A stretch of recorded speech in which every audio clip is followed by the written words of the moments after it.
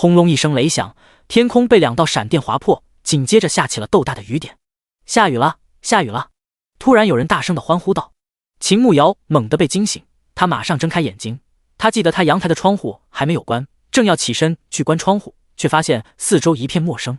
他居然躺在地上，四周都是石壁，好像是在一个山洞里。他不是记得他熬了2个通宵做方案，好不容易做完，打算趴在桌子上睡半个小时就去公司的，但是连续通宵加班，没有休息好，导致他心律不齐，直接猝死了。怎么睁开眼睛就在这里？你去外面看看，我娘回来没有？就在他好奇不已的时候，突然旁边传来了一道男人的声音，吓了他一大跳。他立马转过头看向那边，只见到一个身穿蓝色粗布麻衣的男人坐在轮椅上，侧目看着洞口，完美的侧脸，流畅的下颌线，一看就是个大帅哥。下一秒，男人收回目光，转过头来，只见到他面色有些苍白，可是五官却无比的精致，一双剑眉坚毅有型，一对标准的眼型，让整个人看上去俊美非凡。高挺的鼻梁下一张薄唇紧抿着，似乎在担忧什么。可能是他的目光太过炙热，男人突然将目光移到了他身上，眉头紧紧地蹙了起来，似乎有些不悦。秦慕瑶，请你帮忙去外面看看，我娘回来没有？男人再一次开口，漂亮的眸子直勾勾地盯着他，虽然用的请字，可是却给人一种命令的压迫感。秦慕瑶心底一个机灵，脑海中突然好像电影放映一样，快速地涌现了一大段不属于自己的记忆。通过记忆，他得知自己穿越了，而且还是穿越到他前不久刚看的一本里。面前坐在轮椅上的男人是他的相公，原是风光霁月、世家公子之首的肃王府世子，却在半年前突生恶疾，导致双腿残疾。前不久因为他父王犯了事，被贬为庶民，全家流放到抚州乡间。而他则是尚书府毫无存在感的庶女，因他那渣爹不忍将嫡女嫁给宁承霄，又为了保全面子，逼他代替嫡女嫁给了宁承霄。在里，宁承霄是美强惨的大反派，从最受世家女追捧的世子，沦为权贵们随意欺压的庶民，被娶进门的庶女心有所属，还对他百般羞辱，万般折磨，种种遭遇让他日渐黑化，隐忍谋划3年，一朝翻身，成为一人之下万人之上的国师。从此顺他者昌，逆他者亡。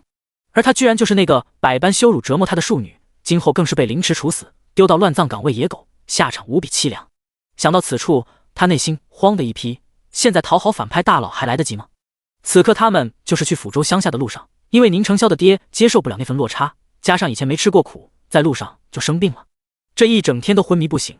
他娘害怕他爹出事，就带着仅有的银子去镇上买药了，现在还没有回来。今年大旱地里粮食颗粒无收，好些人为了生存就出来乞讨，到处都是流民。为了不让流民知道他们还有钱，所以他名义上的婆婆一大早偷摸去镇上买药。秦慕瑶瞄了一眼旁边，确实看到一个男人躺在稻草上，脸色苍白，没有一点血色，应该就是宁承霄的爹，以前的肃王。好，我现在出去看看。他回过神来，马上起身应道。可是因为起来的太着急，他脑子有些晕，眼前一片黑，差点摔倒，好在及时扶住了墙壁。这具身子显然是营养不良，有些低血糖，所以才会发晕。他稳住身子后，就向着洞口走去。夏季的雨总是又急又大，外面已经有些积水了，天空还在不断的下雨，之前在外面欢呼的人群也都找地方躲雨去了。雨势有些大，身边也没有雨具，秦慕瑶不知道怎么办。他这要是出去找人，肯定会被淋成落汤鸡，而且他也不认识路，根本不知道去哪里找她婆婆。就在他犹豫要不要冒雨出去找婆婆，在未来反派大佬面前刷一波好感值的时候，却听到车轮转动的声音。紧接着宁承霄转动轮椅出现在了他的身侧，膝盖上放着一个残破的碗，好像是要出去。你去干嘛？秦慕瑶好奇地问道。宁承霄莫理会他，直接转动轮椅停在洞口，拿起膝盖上的碗，在洞口接了一碗水。旁边溅下来的水花打湿了他的衣袖，可是他好像不知道一样，接完水又转动轮椅回了山洞里。他拿着碗回到宁素远的身边，看样子是想给他喂点水，毕竟之前大旱到处都没有水，他们也没怎么喝水，身体处于非常缺水的状态。可是他的腿不方便，无法像正常人一样蹲下，只能坐在轮椅上，所以对于躺在地上的宁素远，他显然是无法帮他喂水的。秦慕瑶心想，这不是就有表现的机会了，立马跑过去。我来喂你爹吧，你坐着休息就好。他伸手去接宁承霄手中的碗，面带讨好的笑容对着他说道。宁承霄心底一怔，眼底快速的闪过一丝惊讶，但是什么都没有说，将碗递给了秦慕瑶。看着他蹲下身子，小心翼翼的给他爹喂水。但是他爹现在是昏迷状态，根本无法张开嘴巴喝水，水都从嘴角流出来了。但是他非常有耐心，小心翼翼的用袖口擦掉，又一点一点的喂，如此反复几次，虽然大部分都流掉了，但是也喂进去了一点。他爹干得起皮的唇稍微好了一点。他眉头轻蹙，这女人今天怎么和往日不同？他平时从来不会照顾他的家人，总是一个人在一旁，连话都不会与他们多说。今天怎么主动帮忙照顾他爹？他究竟想干嘛？秦正浩将他安插在自己身边，究竟有何目的？秦慕瑶感觉到宁承霄在看他，可是他现在不敢和他对视，主要是还没有适应这个新身份，心里始终有点发怵。他正打算起身去重新接点水来缓解尴尬，突然洞口的光线一暗，只见到3个男人站在洞口，正打量着他们的山洞，脸上露出了满意的神色。你们赶紧拿着你们的东西出去，这个山洞我们要了，快点，不然不要怪我们动手了。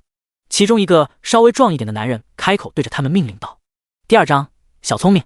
秦慕瑶愣了一下，这3个男人显然是早就注意到他们了，知道他们家男人一个昏迷不醒，一个双腿残疾，认定他们好欺负，所以直接上门来挑衅，想要鸠占鹊巢，占领他们的山洞避雨。3位兄台，这个山洞是我们昨天就找到的，而且我爹还生病了，还请3位去别处找地方避雨。宁承霄坐在轮椅上，清冷的目光盯着3个人。哼，你当你是谁啊？我们今天哪儿都不去，偏要这个山洞。你信不信我们不仅要这个山洞，还要将这个小娘们儿拿来消遣消遣，再把你们都烤来吃了。我们饿了一天了，正好拿你们填饱肚子。之前说话的男人不但没有被吓走，反而直接走了进来，一脸挑衅地看着宁承霄。秦慕瑶看着进来的3个男人，原本不大的山洞此刻显得更加的狭隘，他眉头轻轻蹙了起来。这些流民一路逃荒，肯定很久没有吃过东西了，饿极了真能干出吃人的事情。如果来硬的，他一个女人肯定不是3个男人的对手。宁承霄双腿无法行动，显然也打不过他们，这该如何是好？宁承霄看着走近的3个男人，勾起嘴角冷笑了一声，袖子里的手指轻轻收紧，找死。就在他打算动手的时候，突然一抹黑影挡在了他的面前。只见到秦慕瑶伸开双臂站在他的面前，然后听到他神秘兮兮地说道：“3位大哥，你们还是赶紧出去吧，我公公他得了怪病，大夫说他应该是天花。天花你们知道吧，就是会传染的。”那3个男人明显被吓到了，互相看了对方一眼，偷偷地咽了一口口水。你少骗老子，他要是真染上天花，你们还敢和他一起？为首的男人看了一眼躺着的宁素远，壮着胆子说道：“大哥，他是我公公，我肯定不能不管他，这不是逼不得已吗？而且这个天大旱，到处都没有吃的，迟早要被饿死，不如好好照顾公公，死了以后落得一个孝敬的美名。阎王大人看我生前表现好，说不定下辈子让我投个好人家。你要是不相信，你可以去摸一下我公公的额头，他头很烫的。”秦慕瑶面不改色地说道。反正他刚才给宁素远喂水的时候，发现他确实在发烧，就不信唬不住这几个人。3个人面面相觑，你看看我，我看看你，都不敢上前去摸宁素远的额头，然后快速跑了出去。宁承霄看着秦慕瑶的背影，眉头轻轻地蹙了起来。这个女人竟然编出这种荒谬的借口，还真将那几个蠢货骗走了。该说她聪明，还是那几个人太傻了？秦慕瑶看着那3个蠢蛋被自己唬走了，心底松了一口气，感觉到身后2道炙热的目光好像要将他烤化一样，他连忙转过身子，尴尬地笑着看着宁承霄：“你别生气，我不是咒你爹，我就是为了吓唬那3个人。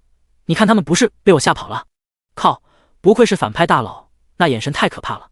不过为什么他竟然觉得好帅是怎么回事？秦慕瑶，你这个颜狗，你清醒一点，他是反派，他以后要把你凌迟处死的。”宁承霄瞥了一眼秦慕瑶，最终没说什么，收回了自己目光，去查看他爹的状况。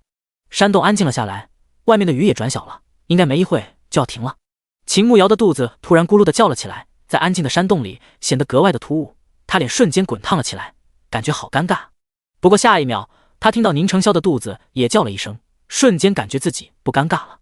他看了一眼宁承霄，本想问问他要不要吃点东西，才从原主的记忆得知，他们从京城走路前往抚州已经走了半个月了，才走了1/3的路，而且没收了全部家产后，他们身上并没有多余的钱财，这半个月吃喝已经花了不少，剩下的钱他娘去给他爹买药了，所以眼下他们没有钱也没有吃的。这也太惨了吧，人家穿越穿金戴银，衣食无忧，他这穿越饭都吃不饱，要被活活饿死了。你先照顾一下你爹，估计那些人一时半会也不敢再来打扰你们。这回雨小了一点，我出去找一下你娘，顺便找找看附近有没有吃的。秦慕瑶不想就在这里等死，而且还是被饿死，也太憋屈了，决定出去看看。宁承霄听到秦慕瑶的话，目光悠悠地看了他一眼，刚才骗那3个人还有点脑子，现在怎么又犯蠢？这4周早就被那些流民找光了，但凡能吃的东西他们都已经吃了，怎么可能还有食物？本想提醒他一句，不过他突然想到了一个可能性，看来终于忍不住了，想要逃跑吧？随便你。他冷冷地说道，然后就不管他了。他走了更好，免得在他面前碍眼。秦慕瑶见宁成霄冷漠的态度，也不敢说什么。谁叫人家是未来的国师大人，他只有讨好的份。于是他趁着雨小一点，赶紧从洞口出去。他也不敢走太远，只能在附近转转。刚下过雨，路上湿漉漉的，没走一会儿，脚上就沾满了泥土，脚上的绣花鞋都湿了，裙摆也被浸湿了一些。他在山洞周围转了一圈，发现四周光秃秃的，真的什么都没有，别说食物了，就是草都没有一根。走这一圈又消耗了不少体力，他的肚子又叫了2次，真的饿得前胸贴后背，两眼昏花了。雨已经停了，他伸出一只手扶着一棵大树，另一只手摸着胸口，缓缓地吐气。突然摸到胸口有个东西，他赶紧掏了出来，是一个挂在脖子上的平安扣，好像是原主的娘留给他的。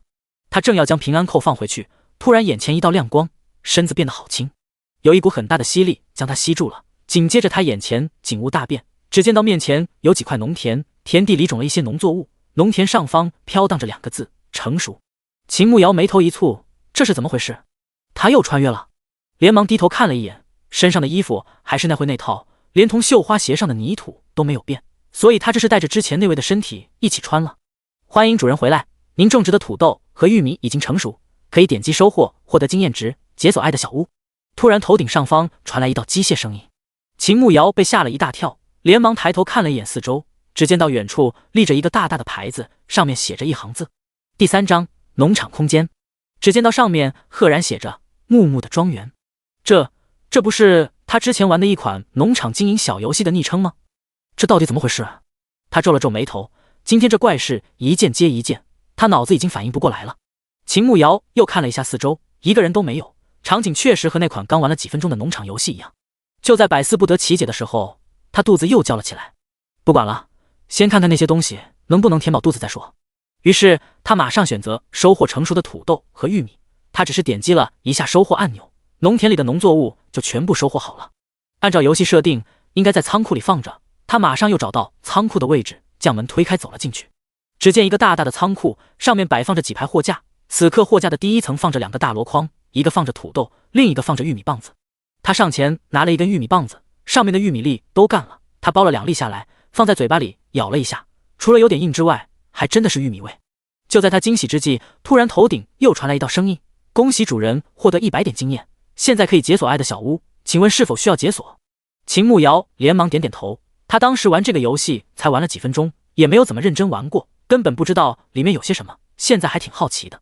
好的，现在为主人解锁爱的小屋，需要等待5分钟，主人可以继续为农田播种，获得更多的经验。机械的声音提醒道。秦慕瑶看着2筐食物，觉得有必要再种一些，于是他连忙出去，在农田边上查看系统现有的种子，发现目前他只有4样种子，分别是小麦、土豆、玉米和胡萝卜。因为已经有了土豆和玉米了，他目前只有2块土地，他直接选择了种小麦和胡萝卜。当他点击这2样种子的时候，下一秒种子就自动种在地里。小麦地显示成熟时间为12小时，胡萝卜的显示成熟时间为16小时。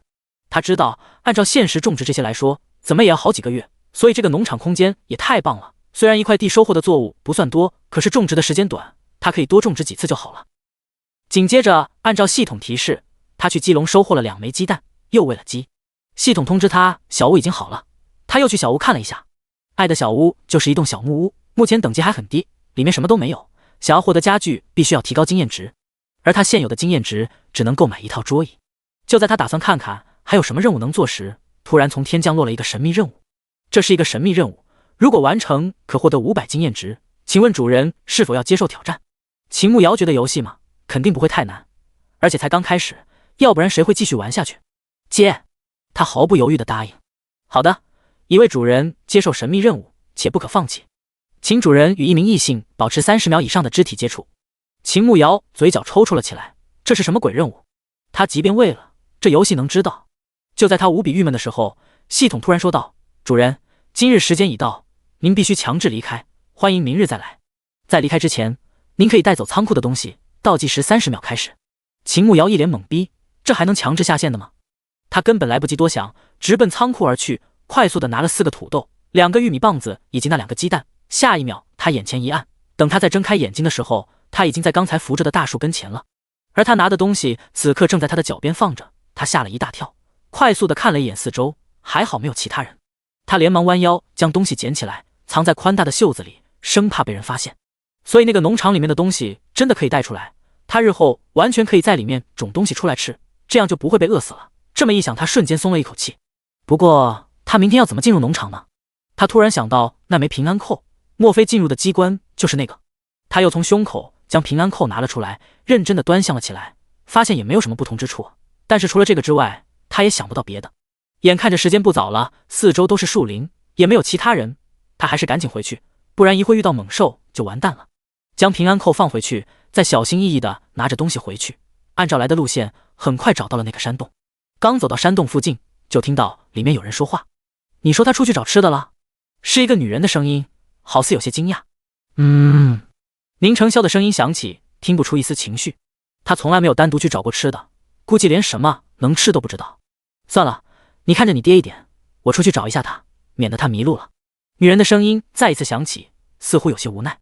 娘，不必了，或许他只是想趁机离开，不必去找他了。宁成霄出声说道。秦慕瑶就在洞口不远处，听到这话，嘴角抽搐了一下。他像是那么不靠谱的人吗？也行吧，我看他也不是安心要和你过日子的人。既然受不住这个苦，跑了就算了。不过今日突然下雨这事，你怎么看？贺氏的声音再一次响起。下雨是好事，已经连续干旱4个月了，这场雨能救不少人。宁成霄目光看着外面，轻声感叹道：确实是好事，可是你知道外面怎么传的吗？突然下雨必是神女转世。之前凌空大师不是说过，只有神女转世方可化解这一劫难，才会下雨吗？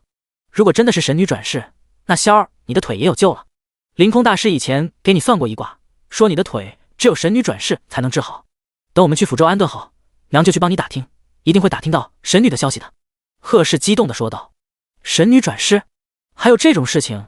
怎么没有提到这个？就在秦慕瑶努力回想剧情的时候，他袖子里的玉米棒子突然滚落到地上。谁在外面？宁成霄听到声音后，立马冷声问道。第4章，该死的女人。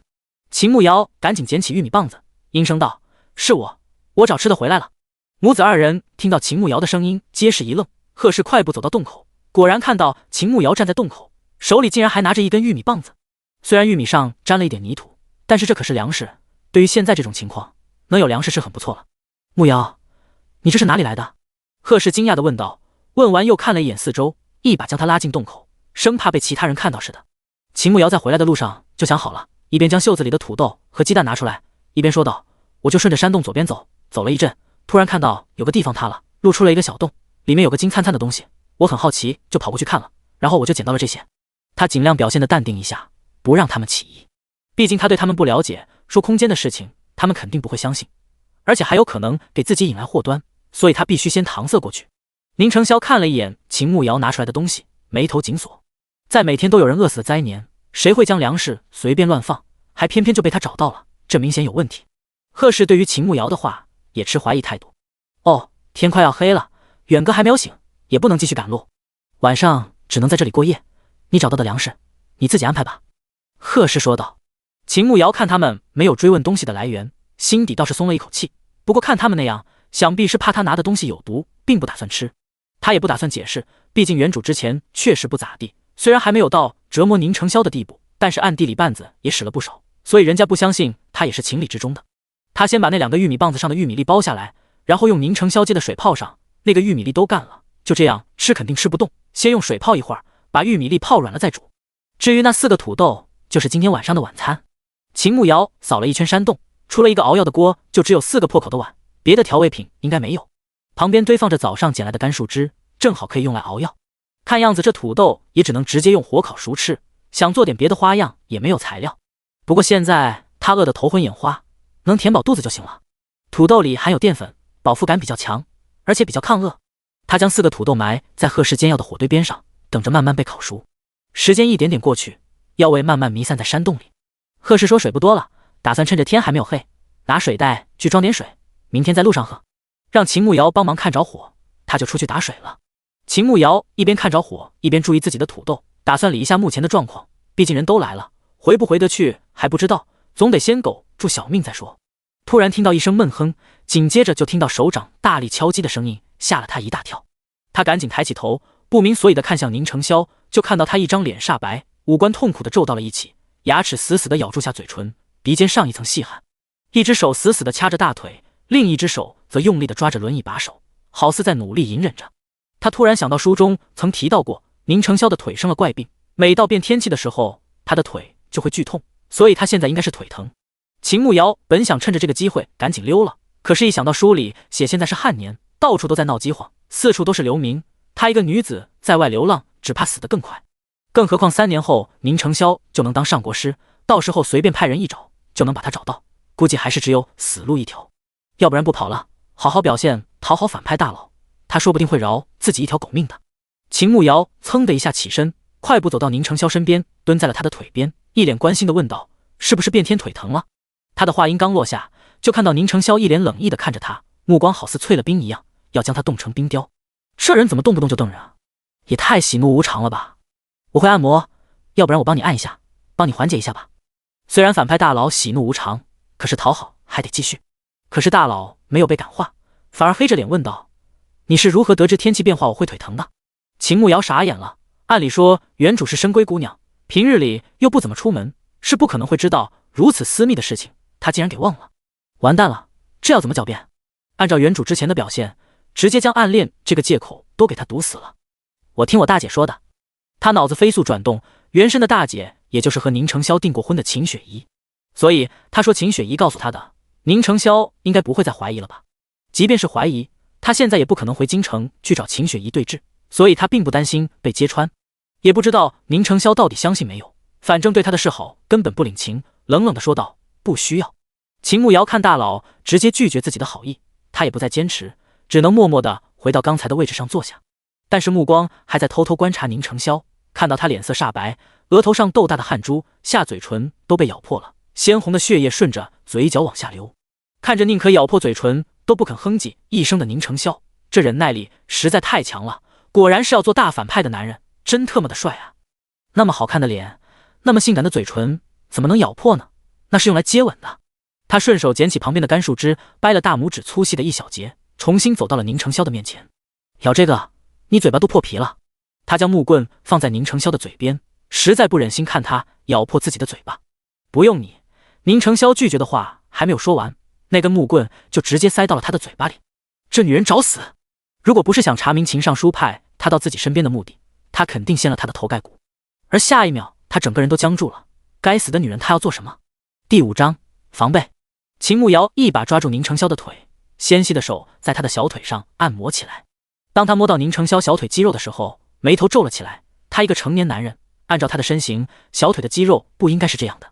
他虽然没有掀开裤子看，但是通过刚才的接触，他可以判定宁承霄的小腿肌肉萎缩了，肌纤维也在变细。所以他不能站立，是因为小腿肌肉萎缩，不足以支撑他站起来吗？他之所以知道小腿肌肉萎缩，是因为他妈之前就得过这种病。不过他妈的情况没有这么糟糕，加上有权威的医生帮忙治疗，还有他和他爸爸轮流给他妈按摩推拿，配合食疗，后面逐渐就好多了。宁承霄现在非常疼，钻心的疼，他头好像要裂开了一样，加上他一旦发病，最不喜欢有人靠近，更不喜欢有人碰他的腿，这会让他非常愤怒。放手！他吐掉嘴巴里的树枝，断断续续地说道。秦慕瑶压根不理会宁承霄，直接按照帮他妈按的手法按了起来。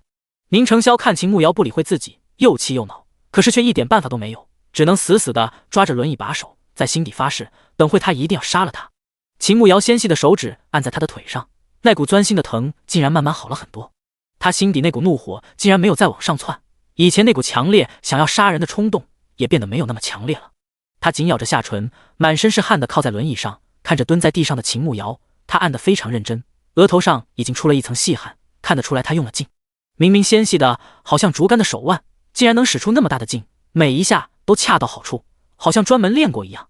他忍不住好奇，秦慕瑶到底是个什么样的人？这才短短半个月，他就已经变了好几副面孔，哪一个才是真的他？也不知道是不是秦慕瑶的按摩起了作用，他竟然感觉腿上的疼痛减轻了不少，身上的冷汗也没有再继续往外冒。秦慕瑶还没有停下来，只见到他一屁股坐在地上，丝毫不注意自己的形象，额头上都是细汗，眼神专注而仔细，微微上挑的眸子此刻格外的亮，白净的脸上写满了认真，高挺的鼻梁上都是汗珠，看得出来他非常累。好点了没有？秦慕瑶突然抬起头问道。他实在太累了，肚子也咕咕的叫了2次，感觉再不吃东西，他就要当场饿晕了。宁承霄听到秦慕瑶问话，这才回过神来，意识到自己刚才竟然一直在看他，心底有些懊恼，又有点生气。不要以为这样我就会感激你，我说了不需要，你听不懂吗？宁承霄握着轮椅把手，想到那会秦慕瑶不顾他的意愿，非要碰他的腿，他就忍不住恼火。刚才不是形势所迫吗？也是为了帮你，我又不要你的感激，大不了以后不帮你了吗？秦慕瑶小声的嘀咕道，心底狠狠的翻了一个白眼，这反派大佬真难讨好，简直是得了便宜还卖乖。宁承霄听到秦慕瑶的话，好看的眉头紧紧的皱了起来，怎么搞的，好像他求他似的，分明就是他。算了，君子不与女子一般见识。不过他倒是越发好奇，秦慕瑶究竟有何目的。完了，锅里的药！秦慕瑶惊呼一声，赶紧跑到熬药的锅旁边，焦急的揭开锅盖，想要查看里面药汁的情况，结果太着急，忘记用布隔一下，手指被烫得发红。啊！他一把将手中的锅盖扔掉，嘴里惊呼了一声。宁承霄看着毛手毛脚的秦慕瑶，既无语又嫌弃，怎么会有这么笨的女人？他赶紧转动车轮过去，还好锅里的药汁没事，不过看样子也差不多了。他连忙将锅端下来放在一旁，生怕秦慕瑶将锅里的药打翻了，这是他们身上最后的钱买的药，不能被打翻了，他爹还等着这个药救命呢。秦慕瑶摸着自己的耳朵，过了好一会儿才感觉手指没那么烫了，想起自己的土豆还埋在火堆里，赶紧去查看自己的土豆熟了没有。拿树枝将火堆边上的土豆弄出来，用树枝轻轻戳了一下，一下就能戳进去，土豆应该是熟了。他又将另外3个土豆都戳了一个，全部都熟了，将4个土豆都从火堆里刨出来，放在一旁等不烫手了再吃。山洞外面的天突然又暗了下来，黑云压顶，估计大雨即将来袭。秦慕瑶皱起了眉头，一般来说大旱之后就是暴雨，会接连强降雨。他们这个山洞地理位置并不算好，地势不高，如果只是下一阵雨倒是没有什么影响，如果强降雨坚持不了多久，水就会漫进山洞里，到时候不但没地方躲雨，更可怕的是被洪水冲走，活活淹死在洪涝中。这可不是在21世纪，他们这种普通老百姓被淹死也不会有人来救援的，所以想要活命只能靠自己。可是他要怎么告诉宁承霄接下来可能会连续下暴雨，让他们赶紧转移地方呢？就在他犹豫怎么开口和宁承霄说的时候，贺氏从外面打水回来了。霄儿，我看外面乌云密布，怕是又要下雨了，山洞里柴火不多了，晚上就不点火了，咱们早点歇下。贺氏将水袋放下，然后对着宁承霄说道。宁承霄点了点头，不过目光一直盯着山洞外面，眉头轻蹙，似乎在担心什么。秦慕瑶试了一下土豆，已经不烫手了，顺手捡了一个起来，将外面一层黑色的皮撕掉，轻轻地咬了一口，软软糯糯满口的土豆香味。明明是最简单的食物，但是对于饥肠辘辘的他来说，真的是人间美味。他将一整个吃完后，稍微有点饱腹感了，捡起旁边的2个给宁承霄一个，另一个打算拿给贺氏。我只找到这些，晚上将就吃点吧。他之所以先吃，是想向2个人证明那土豆没有毒。宁承霄看了一眼秦慕瑶，他的眸子清澈明亮，语气真诚，不像是别有用心之人。结合他之前的一系列表现，他越发看不透他。但是他可以确定秦慕瑶在对自己示好，虽然不知道他的目的是什么，但是这份食物肯定不会有问题。他伸出手接了过来，淡淡的说道：谢谢。不料在一旁给宁素远喂药的贺氏突然起身走到宁承霄面前，将手中的药碗递给宁承霄，顺手把他手中的土豆拿过来。第6章山洞过夜。看着秦慕瑶说道：慕瑶，我刚才去打水，发现路边有棵果树，我摘了几个果子，正好遇到有人来，我怕被抢走，就藏在了一块石头下，你去帮忙拿回来吧。往山洞右边走半里路，有一块大石头，石头下面就是了。秦慕瑶上辈子好歹也活了25年，在职场混了好几年，虽然不能说精通各种人情世故，但是察言观色还是懂的。贺氏这样分明就是不相信他，故意想把他支走。好。他没有揭穿贺氏，反正他想出去看看外面的地势，如果晚上真的下暴雨了，该往哪里跑。等秦慕瑶走远了以后，贺氏才神秘兮兮地对着宁承霄说道：我刚才特别去了左边找了，根本没有找到他说的塌陷的地方，而我发现附近有一队官兵安营扎寨，这东西会不会是……虽然贺氏没有把话说明，但是宁承霄已经知道他话里的意思。他拿过被烤得黑漆漆的土豆，温度刚好可以吃，揭开外面一层烤焦的皮，露出里面黄灿灿的土豆。他脑海中突然浮现秦慕瑶坐在火堆旁边吃土豆的模样，他一脸从容，吃得津津有味，好像在吃山珍海味一样。如果东西真的有毒，那他不可能那般淡定从容。人在做坏事的时候，不可能一点破绽都不露出。而且他如果真要毒死他们，那会又何必花那么大的力气帮自己缓解痛苦？他明明可以趁机一刀解决自己，根本用不着兜那么大的圈子。如果他还有别的目的，那这么短的时间他也不可能改变主意，所以东西不会有问题。宁承霄拿起软糯的土豆放在嘴边，轻轻咬了一口。萧儿，贺氏一脸不赞同的惊呼道，似乎在怪宁承霄太不谨慎了。没事，宁承霄轻声说道，又吃了一口。宁承霄这一路从京城出发，走了半个月时间，风餐露宿，缺衣少粮，早已不是当初那个衣食无忧的世子。路上见了太多被饿死的流民，明白粮食的重要，所以他吃得很干净。等到宁承霄将手中的土豆吃完了，贺氏见他没有什么不适，悬着的心稍微放下来一点。难道真的是他错怪秦慕瑶了吗？明明他之前脾气很差，还特别自私，今天怎么这么反常，实在让人不得不怀疑。娘，你吃吧，东西没问题。天马上要下雨了，看样子会是一场大雨，等会把东西都收进去一点，别让雨水打湿了。宁承霄吃完一个土豆，肚子没有那么饿了，感觉好了很多。贺氏看了一眼地上的土豆，其实他已经2顿没有吃东西了，确实饿得不行。现在看宁承霄说没事，他赶紧捡起来，将土豆掰成2半，自己吃了小半，另一半给宁承霄。你再吃一点，你是男人，胃口大一点，我吃这些够了。贺氏说道。不用，我吃好了，您吃吧，这些日子辛苦您了。宁承霄摇摇头，他坐在轮椅上，活动的少，消耗少，吃的也少一些。贺娇兰之前也是世家小姐，嫁给宁素远也是人人敬仰的素王妃，从未为衣食发过愁，现在沦落至此，确实很难接受。可是现在他夫君病了，儿子又不良于行，儿媳更是不让人省心，所以他不能倒下，他一定要坚持下去，把自己儿子的腿治好再说。他快速的吃完手中的土豆，感觉头没有那么晕了，肚子也不饿了。萧儿，我是不是误会秦慕瑶了？那一会儿他回来，我给他赔个不是吧？贺娇兰有些过意不去的说道。按理说秦慕瑶入了他家的门，应该称他一句婆婆，换成以前，他就算误会秦慕瑶了，也不可能低声下气给他赔不是。可是今时不同往日，今后他还要指望秦慕瑶帮忙照顾他儿子，他如果真的能对他儿子好，他赔个不是也无所谓。这事再说吧，好像下雨了，你去把药给爹喂了，我去山洞口看看他回来没有。宁承霄淡淡的说道，然后转动轮椅向着洞口去了。秦慕瑶从山洞离开后，并未去找贺娇兰说的果子，因为他知道那只是支开他的借口。这样的灾年，那些人早就把果子摘光了，怎么可能还会有？他在附近转悠了起来，发现在山洞的后面还有一条路，应该是通往山顶的。不过这种泥泞小路，下过雨后特别滑，想要上山可不容易，尤其是山洞里的2个男人，一个病一个残，根本不可能。他又转悠了一会儿，看时间差不多了，才慢悠悠地往山洞走。距离山洞还有一小段路，天空就下起了雨。他不由得加快了脚步，刚走到山洞口，就看到一抹熟悉的身影在洞口。他愣了一下，反派大佬是在等他吗？不等他走近，就看到宁承霄转身回了洞里。哦，原来是自己自作多情了，反派大佬怎么可能会等他呢？他快步走了进去，用树枝将脚上的泥刮掉，然后擦了一下脸上的雨水。伯母，我刚才去找了，没有找到你说的果子。秦慕瑶进入山洞后，一脸抱歉地看着贺娇兰说道。他实在叫不出口娘，毕竟反派大佬那么讨厌他，他还是自觉一点，别惹人家厌恶，称呼伯母稳妥一点。贺娇兰并未在意秦慕瑶的称呼，对于果子的事情本就是子虚乌有，只能趁机说没事，应该是被其他人拿走了。秦慕瑶看了一眼洞穴里，能看出来他的东西是单独放的，所以他很自觉地去了他的地方休息。想着穿来也有半天时间，趁着还有一点光，他打开包袱整理东西，看看原主还有些什么东西。包袱里只有2套衣服，虽然没有补丁，但是也是洗得发白，看得出来原主在尚书府是真不受宠。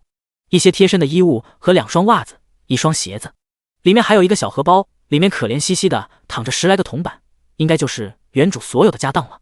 真的是穷的叮当响，看来未来还是要靠自己。将东西整理好了以后，秦慕瑶就打算休息，毕竟天都黑了，外面还在下雨，趁着这会先养养神，明天还得为生计发愁。这一晚还算太平，雨下到上半夜就停了，雨势也不是特别大，所以他担心的事情并未发生。第2天早上，秦慕瑶醒得比较早，但是在他睁开眼的那一刻，差点被吓晕过去。第7章，坐到反派大佬的怀里。只见到山洞口2条小孩子手腕粗的黑蛇正吐着信子，蜿蜒曲折地爬行着，已经爬到了洞口。而他休息的位置就是靠近洞口，眼看着那2条蛇就要爬到他这边来了，他忍不住开始发抖。他生平最怕的就是蛇，那种软体动物看着就让人浑身战栗。他很想起身叫救命，可是又怕惊到那2条蛇，毕竟那其中一条马上就要爬到他的脚边了，他要是动一下，那蛇肯定会咬他的。万一是一条毒蛇，他肯定当场毙命。他只能捂着自己的嘴巴，不让自己发出一点声音，大脑飞速的转动，他该怎么办？他突然想到他脖子上挂的平安扣，不知道这平安扣能不能直接将他带到空间里去。虽然凭空消失会让人起疑，但是现在他完全顾不得那么多了。就在他小心翼翼地从脖子里掏平安扣的时候，突然耳边嗖的一声响，好像有什么锋利的东西飞了过去。紧接着就看到他脚边的那条蛇居然被一把匕首扎穿了，此刻正痛苦地扭曲成一团，吐着猩红的信子，一对忧虑的眸子格外吓人。另一条蛇见状，突然快速地向着他爬了拿过来，那快速扭曲身体的动作看着特别吓人。他再也控制不住内心的害怕，直接从地上起来，马上向着里面退去。可是他根本没有看清楚身后的人，刚退了2步，脚后跟撞到了什么，在他完全没有反应过来的时候，他已经跌坐了下去。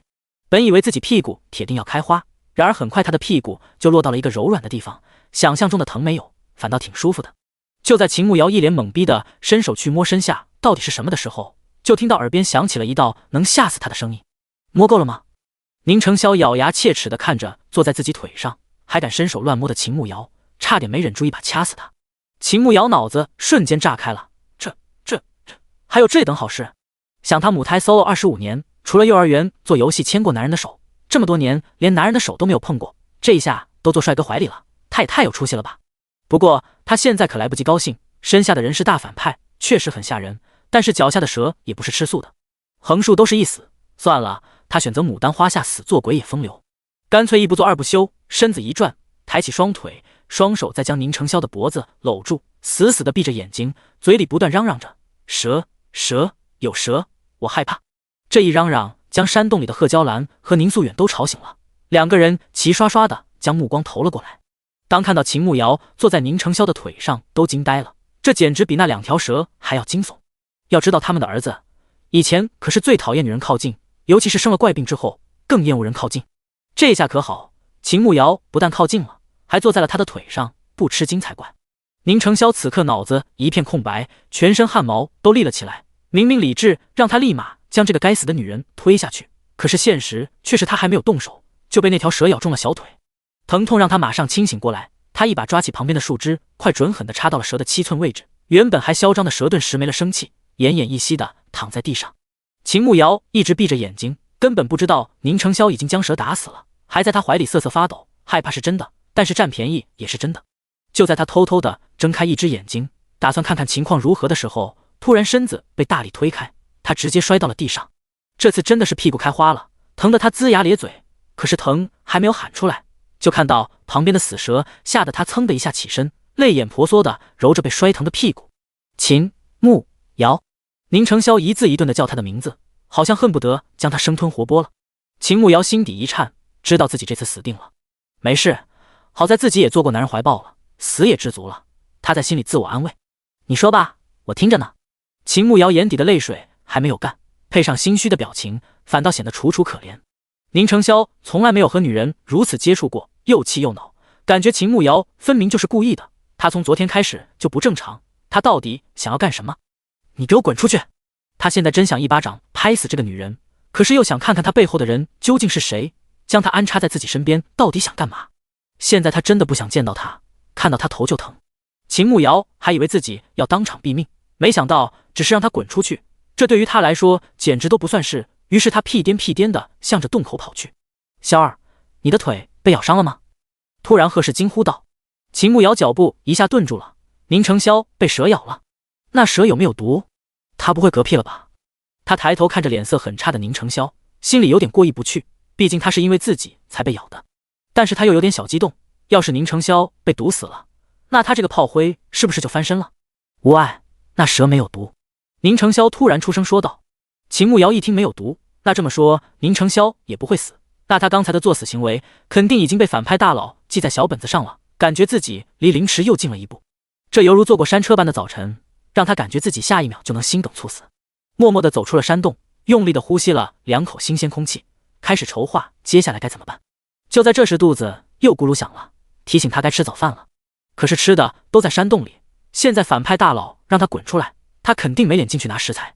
不过他突然想到他还有空间，于是一个人走了一段路，趁着没人的时候掏出胸口的平安扣，小声的念道：“宝贝，带我去空间吧。”果然，下一秒他就出现在了农场的空地上。系统马上语音播报：“欢迎他回来。”小麦地里已经显示成熟，胡萝卜的显示倒计时还差3个小时，所以他赶紧去将成熟的小麦、鸡蛋收获了，获得了经验值。恭喜主人完成了神秘任务，现在主人可以解锁一块地，还能解锁小屋家具，请前往小屋选择需要解锁的家具。系统提醒道：“神秘任务。”秦牧瑶有点懵，他都忘了那件事了，所以他是什么时候完成的？第8章特邀用户。眼下不管那么多，还是先去看看有啥吃的再说。他回了爱的小屋，提示他可以解锁2样家具。他本来想选择厨房炊具的，可是现在他的等级还太低了，只能选择装饰客厅，厨房区域暂不开放。秦牧瑶嘴角抽搐了2下，这游戏太不智能了。好在客厅里的家具可以选择壁炉，他果断选择了壁炉，没有别的炊具，那就继续烤土豆吧，总比饿死了好。他去仓库里拿了2个土豆丢在壁炉里，就继续去打理自己的农场。新解锁了1片土地，又解锁了2种新的种子，水稻和辣椒。他马上将在空地上种上了这2种东西，2个成熟的时间差不多。忙完地里的事情，他又去了仓库，小麦已经脱粒装在了箩筐里。可是要怎么把小麦变成面粉呢？难不成还需要加工的机器？秦牧瑶现在也没什么事干，只能慢悠悠的回了小屋，查看壁炉里的土豆，好像还没有熟，需要再等一会儿。他坐在椅子上，无聊的发呆。主人，现有一个挑战任务，难度为1星，完成可获得800经验值，完成后可以解锁更多新功能，请问是否接受挑战？突然头顶响起了系统的询问声。秦牧瑶身子一个机灵，想到之前那坑爹的神秘任务，感觉这次的什么鬼任务肯定也是坑，不接。他觉得现在这样挺好的，反正他每天能来1次空间，又有粮食，不死就行了。以前的他是个好胜心很强的人，做什么都想做到最好，但是自从为了赶方案猝死以后，他现在彻底咸鱼了，而且还知道自己的结局，他就更咸鱼了。今天还彻底得罪了宁承霄，估计死事早晚的事，瞬间对一切都没有斗志了。好的，已为主人屏蔽了挑战任务。今日距离主人离开的时间还有10分钟，请主人合理安排时间。顺便通知主人，下午开始系统要进行升级，修复一下漏洞，系统升级期间不能进入，升级时间为3天，请主人合理安排时间。系统善意的提醒道。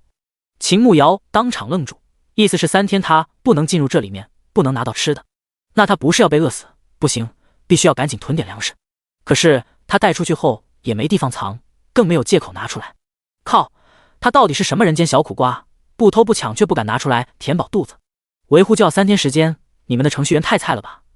你们这游戏肯定没什么用户啊！秦牧瑶不爽地吐槽了起来。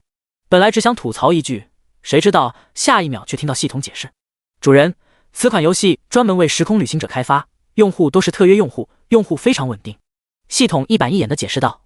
秦牧瑶愣了一下，脑子里快速地闪过一个画面。他当时点这个游戏的时候正在打瞌睡，也不知道怎么就点到了。当时正好无聊，就当打发一下时间，玩了几分钟就退出了。所以当时他就被选中了。他并不是加班猝死的，而且是被这个游戏选中的。不会吧？还有这么邪门的事情？那这些用户能联机吗？他听系统的意思是穿越的人不少，都在玩这款游戏，那他能联系到别的穿越者吗？您的等级目前太低，无法提供此项服务。系统机械地回答道。秦牧瑶眼前一亮，那这么说，只要他的等级提升了，那他就能和其他穿越者取得联系吗？那联机服务要多少级后？他好奇地问道。目前系统查阅联机服务需要99级。系统回答道。秦牧瑶看了一眼他目前的等级，才刚好5级。一般来说前期升级都特别快，越到后面就越难。想要达到99级，估计没个1-2年是完不成的。罢了，反正有这个空间在，对于现在的他来说就是救命稻草，绝对利大于弊。只是他还挺好奇别的穿越者过得怎么样，他们是否能回去呢？为了尽快联机，他觉得他必须要马上做任务。嗨嗨，你刚才说的难度为1星的挑战任务是什么？完成了是不是可以加800经验值，我就能到7级了吧？他厚着脸皮问道。那个任务主人已经放弃了，自动为主人屏蔽了，我也不知道。系统一本正经的回答。秦牧瑶突然有种搬起石头砸自己的脚的感觉，此刻他就好像一个蠢蛋。好吧，那眼下我还有什么能做的？他好奇地问道。没有，系统冷冰冰地说道。秦牧瑶嘴角抽搐了2下，有种有劲无处使的感觉。那可以问问，目前有多少位玩家吗？有多少人达到99级了？他对此还是很好奇的。具体玩家数不能透露，目前达到99级的一共有3位玩家。系统回答道：主人，距离你离开的时间只剩下2分钟，请合理安排时间。系统提醒道。秦慕瑶一听只有2分钟，赶紧去壁炉把自己的土豆刨出来，刚好熟了，用裙摆将烫手的土豆兜住，然后将壁炉的火关掉，再急匆匆地跑回仓库，拿了几个土豆藏在衣袖里。3天不能进来，他总要留点存粮。等他把东西拿好后，他就从空间里出来了，正好在他进入空间的大石头后面。因为没有手表，他也不知道现在是什么时候，想着宁成霄肯定还在生气，他回去就是死路一条，不如先把烤熟的土豆吃了再想办法。他把2个土豆吃完，肚子是不饿了，就是天天吃土豆也不是办法，这营养太单一了，身体迟早会扛不住的。可是这灾年地里什么农作物都没有，没被饿死就不错了。秦慕瑶认命地叹了一口气，犹豫要不要就此离开宁成霄，自己找个地方落脚。即便3年后宁成霄要凌迟处死他，那还有3年的时间，先苟着吧。而且说不定这3年他把农场升级到99级，连机找到别的穿越者，说不定还能去别的时空呢。到时候宁成霄找都找不到他。这么一想，他觉得可行，远离反派，保狗命。就在他起身打算溜之大吉，听到身后一阵马蹄声，他立马将袖子收拢，向着旁边走去。咦，这不是替尚书府嫡女嫁给宁成霄那个残废的秦慕瑶吗？突然马背上一个尖嘴猴腮的男人看着秦慕瑶阴阳怪气地说道。第9章吹反派大佬的彩虹屁。秦慕瑶脚步一顿，顺着声音望了过去，在这荒郊野外还能遇到熟人吗？当看到马背上尖嘴猴腮的男人，脑海里立马匹配他的信息。这个男人是威远侯府的3少爷赵文志，京城出了名的好色之徒，仗着自己爹是侯爷，祖上又有功勋，在京城作威作福，调戏良家妇女。原身2年前跟着秦夫人去参加宴会，和这个赵文志见过一面。因为原身的娘不是宁国人，长相偏异域，所以他也带了一丝异域风情，和京城那些世家小姐长相不太一样，一下就被赵文志看上了，当众就调戏了他一番。他在尚书府本就没啥地位，秦夫人自然不肯帮他，任由赵文志调戏。后来还是本书的女主秦婉婉帮他解围，赵文志才作罢。哟，跟着那残废不好过吧？你看好好的美人儿，饿得这么瘦不拉几的。今天算你命好，遇到小爷去夔州办事，跟了小爷保你吃香的喝辣的，只要你伺候好小爷，小爷保你衣食无忧。赵文志一脸猥琐地看着秦慕瑶，虽然现在看着有些瘦，但是养半个月就回来了。10天前听闻秦雪宜要给太子做侧妃，他才想起尚书府里还有秦慕瑶这个小妖精，当时就托人去打听了，想把人接回家里好好玩玩。结果却听说他代替秦雪宜嫁给了宁成霄那个废物，已经跟着宁成霄流放到抚州乡下。他还有些可惜，不曾想在这里居然还能遇到他。反正现在宁成霄那废物就是一个低贱的庶民，即便抢了他女人也不敢把自己怎么样。秦慕瑶在现代是个标准的颜狗，绝对不可能接受丑男。他正要开口拒绝赵文志这个丑男，突然瞄到不远处一抹蓝色的身影，从高度能看出是宁成霄。他怎么来了？哼，宁成霄那残废肯定满足不了你吧？哈哈，你们行房的时候是不是你在上面啊？来，和小爷说说，小爷回去让你体验一下什么叫真男人，绝对让你欲罢不能。赵文志突然大笑起来，满口荤话，配上他尖嘴猴腮的丑脸，整个人恶心死了。秦慕瑶早已在心底冷静分析了起来，他觉得宁成霄是会武功的，要不然他不可能那么准确无误地杀死那2条蛇。他突然出现在这里，肯定不是迷路，应该是来找他的。那他只能赌一把了，看看他会不会管自己。还请赵公子慎言，我夫君不是残废。他昂着头与赵文志对视，不卑不亢地说道。哟，他坐在轮椅上站都站不起来，你说他不是残废是什么？赵文志将马骑到秦慕瑶的跟前，居高临下地看着他问道。我夫君在我心里就是最好的，没有人能比。而且有些人呀，分明是站着的，一开口就暴露了自己是残疾的事实，毕竟脑残也是残。秦慕瑶故意大声地说道。宁大佬在那边应该能听到吧？赵文志听到秦慕瑶的话，分明是在讽刺他是脑残，脸色瞬间垮了下来。秦慕瑶，你敢讽刺小爷？小爷今天让你知道小爷的厉害。赵文志扬起手中的鞭子就要抽秦慕瑶，然而下一秒赵文志的马好像抽风似的开始撂蹶子，然后就往前跑去。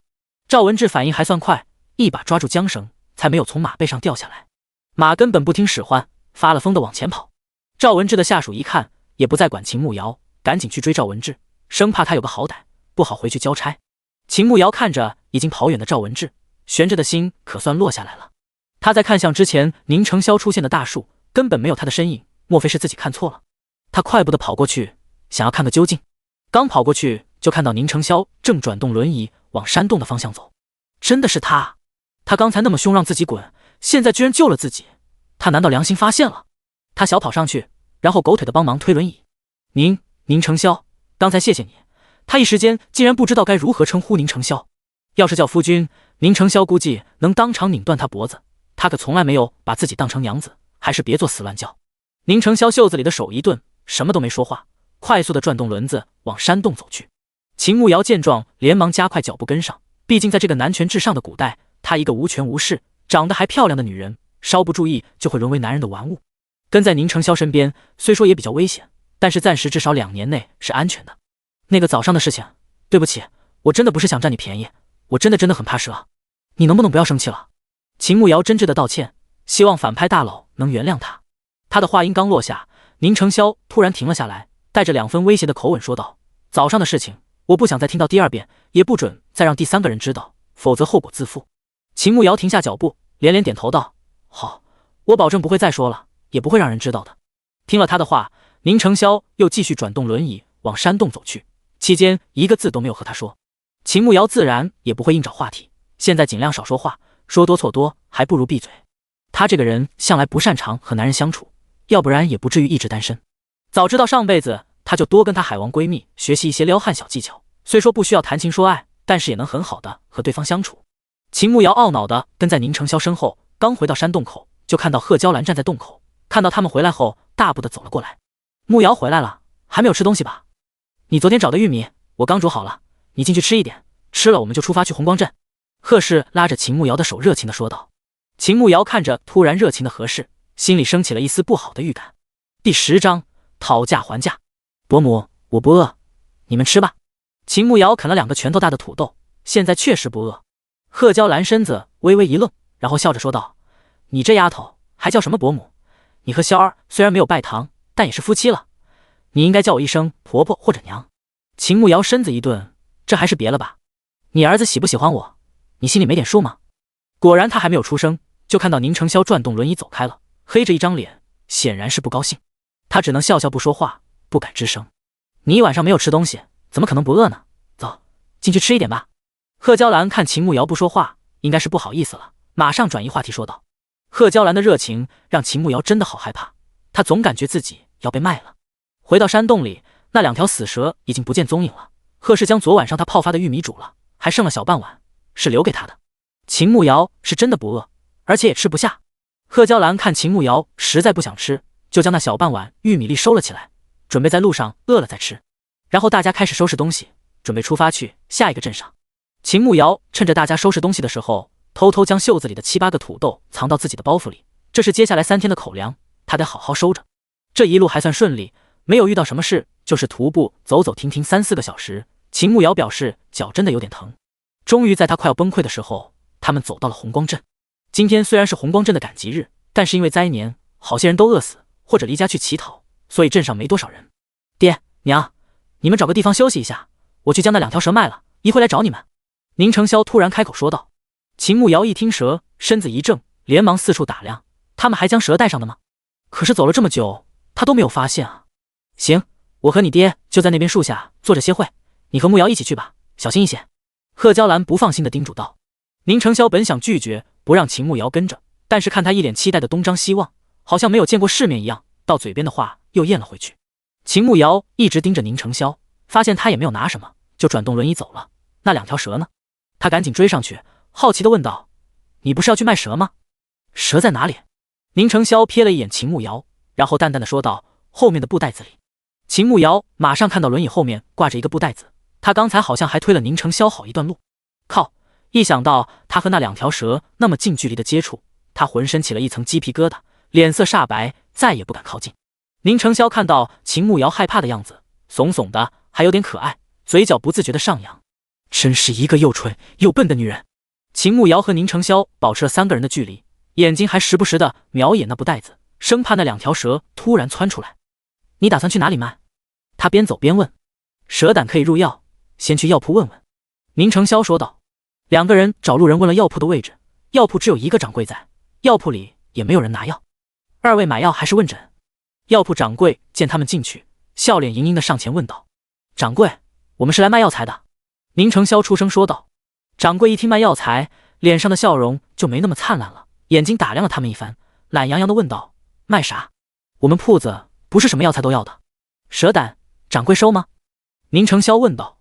掌柜一听蛇胆，倒是有点兴趣，拿出来看看。宁承霄将袋子取下来，然后将里面的2条蛇倒出来。虽然知道那2条蛇死了，可是秦慕瑶还是躲得远远的，忍不住起了一身鸡皮疙瘩。掌柜一看就是普通的黑蛇，而且都死了，不过看样子是刚死没多久，倒是勉强能要。蛇胆最好是活着取出来最好，你这都死了，蛇胆想必也不怎么样。你打算卖多少钱？掌柜一脸嫌弃地问道。秦慕瑶听那掌柜的意思，就是想要压价，偷瞄了一眼宁承霄，看他有什么打算。掌柜开个价吧。宁承霄说道。掌柜闻言又瞥了一眼地上的蛇，摸了摸下巴，缓缓开口说道：“一个10文钱，2个20文。”秦慕瑶从原主的记忆中得知了这个时代的物价，1文钱相当于现代的1块钱，一个蛇胆10文钱才10块钱，那也太便宜了。宁承霄以前是世子，家里根本不愁吃穿，根本没有卖过东西，对价格也不熟悉，当然10文钱一个确实太便宜了，即便遇上这种灾年，也不可能价格这么低。看来掌柜并非诚心想要，那我们去别处看看。宁承霄语气平静地说道。掌柜一听他们不卖，赶紧说道：“这镇上就我一家药铺，你这蛇都死了，你们想去临县卖，估计都臭了。这样吧，我给你加点，一个20文，你卖我就收下，不卖就算了。”宁承霄刚才说去别处看，也只是为了吓唬一下掌柜，听到他加钱了，内心有点犹豫，要不要卖了。一个100文，2个一起180文。秦慕瑶开口说道，他知道一条蛇最值钱的就是蛇胆了，他们不能被这掌柜忽悠了。掌柜看了一眼秦慕瑶，不悦的冷哼了一声：“那你们赶紧走吧，我不要了。”“不要拉倒，相公等会我们去打1斤酒，把蛇胆泡进去，有的是人买。那时候别说180文，我卖1800文都有人买呢。这蛇胆酒可不简单，有祛风活络、行气和血、滋阴壮阳、祛湿散寒的等功效。”秦慕瑶看掌柜慢悠悠的转身，假装要走，故意提高嗓音说道：“以前他老爷家就有蛇胆酒，听他们提到过功效，好在他还记得。”宁承霄听到秦慕瑶叫那一声相公，身子一怔，耳间隐隐有些发烫。谁允许他那样叫的？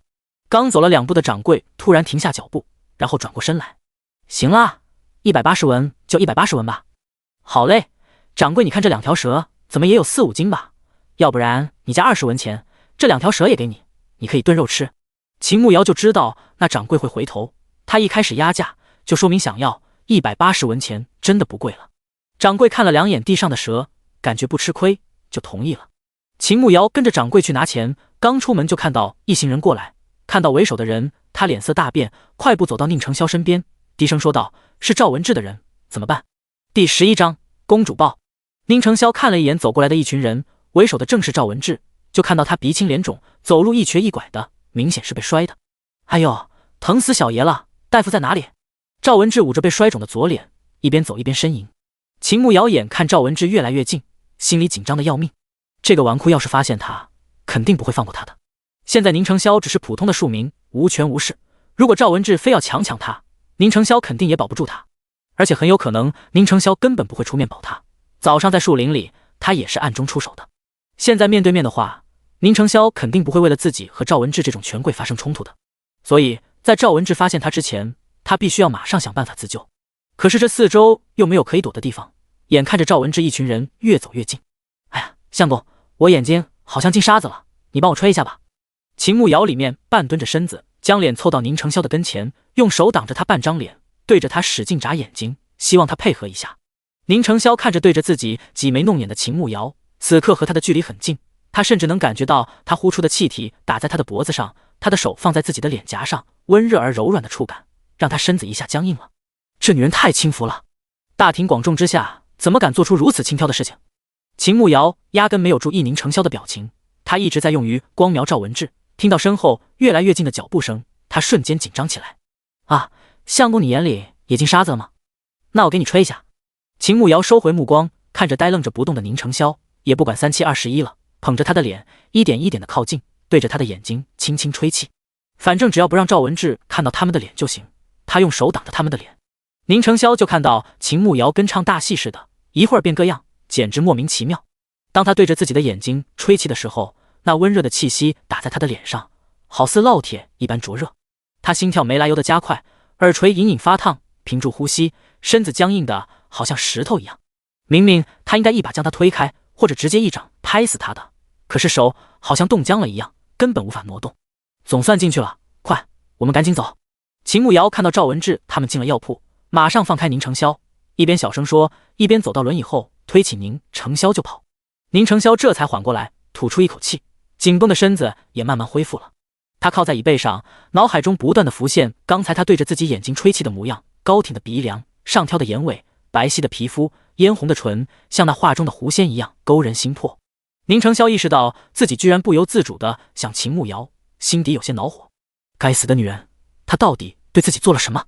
秦慕瑶好不容易脱险，都顾不得脚疼，一路走得飞快，生怕赵文志出来发现他们，这一路都不敢停。推着宁承霄走了好远，转了好几个弯，已经看不到那间药铺，他才停下来休息。好嘞，他们应该没有发现我们，先歇一会儿，然后再去找你爹娘。你饿不饿？秦慕瑶走到宁承霄的面前，看着他，一边喘气一边说道。只见到宁承霄阴沉着一张脸，明显是不高兴了。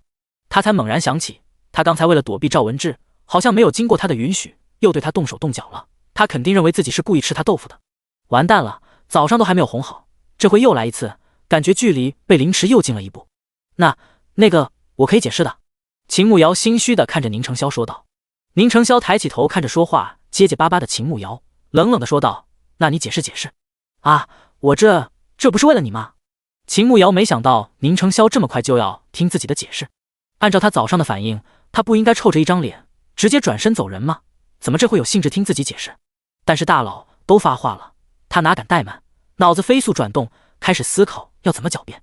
那个你看，赵文志那人吧，京城出了名的纨绔子弟，长得丑又没能耐，就仗着有个当侯爷的爹，欺压百姓，调戏良家妇女。我真被他抓走了，我倒是能忍，大不了我以死保清白。但是世人会怎么说你呢？说你没本事，连自己的女人都保护不了。嗨嗨，你说对吧？秦慕瑶赶紧胡编乱造起来，怎么都要把锅甩到宁承霄的头上去。只见到宁承霄脸色一沉，显然是被他的话说中了，已经有了愤怒的情绪。他可真是一个小天才，这样就圆过去了。宁承霄盯着他，板着脸问道：“你为何不跟着赵文志？至少跟着他，不用风餐露宿，不用吃了这顿没下顿。我已经是你的人了，好女不二嫁，我生是你的人，死也是你的鬼，怎么能跟别的男人？”秦慕瑶绷着脸，一本正经地说道。反派大佬绝对是在试探他的忠心，此刻不表更待何时？宁承霄听到秦慕瑶说他是自己的人，心底一颤，脸颊微微发热。这女人这2天到底中了什么邪？说话一点都不遮拦，他们明明什么都没有。嗨嗨，赶紧去找我爹娘，他们等着急了。宁承霄轻咳2声，语气有些不自然，自己转动轮椅，率先走人了。秦慕瑶见宁承霄没有再追究，心底松了一口大气。这反派大佬真不好伺候，说变脸就变脸，他今后还得更加谨慎才是。他赶紧追上宁承霄，任劳任怨地推着轮椅去找贺娇兰和宁素远。刚走到半路，天空突然乌云密布，狂风呼啸，眼看就要下暴雨了。走快点，马上要下雨了。宁承霄看了一眼黑压压的天空，心底有些担心。秦慕瑶只得加快速度，争取在下雨之前找到贺氏他们。然而天不遂人愿，他们没走一会儿，天空就开始下雨，豆大的雨点落下，估计马上就是倾盆大雨了。先去那边躲一下雨。宁承霄见雨太大太急，只能先躲雨。正好看到那边有一处破庙，可以暂时避一下雨。秦慕瑶赶紧将宁承霄推过去，但是破庙有台阶，轮椅没法推上去。雨越下越密集，2个人的外衣都有些湿了。你进去吧，不用管我。宁承霄一脸无所谓地说道。秦慕瑶当然不能不管宁承霄，首先作为21世纪接受过高等教育的他来说，帮助残疾人士是刻在骨子里的。更何况宁承霄还是未来的反派大佬，他可不敢将他丢在外面淋雨。来，我背你，我们一起进去躲雨。他蹲下身子说道。宁承霄看着蹲在自己面前的女人，明明她个子那么娇小，他竟然还大言不惭地说要背自己，真不知道他脑子里到底在想什么。不用了，你进去吧。他虽然最近瘦了很多，但是毕竟是男人，他若站起来，秦慕瑶才到他的脖子，他怎么可能背得起自己？秦慕瑶听到宁承霄的话，连忙转过头看着他，别废话，快点，今天我就算拖也会把你拖进去的，这个雨不会马上停的，快点。我说了不用就不用。宁承霄脸色一沉，他最讨厌人家可怜他，这样就好像他是一个废物一样。秦秦慕瑶不知道宁承霄这个时候矫情什么，大雨已经淋湿了他们的衣服，再不进去一会就要感冒了。他站起身子，一把抓住宁承霄的手搭在自己的肩膀上，一只手穿过他的双腿，直接以公主抱的姿势将宁承霄抱了起来。他本来只是想试试的，结果谁知道他竟然真的将人抱起来，而且他身体里好像有什么力量被唤醒了一样。宁承霄错愕地看着秦慕瑶，他怎么可能将自己抱起来？他是不是隐瞒了什么事？第12章，他肯定不行。秦慕瑶自己也惊讶不已，他居然能把一个男人公主抱起来，简直太不可思议了，内心又自豪又嘚瑟。雨越来越大，他赶紧抱着宁承霄进入破庙，还不忘炫耀地说道：“我就说我可以吧。”宁承霄此刻脸色非常难看，他堂堂一个男人，竟然被一个女人以这种方式抱起来，心里感觉怪怪的。秦慕瑶没有注意到宁承霄的脸色，眼睛一直在瞄什么地方稍微干净一点，能将宁承霄先放下，他还要去将轮椅给搬进来。破庙里又乱又脏，里面一个人都没有，估计平日里打扫的人都逃荒去了。他看了一处相对干净的地方，快步走了过去，然后将宁承霄放下。你先坐着休息，我去将你的椅子拿进来。宁承霄没有说话，在秦慕瑶将他放下，即将要抽手离开的那一瞬间，他突然伸出手抓住了他的手腕。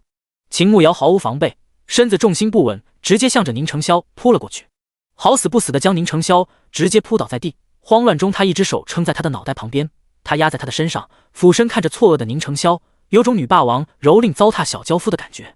秦慕瑶毕竟是女人，而且从来没有和男人这么接触过，脸一下就红到了耳根，连忙从地上起来，一颗心都快从嗓子眼里跳出来了，转过身不敢看宁承霄。我去拿东西，你先自己休息一下。说完，他一溜烟跑出去。宁承霄刚才也无比的紧张，一颗心狂跳不止。如果是早上他坐在他腿上，还在他能接受的范围，那刚才的姿势已经让他无法淡定了。从未和女子那般接触过，他既紧张又懊恼。尤其是淋雨后，衣服都贴在身上，偏生秦慕瑶的身段又生得好，凹凸有致的曲线，是个正常的男人都会有别的想法。自从昨天下午秦慕瑶醒过来后，一切都变得太不正常了，已经完全超出了他的掌控范围，这种感觉真不爽。刚才他拉他只是想测试一下他是否会武功，有没有内力，毕竟他那般柔弱的女子怎么可能轻易将一个男人抱起来，结果却出现了那样的状况。好在他已经测试出来了。不过很奇怪，他并未从秦慕瑶身上感受到一点内力，他应该没有习过武，可是他怎么将自己抱起来的？秦慕瑶出了破庙，一颗心都还没有完全平复下来。毕竟母胎单身25年，他真的没有和男人那样接触过，不紧张才怪。关键是对方还那么帅，简直就是他的天菜，少女心扑通扑通的恨不得从嗓子眼里跳出来。就在他打算歪歪一下别的情节，猛然想起宁承霄可是未来的大反派，而他还要被他凌迟处死，再丢去乱葬岗喂狗，所有的幻想瞬间破灭。也不知道是害怕还是外面太冷了，他忍不住打了一个哆嗦，赶紧搬起宁承霄的轮椅，快步的走了进去。看到宁承霄正板着脸坐在地上，明显又生气了。刚才是你拉的我，不是我故意的，你可别赖我，我没有想占你便宜。秦慕瑶站得远远的，努力将事情撇清，反正他不能背这个锅。宁承霄听到秦慕瑶的话，脸色越发的难看，但是一个字都没有说。秦慕瑶见宁承霄不说话，自己也不再说话，找了一个地方坐下来。外面的雨越下越大，屋顶被雨水敲打着响，因为很久没有人检修，有多处都在漏雨。秦慕瑶看外面雨一时半会也停不下来，虽然他们中午在路上吃了一点东西，其实也就是剩下那半碗玉米粒，还有贺氏之前存的一点干粮，4个人根本不够吃，一人吃了2口，走了那么远的路，早就消耗光了。现在肚子又在咕咕叫，刚才还把衣服淋湿了，现在贴在身上，稍微一吹风就感觉好冷。好在他的包袱一直都是自己背的，包袱里有干净的衣服，他可以拿出来先换上。不过这破庙就只有一间屋子，供奉的好像是观音娘娘，四周破破烂烂的，根本没有换衣服的地方。可是穿着湿衣服铁定要感冒，感冒了他可没钱看病，还是决定把湿衣服先换下来。我衣服湿了，我去那后面换一下衣服。你不会看吧？当着一个男人的面换衣服，他可没那么大胆，还是先说一声，免得一会被看光了，他就没脸见人了。宁承霄闻言冷哼了一声，哼，我对你没兴趣。秦慕瑶嘴角抽搐了2下，这男人那不屑一顾的表情也太伤人了。他拿起包袱，一边往佛像后面走，先将淋湿的衣服脱下来，一边脱一边低头打量自己的身形，发现原身身材特别好，前凸后翘，要是穿上现代的紧身裙，完全就是性感尤物。啧，这样的身材都没兴趣，我看多半是你不行。这胸这么软，手感多好啊！秦慕瑶一边换衣服，一边小声的吐槽宁承霄不敢正面刚，私下吐槽两句总没事吧？可是他不知道，宁成霄已经将他的吐槽全部听到了。此刻他的脸比锅底还要黑，袖子里的手紧握成拳头，后槽牙磨得咯咯的响。那个该死的女人，她在胡说八道什么？不知廉耻，竟然还自己！宁成霄简直没有见过秦慕瑶那种女人，那种话都说得出来，不知羞耻。秦慕瑶完全不知道宁成霄的想法，他现在有点懵逼。这古代的衣服穿起来也太麻烦了，没有拉链就算了，连扣子都没有，只有几个带子，这要怎么穿啊？刚才脱的时候根本没有想那么多，这下穿的时候就傻眼了。一个人胡乱捯饬了好一阵，才将那些带子都系好，也不知道穿对没有，反正他尽力了。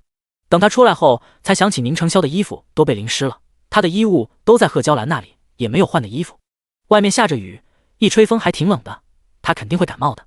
就在他想要怎么解决宁成霄衣服的时候，突然听到门外响起了脚步声，紧接着就看到3个男人扛着一个女人走了进来。那个女人嘴巴被塞了布条，满脸惊慌，头发凌乱，四肢用力的挣扎，显然是被迫的。第13章，宁成霄好帅好 man。 那个女人看到秦慕瑶后挣扎得更厉害了，对着他支支吾吾地喊道，用眼神哀求他帮忙。秦慕瑶看着那3个男人凶神恶煞的，一个脸上还有一条长长的刀疤，一看就不是好惹的。他可不敢脑子发热，直接就上去见义勇为，到时候人没有救下来，反倒自己英勇就义了。即便要救人，也得再观察一下，找准时机再救。所以他暂时只能当没有看到女人求救的眼神，默默地走到宁成霄身边坐下。宁成霄自然也发现了那几个人，但是只瞟了一眼，什么都没有说。3个男人也看到秦慕瑶和宁成霄，其中一个又黑又矮的男人看到秦慕瑶的时候，舌头舔了几下嘴唇，眼睛放光，脸上是毫不掩饰的贪婪表情，勾起嘴角猥琐对着他笑。秦慕瑶只感觉好恶心，要不是他胃里已经空空如也，他肯定会吐出来的。他赶紧转过头，还是宁成霄的俊脸养眼，打算多看几眼，将刚才那辣眼睛的一幕忘掉。宁成霄感觉到秦慕瑶一直盯着他看，不知道他又要搞什么幺蛾子，他现在真的一点都看不透他。那3个男人将那个女人丢在地上，将她的双手双脚都绑了起来，然后3个人将放贡品的桌子拆了当柴火，找了一些干稻草点燃，竟然直接烧起了火，开始烤身上的湿衣服。不知道他们从哪里拿出了一只鸡，将鸡毛全部拔干净后就开始放在火上烤。很快屋子里散发着浓浓的肉香味，还有油渍滴在木头上发出的滋滋声。本来秦慕瑶就饿得不行，而且他穿来这2天就没有见过荤，一直都在啃烤土豆，现在突然闻到肉香味，肚子里的馋虫瞬间被勾了起来，只感觉更饿了。宁成霄虽然此刻也非常饿，但是他的克制力一向好，所以还算淡定，坐在旁边没出声。只见到那3个人一边烤鸡肉，一边在偷偷密谋着什么，还时不时的看秦慕瑶他们这边一眼。很快就看到之前那个又黑又瘦，长得像只猴子的男人提着半只鸡走了过来。嘿，小兄弟，看你好多天没有吃过肉了吧？今天你遇到我们兄弟3人，算你走运，我们这里有半只鸡，可以让你填饱肚子，想要吗？男人站在宁成霄的跟前，一脸趾高气昂地问道。宁成霄抬起头瞥了一眼面前的男人，冷冷地说道，不想。呵，不想才怪，你这穷鬼肯定几个月都没有吃过肉了吧？这么好看的女人跟了你也是浪费，要不然你把她给我们哥几个乐乐，然后我们把这半只鸡给你，怎么样？男人目光一直盯着秦慕瑶，看到她细皮嫩肉，长得比平远县怡红院的花魁还好看，压在身下肯定爽死了，今天必须要将这娘们搞到手。秦慕瑶听到那男人的话，脸色一沉，但是她却并不担心，她觉得宁成霄绝对不会同意的。虽然他们满打满算才相处24小时，而且宁成霄好像还挺讨厌他，可是他相信宁成霄绝对不是那种人，他那么高傲的一个人，怎么可能用女人来换食物呢？果然宁成霄没有让他失望，反派大佬就是有自己的腔调。不怎么样，请你拿着你的鸡离开，别打扰我们休息。宁成霄声音冷下来2分，明明是坐在地上的，但是那气场直接2米8。秦慕瑶就坐在宁成霄旁边，觉得他真的太恩了，就算他未来是反派，这一刻他都觉得多少是其他人不知好歹了。男人听到宁成霄的话，脸色大变，凶神恶煞地说道，小子，你别不知好歹，你可知道我们几个是谁？你要是识相，就让这娘们好好伺候我们哥几个，要是不识相，休怪我们哥几个下手重了。宁成霄冷冷地瞥了一眼口出狂言的男人，又看了一眼旁边的2个人，这3个人顶多会点3脚猫的功夫，看那打扮和口气，多半是某个地方的山贼。那不好意思了，我这个人向来都是不识相的。他活动了一下手腕，目光扫了一眼旁边，刚好有一根手腕粗的木棍，对付这几个人还是够用了。哼，既然你敬酒不吃吃罚酒，那小爷我就好好的教训教训你。男人显然是被宁承霄的话激怒了，一把将手中的烤鸡丢给自己的同伴，直接抽出腰间的刀，大步的冲了过来。秦慕瑶看对方竟然还有武器，心底瞬间紧张起来。宁承霄即便会武功，但是他腿不能站立，而且对方又有刀，他不会受伤吧？他还来不及多想，就看到那男人一刀劈了过来，宁承霄直接躲开了，抓起旁边的木棍，对着那男人的小腿就是一棒。男人小腿被击中，一边跳脚一边大叫。其他2个人见状，立马围了过来，都用愤怒的目光盯着宁承霄，好像要将他碎尸万段一样。虎哥、三子，你们打他！这臭小子竟然敢打我，给我狠狠的打，直接打死！等会你们先上那娘们儿，我不和你们抢！被打的男人蹲在地上，死死地抱着自己的腿。2个人一听，再看了一眼秦慕瑶，那水灵灵的模样，顿时心动了。2个人抄起家伙，就冲着宁承霄这边来了。秦慕瑶看着一下来2个人，偷偷地咽了一口口水。这些人也太卑鄙了，欺负宁承霄一个残疾人士不说，还以多欺少，简直不要脸。宁承霄丝毫不惧，2个一起来更好，省得他还要一个一个的解决。只见到2个人，一个拿着一把刀，一个拿着一根双节棍，对着宁承霄左右开弓。但是宁承霄动作敏捷，身手灵活，几个回合下来，2个人并没有占到便宜，反倒被宁承霄打了几棍子。这一下激怒了2个人，出手越来越快，甚至是胡乱砍，想要置他于死地。眼看着宁承霄的手臂的衣服被划破，白皙的皮肤上出现了一道口子，鲜血渗了出来。秦慕瑶眉头紧蹙，一颗心都揪紧了。本来有些害怕的他，此刻看到宁承霄受伤，他却无比的愤怒，捡起刚才那个瘦子的刀，双手握紧刀，对着2个人砍了过去。不准伤害他！他嘴里大声喊道。第14章英雄救美。秦慕瑶本以为那刀应该就是吓唬人，不会太锋利，结果当他一刀砍到那个刀疤脸手臂上，就看到他的衣袖被划破，鲜红的血直接喷了出来，手臂上的骨头都露了出来。刀疤脸男人疼得大叫，用手捂着伤口，但是血流太快了，根本止不住。就这么一会儿，他脸色就变得煞白。秦慕瑶也被吓到了，他在现代连红脸话都没有和人说过，更别说拿刀砍人这件事了，这真的是第一次。那人流了那么多血，不会搞出人命吧？他会不会坐牢啊？越想越心虚，看了一眼还在滴血的刀，他手心里都是冷汗，想扔又不敢扔，只能向宁承霄投去求救的目光。宁承霄也没有料到秦慕瑶这么猛，竟然敢直接拿刀砍人。这女人这2天简直太反常了，跟换了一个人似的。她到底还要给自己多少惊吓？不过看到她一脸无措地看着自己，难道是被吓到了？到底是真的害怕，还是装出来？过来！宁承霄对着秦慕瑶说道。秦慕瑶闻言，马上屁颠屁颠地跑过去，然后蹲在宁承霄的身侧，颤巍巍地说道：怎么办？我砍人了，他会不会死啊？我是不是要坐牢？你不能见死不救啊！我都是为了帮你，你快想想办法。宁承霄听到秦慕瑶的话，嘴角抽搐了2下，看来真的害怕，这女人不按常理出牌。怕什么？我们是正当防卫，他们本就不是什么好人，说不定还是朝廷通缉的要犯，你真砍死他们，说不定还能领赏。宁承霄根据3个人的言行举止，可以80%确定他们是山匪，多半在暗底在真失手杀了他们，朝廷也不会将他们怎么样。听到宁承霄的话，秦慕瑶瞬间不怂了，赏他就不要了，只要不让他坐牢就行。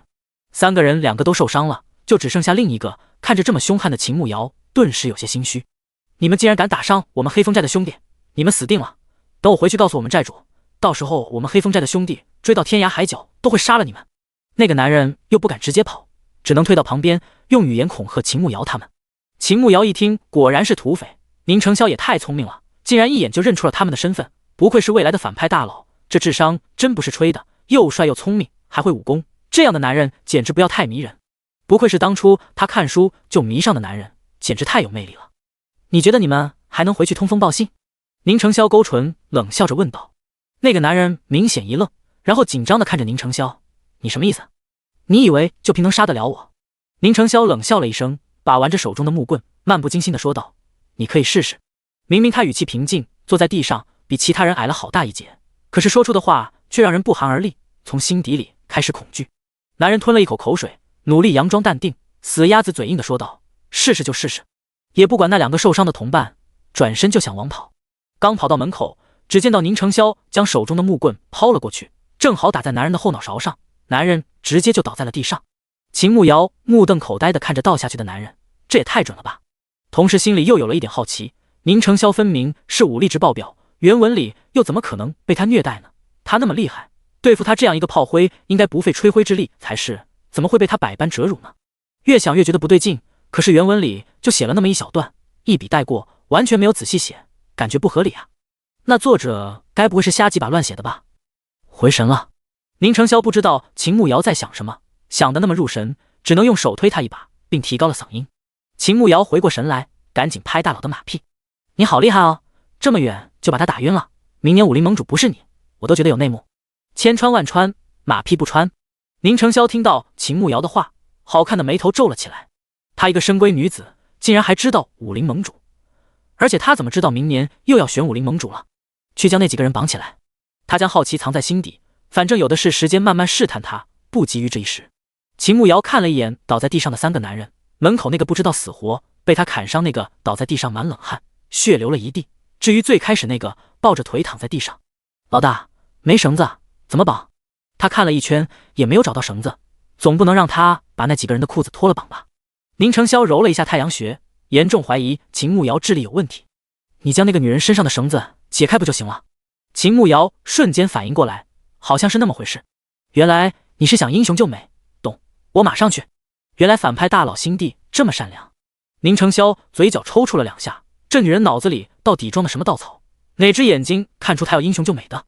秦慕瑶跑过去，先将那个女人嘴巴里的布条取下来，看着她一脸惊悚，显然是被吓到了。没事，我们不会伤害你的，你别怕。他一边安抚，一边帮她解开手上的绳子。谢谢。女人得到自由后，感激地对着秦慕瑶说道：“你要谢就谢他吧，是他救的你。”秦慕瑶指着宁承霄说道，然后拿起绳子将那3个人手绑住，打了好几个结。做完以后，他已经饿得不行了，外面的雨还没有要停的意思。既然现在没法去找吃的，那刚才那3个人烤的鸡可不能浪费了，正好可以饱餐一顿。他赶紧将地上的鸡肉捡起来，将脏的地方扯掉，其他没脏的地方就可以吃。这要是换成以前，他肯定吃不下，可是现在什么吃的都没有，人都要饿死了，哪里还管那么多？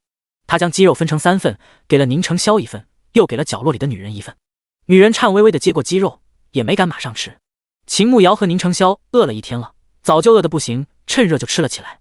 等到他们快要吃完的时候，角落里的女人突然走了过来，扑通一声跪在了他们面前，语气哽咽地说道：“谢谢恩公相救，小女子是平远县刘员外家的小女儿刘采薇。我和我的婢女去灵泉寺上香，就被他们3个人抓住了。他们将我的婢女杀害了，还说要将我掳去黑风寨给他们寨主当压寨夫人。多谢恩公相救，小女子无以为报。”刘采薇一边说一边打量宁承霄，这人长得太好看了，是他见过长得最好看的，而且武功高强。刚才根据他的观察，他们2个人好像不像是夫妻，他这被土匪掳走，只怕名声受损，今后想找个好人家不容易，不如。第15章，反派大佬亲了他。咦，你是员外家的女儿啊？秦慕瑶一听，赶紧放下手中的鸡肉，一脸惊讶地看着刘采薇。刘采薇红着脸点点头。那你们家肯定很有钱，我们都是俗人，救命之恩就给点钱吧。刘小姐没意见吧？秦慕瑶笑呵呵地看着刘采薇说道。刘采薇万万没想到秦慕瑶会这样说，一时间竟然不知道该怎么接话，只能望着宁承霄，眼底满是期待。宁承霄根本没有看过刘采薇，差点被秦慕瑶的直白逗笑了，他真的没有见过这种女人。一般大家都会谦虚的推脱，他倒好，直接说了自己要钱，还自己说自己是俗人。这女人总是语出惊人，每次都让人意想不到。刘采薇看宁承霄看都不看自己一眼，心底不由得有点失落，只能勉强的笑着答应：“好，只是我出门带的钱财都在婢女那里，我的婢女被杀害了，我现在身上也没有钱，你们可以跟我回家去拿，我爹到时候定会重谢2位的。”秦慕瑶想了一下也对，古代这些小姐出门都不会自己带钱财，都是让丫鬟带着。可是这还要送她回去，也不知道有多远，顺不顺路。她只能看着宁承霄，等他做答复。刚才听刘小姐说自己是平远县人士，正好我们要经过平远县，从这里到平远县城走路只需1天，等天晴了，刘小姐便与我们一同走吧。宁承霄淡淡的说道。刘采薇闻言立马点点头，跟着他们一起，至少比自己一个人安全，而且还能在路上观察一下男人的品行。秦慕瑶倒是没有意见，帮人帮到底，送佛送到西，更何况这还是尊大佛。外面的雨小了一些，但是还没有停，天色已经不早了，看样子今天是不能继续赶路，估计只能找地方过夜。恩公，你的手臂受伤了，我帮你包扎一下吧。突然刘采薇出声对着宁承霄说道，说话的时候脸颊还微微发红，好像很害羞。宁承霄的手臂是受伤了，但是只是划破了一点皮，算不得什么重伤，而且伤口早就没有出血了。不用，他直接拒绝了。秦慕瑶看了一眼宁成霄的伤口，血已经凝固，没有再流血，确实不用包扎。只是刘采薇好像有点失落，难不成是没有帮上忙，感觉自己没有报到，所以有点难过吗？那几个人怎么处理？秦慕瑶看着被绑起来的3个人，总不能就这样绑着他们吧？宁成霄看了一眼3个人，绝对不能放虎归山，要不然以后会给他们带去更多的麻烦。这回雨小一点，我们先去找我爹娘。宁成霄说道。秦慕瑶点点头，将轮椅推过来。我抱你。他看着宁成霄询问道。刘采薇坐在一旁，听到秦慕瑶的话愣了一下，再看着坐在地上一直没有挪位置的宁成霄，他腿有问题，你扶我就行。宁成霄还是接受不了自己被一个女人抱起来，心里感觉怪怪的。秦慕瑶想想也对，昨天他帮宁成霄按腿的时候，心里有一个猜想，现在倒是可以验证一下。他将宁成霄的手搭在自己的肩头上，然后用力地将他扶起来。之前坐在轮椅上还不觉得宁成霄有多高，现在将他扶在肩头上，即便他并没有站直，都比他高出半个脑袋，要是站直了肯定更高。恩公的腿需要我帮忙吗？刘采薇站起来，目光盯着宁成霄的腿，心底猜测他这是暂时受伤，还是终身残疾，无法站立起来。不用，男女授受不亲。宁成霄冷冷地拒绝道。他不喜欢女人靠近，尤其是来历不明的女人。秦慕瑶听到宁成霄的话，心情没来由的大好，就觉得心里特别舒畅，有种大佬对他和其他女人不一样的感觉。他将宁成霄扶起来，一只手搂着他的腰，慢慢地扶着他往轮椅那边挪动。虽然宁成霄的重心都倚靠在他的身上，可是他注意到他的腿还能支撑那么一下，这说明他的腿并非一点知觉都没有。只要每天按时做增肌锻炼，配合食疗和推拿按摩，即便不能完全恢复，但是走路应该是可以的。他扶着宁成霄一步一步地往轮椅走去，看到他已经是满头大汗，显然是太累了。没事，坚持，就2步了，你做得很好。他一边用力驮着宁成霄，一边给他打气。这种时候一定不能指责他，一定要有耐心地鼓励他，他才能重拾信心。以前他妈就是那样，每次他挪动1小步，他和他爸都会夸半天，让他妈自信满满，一点一点的康复。宁成霄听到秦慕瑶的鼓励，身子一怔，腿上的力道没有控制好，身子一下软了，整个人向着他倒过去，头直接埋在了他的脖子上。下一秒，秦慕瑶就感觉有一个温热的吻落在了他的耳垂上，他身子一怔，脸一下滚烫，脑子一下宕机了，一颗心狂跳不止。这反派大佬亲他了。宁成霄此刻脑子一片空白，身子越发的没劲。秦慕瑶眼看他们要一起摔倒了，连忙收回思绪，稳住自己的身子，身边将宁成霄也稳住，一把将他抱起来，2步走到轮椅跟前，将他放在轮椅上。那个，我们去找你爹娘吧。他紧张地说道。宁成霄心跳有些乱，此刻竟然不敢看秦慕瑶，表情极其不自然，点头轻声嗯了一句。刘采薇在一旁看着2个人的举动，瞬间什么都明白了，默默的没作声。3个人一同离开破庙，在离开之前，宁成霄袖子里的手轻轻一动，3枚银针准确无误地插入那3个人的喉咙。只见到3个人挣扎了一下，都瞪大眼睛不动了。外面的雨确实还没有停，3个人冒雨走到和贺娇兰他们分开的地方，发现他们还在那边，不过在别人的屋檐下躲雨。看到他们来了，马上快步走了过来。萧儿，你们没事吧？这位姑娘是？贺娇兰看到刘采薇问道。说来话长，先找地方落脚吧。宁成霄淡淡的说道。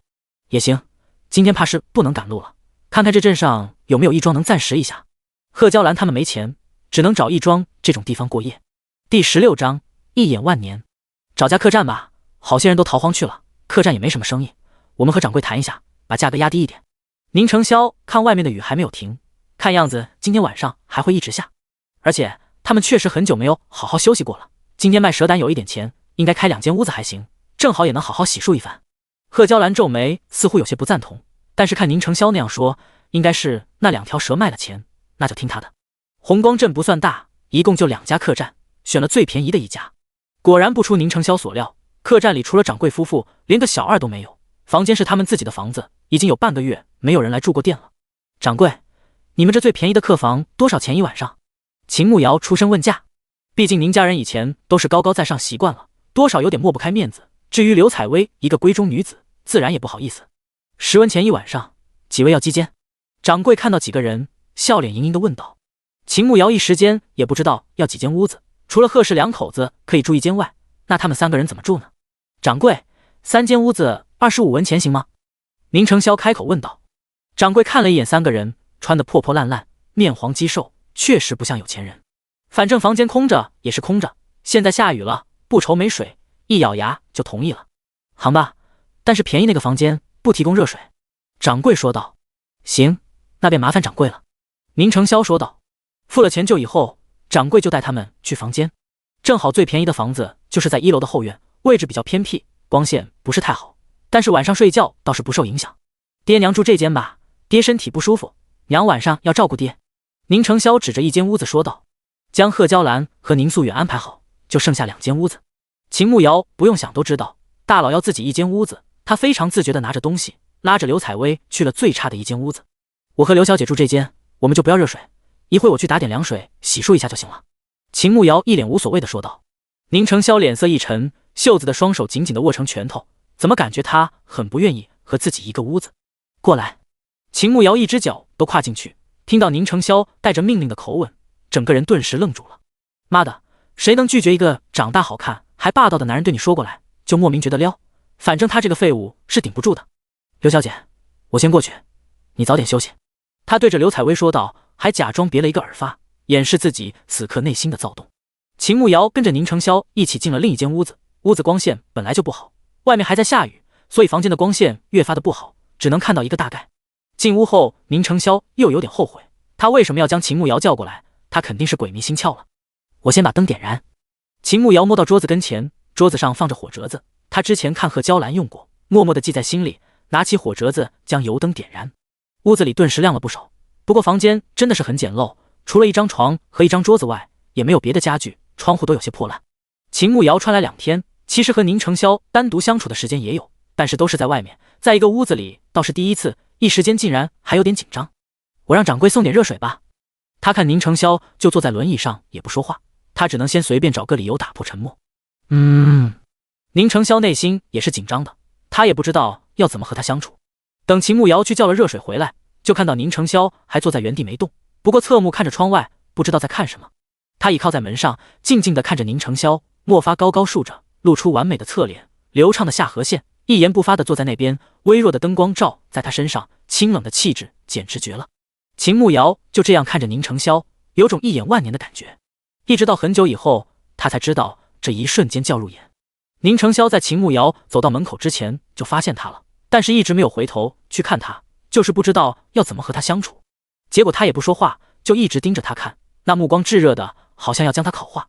他已经绷不住了，只能收回目光看着他。嗨嗨，掌柜送来了吗？他轻咳一声，语气有些不自然地问道。啊，快了，他们还在烧水，说一会就送来。你一会要洗个澡吗？秦慕瑶回过神来，看着宁承霄问道。宁承霄点点头，只是他现在腿脚不方便，洗澡会比较麻烦，必须要有人将他扶进浴桶里。行，我去你娘那边给你拿套干净的衣服。秦慕瑶说道。等秦慕瑶将衣服拿过来，掌柜的也将热水送了过来。秦慕瑶看着宁承霄的腿，有点担心他一会儿怎么洗澡。嘿嘿，要不然你先脱衣服，我转过去不看你，然后我闭着眼睛把你抱进去。你放心，我绝对不会偷看的，我拿人格担保。怎么说他们还是名义上的夫妻，他不帮他谁帮他？宁承霄看着秦慕瑶已经转过身去了，还听到他嘴里嘀咕道，以后等咱们到了地方，给你做了一个浴缸，可以躺在里面，高度也不高，就到小腿，你能自己翻进去，躺在里也很舒服的。虽然不知道秦慕瑶说的浴缸是什么，但是通过他的描述，他大概已经想到了。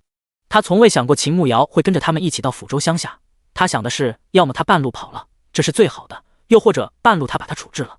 可是经过这2天的相处，他真的一点都看不透他，对他生出了浓浓的兴趣，只想弄清楚他到底是什么样的人。他快速地将外衣脱了，剩下的里衣没脱。好了，你扶我进去吧。秦慕瑶以为宁承霄都脱了，闭着眼睛转过来，伸出手四处摸。你在哪里？手给我。宁承霄看着秦慕瑶紧紧地闭着眼睛，那样子又蠢又好笑。你睁开吧，我穿着里衣。他说道。秦慕瑶一听穿了衣服，马上睁开眼睛，果然看到宁承霄穿着白色的里衣，有点失望地撇了一下嘴巴。刚才他还在心里歪歪，他会武功，说不定有腹肌，到时候他偷摸瞧上眼，说不定还能不小心摸一把，结果人家穿着衣服。你穿着衣服怎么洗澡啊？他一脸失落地问道。宁承霄看着秦慕瑶眼底的失落，嘴角抽了2下，他到底是不是女人？我怎么洗是我的事，你扶我进去就行了。他冷冷地说道。秦慕瑶撇撇嘴，也太小气了，看一眼都不给看。他伸手将宁承霄的手搭在肩头上，一把将他抱起来，刚要将他放进去，却听到外面一阵喧哗声，紧接着响起了敲门声。开门，快点把门打开！门外的人一边敲门一边大声喊道。第17章，看到反派大佬洗澡，他流鼻血了。秦慕瑶看了一眼宁承霄，这个时候门外会是谁？听语气还挺着急的。你把我放椅子上，开门看看怎么回事。宁承霄有条不紊地吩咐道。秦慕瑶点点头，将宁承霄放在轮椅上，然后就去门口开门。打开门就看到2个捕快站在门口，板着一张脸，不耐烦地问道：我们是平远县衙的捕快，受县太爷的命令，搜查刘员外家小女儿的下落。你们有没有见到过这个女子？说话的捕快掏出一张画像，画的正是刘采薇本人。刘采薇就住在隔壁，那捕快的声音又很大，他自然是听到了。一听是来找他的，他当即将门打开。捕快大人，小女子就是刘采薇，你们是来找我的吗？刘采薇站在门口，小声地询问道。为首的捕快闻言立马望了过去，看到刘采薇后，又对比了一下画像，确认就是他本人后，才出声说道：对，你爹去衙门报案，说你被人掳走，县太爷派我们四处找你。何人掳走了你？你为何又出现在此处？这些人和你有关系吗？刘采薇看了秦慕瑶一眼，才开口回答道：我不是被人掳走，就是出来散心，一下迷了路，和丫鬟走散了，身上也没有钱财，好在遇到这2位好心人，他们也要去平远县，就说带着我一起。秦慕瑶眉头一蹙，心底想到了什么，没有吱声。只见到刘采薇向着他投来了哀求的目光，似乎在求他不要说出真相。那个捕快看了一眼秦慕瑶，又看了看刘采薇，看到他身上也没有明显的伤痕，而且他都那样说了，多一事不如少一事，他们也落得轻松。既然如此，那你早点回去，我们也要回衙门复命了。捕快收起画像，一脸不耐地说道。如果不是刘家有钱，县令怎么可能会花这么多人力来搜查？既然人没事就行了，等着回去领赏。好，我明天就回去，辛苦2位捕快大人。刘采薇行了一个礼。今天时间也不早了，外面还在下雨，我们今天晚上就住这里，明天护送你回去。刘小姐，你看我们哥2个从平远县来找你，这一路也挺辛苦的，这饭也没有吃。捕快看着刘采薇，虽然话没有说明，但是让刘采薇请客吃饭的意图也非常明显了。2位捕快大人确实辛苦了，只是我与家里的丫鬟走散，我身上也没有带钱，你们看等回去，我让我爹重重酬谢2位，绝对不会辛苦你们跑一趟的。刘采薇身上确实没有钱，只能先口头承诺2人。2个人将目光移到了秦慕瑶的身上，似乎是想让他出钱给他们付饭钱。秦慕瑶可没钱，这2个捕快一看就是那种贪官，胃口还不小那种，他连饭都吃不上了，哪里有钱给他们消遣？刘小姐，既然是来找你的，那你好生招待2位官爷。你知道我相公腿不方便，我还要伺候他洗漱，就先失陪了。秦慕瑶说完就退回房间，一把将房间门关上，他可不趟这趟浑水。刘采薇看到秦慕瑶将门关上，脸上表情有些尴尬，他知道他们确实没钱，就是逃荒的难民，而且他男人腿还不好，让他们出面付钱，确实有些为难他了。秦慕瑶回到房间，就看到宁承霄还坐在轮椅上，他大步走过去，挽起袖子试了一下水温，水还没有凉，倒是可以洗。水快要凉了，你先洗吧。他走到宁承霄跟前说道。宁承霄点了点头。秦慕瑶一把将宁承霄抱起来，将他放进浴桶里。刚才的话你都听到了吧？我没地方去，我去窗口透口气，你洗吧，我保证不会偷看的。他有些无奈地说道。宁承霄刚才在房间里自然是听到外面的谈话，明白秦慕瑶的意思。他给那2个捕快说他要伺候他洗漱，要是现在出去，自然会被人怀疑。他装作淡定地了一声，其实心里也很紧张。即便以前还是世子的时候，洗澡也从来不让婢女靠近，现在房里多了一个女人，虽然他说不会看，但是总感觉怪怪的。房间本来也不大，说是站在窗口，其实距离浴桶也只有几步之远。宁承霄将背对着秦慕瑶，将身上的里衣脱下来搭在浴桶上，然后快速地洗了起来，竖着耳朵听四周的声音。秦慕瑶其实也紧张的要死，虽然她来是21世纪，但是她连男人小手都没有碰过，和几个姐妹聚一起，嘴上浪到飞起，可是实际怂的一批，典型的嘴强王者。现在一个美男在自己身后洗澡，她心里又紧张又有点激动，怎么感觉还有点刺激？明明窗外还在下雨，但是她的脸颊怎么那么烫？随着哗哗的水声，她感觉有点口渴，这是怎么回事？嘿嘿，你说那个刘小姐为什么不说实话？为了分散注意力，她随便找了一个话题聊了起来。宁承霄手上动作顿了一下，目光扫了一眼门口，确定门外没有人，才开口说道：为了自己的名誉。秦慕瑶点了点头，倒是和他想的差不多。那3个人呢？官府的人会不会查到？到时候如果刘采薇不说实话，对我们有没有影响？他现在有点担心那3个人的情况，尤其是那个被他砍得流血的男人，万一因为失血过多死了，那他会不会坐牢？宁成霄愣了一下，没想到她一个女人还能想那么多，这可一点都不像是深闺中不谙世事的女子。可能有一点吧，宁成霄淡淡的说道。啊，有什么影响？我会不会被抓去坐牢啊？老大，你要给我证明啊，我那是正当防卫。秦慕瑶一听就慌了，立马转过身，一脸激动的说道。宁成霄刚洗完，正撑着上半个身子想要去拿干净帕子擦身子，不料秦慕瑶突然转过身，他的上半个身子就这样暴露在他眼前。秦慕瑶根本没有想到宁成霄洗这么快，看到他趴在浴桶边上，长发披肩，皮肤雪白，修长的手臂，虽然一直坐轮椅上，可是臀还是非常有型。秦慕瑶突然感觉鼻子一热，一股暖流流了出来，他流别谢了。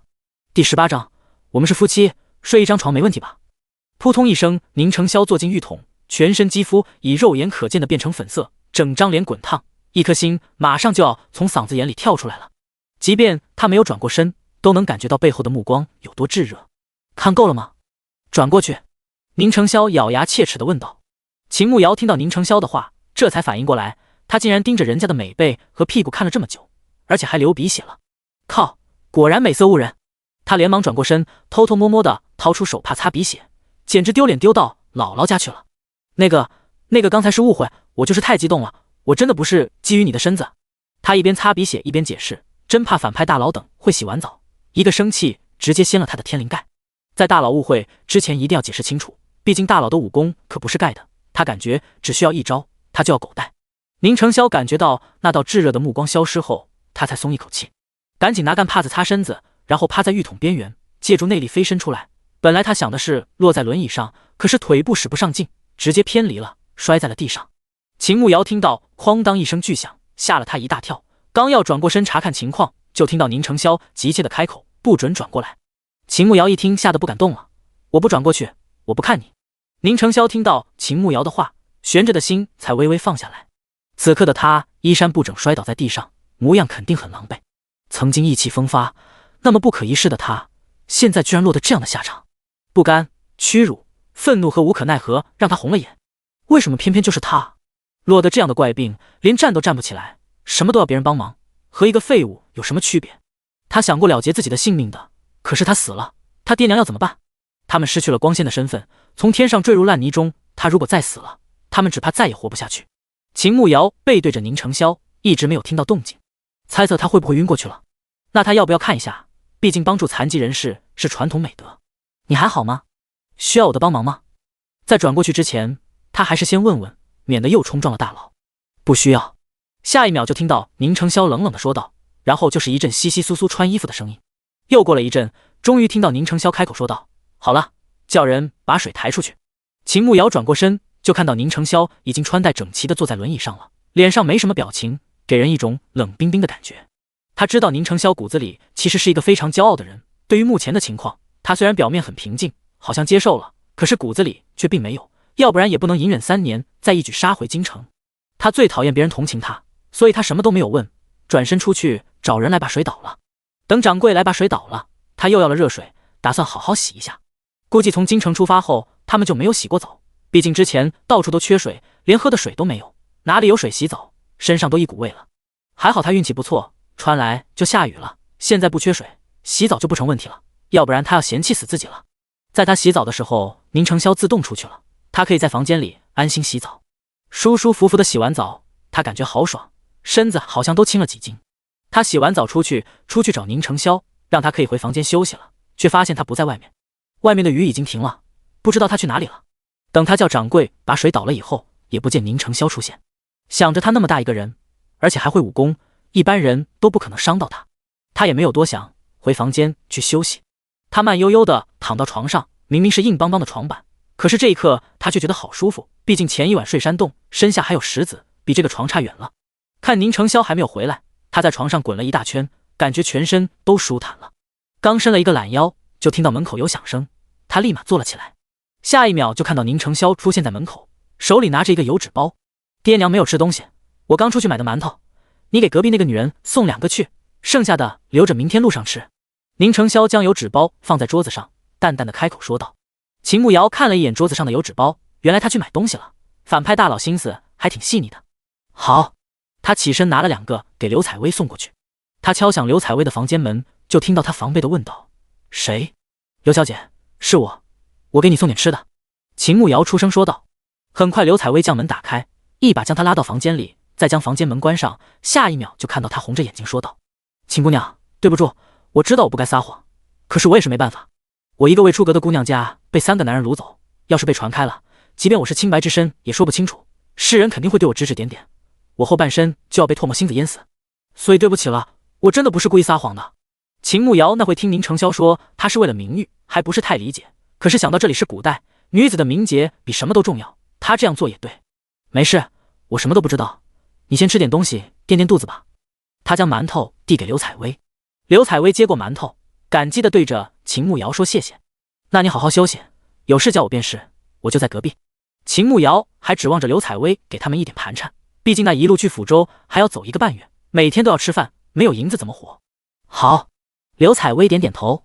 秦慕瑶转身就要离开，刚走到门口，却听到刘采薇叫住了自己：“秦姑娘，我看你相公的腿好像不太好，是怎么回事呢？”“你别误会，我没有别的意思，我爹认识一个大夫，医术不错，说不定可以帮忙给你相公瞧瞧。”刘采薇连忙解释道。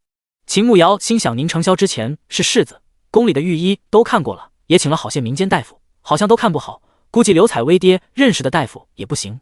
是吗？那谢谢刘小姐的好意了，等到了平远县，让你得认识的大夫给他瞧瞧吧。他行动不便，我先回去照顾他了。他不好服了刘采薇的面子，只能先应下。回到房间里，宁成霄坐在轮椅上，脸色煞白，五官皱到一起，一只手死死地抓着大腿，看样子是腿又疼了。他连忙走过去，二话没说抓起宁成霄的一条腿就帮他按了起来。宁成霄已经疼了好一会儿，那钻心的疼让他说不出一个字，头上豆大的汗珠，他死死地咬着嘴唇，低头看着蹲在地上的秦慕瑶，他按得非常用心，随着他的按摩，他的疼痛逐渐减轻，暴怒的情绪也平复了下来。按穴位其实需要很大的手劲，秦慕瑶早就出汗了，但是他还是坚持把宁成霄腿上的每一个穴位都按到，一直到2条腿都按完才停下来。他实在太累，一屁股坐在地上，要不然为了顾及面子，他都躺下了。秦慕瑶，你究竟有什么目的？宁成霄靠在轮椅上，看着不顾形象坐在地上的秦慕瑶，目光灼灼地盯着他问道。秦慕瑶身子一怔，抬起头看着宁成霄，一脸诚挚地说道：“我说我没有目的，只是单纯的想对你好，你信吗？”宁成霄明显一愣，皱起眉头，阴沉着脸道：“不信。”秦慕瑶无奈地耸耸肩：“哎，说真话你又不信，那你觉得我有什么目的？”宁成霄突然笑了一声，道：“房间就1张床，既然你我已是夫妻，那睡1张床你应该没意见吧？”他就不相信秦慕瑶还装得下去。第19章同床共枕。秦慕瑶一脸惊讶地看着宁成霄，这他妈是真的吗？反派大佬居然主动提出要和他睡1张床，而且还说他们是夫妻，这简直太惊悚了好吧？这货不会给自己下套吧？怎么感觉阴森森的？你不愿意？宁成霄看秦慕瑶不说话，以为他不愿意。没有，愿意，当然愿意。秦慕瑶马上反应过来，连忙回答道。他感觉他要是敢说一个不字，明年的今天就是他的忌日。反派大佬他惹不起，还是乖乖听话比较好。不过和男人睡1张床还是第一次，关键还是个绝世美男子，而且双腿还不能动，那不是任由自己为所欲为吗？嗨嗨，他能控制住内心的兽欲吗？呸，他不是那种人，他是正经人，不能干出那种犯法的事情。时间也不早了，休息吧。宁成霄说完就转动轮椅往床边去了。转过身的时候，他眼底闪过一丝紧张，袖子里的手轻颤了2下。秦慕瑶赶紧从地上起来，整理了一下裙摆，看着已经躺在床上的宁成霄，双手放在腹部，一副乖巧任君采撷的模样，简直也太可了。他偷偷地咽了一口口水，迈着有些虚的步伐，一步一步地靠近床边。因为宁成霄腿不好，从轮椅上爬到床上也只能躺在外面，他就只能睡里面，但是必须要从他身上跨过去。他脱掉鞋子，看了一眼已经闭着眼睛睡觉的宁成霄，心里还有点紧张，毕竟他还是第一次和一个男人同床共枕。慢慢地伸出一条腿跨过去，正要将另一条腿也跨过去，谁知道闭着眼睛的宁成霄突然睁开眼睛，直勾勾地盯着他，他被吓了一大跳，身子一软，直接跌坐到了他的腿上。虽然没有坐到某处，可是这也够尴尬的，有种社死的感觉，恨不得马上找个地洞钻进去。宁成霄也怔住了，瞳孔微微放大，看着身上的女人，坐着舒服吗？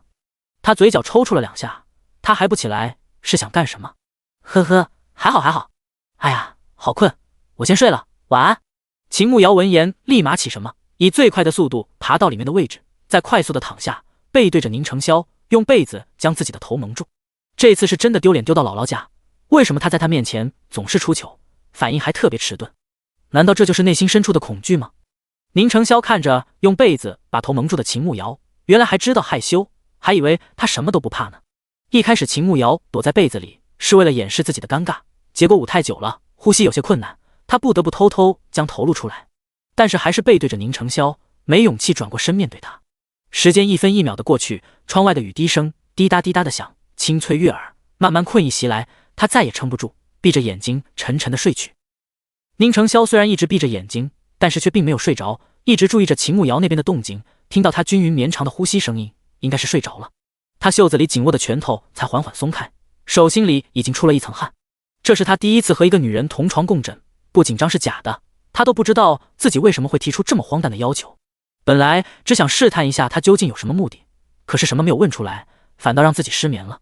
这一晚上秦慕瑶睡得还挺好，还做了一个美美的梦。至于宁承霄是一夜无眠，睁着眼睛等天亮。第二天秦慕瑶起来，发现身边的人已经不见踪影，而且床上也是冷的，看样子是早就起床了。他赶紧起来，穿戴好衣服鞋袜，随意的将头发绑在脑后，就出门去找宁承霄。刚把门打开，就看到他从隔壁房间过来，应该是去找他爹娘了。早上好。秦慕瑶笑着和宁承霄打招呼，好歹2个人也算同床共枕了，这关系怎么说也更近了一步吧。宁承霄竟然没理会他，还沉着一张脸说道：收拾东西，准备出发。秦慕瑶笑容僵在脸上，这人也太臭屁了，明明让一起睡的是他，摆着一副臭脸，好像是他强迫他的似的。难不成昨晚上他睡着了，对着他做了一些不可描述的举动吗？不应该吧，他睡觉还是挺老实的，除非喝醉了，他才会不受控制的做出一些反人类的举动。所以他臭脸是什么意思？嫌弃自己什么都没做。可是她是一个女人，而且他们认识才2天，虽然她看上去确实很可口，可是总不能让她直接就生扑吧。不过她双腿不能动，如果她不主动，好像那是确实没法进行下去。可是原文不是写了2个人根本没有夫妻之实吗？那她到底在生什么气？秦慕瑶实在想不通，看着宁承霄已经拿着东西出门了，她也不再乱想了，拿起自己的东西就追了上去。外面的天已经晴了，只是路面还有些湿，但是勉强也能赶路。一行人从客栈出发，包括刘采薇还有那2个捕快。不过那2个捕快有马，直接骑马走了，至于他们这些人就慢悠悠的走路。虽然路不是太好走，好在路上还算顺利，没有出现什么变故。倒是在路上遇到几批从外地赶回来的难民，应该是看到下雨了，所以回家来种地。中午吃的是昨晚上宁承霄买的馒头，就着凉水下肚。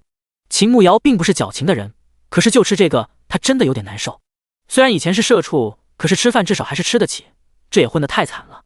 搞钱，必须马上搞钱。这一路上宁承霄面无表情，一副生人勿近的表情，秦慕瑶也不敢上前找死，只能规规矩矩做好自己的事情。走到傍晚，终于在城门关闭之前到了平远县，给守门的侍卫看了文牒后，检查了他们的东西，确保没有问题，才放他们进城。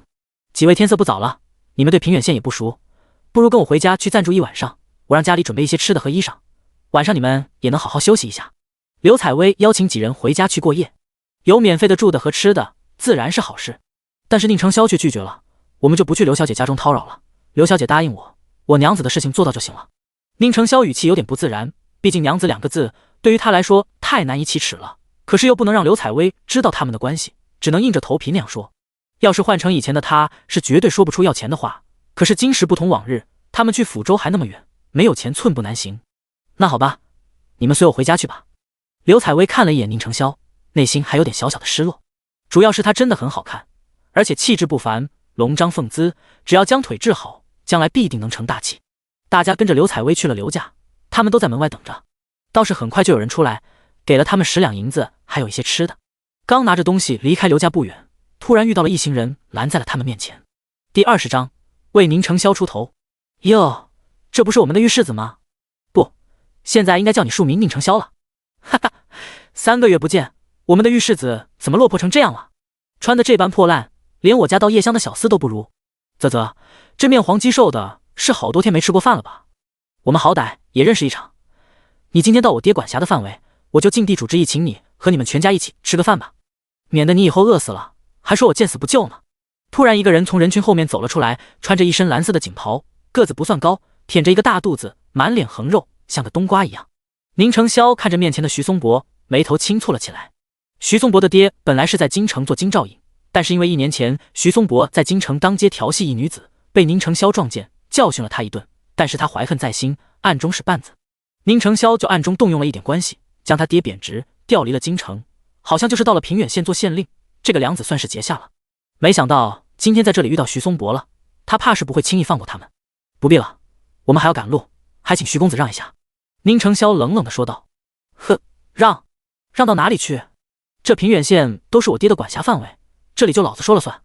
宁承霄，你以为你还是当初那个高高在上的御世子吗？今天本少爷请你吃饭，是看得起你，你别敬酒不吃吃罚酒。徐松柏脸色一沉，大步地走了过来，一副老子今天不放人，谁也别想走的态度。秦慕瑶马上猜到两个人之间有过节，还真的是冤家路窄，这样都能遇上。对方说这里是他爹的管辖范围，那多半他爹是县令，大小也是一个官。现在他们就是庶民，落到这人手里，怎么看都是死路一条。这也太惨了一点吧。秦慕瑶看了一眼宁承霄，他还算淡定，应该是在想办法。既然徐公子这么念旧情，又这般盛情，那在下确实不能辜负徐公子的好意。只是我与徐公子才是旧识，我家人与徐公子素不相识，也说不上话，吃饭就不去了，还是我陪徐公子喝几杯吧。宁承霄看着徐松柏，不卑不亢地说道，骨子里那股傲气不灭，还有天生具有的尊贵气质，也不是一朝一夕就被磨掉的，所以即便如此困境，他依旧能不卑不亢。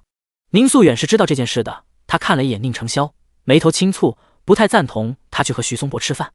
毕竟他们现在只是一介庶民，徐松柏想要对他下手太容易了，随便找个借口就能要了他们的性命。哼，你看不起我徐某人是吧？要请当然是请你们一家人，我可不是小气的人，我也不差你们这一顿饭钱。坤子，去红瀛楼订一个包房，让老鸨给爷留10个会伺候人的女人，今天晚上好好伺候我们的前御世子爷。要是伺候的不好，明天我抄了他的红瀛楼。徐松柏大声说道。少爷考虑的真周到，知道他这个废物自己动不了，找的都是会伺候人的，到时候可不得把他伺候的舒舒服服的。你可要好好感谢一下我们少爷，不然你这种废物只怕一辈子都尝不到女人的滋味。徐松柏的属下轻蔑地笑了起来，其他人一听也跟着笑了起来，一个个看宁承霄的眼神都充满了鄙夷。秦慕瑶听到那些嘲笑的声音，还有徐松柏故意羞辱的话语，心底控制不住的愤怒。就因为宁承霄被贬为庶民了，就能随便被欺压被羞辱吗？这些人也太可恶了，他们完全就是在仗势欺人。这一刻他特别能理解宁承霄黑话，他都觉得气愤，更别说他本人了。哎呀，这位就是县令大人家的公子啊！秦慕瑶忍着心底的怒火，故作惊讶的大声说道。徐松柏听到秦慕瑶的话，立马将目光投了过去，看到她漂亮的脸蛋，眼底闪过一丝贪恋，再看她与宁承霄一起，猜测起两个人的关系。你是何人？宁承霄听到秦慕瑶出声，好看的眉头皱了起来，不知道这个女人又要干什么。徐松柏可不是来抢山洞那几个草包，他这次势必要让自己难堪，或者要了自己的命，他瞎掺和什么？名副其实，宁承霄是我的相公。徐公子果然是够义气，为人也大方，一点都不虚荣，知道我们一家现在身份卑微，还愿意伸出援手请我们吃饭，不愧是县令的公子，这人品简直无被楷模。秦慕瑶对着徐松柏就是一顿夸，徐松柏被一个美人夸，自然是舒服的，整个人顿时都有点飘了。好说好说，我看你们家就你最有眼光，最识趣。徐松柏笑着打量秦慕瑶，这女人不错，长得好看，还会说话，瘆得他心。宁承霄看着徐松柏看秦慕瑶的眼神，袖子里的手紧握成拳头，心底非常的不爽。他瞥了一眼秦慕瑶，示意他不要说话了。秦慕瑶看了一下宁承霄，并未理会他，继续开口说道：民妇谢谢徐公子赏识，我们一路从京城走过来，确实风餐露宿，缺衣少食，但是路上还有不少逃荒的灾民，没有吃的，被活活饿死。这样的天灾，为了生存，大家背井离乡，四处乞讨，却依旧食不果腹。吾皇向来爱民如子，想必也是心急如焚，朝廷上下也在为灾情发愁。徐县令作为父母官，想必也一心为民。看徐公子如此大方，这般重情义，估计也会为民着想。我们一路走来，发现平远县四周都是难民，好些都很多天没有吃过东西了，眼看就要被饿死了。徐公子既然这般大方，想必也不介意帮助那些难民吧？我看那边就有一群难民，我这就叫他们，说徐公子要请大家饱餐一顿，让大家都去红瀛楼等着。秦慕瑶说的一脸真诚，眼底充满了对徐松柏的崇拜。宁成霄听到一半就明白秦慕瑶想干嘛了，嘴角微微上扬，这女人真的太聪明了，她这一招真的太高了。她既然这般聪慧，又怎么会被尚书府的人算计，逼她代替秦雪怡嫁给自己这个废人？除非她是自愿的，可是他们以前素不相识，她怎么肯自愿？所以她一定有目的的。徐松伯听完秦慕瑶的话，才知道自己被他摆了一道。那边的乡亲们，快来啊！你这个臭女人，你给我闭嘴！徐松伯看秦慕瑶来真的，顿时就怂了，连忙带着自己的人走了。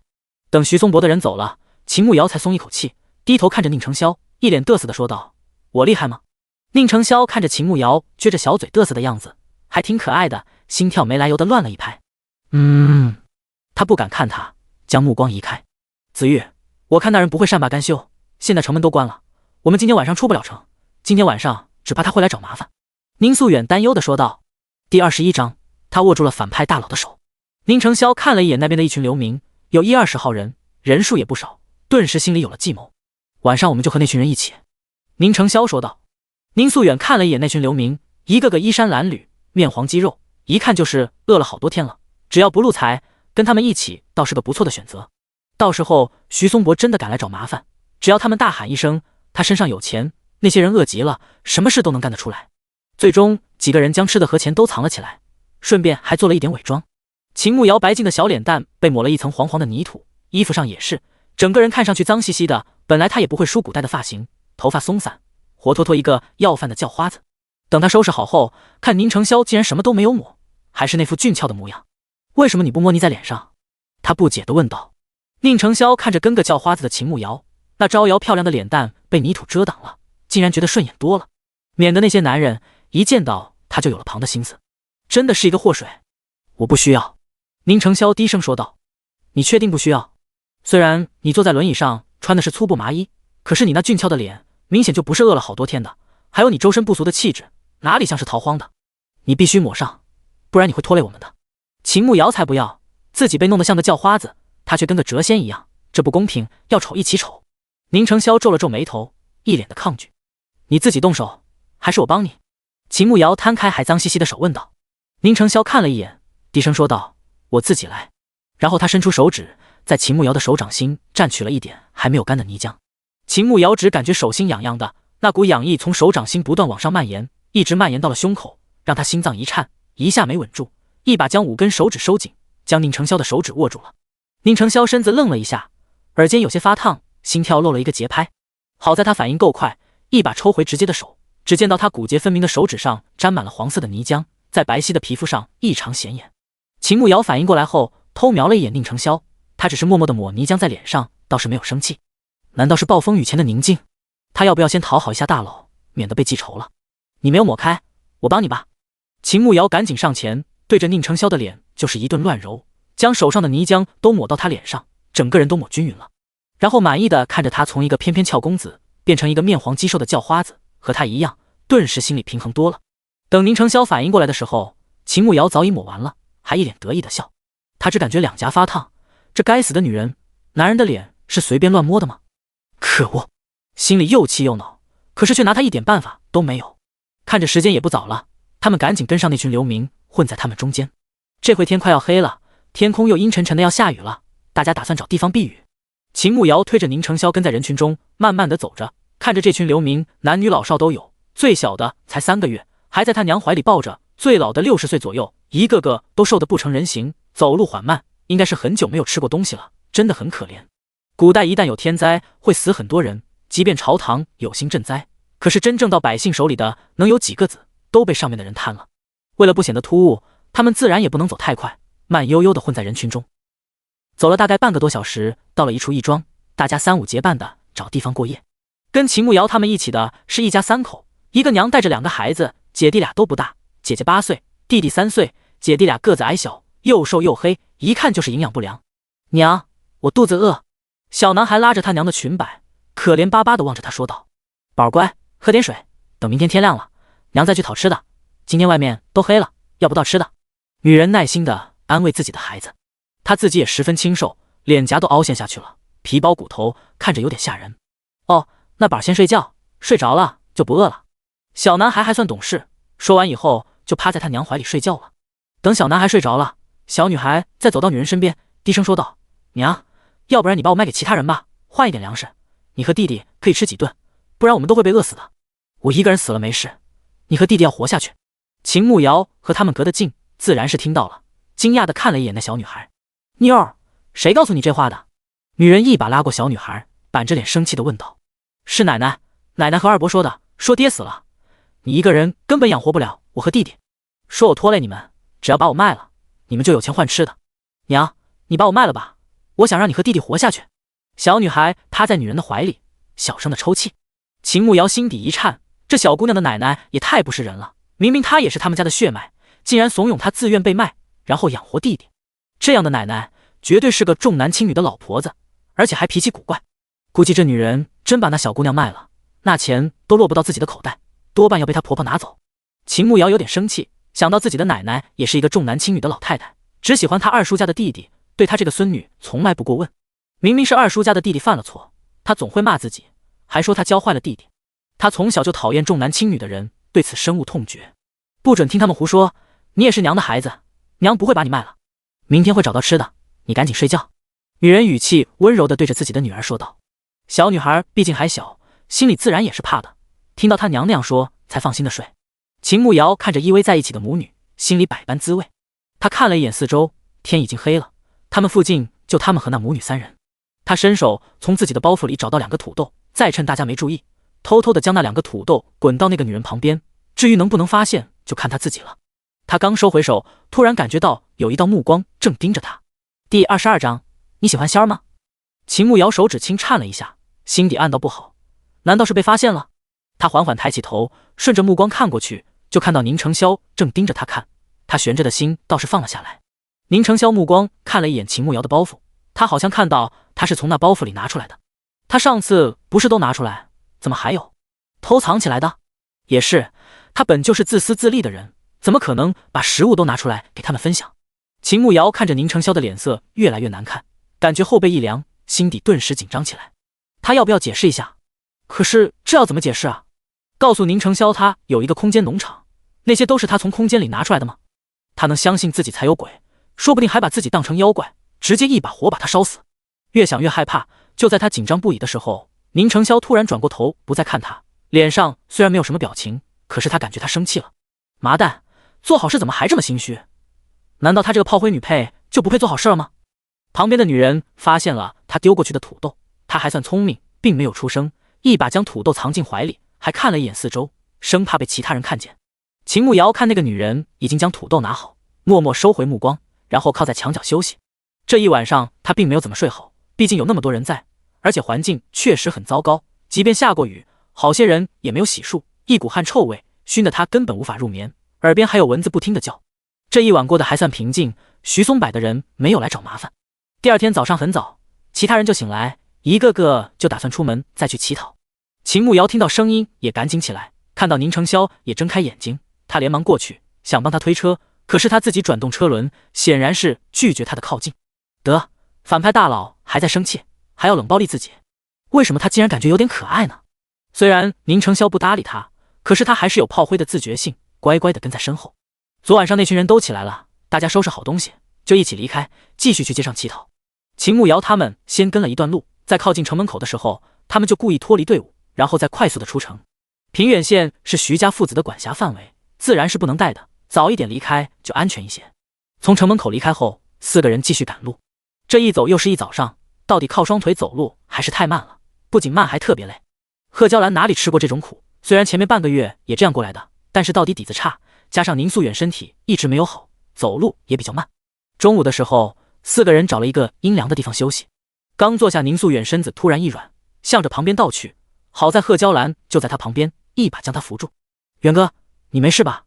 贺娇兰担忧地看着宁素远，他脸色煞白，他真的很害怕。宁承霄虽然没有说什么，但是眼底的担忧还是能看出来。没事，估计是太累了，休息一下就好了。宁素远摆摆手，不想让他们担心，其实他自己能感觉自己身体很差，估计也坚持不了多久了。听到宁素远的话，宁承霄和贺娇兰脸色好一些，只有旁边的秦慕瑶知道他的身子状况不太好，原文写他死在去抚州的路上，看样子也就这段时间了。咱们还有多久到下一个城池？刘小姐给了酬金，再给伯父找个大夫瞧瞧吧。只是简单一笔带过说宁素远会死在路上，并没有写刘采薇给他们潜意识，或许能改变命运呢。秦慕瑶虽然和宁家人才认识几天，但是一路同行也算有点情谊。而且宁素远是宁承霄的爹，他要是死了的话，他会很难过吧？不用了，我没什么事，那个钱留着路上用吧，这里到抚州还远，到了那边也什么都没有，花钱的地方很大，留着吧。宁素远赶紧摆手拒绝，他这身子多半治不好了，他这一生已经很对不起他们母子了，害得他们被牵连，沦落到这种地步，连一个小小的县令之子都能欺辱，实在有愧于他们，就不要给自己浪费钱了，留着他们今后生活吧。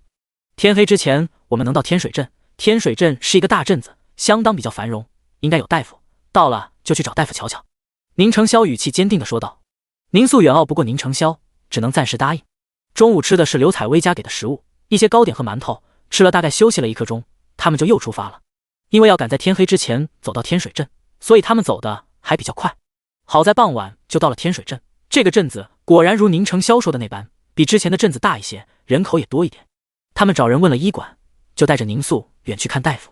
虽然天色不早了，好在大夫就住在医馆，给宁素远把脉问诊，说的和原文差不多了，就是忧思成疾，加上饮食不规律，饱一顿饿一顿，胃亏损严重，导致食欲不振，五脏六腑都跟着虚了。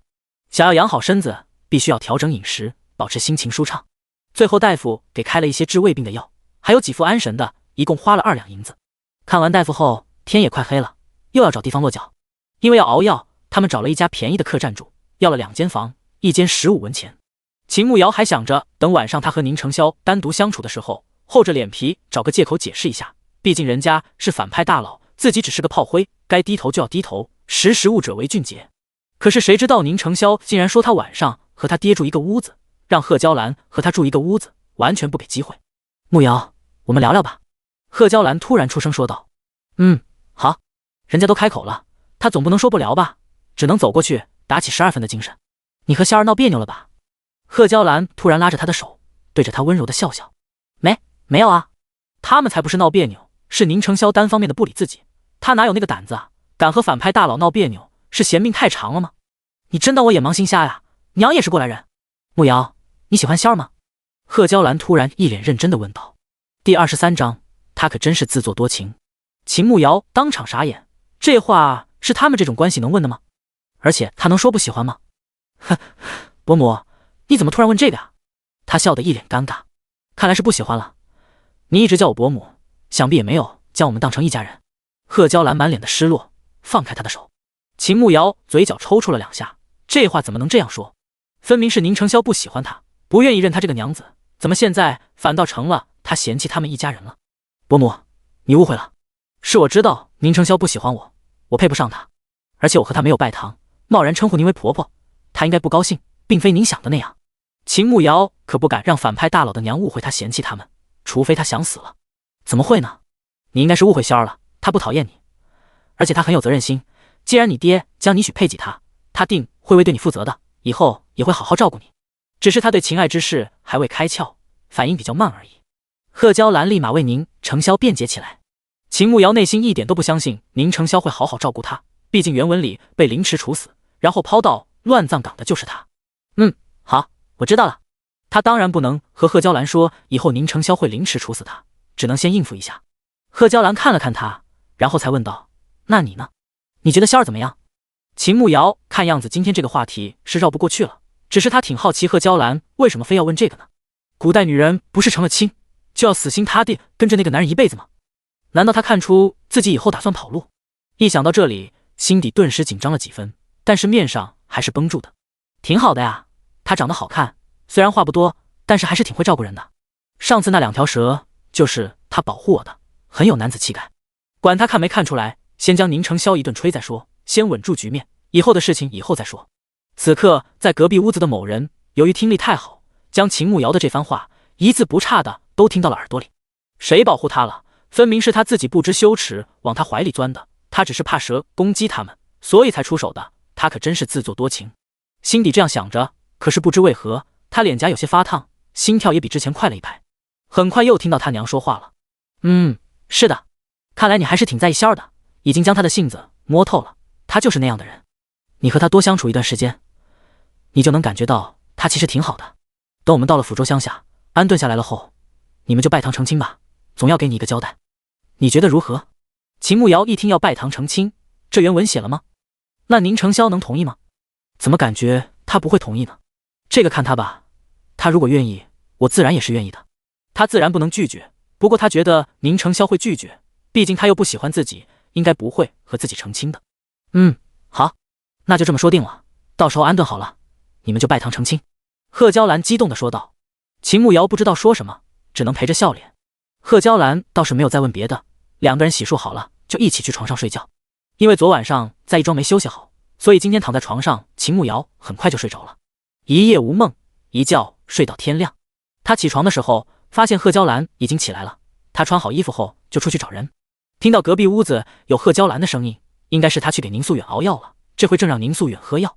他走到隔壁屋子，发现屋子里只有贺娇兰和宁素远，不见宁承霄的身影，估计他有事出去了。在客栈里洗漱好，没有在客栈吃东西，毕竟客栈的东西贵，他们虽然现在有点钱，但是去抚州那么远，自然不敢随意挥霍。等了大概半个小时，宁承霄可算出现了，说是事情已经办好了，可以出发继续赶路了。退了房以后，一行人走出客栈，正准备走人，却听到宁承霄开口了：“将东西放驴车上吧，这是我刚才出去买的，路途还遥远，爹身体不好，不宜太过劳累，坐驴车上赶路吧。”宁承霄指着旁边的驴车说道。三个人都好奇地投去目光，毛驴看上去还挺精神，后面套了一个木板车，十分的简单。你怎么乱花钱啊？我们走路就行，这得花多少钱啊？贺娇兰现在非常节约，毕竟之前那段时间饭都吃不上，一天只吃一顿饭，还没有水喝。她知道钱的重要性，花钱就特别节约。2两银子，宁承霄说道。秦慕瑶不知道行情，只知道2两银子相当于2000块钱，在现代2000块好像还买不到一辆电瓶车，应该不算贵。贺娇兰其实还有点心疼，可是钱都花了，再说别的也没意义，干脆闭嘴不说。大家将行李都放在驴车上，然后让宁素远和贺娇兰坐在驴车上，毕竟毛驴个头不算大，驮着行李和2个人已经差不多了。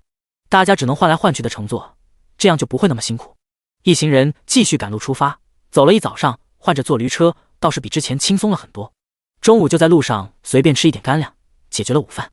吃过午饭后，因为走了一早上也累了，大家就说休息一会儿。秦慕瑶突然有些内急，就跑去没人的地方方便去了。他突然想起，好像农场说停服更新需要3天时间，似乎已经差不多了。他趁着这会没人，他们也在休息，赶紧掏出平安扣，让他带自己去农场看看。很快他就进入了农场，刚进去就听到系统提示音：欢迎主人回家，数据已经更新完成。为了补偿各位玩家，系统为玩家派发了关爱礼包，请去仓库查收。秦慕瑶一听还有这种好事，赶紧跑去仓库查看那关爱礼包里有什么东西。推开仓库大门，就看到货架上摆放着一个蓝色的礼盒。第24章奇葩的任务。他赶紧上前打开礼盒，只见到里面有一个精美的小盒子，里面装着一只人参。他不懂人参好坏，但是看着包装还算精致，应该还不错。小盒子旁边还放着一大包啤酒酵母粉，上面还附赠了说明书。秦慕瑶一脸懵逼，这玩意儿有啥用？难不成要他酿啤酒？他以前工作很忙，工作压力很大，闲暇的时候确实会看一些乡村美食博主，也见到他们自己酿过啤酒。可是他自己没有动手做过，这难度有点大啊。他记得酿啤酒得用小麦，正好他这仓库里还有1箩筐小麦。他之前还在想，这个小麦没有磨成面粉，他要怎么才能磨成面粉？现在有了这个啤酒酵母，他是不是能捯饬一番？可是别的工具还没有啊。他们现在每天都要赶路，也没有厨房能做东西，所以这个只能放一放了。又翻看了一下礼盒，里面还有1包盐和1袋白砂糖，还有一颗黄色的水晶一样的石头。秦慕瑶将水晶石拿出来，一脸懵逼地研究了一下，这玩意儿又是用来干嘛的？主人，黄色水晶石以后可以用来合成稀有植物种子。突然头顶响起了系统的提醒声音，吓了秦慕瑶一大跳。他将水晶石放下，然后快速地又去将自己之前种的粮食收了，重新种了一些小麦，毕竟他有啤酒酵母了，要是真的要酿啤酒，肯定需要不少小麦。所以他将3块地都种上了小麦，反正1块地只能收获1箩筐，也不算多，就是比较快。将地里的活处理了，又去看了鸡笼，将鸡蛋收获，顺便把鸡喂了。系统提示他等级提升了，可以多增加2只鸡，他果断选择了添加。因为等级的提升，爱的小屋也能解锁别的家具。他又去小屋看了一下，已经有的是桌椅、壁炉和沙发，目前可以解锁鞋柜和地板。他赶紧将这2样解锁了。不过他一直很想解锁厨房，这样他就能在这里做东西吃了。可是系统提醒他需要解锁厨房，等级需要到10级，目前他的等级才8级，还要差2级。今天有别的任务吗？他现在只想赶紧做任务，提醒自己的等级，再解锁更多的功能。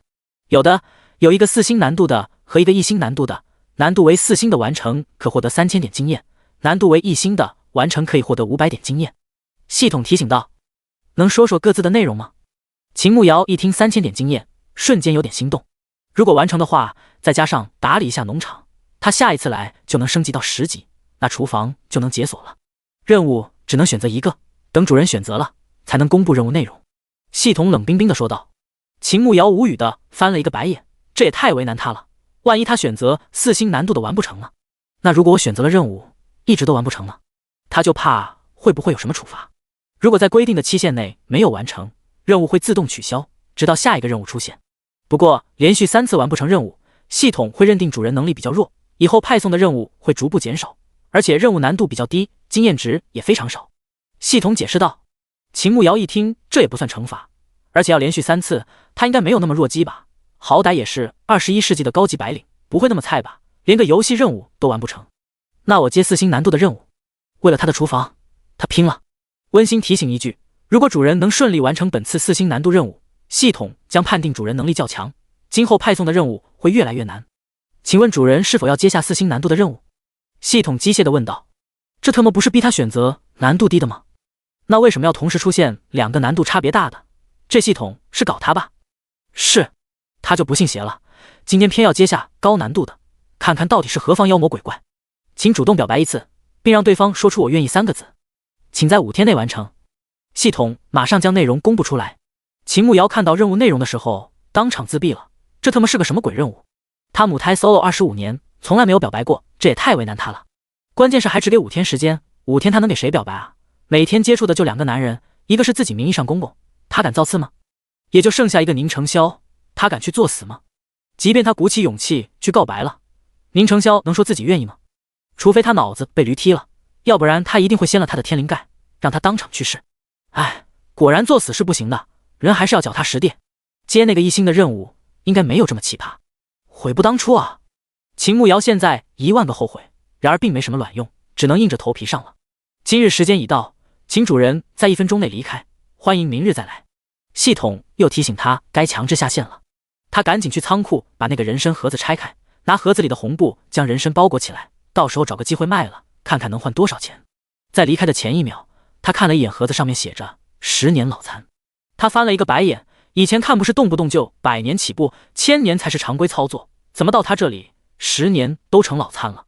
刚从空间里出来，就听到有车轮碾着石子的声音，他马上将人参藏好，然后顺着声音望过去，就看到宁承霄出现在不远处。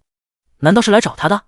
然而下一秒，他就看到宁承霄扫了一眼四周，应该是确定有没有人，然后掀开袍子开始解腰带。靠，他是来小姐的吗？非礼勿视，非礼勿视，他不能偷看男人小姐，会长针眼的。他用手捂着自己的脸，心里很紧张，毕竟这事怎么看都觉得自己好猥琐。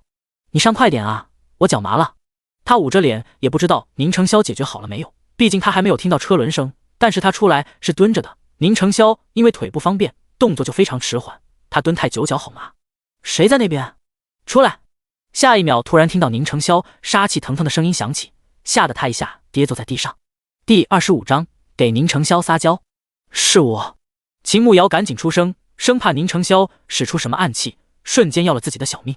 宁承霄听到秦慕瑶的声，袖子里的手收了回来，眉头紧紧地皱了起来，目光冷冽地望了过来。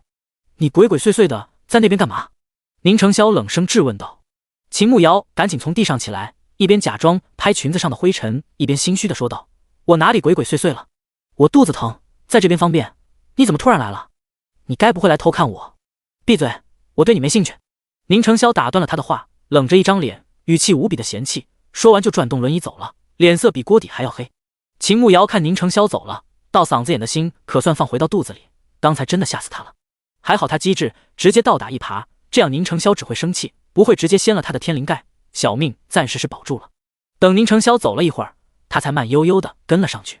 回到之前休息的地方，贺娇兰连忙拉着他的手问道：可是哪里不舒服？怎么去了那么久？自从昨天晚上后，秦慕瑶明显感觉贺娇兰对他比之前热情多了，难不成真打算到了抚州就让他和宁承霄拜堂成亲吗？他内心是有点小期待的，毕竟作为一个颜狗，真的太吃宁承霄的脸。就是和反派大佬成亲吧，挺费小命的，他还是有点虚的。没有，就是最近没吃蔬菜，有点便秘。秦慕瑶不敢让贺娇兰知道空间的事情，只能找个借口糊弄过去。贺娇兰微微一愣，脸上表情有些不自然，毕竟这种事情太过私密，就这样说出来，多少有点不懂礼数。一行人继续赶路，在天黑之前赶到了一个小镇上，因为他们暂时还有点银子，晚上还是找了一家便宜的客栈住下。毕竟宁素远还要喝药，身体不好，在外面休息不好，住在客栈能好好休息，对身体恢复也有好处。依旧是开了2间屋子，本来秦慕瑶以为晚上又是贺娇兰和他睡一个屋，可是等他把东西收拾好，发现宁承霄竟然进来了。你有事？自从中午发生了那事之后，宁承霄就没有搭理过他，连一个正眼都没有，又傲娇又臭屁。这会突然来他们这间屋子，多半是有事。没有，宁承霄冷冷地说道。秦慕瑶不解地望着他，这回外面都黑了，按照平时的话也该休息了，他不回房间睡觉，来这里做什么？时间也不早了，你是不是要回去休息了？他看宁承霄冷着一张脸，也不吱声，只能自己问他。我晚上就在这里睡。宁承霄沉着脸说道。如果不是他娘逼他来这个房间，他才不会来。秦慕瑶一听宁承霄晚上住这里，那就是说他们又要同床共枕了，他怎么内心还有点小激动？但是看宁承霄板着一张脸，显然还在生气。真不知道他这人怎么那么小气，一点都不大度，这2天都臭着一张脸。宁承霄，你是不是在生气？他想到自己今天做死街的任务，虽然他心里已经打算放弃了，可是骨子里那个不服输的劲迫使他必须试一下，不能轻易认输。所以他决定好好和宁承霄聊一下，至少让他不要再不搭理自己。没有，宁承霄一口否认，说完就向着床边去了，指着床上的被子说道，把被子拿下来，晚上我睡地上。秦慕瑶虽然没有谈过恋爱，但是察言观色还是会的，这还不叫生气叫什么？你不是说我们是夫妻，我们应该睡一张床吗？你这又是何意？他走到宁承霄身边问道。宁承霄被问的语塞，毕竟前天晚上他确实说过那话，现在有种搬起石头砸自己脚的感觉，所以他只能闭嘴不说话。哎呀，你别那么小气好不好吗？我偷偷藏土豆是我不对，还不是因为你不喜欢我，从来没有将我当成你的娘子，我怕自己被你们丢下，我一个弱女子怎么生存嘛，所以才藏的。别生气了，我以后都拿出来，行不行吗？秦慕瑶见宁承霄不说话，赶紧上前认错。虽然没有谈过恋爱，但是现代经常听说撒娇女人最好命，男人最受不了会撒娇的女人，所以他也带了一点撒娇的口吻。宁承霄听到秦慕瑶撒娇的口吻，还有他就蹲在自己身侧，一双媚眼看着自己，无辜又娇媚，心脏好像被什么撞了几下，又紧张又慌乱。所以还是我的错？他赶紧收回目光，绷着脸问道。当然不是你的错，我知道你不喜欢我，我配不上你，我就是给自己留条退路嘛。开什么玩笑？他敢说反派大佬有错吗？哼，胡说八道。赶路累了，睡觉。宁承霄板着脸说道，其实内心的不舒服已经散去。他现在心里有些烦躁，他明明知道他在自己身边有目的，可是为什么还是会被他影响？他到底怎么了？秦慕瑶也不知道宁承霄到底还生不生气，反正他没有再说睡地上，应该没有那么生气了吧。今天他可小心了，动作都非常仔细，躺在最里面，尽量不碰到宁承霄，免得惹他生气。这一晚上就这样相安无事的过去。上半夜他因为担心睡得不是太好，但是睡着了以后心里没想事情，自然就好多了。第二天早上起来，等宁素远喝了药就退了房，打算去买点吃的，就继续赶路。距离抚州乡下，按照目前的进度，应该还需要1个月0-5天。秦慕瑶在买吃的路上发现了一家药铺，他想着自己还有一株10年人参，应该还能卖点钱，找了个借口偷偷跑去药铺。本来他以为10年的人参应该卖不了几个钱，但是没想到人参泡制过的，而且手法独特，掌柜直接给了4两银子。他赶紧将钱收好，然后再匆匆离开药铺去找宁承霄他们。刚找到宁承霄他们，天空乌云密布，马上就要下大雨了，这样自然是没法继续赶路的，只能暂时找地方休息，等这阵雨下过了再说。为了节约一点，几个人就找了一处没人的废弃院子暂时避雨，不过没人住，屋子也在漏雨，他们只能暂时避一下。本以为这一场雨也和之前一样，下一阵就停了，但是雨势越来越大，下来足足1个时辰都没有停。本来漏雨的屋子，现在地上都浸湿了，有些凹陷的地方也积水了。秦慕瑶看着大雨滂沱，心底的担忧又升起来了。照这样下去，极有可能会出现洪涝，到时候只怕没法赶路。就在他担心不已的时候，突然听到外面有人大喊：“快跑！洪水冲来了！”第26章，仙儿，你抱着你媳妇儿。秦慕瑶身子一怔，不会真这么倒霉吧？洪涝这么快就来了？你们把东西拿好，我出去看看。秦慕瑶心里虽然有些害怕，可是眼下必须冷静，逃命要紧。他冒着大雨冲了出去，走出院子大门，就看到一大群人正在雨中逃窜，男女老少都有。路上的水已经到了小腿，因为路上很多人，水混着泥土，变得非常的浑浊。他对这里的地势也不熟悉，就看到好些人都往右边跑。他趁机拉住一个女人问道：“大嫂，你们这么大的雨去哪里啊？你不知道吗？大坪水库的堤坝被水冲垮了，马上洪水就要来了，你还不赶紧跑，一会洪水来了就只有等死。”女人一边说一边走，生怕跑慢了，等会洪水来了被淹死。之前不是几个月都没有下雨，水库肯定都干了吧？这回虽然再下雨，也不至于水库一下满了，堤坝还被冲垮吧？他连忙跟上那个女人的步伐，焦急地问道：“大妹子，你是外地逃荒来的吧？我们水墨镇前几天一直在下雨，就昨天晴了半天，水库的水早就满了。今天这个雨太大了，水库的水漫出来，还把堤坝给冲垮了，快逃吧！”女人说完就抓紧包袱，快步地跟上其他人。秦慕瑶停下脚步，看着已经地面的水，如果真的是水库堤坝塌了，那就要赶紧走，不然真的会被淹死的。他不敢耽误，马上跑回院子里：“快点上车，马上走！他们附近的水库决堤了，洪水马上就要来了，我们必须马上离开这里，找一处地势高的地方暂时避一避。”秦慕瑶一边往里走一边说道。宁承霄眉头蹙了一下：“怎么这要巧？难道天真的要亡他们家吗？”伯父身体不舒服就坐车，宁承霄腿不方便也坐车，我和伯母走路，快点，不能再耽误了。秦慕瑶看着还不动的几个人，急得不行，马上安排几个人怎么撤离。好。贺娇兰自然是没意见的，连忙将东西拿上驴车，再让宁素远快点上车。宁承霄知道现在不是逞能的时候，更不能耽误，什么都没说，乖乖的上了驴车。当地人都往右边跑了，估计那边地势高一些，我们也往那边走。秦慕瑶抓住贺娇兰的手，路上太滑，害怕她一会摔倒了。宁承霄点点头，看向右边的路，还能看到最后面的几个身影。你们小心一点，我赶车去找个安全的地方将爹放下，再来接你们。宁承霄说完就马上赶着驴车离开，时间宝贵，一刻都不能耽误。秦慕瑶拉着贺娇兰的手，趟着到小腿的水，冒着大雨前进，感觉走了好长时间，但是却没有走多远。突然贺娇兰脚下一滑，整个人径直摔进了浑浊的水中。伯母，您没事吧？快起来，我拉你。秦慕瑶一把抹掉脸上的雨水，连忙伸出手去拉贺娇兰。你先走吧，我腿摔了，现在很疼，站不起来，我等仙儿一会来接我吧。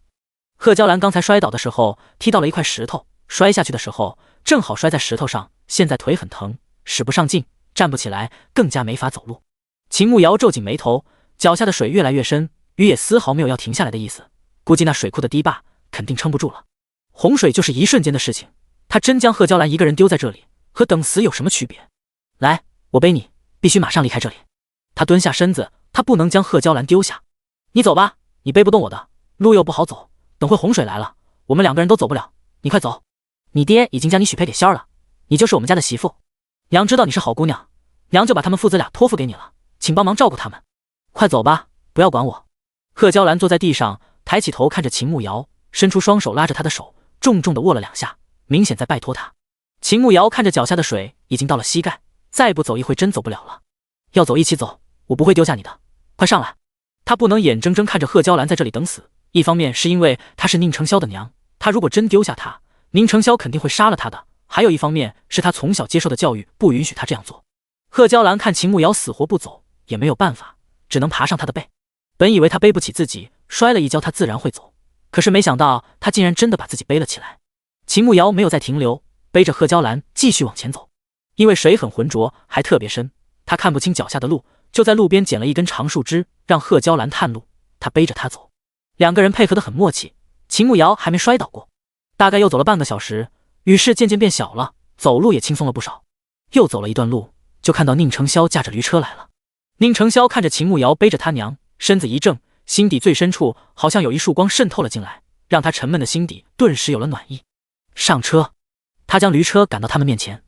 秦慕瑶先将贺娇兰放上车，然后说道：“你们赶紧走，我自己走路，我将行李交给爹看着，你也上来一起。”宁承霄说道。秦慕瑶一听，马上也上车，毕竟小命重要。等秦慕瑶上车后，宁承霄赶紧赶着驴车去找他爹。下雨路上本身就很滑，驴车也不太稳，没走多远就颠簸了起来。秦慕瑶就坐在边上，差点摔下去，好在他平衡性还不错，才没有掉下去。小二，你把你媳妇儿抱着，路不平，她身子单薄，一会摔下去了。贺娇兰见状，赶紧出声说道。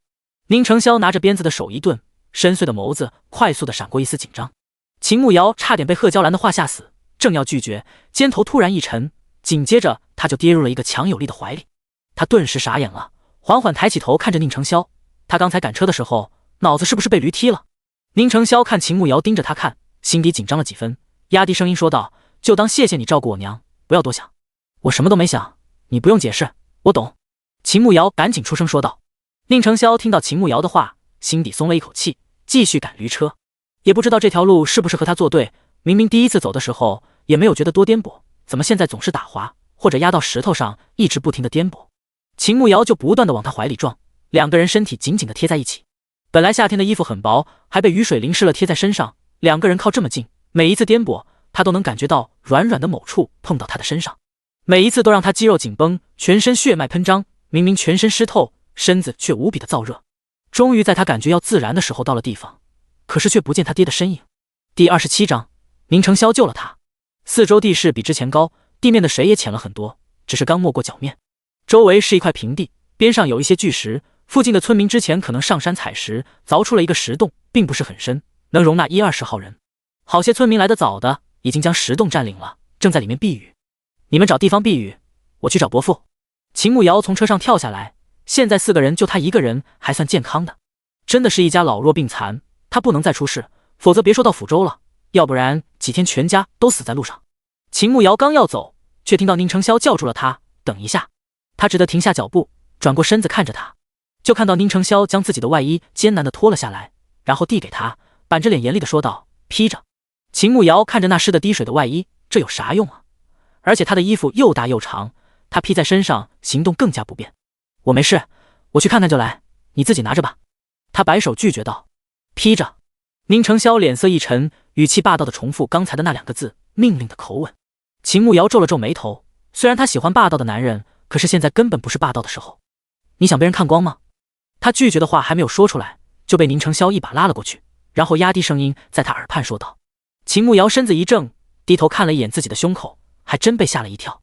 衣服全部贴在身上，胸前的曲线被勾了出来，饱满美好的形状越发的惹眼。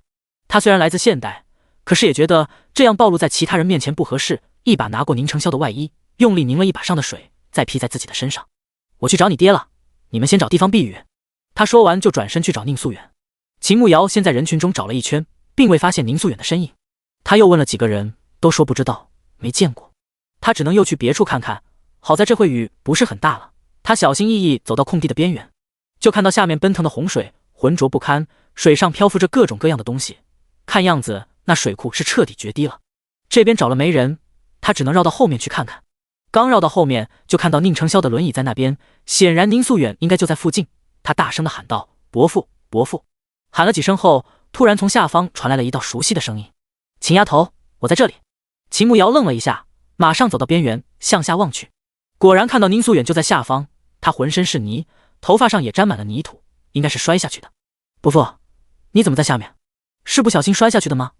来，我拉你上来。”秦慕瑶蹲下身子说道：“我是摔下来的，不过这下面有2间石屋，里面没有人，估计主人外出了，这雨还没有停，我们可以在这里暂时避一下雨。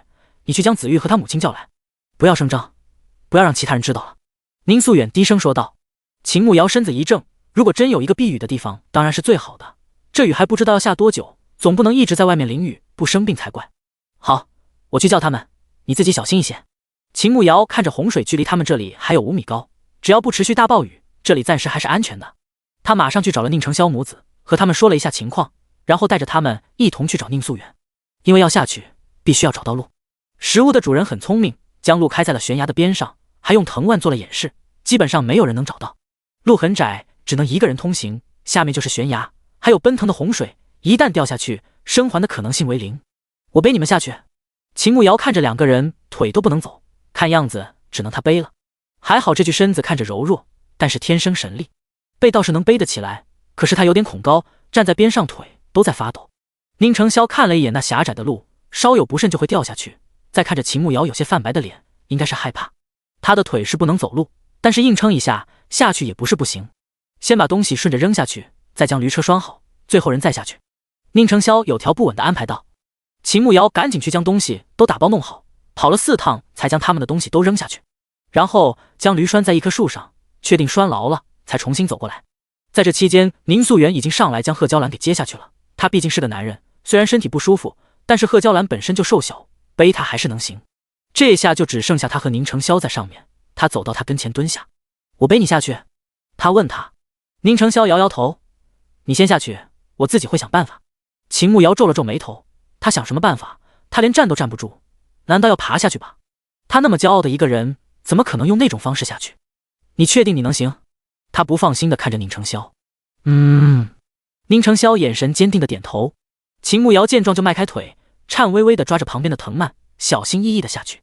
可能是因为太紧张，走到中间那几个台阶的时候，他脚下一滑，身子直接向着悬崖仰过去，吓得他惊呼了起来。啊！他惊悚地喊了一声，一颗心跳得很快。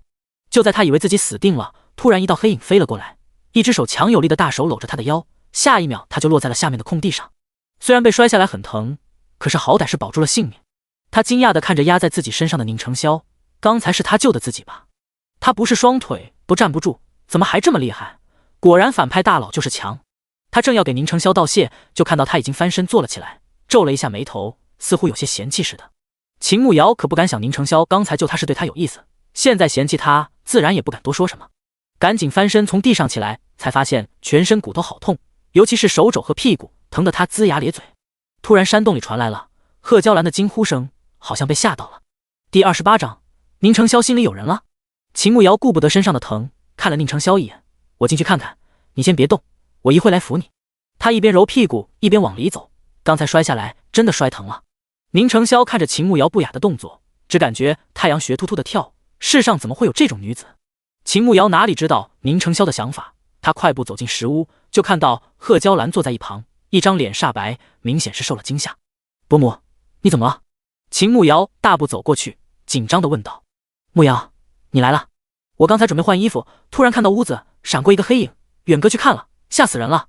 贺娇兰看到秦慕瑶后，一把拉着她的手，心里真的挺害怕的。伯父不是说这屋子里没有人吗？怎么会有黑影？秦慕瑶一听也紧张了起来，难不成这石屋子还闹鬼？应该不会吧，这不是一本普通大女主的，又不是仙侠文，不应该有鬼怪吧？我也不知道，就是一下从我面前晃过去。贺娇兰紧张地说道。那你先换衣服，我在旁边守着。秦慕瑶心里是有点害怕，但是他们好歹有4个人，而且宁承霄还有功夫，他虽然不会武功，但是天生神力，对方要是一个人，应该不是他们的对手。贺娇兰摇摇头，现在还没有搞清楚那黑影是什么，他也不敢贸然脱衣服，万一会有人来了，被人看到了，他可没脸活人。很快宁素远就回来了。怎么样，找到什么了吗？贺娇兰紧张地问道。宁素远摇摇头，没有，我早就查看过这2间石屋子，并未发现有人，会不会是山里的动物？看下雨了，来这里避雨。贺娇兰怔了一下，然后说道，有可能是吧，那黑影确实不大，不像是人，一晃就过去了。秦慕瑶一听顿时放心下来，只要不是人倒是好说。我去把宁承霄扶进来。他赶紧起身外面找宁承霄，他还坐在外面的空地上。什么情况？宁承霄看到秦慕瑶出来，出声问道。秦慕瑶简单解释了一番，然后将宁承霄一把抱了起来，抱着他去了隔壁的屋子。这石屋在悬崖中间，墙壁上只开了一个小小的窗户口，通风采光，下雨天光线比较弱，所以屋子里光线很差，只能看到屋子里有一张石床，还有一个小石桌和2个凳子。石床上光秃秃的，床褥都没有，应该是主人拿走了。他将宁承霄抱过去放在石床上，然后说道，我去给你拿衣服，你把身上的湿衣服换了。宁承霄点点头。秦慕瑶出去给宁承霄拿了衣服，路上赶路他们放包裹里的衣服也有些湿润，但是比身上的还是要好很多。你先换衣服吧，我去外面看看。他将衣服放在宁承霄旁边说道。好，宁承霄轻声说道。秦慕瑶转身出去，找到自己的包袱，从里面找了一套衣服出来，在外面等了一会儿，估计宁承霄已经换好了。他出声问道，你换好了吗？好了。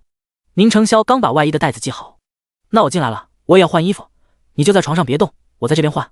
秦慕瑶看屋子里黑漆漆的，想必宁承霄也看不见自己换衣服，而且他一个反派大佬，对他又没有兴趣，肯定不会偷看，他没啥好担心的。知道了。宁承霄转过身子，背对着秦慕瑶。他堂堂一个君子，必不可能做出偷看一事的。秦慕瑶赶紧将身上的湿衣服脱下来，然后拿起干净的衣服换了起来。可是因为里面光线太暗，他看不清楚，总是把衣服穿错，然后又要重新穿。宁承霄背对着秦慕瑶，听到衣服摩擦的声音，脑海中突然浮现她湿衣贴身的画面。她不似圣经女子的娇小玲珑、温柔长相，带了2分异域的长相，五官更大气，上挑的眼尾妩媚的不行。一瞬间，身子好像得了热症一样，变得滚烫，胸膛里好似有一把火在烧一样。那火一路蔓延，停留在了那处，越发的灼热。宁承霄感觉自己疯了，他怎么会想那些？而且身体还不受控制。秦慕瑶到底对他做了什么，让他变成这副模样？他现在又气又恼，手指紧紧地握成拳头，想要将体内的灼热逼出去，可是体内气息却乱作一团，他竟然一点办法都没有。秦慕瑶完全不知道身后的人发生了什么，他只想赶紧把衣服穿上，现在脱掉湿衣服，才知道好冷，连着打了好几个喷嚏，感觉肯定会感冒的。折腾了好一会儿，他终于把衣服给穿好了。我穿好了，把你的湿衣服给我，我找个地方先搭着，估计一时半会也干不了。秦慕瑶走到床边，对着宁承霄说道。宁承霄终于冷静了下来，但是还是有点不敢直视秦慕瑶，总感觉心里怪怪的。他慌乱地将湿衣服递给秦慕瑶，想让他赶紧出去，他还需要再冷静一会儿。秦慕瑶拿着换下来的衣服，在这个石屋子里转了一圈，发现里面真的非常简单，家具都是石头打造的，也没有晾衣服的地方。还好找到了一根长一点的树枝，他找了一个地方将树枝搭上去，再将衣服晾到树枝上。外面的雨虽然小了，但是一直没有停。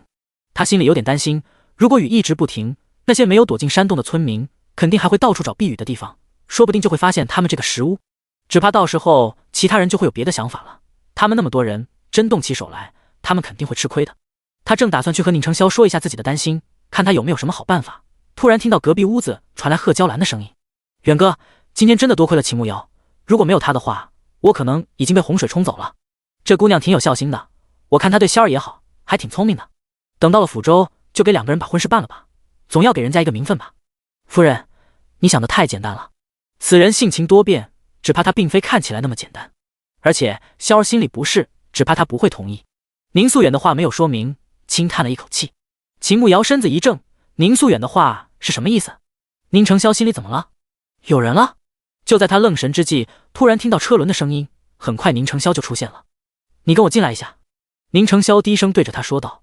第29章，他还是太天真了。秦慕瑶看了一眼宁承霄，心底还在想他爹刚才没说出来的话到底是什么意思。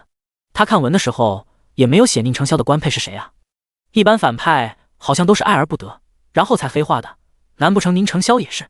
而反派对标的是女主，女主不是他三姐秦婉婉吗？所以宁承霄心里的人是秦婉婉吧？这么一想，他心情莫名的沉重了2分。本来他想以后不作死，好好讨好大佬，说不定还能苟住小命，而且说不定日久生情，他也能对自己有点好感呢。可是如果宁承霄喜欢秦婉婉，那肯定不会喜欢他的，而且为了能和女主在一起，他肯定会除掉自己这个绊脚石。越想越觉得前途一片黑暗，所以原文说原主百般折辱宁承霄，在他知道宁承霄有武功的时候就觉得不合理，现在想来那应该只是借口，只是为了名正言顺追求女主，所以他就必须死。靠，他居然还生出要感化反派大佬的想法，天真！远离反派，真爱狗命！你站在那里做什么？进来！宁承霄看秦慕瑶傻站在外面，半天没反应，也不知道在想什么。秦慕瑶听到宁承霄的话，这才回过神来，马上迈开腿进屋去。今后他可不敢胡思乱想了，端正对反派大佬的态度。找我有什么事吗？屋子黑漆漆的，他只能隐约看到宁承霄一个轮廓，估摸着合适的距离站住。这雨不知何时才会停，你不是还有一些粮食？还有多少？宁承霄问道。还有一些。秦慕瑶想了一下，不能说具体的，万一这雨还要下几天，那他说了具体的，到时候又凭空变出来吃的，宁承霄肯定会觉得他又偷藏了，觉得他不忠心，所以不能让他知道具体的。那你都拿出来，我给你钱。宁承霄说道。秦慕瑶愣了一下，随即反应过来，连忙摆手道：不用，我们是一起的，不需要分那么清楚。他可不敢要大佬的钱，这种时候赶紧表忠心，为今后逃命打下基础。宁承霄看了一眼秦慕瑶，希望他说的真话。随你，你把东西拿出来，我看看这屋子里有没有柴火。宁承霄说道。好。秦慕瑶点头答应下来。就是这雨好像一时半会也不停，外面还有好些村民，那个山洞也不够住，我怕他们到时候找到我们这里，会不会？秦慕瑶赶紧将自己的担忧说了出来。宁成霄自然是想到了这里，但是他看这个食物比较隐蔽，不是那么好发现。而且这回天一直在下雨，又是在悬崖边上，下面还是洪水，那些人一时半会也不敢轻举妄动。至少今天他们还是安全的，等明天天亮了，看天气再说。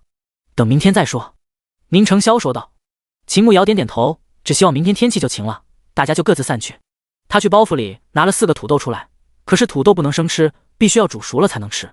好在这个食屋有一个小厨房，厨房还有炊具，不过没调味品，而且厨房里还有2捆柴火，应该是原主人之前捡回来的。他先去接了一些雨水回来，将厨房的灶台清理了一番，然后将土豆洗干净，放到锅里，加入清水一起煮。还好原主人将烟囱建在悬崖那边，他们现在生火煮东西，烟就散在悬崖那边，和雨水一同消失了。将土豆煮熟，往锅里加了水，用没有燃尽的柴火温着水，一会可以洗漱一下。晚上只能1人1个土豆，大家凑合着吃了。用温水简单洗漱了一番，大家就开始休息。屋子里一片漆黑，什么也做不了。你睡床，我晚上就在桌上趴着睡。秦牧瑶进屋后马上出声说道。自从知道宁成霄心上人是秦婉婉，他就时刻和他保持拒绝，毕竟他可争不过女主。天天和一个绝世帅哥一起，他又不是神仙，那么清心寡欲，他是个正常人，拥有7情6欲，不动心才怪。为了自己的小命，他还是主动保持距离比较好。宁成霄看着趴在石桌上睡觉的秦牧瑶，眉头紧紧地皱了起来。这女人又要干什么？既然她想睡那边，就让她睡好了，她又不是非要和她睡一起。晚上秦牧瑶趴在桌子上，根本睡不着，石桌子真的太硬了，而且屋子里蚊子很多，又没有被子盖，下雨天天气有些凉。她翻来覆去，一点睡意都没有，心里有些烦躁，不知道未来要怎么办。以前看觉得穿越真好，现在到了自己，才真的是苦不堪言，吃不饱，穿不暖，小命还岌岌可危。越想越觉得自己太悲惨了，没忍住叹了一口气。你干什么？突然床上的宁成霄出声问道。秦牧瑶被吓了一大跳，他以为宁成霄早就睡着了，这突然出声简直吓死人了。我睡不着，是不是吵到你了？那我去厨房坐会，你睡吧。他赶紧起身，可不敢耽误大佬休息。过来。他刚迈出一步，宁成霄带着2分命令的口吻说道。秦牧瑶抬起的腿顿住了，不解的皱眉，不知道他要干嘛，但是还是乖乖的走过去。这回天已经黑了，屋子里一点光线都没有，他根本看不清楚，只能伸出双手，一边摸一边往那边走，直接向前走3步，再左转走8步。宁成霄看着秦牧瑶摸索的样子，出声提醒道。秦牧瑶心底一愣，这货大晚上都能看见，不愧是反派大佬，太牛逼了。他按照宁成霄说的走，果然一下就找到了床边。你叫我来有什么事吗？他也不敢坐下，就乖乖的站在床边，脸上还不敢有别的表情，毕竟人家可是能看到的。躺下。宁成霄冷冷地说道。秦牧瑶身子一怔，脸上也露出了震惊的表情。他没有听错吧？宁成霄要他躺下，他想干嘛？突然耳边响起了蚊子嗡嗡的声音，他瞬间领会，大佬估计是让他来当移动血包的，这样蚊子就不会叮他了。这不合适吧？我去厨房休息就行了，你好好休息。他很招蚊子的，这个差事有点难搞，更何况反派大佬对他没兴趣，可以不动心，他对他有兴趣，怕自己沦陷。随便你，这石屋在山上，蛇鼠虫蚁多的是，你想去就去吧。宁成霄冷声说道。秦牧瑶一听，瞬间就怂了，他最怕蛇了。鞋子一脱，翻身就爬上床去，紧紧地靠在宁成霄的身侧，就差躲他怀里了。黑暗中，宁成霄嘴角微微上扬，然后闭着眼睛开始睡觉，这样果然没有蚊子烦他了。第30章，秦牧瑶生病了。秦牧瑶这一晚上睡得不算好，毕竟蚊子确实太多了，虽然手脚都有衣服挡着，可是脸确实没办法挡。可是半夜他实在挡不住困意，耷拉着眼皮睡了过去。睡着了以后，有蚊子叮他，他就动了一下脑袋。宁成霄躺在秦牧瑶的旁边，本来在秦牧瑶睡着的时候，他也打算休息的，可是刚闭上眼睛，就感觉脖子一颗毛茸茸的脑袋钻来钻去，他顿时怔住了，身子立马紧绷起来。本以为秦牧瑶马上就要将头移开，可是他不但没有，还在自己脖子上使劲蹭，口鼻间的气息全都打在他的脖子上，酥酥痒痒的，让他全身越发的紧绷，好像被点了穴一样，整个人都僵住了。烦死了，臭蚊子，你有本事咬宁成霄啊，就知道我欺负我，烦死了。秦牧瑶嘴里小声的嘟囔起来。宁成霄眉头紧蹙，这女人把头埋在自己脖子上，竟然是为了躲蚊子。他眉头紧皱，这女人还真是卑鄙。他一把将她推开，可是没过多久，她又贴了上来。如此反复2次，他就放弃了。秦牧瑶第2天睁开眼睛，就发现他的头靠在宁成霄的脖子上，整个人瞬间清醒，噌的一下坐起来，惊悚的看着身边的人。他说自己不是故意的，宁成霄会相信他吗？我先出去看看我们的驴车，你再休息一下。他翻身从床上起来，一刻都不敢和宁成霄待在一起，怕自己当场去世。说完就跟兔子一样，头也不回地跑了出去。外面的天其实才蒙蒙亮，不过雨倒是停了，应该是昨天淋雨，加上晚上睡觉没有被子，秦慕瑶感觉自己嗓子有些疼，看样子是感冒了。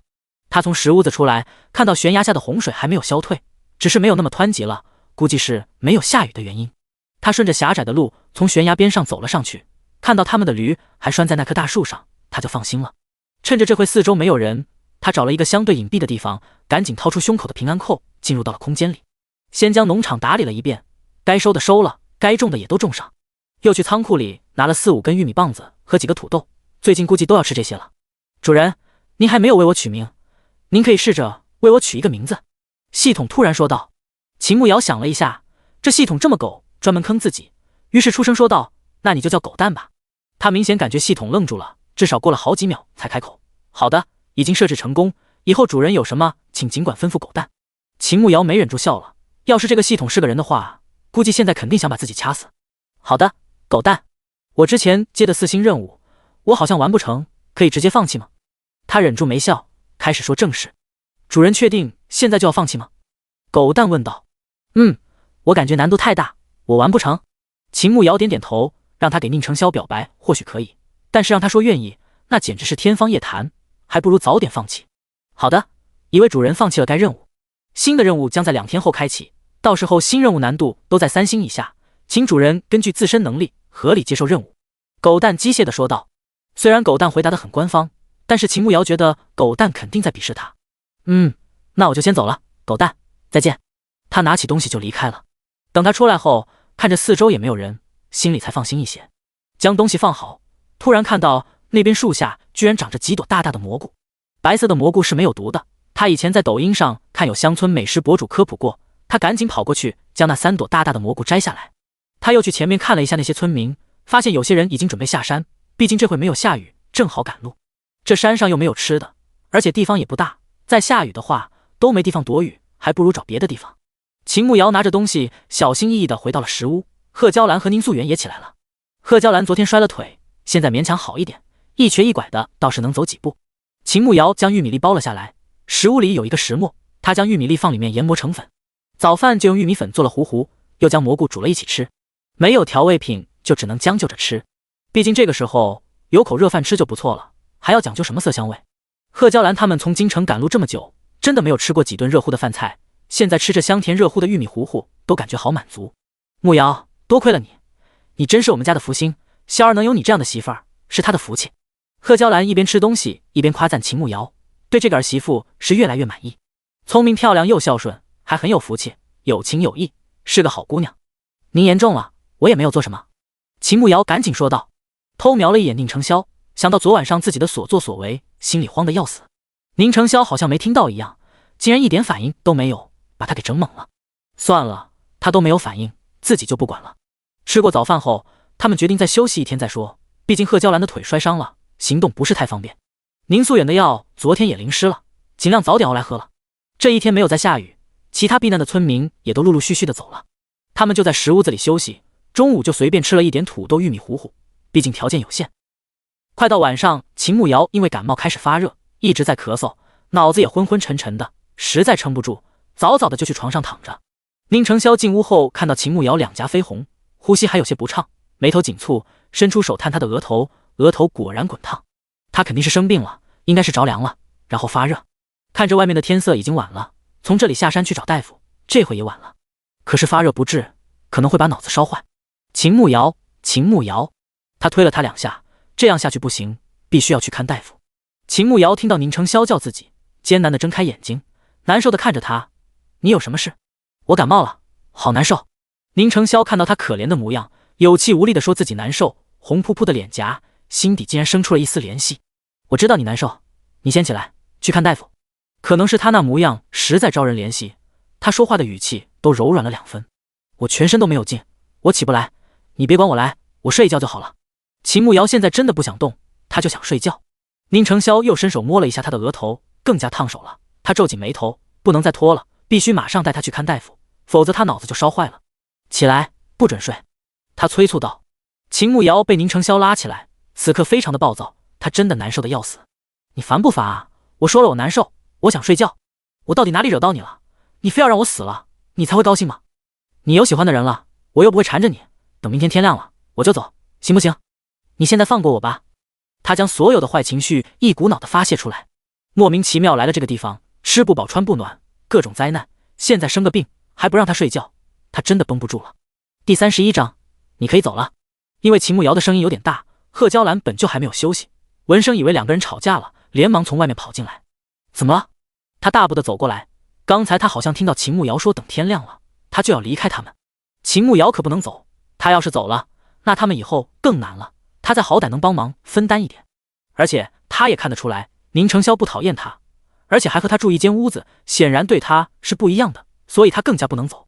霄儿，你是不是惹慕瑶生气了？你一个大男人就不能让着女子一点吗？贺娇兰生怕秦慕瑶走了，赶紧上前责备起宁成霄来。宁成霄听到他娘的责备，才从震惊的回过神来。刚才秦慕瑶说他有喜欢的人，他在胡说八道什么？看他分明是受不了和他们过穷日子，想自己跑了，才找这样的借口。他爱怎么样就怎么样吧，与我无关。宁成霄冷着脸说完，直接转动轮椅出去了。他再也不想管秦慕瑶的死活了，他是死是活都与自己无关。贺娇兰看到宁成霄出去，又无奈又着急，只能转头看着秦慕瑶。慕瑶，他就那臭脾气，你别和他一般见识。你告诉娘，你们怎么了？娘帮你收拾他。贺娇兰不管如何都不会让秦慕瑶走的，宁成霄不哄，他这个当娘的来哄。秦慕瑶刚才头太晕了，还有很疼，一时没忍住对着宁成霄发了脾气，现在冷静下来，顿时慌了。他一个炮灰女配，怎么敢对着反派大佬发火？是梁静茹给他的勇气吗？那个，昨天淋了雨，我着凉了，现在有些发热，浑身没劲，就想睡觉。他不让我睡觉，我就冲着他吼了几句，他好像生气了。秦慕瑶紧张且心虚的说道。贺娇兰闻言愣了一下，老脸突然有些发烫。这死儿子，人家姑娘都生病了，他怎么不知道忍忍？真的是一点不心疼女人。你都生病了，他不知道照顾你，还不顾及你的感受，他有什么脸面生气？你别怕，我一会去收拾他。你不舒服就好好休息，我去拿2套衣服来给你盖着，屋子里冷，捂出一身汗就好了。贺娇兰连忙拉着秦慕瑶的手说道。只要他不走，什么都好说。那个他生气了，真的没关系吗？秦慕瑶现在心里慌得要死，就怕自己一会睡着了，就再也醒不过来了。没事，分明就是他不对，你别怕，我会说他的，你好好休息。贺娇兰拍拍秦慕瑶的手背，温柔地安慰道。秦慕瑶点点头，他现在脑子真的昏昏沉沉，没什么精神，只会想好好睡觉。好，谢谢伯母，我先睡一觉。他给贺娇兰道完谢，就闭着眼睛睡觉。贺娇兰等秦慕瑶睡了，才一瘸一拐的出去。在屋子的外面看到坐在轮椅上眺望远方的宁成霄，大步的走了过去。霄儿，娘知道你长大了，以前也一直洁身自好，这刚和慕瑶关系近一点，但是你也不能太着急了，不顾她的身子，她在发热，身子不舒服，你多忍2天，等她好了再说。贺娇兰作为一个母亲，其实说这话是不合适的，可是又不能眼睁睁看着秦慕瑶走。再说两个人都有了夫妻之实，他们家虽然现在没落了，但是该有的责任和礼数还是得有，至少要给人家一个名分。宁成霄听到贺娇兰的话，眉头紧紧地皱了起来。那该死的女人到底和他娘说了什么？娘，你胡说什么？我与她不是你想的那样，我就是看她在发热，怕她把脑子烧坏了，想带她去看大夫。他沉着脸解释道。贺娇兰愣了一下，原来是这样吗？他居然闹了这么大一个误会，感觉有点丢脸。嗨嗨，那你们之前……贺娇兰尴尬地咳嗽了一声。我和他什么都没有。宁成霄说道。贺娇兰表情有些不自然，原来是他想歪了。哦，那你打算怎么安排他？既然话都说开了，他也要问清楚。他明天不是要走，那就让他走好了。既然不想留下，我自然不会强求。宁成霄袖子里的双手紧握成拳头，目光直视着远方，冷冷地说道，好似对秦慕瑶没有一丝留恋。贺娇兰一脸不赞同，压低声音问道，小儿，你当真对他一点心思都没有吗？宁成霄握紧的拳头又紧了2分，脑海中不断浮现秦慕瑶的样子，好的不好的将脑海填满了。没有，他马上否认，努力将脑海中他的样子甩出去。既然他一心想走，那他对他定无半分想法。他刚开始确实做的不怎么样，可是在山洞之后，他明显变了，对你，对我们都不一样了。你扪心自问一下，他对你到底如何？你今后想找一个他这样的，也未必好找，不要错过了才后悔。贺娇兰对现在的秦慕瑶是真的很满意，也非常喜欢，很想他能留下来。宁承霄没有说话，他心里也清楚，以他目前的情况，想娶妻定然很难，像秦慕瑶那样的更不容易。可是他从生了怪病之后，就从未想过娶妻生子，秦慕瑶都是秦家硬塞给他的。既然他现在想走，那他就让他走。娘，你去休息吧，我想一个人静静。他眺望天空的繁星，心情有些沉重。宁承霄一个人在外面坐了许久，最终还是回了屋子。看到秦慕瑶睡着了，但是满头是汗，额头依旧很烫。想到他腿疼的时候，他帮了自己，最终没能狠心下去打了一点凉水，打湿帕子敷在他额头上，如此反复了很多遍，直到天边泛白，秦慕瑶额头没有那么烫了，他才转身出去。秦慕瑶这一晚上睡得并不踏实，而且一直在做噩梦，梦到宁承霄拿着刀一刀一刀的割他的肉，不管他怎么求饶，他都无动于衷。醒过来的时候，满身都是汗，也不知道是被吓的还是发高烧出的。不过出了一身汗后，他感觉身子爽快多了，头也没有那么昏昏沉沉。他好像记得昨晚上有个人一直在照顾他，帮他擦汗，用凉帕子给他降温，可是现在床边一个人都没有。难道是他的幻觉吗？他翻身从床上起来，走出屋子就看到宁承霄他们在整理东西，好像是要准备离开这里继续赶路。他猛然想起他昨晚上赌气，好像说了今天天亮了就要走，可是那都是气话。而且宁承霄是出于好心，是关心他，他不领情就算了，还说了那种话，现在脑子清醒了，真的觉得自己在作死。果然生病了，脑子不好使，人也变得矫情。这下该怎么办？要不然厚着脸皮当没发生过，还是舔着脸去给人家道歉？就在他犹豫要怎么办时，就看到宁承霄面无表情的向着他这边来了。他心里一紧，偷偷的咽了一口口水。在宁承霄开口之前，他率先开口：昨晚上我生病了，脑子一直昏昏沉沉，说话不过脑子。我真的不是有意凶你的，是我狗咬吕洞宾，不识好人心，我有错，我悔过。你能不能原谅我的言不由衷？靠，反派大佬脸色那么难看，肯定是要对自己动手了。命都快没了，还管什么里子面子的？该认怂就要认怂。第32章，我喜欢你还来不及。宁承霄身子一怔，握着银子的手也顿住了。他昨天晚上还信誓旦旦说要走的，他都盘缠都给他准备好了，他现在居然说他昨晚上说的话都是言不由衷，那他到底还走不走？是说我烦言不由衷，还是想走言不由衷？他靠在椅背上，冷漠地看着秦慕瑶。都是言不由衷，我怎么可能烦你呢？我喜欢你还来不及，我不想走，一点都不想走。秦慕瑶连忙讨好地说道。千穿万穿马屁不穿，先把大佬稳住再说。宁承霄听到秦慕瑶说喜欢他还来不及，身子怔住了，心跳漏跳了一拍，耳尖有些发烫，袖子里的手紧了又紧。这女人到底要干什么？这种话能随便说出口吗？哪有女子这般主动，对一个男子表明心意，竟然脸都不红一下。轻浮，既然不走了，就赶紧收拾东西，这回天气晴了，下山继续赶路。宁承霄将目光移到别处，语气有些不自然，说完就转身走开，但是心跳还没有恢复正常。秦慕瑶看着走开的宁承霄，这才松一口气，小命暂时保住了。虽然反派大佬看着很好哄的样子，但是以后还是要谨慎一些。他赶紧将自己的东西收拾好，然后就跟着大家一起将东西运送到上面。可能是心里有愧，想要在大佬面前表现好一点，恐高都忘了，积极的搬东西，然后放在驴车上。将东西全部拿上来后，就只有宁承霄还在下面。宁承霄在离开之前，在石屋子里留了100文钱，算是他们这2天的借宿费。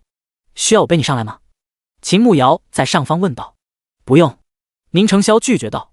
下一秒就看到他突然飞身从下方上来，一袭白衣胜雪，衣袂飘飘，墨发也随风飘扬，俊美无私，简直就是天上的谪仙下凡。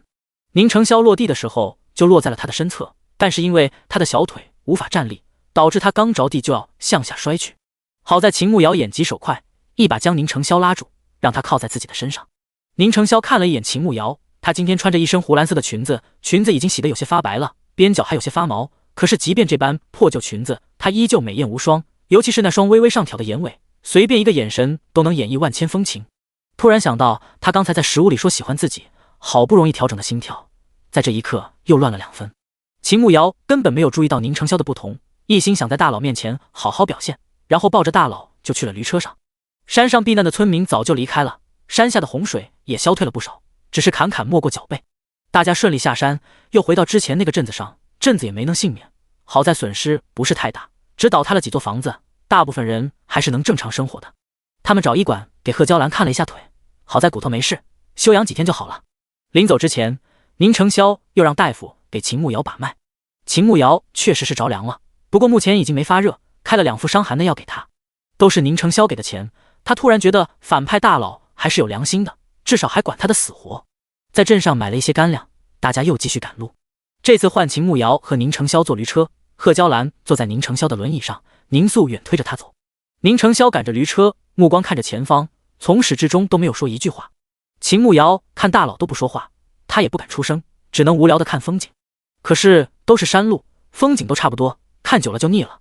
秦慕瑶实在太无聊了，没忍住出声问道：“到了抚州后，你有什么打算？”宁承霄握着鞭子的手顿了一下，他终究是忍不住了，开始打听自己的计划，问清楚了，然后就找机会给幕后的人报信吧。你觉得我这样一个废人，我该怎么打算？他一边赶车一边慢条斯理地说道。秦慕瑶听到宁承霄的自嘲，心底感觉挺不舒服的。谁说你是废人了？腿不能走就是废人吗？世上有很多人，有些人靠蛮力吃饭，有些人靠计谋吃饭。你这么聪明，将来一定会好起来的。他语气坚定地说道。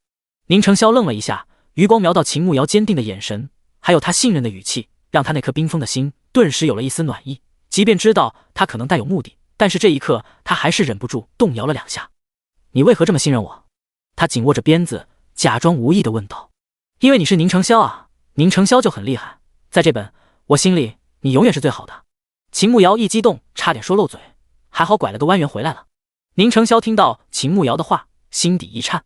他说在他心里自己是最好的，为了套取秘密，他可真是会睁眼说瞎话。好？哪里好？我连站都站不起来，还要你去找吃的，遇到事情也帮不上忙，你说我好，不觉得太虚伪了吗？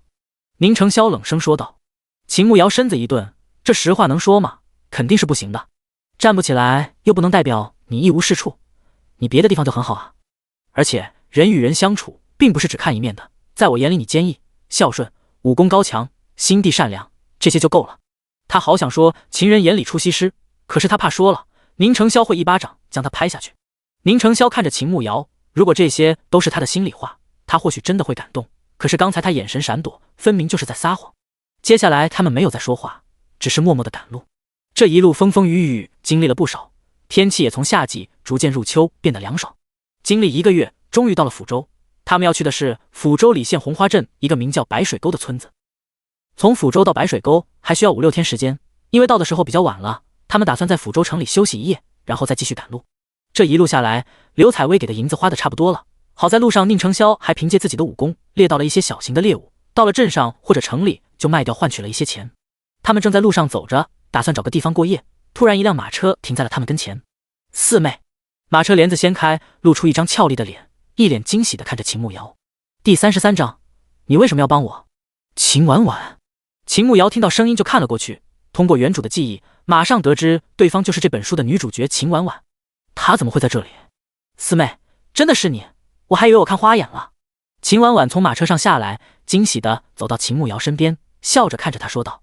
秦慕瑶面对秦婉婉的时候，内心还是有些紧张的，毕竟她是这本书的女主角，而且是大女主，特别工于心计，手段了得，惹到她的人下场都很惨。所以此刻她格外的谨慎，脑海中已经回忆了一番原剧情。秦婉婉之所以出现在这里，是因为她娘是抚州知府的妹妹，当年秦正浩来抚州办事，恰好救过她娘，加上秦正浩年轻的时候长相颇为出色，才华也不差，加上又是京城的官，那个时候秦婉婉的舅舅不过是一个小小的县城，就用自己的妹妹巴结秦正浩，然后才一路升官的。秦婉婉此番来抚州，好像是她外祖母70大寿，她是来给她外祖母贺寿的。其实抚州到京城也谈不上太远，他们走了1个多月，毕竟是走路，后面虽然有了驴车，也不能一次坐太多人，所以还是一路走走停停才到的，起码也就10天能到，马车慢一点也就半个月就到了。三姐，你怎么在这里？虽然他心里已经猜到，但是也要假装不知道，不然会引起秦婉婉的怀疑。他那么聪明的人，肯定马上就会察觉自己不是原来的秦慕瑶。我外祖母70大寿，我随我娘来给我外祖母贺寿的，没想到居然能在这里见到你，你怎么样？秦婉婉简单的解释了一句，然后打量秦慕瑶，她比之前瘦了不少，人也黑了一些，显然是这些日子风吹日晒，过了不少苦日子。秦婉婉说话的时候，看到旁边宁承霄一家人，对着几人施了一个礼，礼数周全，并未因为几个人被贬而轻视几个人。秦慕瑶看着秦婉婉对宁承霄行礼，突然想到宁承霄好像喜欢他，赶紧偷瞄了一眼宁承霄。他见到秦婉婉应该很高兴吧？可是为什么他好像没有多激动，甚至连眼神都和平时看他的差不多？莫非是因为自己现在失势，而且双腿还站不起来，穷困潦倒，所以自卑不敢表现出来？果然反派的爱都是很深沉的，莫名的有点心疼他。我挺好的。他不敢怠慢秦婉婉，赶紧收回自己的思绪说道。秦婉婉当然不相信秦慕瑶过得好，就从他风尘仆仆的模样就知道他过得并不好。宁公子，我想与我妹妹私下说两句话，可以吗？秦婉婉看向旁边的宁承霄说道。宁承霄看了一眼秦慕瑶，这一段时间相处来，他倒是隐藏得很好，说话看似大大咧咧，但是实则很小心。眼下尚书府的人来了，想必要传消息回去，那他倒要看看那些人还打算将他们家怎么样。随意。他点了点头。秦慕瑶一直暗中观察两个人的表情，这怎么看都不像是有奸情，难道是自己想错了吗？四妹，我们去那边说两句梯级话吧。秦婉婉拉着秦慕瑶的手说道。秦慕瑶自然不能拒绝，跟着秦婉婉走到一旁的树下去说话。四妹，上次你走得急，我也没有送你一程，你不会怪我吧？秦婉婉拉着他的手，一脸愧疚地说道。秦慕瑶不得不感叹秦婉婉是个做大事的，即便对她这个毫无用处的妹妹还能这般，真的不是一般人能做到的。根据原主的记忆，秦婉婉和她其实没什么交集，也就是逢年过节会在一起吃饭，平日里见面的机会都很少。秦婉婉虽然也是庶女，但是别人会察言观色，很会审时度势，非常精明，哄得秦夫人很高兴，所以在尚书府的处境比她好多了。不会。秦慕瑶根据记忆中原主和秦婉婉相处的模式，轻轻摇头说道。那就好。哎，我知道你心里委屈，爹那样做确实有失偏颇，你好歹也是他女儿，不过嫁给宁承霄也好，他人品不错，学问也是一等一的好，虽说他双腿生了恶疾，家里出了事，但是他人还是不错的，你好好和他过日子，将来也不错的。秦婉婉低声说道。秦慕瑶心底一愣，听秦婉婉的语气，对宁承霄还挺认可的，好像对他的人品还挺了解的，所以两个人私下也认识。三姐和他很熟吗？他没忍住，好奇地问道。秦婉婉愣了一下，连忙摆手，不熟，就是见过2次，感觉他人挺好的。你和他也相处了好些日子，应该也有感觉吧？还好。秦慕瑶不敢说宁承霄的坏话，只能随口敷衍道。那便好，你好好跟宁公子过日子，这些我自己攒的一点钱，你们去乡下了，日子肯定也不好过。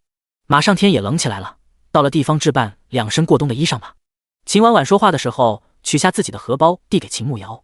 秦慕瑶不解地看着秦婉婉，按理说两个人关系也没有好到这个地步，她为何要帮自己？就因为她是女主，她心地善良，同情弱小吗？快拿着吧，我一会还有事情，就不和你多说了。我舅舅是抚州的知府，我会让他帮忙照顾你们的。你们以后要是有什么地方需要帮忙，可以来找我舅舅。秦婉婉一把将荷包塞到他的手上。秦慕瑶怔怔看着手中的荷包，三姐，你为何要帮我？我们是姐妹，虽然以前在家里走动的不多，但是骨子里流的血是一样的。你拿着吧，说不定今后我还需要你的帮忙呢。秦婉婉笑着说道。秦慕瑶可不相信秦婉婉今后会需要他的帮忙。秦婉婉看中的或许是宁承霄吧，如果不是看过知道秦婉婉是什么样的人，他真的会觉得她是一个好姐姐，心地善良。可是此刻他不得不多想，秦婉婉为人处事真的太厉害了，即便是落魄的王爷他都打点了。雪中送炭可不易，这份恩情足够宁家人记住。那便谢谢三姐了。他没法拒绝女主，只能承下这个情。不用，我还有事先走了，你们好好保重。秦婉婉说完就离开了。秦慕瑶拿着荷包走到宁承霄跟前，看着他面色如常，将荷包递给他。我三姐给你的。第34章，姑娘，你许人家了吗？宁承霄身子一怔，定定地看着秦慕瑶，眼底满是疑虑。给我？他皱着眉头问道。秦慕瑶看宁承霄皱眉，看样子似乎不想要。他说我们到乡下，日子比较艰苦，天气冷了，可以置办2套冬衣。他不知为何心里有点慌，怎么搞得他在说谎似的。本以为听了他的解释，宁承霄应该能理解了，可是却看到他眉头越皱越紧。我与你三姐只见过1次，话都不曾说过，你说他给我的？宁承霄沉着脸反问道。旁边的贺娇兰也有些疑惑，秦慕瑶的三姐好端端的给他儿子荷包做什么？男女有别，更何况现在他算是他儿子的小姨子，他怎么能做出这等荒唐之事？秦慕瑶心底一怔，话都没有说过吗？所以他之前一直认为宁承霄喜欢秦婉婉，为了他黑话，其实都是错的吗？靠，那现在这个乌龙闹大了，是我没有表达清楚，是我三姐给我们的，我这不是太马虎了，害怕弄丢了，想交给你保管。完了，这下宁承霄指不定怎么想他。显然秦慕瑶的这套说辞，宁承霄一个字都不相信，他总感觉他有什么事瞒着自己。既然是你三姐给你的，你自己留着便是。既然都知道秦慕瑶是有目的的，他又怎么会主动入圈套？秦慕瑶看宁承霄没有追问，悬着的心可算放下来一点。今后他还是别胡乱猜想大佬的事情，免得又闹出乌龙来。几个人找了一间最便宜的客栈住下，晚上还是秦慕瑶和宁承霄一间屋子。虽然这一路以来两个人朝夕相处，也比较熟悉了，住在一个屋子的次数也不少。只是自从在山洞之后，两个人虽然住在一个屋子，却不再同床共枕，基本上都是宁承霄睡地上，他睡在床上，分开休息。他一直以为他是为了心上人守身，他还一直将那个心上人带入的是秦婉婉，结果却并不是那样。所以宁承霄喜欢的人另有其人，也不知道是谁很幸运，能被宁承霄又帅又痴情的男人喜欢。躺在床上没有一点睡意，侧身看着地上的宁承霄，那颜值也太能打了，真的是360度无死角。心里生出了一丝小小的嫉妒，那个被他藏在心里的姑娘何其有幸啊！你不睡觉，看着我做什么？宁承霄早就注意到秦慕瑶的目光，之前他睡觉也要看自己两眼，但是今天看得太久了，而且目光还很炙热，让他浑身不自在，才出声问道：啊，没什么，就是觉得你好看，想多看两眼。指不定他哪天就离开了，古代又没个照相机，也没有照片，想看也看不到了。这种盛世美颜，他一定要多欣赏一下，最好是烙印在脑海里。宁承霄身子一正，耳间悄悄泛着红晕，被子里的手轻轻收拢。尚书府就是这样教导你礼仪的？他不知为何心底有些生气，他轻易地对一个男子说出这种话，想必之前也没少说，不知道已经对多少男子说过了。秦慕瑶愣了一下，他忘了这是古代，不能这样直白地说出来。那我不看了。他连忙收回目光，转过身子背对着宁承霄。宁承霄听到秦慕瑶转身，眉头轻蹙了一下。这一路相处下来，总感觉他与京城那些名门贵族家的小姐完全不一样。他不拘小节，性情洒脱，思维活跃，口无遮拦。秦正浩到底怎么培养他的？这一晚两个人都没有睡好，一直到了下半夜，秦慕瑶实在太困，才沉沉的睡去。宁承霄向来警惕，一直是等秦慕瑶睡着了，自己才会睡觉的。第二天起来吃了早饭，又买了一些吃的，他们就继续赶路。这一走又是5天，终于到了白水沟村子。不得不说，古代的农场是真的偏僻且穷，村子不算大，住着30来户人家，有集中修建房子的，也有单家独户，散落在整个村子里。他们拿着文书去找了白水沟的村长，村长姓白名振东，是个40岁多岁的中年男人，穿着朴素，看着倒是醇厚朴实。知道他们的来意后，又看了文书。今年灾难不断，先是几个月没有下雨，庄稼都死了，然后又下暴雨，涨洪水，好些人房子都塌了，眼下才刚修好。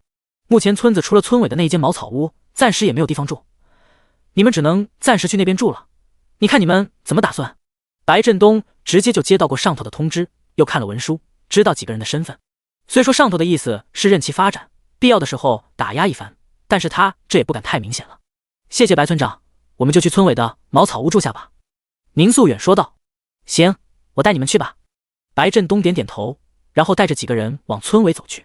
说茅草屋都有点牵强了，毕竟屋顶已经塌了一半，茅草都落在了地上，还有很多因为下雨淋湿都腐烂了。屋子只有2间，现在有一间房顶还坏了，屋里也没什么家具，床都没有。现在这样的秋季，晚上住在这里还是挺冷的。但是他们初来乍到，人生地不熟，身份也尴尬，住这里总比露宿街头好吧。等白振东走了以后，秦慕瑶才打量这个茅草屋。眼下才半上午，到晚上还有几个时辰，赶紧动手收拾，还能在天黑之前收拾好，晚上勉强能住人。我们先把这屋子收拾一下吧，等晚上才能住人。他出声说道。贺娇兰其实看到这样的屋子，心里都凉了一大截。可是谁让他们现在被贬为庶民，家财尽散，这样的苦日子才刚开始。看到秦慕瑶一点都没有嫌弃，还特别有干劲，心里也安慰多了。这一路来也多亏了他，如果不是他的话，他们可能早就死在路上了。尤其是宁素远，他身体一直不好，总是生病。如果不是秦慕瑶找吃的，拿粮食去换钱给他治病，估计他已经病死在路上了。几个人齐心打扫，先将院子里杂物清理了，这样方便进出。这个屋子显然很久没有人住了，院子里也生了不少杂草，还有一些小石头，一直整理到中午，才将院子里的杂物都清理干净。好在他们之前买了一些干粮，中午可以将就吃一点。村子里来了生人，肯定会引起关注，下午就有不少人跑来看热闹。听说他们是逃难来这里的，大家伙还是挺热情的，主动来帮忙收拾。秦慕瑶一直以为穷山恶水出刁民，没想到这些人心的还挺善良的，知道他们刚搬来没有吃的，有些婶子还送了一些菜给他们吃，真正感受到了乡下人的淳朴和善良。咦，小姑娘，看你也及笄了，许人家了吗？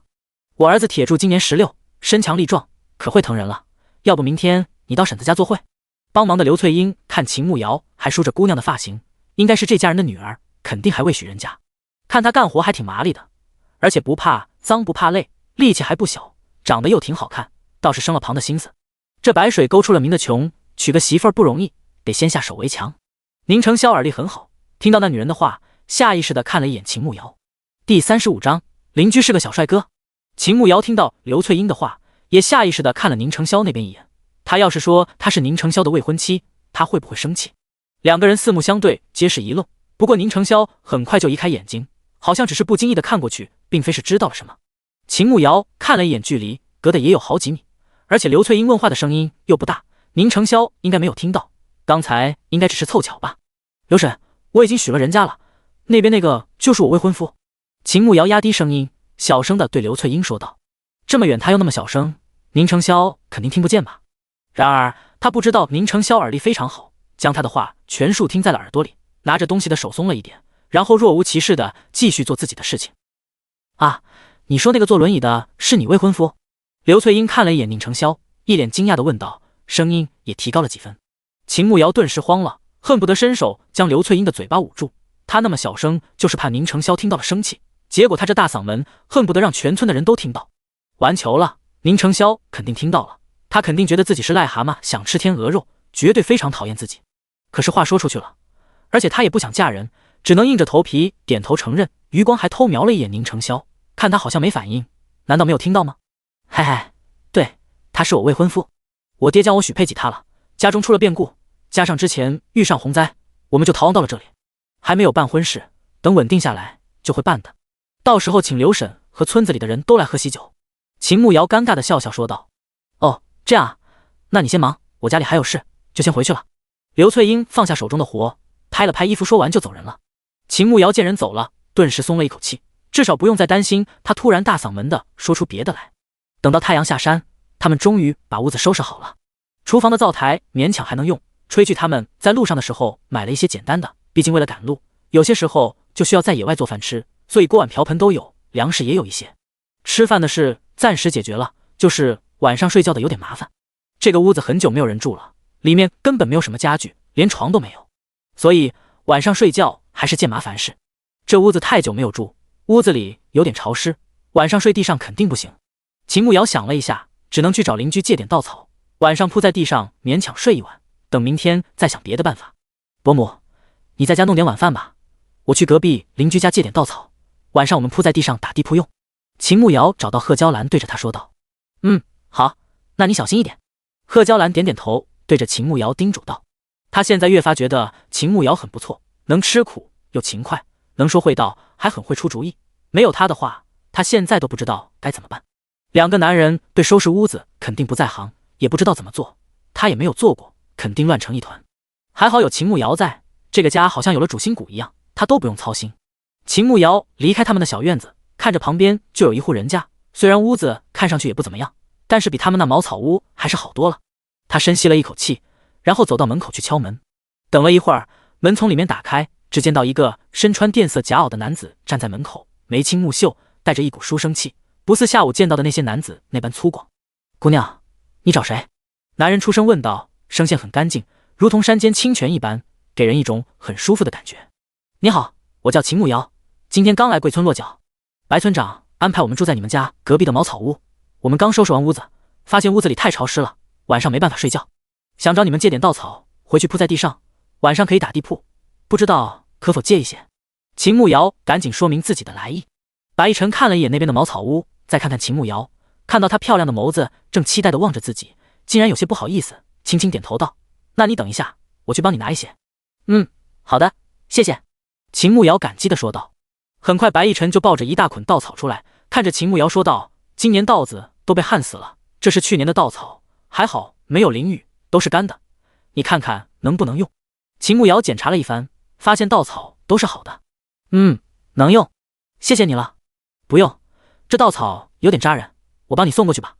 白逸晨看着秦慕瑶个子瘦小，那稻草虽然不重，但是很扎人。她一个姑娘家，又细皮嫩肉的，估计是不行的。没事，我自己来就行。还不知道您怎么称呼呢？秦慕瑶连忙摆摆手，人家好心给了他稻草，他哪里好意思再让人家给他送回去。在下姓白名逸晨，还是我帮秦姑娘送过去吧，反正也不远，几步就走到了。白逸晨说话的时候，已经提起稻草往秦慕瑶他们的茅草屋去了。啊，那就谢谢你了，白公子。秦慕瑶赶紧追上去，心想着古代是叫公子吧。白逸晨愣了一步，随即说道：秦姑娘唤我名字就好，我们就是普通农家人，公子实在当不起。哦，好。秦慕瑶也不懂，既然人家说叫名字，那他以后就叫名字吧。白逸晨帮着秦慕瑶将稻草提到了他们的院子门口，正巧遇到出来倒水的宁成霄。他看着有说有笑的两个人，眉头紧紧地皱了起来。白大哥，你就送到这里吧，真的太感谢你了。改天我去山上捡些柴火给你们家送去，就当还礼了。秦慕瑶看已经到家门口了，赶紧对着白逸晨道谢。不用，这些稻草也没多少，今后我们就是邻居了，秦姑娘不必那么客气。那时间也不早了，我就先回去了。白逸晨放下稻草，对着秦慕瑶说道：那便谢谢白大哥了，我家里还有很多事情，就不送白大哥了。秦慕瑶真的很感激白逸晨，感觉这村子的人真的挺不错的。无妨，我几步就走回去了。明日赶集日，我正好要去镇上办点事，秦姑娘不是也想去镇上买东西，明日可以一同去镇上，我给你带路。白逸晨不知为何见到秦慕瑶就觉得很亲切，不由自主的想要帮他。秦慕瑶正要答应，突然感觉旁边一道冷冽的目光射了过来，好像要将他看穿一样。他连忙望了过去，就看到宁成霄在那边正冷冷地盯着他。第36章，你就是秦慕瑶。秦慕瑶内心对宁成霄还是有些怕的，当看到他冷冽的目光，身子微微一颤，脑子快速地转动起来。他应该是在生气吧？他生气是看到他和白逸晨一起吧？肯定是这样，但是他可不敢认为宁成霄是在吃醋，他顶多就是觉得自己这样给他丢脸，所以才生气的。谢谢白大哥，我明天和刘婶约好了一起去镇上，就不劳烦你了。秦慕瑶赶紧拒绝白逸晨的好意，不想被宁成霄误会。好，那我便先走了。白逸晨说完就转身离开了。秦慕瑶赶紧拿着稻草进屋，看着宁成霄手里拿着一个空盆子，坐在轮椅上，目光冷冷地看着他。我去隔壁借的稻草，晚上可以铺在地上。那个你要是没事的话，我就先拿进去铺上试试。秦慕瑶面对宁成霄的时候，莫名有些心虚，拿着稻草就要走。宁成霄瞥了一眼秦慕瑶手中的稻草，语气冷漠地说道：秦慕瑶，你最好记住你的身份。说完就转动轮椅走开了。秦慕瑶愣了2秒钟，才不爽地撇撇嘴。他有啥身份啊？他们又没有成亲，他也没说要娶自己。但是这里毕竟是古代，单独和别的男人见面都会被说在偷情，要被进猪笼的。他以后还是注意点，免得没被宁成霄凌迟就提前进猪笼了。回到房间里，他将从白逸晨家里要来的稻草铺在地上。因为另一间屋子的屋顶漏风，晚上也没法住人，他只能将稻草都铺在一个屋子，铺得宽一点，这样他们4个人晚上能住下。虽然这样不合礼数，可是这一路逃亡，住过山洞，睡过义庄，宿在野外都过来了，总不能因为到了这里就必须要讲究了。现在这条件也没办法讲究，只能先将就一晚上。等他铺好稻草后，就去厨房看贺娇兰晚饭准备的怎么样了。路上他从空间里拿了玉米棒子，磨了一袋子玉米粉，路上基本上都是靠吃玉米糊糊填饱肚子，还剩了一些，晚上就煮这个。下午热心的乡亲们送了一些蔬菜，都是一些山里挖的野菜。贺娇兰毕竟以前身份尊贵，下厨也都是做样子，自己根本没有正儿八经做过饭。虽然在路上也做了2次，但是厨艺一言难尽，有时候饭菜都没有熟。伯母，我来做饭吧，你帮忙看着火。秦慕瑶害怕贺娇兰做的又不能吃，玉米糊糊也就够吃2顿了，不能浪费了。行，我去烧火。稻草你找到了吗？贺娇兰松了一口气，她确实不会做饭，又怕浪费粮食，所以刚才一直没有动手。已经铺到地上了，晚上把咱们的被褥放上就能睡了。明天我打算去镇上一趟，我3姐给了10两银子，我去买点粮食回来，顺便再买点棉花和布料回来。这个天一天天的冷起来，我们的衣服太单薄了，做2身衣服穿。秦慕瑶一边准备晚饭，一边同贺娇兰说自己的打算。贺娇兰连连点头，行，明天我陪你一起去吧，你一个人拿不了那么多东西。好，明天我们一起去镇上看看。秦慕瑶点点头，因为实在不想吃玉米糊糊，秦慕瑶将玉米粉调成粘稠的糊状，趁着贺娇兰没注意，往里面加了2个鸡蛋。玉米粉是黄色的，鸡蛋打进去也看不出来。路上要自己做饭，就买了一点油和盐，现在都还剩了一些。往锅里倒入了一点油，然后把玉米糊糊烙成一张张薄薄的饼。村民拿的菜里还有2颗小葱，切成葱花撒上，顿时香气四溢。木瑶，你这做的什么？怎么这么香？贺娇兰闻到香味，好奇地看着锅里。我烙了几张饼，一直吃玉米糊糊也吃腻了，正好乡亲们还送了一些野菜，一会煮个野菜汤，就着饼子吃。秦慕瑶解释道：好香，多亏有你啊，你真的是我们家的福星。你看我们也到地方了，今后就要在这里生活了。你与萧儿从京城到这里，大风大浪也都经历过了，这婚事要不然也抓紧时间办了吧。这里不比咱们在路上遇到那些人，那些人都是一面之缘，但是这里的人以后要天天见，你们如果一直没有办婚事，也怕人家说闲话不是？你觉得呢？贺娇兰现在只想让秦慕瑶和宁承霄把婚成了，这样她就不会再走了。听到成亲，秦慕瑶手上动作一顿，没及时翻锅里的饼，饼子被烫焦了一点，她闻到焦味，连忙翻面。这个你问宁承霄吧，我听他的，他哪敢做这个决定？毕竟宁承霄又不喜欢他，他若强行嫁给他，只会让他更讨厌吧。行，那我问问萧儿，然后选一个黄道吉日，你们把婚成了。贺娇兰一听秦慕瑶都听宁承霄，感觉这是成了，心里自然是高兴的。将晚饭做好以后，4个人就在院子里破桌子上吃饭，桌子的一条腿还是用石头垫上的。宁承霄看着桌子上的玉米饼和野菜汤，看色泽就知道不是他娘做的。看了一眼因为凳子不够站在一旁吃东西的秦慕瑶，他真的和一开始的时候变了很多，不管是性情还是做事，甚至连看人的眼神都不一样，真的好似换了一个人一样。可是他明明一直在自己眼皮子底下，而且他也试探过，他就是秦慕瑶，并非有人假扮的。他究竟是个什么样的人呢？吃过晚饭后，贺娇兰主动去收拾碗筷，毕竟做饭她不会，但是洗碗还是可以的。今时不同往日，这些事情必须要学着做。收拾了碗筷，又烧了热水，一家人轮番洗漱。洗漱完毕，天色也不早了，大家回了茅草屋里休息。这一晚大家都睡得还不错，毕竟到了地方，不用再赶路奔波，也不用再担心前面会遇到什么，心情也放松了不少，睡得自然就好多了。然而第二天，村子里突然冒出了一些关于秦慕瑶的流言。等他们吃了早饭，打算和贺娇兰去镇上买东西，刚走到村子口的时候，就被2个女子拦住了去路。你叫秦慕瑶？一个穿着粉色裙子，个子不高，还有些黑的女子趾高气扬地看着秦慕瑶问道。第37章流言蜚语。秦慕瑶看了一眼面前的女子，个子不高，脸庞还有些稚嫩，应该才13、14吧。是我，不知姑娘是？他们刚来村子，除了昨天去帮忙的几个婶子，还有就是隔壁的那个白逸晨，他也不认识其他人，还是先问问。我爹是村长，我叫白雪儿。白雪儿一边说，一边上下打量秦慕瑶，一脸的鄙夷。秦慕瑶看着白雪儿，心底翻了一个白眼，皮肤黑不溜秋的，真的是缺什么叫什么呀。白姑娘你好，不知道你找我有什么事吗？秦慕瑶忍住笑，别人好歹是村长家的女儿，她初来乍到还是小心一些。贺娇兰站在秦慕瑶身边，看着来者不善的白雪儿，眉头微微蹙了一下，一个小小的村长之女就敢如此跋扈，傲慢无人，果然穷山恶水出刁民，养不出有教养的人。听说你昨天才搬来我们村子，就勾搭上了白秀才，我告诉你，白秀才喜欢的是我表姐，白秀才的娘认定我表姐才是他儿媳妇，你最好离白秀才远点，别不知羞耻，到时候被人看不起。白雪儿板着一张脸，用教训的口吻对着秦慕瑶说话。秦慕瑶一脸懵逼，谁是白秀才？雪儿，好了，我们走吧，我相信白大哥不是那种人。跟着白雪儿来的黄衣女子突然上前拉着她，看了一眼秦慕瑶，表情有些尴尬。秦慕瑶听到白大哥，猛然想到白逸晨，莫非他就是白雪儿口中的白秀才？想到他眉清目秀，带有几分书生气，确实像是读书人，没想到他是秀才。走什么？这种不知羞耻的女子，我定要好好教训教训她，不能坏了我们白水沟村的名声。白雪儿看着秦慕瑶细皮嫩肉的，长得跟个狐妹子一样，一看就不是啥正经姑娘。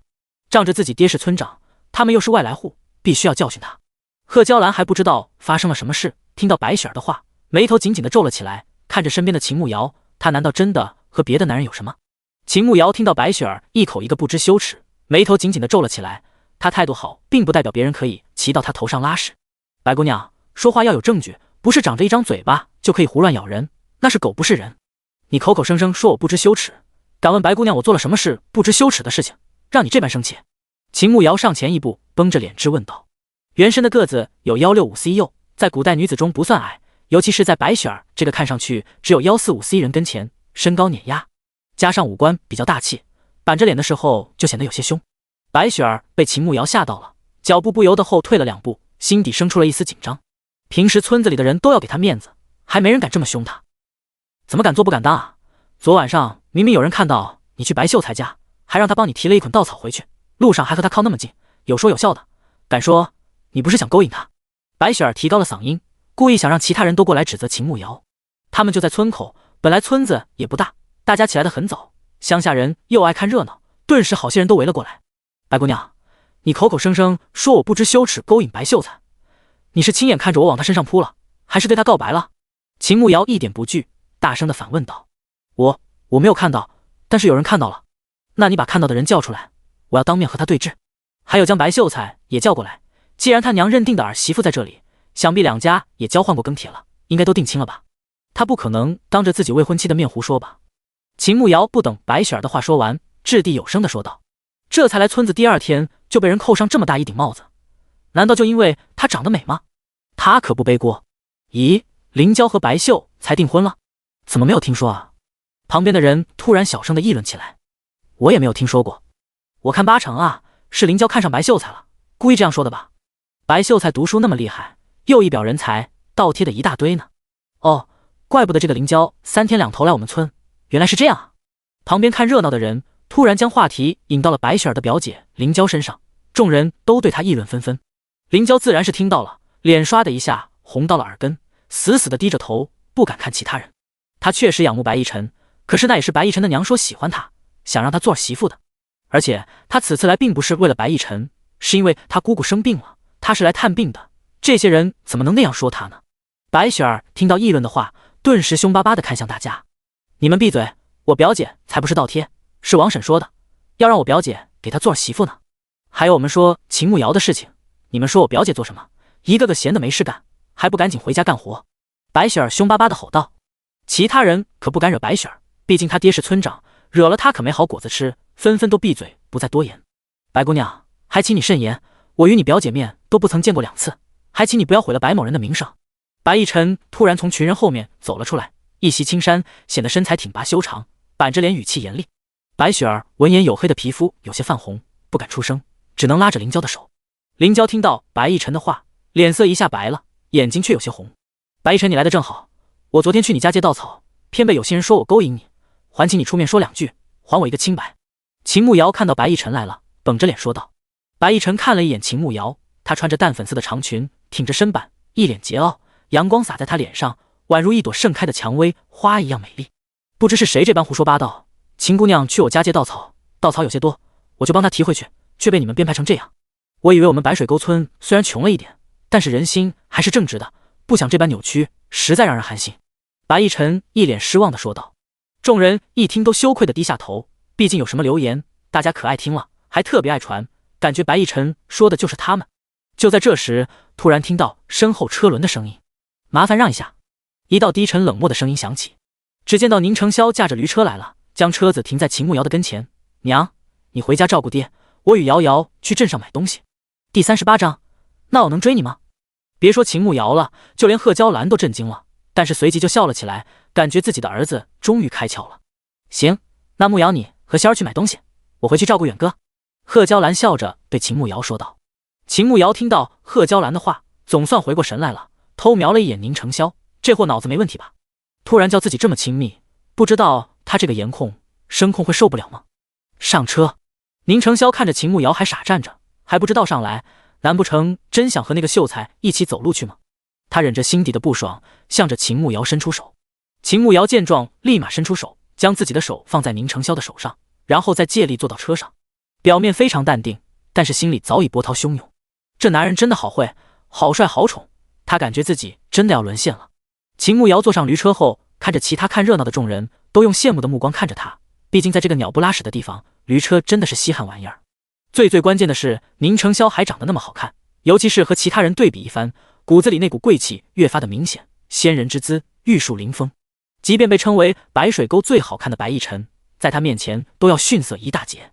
秦慕瑶看白雪儿，看宁承霄的眼睛都看直了，就差流口水了，瞬间有种很爽的感觉。主要是宁承霄太优秀了，带出来很长面子的。他故意将身子靠近宁承霄，然后一脸嘚瑟的看着白雪儿说道：白姑娘，你爹娘没有教你不要盯着别人的未婚夫看吗？误会刚才也解释清楚了，我们还要去镇上买东西，就不奉陪了。白雪儿听到秦慕瑶的话，脸一下红到了耳根，连忙收回目光，尴尬地看向别处，心里气得要死。宁承霄没有再管其他人，拿着鞭子轻轻抽在驴身上，毛驴马上就向前走了。刚才那个男子可真好看，我还没有见过那么俊俏的男子呢。对啊，我也没有见到过，估计整个红花镇都找不到比他更俊的男子了吧。和那姑娘倒是挺般配的。好看有啥用？你们不知道他腿有问题，不能走路吗？好看能当饭吃吗？那姑娘今后有苦头吃了。啊，腿有问题？你怎么知道的？众人小声地议论了起来，其中一个是昨天帮了忙的大娘，马上和其他人说了起来。白逸晨听到那个大娘说的话，目光盯着已经走远的驴车上的两个人，有点为秦慕瑶不值得。秦慕瑶并未听到其他人的议论，等走了一段路以后，他马上自觉地移开身子，然后心虚地瞄了一眼宁承霄。谁知宁承霄突然转过头，两个人正好四目相对，吓了他一跳，紧张地问道：你怎么来了？你不是在家休息吗？嫌我妨碍了你的好事？宁承霄板着脸反问道。秦慕瑶一脸懵逼，没听懂宁承霄的意思。你这是什么意思啊？他不解地问道。秦慕瑶，既然你都告诉人家我是你未婚夫，请你守好妇道，不要和别的男人走太近，招来闲话。宁承霄握紧手中的鞭子，冷冷地说道。秦慕瑶好看的眉头皱了起来，宁承霄不相信他，觉得他和白逸晨真有不正当的关系吗？宁承霄，你可以不喜欢我，但是请你不要血口喷人。昨天我去接稻草，你们都是知道的。我昨天也是第一次来这个村子，第一次见白秀才，我就去了一炷香的时间。你如果觉得我是那种水性杨花的女人，那你直接赶我走好了。现在你们也到了地方，我这一路上没有功劳也有苦劳，我也没有哪里对不住你。既然你这般不信任我，那我主动走就好了。这里的10两银子是我三姐给的，我这个人向来心软，你们一家3口也不容易，钱留给你们，我走。秦慕瑶此刻觉得非常委屈，将秦婉婉给的荷包扔给宁承霄，刚想从驴车上跳下去，可是却被旁边的人拉住了。你发什么疯？宁承霄此刻的内心是慌张的，他没想到以前对自己百般讨好，前一刻还说自己是他未婚夫的女人，这一刻居然要走。本来他走了，他应该会感到高兴的，可是现在他却莫名的紧张和害怕，内心深处竟然不想让他走。他只能通过这种假装生气的方式来掩饰自己内心的真实想法。秦慕瑶的委屈是真的，想借机溜走也是真的。他一直没有忘记原文里自己的悲惨下场，他也始终坚信宁承霄3年后真的会临迟处死他，所以他想着赶紧溜之大吉。谁知道宁承霄竟然拉住了他，他内心是拒绝的。在你眼里我是在发疯？也是，你本来就不喜欢我，还特别讨厌我，我做什么你都不会喜欢，你也不会满意，那你就当我发疯好了，我自认配不上你，我走可以吧？他红着眼眶看着宁承霄，一脸委屈地说道。宁承霄从未见过这样的秦慕瑶，以前的他总是喜欢笑，很有活力，从来不会哭的。看到他红着眼睛的样子，他心底更慌乱了。我不是那个意思，我就是提醒你和别的男人保持距离，免得惹来闲话。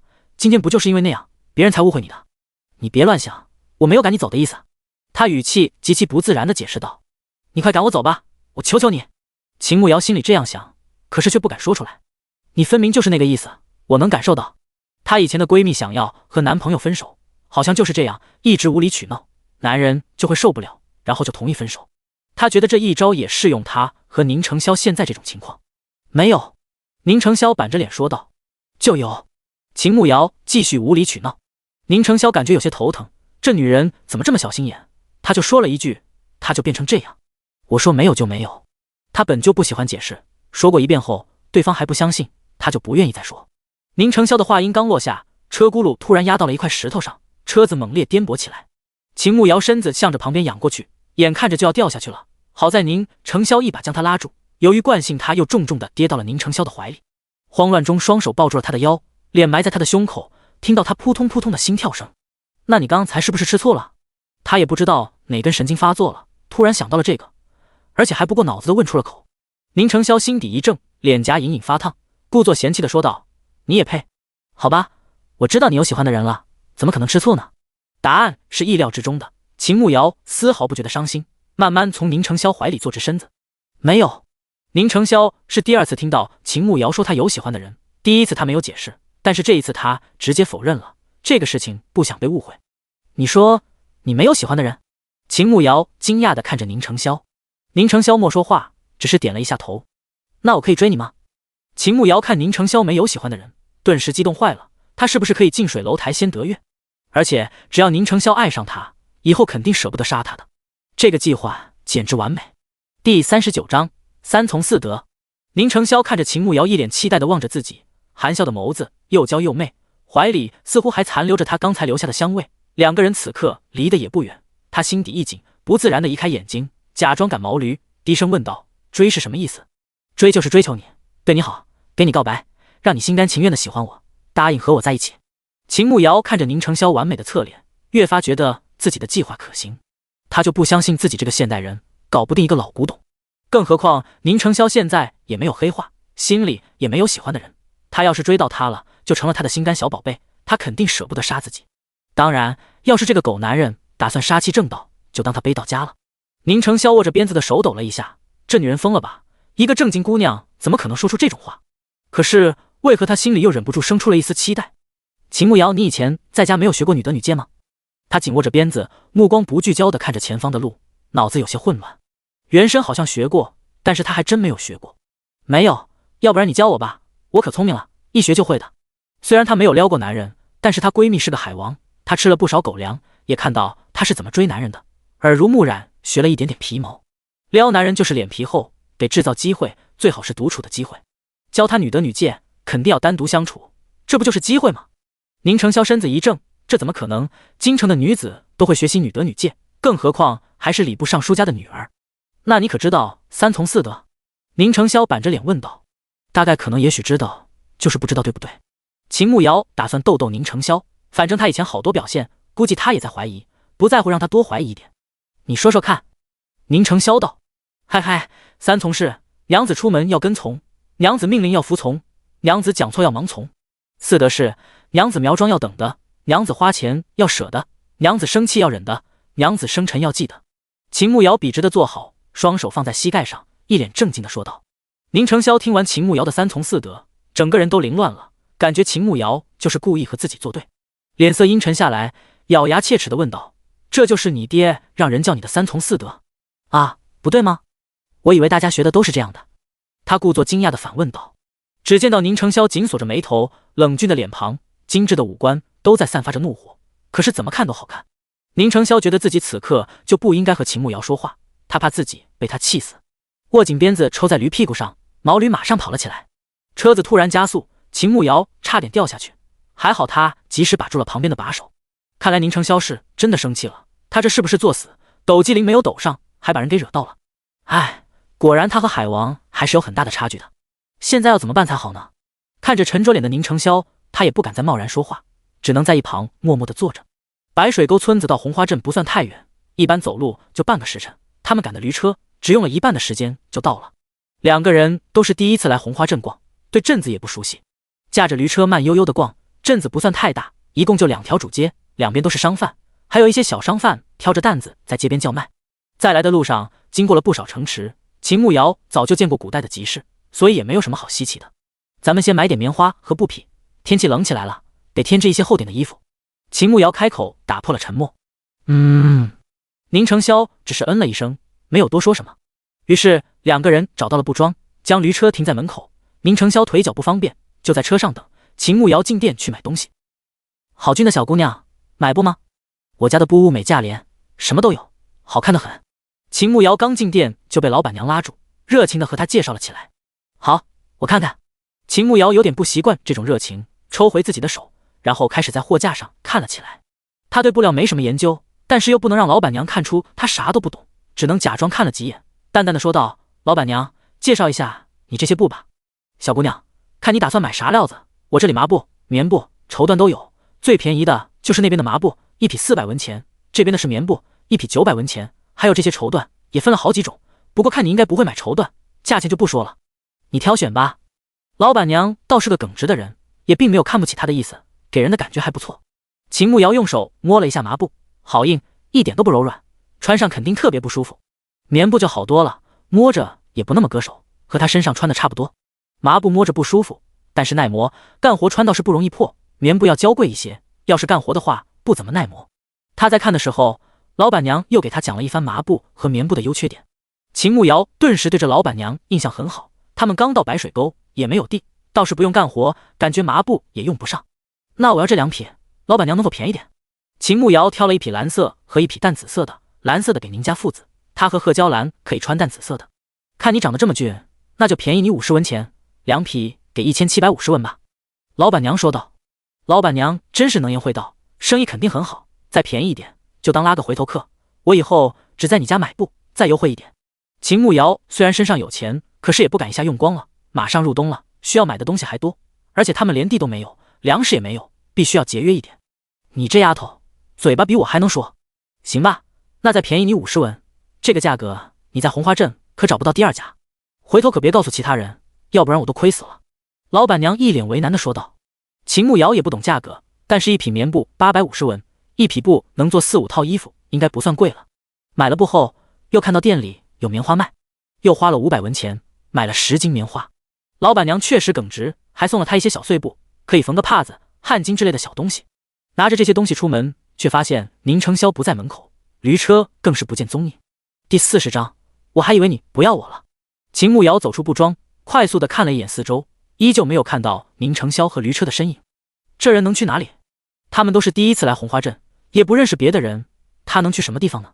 难道被自己说的3从4德吓跑了，丢下自己回去了？就在他以为宁承霄丢下自己跑了时，却看到他赶着驴车从路口过来了。他心里松了一口气，看来宁承霄也没有那么讨厌他嘛。宁承霄将车赶到秦慕瑶跟前停下，坐在车上看了一眼他身侧的东西，问道：都买好了？买了2匹布，还有10斤棉花，冬天快到了，要做棉袄才行。秦慕瑶看着宁承霄，笑着很开心。宁承霄不知道秦慕瑶笑什么，跟个二傻子似的。那把东西搬上车，赶紧去买别的。他被秦慕瑶看得有些不好意思，将目光移开，语气有些不自然地说道：马上。秦慕瑶马上转身将东西抱上车子，然后再爬上车子，坐在宁承霄的身边。宁承霄看了一眼布匹和棉花，然后驾着车子离开了布庄，前往集市去买粮食。你刚才去哪里了？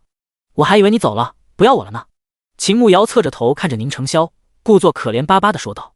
宁承霄身子一正，心跳却快了一个节拍，努力忽视秦慕瑶的目光。我去了一趟书肆。他自动忽略他的后半句话，假装淡定地回答了他的问题。你要买书？秦慕瑶好奇地问道。原文写了他饱读诗书，满腹经纶，也非常喜欢看书，估计他是想去买书。可是古代的书可不便宜，他们现在这个经济条件，怕是买不起吧？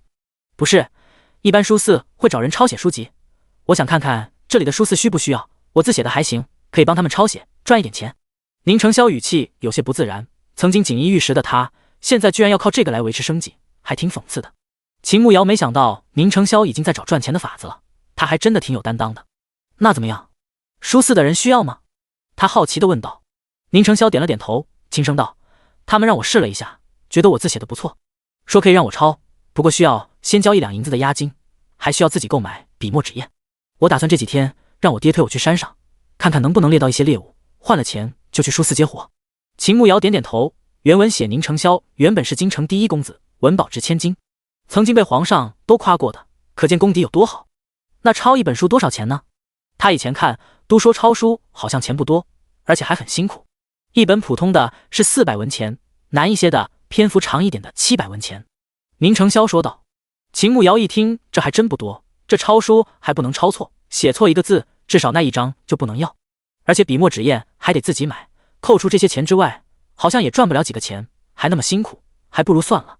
但是他知道宁承霄自尊心很强，如果他说算了，他肯定会生气，认为他看不起他，所以他没有说不赞同，反正他还要先凑钱，在他凑到钱之前，他先做点别的。其实在路上他就已经想好了，他空间里已经收获了10筐小麦，1筐应该有50斤，之前系统给了他1大包啤酒酵母，而他在路上的那1个月已经将空间里的厨房解锁了，炊具也都准备妥当了，他打算试试自己酿啤酒，到时候将啤酒卖给酒肆或者酒楼应该都行。2个人到了集市，还是秦慕瑶去买东西，宁承霄坐在驴车上等他。秦慕瑶找到了一家卖粮食的铺子，看到里面都没有人，以为里面的东西不行，又换了另一家，发现依旧没有人。他有些奇怪，慢慢的走了进去。铺子的老板一见到他，立马热情的迎了上来。姑娘，买什么？我这里什么都有。老板笑脸盈盈的说道。秦慕瑶看了一眼箩筐里的粮食，大米分了好几种，有些都变黑了，眼看就要坏了。掌柜，大米怎么卖的？他目光看着最好的那种大米问道。姑娘，你要哪种？这种是今年的新米，因为今年受灾，稻子收成很不好，所以新米也很少，价格自然很贵，25文钱一斤。这边这个是去年的米，也是很不错的，价格便宜一些，只要15文钱就可以。还有这些差一点，就便宜很多。掌柜指着那筐发黑的大米道，这只要8文钱，还有这边的米糠，颜色亮堂一些的4文钱，那边的2文钱一斤。秦慕瑶惊奇地看着那边的米糠，米糠还能吃吗？2文钱的那个好像还有虫吧，看着就倒胃口，怎么吃得下？可是25文钱一斤的大米还是有点吓人，现代大米也才4、5块钱一斤，还是不错的。掌柜，你这未免卖的也太贵了，谁吃得起啊？秦慕瑶感叹了一句。姑娘，你家不种地吗？今年我们红花镇田里都是颗粒无收，这些新米都是从外地花高价买回来的。你别嫌贵，这一入冬，山里吃的没有了，你想买还买不到呢。掌柜板着脸，明显有些不高兴了。秦慕瑶自然是知道灾年粮食紧缺，可是这价格未免太贵了。那面粉呢？他转头看向那边的面粉。文里只说整个夏季没有下雨，一般小麦都是春季作物，应该没有受旱灾的影响吧？最好的15文，其次10文、8文和5文。掌柜绷着脸，不耐烦地说道。秦慕瑶看了一眼那些面粉，除了最好的外，别的都灰不溜秋的，看着就没啥胃口。那小麦呢？他看着旁边有小麦，顺嘴问了一句。好的9文钱一斤，差的6文，最差的4文。掌柜懒洋洋地回答。那给我装5斤最好的小麦，还有10斤15文钱的大米。秦慕瑶说道。掌柜本来都以为秦慕瑶不会买了，结果听到他居然要买，态度顿时又大变样。好，马上给你装。掌柜笑呵呵地说道。又买了2斤油，一些调味的，一共花了250文钱。等他离开粮食铺子后，并没有马上去找宁承霄，而是找了一个没人的地方，将平安扣拿出来，直接进入了空间里。先将农场快速地打理了一番，然后又去了仓库，将自己种的小麦装到袋子里，直接到了半箩筐，应该有30多斤。又将玉米棒子装了一些，假装这些都是自己花钱买的。刚把粮食装完，打算赶紧出去，上空却传来了狗蛋的声音。主人，目前有2个3星任务，请问主人是否接受任务？完成任务可以获得800点经验值。接。秦慕瑶一听，马上选择接。距离上次的任务已经过去10天了，好不容易来了一个任务，他肯定要接的。上次的2星任务很简单，就是做2件好事，收获感激。路上那么多流民，他随便找了2个人帮忙，任务一下就完成了。所以这次的3星任务想必也没什么难度。好的，一位主人随机接了3星任务，请主人与一名异性牵手30秒，中途不能放开，放开将重新计时。狗蛋说道。秦慕瑶傻眼了，这狗系统又开始不当人了吗？这是什么狗屁任务？完全就是要他性骚扰啊！我要放弃。他觉得这根本完不成，还是直接放弃吧。主人，这次任务是双倍经验值，而且完成后会额外赠送伤风感冒灵1份。你确定要放弃吗？狗蛋问道。秦慕瑶一听瞬间心动了，经验值不经验值的不重要，那感冒药他觉得很有用，马上要入冬了，冬天感冒的几率大，有备无患嘛。不，我不放弃了，我一定会做到的。他一咬牙一跺脚，感觉自己必须完成。好的，主人好运。狗蛋机械地说道。秦慕瑶赶紧拿着自己的粮食离开了空间，还好四周没有人，并没有人发现。他提着所有的东西，快步走出集市去找宁承霄。走出来就看到驴车旁边站在2个年轻的女子，正在对着宁承霄说话。因为有一定的距离，他没有听到他们在说什么，但是看宁承霄沉着一张脸，好像不怎么高兴。第41章自吹自擂。秦慕瑶赶紧大步走过去，还未走到，就听到其中一个女子羞涩地说道：公子，我刚才在四海书寺见过你的文宝，特别仰慕你的才华，不知公子怎么称呼？从秦慕瑶穿越来，他发现这个大宁王朝民风相对开放，对女子的束缚没有那么严，街上能见到好些女子，也没有蒙面纱，还有些胭脂，布庄铺子也有女子做生意，所以这女子跑来问宁承霄的名字也不是什么稀奇事。只是这墙角挖到自己头上来了，那他岂能容他放肆？秦慕瑶大步走过去，一把将手中的粮食重重地放在驴车上，然后皮笑肉不笑地看着那女子道：这位姑娘在撩男人的时候，麻烦先打听打听她有没有家室。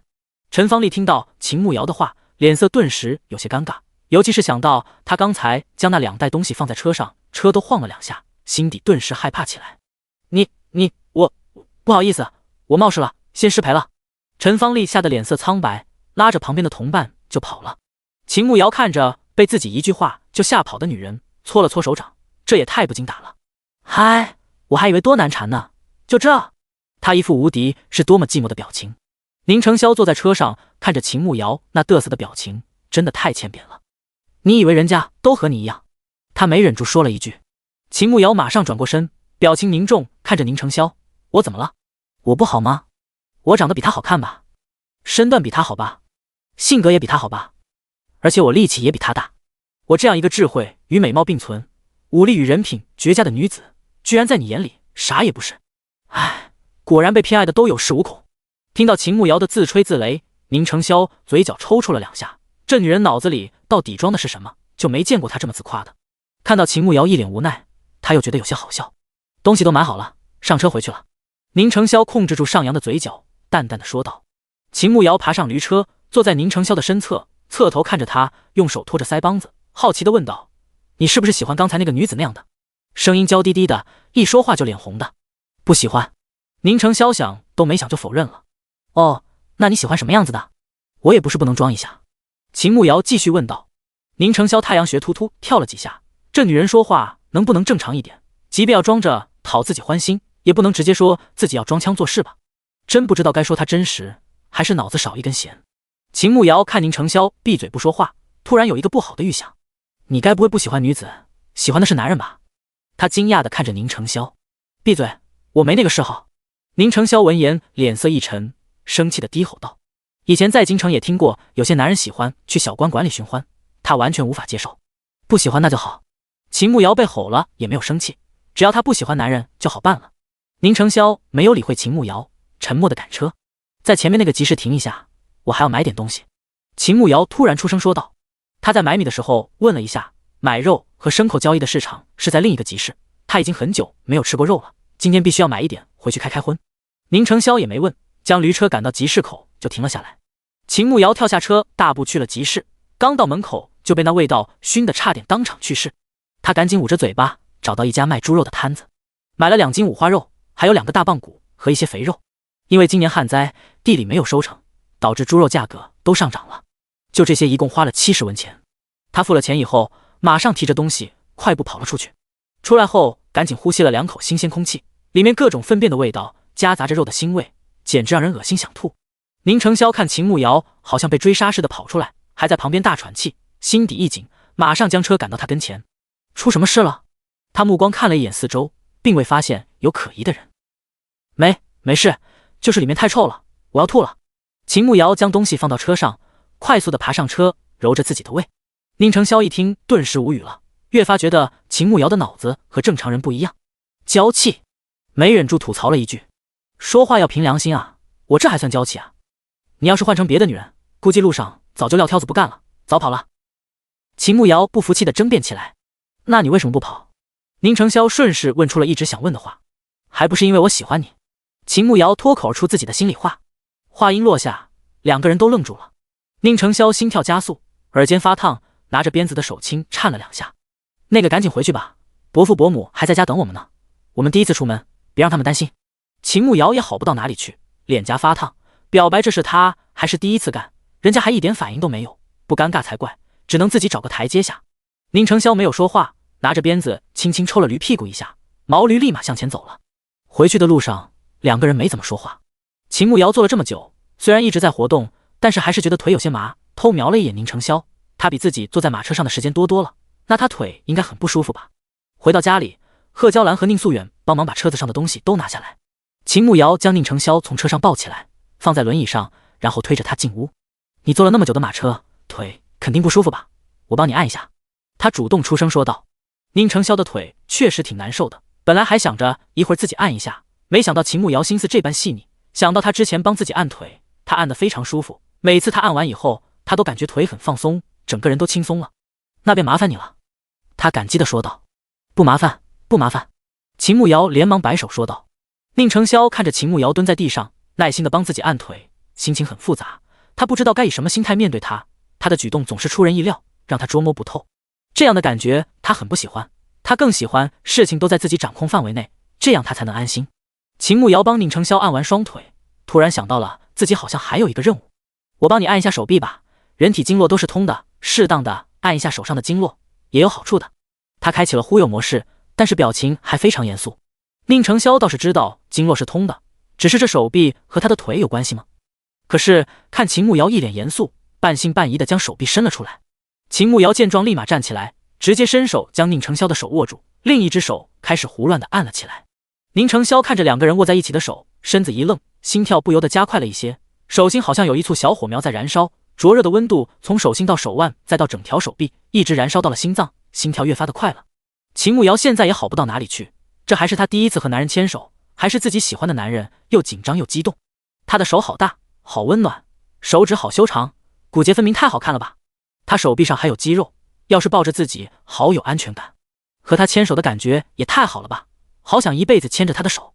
此刻他的心里只剩下激动，紧紧握着宁成霄的手，感觉超级幸福。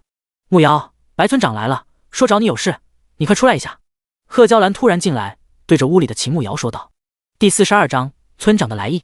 秦慕瑶听到贺娇兰的话，身子微微一怔，刚才他数到多少秒来着？15、18，反正还没有到30秒，都坚持了这么久了，他不能放弃。好，我马上就来。他嘴上应着，但是手却并没有放开。宁成霄看秦慕瑶也没有帮自己按手臂，而且之前也按得毫无章法，还死死地扣着自己的手。你先去看看村子找你有什么事吧。他试图抽回自己的手，可是他的手指刚动了一下，就被秦慕瑶死死地拽住，根本没有要放开的意思。宁成霄好奇地盯着秦慕瑶，不解地看着两个人握在一起的手指。秦慕瑶尴尬地笑着看着宁成霄，他真的想挖个地洞钻进去，可是为了任务，他拼了。那个我手突然抽筋了，可以借你的手缓一下吗？他尴尬地说道，心底却开始骂娘了。狗系统，烂系统，发布的什么鬼任务？估计在宁成霄心里，他现在就是一个老色批，不知羞耻，不要脸。宁成霄看了看两个的手，秦慕瑶的手很小，而且很软，放在他的手掌里显得越发的娇小。他纤细的手指紧紧扣着他的手指，两个人的手这般看来，竟显得非常般配和谐。那你什么时候才能好？他移开自己的目光，语气不自然地问道。快了，我数5个数就好了。秦慕瑶那会已经数到了一半有余，刚才又磨叽了一会儿，估计再等5秒钟就可以了。宁成霄没说话，目光看着门口的位置，听着秦慕瑶低声数数，心底有些乱。秦慕瑶数完5，马上就收回了自己的手，然后小声地说道，我的手没事了，谢了，我先出去看看村长找我干嘛，你休息一下吧。知道了，和村长说话多用脑子，别那么冲动，有事叫我。宁成霄有些不放心地叮嘱了秦慕瑶一句。秦慕瑶本来已经迈开腿了，听到宁成霄的话，惊喜地转过身。你是担心我对吧？你想多了，我只是怕我们被你拖累。宁成霄才不会承认，绷着脸假装嫌弃地说道。哼，口是心非，我知道你就是关心我。我先出去了，你好好休息吧。哦，对，你的手真好看，很舒服，我很喜欢。秦慕瑶一脸傲娇地说完，一溜烟地跑了出去。宁成霄脸唰的一下红了，真不知道秦正浩到底是怎么培养他的，他简直和寻常女子差别太大了。低头看了一眼刚才被他握着的手，不就是一只普通的手，哪里好看了？秦慕瑶从房间里出来，就在院子里看着白振东坐在凳子上，宁素远和他在说话。村长，听闻您找我，方才有点事，让村长久等了，抱歉。秦慕瑶走过去，礼数周全的给白振东行了个礼，心底记得宁成霄的话，言语也是十分谨慎的。没事，我来找你是听说早上你和我家丫头在村口发生了口角，想来了解一下情况。我们白水沟村子向来邻里和睦，很多年没有发生过争执了，所以行来问问到底怎么回事。毕竟你们昨天才来，免得被人说我们村容不下人。白振东坐在凳子上，语气听似不偏不倚的来了解情况，实则处处是在说秦慕瑶惹是生而非，破坏了村子的和谐。秦慕瑶在心底翻了一个白眼，不就是个村长，还真当自己是什么大人物？哦，原来村长是为了这事啊。其实村长不来，我晚点也要去找村长的。您看我们昨天才来贵村落脚，还要多谢村长收留，给我们分配了住的地方，我们真的很感激。只是我也不知道惹到谁了，今天早上就传出那么难听的话，还让令院听信了谗言，当众与我发生争执，影响了令院的颜面。还望村长能找出散播谣言之人，好好惩治，以示村长之威。秦慕瑶忍住心底的不爽，掷地有声地对着白振东说道。白振东身子一怔，快速地看了一眼秦慕瑶，知道这女人可不好糊弄，确实要好好惩治。那你且说说到底怎么回事，待我回去之后再找出散播谣言的人。白振东说道。秦慕瑶将昨天去白逸晨家里借稻草一事详细的道来，还有今天早上在村口发生的事情一一说明。白振东听完后点了点头，行，那我知道了，我家里还有别的事情要忙，就先走了。这事等我调查清楚后再通知你们。说完，白振东就起身走人。秦慕瑶自然要去送一下。对了，白秀才是我们村唯一的读书人，而且读书也很厉害，全村都对他抱有很大的希望。他娘供他读书也不容易。秦姑娘，没事就不要去打扰他读书，有事可以直接去找我。走到门口的时候，白振东突然顿住脚步说道。秦慕瑶眉头一蹙，这村长今天来只怕是故意来敲打自己的吧？他都说了他与白逸晨什么都没有，他说这话分明就是让自己难堪。好，我知道了，不过眼下确实有件事想请村长帮忙。我们屋子屋顶坏了，想找人翻修一下屋顶。当然不是白帮忙，我们会付工钱的。秦慕瑶刚来村子，自然不能和村长发生冲突，只能忍住。行，我回头给你问问，不过一般大家出去干活，1天的工钱18文钱，你们那个屋顶翻修半天能做完，你怎么也得给9文钱。白振东好像怕他没钱，特地将工钱强调了一番。好，没问题，您帮我找人吧。秦慕瑶点点头。等白振东离开后，秦慕瑶刚打算进屋，却看到转角处一抹青色的身影，好像正在偷看他们这边。估计发现他在看，那抹身影立马就走开了。秦慕瑶也没有多想，转身进了院子，看到那破烂的茅草屋，心情有些沉重。整修屋顶也只是一时的，这天气一天比一天冷，还是得重新修房子，不然他们冬天肯定被冻死。但是修房子就必须要钱，他加上之前卖人参的钱，目前身上还有11两银子，修房子肯定是不够的，必须要赶紧赚钱了。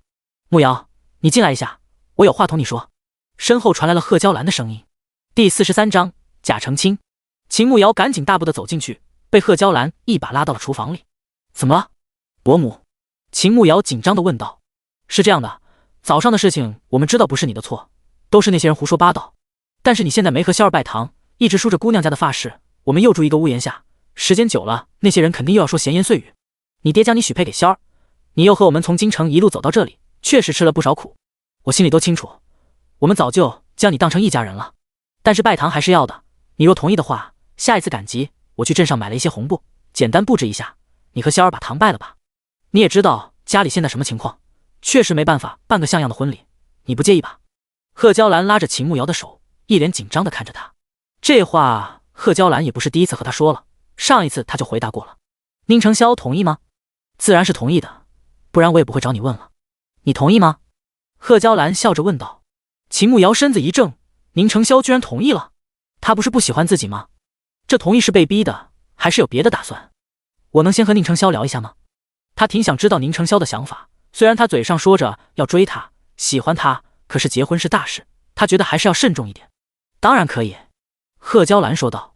秦慕瑶转身出了厨房，到了房间里，看到宁承霄和宁素远正在说话。宁素远看到他来了，马上就找借口出去了，将空间让给他们。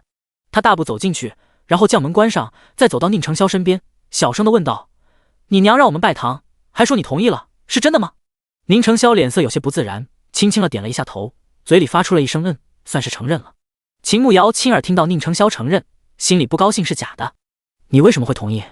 他很想搞清楚宁承霄内心是怎么想的，因为他知道宁承霄绝对不是因为喜欢自己，肯定有一些别的原因。难道你不想？宁承霄没有回答，反而反问起他来。我当然是想的，我这不是怕你不愿意吗？秦慕瑶连忙否认，生怕宁承霄觉得他嫌弃他。我为什么会不愿意？宁承霄又问道。你又不喜欢我，肯定是不愿意的嘛。秦慕瑶在心底翻了一个白眼，小声的嘟囔道：是不喜欢。宁承霄看秦慕瑶撅着嘴，美眸流露着几分不甘，倒是可爱的紧。哎，你这人说话也太直接了，好伤人啊。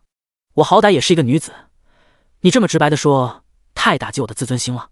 秦慕瑶本来只是抱怨2句，谁知道人家竟然真承认了，简直备受打击。宁承霄看着秦慕瑶恼了，气鼓鼓的模样越发的有趣。好了，我就直说了吧，成亲是我娘的意思，我此生都没有娶妻的想法。本来我想的是安顿下来，就让我娘收你为义女，等日后为你寻一门靠谱的亲事。但是你今日当众说我们是未婚夫妻，再说收义女自然是不行。为了你的名声，我们假成亲。但是你放心，我绝对不会碰你，今后我们还是如在路上那般，你睡床上，我睡地上。等将来你遇上喜欢的人，或者你爹打算接你回去，你就离开，我绝不会耽误你。宁承霄笔直地坐在轮椅上，脸色严肃地说道。秦慕瑶听完算是明白了，只是为了他的名声着想，对他没有一丝的喜欢，还一心想把他往外推。行，我知道了，假成亲也不必，我以后把头发梳成已婚妇女的样式就行了，平时你在外面配合我一下就行。你和你娘说清楚吧，免得他们误会。如果没有别的事情，我先去做饭了。说不难过是假的，毕竟他的喜欢是真的，他的付出是真的。可是听到他一丝心动都没有，他瞬间好丧。不都说男追女隔座山，女追男隔层纱吗？为什么这男人这么难追？宁承霄看着秦慕瑶垂头丧气地向着门口走去，心底有些复杂。难道他做错了吗？回到厨房里，他开始准备午饭。已经很久没有吃过大米饭了，他实在有些馋了，抓了几把米淘了，准备蒸米饭。将买回来的五花肉切了一半下来，先用水煮得6成熟，再捞起来切成片，拿了几个土豆出来切成薄片，打算炒一个土豆回锅肉。那2根棒子骨留到晚上熬汤喝，肥肉炼了1大碗猪油，平时炒菜和吃面条都可以，油渣正好可以煮。贺娇兰早上和村里其他女人去山里挖的野菜，荤素搭配，又香又有营养。午饭就做了1菜1汤，但是分量很足。秦慕瑶的厨艺还可以，她是属于天赋型选手，虽然平时自己做饭的时间不多，但是一做就很好吃，而且她关注最多的就是美食博主，做饭根本难不倒她。土豆回锅肉简直色香味俱全，香味早就散开了，连隔壁都能闻到香味。只有院子里有一个小石桌，大家将饭菜端到石桌上吃饭，当然少不了将秦慕瑶一顿夸，毕竟她厨艺是真的不错。秦慕瑶心情还没有调节好，只是应付了2句就低着头吃东西，一句话都不说。贺娇兰和宁素远一看情况不对劲，纷纷向宁承霄投去疑问的目光。宁承霄什么都没说，只是闷头吃自己的饭。饭刚吃完，就听到敲门声，看到2个男人站在门口。是秦姑娘家吧？村长让我们来帮你们翻修屋顶，啥时候可以开始？门口一个男人出声问道。秦慕瑶闻言立马放下碗筷，大步的走了出去。现在就可以开始，你们看看那屋顶怎么弄好一点。秦慕瑶和2个人交谈起来，他们的是茅草屋，屋顶就是用竹子和茅草搭建的。因为他们才来，自然是没有囤积茅草，竹子也是没有的。好在2个人家里有，最终以100文钱向2家人购买了需要的材料。下午秦慕瑶一直在盯着2个人做事，顺便帮忙递一下东西，忙得不亦乐乎。一忙起来也没空理宁承霄，心情也没有那么丧了。一直忙到天快黑，屋顶总算搭建好了。他付了2个人18文钱的工钱，然后将2个人送出院子。刚转身回院子，却看到宁承霄坐在院子里。昏暗的光线突然冒出一个人，他着实被吓了一大跳。有事？他感觉宁承霄在看他，故意冷漠地问道。第44章，秦慕瑶要走。宁承霄听到秦慕瑶冷漠的语气，心底没来由地紧张了起来。虽说下午他一直有事在忙，但是他好像连看都没有看自己一样，好似故意的。我明日想进山一趟。宁承霄故作淡定地说道。知道了。还有事吗？没有的话，我去休息了。秦慕瑶点了一下，毫不在意地说道。宁承霄看着秦慕瑶疲惫且冷漠的样子，一点都不在意，心里竟然有些生气。你去吧。他冷冷地说道，转身去了别处。秦慕瑶也没有理会宁承霄，直接回了房间去。晚饭是贺娇兰做的，她以太累为借口，饭也没有吃，洗漱了就去屋里躺下了。以宁承霄的个性，晚上势必不会和他宿在一个屋里，他也正好落得清静，好好思考一下直接的未来。本来还想着好好攻略宁承霄，让他心甘情愿爱上自己，今后就舍不得杀自己了。可是他中午好像说假成亲，让他今后遇到喜欢的人，或者他爹来接他，就放他走的，绝对不会耽误他。这么说来，他提出离开，宁承霄会放他走？那还等个锤子，直接收拾包袱跑路吧。反正也攻略不了他，虽然他是长得好看，可是爱情不就是要随机应变，总不能在一棵树上吊死。想明白后，秦慕瑶心情也舒畅了，浑身的疲惫好像都消失了，整个人又充满了力气。开始计划明天起来怎么和宁承霄说，然后离开后要去哪里。他身上还有些钱，宁家2个男人，一个不良于行，一个病魔缠身，只有贺娇兰一个女人，着实可怜了些。他这人就是心软，多给他们留一些钱吧，他有空间也饿不到。想着想着他就睡着了，因为想到自己不会丢小命，心情也不错，所以嘴角一直带着笑。宁承霄从外面进来的时候，就看到秦慕瑶安静地躺在稻草铺的地上，嘴角噙着一抹甜甜的微笑，好似遇到了什么喜事。他缓缓地躺在另一边，尽量不发出声响，目光一直看着秦慕瑶那边，心情很复杂。第2天早上，秦慕瑶被饿醒了，果然人是铁饭是钢，一顿不吃就饿得慌。他翻身起床，发现身边没有人，估计贺娇兰已经起床了。穿戴好衣服，果然看到贺娇兰正往厨房走。宁承霄父子在院子里不知道讨论什么，他跟着贺娇兰去厨房做早饭，想到自己马上就要走了，他怕贺娇兰他们以前锦衣玉食习惯了，不知道小麦要怎么弄，毕竟粮食不便宜，不能浪费了。伯母，昨天我们买回来的小麦，家里不是有驴？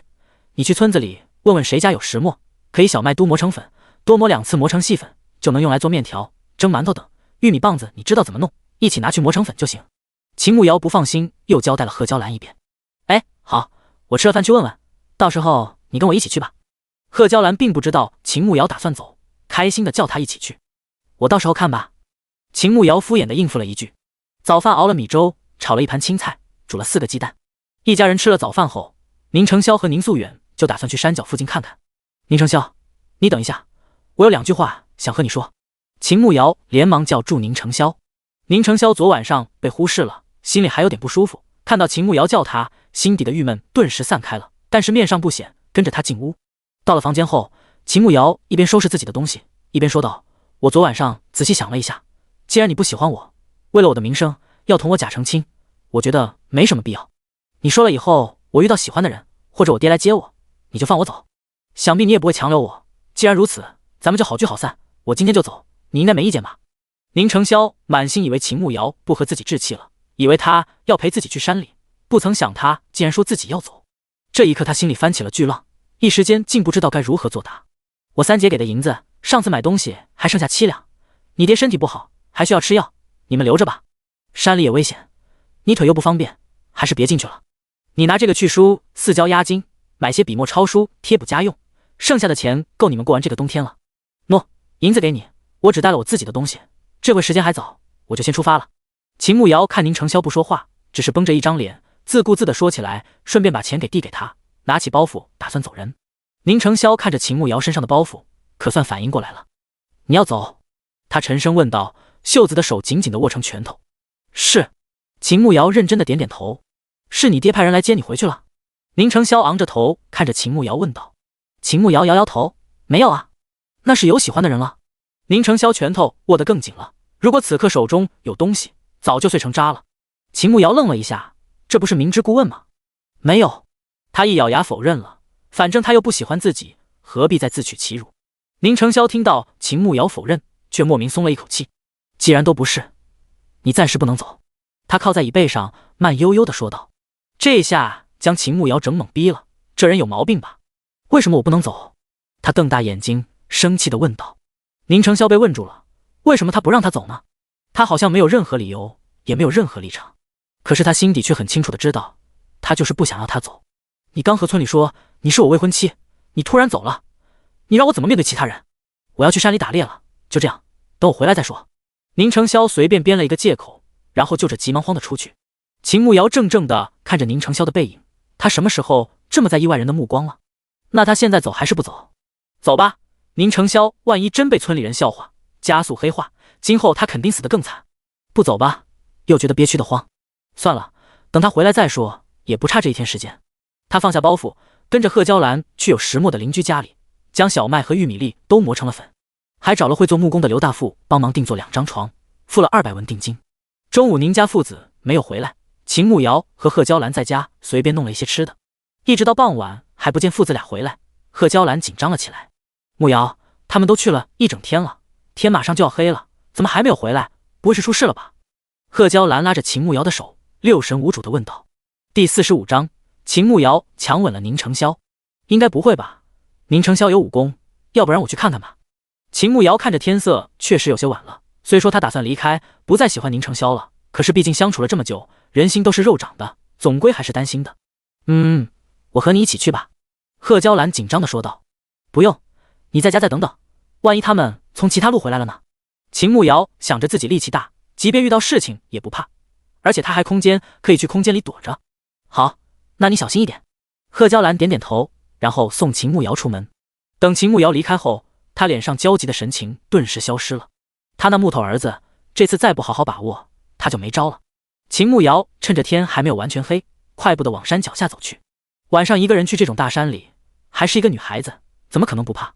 他在山脚下犹豫了一番，看着天越来越黑了，一咬牙迈开腿向着里面走去，将怀里的平安扣掏出来握在手里，一会要是遇到危险，他就直接躲到空间里去好了。才走了一小段路，突然看到一抹黑影从里面走了出来，他马上停下脚步，下意识地找了一棵大树藏了起来。等到黑影越来越近，好像对方脚有伤，走路一瘸一拐的。他看清楚人时愣了一下，赶紧从大树后面走出来。伯父，您怎么在这里？宁承霄呢？他没和你一起吗？您的腿怎么了？秦慕瑶大步走过去，紧张地问道。慕瑶丫头，你怎么来了？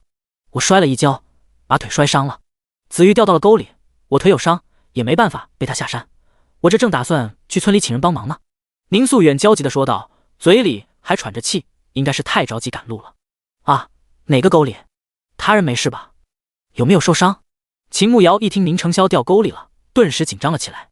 宁素远指了一下半山坡的地方，道：从这条路一直往里走，爬上一个小坡就能看到。他腿不好，没办法起来。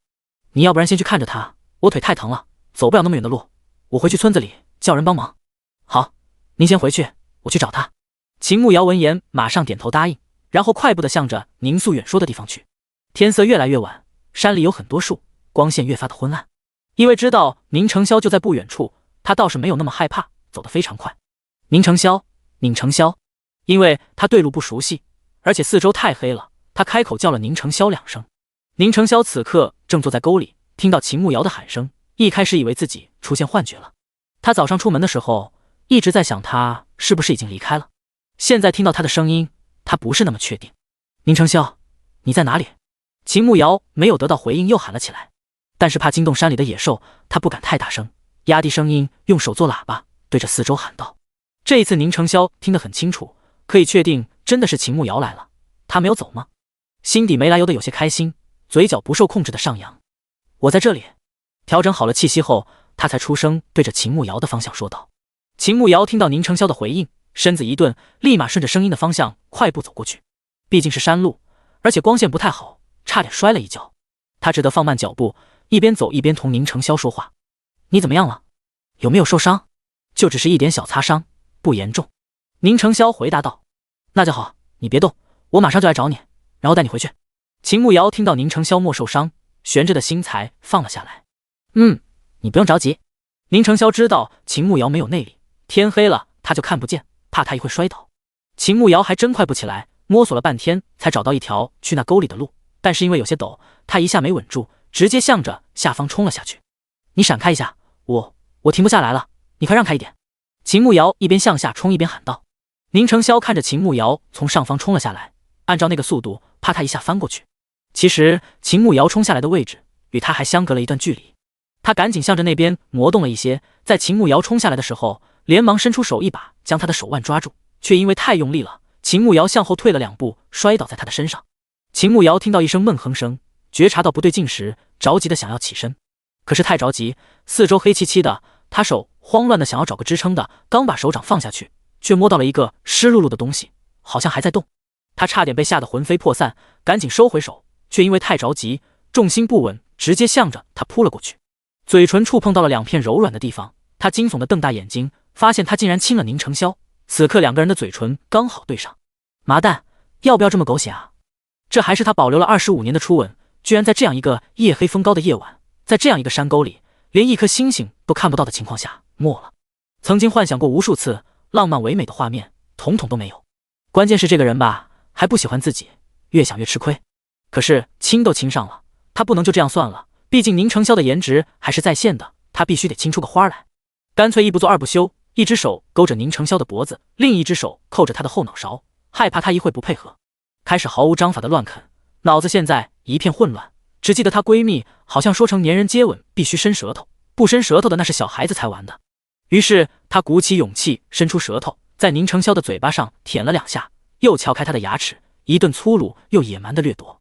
此刻宁承霄脑子才真的是一片空白，呆呆的愣住，什么反应都忘了，呆滞的接受着秦慕瑶的索取。秦慕瑶胡乱的亲了一通，最终把自己搞得呼吸不畅，才将人放开，然后再迅速的站起来，背对着宁承霄，脸红到了脖子，尴尬的说道：刚才是你拉我的，你要负一半的责任。不过大家都是成年人了，有点需求很正常，你不会在意的对吧？第46章，宁承霄晕倒了。本来还面红耳赤，心跳加速，脑子里犹如烟花绽放的宁承霄，听到秦慕瑶的话，所有旖旎的想法全都消失，冷冷的看着面前的女人。所以秦四小姐平日里有需求的时候，就随便找个男人排解是吗？宁承霄袖子里的手紧紧握成拳头，咬牙切齿的问道。秦慕瑶傻眼了，他那样说也为了掩饰尴尬，这人怎么能这样说自己呢？什么叫随便找个男人排解啊？刚才那还是我的初吻，初吻你懂吗？第一次亲亲，你少诬陷我，我不过是怕尴尬才那样说的。秦慕瑶转过身，气鼓鼓地为自己辩解。他可以接受宁承霄不喜欢他，可是他不能接受他误会自己。宁承霄听到秦慕瑶的话，再看到他气鼓鼓的模样，一双媚眼里的委屈，倒是信了几分。但是哪有女子这般大胆，抱着一个男人亲的？大宁王朝的女子一向内敛羞涩，哪里会做出那般出格的事情来？可是想到他们这一路的相处，他好像真的和大宁王朝的女子差别很大，行事非常大胆，大大咧咧的，连长相都不像大宁王朝的女子。听说西域的女子大多行事大胆泼辣，民风比大宁王朝更开放，所以他举止那般大胆，是因为像西域女子吗？而且你也不是随便的男人。秦慕瑶看宁承霄不说话，瞬间有点怂了，小声的嘀咕起来：时间不早了，晚上山里不安全，你先将我弄到那边去，再将我猎到的野鸡和一只小狍子弄上去，早点回去吧。宁承霄收起飘远的思绪，看了一眼那边的平路，说道。四周太暗了，秦慕瑶看不到宁承霄脸上的表情，只能看到一个模糊的轮廓。想到他刚才那骇人的语气，心底还是慌慌的。让我抱你去那边也行，但是你必须答应我一件事。他紧张的握拳，小声的说道。宁承霄蹙了蹙眉头，他把自己轻薄了，现在竟然还要提要求，这女人真的是得寸进尺。你说吧。他倒要看看他又想干嘛。就是刚才的事情，你不准再追究，也不能再以刚才的事情要挟我。秦慕瑶现在冷静下来，才开始后怕，他真的就没有把持住呢。这货可是反派大佬，今后要黑化的，他怎么敢呢？宁承霄还以为秦慕瑶要说什么呢，结果就是这个，他可没他那么不知羞。你有色胆做，还不准我追究了。他看着一脸紧张的秦慕瑶，突然生出想要逗他的想法。秦慕瑶我了半天，硬是憋不出别的了。刚才确实是他色迷心窍，冲动了。你什么你？看到秦慕瑶吃瘪的样子，宁承霄心情莫名的好。还不是因为你长得太好看，我只是犯了全天下女人都会犯的错。秦慕瑶低着头，宛如做错事的小孩，小声的说道。宁承霄听到秦慕瑶的后半句，嘴角止不住的抽搐了起来。什么叫全天下女人都会犯的错？分明就是他自己好色，别的女人谁敢啊？意思就是以后你看到比我长得好看的人，你还会忍住，然后去轻薄人家是吧？宁承霄手指紧紧的收紧，怎么感觉自己头顶一片绿呢？这个还真说不准，毕竟我们现在也没有关系，我有权利追求自己喜欢的人。秦慕瑶一脸认真的说道。他看不见宁承霄此刻的脸色，简直比这夜空还要黑，深邃的眸子里寒光乍现，好似两道寒流一般，要将周围的万物都冰冻上。秦慕瑶突然感觉凉飕飕的，身子打了一个哆嗦，下意识的抱着双臂。回家。宁承霄咬牙切齿的说道。秦慕瑶不知道宁承霄突然那么凶又怎么了，但是他现在可不敢再作死，毕竟宁承霄会武功，弄死他跟捏死一只蚂蚁一样简单。赶紧将宁承霄一把抱起来，在黑暗中慢慢摸索。宁承霄看着半天才走了10步的秦慕瑶，实在耐不住性子了，开始指挥他怎么走。一开始秦慕瑶还有点担心，多走几步后发现没问题，就全身心信任宁承霄的话，开始按照他说的走。好不容易将他抱到了平地上，他又顺着原路返回，心里记着刚才宁承霄指挥的，将他猎到的猎物拿起来，再按照之前的路走过去。又去找到了宁承霄的轮椅，然后将抱到轮椅上，他自己转动轮椅在前面带路，他就提着猎物跟在他身后。两个人从山里走出去，花了半个多小时。路上秦慕瑶紧紧地跟着宁承霄，毕竟四周黑漆漆，他啥都看不到，不跟着他，他可能下一秒就能摔个大跟头。你们中午也没有回去，有吃午饭吗？秦慕瑶走着走着觉得好无聊，开口问宁承霄。宁承霄心里的气还没有消，不想和秦慕瑶说话，只是冷冷地嗯了一声。哦，山里有啥吃的？秦慕瑶继续问道。烤鸡。宁承霄冷声说道。秦慕瑶点了点头，看着他们出了山林，已经能看到村子里的灯火，顿时松了一口气。四周没有了茂密的树林，皎洁的月光洒在地面上，倒是能看清楚脚下的路。那个早上我和你说的事情，你说等你回来的时候再说，现在谈谈吧，马上要到了。秦慕瑶能看到路了，加快了步伐，和宁承霄并肩走着，提起了早上没有说完的话题。宁承霄转动车轮的手一顿，被车轮压了一下，疼痛让他马上回过神来，轻声哼了一下。秦慕瑶看宁承霄停了下来，自己也停下脚步，就看到他一只手正拖着另一只手，好似有些难受。你怎么了？他担心地问道。压到手了。宁承霄故作痛苦地说道。啊，那有没有事？咦，你的脸怎么还破皮了？衣服的袖子怎么也刮破了？秦慕瑶借着月光才看清楚宁承霄脸上的伤，衣服都被划破了，看上去特别狼狈。没事，你想走就走吧。你也知道我们家目前的情况，钱你拿走，这些东西你也拿走，可能还能换几个钱，就当感谢你之前的照拂。我先回去了。宁承霄说完，就换另一只手转动车轮，快速的往前走了。秦慕瑶呆呆的愣在原地，所以他同意让自己走了吗？本来该高兴的，可是此刻他却一点都高兴不起来。就在这时，只见到宁承霄突然从轮椅上摔了下去，整个人在地上滚了一圈。秦慕瑶心底一颤，什么都顾不得，马上快步跑了过去。你怎么了？他马上蹲下身子，紧张地问道。宁承霄竟然一点反应都没有，闭着眼睛，好像晕过去了。第47章，针对白逸晨。秦慕瑶看着晕倒的宁承霄，心底十分的担心，这大晚上的，白水沟村子里又没有大夫，这下该怎么办？他想了一下，先将人送回家再说，一把将他从地上抱起来，还好他力气大，也不觉得吃力，再用脚固定好轮椅，小心翼翼地将他放在轮椅上，再将他的头放好，又认真看了看，应该不会掉下来。好了，我们先回去，你乖乖坐好，不要掉下去哦。脸都擦伤了，也不知道会不会留疤，留下疤痕就不帅了。他一边走到后面，将猎物拎到手里，一边自言自语地说道。此刻轮椅上的某人袖子里的手轻轻握紧，稳稳地靠在椅背上。秦慕瑶快速地将宁承霄送回家，发现贺娇兰在院子里坐着，宁素远不知道去了哪里。贺娇兰看到他们后，立马跑了过来。霄儿，这是怎么了？贺娇兰看着昏迷的宁承霄，焦急地问道。他突然晕倒了，伯父没有回来吗？秦慕瑶将野鸡和袍子丢在旁边，担忧地问道。回来了，他腿受伤了，我刚给他包扎了一下，正打算去村长家找人帮忙去寻你们，你们竟然回来了。慕瑶，你没事吧？贺娇兰打量了一番秦慕瑶，关心地问道。秦慕瑶轻轻摇头，我没事，既然我们都回来了，您就不要去找村长了，先将宁承霄扶到房间里去休息吧，先观察一会儿，如果一会还没有醒，我再去镇上请大夫。好。贺娇兰看了一眼宁承霄，难不成真出事了？两个人将宁承霄推回房间里，再将他放到铺在稻草的褥子上。伯母，您帮忙打点水来，我帮他把脸擦一下，伤口处理一下。屋里点着油灯，能看到宁承霄脏兮兮的脸，还有脸颊上擦伤的伤口。好，我马上去，你也休息一下，今天真的辛苦你。贺娇兰立马转身去外面打水。秦慕瑶坐在宁承霄身边，看着他深邃的眸子闭着，长长的睫毛简直让好些女人都自愧不如。虽然脸上挂了彩，倒是一点没有影响他的颜值，果然长得好看的人怎么都是好看的。趁着这回贺娇兰还没有来，宁承霄昏迷不醒，他伸出小手坏坏地捏了一下他的脸颊。让你不喜欢我，让你赶我走。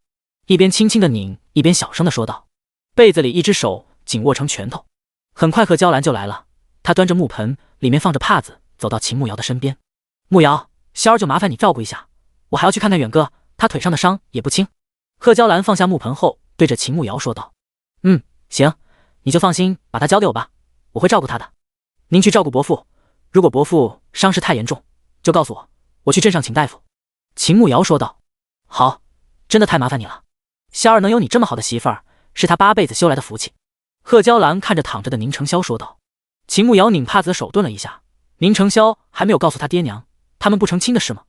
等贺娇兰出去以后，他先帮宁承霄把脸上的伤口清理了一下，再把脸颊上的灰尘擦干净，把他收拾好了。看到他还没有醒，又检查了一下别的，发现他也没有哪里有伤，摸了摸额头，好像也没有发烧，这可难倒他了，不知道该不该去请大夫。想着天已经黑了，他又不会赶驴车，走路去镇上要走1个多小时，干脆再观察一下。这一晚上他就坐在宁承霄身侧，时不时地摸摸他的额头，害怕他发烧。还好他一直没有发烧，虽然没有醒，但是呼吸均匀，想必问题不大。在打了无数个哈欠以后，他有些绷不住了，将头放在膝盖上睡着了。等到秦慕瑶睡着了，躺在床上的宁承霄突然睁开眼睛，侧头看了他一眼，看到他抱着膝盖睡着了，缩成一团，感觉有些乖巧。脑海中突然浮现在山沟里的那个吻，他粗鲁又笨拙，明明他有足够的时间和力气推开他，那一刻他却任由他上下其手。他应该是疯了，而且他好像不想要他走了，他真的彻底疯了。这个女人行事那么大胆，而且长得还像西域女子，又是秦政号派来的，说不定是敌国奸细，他不能放她走，必须要弄清楚她真正的目的才可以。想明白后，他长长的舒了一口气。第二天秦慕瑶醒过来的时候，发现自己竟然睡在床上，而宁承霄却不见踪影了。这是怎么回事啊？他不是昏迷不醒，这么快就好了？他赶紧从床上起来，就看到宁承霄坐在院子里，正拿着刀在削东西。你怎么起来了？你怎么样了？秦慕瑶快步走过去，打量着宁承霄，看他气色还不错，应该没什么大问题。没事，你先去吃点东西，然后我们去镇上，把昨天猎到的猎物拿去卖，看看有没有人买。宁承霄手上动作没有停，低着头说道。秦慕瑶看了一眼，一共有4只野鸡，还有1只小狍子，应该只有30-40斤的样子。想到宁素媛腿摔伤了，宁承霄应该是想卖了这些给他爹看病。好，他点头答应了，然后转身去了厨房。宁承霄等秦慕瑶走了以后，才停下手中的活，他没有提再走，悬着的心才松了一口气。早饭是贺娇兰做的，煮的是玉米糊糊，只有这个他才会。秦慕瑶也不是挑嘴的人，吃了一碗后，就跟着宁承霄坐着驴车去镇上卖野味。刚到村口，看到白逸晨正走着，好像也是要去镇上。咦，秦姑娘，你们这是去？白逸晨看到秦慕瑶后，热情地和他打招呼。我们去镇上卖点东西，你也去镇上吗？秦慕瑶看人家都和他说话了，肯定不能不理，马上回了一句。可是他话音还没有落下，突然感觉车子加速了，马上就和白逸晨拉开了距离。对，我去镇上，能顺路载我一段路吗？我给钱。白逸晨快步追了上去，一脸期许地看着秦慕瑶问道。秦慕瑶本想答应，毕竟白逸晨帮过自己，可是他还没有开口，就听到旁边的人冷声说道：不好意思，毛驴太小，只能驮得动2个人，白公子还是自行走路吧。说完就一把抽在毛驴屁股上，毛驴跑得更快了，很快就把白逸晨甩在了身后。秦慕瑶差点摔下去，还好旁边的宁承霄拉了他一把。等坐稳了，他不解地看着宁承霄，之前不是也能坐3个人吗？你为什么要故意针对白逸晨？第48章，他在故意装傻吗？有猎物。宁承霄放缓了速度，慢悠悠地说道。秦慕瑶看了一眼那4只野鸡和小狍子，嘴角抽搐了几下。就这？算了，前天那些人才八卦他和白逸晨，他还是保持距离好一点。2个人路上没怎么说话，秦慕瑶又只能无聊地看风景。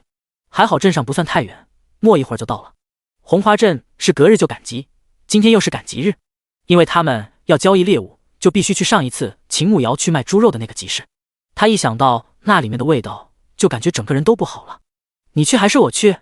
秦慕瑶看快到了，出声问宁承霄。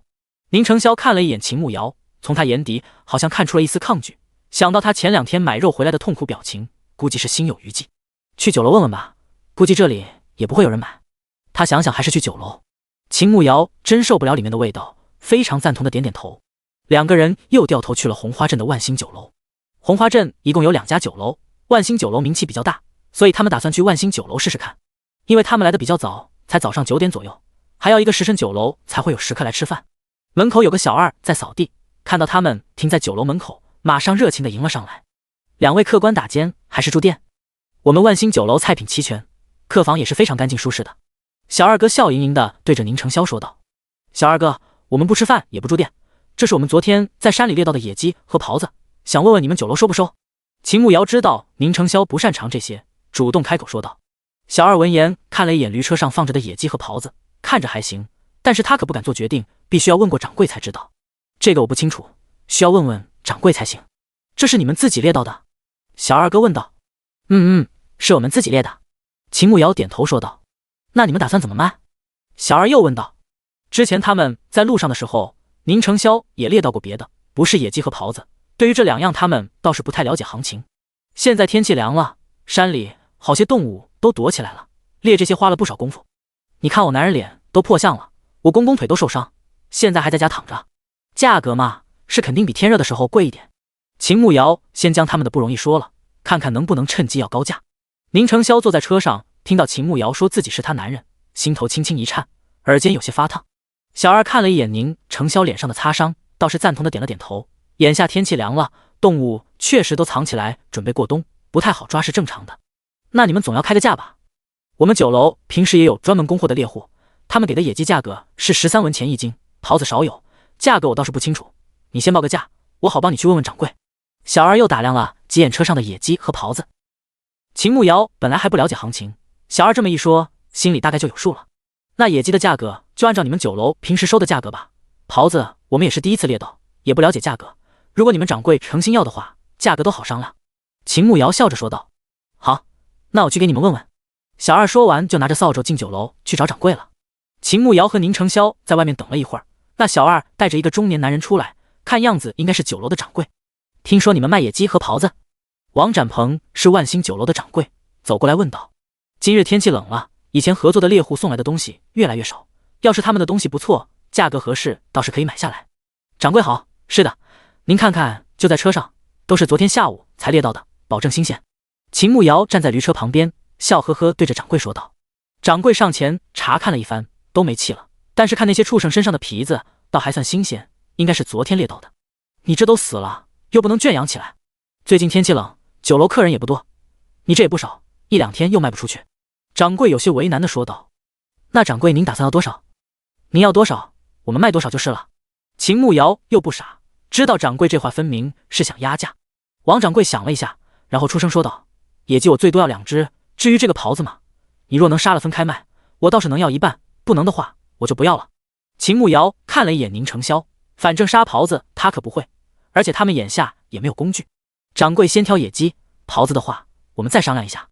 秦慕瑶想着能卖出去多少算多少。王展鹏让小二去挑了2只最大的野鸡，从店里拿了称出来，称了一下重量，2只一起13斤半，按照1斤13文钱算，就是1755文。掌柜给了176文。在掌柜去拿钱的时候，秦慕瑶问宁承霄：你会杀狍子吗？宁承霄摇摇头，他以前只猎过狍子，并不会杀。那要不然不卖了，带回家自己吃吧，反正要过冬了，把肉做成熏肉，能放好几个月。秦慕瑶看宁承霄不会，也只好作罢。好。宁承霄点点头，之前担心太多会坏掉，才想着卖掉换钱。但是秦慕瑶说做成熏肉，想必是不打算走，要留下来，那自然是可以的。收了钱，2个人就离开了万兴酒楼。还有2只野鸡，要不然再去另一个酒楼试试。秦慕瑶问道。你不是说可以做熏肉，这野鸡不能做吗？宁承霄问道。做倒是能做，要是能卖掉，不是可以多换一些钱？秦慕瑶说道。宁承霄低声说道，换钱也是买别的，不如留着过冬的时候吃。秦慕瑶想想也是，现在大米好贵，1斤野鸡还不够买1斤大米，还不如留着自己吃。行，那现在去哪里？既然不卖了，那就没事干了。去布庄。宁承霄低声说道。去干嘛？前2天不是买了布和棉花？秦慕瑶还以为宁承霄要去药铺给他爹买药，怎么突然又说要去布庄？宁承霄脸色有些不自然，轻咳了一声，道：去买点红布回去。买红布做什么？你本命年？秦慕瑶好奇地问道。原文说宁承霄今年才19岁，也没有到本命年啊。宁承霄眉头一蹙，这女人故意装傻吗？第49章，感觉自己被卖了。不是。宁承霄心底有些恼火，板着一张脸，冷冷地说道。秦慕瑶和宁承霄也相处了这么久，大概摸到了一点他的性子，甩脸子肯定是他刚才的话又惹他生气了。脑海中突然闪过一个想法，不可思议地看着他，问道：你买红布是为了假成亲？宁承霄握着鞭子，眼底快速地闪过一丝紧张，然后点了点头。我们不是说好了不锁起来？你想知道什么？原主的记忆好像也没啥特别的事情，跟流水账一样。宁承霄肯定不想听流水账吧？随便什么都行，比如你在尚书府每天都做些什么？你给我们来抚州，你娘呢？宁承霄假装随意地问道。他长相有几分西域女子的模样，秦正浩是大宁王朝的人，那只有他娘可能是西域人了。我娘早死了，在我很小的时候就死了。我在尚书府没啥存在感，我爹不喜欢我，估计不是为了让我替大姐嫁给你，都忘了还有我这个女儿吧？秦慕瑶说道。宁承霄眉头一蹙，他要是说的真的，那他在尚书府的日子肯定过得很凄惨。本身就是庶出，亲娘还去世了，连个护他的人都没有，所以他才被下了迷药，和自己在一张床上醒来，被秦正浩强塞给自己。而他从上书府带的衣服那般破旧，连个像样的珠钗都没有，也就再正常不过了。那你娘娘家人呢？没有往来吗？宁承霄又问道。秦慕瑶摇摇头，我娘好像不是大宁王朝的人，娘家人不在京城，我也不是很清楚。我爹不许府上的人多提我娘的事，他去世的时候我还小，现在都没记忆了。在原主的记忆里，他娘确实不存在，只能记得一个大概。那你为何会认识威远侯府的赵文志？宁承霄继续问道。2年前长公主设宴，请京中各位夫人小姐去赏荷，我跟着秦夫人一起去。赵文志当时喝多了调戏我，还说要拿我做小妾，还好我三姐帮了我，后来他估计忘了，我才没有落到他手里。秦慕瑶赶紧解释道。宁承霄点了点头，对赵文志的为人早有耳闻，向来好美色，而秦慕瑶本身就很美艳，被赵文志看上倒不是什么奇怪的事，只是想到他2年前被赵文志调戏，心底竟然有点堵得慌，感觉很不舒服。2个人又聊了一些别的，都是宁承霄问什么，秦慕瑶就答实嘛，也不是什么大事，就是一些小事，他按照原主的记忆倒是没有出过错。突然天空下起了细雨，2个人没有带雨具，虽说雨不算大，可是这深秋配上细雨，偶尔还有点寒风，实在有些阴冷。秦慕瑶单薄的身子瑟瑟发抖，双手紧紧地抱着自己，可是寒风吹来，这根本无济于事。宁承霄赶着驴车，余光瞄到秦慕瑶嘴唇都冻污了，心底却生出了一丝不忍。到家还有一阵，出声道：“过来。”秦慕瑶抬起头看了一眼宁承霄，不知道他要干嘛。宁承霄看秦慕瑶跟傻子一样，一把将他拉了过来，然后将他搂在怀里，宽大的衣袖将他头挡住，运用内力给他传送热气。秦慕瑶瞬间就不冷了，身子也不再发抖，他的怀抱真的好温暖啊！手臂果然和他想的一样，特别有力气，抱着他超有安全感。他躲在宁承霄的怀里，听到他强有力的心跳声，心跳突然加速，心底生出了一丝绚丽的想法，娇滴滴地说道：“谢谢萧哥。”第50章，这系统不太正经。宁承霄手臂一正，脸色顿时沉了下来。他竟然真打算将自己当一凶，胸口堵得慌。不说话，没人当你是哑巴。秦慕瑶听到宁承霄凶巴巴的语气，不知道这尊大佛怎么又生气了，不喜欢自己又要撩他，知不知道这样很容易让人误会？渣男，绝世大渣男。他果断选择闭嘴，虽然心里生气，可是出去就要淋雨，就要被寒风吹，他不想感冒，上一次生病的记忆还在，即便后来宁承霄给他买了药，那药也太苦了，喝了就想吐。宁承霄冷着脸赶着驴车往回家走，快到村子口，他一把将秦慕瑶放开。秦慕瑶得了这么大的便宜，知道做人不能得寸进尺，乖乖地坐在一旁。等2个人回到茅草屋，雨倒是停了。贺娇兰又跟村里其他女人去挖野菜了，宁素远在家休养身子，刚走到院子就听到她咳个不停。虽然她没有按照原文写的病死在路上，但是那身子也谈不上好，日渐消瘦，精神状态也不算好，看着挺焦心的。回到家里，秦慕瑶去给宁素远熬药，宁承霄自己回屋子去换衣服，帮宁素远把药熬好，也不见贺娇兰回来。秦慕瑶提出去找找他，他向着山脚走去，下过雨地上有点滑，走比较慢。秦慕瑶出来一是为了找贺娇兰，还有一件事就是去空间看看怎么样了。于是他找了一个没人地方，先掏出平安扣进入了空间。欢迎主人回来，您上次的任务已经完成，奖励已经发放到爱的小屋，请查收。刚进去就听到狗蛋的声音，秦慕瑶一直还担心自己没有完成，毕竟当时他已经撑不住了，听到完成了，他瞬间放心下来。果然看到自己等级已经到了16级，显示解锁了一块农田，还有2种新的种子和甘蔗，居然还解锁了一个奶牛棚，并赠送了一头奶牛，还有一些家具。他高兴地去爱的小屋，果然看到伤风感冒灵就在茶几上放着，是一种药丸，一瓶有120粒，说明书写着一次吃2粒，简直太方便了。又将农场打理了一遍，该收的都收获了，该种的也都种下。报仓提示：主人种植了太多小麦，目前囤积过多，请升级仓库。狗蛋说道。那怎么升级？秦慕瑶问道。请支付10两银子。狗蛋道。啥？这还要真金白银的吗？这游戏是不是耍赖啊？强制氪金，他哪里有钱啊？没钱，他现在真没钱，氪不了金。刚收到有一个3星任务，如果主人完成的话，可以获得1200点经验值，以及一个随身空间，随身空间能储存250斤的东西。狗蛋机械地说道。你才是250，你全家都是250。秦慕瑶小声地吐槽了一句。行，接吧，啥任务？秦慕瑶无奈地说道。请收集真情之吻1枚。狗蛋说道。啥真情之吻？这又是啥虎狼任务？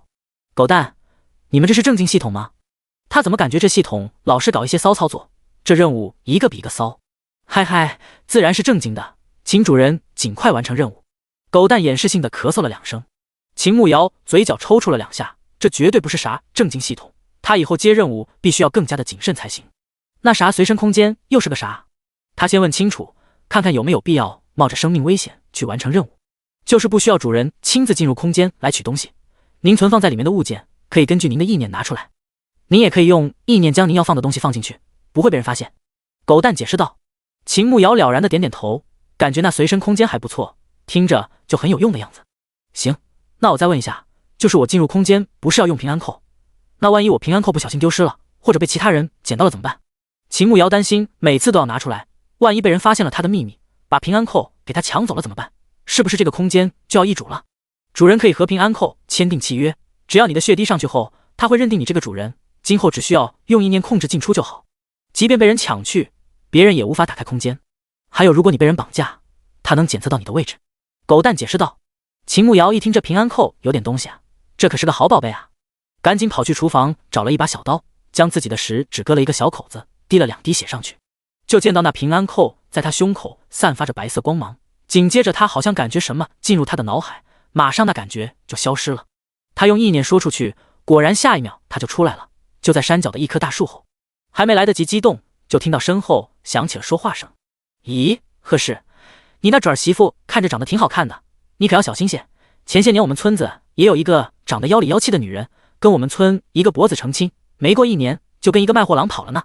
和贺娇兰并肩走到一起的女人一脸八卦的说道。只见到贺娇兰眸子一沉，淡淡的说道：呵呵，劳你费心了，我家这儿媳妇人品好得很，不是那水性杨花的性子。有些人长得好看，品性不行，有些人长得不好看，还爱说闲话。偏偏我儿媳妇长得好看，品性也好。杨家嫂子，我还要回去照顾我家相公，就先走了。贺娇兰说完就大步的走开了，不再理会杨氏。秦慕瑶对于贺氏最深的印象就是命苦，好好的王妃被流放到这里，男人还一身病，儿子双腿又不能走路，确实有些可怜。对他谈不上好，谈不上不好，偶尔有故意讨好的成分，应该就是怕他走了，少了一个劳动力。现在亲耳听到他维护自己，心里还有点感动。乡下这些妇人就喜欢说人是非，好在贺娇兰脑子比较清楚，不是这些普通农户，回家就给媳妇甩脸子。他看贺娇兰走近，从大树后面走了出来。伯母，秦慕瑶出声叫了贺娇兰一句。咦，慕瑶来了，今天和仙儿去镇上怎么样？野鸡卖掉了吗？贺娇兰看到秦慕瑶后，赶紧走了过来。卖掉了2只，另外的带回来了，打算做成熏肉，留着过冬自己吃。秦慕瑶解释道。熏肉？我不会做，你会吗？贺娇兰还没有听过，只能看向秦慕瑶。我会，等下午就开始准备。秦慕瑶点点头，和贺娇兰并肩走着。好，我给你打下手。贺娇兰笑着说道。2个人刚回到茅草屋，却发现白振东跟着几衙役站在他们院子里，不知道发生什么事了。第51章，我放你走。秦慕瑶和贺娇兰见状互看了一眼，马上大步的走了进去。就看到宁承霄和宁素远都在院子里，一个50来岁的老头留着山羊胡，正坐在椅子上傲慢地看着宁承霄。你们回来的正好，来给你们介绍一下，这位是我们李县县衙的胡师爷，在我们李县德高望重，是县令大人的左膀右臂，今天特地受县令大人的命来这里看你们的。你们还不见过胡师爷？白振东见到秦慕瑶和贺娇兰进来，马上对着2个人说道。秦慕瑶看了一眼坐在上首的老头，一脸的傲慢，一双眼睛里都是精明，一看就不是个好对付的。贺娇兰瞥了一眼胡师爷，这要是换成以前，给他提鞋子他都不会看一眼，真的是虎落平阳被犬欺，现在竟然要看这种人的脸色。民妇贺氏媳儿媳秦氏见过胡师爷。贺娇兰轻轻地拉了一下秦慕瑶的衣角，即便心底再怎么不乐意，也只能低头行礼。秦慕瑶赶紧跟着贺娇兰一起行礼。县令老爷，听闻你们已经来了白水沟村，特定吩咐我来探望一下几位，看看你们是否有什么需要的。毕竟几位身份特殊，怕你们不适应，缺什么就说。不过几位也知道自己的身份，最好别提太过分的要求。狐狸羊坐在椅子上，慢悠悠地出声说道。这话的意思已经非常明显了，你们最好什么都别提，但凡提了要求，就是你们不识好歹。秦慕瑶站在贺娇兰身侧，看了一眼宁承霄，他此刻心里肯定很不好受吧，毕竟曾经那般风光，现在被连官衔都没有的县衙师爷这般说，这落差太大了。反正他看到宁素远的脸色是非常难看的，铁青着一张脸，极力隐忍着。多谢县令大人和胡师爷的关心，白村长把我们安顿得很好，我们在这里生活得很好，什么都不缺。宁承霄淡淡的出声说道。他知道一个小小的师爷，如果没有上头的指使，断然不敢来这里挑衅。看来上面那些人是不想让他们好过。狐狸羊看了一眼白振东，然后点了点头，继续说道。好吧，既然你们在这里生活得不错，那我便回去给县令大人交差了。哦，对了，今年灾情严重，县令大人作为李县的父母官，自然是关心每一位民众，怕你们连吃食都没有，特意命我带了一些米糠前来，让你们将就吃一点。毕竟眼下县衙仓库空了，也没有粮食，这些米糠也是好不容易才筹到的，你们定要好好享用。狐狸羊说完，对那边的衙役使了个眼色，其中一人拎着一个袋子过来，打开袋子里面就是米糠，颜色暗沉，上面还有一些虫在爬，一股子霉味，一看就是几年的陈货。这哪里是来送吃的，分明就是来羞辱人的。就这种米糠，别说人吃，喂猪猪都不吃，完全就是在暗骂他们猪都不如。秦慕瑶袖子里的手已经握紧了，他有种被羞辱的感觉。在他想要开口之前，却听到宁承霄开口了：“多谢胡师爷这么大老远的送来，草民吉家人自知有罪，不敢在这种时候还让县令大人操心。这些米糠还是带去给需要的人吧，我们自己能解决温饱。”宁承霄语气平静地说道：“大胆，县令大人既然让我给你们送来，就是对你们的恩赐，你们竟然敢不收，是不是藐视县令大人威严？”狐狸杨噌的一下站起来，大声呵斥道。秦慕瑶见状马上站了出来，对着宁承霄说道：“相公，这就是你的不是了。既然县令大人这般关心我们，我们自然是要收下的。眼下也到了午饭时间，师爷和几位差大哥就留下来吃个便饭吧，正好拿着县令大人的赏赐，我们一起享用。独乐乐不如众乐乐，师爷和几个差大哥应该不会藐视县令大人的这份恩赐吧？”狐狸杨闻言脸色一变，他堂堂师爷怎么可能吃那种猪都不吃的米糠？不必，我们还要回去复命，就先走了，你们留着自己吃吧。狐狸杨沉着脸，一甩袖子就向着门口走去。师爷，差大哥别着急走啊，留下来吃个午饭嘛，我马上去做。秦慕瑶看着几个人的背影，故意提高声音喊道。几个人闻言走得更快了，生怕留下来吃那生虫的米糠。白振东见狐狸杨他们都走了，自然要跟上去。等到人都走完了，宁素远突然气急攻心，吐了一口鲜血，将众人都吓坏了。远哥，你没事吧？你别吓我，你不要生气，冷静一点。贺娇兰一把将宁素远扶住，一脸紧张地说道。宁素远用手捂着胸口，沙哑着声音说道：“这些狗东西欺人太甚，竟然这般羞辱我们，我如何咽得下去这口气？”宁承霄皱了皱眉头，眼下他们落魄，什么人都能上前踩一脚，只能自己调整心态，生气又有什么用？伯父，他们就是故意的，故意来气你的，你越是生气越是糟了他们的道。人家说30年河东，30年河西，风水轮流转，总会好起来的。秦慕瑶出声安慰道。宁素远看着秦慕瑶，无奈地摇了摇头，他哪里还有30年能等？叹了一口气，转身向着屋内走去。贺娇兰不放心宁素远，也跟了进去。秦慕瑶和宁承霄还在院子里，他看着宁承霄眼底浓浓的担忧，知道他在为宁素远忧心，只是这种事情只能自己调节，别人劝再多听不进去也没用的。宁承霄一直没有说话，不知道在想什么。秦慕瑶有些担心他，低声问道：“要不进屋去休息一下？”宁承霄回过神来，轻轻点了一下头。秦慕瑶将宁承霄推到了他们休息的屋子，打算去厨房做饭，刚走了一步，却被宁承霄一把抓住了手腕。怎么了？他好奇地低头看着他问道。你想走吗？宁承霄语气低沉，好似在压抑着什么。啊？什么？秦慕瑶一时间没有反应过来，下意识地反问道。现在我们家落魄成这样，任何人都能踩上一脚，以后可能还会有更多人。你如果想走的话，我放你走。宁承霄昂着头看着秦慕瑶，将心底那份刚刚萌芽的情愫压了下去。第52章，你能不能试着喜欢我？这要是换成一个时辰前，他真的毫不犹豫地跑路了。可是现在怎么走？这一家老弱病残的，就一个贺娇兰还算正常人，他现在丢下这一家子，他还是人吗？更何况看到宁承霄那双清冷的眸子，里面藏着太多的情绪，微微蹙着的眉头，他好想伸手帮他抚平。走个屁啊！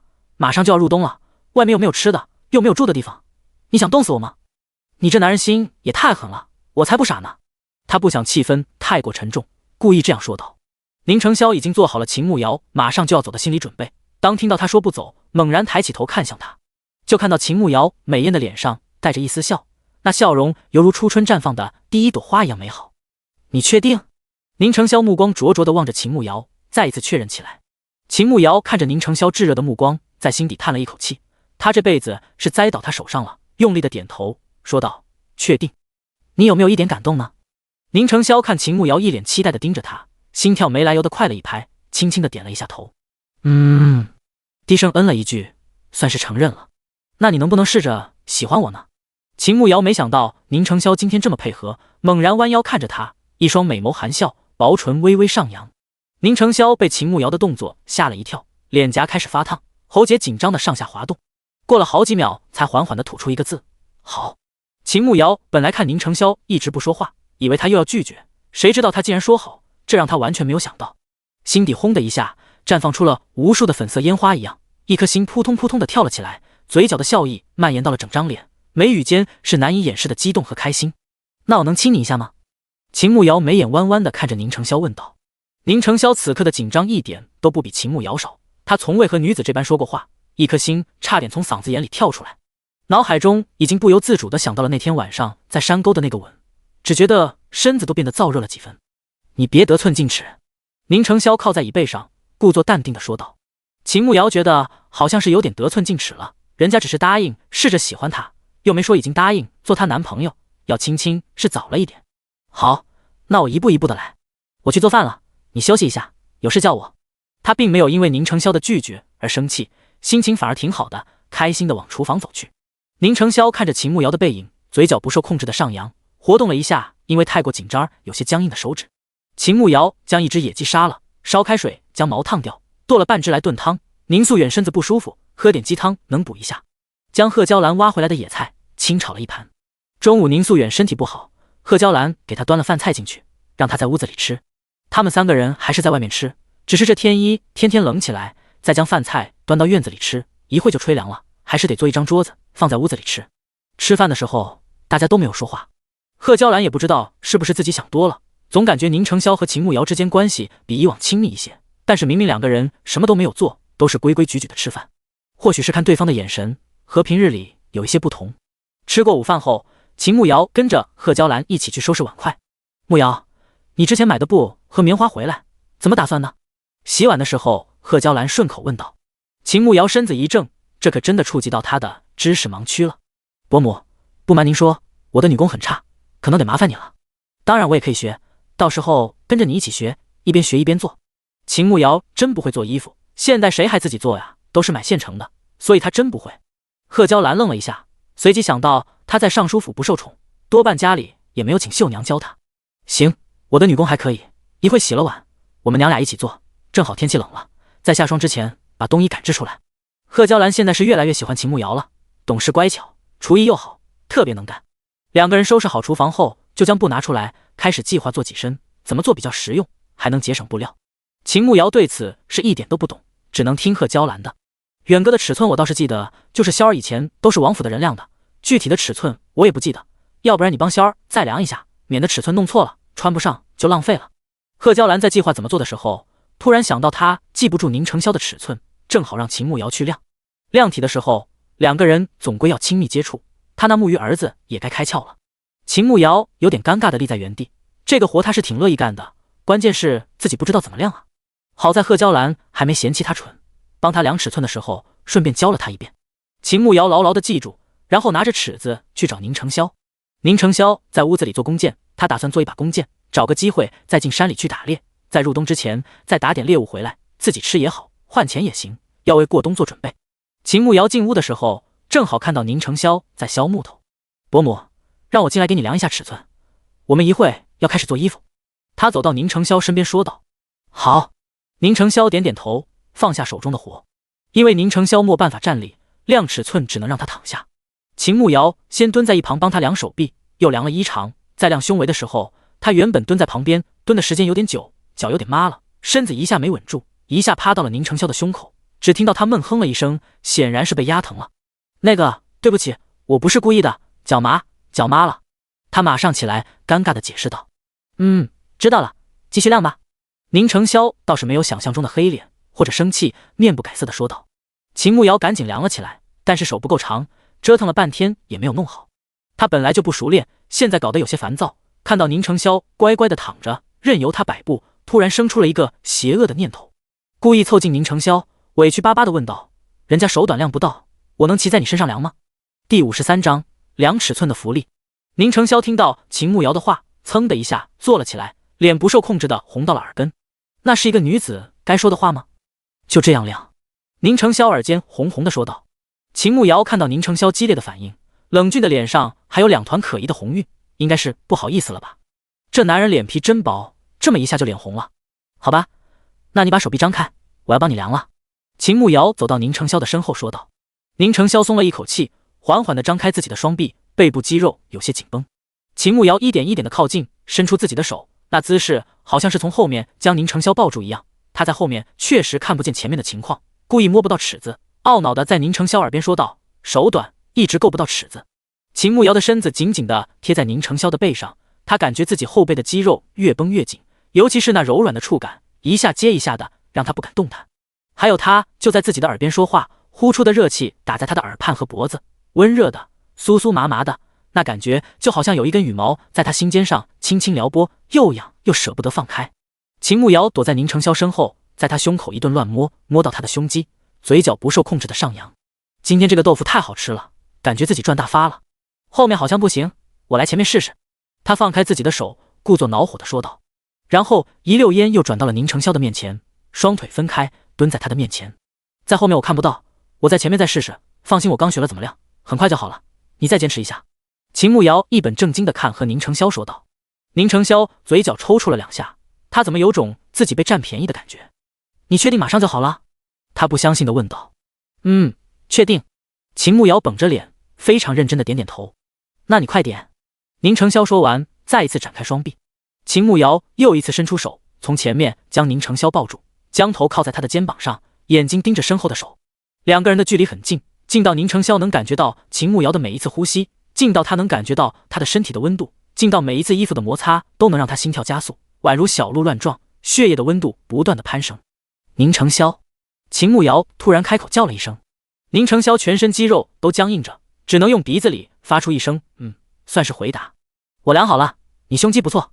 秦慕瑶总算放开了，坏笑的看着他说道。宁承霄心底那根紧绷的弦可算放松了一些，要是秦慕瑶再不放开，那根弦就要断了，他就无法保证会做出些什么。你一个女子，以后不准说这话。他放下手臂，沉着脸教训起秦慕瑶来。哪有女子这般不知羞的，对着男人又搂又抱，还说男人胸肌不错，他哪有半点女子该有的娇羞？我夸你还不行吗？那我以后夸别人。你敢？秦慕瑶的话还没有说完，就被宁承霄打断了。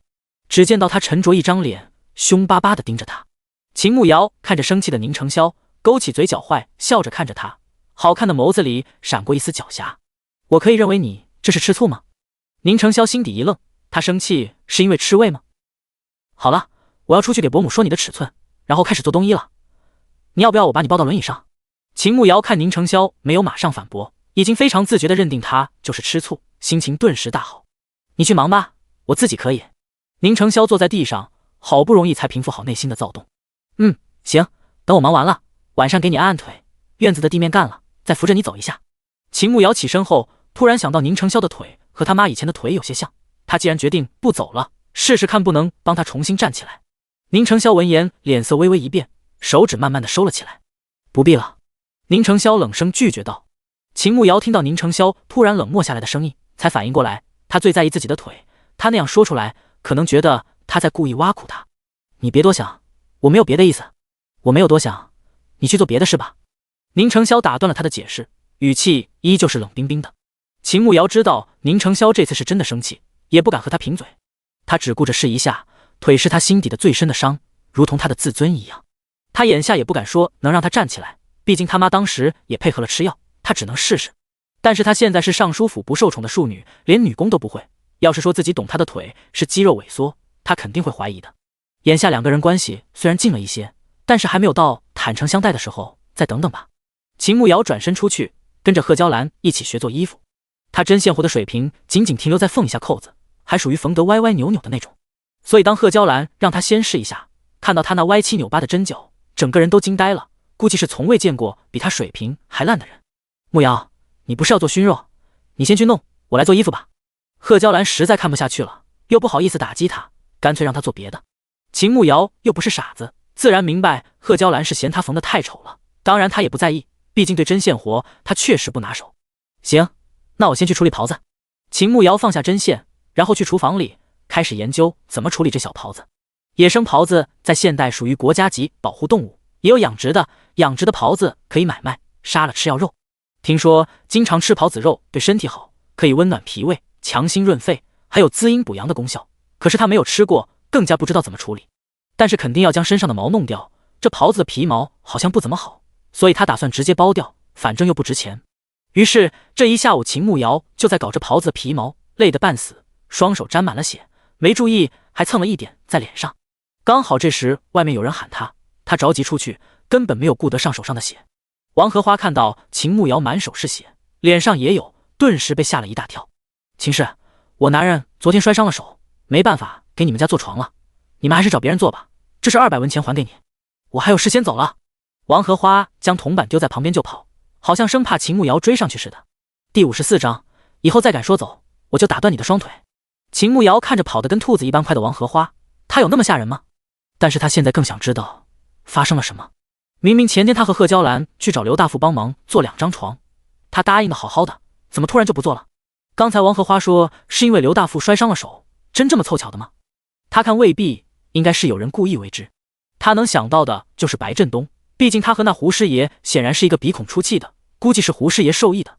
想到原文里写宁承霄的遭遇，只会简单一笔带过，说他被权贵欺压，百般羞辱，但是具体的过程没有写。现在他算是亲眼见到了，从在路上那个知府的儿子，再到这里的县衙师爷，乃至一个小小的村长，都对他们各种打压欺辱，着实让人气愤。他捡起地上的铜钱，刚转身就看到宁承霄坐在屋檐下，正看着他。你怎么出来了？他暂时不想让宁承霄知道这事，怕他心里难受。出来找东西。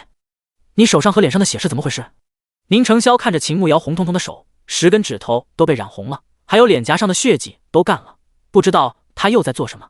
啊，我把那袍子的皮剥下来，但是我没弄过，弄起来好麻烦，所以就弄得到处都是血。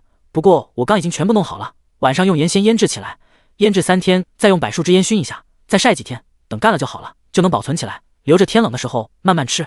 秦慕瑶解释道。宁承霄对这些不懂，只是轻轻点了一下头。那我继续去处理了，你先找你自己需要的东西。秦慕瑶回到厨房里继续处理他的袍子，又花了好一阵，将肉分好，留了一块新鲜的，打算晚上来尝个鲜，别的就用盐腌制在了盆子里。本来袍子也不大，掏出内脏以后也没剩什么。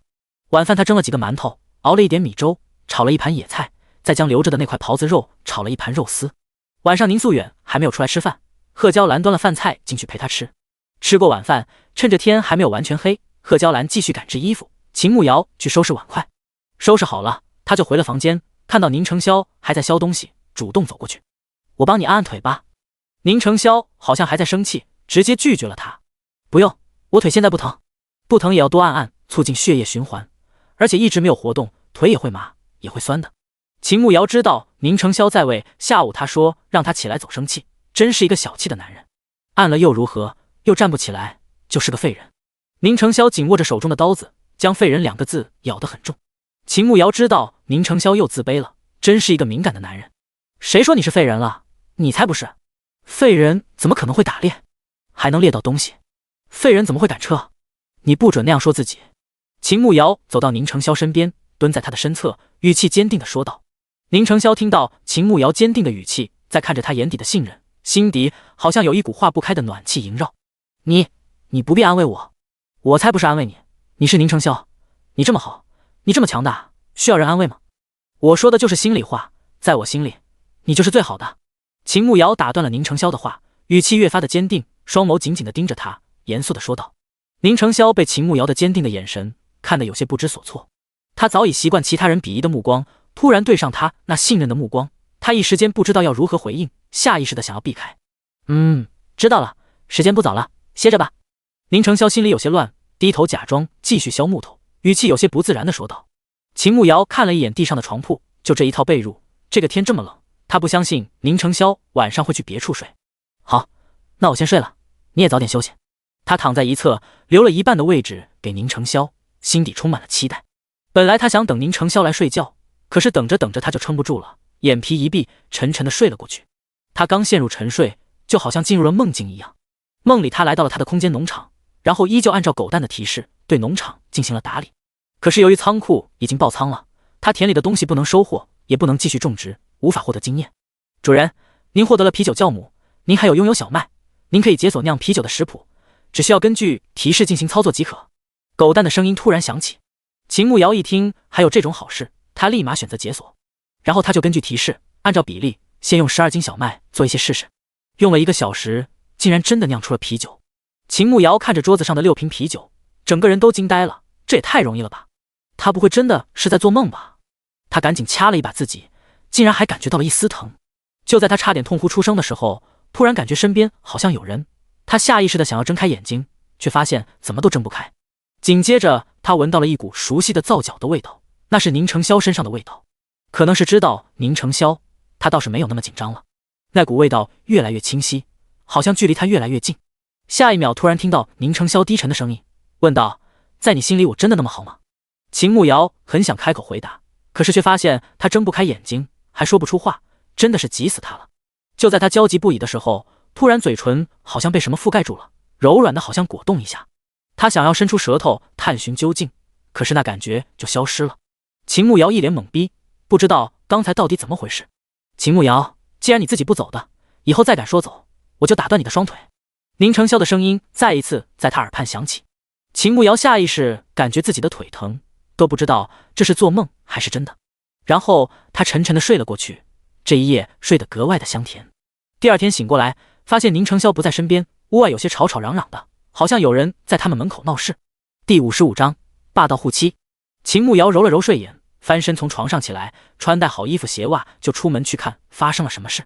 只见到他们院子门口围着一群人，正对着宁承霄和贺娇兰指指点点，白振东就在一旁看着。人家现在回来了，这屋子就应该还给人家才对，就是哪有占着别人地方不还的道理，这不是强抢吗？这家人看着一个个人模人样的，现在怎么这么不讲理？秦慕瑶还没有走近，就听到门口几个人七嘴八舌的谴责了起来。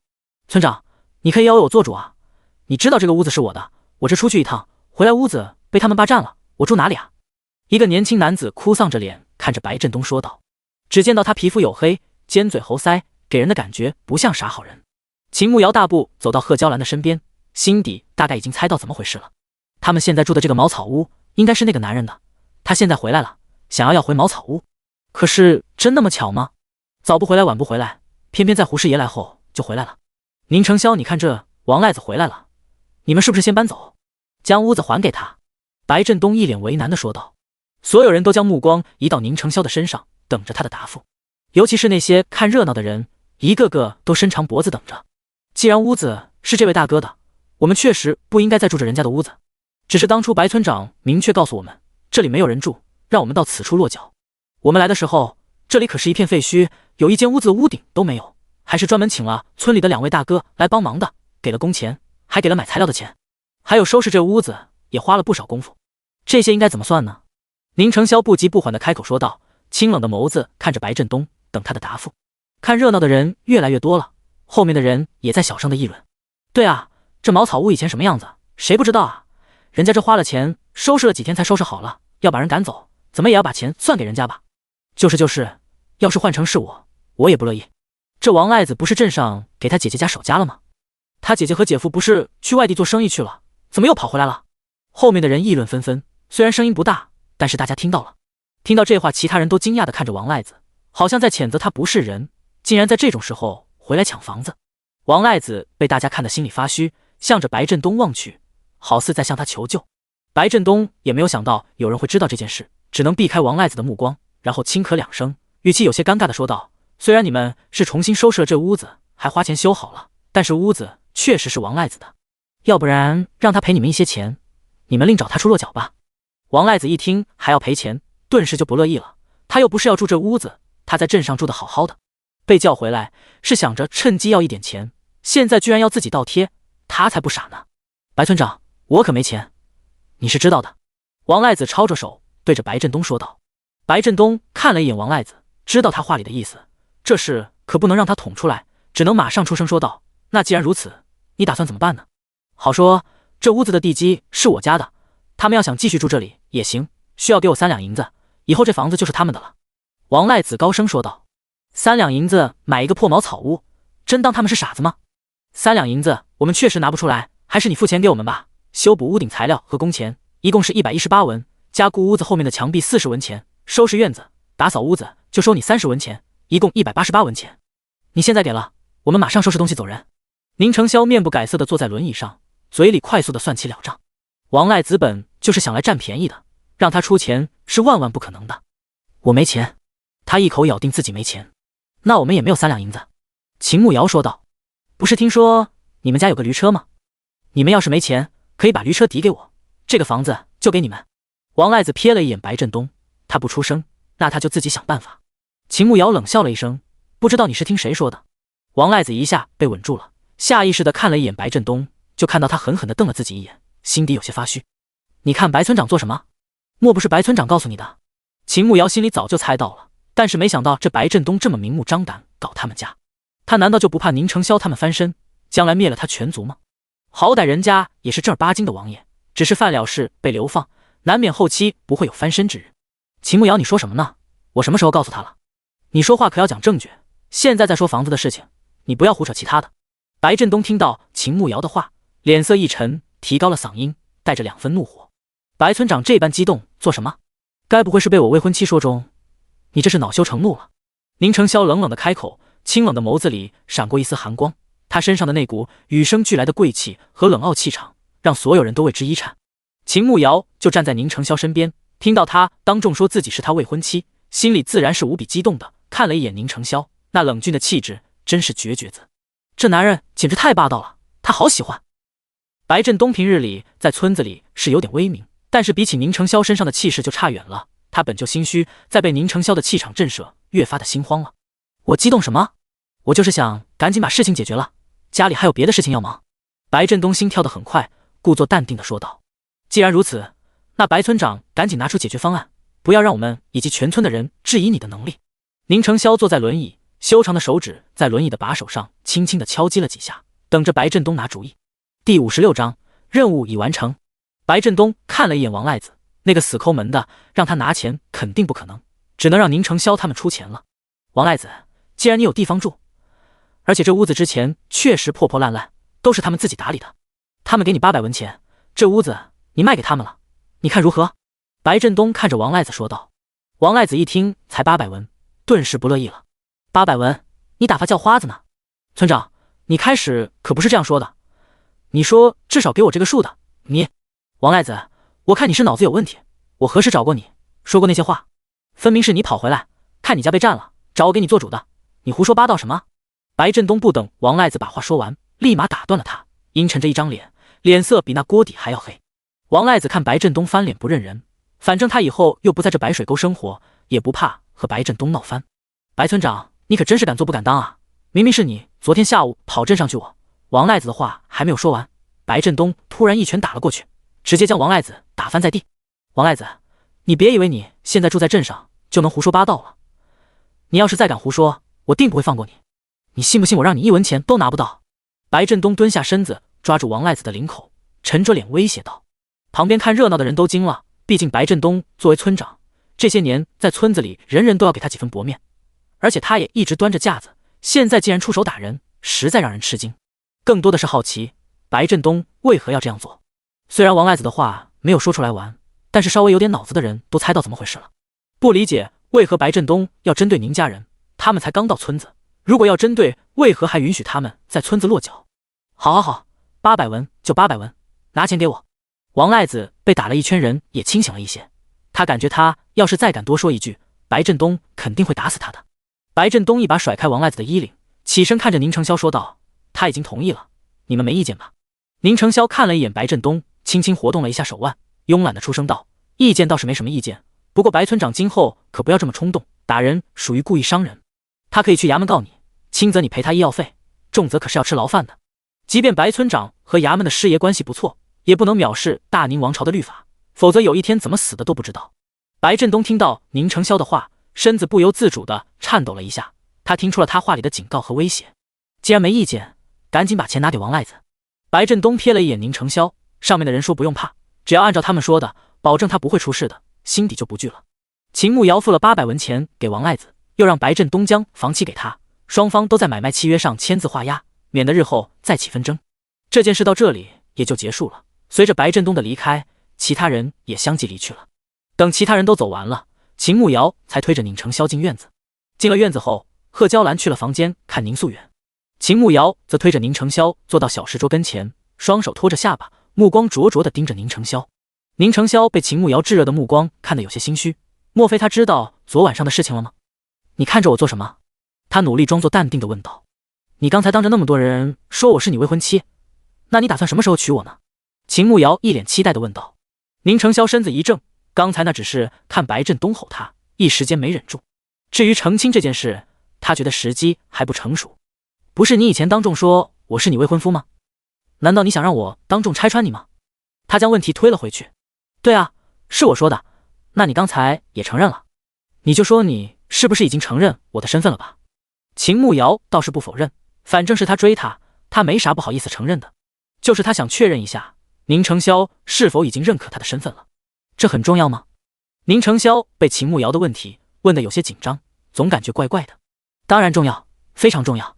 秦慕瑶坐直身子，一脸严肃地说道。宁承霄看着秦慕瑶，好像真的很在意，那期待的眼神看得他越发的紧张。你觉得是就是吧？我进去看看我爹，锅里有饭，我们都吃过了，你自己去吃吧。他实在说不出口，只想找个借口暂时避开。秦慕瑶看着已经离开的宁承霄，眉头紧紧地皱了起来。哼，总有一天我要让你亲口承认的。他暗暗发誓，必须要让宁承霄亲口承认喜欢他。秦慕瑶来到厨房里，锅里确实还有碗米粥和昨天晚上剩下的一个馒头，应该是留给他的。他看饭还是温热的，端起来就吃。吃过饭后，贺娇兰要在家照顾宁素远和做衣服，秦慕瑶拿着锄头和篮子去山上找野菜。他去挖野菜只是一个借口，就是找没人的地方进入空间，到时候随便从空间里拿些菜就行了。目前他种过土豆、胡萝卜和辣椒，还有大白菜，这些都在仓库里放着，随便他拿。离开茅草屋，秦慕瑶往山脚走去，路上也遇到其他女人去挖野菜，但是因为不熟，人家也没有叫他，这可正合他意。找了一个没人的地方，用意念进入空间，还将自己的锄头和篮子一同带了进去。欢迎主人回家，您已完成收集真情之吻的任务，奖励已经发放在爱的小屋，请注意查收。刚进去就听到狗蛋的声音，秦慕瑶一脸懵逼，他没有听错吧？你说我的任务已经完成了？他不敢置信地问道。是的，奖励已经发放了。狗蛋认真地回答道。秦慕瑶还是有些懵，他不记得自己亲了谁啊？怎么任务突然就完成了？这系统是不是出现 bug 了？还是他昨晚上睡觉的时候把宁承霄给办了？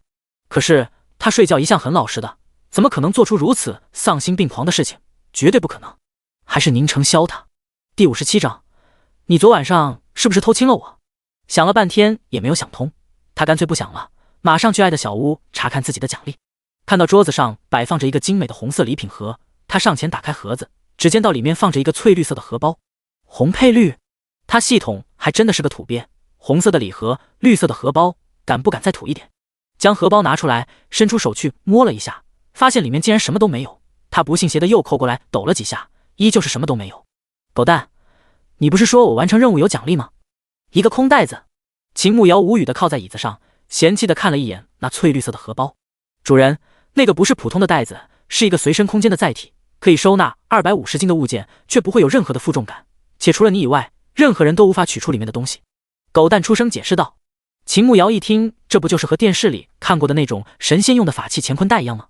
他顿时对这个荷包好奇极了，将手伸进去摸了一下，竟然真的摸不到底的感觉，就感觉里面超大。那我要取东西怎么办？秦慕瑶好奇地问道。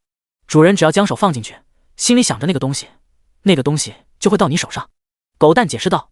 秦慕瑶一听，这简直太赞了，瞬间喜欢的不得了。那要是不慎丢失怎么办？他再问清楚一些。这个是不记名的，丢失的话就无法找回。不过主人可以放心，其他人捡到也只是一个普通的荷包，不会有任何作用的。狗蛋认真地为他解答。好，很好，非常好，我很喜欢。秦慕瑶一脸激动地说道。收下荷包以后，他看农场目前还没有什么需要打理的，新的任务也还没有到。他看时间也差不多了，马上去仓库里拿东西。刚到仓库里，竟然发现货架上摆放着6瓶啤酒。他起初还愣了一下，随即想到他昨晚上好像做梦了，梦到他在酿啤酒，难不成那不是梦，都是真实的？秦慕瑶惊喜地拿起一瓶看了起来，发现还真的是啤酒。不管那么多了，他拿了2瓶啤酒放在自己的乾坤袋里面，然后又捡了7、8个土豆、几根胡萝卜以及2颗大白菜。他带的篮子就被装得差不多了，又放了6个鸡蛋在里面，感觉差不多了，就提着东西离开了空间。出来以后，他先观察了四周，没有发现其他人，才将自己的篮子拿出来，然后找了一些泥土抹在土豆和胡萝卜上，又在大白菜上沾了一些泥土，又等了一阵，这才提着东西往家走。回到茅草屋，看到宁承霄又在院子里削木头，他开心地提着菜篮子走过去。我回来了。他将菜篮子放在地上，看着宁承霄说道。宁承霄闻言抬起头看了秦慕瑶一眼，轻轻地点了一下头，余光瞥到菜篮子里的东西，篮子都快装不下了，他哪里找到这些的？前2天他娘跟村里人去挖野菜，每次都只有一小把，而且那些野菜和秦慕瑶的这些都不一样，明显他的这些好多了，虽然上面也有泥土，但是个头就大多了。你哪里挖这么多东西？宁成霄好奇地问道。我就在山里乱走，走得有些远，我也不知道是什么地方，反正就找到了这些。哦，对了，我还捡到了6个野鸡蛋，正好给你爹补补身子。秦慕瑶早就想好了借口，面不改色地说道。宁成霄看了一眼鸡蛋，心底有些疑惑，但是却并未问出口。山里很危险，你不要一个人乱跑，和村里其他妇人一起，有个照应。他出声叮嘱道。秦慕瑶闻言马上笑了起来。你这是在关心我吗？宁成霄愣了一下，看到秦慕瑶正盯着他，立马低着头继续削木头，没理会他。秦慕瑶倒也不生气，还一脸笃定地说道。我知道你就是关心我，害怕我一个人遇到危险，担心我出事。放心吧，我在没有得到你之前，我是不会让自己出事的。说完坏坏地笑了起来。宁成霄嘴角抽搐了2下，他能不能像个正常的女子？你不说话没人当你是哑巴，别妨碍我做事。每次面对这样的秦慕瑶，他又气又无奈。秦慕瑶看着气急败坏的宁成霄，觉得他真的可爱极了，逗一个老古董把他逗得面红耳赤，真有意思。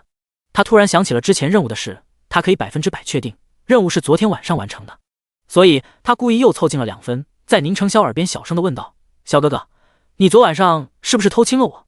宁成霄听到秦慕瑶叫自己萧哥哥的时候，被吓了一大跳，手一抖，手中的刀子直接割破了手指，血珠马上渗了出来。秦慕瑶见到后想都没有想，一把抓起他的手，将他的手指放在直接的嘴巴里，轻轻地戳了起来。宁成霄整个人都呆住了，眼睛一眨不眨地盯着秦慕瑶，感受到自己手指被他温热的口腔包裹着，他柔软的舌头戳着他的指腹，那感觉太奇怪了，完全找不到词形容。他只感觉自己的身子随着他吮吸而变得僵硬，身体里的血液却滚烫，以至于心跳很快，后背出了一层汗。秦慕瑶吐了一口血后，又将宁成霄的手指含住，如此反复了几次，直到他的手指没有再出血。等到他反应过来的时候，才发现刚才的举动有些过界了。嗨嗨，我以前手指划破出血了，就用这种方法止血的。他有些紧张地解释道。宁成霄看到秦慕瑶紧张的样子，想到他在尚书府的待遇，受伤了都没经创药止血，心底竟然生出了一丝心疼。我知道了，谢谢。他低头看着自己的那根手指，指尖好像还有它的温度，那温度蔓延到了心底，暖暖的。那你昨晚上有没有亲我？秦慕瑶厚着脸皮又问了一次。宁成霄耳尖红红的，一时间不知道该不该说实话。就在此刻，屋里突然传来了贺娇兰的哭声，惊动了2个人。第58章神女转世。宁成霄闻言立马转动轮椅，向着屋内快速的走去。秦慕瑶也反应过来，马上上前推着宁成霄往屋里走去。他们还没有走到屋内，就看到贺娇兰一边抹眼泪一边往外走来。娘，发生什么事了？宁成霄担忧地问道。霄儿，你快进来，你爹刚吐了几口血，可能要坚持不住了，他有事要和你交代。贺娇兰眼眶红红的，带着哭腔对着宁成霄说道。宁成霄清冷的眸子里闪过一丝紧张，袖子里的双手紧握成拳头，刚才被秦慕瑶止住血的手指头，此刻因为用力伤口也裂开，鲜血渗透了出来，他却浑然不觉。秦慕瑶也非常惊讶，按照原文剧情，宁素远会病死在路上，可是却并没有。他以为自己的出现已经改变了原剧情，至少宁素远的命运就改变了。可是现在他竟然不行，所以原文剧情是不可逆的吗？脑子里想着，但是并未停下来，加快了推轮椅的速度，将宁成霄推到宁素远的房间里。知道他们父子有话要说，他主动退了下来。就看到贺娇兰站在门口，一直在抹眼泪，双肩不停地颤抖。他大步走过去，轻轻地搂着贺娇兰的肩膀。没事，您还有我们。贺娇兰肩膀抖动得更加的厉害，捂着自己的嘴巴，没让自己触发太大的声音。秦慕瑶心里也是五味杂陈，一方面是和宁素远相处了这么久，多少也有些情谊，突然离世，他心里还是有2分难过。另一方面是在想原文的剧情到底能不能逆。他们一直站在门外，大概过了几分钟，就看到宁成霄出现在门口，脸色凝重，原本清澈的眸子此刻暗淡无光，整个人显得特别的阴郁。霄儿，你爹他怎么样了？贺娇兰上前一步，紧张地问道。宁成霄看了一眼贺娇兰，面色凝重地摇了摇头，然后将目光移到了秦慕瑶的身上。你跟我进来一下，我爹想和你说2句话。宁成霄声音很低沉，有些沙哑，应该是太着急，导致有些上火。秦慕瑶愣了1秒钟，虽然不知道宁素远要和自己说什么，但是还是很快跟了进去。到房间里就看到宁素远躺在地上的褥子上，面色蜡黄，犹如土色，两鬓的白发好像比前几日又多了很多，头发乱糟糟的，都不只是憔悴，胆子小一点的都不敢靠近。宁成霄看着进来的秦慕瑶，努力扯出了一个笑容，伸出一只手，对着他勾勾手指，艰难地开口道：“秦丫头，你过来一点，我有话和你说。”秦慕瑶这2日没怎么见宁素远，他一直在屋子里吃饭，都是贺娇兰在照顾他。不曾想，才短短2天，他就变成这副模样，看着着实让人心疼。他大步地走了过去，然后蹲在宁素远的身边，声音不受控制的有点哽咽：“伯父，您说我在。”“秦丫头，伯父想谢谢你，我们从京城来这里，那一路真的多亏了你。如果没有你，可能我在路上就死了。”宁素远说一句话要停几次，明显出气已经比进气多。“伯父，您先别说这些，感激的话以后再说。您好好休息，我去镇上给你请大夫。”秦慕瑶眼眶一下就红了，在生死面前，即便没有血缘关系，他还是觉得难过。没用，我大限已至，你别白费功夫。子玉，你先出去一下，我单独和秦丫头说几句话。宁素远一边大喘气一边说道，好像下一口气上不来，他就直接去了。宁承霄看了一眼秦慕瑶，低声说道：“照顾一下我爹，麻烦了。”说完他就转动轮椅出去，房间里就剩下秦慕瑶和宁素远2个人。“秦丫头，你别说话，你听我说。”宁素远大喘气的说道。秦慕瑶偷偷的抹了一把眼泪，用力的点点头：“我熬不住了，我也不想熬了。我这一生风光过，得意过，不曾想最后落得如此下场。面对这样的局面，我不想再苟活下去了。只是我对不住阿兰和子玉，我走了以后，就请你帮我照顾一下阿兰了。她那人性子软，这些日子真的苦了她了，是我对不起她，连累了她。等我死了，你帮我好好劝她，让她好好活着。还有子玉，他人很好，心也软，只是生了怪病，性情变了很多。其实他以前真的很温柔的，而且你是第一个能靠近他的姑娘，以前他很讨厌姑娘靠近他，家里的婢女都不让。你对他是不一样的。”宁素远一边咳嗽一边大喘气，说话断断续续的。秦慕瑶一直耐心的听着，配合的点头。现在不管宁素远说什么，他都只能答应。但是听到宁素远说宁承霄不让女人靠近，他还是挺惊讶的，当然内心也是有一点激动。可是在这样的环境下，他无法表现出来，只能安静的等宁素远的下文。“秦丫头，伯父想求你一件事。”宁素远颤巍巍的说道。“您说，只要我能做到，我一定全力以赴。”秦慕瑶立马出声说道。“子玉刚生恶疾的时候，我们找光化寺的凌空大师算过，说子玉的腿只有神女转世才能治好。子玉还这么年轻，还有1辈子的时间，你以后能不能带他去找神女的转世，帮他治好腿？”宁素远双目期待的看着秦慕瑶。秦慕瑶好像记得他刚传来的那一天，无意间在山洞口听到贺娇兰也提过这件事。真的有神女吗？我可以答应你，只是我从未听过神女的事情，要去哪里找呢？他问道。第59章，我不走，我会一直陪着你的。凌空大师说过，神女的转世会在西南方向，她名字带有水，且天赋神力，将来会名扬四海，不难找到的。宁素远胸口起伏很快，说完这段话，一口接一口的出气。好，我知道了，我一定会带她去找到那个神女的，只要能治好她的腿，我一定义不容辞。秦慕瑶连忙点头答应。谢谢你。宁素远说完就再也撑不住了，永远的闭上了眼睛。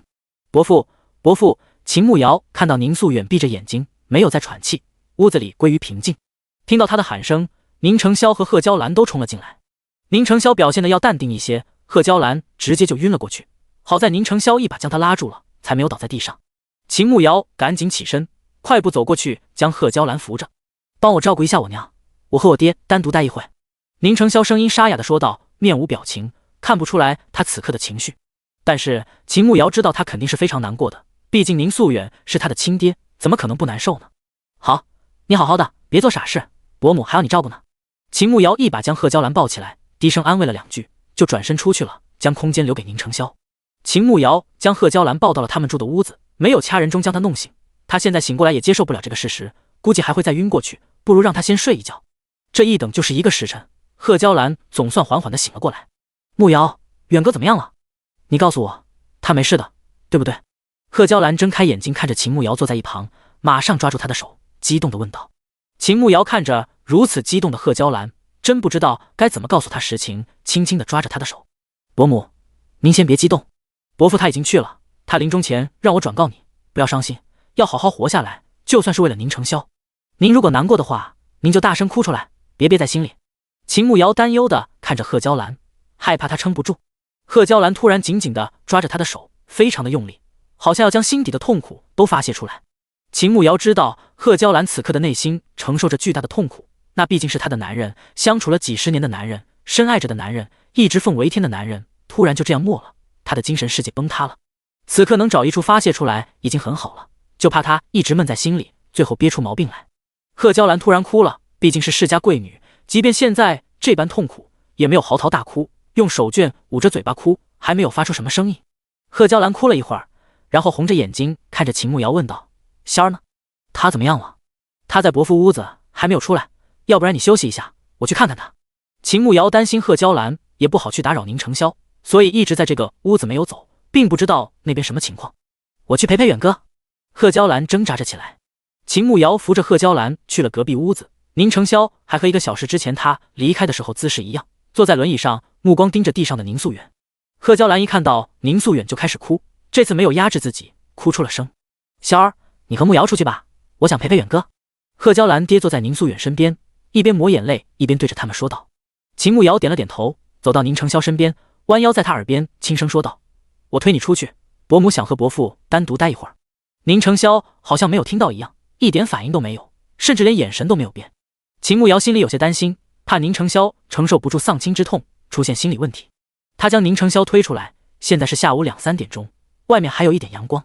人心情很差的时候，见见阳光会好一点，至少心里没有那么压抑。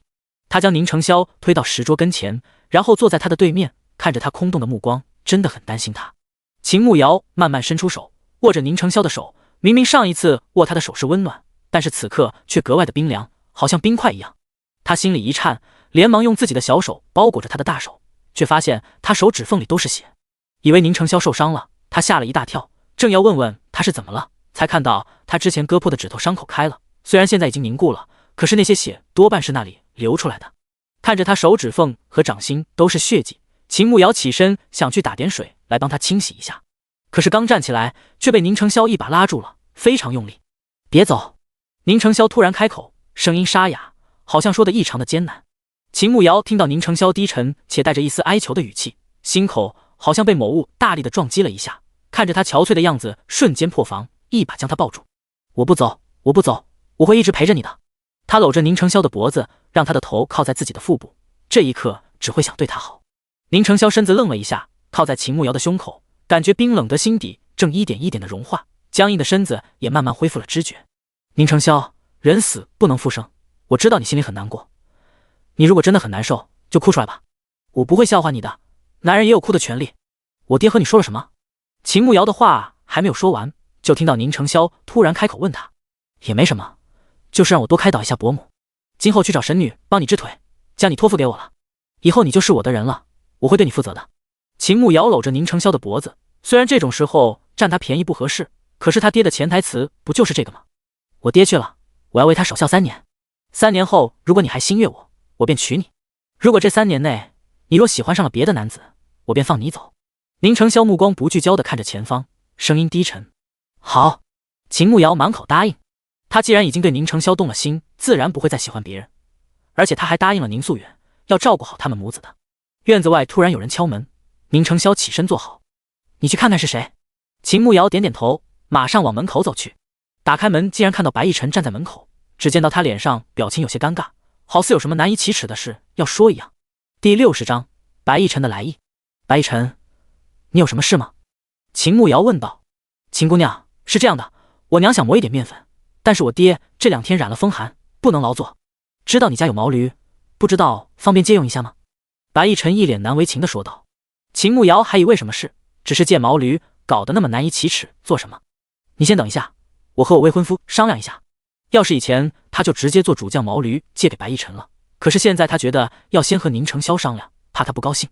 “好，我在门外候着。”“麻烦了。”白逸晨理解的点点头，然后退在一旁候着。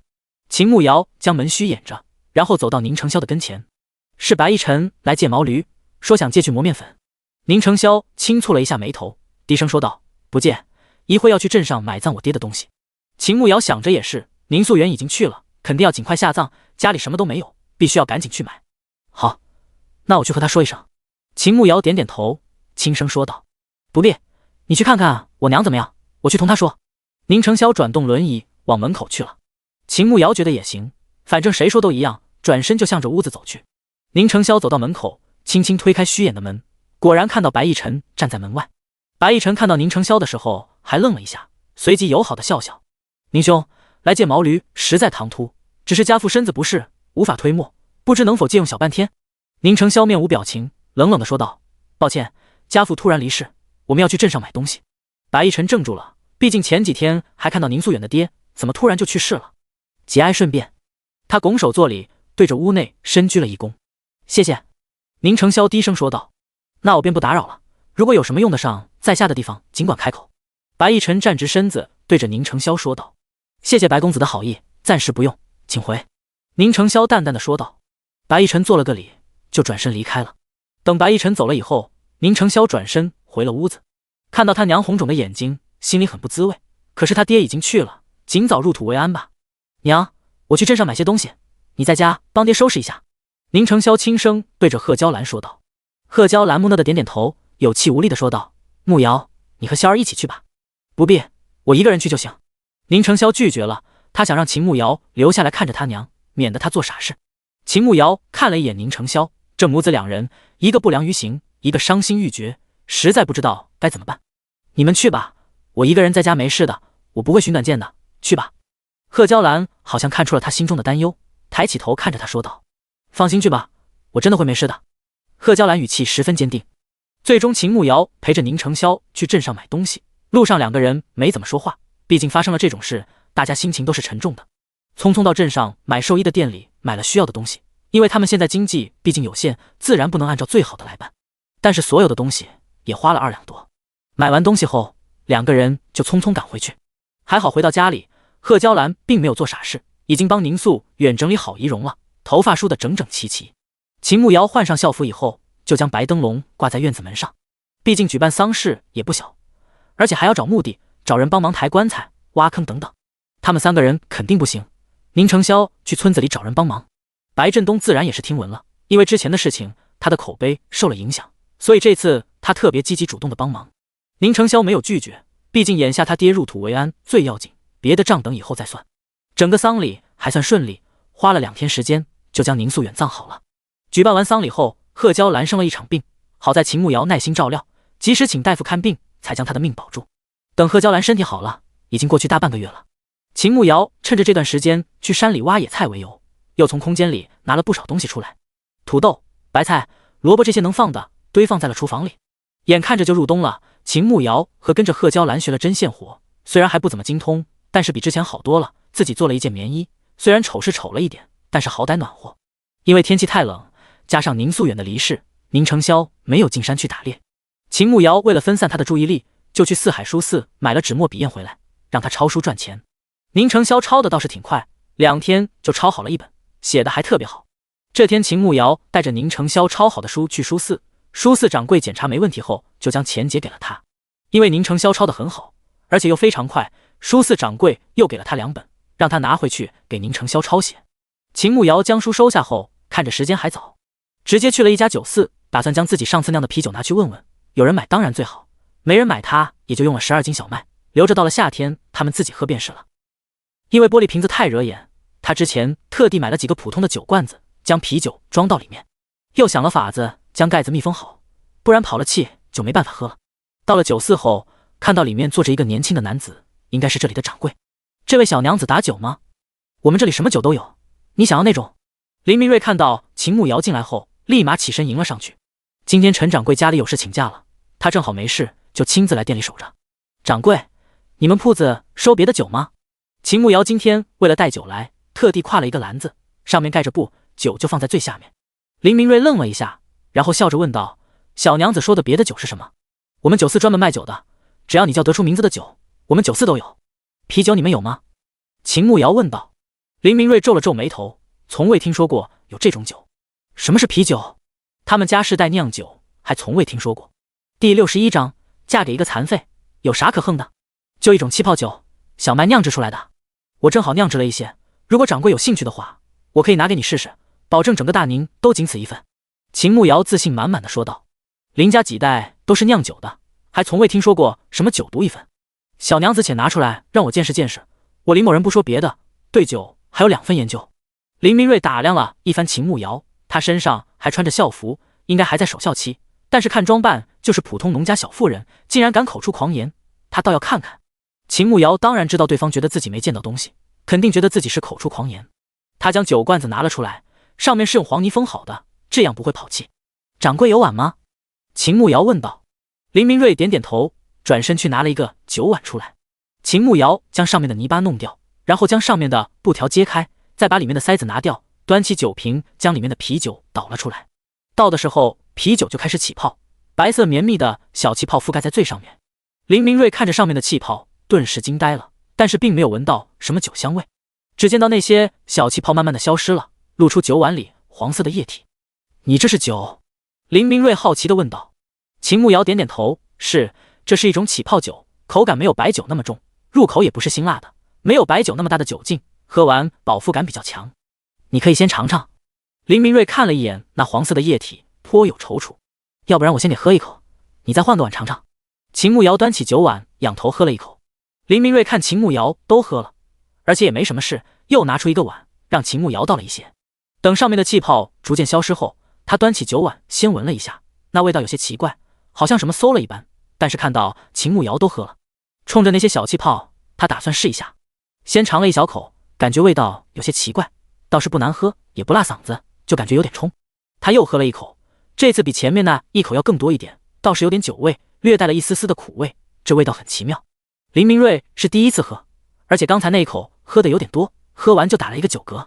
小娘子，你这酒味道属实有些奇怪，我还确实没有喝过。而且你这酒为何倒出来这么多泡沫？林明瑞好奇地问道。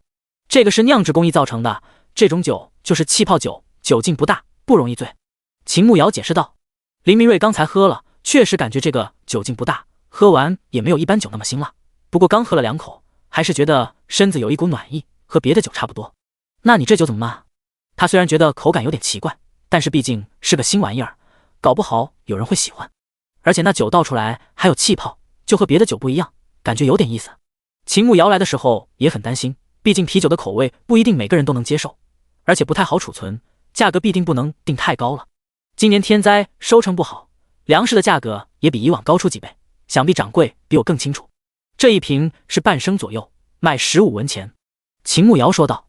林明瑞倒不觉得贵，毕竟现在粮食价格确实很贵，5斤粮食才能出1斤，粮食涨价，酒肯定也会涨价。目前他们酒肆最便宜的酒都要卖到35文钱1升了。小娘子，你这1斤粮食出多少酒？林明瑞看了看那酒罐子，分量应该是足的。这个不太方便透露，秦慕瑶肯定不会告诉对方比例的。林明瑞知道有些人不愿意透露，也没有觉得有什么问题。你有多少？他问道。掌柜是这样的，这个啤酒和普通的酒储存不一样，它必须要密封储存，打开以后需要尽快喝掉，不能放太久了，会影响啤酒的口感。不过因为这个酒劲不大，而且喝了会有饱腹感，增加一些体力，一个人喝这么1瓶没问题。秦慕瑶先和人说明酒的情况，免得以后说他坑人。林明瑞一听一人喝这么1瓶，感觉有点吓人了。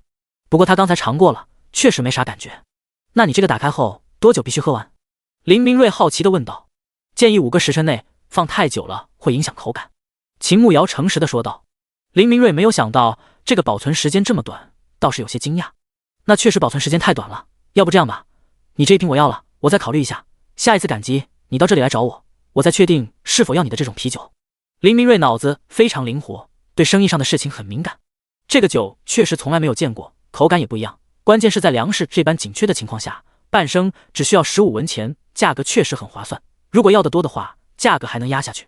这样独特又便宜的酒，关键是酒劲小，喝的自然就多，销量也就大了。秦慕瑶自然是答应的。林明瑞付了钱以后，他就离开了酒肆。他一个人来镇上，又不买什么东西，就没有赶毛驴，走路比坐车要暖和一些，所以就走路来的。走路回去用了1个小时，刚走到村口，遇到了白雪儿和李穗去挖野菜回来，但是看着天冷了，挖的人太多了，2个人什么都没有挖到。白雪儿看到秦慕瑶后，就在李穗的耳边说了2句，一把将他推到秦慕瑶跟前。秦慕瑶，我听说你每次进山挖野菜都能挖1篮子，你下午还去吗？我和雪儿能同你一起去吗？李穗紧张看着秦慕瑶，怯生生地问道。不去。秦慕瑶和白雪儿自从之前结仇后就没说过话，再加上白振东的所作所为，他更不可能和白雪儿走太近。那你明天去吗？我们能和你一起吗？李穗看白雪儿用眼神威胁他，只能硬着头皮继续问道：你们两个是想跟着我后面捡便宜吗？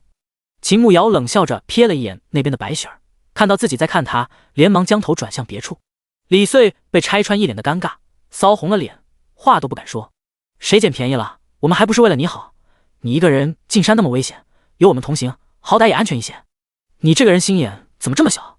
白雪儿在一旁没忍住，怒气冲冲地指责了起来。我的安危关你屁事，别狗拿耗子多管闲事。秦慕瑶脸色一沉，直接怼了回去。白雪儿听到秦慕瑶的话，气得直跺脚。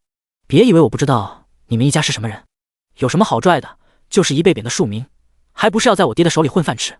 嫁给一个残废，有啥可横的？白雪儿气呼呼的大声说道。第62章，秦慕瑶动手打人。秦慕瑶听到白雪儿的话，脸色顿时大变，双手紧握成拳头，双目怒视着白雪儿。你有本事再说一遍！秦慕瑶咬牙切齿的说道。白雪儿被秦慕瑶的眼神吓了一跳，心底莫名的有些心虚，但是她又没有说错，而且她不相信秦慕瑶敢把自己怎么样。说就说，你男人可不就是一个残废，天天坐在轮椅上，还要你自己倒贴。啪啪！秦慕瑶不等白雪儿说完，冲到他面前抬手就是2个响亮的耳光。旁边的李穗都看傻了，怔怔的立在原地，惊悚的看着秦慕瑶。白雪儿被打了2耳光，脸火辣辣的疼，耳朵还嗡嗡作响，一时间根本没有反应过来。白雪儿，我告诉你，就算你爹是村长又怎么样？你以后再敢说宁成霄是残废，我听到一次打你一次，下一次绝对比这次还要狠。秦慕瑶目光狠狠地盯着白雪儿，语气里都是警告和威胁。白雪儿慢慢反应过来了，整个人好像发了疯一样，大喊大叫起来：你这疯婆娘敢打我，我要杀了你，抓烂你的脸，这个小贱人不要脸，狐妹子！白雪儿此刻就好像疯狗一样，嘴里不停地骂着秦慕瑶，双手还不断地挥舞，想要去抓秦慕瑶的脸。奈何他个子比秦慕瑶矮一大截，手臂也没人家的长。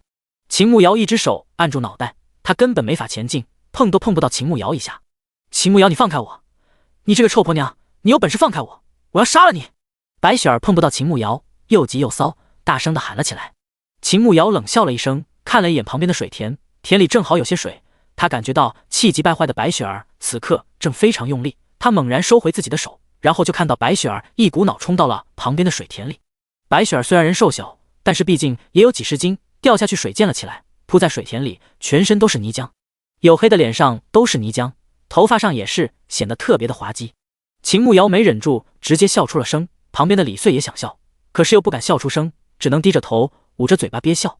白雪儿哪里受过这等委屈，感觉自己的脸都丢光了，哇的一声大哭了起来，扯着嗓子大喊：爹呀，娘啊，快来救我呀，我被打了，我被秦慕瑶这个小贱人打了呀，快要救救女儿啊！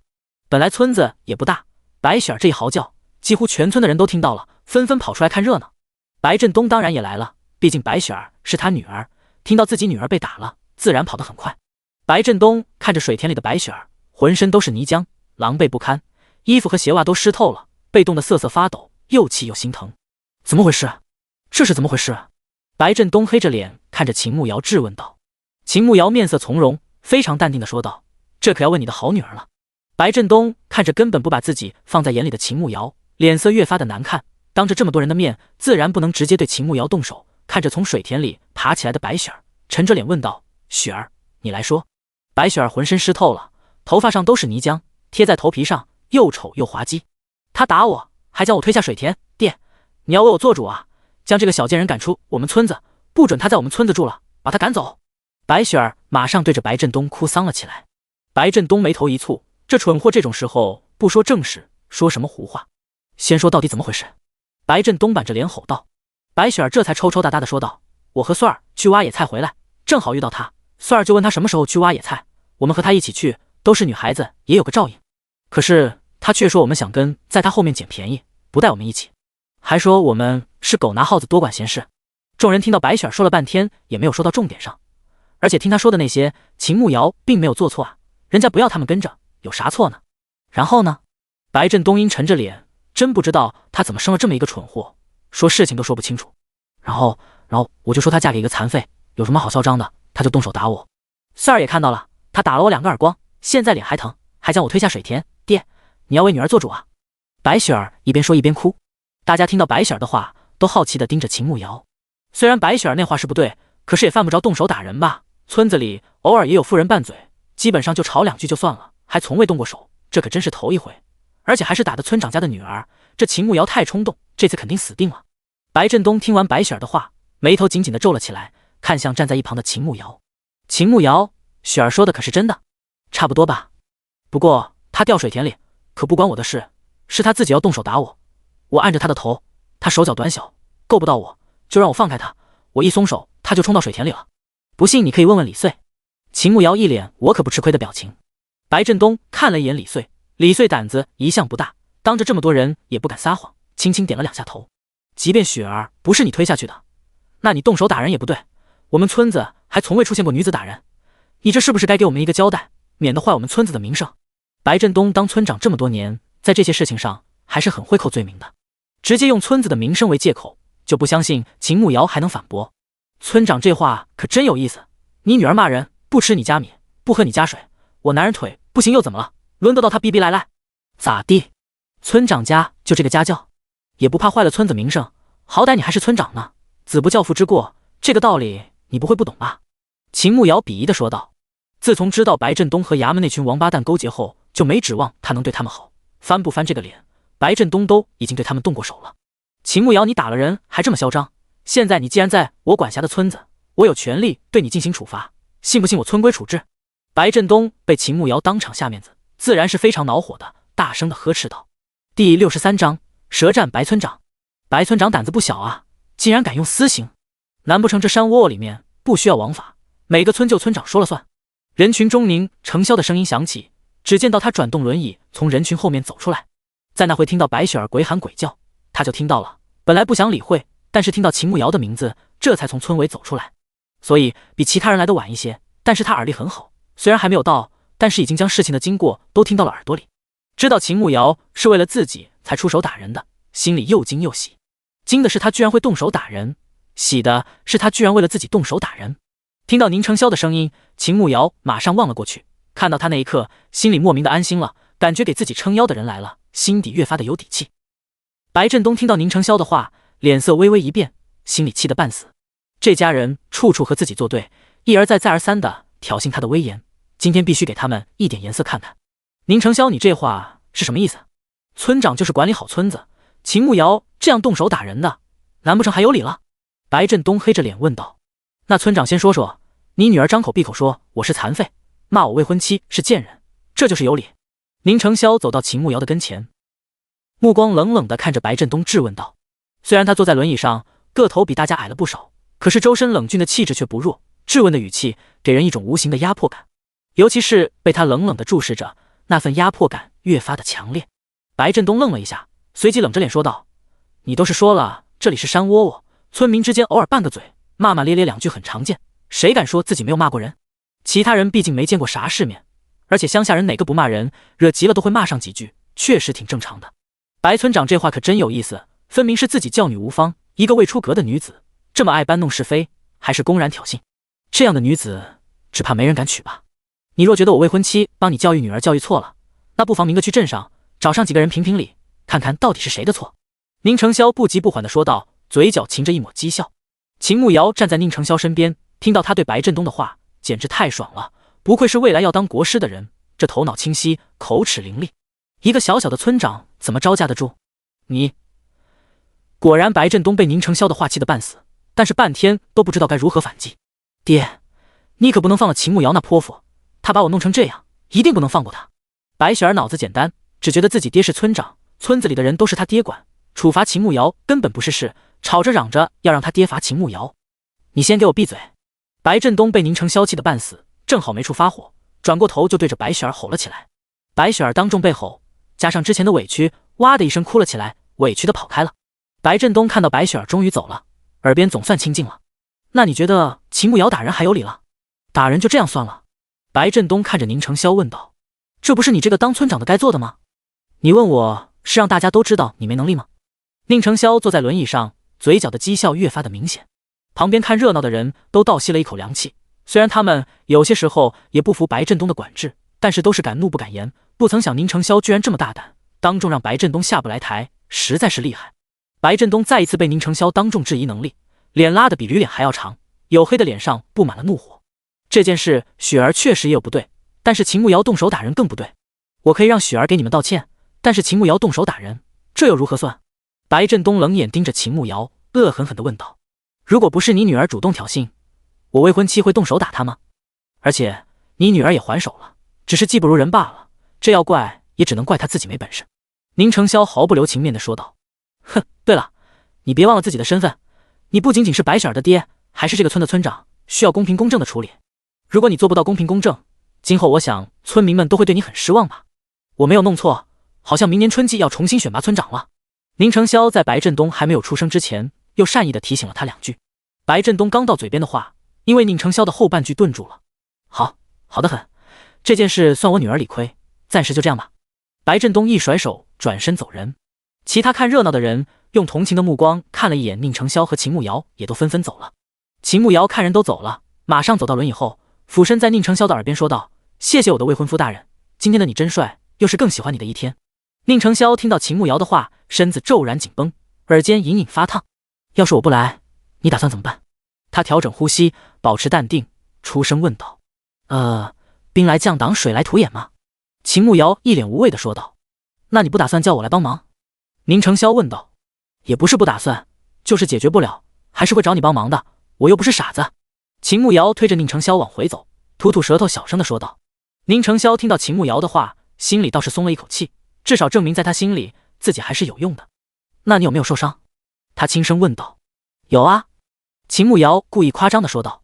哪里受伤了？让我看看。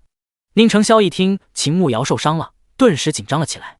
秦慕瑶立马俯身在宁承霄耳边说道：他撞到我胸了，你要看吗？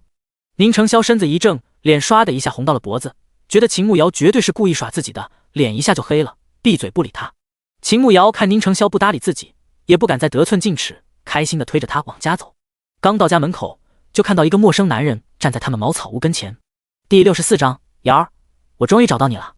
那男人看到他们走近后，目光在宁承霄身上打量了2眼，然后又就看了一眼秦慕瑶，默默地向着旁边走开了。秦慕瑶看人走了，也没有当一回事，只当是路过的。回到家里，他将今天去舒4节的钱拿给宁承霄，一共450文，又买了一些纸，还有300文。已经到了午饭时间，他就先去厨房里做饭。贺娇兰最近情绪稳定多了，除了话比之前少了一些，其他方面还行，做饭也会来帮忙。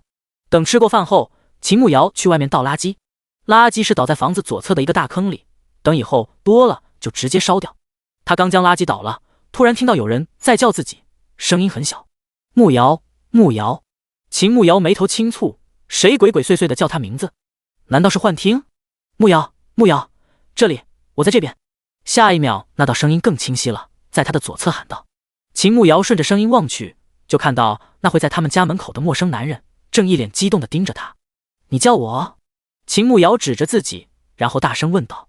只见到男人竖起食指，在嘴边做了一个噤声的动作，还一脸紧张地看了一眼他们的茅草屋，好像确定没有其他人听到，才对着他做了一个勾手指的动作，示意他走过去。秦慕瑶一脸懵逼，这人认识自己吗？他好像不认识他啊，难道是原主认识的人？他快速地在脑海中搜索这个男人的相关信息，这不匹配还好，一匹配吓了他一大跳。这男人还真和原神有些过往。这个男人叫袁宏杰，是个读书人，他爹只是京城一个6品小官，他还是庶出的。在京城那种权贵众多的地方，他那身份确实不够看，一般稍微有点家世的姑娘根本看不上他。1年前，袁深跟随尚书府的女眷去寺庙烧香，偶遇了袁宏杰，不知怎么就看对眼了。往后的1年内，2个人几乎1个月会见1次面，算得上心意相通，情深似海。至少在袁深的记忆中是这样，对这个男人的感情很深厚。知道这些以后，他顿感不妙，这人怎么跑到这里了？袁宏杰看他没反应，快速地看了一眼四周，没有看到什么人，才大步地走了过来。瑶儿，我终于找到你了。男人一脸激动地看着秦慕瑶，语气亲昵地说道。秦慕瑶此刻非常的尴尬，他又不是原主，不可能给袁宏杰任何回应。你怎么来了？他也不可能装不认识，只能先搞清楚这人的来意。瑶儿，我来找你啊。你过得怎么样？那个人有没有欺负你？袁宏杰一脸心疼地问道。秦慕瑶面对袁宏杰的关心，真的非常尴尬，只能尴尬地笑笑。我过得很好，他对我很好，我很喜欢他。他这样说够直接了吧？袁宏杰应该明白他的意思了吧？只见到袁弘杰瞪着眼睛，好像受了很大的打击，向后退了2步，一脸受伤的看着他。不可能，你怎么可能会喜欢他呢？瑶儿，你是骗我的对不对？我知道你是在怪我，怪我没有早点去尚书府提亲，怪我当初没有去阻止你爹。我也是有苦衷的，那个时候没有人来告诉我，我知道的时候已经过去1个月了，我爹怕我来找你，又将我关起来1个月，我这偷跑出来，从京城到这里，赶了半个月的路，我终于找到你了，瑶儿。袁弘杰压低声音，表情有些激动。秦慕瑶轻蹙了一下眉头，看着虽然很激动的袁弘杰，但是他的声音一直都很克制，余光还在看四周，好像生怕人家发现似的。虽然他没有谈过恋爱，但是如果真的爱一个人，能为了他离家出走，跋山涉水的来找他，难道还会在意世俗的目光吗？为什么袁弘杰给他的感觉好像不是想要来带他走的？我已经嫁作人妇了，你找到我又能怎么样？难道你要带我走吗？秦慕瑶问道。袁弘杰眼底快速的闪过一丝不自然，然后开口说道：我确实想带你走，只是现在还不是时候，即便我带你回去，我爹也不会同意我娶你的。那你来找我干嘛？秦慕瑶一直注意着袁弘杰的表情，没有放过任何一个眼神，当然注意到他那一丝不自然，看来这个男人并非原主记忆中的那般好，对他也绝非真的用情至深。我来看看你过得好不好，顺便有点事来找你，你若是能帮我，到时候我们回京城就有享不尽的荣华富贵了。袁弘杰目光警惕地看了一眼四周，压低声音小声地说道。秦慕瑶在心底冷笑了一声，果然是有目的的，那他就干脆将计就计，看看他到底想干嘛。什么事啊？我现在都离开尚书府了，我还能帮上你什么忙啊？他故作苦恼地说道。可以的，这件事只有你能帮忙。瑶儿，我此番前来是受了左相杨大人的命，肃王府全家被流放，肃王身上有半块龙虎令，你想办法把那半块龙虎令拿到手，然后交给我，我带你回京城。杨大人说了，只要我们能拿到，马上提携我到户部做事，到时候等我有了官职在身，再风风光光的迎你进门。我心里一直记得对你承诺，此生只娶你一人，一辈子对你好。袁弘杰声音不大，一脸情深的说道。秦慕瑶在心底冷笑了一声，这男人要是信得过，母猪都能上树，拿到了别说娶她，估计怎么死的都不知道。更何况他不是原主，对他一点感情都没有，现在还看穿了他的真面目，对他只有恶心和厌恶。这种虚伪的男人，当初原主是有多瞎多蠢，才会被他的花言巧语骗成那样，以为他就是自己的真命天子。长得的吧，只能算是及格，和宁承霄比起来，那简直差远了。个子吧，也没宁承霄高，虽然宁承霄现在站不起来，但是站起来绝对秒杀袁弘杰，气场就更不用说了，直接云泥之别。龙虎令长什么样？左相要龙虎令做什么？秦慕瑶忍住心底的恶心，一脸好奇地问道。第65章，你的喜欢真廉价。袁弘杰看了一眼四周，从怀里掏出一张纸，将纸打开，上面画着一个图腾。龙虎令就长这样，是一块紫檀木雕刻成的。杨大人用来做什么，你就不要管了，你只要记住长这样，尽快将东西找到，然后交给我就可以了。袁弘杰低声说道。秦慕瑶随意地瞥了一眼图纸，故作为难地说道：那我要是拿不到呢？怎么会拿不到呢？你不是和宁承霄成亲了，他难道什么都防着你吗？袁弘杰一听就急了，焦急地问他。是啊，我都嫁给宁承霄了，你还会要我吗？等我拿到了那个东西，你真的会娶我吗？秦慕瑶装作担忧地看着袁弘杰问道。当然会，我对天发过誓的，此生非你不娶的，不管你嫁给谁过，和谁有过关系，我都会娶你的。瑶儿，我对你的心意，你还不知道吗？袁弘杰一脸深情地说道。秦慕瑶只觉得胃里一阵翻腾，这人真他娘的恶心，渣男。我知道了，那我要是拿到了，到哪里去找你？秦慕瑶忍住恶心，继续问道。我会去红花镇租一间屋子，等你拿到了，你就去镇上找我。当然，平时你若是有空，也可以去找我，只要不被宁家人发现就行了。袁弘杰语气有些暧昧地说道。秦慕瑶在心底翻了一个白眼，鬼才去找你，死渣男！他又不是傻子，当然知道袁弘杰话里的意思，不就是男女那点事。不过他通过原身的记忆得知，两个人是清白的，虽然原身喜欢袁弘杰，但是还是很自爱的，顶多就是和他见一面，连手都没有让他碰一下。所以这渣男该不会是以为他和宁承霄成亲了，有了夫妻之实，就能随便和他厮混了吧？这种贱人，原身真的是蠢透了，才会被他蒙骗。好，我知道了。那你前面说你偷跑出来的，你爹应该不知道吧？秦慕瑶问道。袁弘杰脸上快速的闪过一丝尴尬，刚才不过是骗他，想让他相信自己的真心，随口编造的罢了。我爹不知道，他感觉这些都不重要，眼下是让秦慕瑶快点将龙虎令拿到手。那你哪里来的钱？从京城到这里，吃喝住宿都要钱。秦慕瑶问道。哦，杨大人给了我一些盘缠，够我用了。袁弘杰一听秦慕瑶问钱，马上出声说道。秦慕瑶在心底笑了起来，有钱就好办了。袁郎，你看我们现在日子过得很惨，家里都快揭不开锅了，而且您家人对我一直也很防备，我若是能买些礼物哄得他们开心，想必他们也不会对我那么防备了。你也知道我在尚书府的处境，确实没什么钱，来的路上都用光了。秦慕瑶故意欲言又止，一脸的不好意思。袁弘杰一听就明白了，马上开口说道：瑶儿受委屈了，来，我这里还有一些钱，这20两银票你先拿着。秦慕瑶连忙摆摆手，不行，我不能要你的钱，更何况您家人以前好歹是王府的，一般的东西可能没办法入他们的眼吧。开什么玩笑，20两你打发叫花子呢？袁弘杰愣了一下，感觉秦慕瑶说的也对，可是他身上也没有那么多钱，但是为了龙虎令，他一咬牙又拿了30两出来。我身上确实没有多的了，这50两你先拿着，等过几天我修书一封给杨大人，看他能不能送点钱给我，我到时候再给你拿。袁弘杰说道。秦慕瑶看袁弘杰的那样，应该确实没啥钱，50两也不少了，应该能盖2间屋子了吧。这茅草屋真的不挡风，只要风稍微大一点，屋子里就冷得要命。这还没有到严冬，现在就这么冷了，再等一段时间肯定会更冷的。万一再遇上下暴雪，他们这茅草屋估计撑不住，肯定要被雪压塌。所以他要拿着这钱先盖2间土墙房子，为寒冬做准备。好，那便谢谢袁郎，你先走吧，我得进去了，不然一会被他们发现就麻烦了。秦慕瑶一把接过银票，拿完就转身进屋了，一眼都不想多看袁弘杰。他刚拿着钱走到院子门口，就看到宁承霄坐在那边，嘴角噙着一抹他看不懂的笑意，然后什么都没有说，转动轮椅向着屋内走去。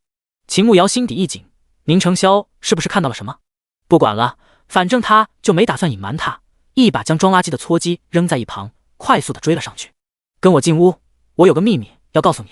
他上前推着轮椅，也不管宁承霄什么反应，直接将他推回了屋子。宁承霄放在腿上的手紧紧的收紧，他倒要看看他想干嘛。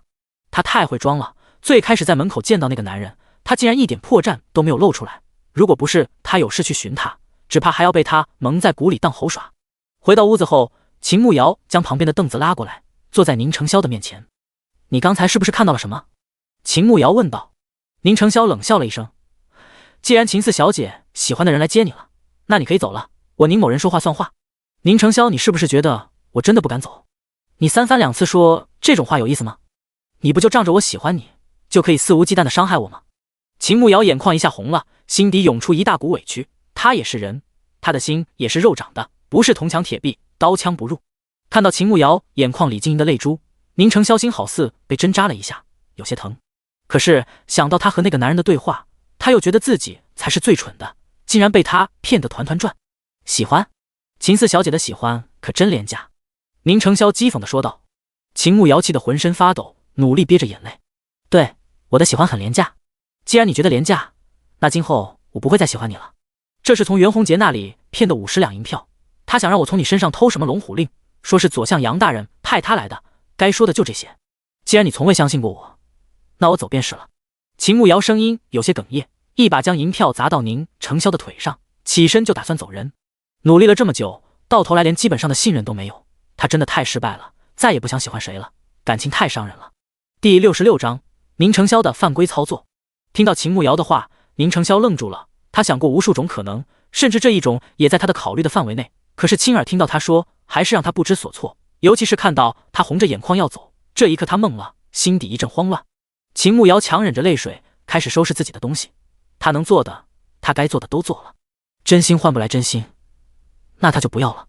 他快速的打包自己的东西，本就没几样，3下5除2的就收拾好了，拎着包袱就往门口走去，只差2步就要走到门口，突然一抹黑影出现，挡在了他的面前。下一秒黑影向着他扑了过来，他根本没有反应的机会，宁承霄就扑到了他的身上，而且他则因为重心不稳，身子直接向后倒去。就在他以为自己要被活活摔死，突然身子一阵晃动，然后他就趴在了一个肉垫上，只听到身下一声闷哼。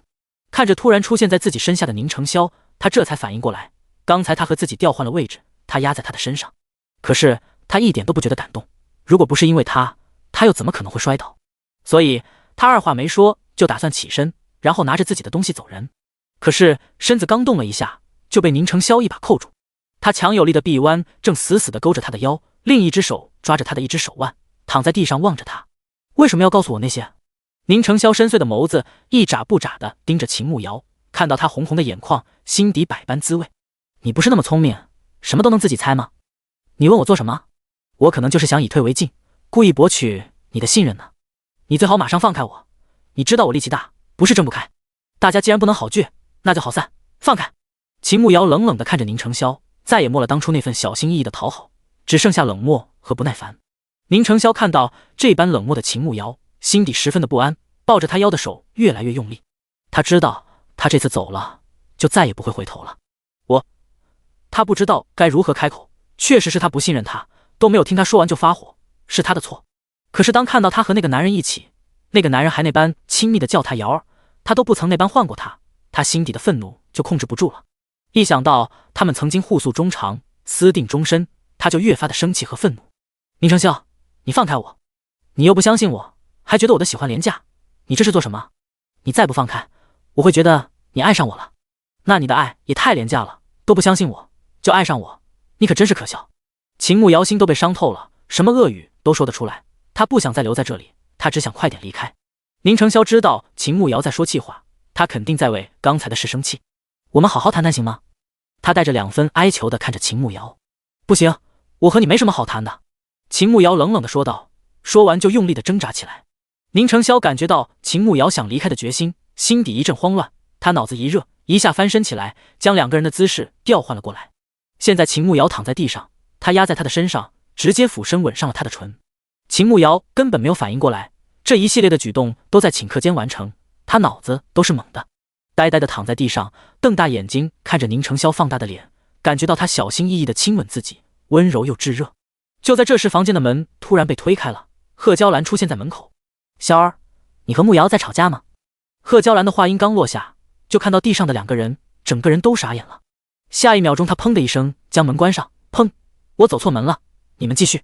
秦慕瑶终于反应过来，出手想要推开宁承霄，可是却发现他的大力在他面前竟然没有任何作用，顿时又气又恼。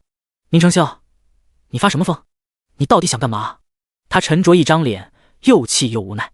你和他到底是什么关系？宁承霄用了巧劲，并未将全部重量压到秦慕瑶身上，但是他又无法挣开，就这样俯身看着他。你不是都说了他是我喜欢的人，你都要放我走了，问这个干什么？秦慕瑶慢慢也没有那么气了，可是说出的话还是那般气人。你真的喜欢他？宁承霄虽然知道秦慕瑶说的是气话，可是心里还是觉得很不爽，就好像一根鱼刺梗在喉咙里似的。我喜欢的是狗。秦慕瑶将头转向旁边，生气地说道。宁承霄听到秦慕瑶的回答，心底松了一口气，将头埋在他的脖子处，勾起嘴角笑了笑，低声道：汪汪。秦慕瑶傻了，宁承霄这个狗男人，他在搞什么？他知不知道这是犯规的？可是为什么他心底还是有2分高兴，嘴角都有些不受控制的偏要往上扬？你给我正常一点，快点放开我！他努力控制自己，不能这么没出息，被他一个吻，3两句话就哄好了。不放！你答应我爹，要照顾我一辈子的。你也答应过我，说你不会走，会一辈子都陪在我身边的。你不能说话不算话。宁承霄抬起头，一本正经地看着秦慕瑶，好看的眸子里好像还含着2分委屈，控诉他出尔反尔。秦慕瑶磨了一下牙齿，这人还恶人先告状。你自己摸着良心说，到底是谁的错？分明是你不相信我，是你让我走的。你说我说话不算话，你有没有心啊？秦慕瑶伸出手指，用力地戳宁承霄的胸口。是我的错，但是你叫他元郎，你都不曾这般唤过我。宁承霄现在也不管什么面子，他知道他不想让他走，这一辈子都不想了。秦慕瑶怔了怔，原来他都听到了，怪不得他那般生气。他为了不让袁宏杰发现，一直都顺着他的话，宁承霄不误会才怪，换成是他自己，估计也会误会的。那我叫你什么？宁郎还是萧郎？他这算是吃醋了吧？臭男人，非得把自己逼急了，他才会好好说话吗？宁承霄摇摇头，你唤我子玉，那是我的字，不叫，你都让我走了，反正以后也不用再见面。秦慕瑶故意这样说。你真要走？跟他走。宁承霄眉头一蹙，眼底都是寒光，脸色沉了下来。第67章，宁承霄也会心疼人。不是你让我走的吗？秦慕瑶无语的撇撇嘴。宁承霄听秦慕瑶的语气，明显是不会跟着那个男人走了，心情顿时好了起来。我错了。他脸颊发烫，小声的说道。2个人隔得这么近，秦慕瑶自然是听清楚了，本来心底的气都消了一大半，现在听到他认错，气也就消得差不多了。地上凉死了，你是不是想让我受凉，还不放开我？他其实也有点不好意思，这么大的人了，还是第一次和男人闹别扭，感觉有点幼稚。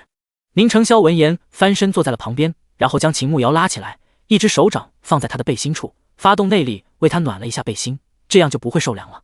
秦慕瑶本来凉飕飕的背心，此刻就感觉一股暖流渗入背心，暖暖的，凉意顿时散开。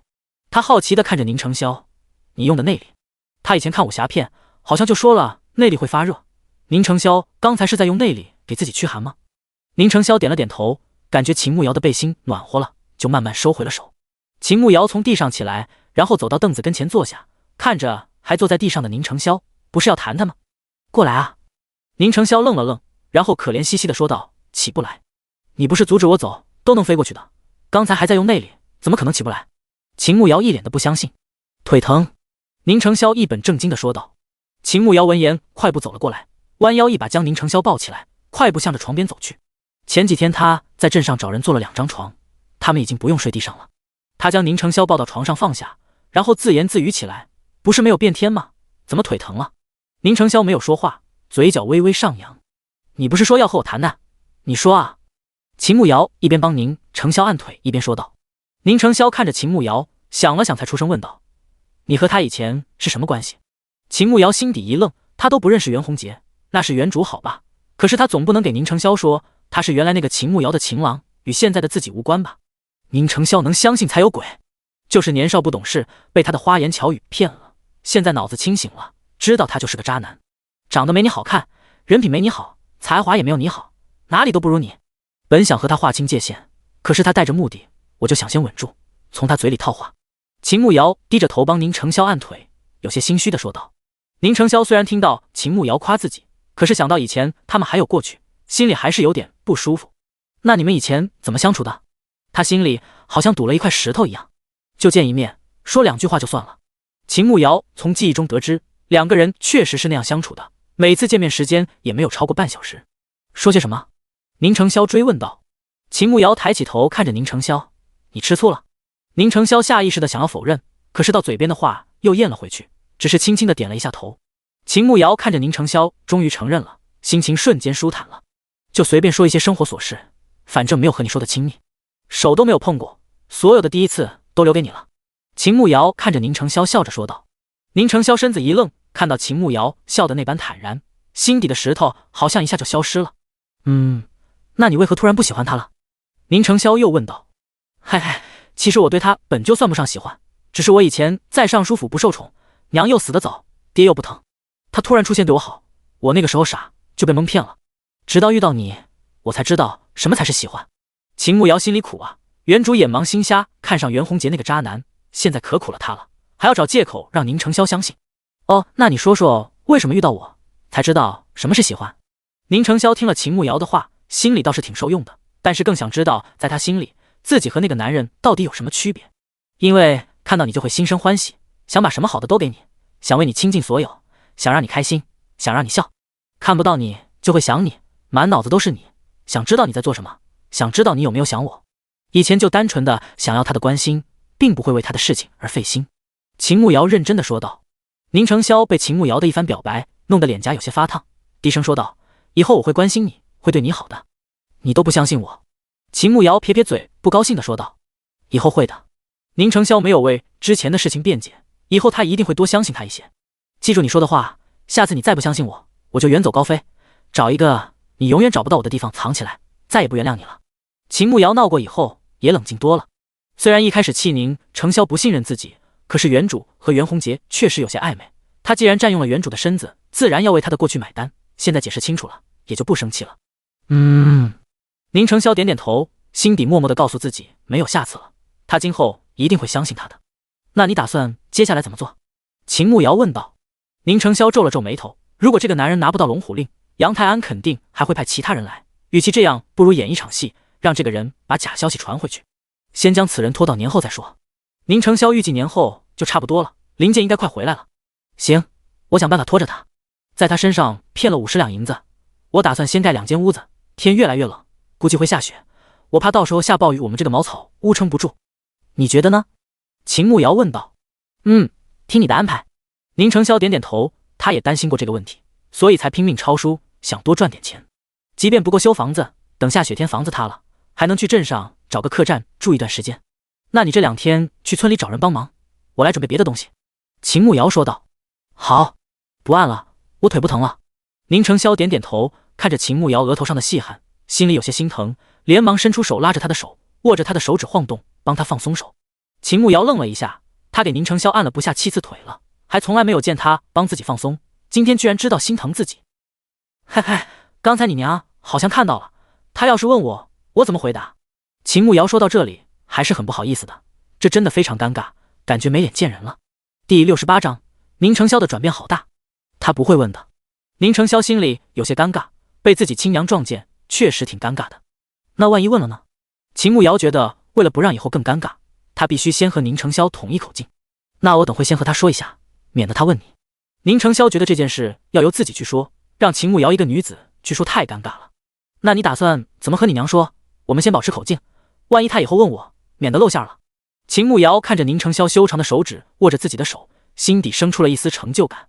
原来反派也不是那么难追的嘛，而且也很温柔，还会心疼人，哪里是原文说的那个杀人不眨眼的变态啊？嘿嘿，说是意外吧。宁承霄尴尬地咳嗽了2声。你觉得你娘很傻吗？秦慕瑶撇撇嘴，这借口敢再烂一点吗？宁承霄皱起眉头想了起来，他一时间也不知道该如何作答。我想到了一个办法，你想不想听一下？秦慕瑶笑着看着宁承霄问道。宁承霄看秦慕瑶那笑容怪怪的，总感觉他又在想馊主意。你说说看，就说你喜欢我，情难自禁啊，然后就那样了，怎么样？秦慕瑶坏笑的看着宁承霄，故意逗他玩。好，宁承霄居然想都没想就答应了，反倒将秦慕瑶整不会了。他真的只是想逗他玩的，没想到他竟然答应了。你认真的？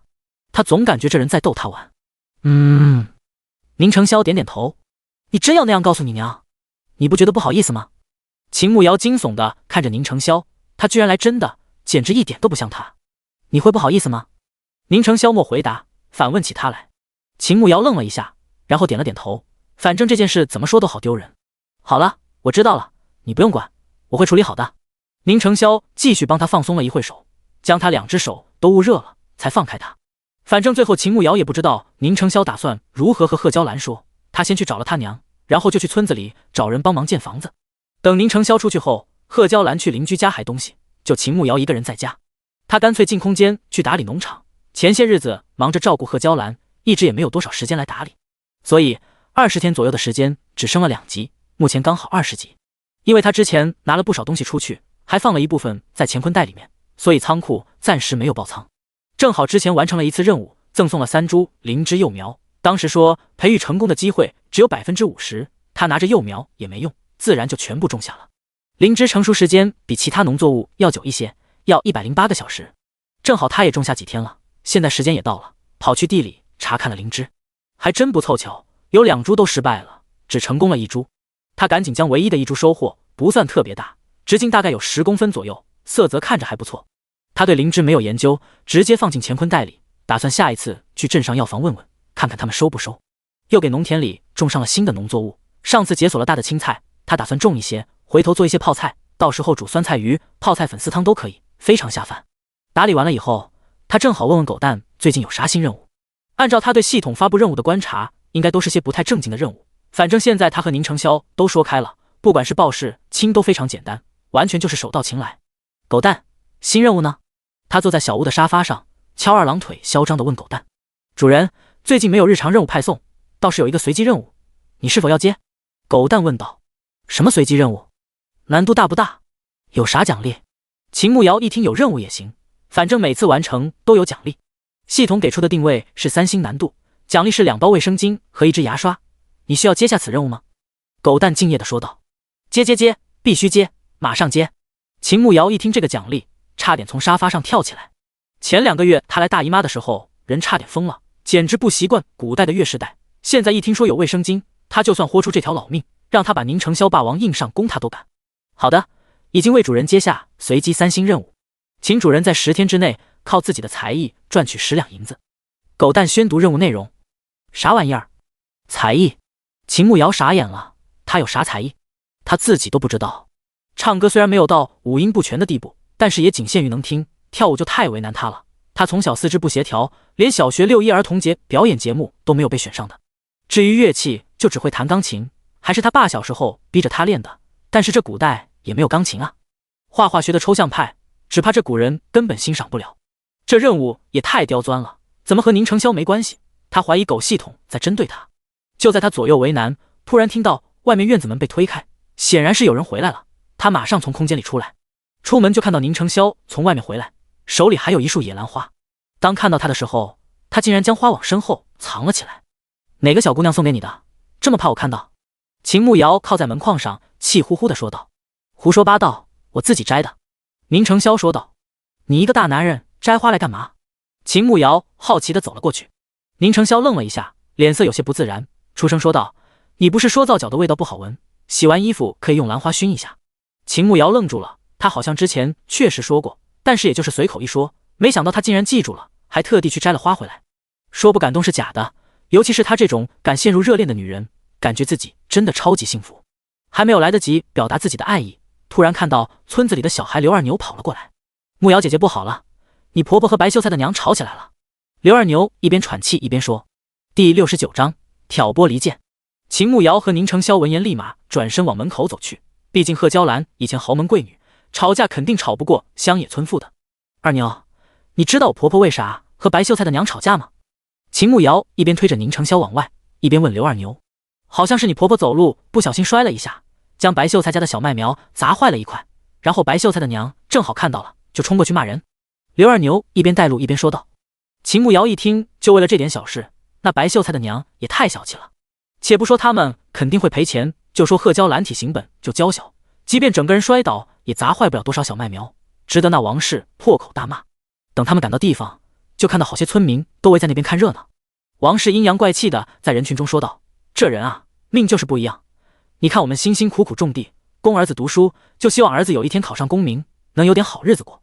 不像某些人，全家就扒着一个小姑娘吃饭，男人死了，儿子残了，自己又手不提肩不能抬，啥事都指望着人家小姑娘，一家人本事可不小啊，把人家小姑娘骗得团团转，劳心劳苦的给他们家当牛做马。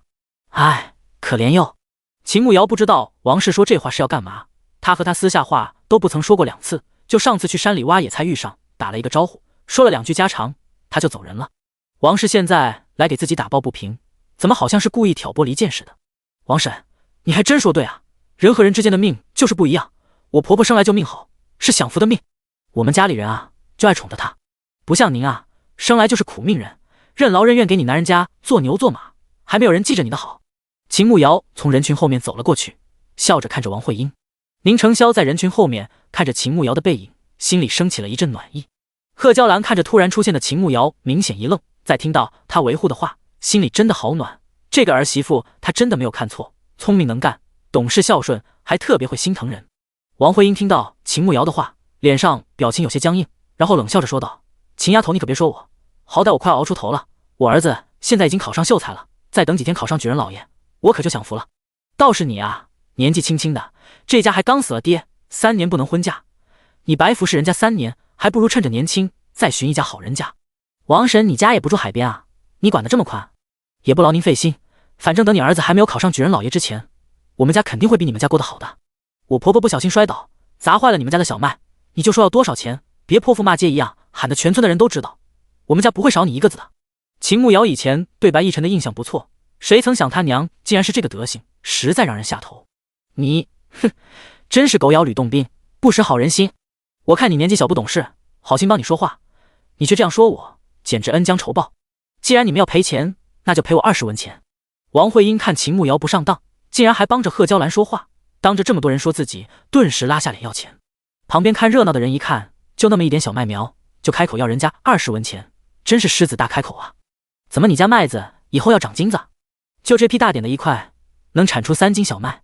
秦慕瑶可不傻，这古代农作物产量很低，那么小一块，怎么可能有3斤的产量？真当他们不种地是冤大头吗？就是这王氏穷疯了吧？那可不是，能有1斤就不错了，给5文钱都不错了，要20文钱，这简直给白秀才丢人。旁边的人都小声的议论起来。王慧英估计也是怕影响到自己儿子的名声，只能改口要5文钱。秦慕瑶掏出5文钱递给王慧英，然后带着贺娇兰离开。慕瑶，今天多亏了你。贺娇兰拉着秦慕瑶的手，眼眶红红的说道：“我们是一家人，我自然是要帮你的。你可有摔倒哪里？”秦慕瑶上下打量着贺娇兰，就看到她衣服有些脏，倒是没有什么外伤。没，就是没注意，脚下有个小石子硌了一下脚，就摔到了王氏家的地里。贺娇兰小声的说道：“你没事就行，今后走路当心一些。走吧，我们回家了。”秦慕瑶拉着贺娇兰的手说道：“好，你推着仙儿，我走你们后面。”贺娇兰点头说道。3个人一同回了茅草屋。到了家里，宁承霄和贺娇兰单独去说话了，秦慕瑶则在一旁休息，绞尽脑汁想他会啥才艺，怎么才能靠才艺赚到10两银子呢？宁承霄和贺娇兰说完话出来，就看到秦慕瑶坐在屋子里的凳子上发呆，不知道在想什么，好像还挺入迷的。他也没有打扰他，就坐在一旁看着他。他的眼睛很好看，微微上挑的眼尾自带一丝媚态，鼻梁高挺，一张好看的唇形，此刻轻轻的抿着，好像在为什么事儿烦恼。在想什么？他轻声问道。啊，你什么时候来的？没想什么，就是在想为什么王氏要针对你娘，挑拨我们的关系。秦慕瑶听到宁承霄的声音，被吓了一跳，回过神来看着他。很简单，王氏的男人姓什么？宁承霄问道。姓白。秦慕瑶回答道，突然眼前一亮，想到了什么。他们家和村长家有关系，他那样做应该是被白村长指使的，对吧？宁承霄点了点头，没想到他这么聪明，一点就明白了。这白村长简直太可恶了，自己一家人针对我们就算了，还指使其他人也针对我们。秦慕瑶有些生气地说道。没事，他蹦跶不了多久了。宁承霄手指在双腿轻轻敲击着，深邃的眸子闪过一丝算计。秦慕瑶心底一怔，莫非宁承霄已经有准备了，要从白振东开始下手。好了，你去休息一会，我继续抄书。宁承霄看天色还早，可以抄会书。秦慕瑶一听宁承霄要抄书，突然想到了一个绝佳的赚钱方式，这应该也算是才艺吧。第70章，我要给你一个奖励。走，我去帮你研磨，顺便和你说点事。秦慕瑶推着宁承霄进屋去，打算将自己的计划说给他听听。什么事？宁承霄看秦慕瑶刚才还一筹莫展，现在怎么又笑得那么开心，真是一个可爱的女子。秦慕瑶将宁承霄推进屋子，为了方便他抄书，之前他还专门在镇上定制了适合他轮椅高度的书桌，这样方便他抄写。你知道书肆里有那种画本子卖吗？秦慕瑶将宁承霄推到书桌跟前，然后搬来凳子自己坐下。宁承霄想了一下，然后点了点头。应该有的，你想看？他问道。秦慕瑶摇摇头，他可没那个闲钱买画本子，古代的书可不便宜。我不买，我就听说有画本子这种东西，你有看过吗？里面大概讲的是一些什么内容？秦慕瑶好奇地问道。我没看过，你或许可以去问问我娘，她以前闲来无事的时候会差人去买画本子回去看，她应该知道。宁承霄一个大男人哪里会看画本子，那都是女子喜欢的。秦慕瑶想想也对，古代男人都清高得很，看书都是什么4书5经的，才不屑看什么画本子。行，那你先抄书，我去问问你娘。他说完就起身去找贺娇兰去了。秦慕瑶来到贺娇兰的房间，看到她在做衣服，之前的布料和棉花还没有用完，手里做的这件事是给她的。慕瑶来了，快这边坐，有事吗？贺娇兰看到秦慕瑶后，赶紧对着她招招手。秦慕瑶走过去，坐在贺娇兰的身侧，看着她正在绣兰花，针线活真的好，那兰花简直栩栩如生，这要是放在现代，绝对是瑰宝。伯母，我想向你打听一点事，就是书肆里不是有画本子卖，听说您以前爱看，您能和我说说，您以前看的画本子都是什么样的，讲的是些什么内容？秦慕瑶问道。贺娇兰愣了一下，随即笑着说道，以前确实爱看，但是年纪大了，看的太多都记混了。你若是有想听，我就把我记得的给你讲一段。好啊，您说，我听着。秦慕瑶一脸期待的等着贺娇兰的下文。贺娇兰想了一下，然后就开始讲起自己看过的画本子，内容和秦慕瑶想的差不多，就是那种古代的爱情，类似于崔莺莺这种的。他心里大概就有底了，那些故事都老掉牙了，都还有人喜欢，那他把现代看过的一些改编成古代的背景，是不是就能写成画本子，然后拿去赚钱了？于是秦慕瑶将自己以前看过的简单整理了一下，换了一个合适的背景和身份，再将故事的内容压缩了一下，讲述给了贺娇兰听。贺娇兰起初还并未在意，一边听秦慕瑶讲述故事，一边绣手中的兰花，可是听着听着就入迷了，放下来手中的活，非常专注地听秦慕瑶讲故事。等秦慕瑶将现代的霸道总裁爱上换成霸道公子爱上我讲完，贺娇兰一脸激动地问道，慕瑶，你这是哪里听的话本子？好精彩啊！我以前从未听过，太有意思了。嘿嘿，这是我自己编的，你觉得如何？要是写成话本子的话，会有人买吗？秦慕瑶期待地看着贺娇兰问道。贺娇兰眼睛一亮，激动地说道：当然有，你编这个故事特别精彩，比以前我看过的都好看，跌宕起伏，故事内容又新颖，写出来肯定会有很多女子喜欢的。有了贺娇兰的话，秦慕瑶顿时信心大增。嘿嘿，我以前在尚书府不受宠，我爹虽然让人教了我一些字，就是我这字写的不太行，只怕写出来人家也未必认识，要是卖不出去，岂不是浪费了纸墨？秦慕瑶有些不好意思地说道，毕竟她真不会写毛笔字，还要写繁体的就更难了。这好办啊，你讲，萧儿来写，你们夫妻俩一起完成，既能增进感情，又能赚钱，岂不是美事？贺娇兰开心地说道。秦慕瑶一开始也是这样打算的，反正不管行不行，就当试一下，到时候卖出去可比抄书赚得多。那我去找子玉说说，听听他的意见。秦慕瑶说道。贺娇兰听到秦慕瑶对宁成霄的称呼，顿时笑了，看来两个人的感情进展得不错，这样他就放心了。行，你去吧，这件棉袄明天就做好了，你到时候试试，哪里不合适，我再给你改改。贺娇兰越看秦慕瑶越喜欢，这样的儿媳妇真的是上天派来拯救他们家的。谢谢伯母，那我先去和子玉说说，然后就去准备晚饭，晚上我们吃阳春面。秦慕瑶看了一眼漂亮的棉袄，比她自己做的强太多了，穿上她肯定是整个红花镇最靓的妞，到时候穿着去炸街。好，依你的。贺娇兰一点意见都没有，反正秦慕瑶做什么都好吃。秦慕瑶回到房间，看到宁成霄正认真的抄书，好像太专注了，并未发现他进来了，他也没有叫他，而是慢慢的走了过去，站在宁成霄的身后，看着他确实在抄书，他的字写得真好看，和他人一样的好看，如果在现代，简直就是教科书的书法范本。宁成霄将一行抄完后，轻轻放下毛笔，等到墨汁干。听完话，本子回来了。宁成霄没有回头，轻轻地拿起旁边墨汁干透的纸整理起来。秦慕瑶还愣了一下，看了一眼宁成霄的后脑勺，随即伸出手穿过他的脖子，趴在他的背上，小声地说道：原来你知道我来了呀，我还以为你不知道呢。宁成霄手上的动作一顿，连同身子都紧绷了起来。虽然两个人之前也有过很多亲密的接触，可是现在这一刻的感觉和之前完全不一样，有点紧张，又有点高兴，甚至还有些欢喜。你踏进门的第一步我就知道了。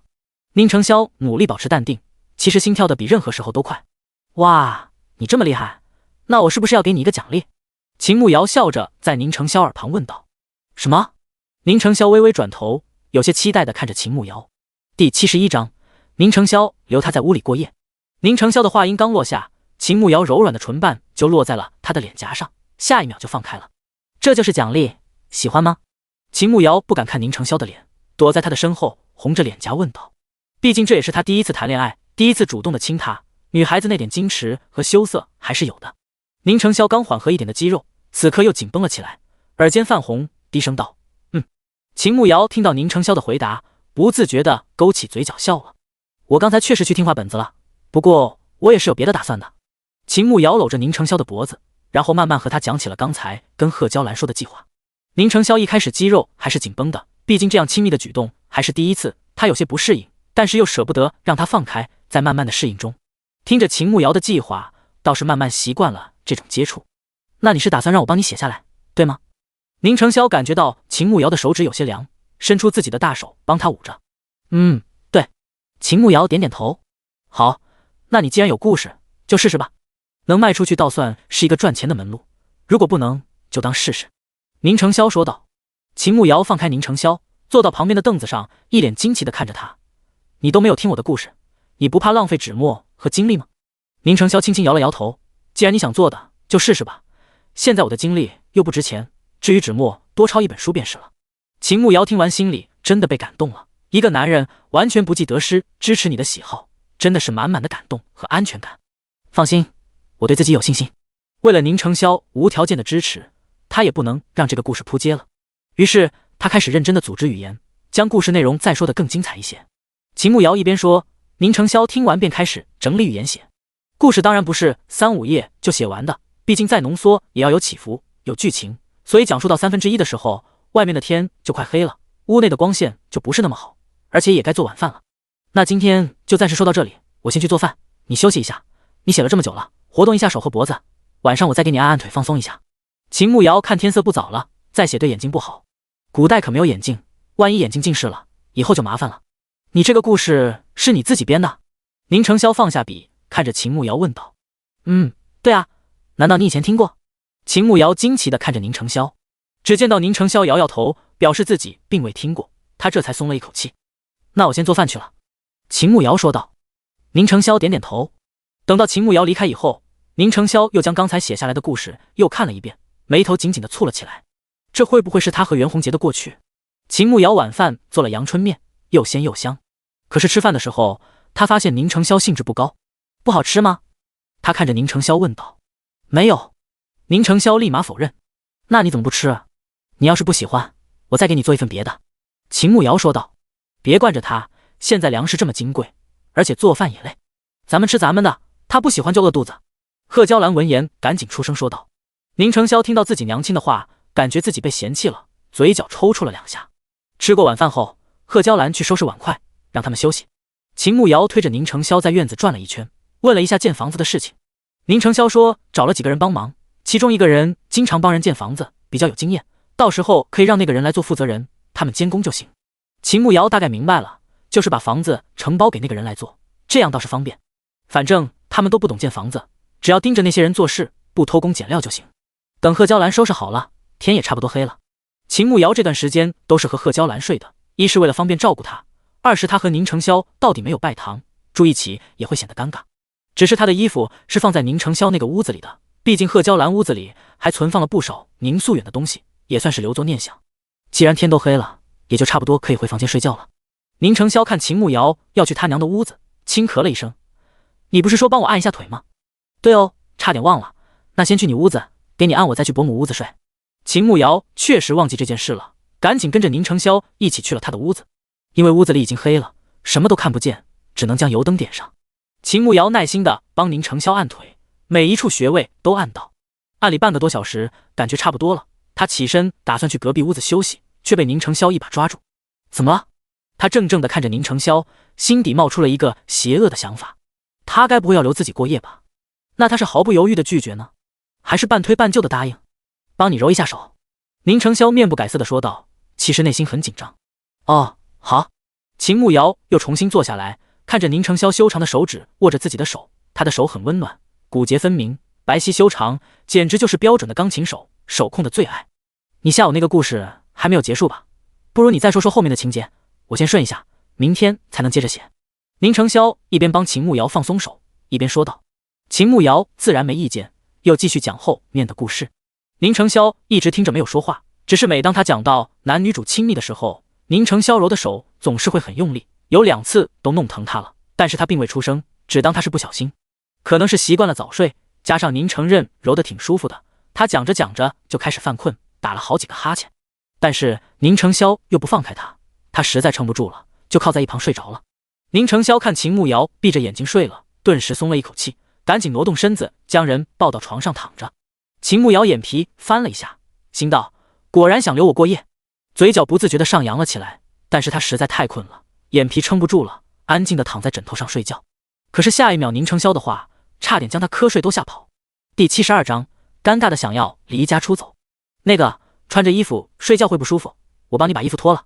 宁承霄看着秦慕瑶真的睡着了，但是他身上还穿着棉袄，担心他晚上睡得太热，明天早上起来又太冷，一冷一热容易生病。秦慕瑶都睡得迷迷糊糊的，听到宁承霄的话，顿时清醒了几分。这会不会太快了？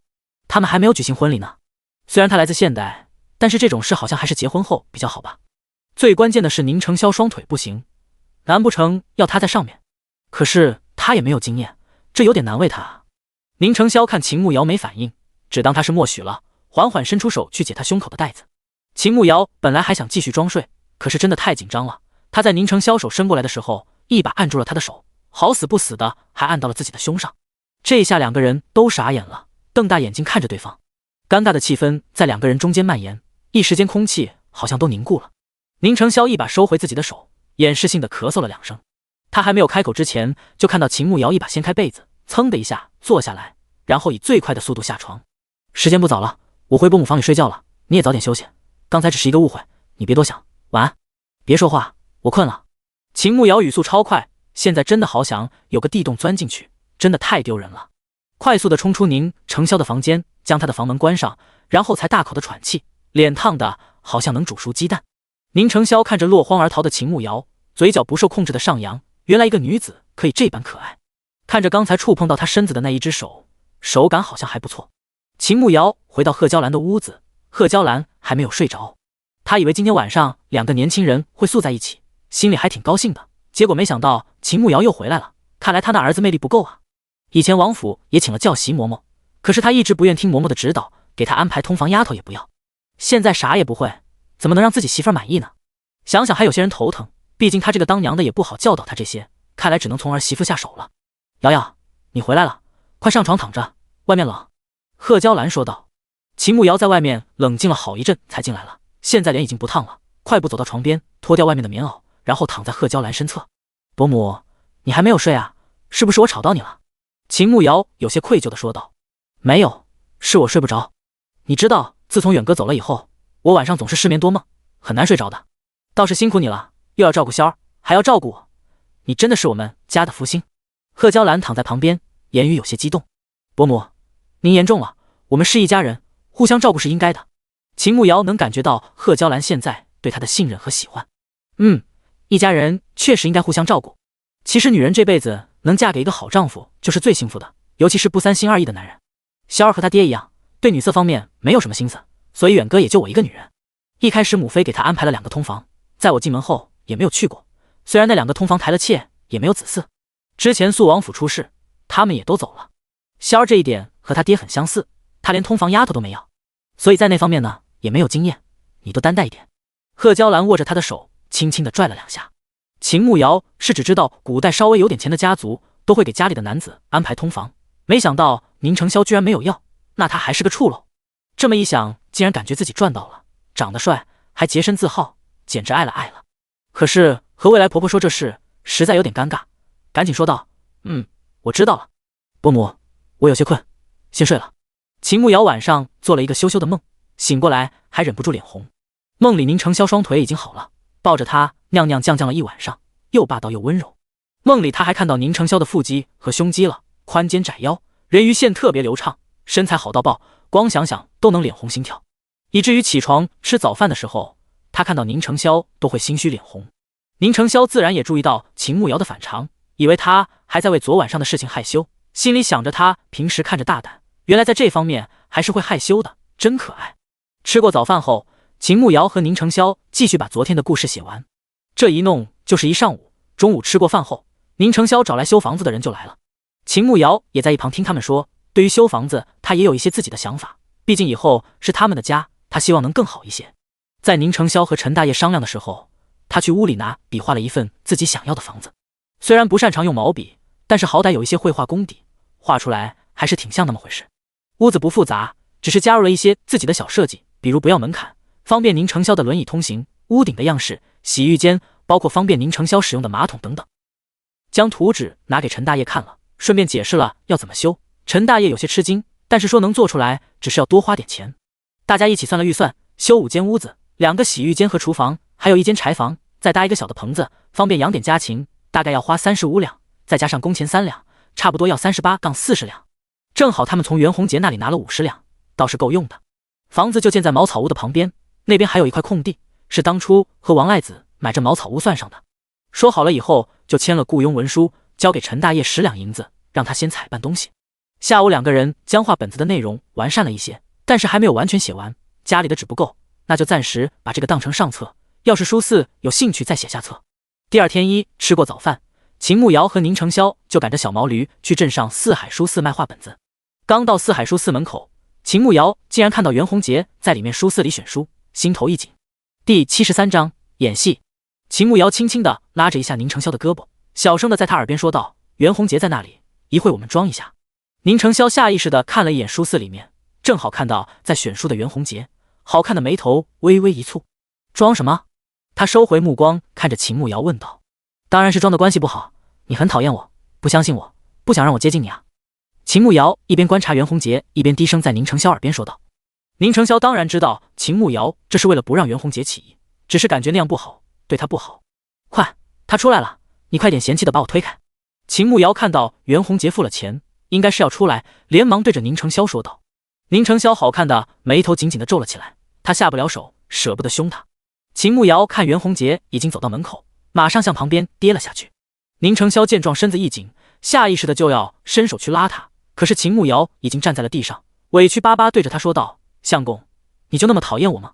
我只是想和你坐在一起，你直接将我推下来，我摔了倒是没事，就是一会还要买东西回去，你腿不方便，谁来拿呢？”秦慕瑶一脸委屈，站在旁边显得特别的可怜。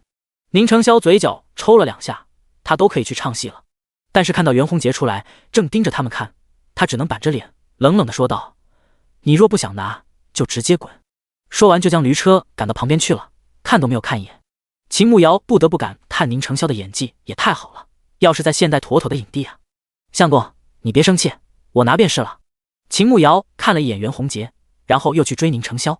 袁弘杰看着秦慕瑶去追宁承霄，眉头轻蹙了一下，看样子这宁承霄对秦慕瑶很防备，那龙虎令怕是不好拿到。但是他这次就是冲着这个来的，无论如何都要将东西拿到手，过2天再找他问问情况。秦慕瑶看袁弘杰走人了，轻声对着宁承霄说道：“他走了，我进去问问画本子的事，你在门口等一下。”宁承霄看了一眼已经走远的袁弘杰，轻轻的点了一下头：“你去吧，我等你。”秦慕瑶赶紧拿着画本子进入书肆，因为之前和掌柜打过2次交道了，也算是熟悉。咦，秦小娘子，你又来了，你相公又抄完了？田明是这家书司的掌柜，一眼就认出秦慕瑶来。田掌柜，不是的，这次来啊，是有别的生意想和你谈谈，不知道你有空吗？秦慕瑶看书肆里现在也没2个人，客气的询问道：“什么生意？”田明好奇的看着秦慕瑶。秦慕瑶从篮子里拿出了整理好的画本子，递了3张给田明，然后说道：“田掌柜不妨先看看这个，这是我相公创作的画本子，你看可有兴趣？”田明接过纸看了起来，起初只是随便扫一眼，书肆里的画本子他也会翻一下，方便给人推荐。本以为秦慕瑶给的也就是普通的画本子，不料这故事和他以往看的都不一样，新奇又有趣，尤其是里面的女主人公韩小姐，简直大胆又有趣。可还有，将3张看完，他被故事吸引住了，连忙出声问道：“有的，我就是想问问田掌柜，这样的话本子你们书肆要收吗？”秦慕瑶问道：“收？这真是你相公自己写的？”田明好奇地问道。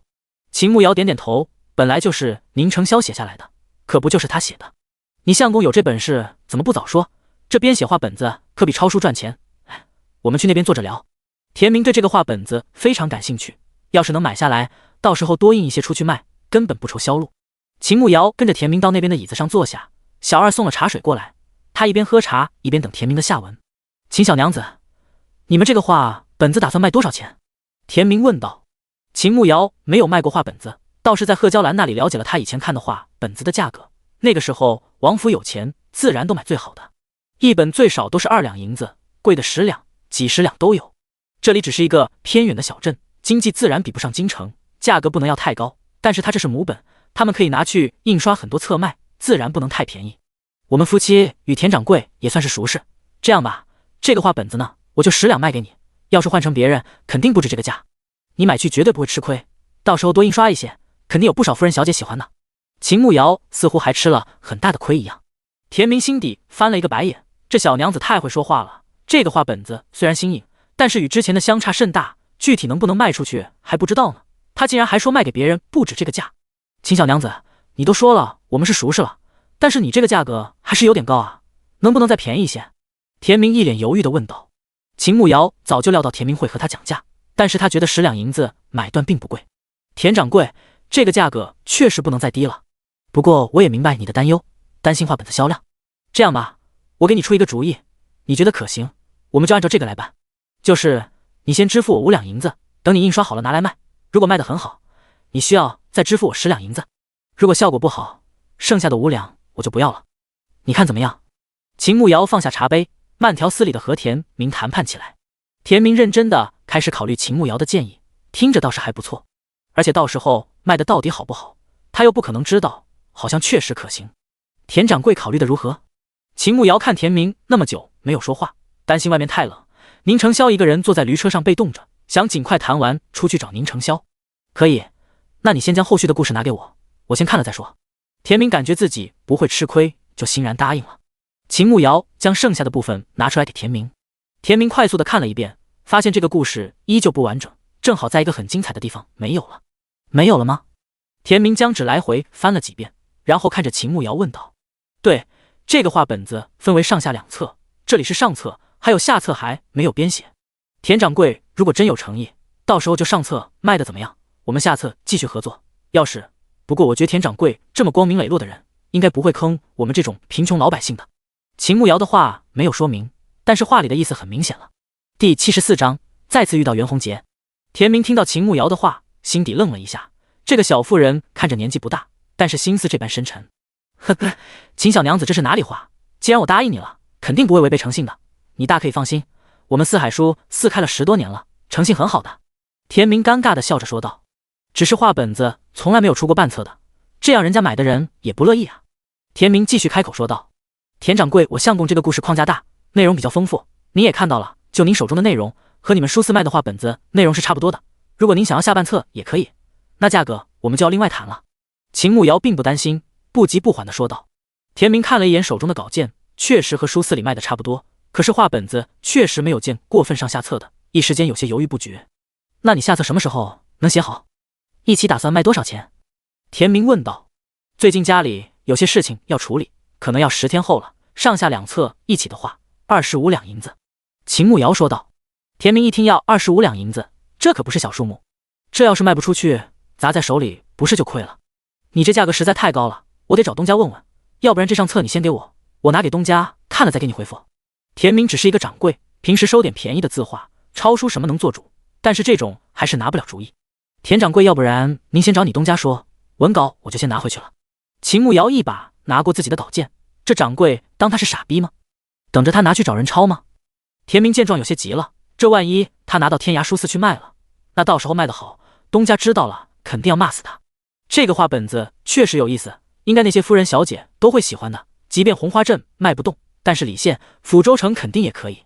秦小娘子莫急，你这画本子确实很精彩，那我就冒险先买了下来，下册你让你相公赶紧写，到时候再拿过来给我。田明一咬牙还是同意了。秦慕瑶顿时笑了起来，恭维的说道：田掌柜慧眼识珠，我相公编的这个画本子肯定会大卖的，您就等着数钱吧，我保证看了上册的人肯定还会买下册的，那可都是回头客呢。田明心里不由得佩服起来，这小妇人嘴巴太能说了，脑子又灵活，要是个男子肯定能干一番大事业。最后田明给了5两银子给秦慕瑶，在秦慕瑶的要求下又写了一份买卖契约，契约上还备注了之前谈好的，销量好再补10两，销量不好就不再给钱。契约一式2份，双方签字画押。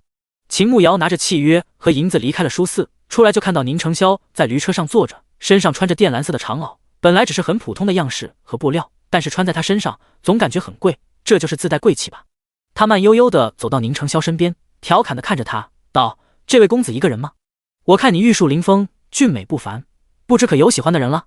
要不然就从了我吧，我带你吃香的喝辣的。宁承霄嘴角抽搐了2下，怎么就没点女子该有的样子呢？一天天像个女流氓一样，一把将他提上车，然后驾着车走了。卖掉了吗？宁承霄一边赶车一边问道。秦慕瑶一脸得瑟地说道：当然。卖了多少钱？宁承霄看着秦慕瑶得瑟的表情，心底有些无奈，天底下怎么会有她这样有趣的女子？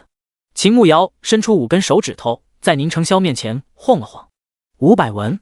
宁承霄问道。看不起谁呢？当然是5000文。秦慕瑶靠近宁承霄，在他耳边得瑟地说道。宁承霄倒是没有多震惊，毕竟那个故事他誊写下来的，也知道内容确实比较有意思，只是他心里还是有些耿耿于怀，故事的内容是不是他想的那样？挺好。他点头说道。那有奖励吗？秦慕瑶问道。你想要什么？宁承霄身子一紧，想到那天晚上他给的奖励，心里莫名的紧张了起来。没想好，那等回去再说。秦慕瑶摇摇头，他也是随口说的，根本没有想过要宁承霄送他什么。他将买卖契约拿给宁承霄看，顺便和他说起了同田掌柜的约定。宁承霄看了契约倒是没什么问题，听到秦慕瑶说的约定，只觉得他很聪明，考虑得非常周到，换成其他人未必能想到这些，心底越发的好奇，曾经的他怎么会傻到被袁弘劫骗呢？在尚书府又怎么会过得那么不好的？他到底还有多少秘密？一会到前面停一下，我去买点东西。秦慕瑶突然想到他还和酒肆的掌柜约好了今天谈啤酒的事情，虽然对方未必会要，但是既然答应了，怎么也要去见面说清楚，不能失信于人。好，宁承霄也没有多问，将驴车赶了过去。秦慕瑶看快要到了，就让宁承霄停下，他走路过去。因为啤酒这件事，他暂时还没有想好怎么和宁承霄说，所以暂时不能让他知道。他先去了隔壁的粮食铺子转了一下，然后通过拐角转过去，避开了宁承霄的视线，到了酒肆。进入酒肆就看到林明瑞坐在里面，看到他来了，立马起身走了过来。小娘子，你可算来了，我等了你一早上，还以为你不来了呢。林明瑞欣喜地看着秦慕瑶说道，既然我答应掌柜会来的，自然就会来的。您考虑的如何？秦慕瑶问道。是这样，你那个啤酒我带回去给家里的几个叔父都尝了，他们对此也非常好奇，想再买几罐回去好好尝尝，再决定是否要大量买你这个啤酒。你可有多的？林明瑞说道。上次带回去的，家里的人尝了都觉得味道有些怪怪的，但是胜在价格便宜，而且不醉人，要是运往南陈国那种穷国，说不定销量能起来。有倒是有，不过都在家里，你要是不着急的话，我下一次赶集给你带来。你要多少？秦慕瑶不担心他们能自己酿制，毕竟需要的啤酒酵母他们可搞不出来。行，那你下一次赶集送到这里来，如果我没有在，你就交给掌柜。你再送10罐来，我付你50文定金，你看成吗？林明瑞问道。秦慕瑶看林明瑞这么爽快，自然是没意见的。收了定金后，他就打算走人，不曾想刚走出来又遇到了袁洪杰，这红花镇也太小了，转过头就又撞上了。你跟我去那边一下，我有话同你说。袁洪杰看了一眼四周，低声在他身边说道，说完就率先走开了。第75章，宁承霄吃醋。秦慕瑶正好还想套点话，马上跟了上去。两个人走到旁边的一棵大榕树下，袁洪杰快速地扫了一圈四周，应该是在找宁承霄，没有看到人，才紧张地问道，他人呢？秦慕瑶假装不知道，一脸花痴地盯着袁洪杰，做戏当然要做全套。谁啊？袁洪杰看着深情款款盯着自己看的秦慕瑶，心底那点担忧又消失了。宁承霄啊！他不放心的又看了一眼四周，害怕被宁承霄发现他们的关系。他腿不方便，在车上等我，我来买点东西。元郎，你带我走吧。那会你在书肆门口也看到了，他对我好凶，将我直接推下车，我的脚差点扭伤。你带我离开吧，我不想在他身边了。秦慕瑶委屈又可怜的说道，还偷偷拧了自己大腿一把，眼眶顿时就红了，看上去楚楚可怜。袁洪杰看着哭哭啼啼的秦慕瑶，想到宁承霄对他的态度，只怕想要拿到龙虎令不容易，但是他都在杨泰安面前夸下海口了，必须要拿回去。想到回到京城后自己就能当上户部侍郎，那是何等的风光，以后看家里谁还敢看不起他。瑶儿，我知道你委屈，只是这件事关系到我们俩的未来，你再忍忍好不好？只要你拿到龙虎令，我马上就带你回京城，到时候我们就有享不尽的荣华富贵了。袁洪杰耐心地安抚秦慕瑶的情绪，伸出手想要抱一下她。秦慕瑶眼尖，马上巧妙地避开了，他才不要这个死渣男碰他嫌恶心。可是你也看到他对我好凶，这还是在外面，在家里就更凶了。秦慕瑶红着眼眶可怜巴巴地说道。我知道瑶儿受委屈了，等你拿到龙虎令，我帮你杀了他，给你报仇。乖，早点取得他的信任，将东西拿到。袁洪杰看着秦慕瑶红着眼眶的样子，又可怜又勾人，真想狠狠地蹂躏她。这个女人长得就一副祸水的样子，哪个男人看了不心动？秦慕瑶掩面，嘴角抽搐了2下，就这个渣男还想着动她男人，简直在做梦。元郎真好，那东西对杨大人那么重要，他会不会还派了人来找？到时候万一被那些人捷足先登了，我们怎么办？秦慕瑶一脸紧张地问道。放心吧，不会的，那东西非常重要，而且不能随便让人知道，杨大人不会随便让人来的。杨大人也是知道我们之间的关系，才让我来找你的。只要你能拿到东西，我们回去就有享不尽的荣华富贵了。袁洪杰自信满满的说道。秦慕瑶一听没有派其他人来，倒是能安心一些。我一定会尽快取得他们的信任，早点找到东西的。那京城现在怎么样？我爹他还好吧？秦慕瑶假装关心家里人，顺便打听一下京城目前的情况。你爹现在可是太子身边的红人，你嫡姐马上要嫁入东宫了。袁洪杰说道。秦慕瑶点点头，看样子和原文写的差不多。秦家将他硬塞给宁承霄后，就将原本和宁承霄有婚约的秦雪宜送到东宫给太子做侧妃。他还挺想知道秦婉婉怎么样了，毕竟她是本文的女主，她要搭上六皇子，将来和六皇子一同打败太子，顺利登上大宁王朝的最高位。我三姐呢？我们路过抚州的时候见过她一面，她还给了我一点银子，不知道她过得好不好？秦慕瑶问道。这个我不清楚。袁洪杰摇摇头说道。秦慕瑶想着也对，这袁弘杰在原文都不配拥有姓名，怎么可能会知道女主的事情？我出来有一阵了，我怕他等得不耐烦，一会又要骂我，我就先走了。秦慕瑶看差不多了，就找借口走人。袁弘杰看了看邻家酒肆，心底生出一计，瑶儿可是来买酒，到时候将人灌醉套话的。秦慕瑶心底翻了一个白眼，这蠢货真当宁承霄和他一样的傻，随随便便就把话套出来了。但是面上还要装，点头说道：“是啊，我正有此打算。瑶儿这个办法不错，那你买了吗？”袁弘杰好像十分赞同。秦慕瑶轻轻摇头：“还没，今日出门前带的不多，刚才去书肆买了一些书，想要讨好他，钱都花的差不多了。没事，你等一下，我去买一壶酒，你带回去，记得多套话。”袁弘杰不疑有他，说完就去酒肆买酒。很快袁弘杰就提着一壶酒出来了，看那酒瓶就不便宜，应该是好酒。这是我刚买的花雕，你带回去给他喝，记得套话。我现在住在南阳客栈，你若有事便去寻我。袁弘杰将酒递给他，然后看了一眼四周，确定没人看到，快步走了。秦慕瑶提着酒慢悠悠的去找宁承霄，刚走了几步，就看到宁承霄坐在驴车上，目光正盯着袁弘杰离开的方向。秦慕瑶愣了一下，心道：完了，他肯定看到了，不会又生气了吧？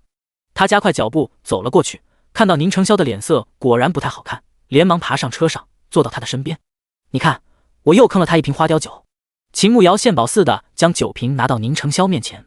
宁承霄没有说话，拿着鞭子轻轻抽在驴屁股上，毛驴马上就跑了起来。秦慕瑶跟在宁承霄身边也这么久了，对他的个性还是很了解的，悄悄地伸出手，一把抓住他的手。你是不是生气了？宁承霄被秦慕瑶大庭广众之下握着手，脸色有些不自然，下意识的想要收回，可是他握得很紧，他语气不自然地否认道：没有，明明就有。秦慕瑶一脸笃定地说道。宁承霄目光看着前方，干脆不回答了。承认吧，显得他小气；不承认，心里又确实憋得慌。好了，不生气了，回去我哄你妈。我这不是为了套他话，顺便坑他钱。秦慕瑶看宁承霄不说话，用肩膀轻轻地撞了他一下，目光灼灼地盯着他。宁承霄被秦慕瑶的目光看得有些紧张，听到他讨好的话，心底的气顿时就消了一大半，从怀里掏出一方手绢递给秦慕瑶，奖励。第76章礼物。秦慕瑶本来还在想要怎么哄宁承霄，却看到他递过来手绢，又惊又喜，这还是他第一次送自己礼物呢。你什么时候买的？他一把接过手绢，激动地问道。这可是宁承霄第一次主动送自己礼物，不管是什么，对于他来说都非常开心。你去卖画本子的时候。宁承霄语气有些不自然，毕竟这是他第一次送女子东西，心里十分紧张，不知道他会不会嫌弃。现在他确实送不起他贵重的，只能代表他的心意。秦慕瑶接过手绢的时候，发现里面还有东西，他迫不及待地打开，发现里面竟然是一把木梳子，打磨得非常光滑，上面还雕刻了一朵桃花，非常精致。哇，真好看，我正好缺一把梳子。梳子好漂亮，我很喜欢，谢谢子玉。秦慕瑶确实很喜欢，而且梳子也非常实用，最关键的是宁承霄送的，意义非凡。听到秦慕瑶说喜欢，宁承霄紧张的心情才放松下来。秦慕瑶拿着梳子看了好半天，宝贝的不行，比今天赚了5两银子还要开心，心里盘算着等下一次赶集，他也要买礼物送给宁承霄，表达自己的心意。宁承霄看到秦慕瑶那般开心，他知道送梳子的含义吗？我从袁弘杰那里套了一些话，听说秦雪怡马上要嫁入东宫做太子侧妃了。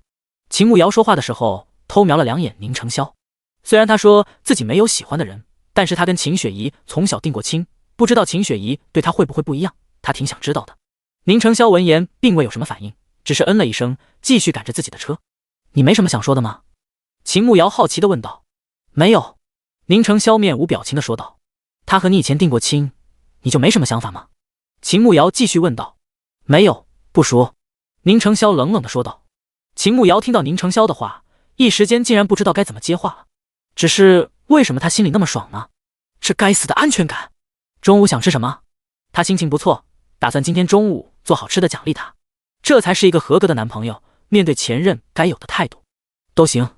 宁承霄对食物本身也没有多挑剔，而秦慕瑶做的饭很好吃，他觉得吃什么都好。哎，你这个木头。秦慕瑶发现宁承霄哪里都好，就是有点太直了，看来以后还要好好调教才行。宁承霄轻蹙了一下眉头，他不高兴了吗？嗨嗨，我与秦雪怡虽然定过亲，但是见面的次数一只手能数过来，而且我对她并无男女之情。你不要乱想，宁承霄语气生硬地解释了起来。第一次和一个女子解释他与别的女子的关系，这种感觉怪怪的。秦慕瑶听到宁承霄的解释，身子还愣了一下。原来他知道自己一开始想问的是什么，还以为他很直，听不懂呢。那我就是吃醋了，想要你哄哄我，行不行吗？秦慕瑶看四周没人，大胆地挽着宁承霄的胳膊，撒娇地说道。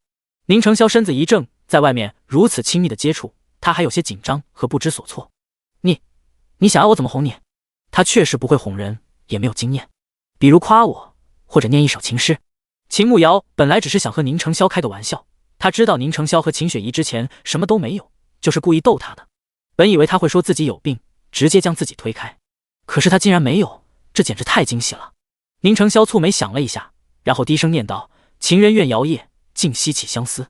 秦慕瑶自然是听到宁承霄念的诗句，他的声音本来就很有磁性，刻意压低的声音简直又撩又欲，感觉耳朵要怀孕了。那我回给子玉一句：思君如流水，何有穷一时。秦慕瑶在宁承霄耳边小声地说道，说完就笑了起来。宁承霄心底有些惊讶，莫想到秦慕瑶竟然这般有才华，他身上到底还有多少惊喜。两个刚回到村子，陈大爷已经叫人开始挖地基了，旁边还有一些人围着看热闹。刚走近就听到大家小声的议论，这家人到底是做什么的？来得很突然，来的时候住的地方都没有，还住王赖子的烂房子，这才2个月不到就要修新房子了。谁知道呢？这一家人平时又不和大家接触，尤其是那男的坐在轮椅上，天天板着一张脸，怪吓人的。我听说啊，那男的好像在给镇上的书肆抄书，就是因为他去了，好像书肆的人都不让白秀才抄了，所以前几天王氏才找机会骂他娘啊。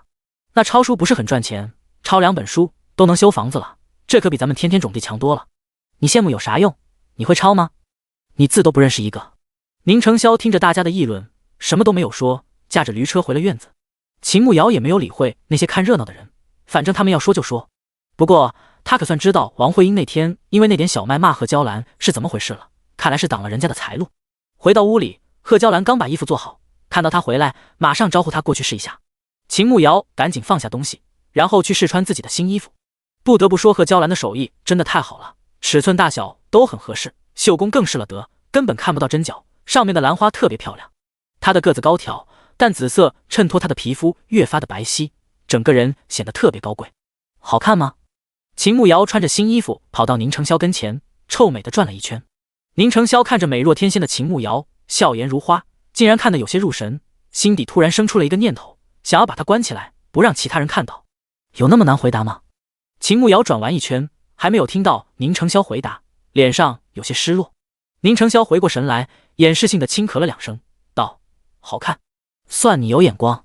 秦慕瑶听到宁承霄说好看，顿时嘚瑟了起来。宁承霄瞥了一眼门口，然后低声说道：你过来一下，我看你领口卷了，我帮你理一下。秦慕瑶不疑有他，弯下腰让宁承霄帮他整理。宁承霄伸出手在秦慕瑶的衣领上理了一下，看着他近在咫尺的脸，然后快速的在他脸颊上亲吻了一下。你说的这是奖励？他快速的出声说道。秦慕瑶愣了1秒钟，心底小鹿疯狂乱撞。然后就在此刻，就听到贺娇兰在门口说道：霄儿，你出来一趟，白村长说有事找你。第77章，我家子玉真厉害。马上。宁承霄马上对着门口应了一声，才看着秦慕瑶说道：我先出去，你把衣服换下来，我跟你一起去，白振东来找你肯定没好事。秦慕瑶不放心的说道：放心吧，我能解决，你把衣服换下来，一会要做饭了，新衣服别弄脏了，等下次去镇上再穿。宁承霄不想秦慕瑶穿新裙子出去给那帮男人看。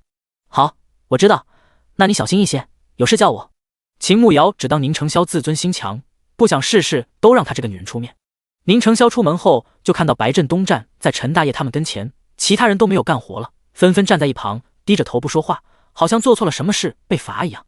他快速的转动轮椅，来到几个人跟前，他倒要看看白振东这次又想做什么。听说白村长有事找我，不知有何贵干。宁承霄靠在轮椅上，语气不冷不热的问道：宁承霄，你们家建房子为何不通知我一声？白振东阴沉着一张脸问道：大宁有哪条规定建房子需要给村长报备吗？宁承霄冷冷的反问道：确实没有规定，但是你修房子的地基不属于你们家，你若想在此修房子，必须要先找我去衙门购买，拿到地契才可以。这一点你该不会不知道吧？白振东挑衅的看着宁承霄。宁承霄冷笑了起来，白村长果然贵人多忘事，当初这个茅草屋还是你带着王赖子来写的买卖契约，房契也是经过你的手办的，白纸黑字写的清清楚楚，茅草屋乃至方圆10丈的均属于我们买方所有。那边好像还在10丈之内吧？白村长不会连10丈是多少都不知道吧？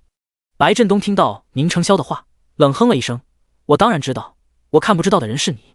这根杆子就是1丈，那我们现在来量一下，你让他们挖的地基是不是已经超过10丈了？白振东拿起地上早就准备好的杆子，今天必须要给他一点教训才行，不然以后在村子他都没威信了。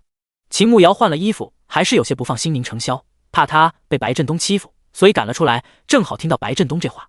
他大概知道古代1丈相当于现代的333米，但是每个朝代都有些出入，这个架空的大宁王朝具体是多少他不是很清楚。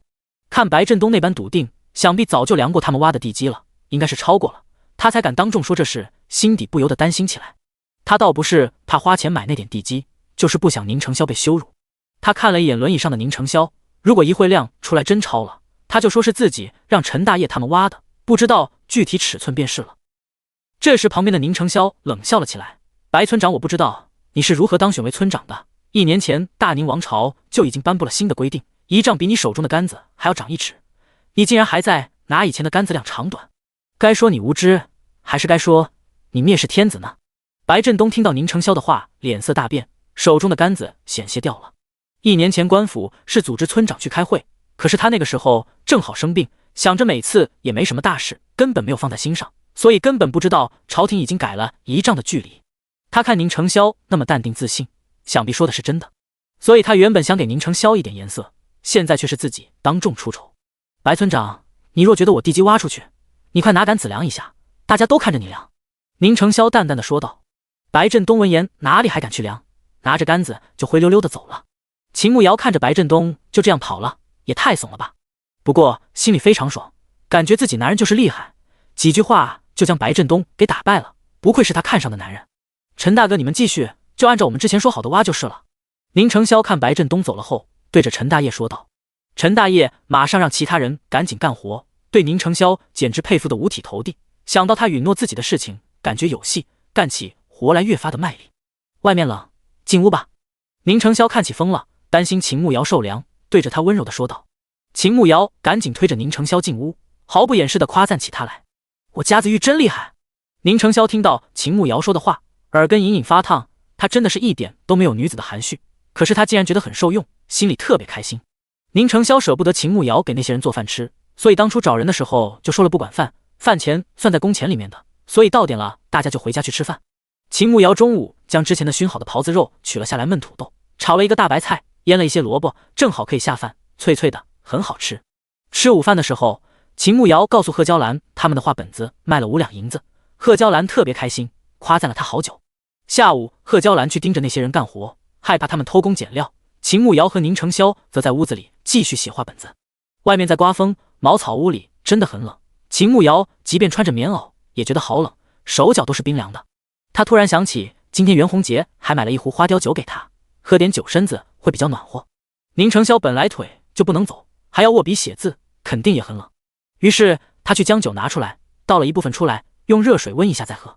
不得不说，袁洪杰下了血本，这花雕酒色泽橙黄清亮，酒香馥郁芬芳，一闻就不便宜。把酒温好了以后，他端着酒回到房间，看着宁承霄也停笔在等他的下文。尝尝我坑来的酒，这个天好冷，喝2口暖暖身子。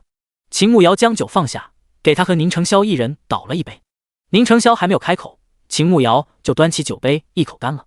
他看着如此豪放的秦慕瑶，他很能喝酒吗？果然一杯酒下肚，身子顿时有了一丝暖意，尤其是脸颊，感觉从那儿外的发热。本以为古代的酒都很辣嗓子，不曾想这个花雕酒甘香醇厚，并不辣，反而好像带着一丝甜。秦慕瑶感觉还挺好喝，又倒了一小杯，这次慢慢品尝了起来。宁承霄以前酒量还可以，但是自从生了恶疾，大夫让他忌酒，他很久不曾喝酒了。但是看秦慕瑶好像很有兴致，打算陪他喝2杯。就在他拿起酒杯打算喝的时候，却被秦慕瑶一把打翻了。你不能喝酒，你的腿不能喝酒，对，你别喝。秦慕瑶现在脑子有些晕，但是他猛然记起肌肉萎缩是不能饮酒的，好在他阻止的比较及时，不然就要酿成大错了。宁承霄好看的眉头轻蹙了起来，看着脸颊有些发红的秦慕瑶，你是怎么知道我不能饮酒的。他记得他并未同他说过，他又是怎么知道的？第78章，喝醉的秦慕瑶。秦慕瑶2杯酒下肚，现在脑子已经开始发晕，原身这身子竟然比他自己以前还不胜酒力，这才2杯就醉了吗？宁成霄，我好像喝醉了，头好晕，我去躺会。完了，他喝醉了就会不受控制的做出一些丢人的举动，为了不让自己的形象在宁成霄面前碎得稀巴烂，他决定趁着现在开溜。宁成霄看着脸颊绯红，摇头晃脑，走路还左摇右晃的秦慕瑶，看样子倒是像喝醉了。只是他还是很好奇，他为什么会知道自己的腿不能饮酒？那去那边躺会吧。他转动轮椅来到秦慕瑶的身边，牵起她的手，带着她往自己屋里的床上走去。秦慕瑶头好晕，看屋子里的东西都在转似的，走路也轻飘飘的，明显是喝醉了。你看看书吧，我喝醉了有点不老实，会打扰到你的，我去旁边屋子睡。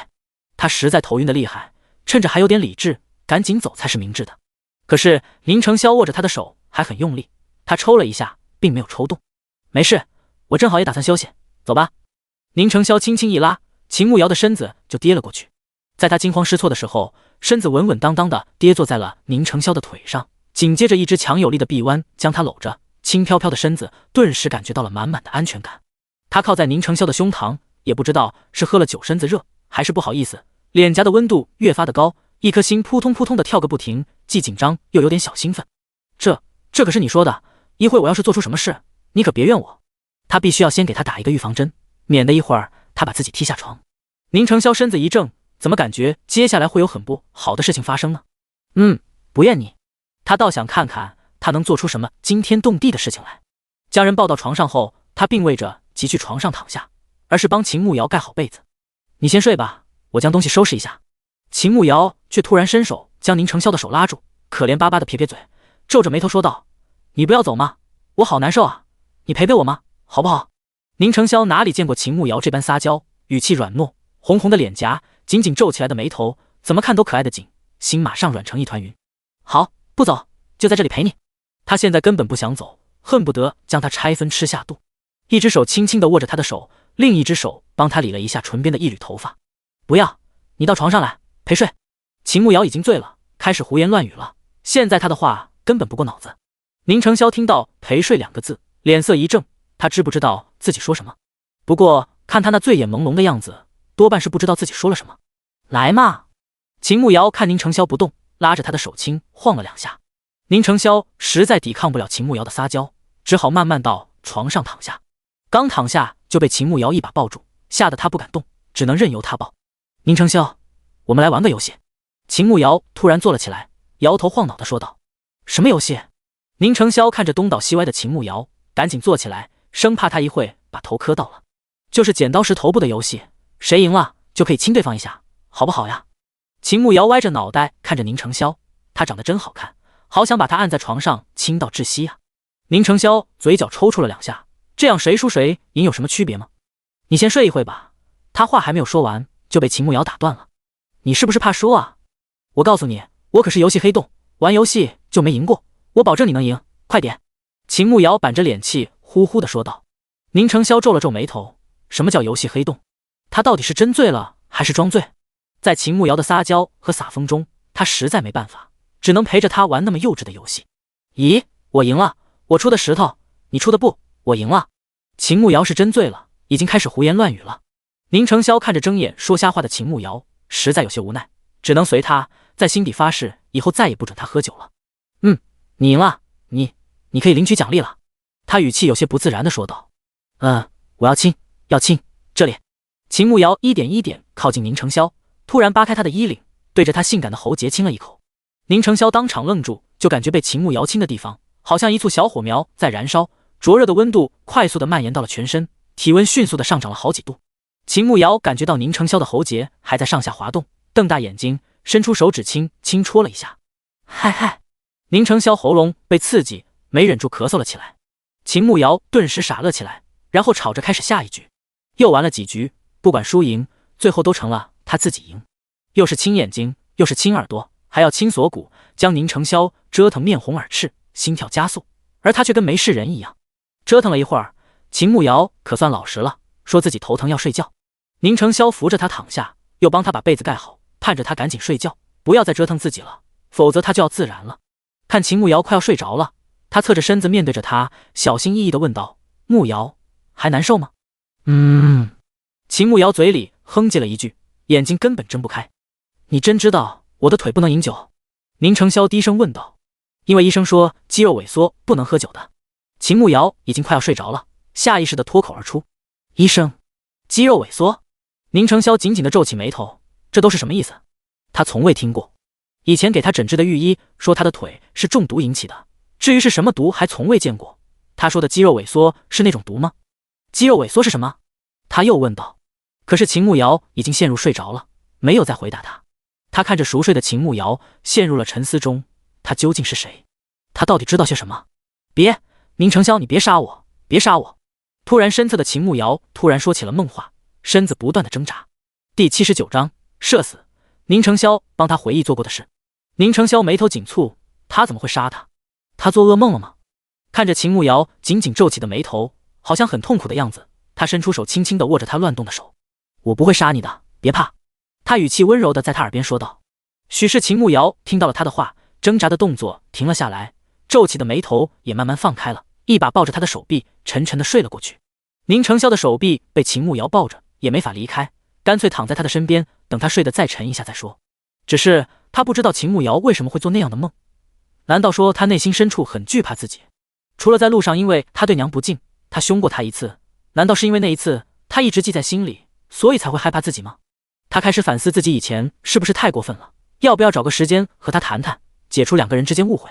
突然又听到身侧的秦慕瑶说话了：“子玉，我好喜欢你，你也喜欢我好不好？”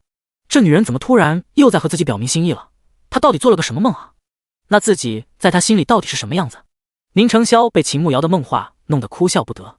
不过以后还是不要让她喝酒了，她喝醉了确实挺折腾人的。秦慕瑶这一觉睡到天都黑了才醒，醒过来屋子里一片漆黑。好在她并没有哪里不舒服，脸颊也没有再发烫，只是感觉有些口渴，轻咳了一下。醒了。旁边突然响起宁承霄的声音，吓了他一大跳。啊，你吓死我了！你怎么在这里？现在什么时候时辰？秦慕瑶被吓得心跳加速，赶紧用手捂着狂跳的心脏，下意识地转头去看宁承霄，但是屋子里太黑，他什么都看不到。大概2更，你感觉如何？宁承霄问道。秦慕瑶一听2更，大概是晚上10点左右，那他这一觉睡了5个多小时呢。我还好，就是有点口渴。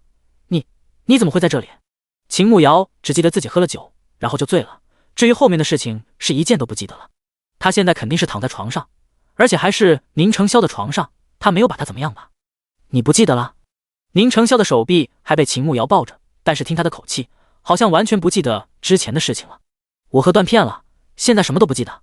那个，我喝醉了，没有做什么不该做的吧？秦慕瑶心里有点虚，他知道自己酒品一向不太行，就怕自己对宁承霄做了不可描述的事情。什么叫不该做的事情？宁承霄倒是好奇，他嘴里的不该做的是指什么？哎，你别问我，你告诉我，我之前都做过什么吧。秦慕瑶实在说不出口，还是先问问自己都做了些什么。反正天黑了，屋子里什么都看不到，尴尬也无所谓。你想知道？宁承霄问道。也不是那么想吧。你要是不想说，就当我没问。我先下去喝点水，你小心一点，我看不见，一会踩到你了。秦慕瑶突然想当缩头乌龟，还是不知道的好。他这一动才发现，他还抱着宁承霄的手臂，他不会抱了人家5个小时吧？除了抱手臂，他应该没有再做别的了吧？偷偷摸了一把身上的衣服，除了棉袄外，里衣还在，应该没出什么事。他咽了一口口水，然后小心翼翼地伸出手去摸床沿。宁承霄看着秦慕瑶的手往他腹部摸过去，他本想提醒他一下，可是他好像很着急，腿已经迈过去，一脚踩空了，整个身子向着床下面倒去。好在他反应快，一把将他的腰搂住，让他稳稳地坐在自己的身上。秦慕瑶反应过来的时候，脸刷的一下爆红，他居然坐在宁承霄的身上。他赶紧挪动身子，打算下床去，不料却被宁承霄一把按住，只听到他沙哑着嗓子道：“不许动！”瞬间吓得他不敢再动，乖乖地愣在黑暗中，一颗心扑通扑通地跳到了嗓子眼。还好四周一片漆黑，什么都看不到，要不然他非要尴尬到死。我还是来帮你回忆一下你之前做过的事情吧。宁承霄突然开口。秦慕瑶还没有反应过来，身子突然被侧躺着放下，紧接着宁承霄欺身而上，将他压在身下。秦慕瑶心头一颤，偷偷地咽了一口口水。他要干嘛？我那会就是这样对你的？他心虚地问道。岂止！黑暗中程潇可以看到秦慕瑶心虚又尴尬的表情，小脸通红，应该是紧张了，全身僵硬。秦慕瑶一听还不止这样，那他还做了什么？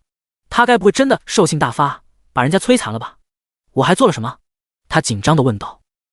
宁程潇看着秦慕瑶紧张的样子，觉得非常可爱，心底突然生出想要狠狠欺负的冲动。你拉着我玩了一个游戏，游戏的赌注是谁赢了就能亲对方一下。宁程潇缓缓地开口说道。此刻秦慕瑶已经有种社死的感觉了，赶紧劈个雷来把他劈死算了，这脸是无法要了。我不记得了，我喝断片了，骗你是猪。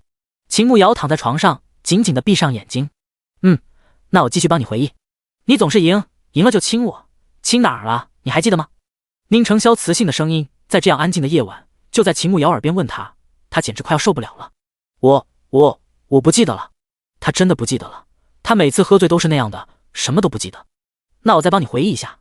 宁程潇勾起嘴角笑了起来，然后将秦慕瑶之前亲他的地方又一一还了回去，锁骨除外，毕竟那地方太隐蔽，他虽然很想，可是还是想等到两个人成亲后再说。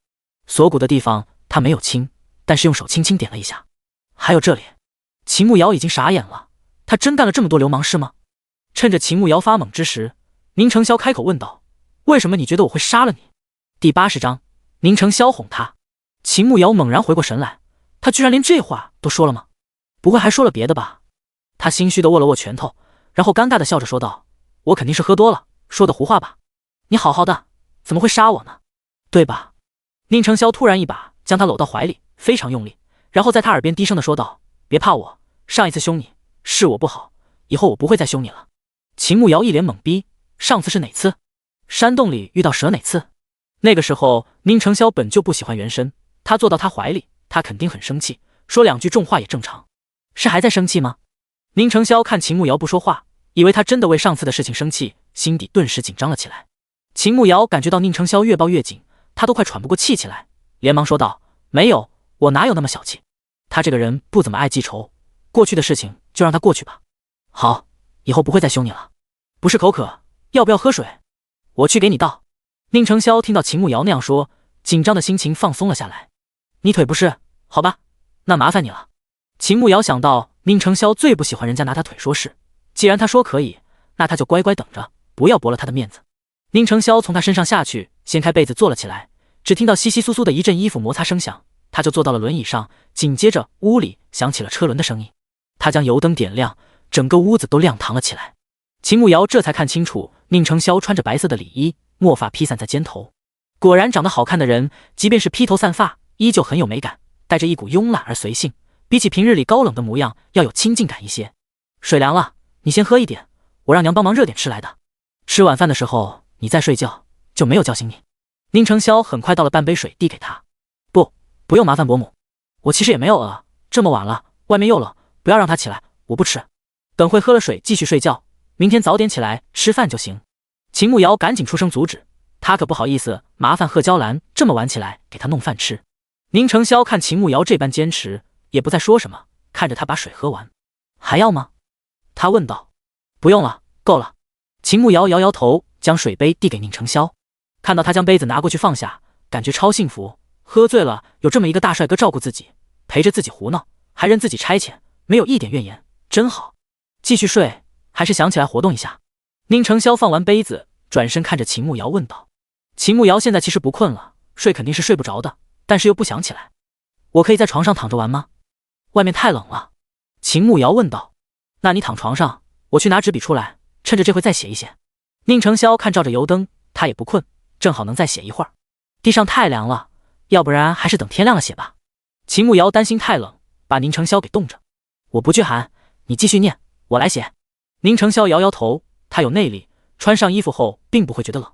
秦慕瑶继续讲后面的故事，看着宁程潇的背影，有种岁月静好，想要这样和他过一辈子。又写了2章左右的内容，秦慕瑶感觉时间不早了，而且茅草屋真的太冷了，就让宁程潇不写了，赶紧来躺下睡觉。宁程潇停笔收拾东西，秦慕瑶突然反应过来，他还在宁程潇的床上，两个人晚上要睡一起吗？虽说以前也睡过一张床，可是那个时候两个人都没有表明心意，根本不会发生什么。现在两个人也算心意相通，孤男寡女，干柴烈火，年轻力盛，万一他没控制住呢？那个我还是起来去伯母屋子里睡吧。他小声地说道。宁承霄手上动作一顿，然后说道：“我娘已经睡着了，你过去会将她吵醒，你就睡这里。你放心，在我们没有成亲之前，我不会动你的。”秦慕瑶很想问，要是他想动他呢？但是想想还是别了。宁承霄毕竟是个古人，他要是说出来，肯定会吓到他的。他说不定又要怀疑自己以前和袁弘杰是不是就这么开放。他们确实才互相表明心意，在一起的时间还不长，反正他暂时也没有准备好，等以后再说吧。晚上两个人躺在床上都很规矩，各自躺一边，中间还隔了那么远。第二天早上，秦慕瑶醒得要早一些，主要是饿醒的。起床去准备早饭，却发现贺娇兰已经起来了。瑶瑶，这么早就起来了，怎么不多睡一会儿？贺娇兰知道秦慕瑶昨天下午就在宁承霄屋子歇下，就不相信一整晚两个年轻人没有发生点什么。今天早上特地早起，打算早早把饭做好，等秦慕瑶睡醒就能吃了，毕竟昨晚上就没有吃饭，肚子肯定早饿了。昨天睡太多，睡不着了。伯母，我来弄饭吧。秦慕瑶说道。你这丫头还叫得那么生疏，你以后就跟仙儿一样，管我叫娘，别叫伯母了。贺娇兰笑着说道。秦慕瑶愣了一下，这会不会太快了？她和宁承霄还没有成亲呢，但是对外都说婆婆了，在家里再这样生疏，反倒显得她矫情。好，她点头答应。婆媳两个人开始准备早饭，熬了一锅稀饭，又蒸了几个馒头，捞了一小碗腌好的萝卜下饭。吃过早饭后，贺娇兰又盯着大家干活，秦慕瑶和宁承霄将剩下的故事写完。秦慕瑶趁着去上茅房的时候，赶紧进空间，按照之前的流程开始酿啤酒。之前不确定林家酒肆要不要啤酒，他也没有多酿，还差几瓶，明天就要带去，他抓紧时间酿制出来。就在他酿制的时候，突然听到外面一阵嘈杂声，还有人在尖叫。突然贺娇兰茅房外面大喊：“慕瑶，小心！”秦慕瑶一脸懵逼，发生什么事了？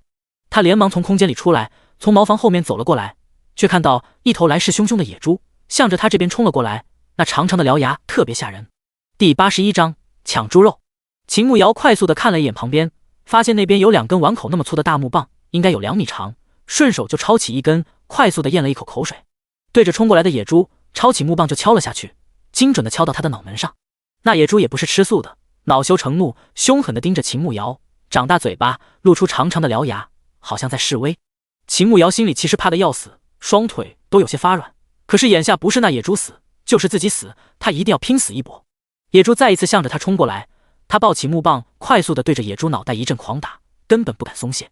本来还气势汹汹的野猪，被秦慕瑶一阵狂打以后，竟然摇摇晃晃地倒在了地上。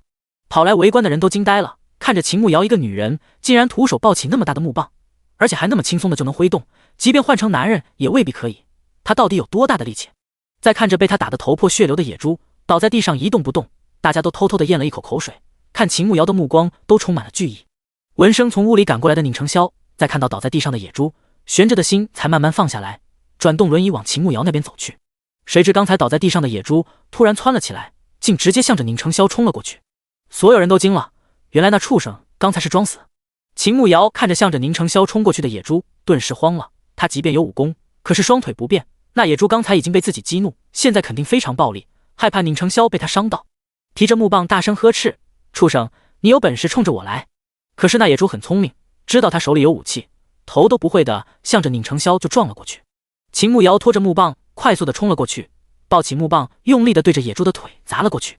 野猪后腿直接被木棒砸断，没了支撑力，顿时倒在了地上，痛苦的尖叫起来。一开始大家看秦慕瑶挥动木棒将那野猪打倒在地，大家还觉得他是害怕，使出了浑身的力气。可是现在亲眼目睹他将木棒扔出去，打在野猪的腿上，才觉得刚才绝非是凑巧，而是他真的有那么大的力气。秦慕瑶现在根本不在乎人家的看法，快步走到宁承霄身边：“你没事吧？”他简直的问道。宁承霄摇摇头，看着秦慕瑶满头大汗，脸颊通红，刚才太用力，头发都松开了。“我没事，你可有伤到？”其实刚才不需要他出手，他自己也能搞定，但是知道他是担心自己，心里一阵暖意，但是也怕他伤到了。秦慕瑶轻轻摇头，刚想说自己没事，却感觉到手心好疼，低头一看，2只手的手掌心都磨破了皮，正在往外渗血珠。手磨破了，疼。秦慕瑶伸出自己的小手，上面刚握了木棒，沾满了灰尘和脱落的树皮，磨破的地方红红的，小小的血珠渗透出来，看上去就很疼。宁承霄眉头紧紧地皱了起来，拉过秦慕瑶的手，心疼坏了。“回家先清洗干净，我帮你包扎一下。”旁边太多人了，他也不好做什么，只能等回屋了再说。秦慕瑶点点头。地上的野猪这次应该是真的被秦慕瑶制服了，躺在地上没有再动。陈大哥，麻烦你们将这头野猪抬到前面来一下。宁承霄看了一眼没有再动的野猪，看那体型怎么也有几百斤，冬天留着吃正好。行。陈大爷赶紧叫几个人来帮忙把野猪抬出去。刚到了院子里，就听到刘大勇大声说道：“原来这个畜生在这里了，可是我和老五好不容易找到，既然你们将他打死了，一会分你们2斤肉吧。”其他人闻言纷纷骂起刘大勇来。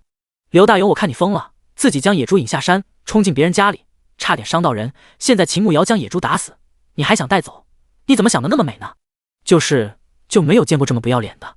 那可不是，2个大老爷们被野猪追了那么久，现在还有脸要，真的是丢人现眼。好些人都是明事理的，没有刘大勇那么不要脸，七嘴八舌的骂他。秦慕瑶费了那么大劲才将野猪打死，可没想过拱手让人，他可不是什么圣母玛利亚，这头猪今天必须进他们家的锅。凭什么啊？这野猪是我和老五好不容易找到的，凭什么给他们？刘大勇才不管别人怎么骂他，那么大一头猪，不管是卖钱还是自己吃，都是赚的。脸皮值几个钱，肚子都填不饱了，还有什么脸？那照你的意思，谁要是在路上看到你娘子，直接带回去当媳妇就行了是吧？秦慕瑶大步走过去，冷笑着看着刘大勇。听到他的话，旁边的人都哄堂大笑。要是真那样，以后谁还花钱娶媳妇儿，直接去路上抢就行了。胡说八道，你那样和抢有什么区别？刘大勇也不知道是气的还是臊的，一张脸绯红，怒瞪着秦慕瑶。那你现在和抢有什么区别？你真那么有本事，在山上发现那畜生的时候，怎么没有将他打死，还将他引到山下？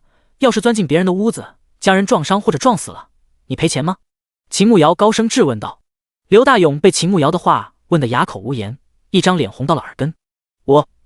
我不和你争，我们找村长来评理，看他觉得这野猪该属于谁。刘大勇说不过秦慕瑶，就打算找白振东来组织公道。随便你找谁来，反正大家都看到的，这野猪冲进我们家门，差点将我撞伤，是我拿木棒将他打死的。你刘大勇没出一份力，一根猪毛都别想分。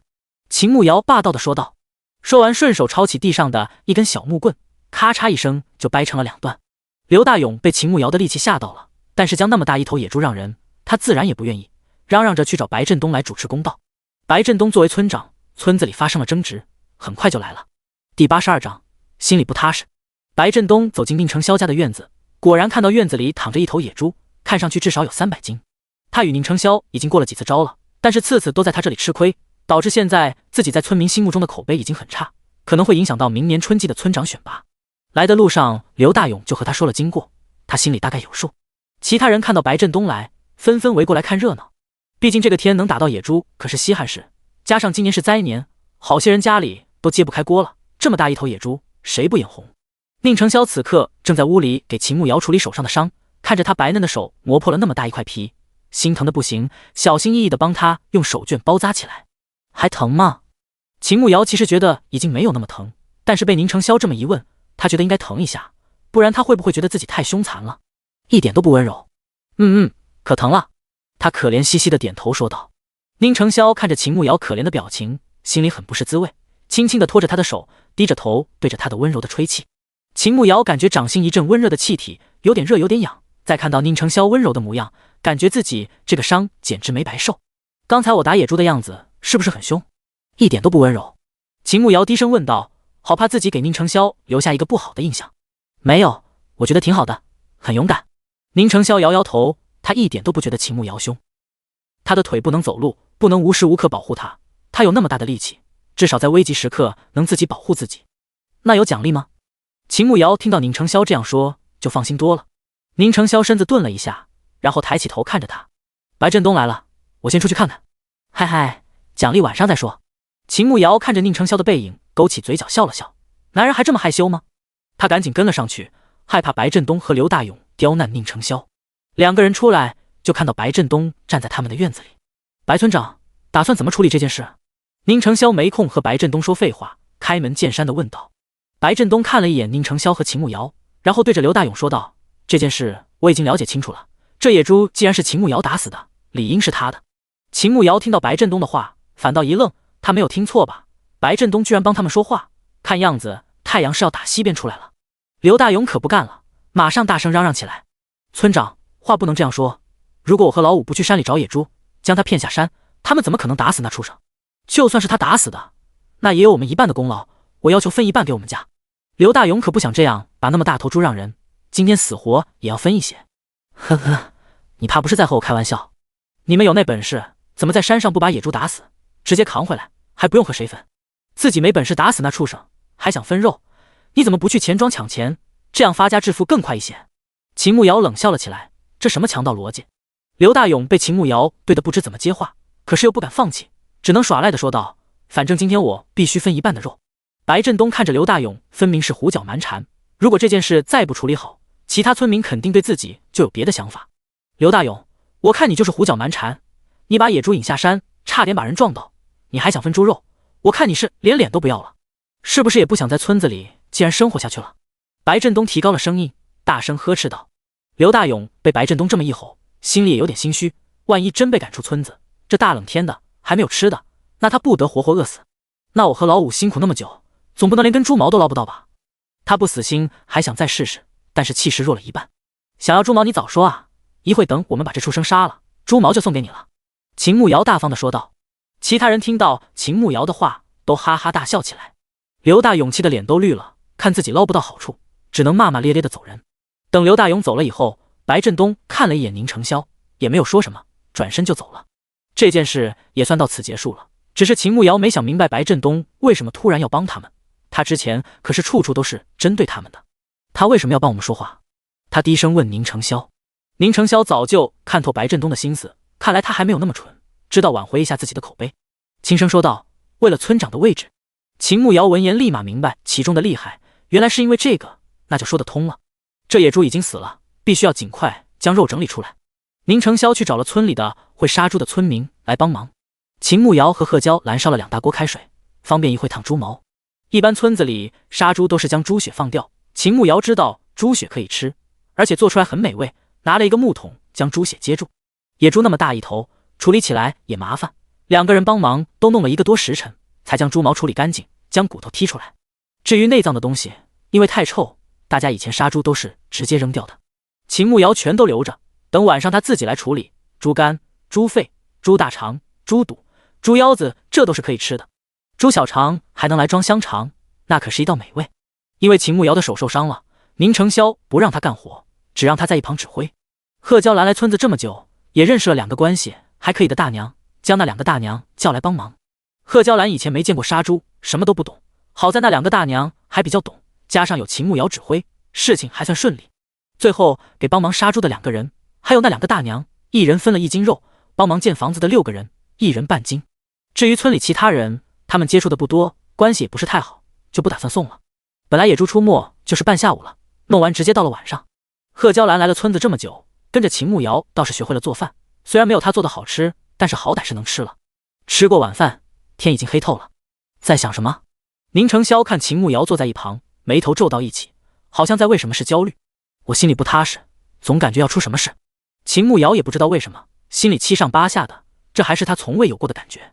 第83章，他是不是故意骗自己来他屋里睡的？宁成霄伸出手，轻轻地抚平了秦慕瑶皱起的眉头，然后轻声说道：“你是不是在担心那些肉？担心刘大勇他们会不服气，晚上来偷肉？”秦慕瑶怔怔地看着宁成霄，他怎么连自己心里还未想透的事情都能说准？他该不会有读心术吧？你怎么知道的？他实在太惊讶了。你这担心都写在脸上了。放心吧，他们要是敢来，我就让他爬着出去。宁成霄看满脸惊讶的秦慕瑶，瞪着大大的眼睛，清澈的眸子，真的很可爱。可是我刚才自己都不知道自己在担心什么，被你这么一说，我才反应过来，好像是我担心那个。你偷偷告诉我，你是不是有读心术，能看到人家在想什么？秦慕瑶靠近宁成霄，在他耳边小声地问道。毕竟他以后是要当国师的人，没点本事肯定不行，他肯定有异于常人的本事。宁成霄扑哧一声笑了，然后对着秦慕瑶勾勾手指，示意他耳朵靠过去。秦慕瑶赶紧将耳朵凑过去，不料下一秒宁成霄竟然在他的脸颊上亲了一口。奖励，宁成霄低声说道。秦慕瑶愣了一下，这人怎么这样？他问正经事，他居然这么不正经。你还没有告诉我呢。他实在很想知道，又追问了一遍。宁成霄轻轻摇头，你说的读心术是西域一种蛊术，中古之人的想法能被下蛊的人知道，我只在书上看到过，并没有见过，更不会下蛊。秦慕瑶一听这里居然还有蛊术，他还只在电视上看过呢。还有这种蛊吗？那能解吗？中蛊的人会死吗？他好奇地问道。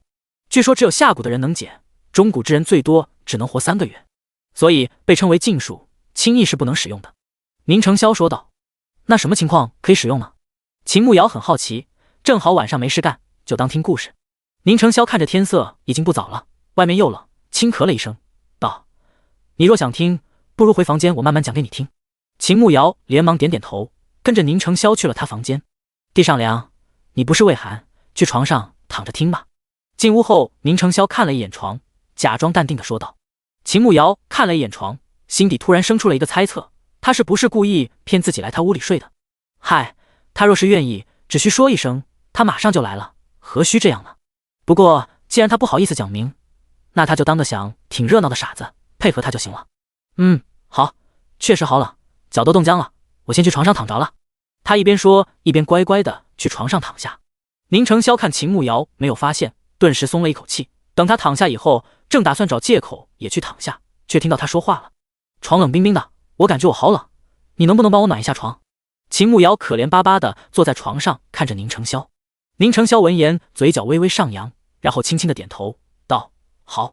秦慕瑶躺下后捂着被子偷偷笑了。小样，你不知道吧，真正的猎人都是以猎物的方式出现的。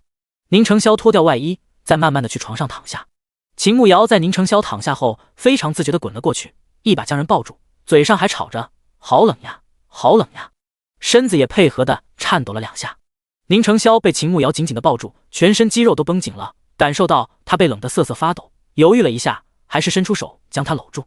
秦慕瑶将头埋在宁成霄的怀里，勾起嘴角偷笑了一下，然后一本正经的问道：那个蛊术什么情况才能用呢？宁成霄感觉到秦慕瑶说话呼出的气体打在他的胸口，明明穿着衣服，他却感受得非常明显，有点热，还有些酥麻，让他有些心猿意马。可除非是抓到敌国奸细，或者俘虏到了别国将领，他们不肯说实话，就会对他们下蛊，获取他们心中的秘密。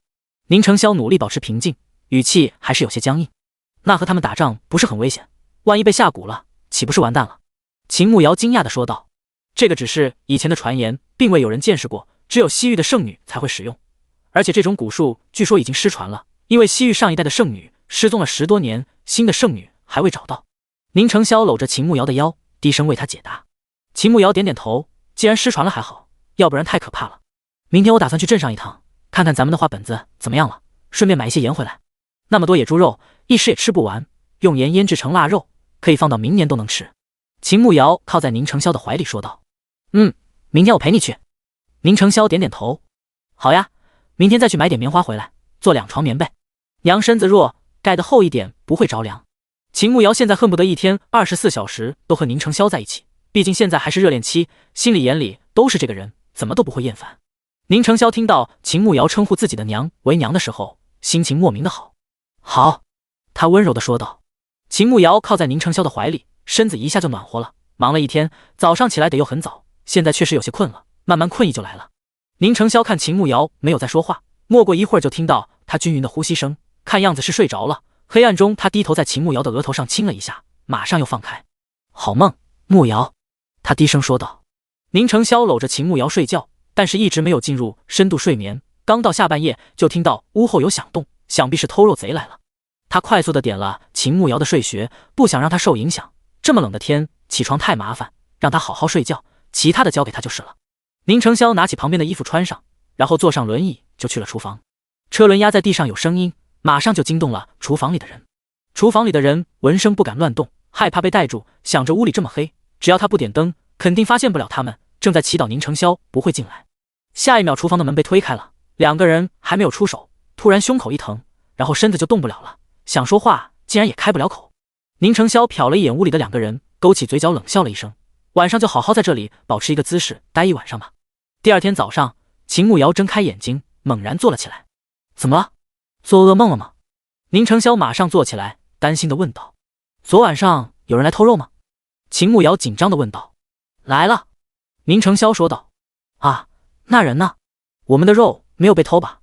你怎么不叫醒我？秦慕瑶激动地问道。现在去厨房里看看。宁成霄一脸轻松地说道。第84章，秦慕瑶，你把我当猴耍是吗？秦慕瑶一听宁成霄的话，就知道他已经将人抓住了，那他昨晚上怎么没有叫人？穿好衣服后，两个人匆匆去了厨房。推开门就看到刘大勇和村里的老光棍谢大牛在放肉的木桶旁边，一人手中拿了一块肉，但是身子一动不动，只有2只眼睛在转。因为太冷，两个人的鼻涕都冻出来，掉在鼻子上，长长的一串，看上去非常恶心。秦慕瑶看了看两个人，再看了一眼宁承霄，小声的问道：“你点了他们的穴吗？”宁承霄点了点头，看着被冻得嘴唇发紫的两个人，他甚是满意。秦慕瑶崇拜的看着宁承霄，他也太厉害了，不愧是自己的老公，就是这么优秀。那现在怎么处置这两个人？他又看了一眼刘大勇和谢大牛，两个人都投来了求饶的目光，奈何身子动不了，嘴巴也说不了话，只能用眼神求饶。把村长叫来吧，他毕竟是一村之长，交给他来处理。宁承霄已经将两个人惩罚过了，至于白振东要怎么处置，那就是他的事了。秦慕瑶赞同的点点头，然后将贺娇兰叫起来，再跑到自己院子外面，对着村里大喊道：“抓贼了！抓贼了！有人偷东西啊！”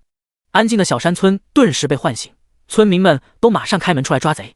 白振东作为村长，村子里有贼，当然要出面，穿上衣服就赶过来了。宁家茅草屋门口此刻站满了一大群老爷们，还有一些胆大的妇人在后面。宁兄弟，刚才你媳妇在喊抓贼，你们家进贼了吗？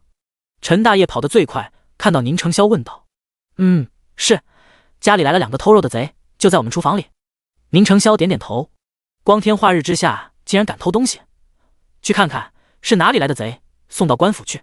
陈大爷大声喝道，带着其他人就往宁家厨房走。众人推开厨房门，就看到谢大牛和刘大勇手里拿着肉，直接抓了个现行。宁承霄暗中扔出2粒石子，将两个人的穴道解开。刘大勇和谢大牛瞬间倒地，姿势还是那个姿势，手中的肉都还握着，只是身子僵硬的颤抖着。其他人见状都懵了，看着两个人好像抽风一样，都有点不太敢靠近。陈大爷倒是胆大，上去将两个人绑了起来。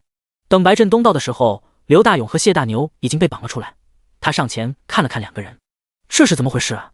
白振东问道。白村长不是都看到了，他们来我们家偷肉。宁承霄慢条斯理的说道。那他们怎么会变成这样？白振东看着两个人乌青的嘴唇，不停颤抖的身子，显然不是偷肉那么简单。秦慕瑶立马站出来，语气夸张的说道：“说来也是老天开眼，估计是看不惯两个人做贼，两个人偷肉的时候就被老天爷给定住了，话也不能说，就在我们家厨房里冻了一晚上。今天早上我和我婆婆起来做饭才看到的，差点把我们吓死。”乡下人最信神明一说，听到这里都在感叹老爷有眼，专门惩治坏人。白振东愣了一下，虽然觉得秦慕瑶的话有些夸张，可是这两个人做了坏事，受到惩罚也是活该。你们两个人还有什么话说？白振东看着两个人问道。此刻刘大勇和谢大牛根本说不出话，上下牙齿打架，一直在发抖。白振东看两个人不说话，只能继续说道：“两个人既然偷东西，损坏村子名声，必须要严惩。鉴于两个人没有偷成，就不送官府了，按照村规处置吧。一人打5个板子，再给宁承霄家赔礼道歉，并给他们家做半个月苦力。大家有意见吗？毕竟刘大勇和谢大牛都是村子里的人，又没有偷到自己家，其他人自然是没有什么意见的。宁承霄和秦慕瑶也没有意见，昨晚上两个人挨一晚上的冻，这个罪可不轻松，所以没有反对。把事情解决后，秦慕瑶才跟着贺娇兰一起去做早饭。吃了早饭后，秦慕瑶和宁承霄去镇上赶集，贺娇兰就在家里盯着肉，看着其他人建房子。贺娇兰还是挺上心的，怕秦慕瑶冷，还专门在驴车上给他们做了软垫，坐着舒服还不冷。宁承霄赶着小毛驴，秦慕瑶和他并排坐着，天气太冷，手指都是僵硬的，偷偷的伸到宁承霄的袖子里，然后握着他的大手，可怜巴巴的说道：“冷。”宁承霄身子一怔，四周都是去赶集人的，他胆子也太大了，可是他的手指确实很冷，又舍不得让他受冻，只能紧紧的握在手心，给他当暖炉。秦慕瑶被宁承霄握着，顿时开心的笑了，靠在他身侧，小声的说道：“子玉，你真好，爱你哟。”听到秦慕瑶说爱他，宁承霄的心跳都漏了一拍，耳尖发烫，嘴角不受控制的上扬成一个好看的弧度，握着他的手更紧了。两个人就这样手牵手的到了镇上，因为袖子比较大，倒是没人发现。今天外面冷，那边有个茶楼，你去里面等我，我去买东西，顺便看看画本子卖的怎么样。秦慕瑶不忍心让宁承霄在外面吹风，打算将他送到茶楼里喝茶，他去置办东西。不用，我不惧寒，你先去吧，我就在附近等你便是。宁承霄摇头拒绝，他一个大男人吹点风又不会怎么样。那好吧，我早去早回。秦慕瑶看宁承霄不愿意，也只好赶紧去办事。他先找了机会去邻家酒肆送了啤酒，然后又去上次买布的铺子买了20斤棉花，又买了半匹做被套的棉布，和老板娘也算熟识，价格给的还算优惠，一共花了600文钱。刚好看到旁边有个首饰铺子，宁承霄送了他礼物，他也想买个礼物送给他，先将东西放在布庄，打算给宁承霄买了东西再一并拿走。里面东西倒是不少，但是大多是女子佩戴的耳环、珠钗等，男子的也有，不过东西少，而且价格还贵。秦慕瑶正挑着，突然身旁多了一道身影，只听到袁弘杰的声音响起：“跟我走。”说完就拉着他的手腕，将他拉出了首饰铺子。秦慕瑶还要从袁弘杰嘴里套消息，自然不能表现出来厌恶，只能跟着他去。两个人来到旁边的小巷子，巷子里没有人。瑶儿，好雅兴啊，事情办得如何了？袁弘杰挡在秦慕瑶面前问道。秦慕瑶摇摇头，他很谨慎，根本不上我的当，我没有套出来。哦，这样啊，那你刚才那是打算给他买礼物，继续讨好他？袁弘杰问道。袁郎真聪明，一下就猜到我的想法了。秦慕瑶立马一脸崇拜地看着袁弘杰说道。然而袁弘杰却并没有像上一次那般高兴，脸色突然阴沉了下来，一步跨到他的跟前，咬牙切齿地说道：“秦慕瑶，你把我当猴耍是吗？”第85章，瑶儿，我想抱抱你。秦慕瑶看着阴沉着脸的袁弘杰，心底暗道不好，这货可能知道了什么。袁郎，你在说什么呀？我怎么听不懂你的话？你这么凶干嘛？你吓到我了。秦慕瑶一脸害怕地说道。他不能慌，说不定袁弘杰只是听到了什么风言风语，并不一定有证据，就是想让他自己先乱了阵脚。袁弘杰看着如此胆小的秦慕瑶，心底有些不确定了。他刚才在镇子口发现了他和宁承霄两个人肩并肩坐在马车上，虽然没有说话，但是感觉两个人关系并非上次看到那么生疏，所以他觉得自己可能被他骗了。加上在白水沟村子找到他的时候，他就说他喜欢上宁承霄，要和自己划清界限，所以他不得怀疑。听不懂吗？那我问你，你和宁承霄现在关系如何了？袁弘杰沉着脸问道。秦慕瑶稳住自己的心态，委屈又可怜地说道：“就那样，他防备心很重，而且他腿不能走路，性情阴狠，疑心病还很重。”袁弘杰看着秦慕瑶，眉头紧紧地皱了起来，想到在京城他满心满眼都是自己，对自己言听计从，从来不会骗自己，他们1年多的感情不可能说变就变。那你们住在一起，你们可有睡过？袁弘杰继续问道。秦慕瑶一听，马上一脸失望地看着袁弘杰，为了让自己演得更逼真一点，他偷偷地拧了自己一把，因为太疼了，他眼眶瞬间就红了，眼泪在眼眶里打转。袁郎，你居然怀疑我对你的真心，我心里一直都想着你，一心想要嫁给你，怎么可能不守妇道和他睡？我不活了，让我直接一头撞死算了。秦慕瑶越说越委屈，然后做事就要一头撞墙。好在袁弘杰没有真让他以死明志，一把将他拉住。你别拉着我，反正你又不相信我，我活着也没什么意思，还不如死了算了，至少这样你才会相信我对你的真心。秦慕瑶一边假装抹眼泪，一边用力挣开袁弘杰的手，被他拉着他嫌恶心。袁弘杰听到秦慕瑶的话，倒是生出了一丝愧疚，毕竟他也只是看到两个人并肩坐在一起，没有什么实质的证据。好了，瑶儿，是我不对，我不该乱猜测你的，你也别怪我，我只是太在乎你了，害怕你被他抢走。你知道我一直心悦你，要娶你做我此生唯一的妻子，所以我刚才太冲动了，你别生气了，好吗？袁弘杰收起了阴沉的脸，语气也变得温柔了起来，看秦慕瑶的眼神也充满了柔情。秦慕瑶早就看透袁弘杰的为人，现在被他这故作深情的言论恶心坏了，连隔夜饭都快吐出来了。真的吗？那为什么袁郎突然不相信我，要那样说我？你是不是听信了什么谗言？秦慕瑶趁机问道，看看袁弘杰是不是在村子里藏了眼线。没有，是我自己看到你们一起来镇上，胡思乱想罢了。瑶儿，你的心里真的只有我吗？袁弘杰问道。当然啊，难道袁郎不相信我吗？你若是不信，还是让我死了算了。秦慕瑶马上又掩面抹眼泪，带着哭腔说道。袁弘杰听到秦慕瑶又要寻死觅活，只感觉头都要炸了，只得赶紧出声说道：我信瑶儿的话，你别做傻事，我只是太在乎你罢了。秦慕瑶一边忍着恶心，一边还要虚与委蛇地应付着袁弘杰。瑶儿，你我相识已有1年有余，彼此心意相通也挺长时间了，你也知道我对你的情谊，我现在也明白你对我的心意。你看这里也没人，我可以抱抱你吗？袁弘杰看着秦慕瑶红红的眼眶，一双媚眼惹得人心痒痒。既然他为了自己连死都可以，抱一下应该没问题吧？秦慕瑶身子一怔，靠，这死渣男竟然想占他便宜！袁郎，你怎么能说出这种话？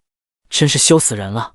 秦慕瑶在心里已经将袁弘杰捶了1万遍，可是面上却不能表现出来，掩面装作不好意思地说道：这有什么好羞的？你我本就心意相通，以后也是要做夫妻的。你该不会是为了宁承霄故意不让我抱吧？袁弘杰半开玩笑半认真的说道，目光一直盯着秦慕瑶。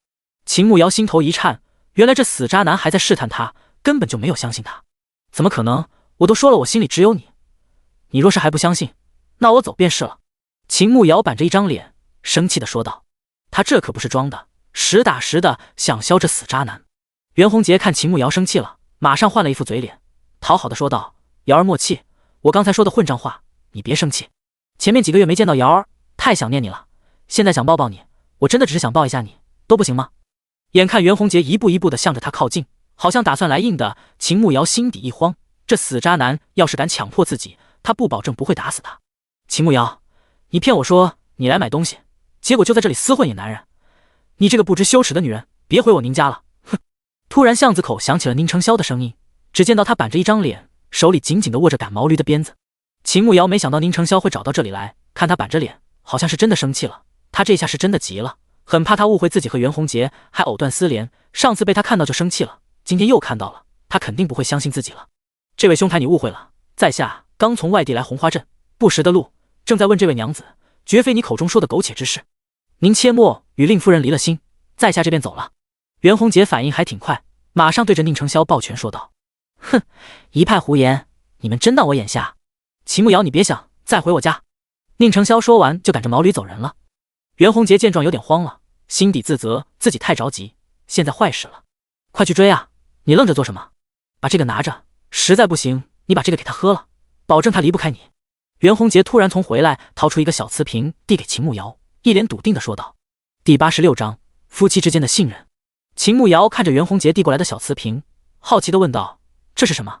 袁弘杰看了一眼四周，然后小声地说道，合欢散，你给他服下，保证他离不开你，快去吧。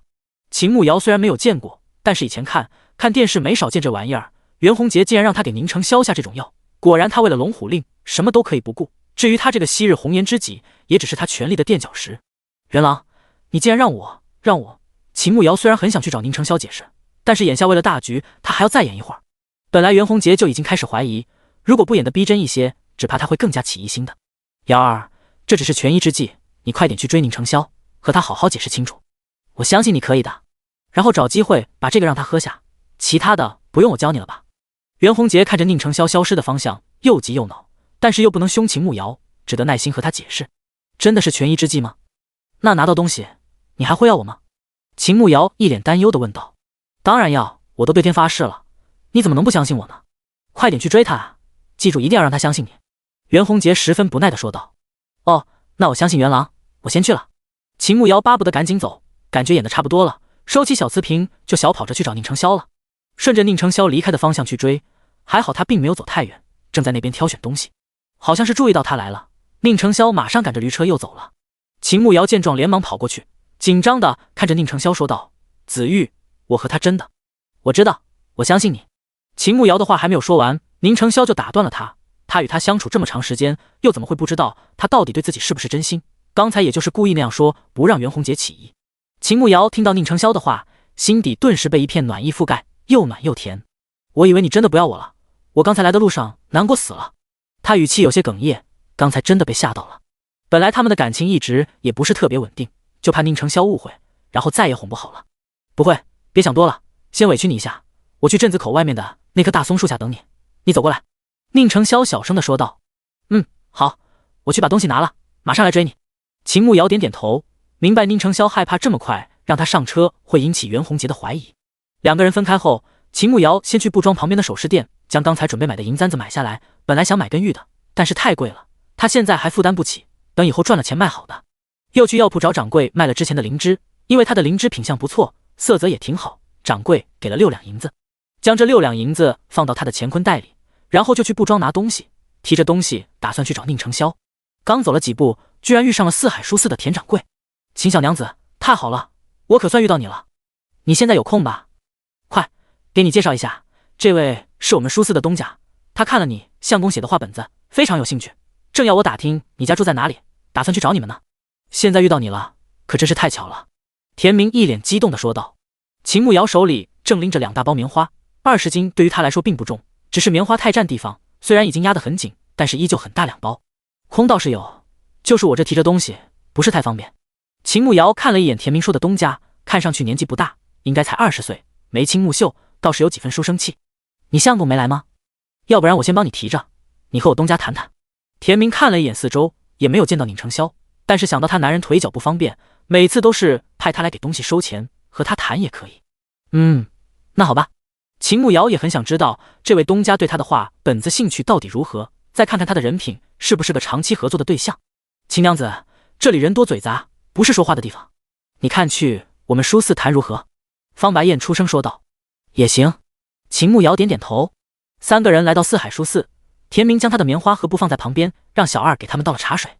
秦娘子，给你介绍一下，这位是我们少东家方白燕方少爷。田明为秦慕瑶介绍道。民妇秦氏见过方少爷。秦慕瑶起身行了个礼。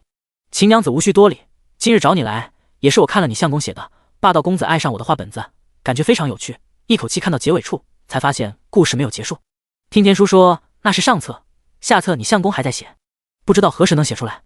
方白燕问道。多谢方少爷赏识，我相公正在写，暂时还没有写完，可能还需要几日。秦慕瑶没告诉他们实话，毕竟现在上册才给他们，虽然他们说有兴趣，但是到底卖得如何还不知道，到时候怎么样还不是他们说了算，必须再等等，看一下效果。哦，好的故事多等等也无妨，到时候你相公写好了，就直接送到书肆来，我出15两买下来。方白燕豪气地说道。秦慕瑶心道，这人眼光不错，等写好了再看吧。秦慕瑶并未给他们确定的答复，15两对于现在的他们来说是不少，可是还一锤子买卖不长久，他要找个长期可持续的发展的办法。秦娘子好像对我给的价格不满意。方白燕听出秦慕瑶语气里的敷衍，不知道他想要多少，倒不是不满意，只是做生意自然要算一下利润。方少爷是生意人，应该最懂这个了。我相公能写这个故事，自然还能写别的。若是能想一个长期合作的法子，保证你们的利润，也让我们有点钱赚，我们当然是非常乐意和贵店长期友好的合作的。秦慕瑶笑着说道。方白燕看到秦慕瑶的第一眼，只是惊艳于她的外貌，在红花镇这般貌美的女子很少见，在听了她这番话后，感觉此女子头脑聪慧，能言善辩，绝对普通人。那秦娘子打算如何长期友好的合作？方白燕倒是对她口中的合作很感兴趣。第87章，你和谁用过合欢散？如果按照你们书肆其他画本子的销量来看，不知道方少爷觉得我相公写的画本子能卖出去多少本？秦慕瑶端起旁边的茶杯，暖了暖手，一边慢悠悠的品茗，一边问方白燕。方白燕蹙眉想了一下，然后谨慎的说道：这个我倒是不能预估，毕竟你相公写的画本子与以往的差别很大，具体能卖出去多少，这个要以实际的来看。秦慕瑶觉得方白燕倒是一个谨慎的人，不是那种喜欢吹牛的人。哦，那要不然这样吧，反正我相公的画本子还没有写完，上册你们应该也还没有开始卖，不如等上册开始卖了，到时候看看销量再决定吧。秦慕瑶本来就打算等上册开始卖了，得到大众的喜欢，那他们就有谈判的资本，到时候再和书肆的人谈。秦娘子，画本子自古都是一整本的卖，我们打算等你相公把下册写好了，到时候再一起卖。你相公那边多久能写好？方白燕问道。秦慕瑶在心底冷笑了一声，这方白燕算盘打得可真精啊，上下两册一起给他们，那就是一锤子买卖，到时候想谈都没得谈。方少爷看来对我相公写的画本子很有信心，认为肯定能大卖的，对吧？秦慕瑶笑着问道。方白燕有些犹豫，这个还不好说，既然田叔都买下了上册，那下册自然也要买下来，不然到时候买画本子的人看了没有下文，到我们书肆来闹，我们书肆的口碑就砸了。秦娘子若是不满意价格，我们好商量，你开个价吧，我看我们是否能接受。方白燕倒是聪明，看秦慕瑶一直不松口，多半是因为价格不满意，直接问他。既然方少爷这般爽快，那我就直说了，我们不买断，以分红的方式合作。秦慕瑶也懒得和他浪费时间，宁成霄还在镇子口等他呢，不能让他久等。哦，怎么个分红法？方白燕问道。我相公写的画本子给你们书肆卖，扣除成本后，我们要净利润的20%，相当于我们和你们书肆共同承担风险，卖得好了我们能多分一点，卖得不好我们就少分一些，这个应该不过分吧？秦慕瑶捧着茶杯暖手，慢条斯理地说道。方白燕并没有马上做答复，端起茶杯一边喝水一边思考他的提议。秦慕瑶知道谈判不能急，要给对家缓冲的时间，所以他也没有再说话，慢慢地捧着茶杯喝水。倒是旁边的田明有些急了，一脸不悦地指责起秦慕瑶来。秦娘子，你之前可不是这样说的，你这是借驴上坡。田叔，不可。方白燕对着田明摆摆手，出声制止他继续说。秦慕瑶倒是没有生气，毕竟他就是想将这家书肆作为跳板，积累自己的财富。秦娘子莫生气，田叔并非有意的。你提出的要求，我再考虑一下。等28这天你来书4，我在书4等你，给你一个答复，你看如何？方白燕不愧是少东家，为人处事非常周全，谈吐有度，是个做大事的人。好，那我28再来找方少爷。秦慕瑶点点头，放下茶杯，起身告辞。等秦慕瑶离开后，田明才出声说道：“少东家，那小妇人就是故意的，您为何还要考虑？咱们又不是非要卖她的画本子。”田叔，你话多了，这件事我自有定夺，以后对她和她相公客气一点。方白燕说完就起身离开了。秦慕瑶拎着2大包东西，顺路去买了12斤的盐，还有一些大料，回去做腊肉和香肠。卖完东西后，才赶紧去镇子口的大松树下找宁承霄。果然看到宁承霄就在大松树下的驴车上等他。寒风吹起他的发梢，冷峻的脸庞，眉眼精致，却带着十足的疏离，有种生人勿近的压迫感，将高冷的气质拿捏得死死的。偏偏他就吃他这个调调，喜欢的不行。飞快地跑过去，然后将东西扔到车上，再爬上车，乖乖地坐下。宁承霄看到车上那么多东西，眉头轻蹙了一下，再看到秦慕瑶额头上的汗水，有这么多东西，怎么不告诉我？我赶车去接你。还好，那2大包棉花看着很大一包，其实也不是很重，反正我力气大。那个袁洪杰没有盯上你吧？秦慕瑶快速地看了一眼四周，没有看到袁洪杰的身影。宁承霄突然勾起嘴角笑了一下，然后说道：“没有，走吧，我们回家了。”好。你好像心情不错，是遇到什么开心事了吗？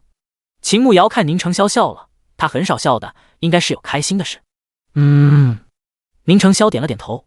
什么事啊？说出来让我也开心一下。秦慕瑶顿时好奇起来，刚才也才分开半个小时时间，他该不会遇到别的小妖精撩他了吧？宁承霄想了一下，才出声说道：“姓袁的，没有半个月下不了床。”秦慕瑶一怔，惊讶地盯着宁承霄：“你对他做了什么？”他的话音刚落，就看到宁承霄脸色一沉，冷声问道：“你心疼？”“我心疼个屁！我巴不得他赶紧滚！我这不是怕你吃亏，他没伤到你吧？”秦慕瑶紧张地上下打量宁承霄，他连我人影都没有看到，怎么可能伤到我？宁承霄听到秦慕瑶那样说，心底才没那么生气。那就好，那你把他怎么样了？那臭渣男还想抱我，我差点没忍住，直接一拳打死他。秦慕瑶一想到袁洪杰要强行抱他，就一阵恶寒。宁承霄闻言眉头皱了起来，看来下次就不是给一点皮毛的教训，应该直接断他2只手。我只是给了他一点教训。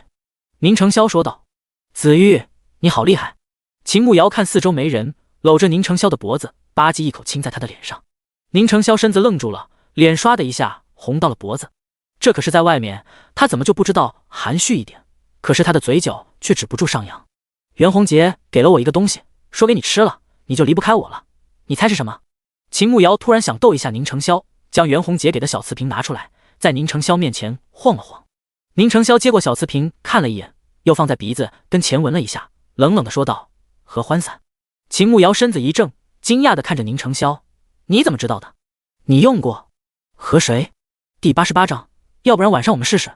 宁承霄听到秦慕瑶的质问，神色有些不自然，尴尬地咳嗽了2声，才解释道：“我没有用过，是以前认识的人用过，给我们看过，我记得这个味道。”秦慕瑶一直盯着宁承霄，眼睛都不眨一下，好在他表情挺自然，眼神也没有闪躲，应该不像是说谎。确定没有用过？他盯着宁承霄，再一次确认起来：“真的没有。”宁承霄连忙点头，虽然能看到秦慕瑶吃醋，他心里有点开心，可是这个误会还是要清除，他本就不是那种人。好吧，那我就暂时相信你。不过人家都给我了，要不然我们试试。秦慕瑶又想逗宁承霄了，小声的在他耳边问道。宁承霄被秦慕瑶的话吓住了，手一抖，赶毛驴的鞭子差点掉了。你是认真的？宁承霄绷着脸，低沉着声音问道。秦慕瑶听宁承霄的语气好像有些不对劲，感觉自己这个玩笑开大了。不是，开个玩笑，我不是认真的。他赶紧否认，他居然忘记宁承霄可是实打实的古人，这种玩笑不能开。万一他以为自己以前很放荡，对自己印象不好，那他就完蛋了。宁承霄闻言松了一口气，低声说道：“以后不许开这种玩笑，尤其是对一个男人。”秦慕瑶连忙点头，看他表情恢复了，应该没有生气了。这个风波过去后，秦慕瑶才从怀里掏出为宁承霄买的礼物。上次你送了我礼物，这个是回礼。我没有给男子送过东西，也不知道你喜欢什么，就挑了这个，希望你能喜欢。秦慕瑶轻声说道。宁承霄看着秦慕瑶递过来的银簪子，是男子的样式，样式非常简单，上面镶嵌了一颗很小的蓝色宝石，倒是别致。我很喜欢。他接过银簪，真的非常喜欢。以前他有过很多名贵的簪子，上等的玉簪比这个好几万倍，可是都不及这一只让他高兴。听到宁承霄说自己喜欢，秦慕瑶才松了一口气，又和他说起了去四海书四坛合作的事情，包括对方白燕这个的印象。宁承霄听完后看了秦慕瑶一眼，对于他能想出分红的这个法子，还有勇气去和对方谈，不仅仅是聪慧，还有足够的胆量，这种女子怎么可能不让人喜欢？可是她越是优秀，越是聪明能干，他反倒越担心自己护不住她。秦慕瑶说完后，看宁承霄一直没有接话，看他脸色好像不太高兴，有些紧张地问道：“你觉得我的法子不好吗？”宁承霄摇摇头：“没有，很好。你那个法子挺好的。既然舒四的少东家说要考虑一下，我们也再看看。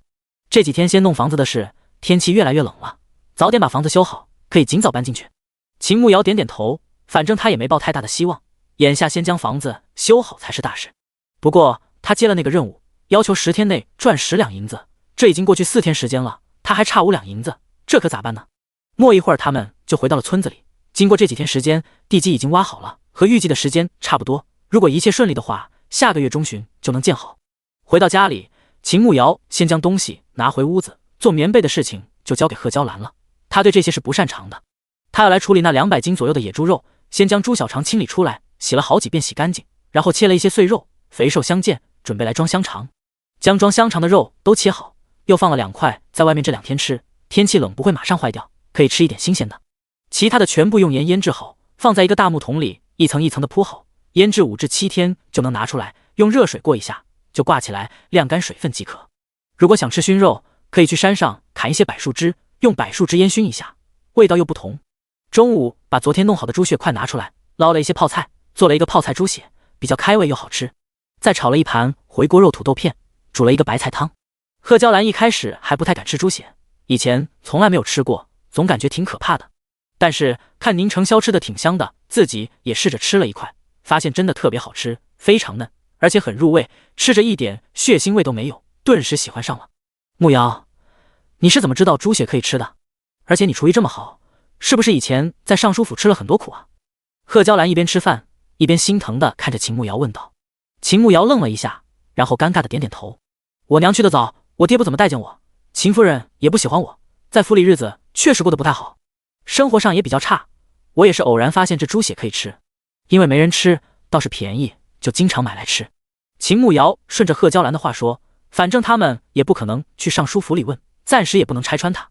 你是个苦命的孩子，今后咱们一家人好好过日子。贺娇兰对秦慕瑶是发自心底的喜欢，有些心疼他以前的遭遇。好。秦慕瑶赶紧点头应下，总算糊弄过去了。宁承霄紧紧地握着筷子，想到秦慕瑶以前就是靠吃猪血维持生活，心里有种说不出的难受。吃过午饭后，贺娇兰主动去洗碗，秦慕瑶打算去处理那些内脏，昨天太晚了，没来得及弄，现在正好有空，必须要弄出来，不然屋子里都是味道。他提着一大桶内脏，打算去村子口的小河沟里洗，毕竟这些要用很多水，挑水太麻烦了。正好小河沟现在没人洗东西，他就将内脏都拿出来，一边整理一边清洗，顺便想怎么在6天内再靠才艺赚5两银子，想得比较入迷，并没有注意自己身后出现了一道黑影。第89章倒打一耙。秦慕瑶把猪肚清洗干净，刚好侧过身子去拿旁边的猪大肠，打算把里面的猪粪都挤掉。突然听到扑通一声，然后就看到一抹粉色的身影掉进了河沟里。救命啊！救我！救命！紧接着就听到了白雪儿的声音响起，在河沟里使劲扑腾，大声地喊着救命。秦慕瑶一脸懵逼，这人什么时候来的？而且这河沟的水又不深，刚好到膝盖，白雪儿至于吗？白雪儿在水中扑腾了一会儿，全身都湿透了，但是总算站稳了，然后发现水并不深，才到自己的大腿。看着秦慕瑶就站在岸边看热闹，心里又气又恼，为什么这个小贱人能躲开？救命啊！秦慕瑶杀人了，快来救命啊！白雪儿站稳后看了一眼四周没人，立马大声地喊道。应该没有人看到是他自己掉下去的，干脆推给秦慕瑶，又没有人给他证明，看他还怎么抵赖，让他之前欺负自己。白雪儿这一喊，其他人都跑了出来，离村子口近一些的人都跑过来看热闹了。看到白雪儿大冬天的站在河沟里，浑身都湿透了，嘴唇都冻污了，头发还在滴水，浑身瑟瑟发抖。再看着秦慕瑶完好无损地站在岸边，结合2个人之间的矛盾，纷纷议论起来。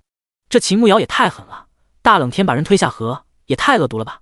就是，即便白雪儿平日里人不怎么样，可是这大冬天不淹死也要生一场大病。对啊，哪有女子这般恶毒的？今后怕是要在村子里作威作福了。在大家的议论中，白振东来了，看到自己女儿站在河水里，冻得不停地发抖，脸色一下就变了。秦慕瑶，你这是什么意思？这次你又有什么借口？白振东沉着脸质问道。秦慕瑶看了一眼围观的众人，再看了一眼河水中的白雪儿，勾起嘴角冷笑了起来。他应该是料定了没有人看到，本来是打算推自己下去的，结果自己运气好，正好去拿东西就躲开了，所以他自己掉了下去。因为没有人看到，所以直接倒打一耙。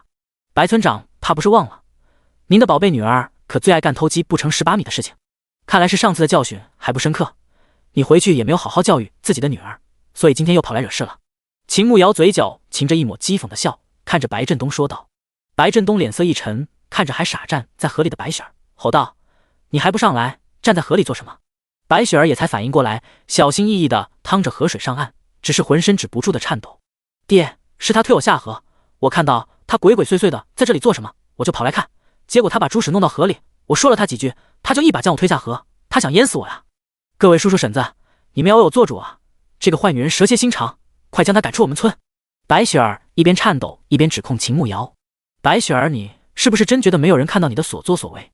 秦慕瑶听到白雪儿颠倒黑白，沉着脸质问道。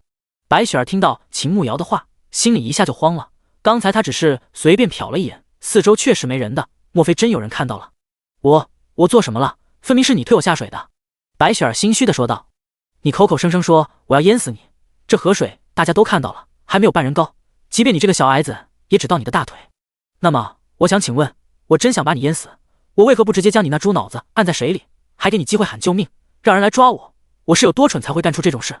相反倒是你脑子不好使，偏偏还想害人，偷偷跑到我身后来，想要把我推下河。奈何老天有眼，我去拿东西正好躲过一劫，而你自己掉下河里，眼看谋害我不成，现在就倒打一耙，把屎盆子往我头上扣。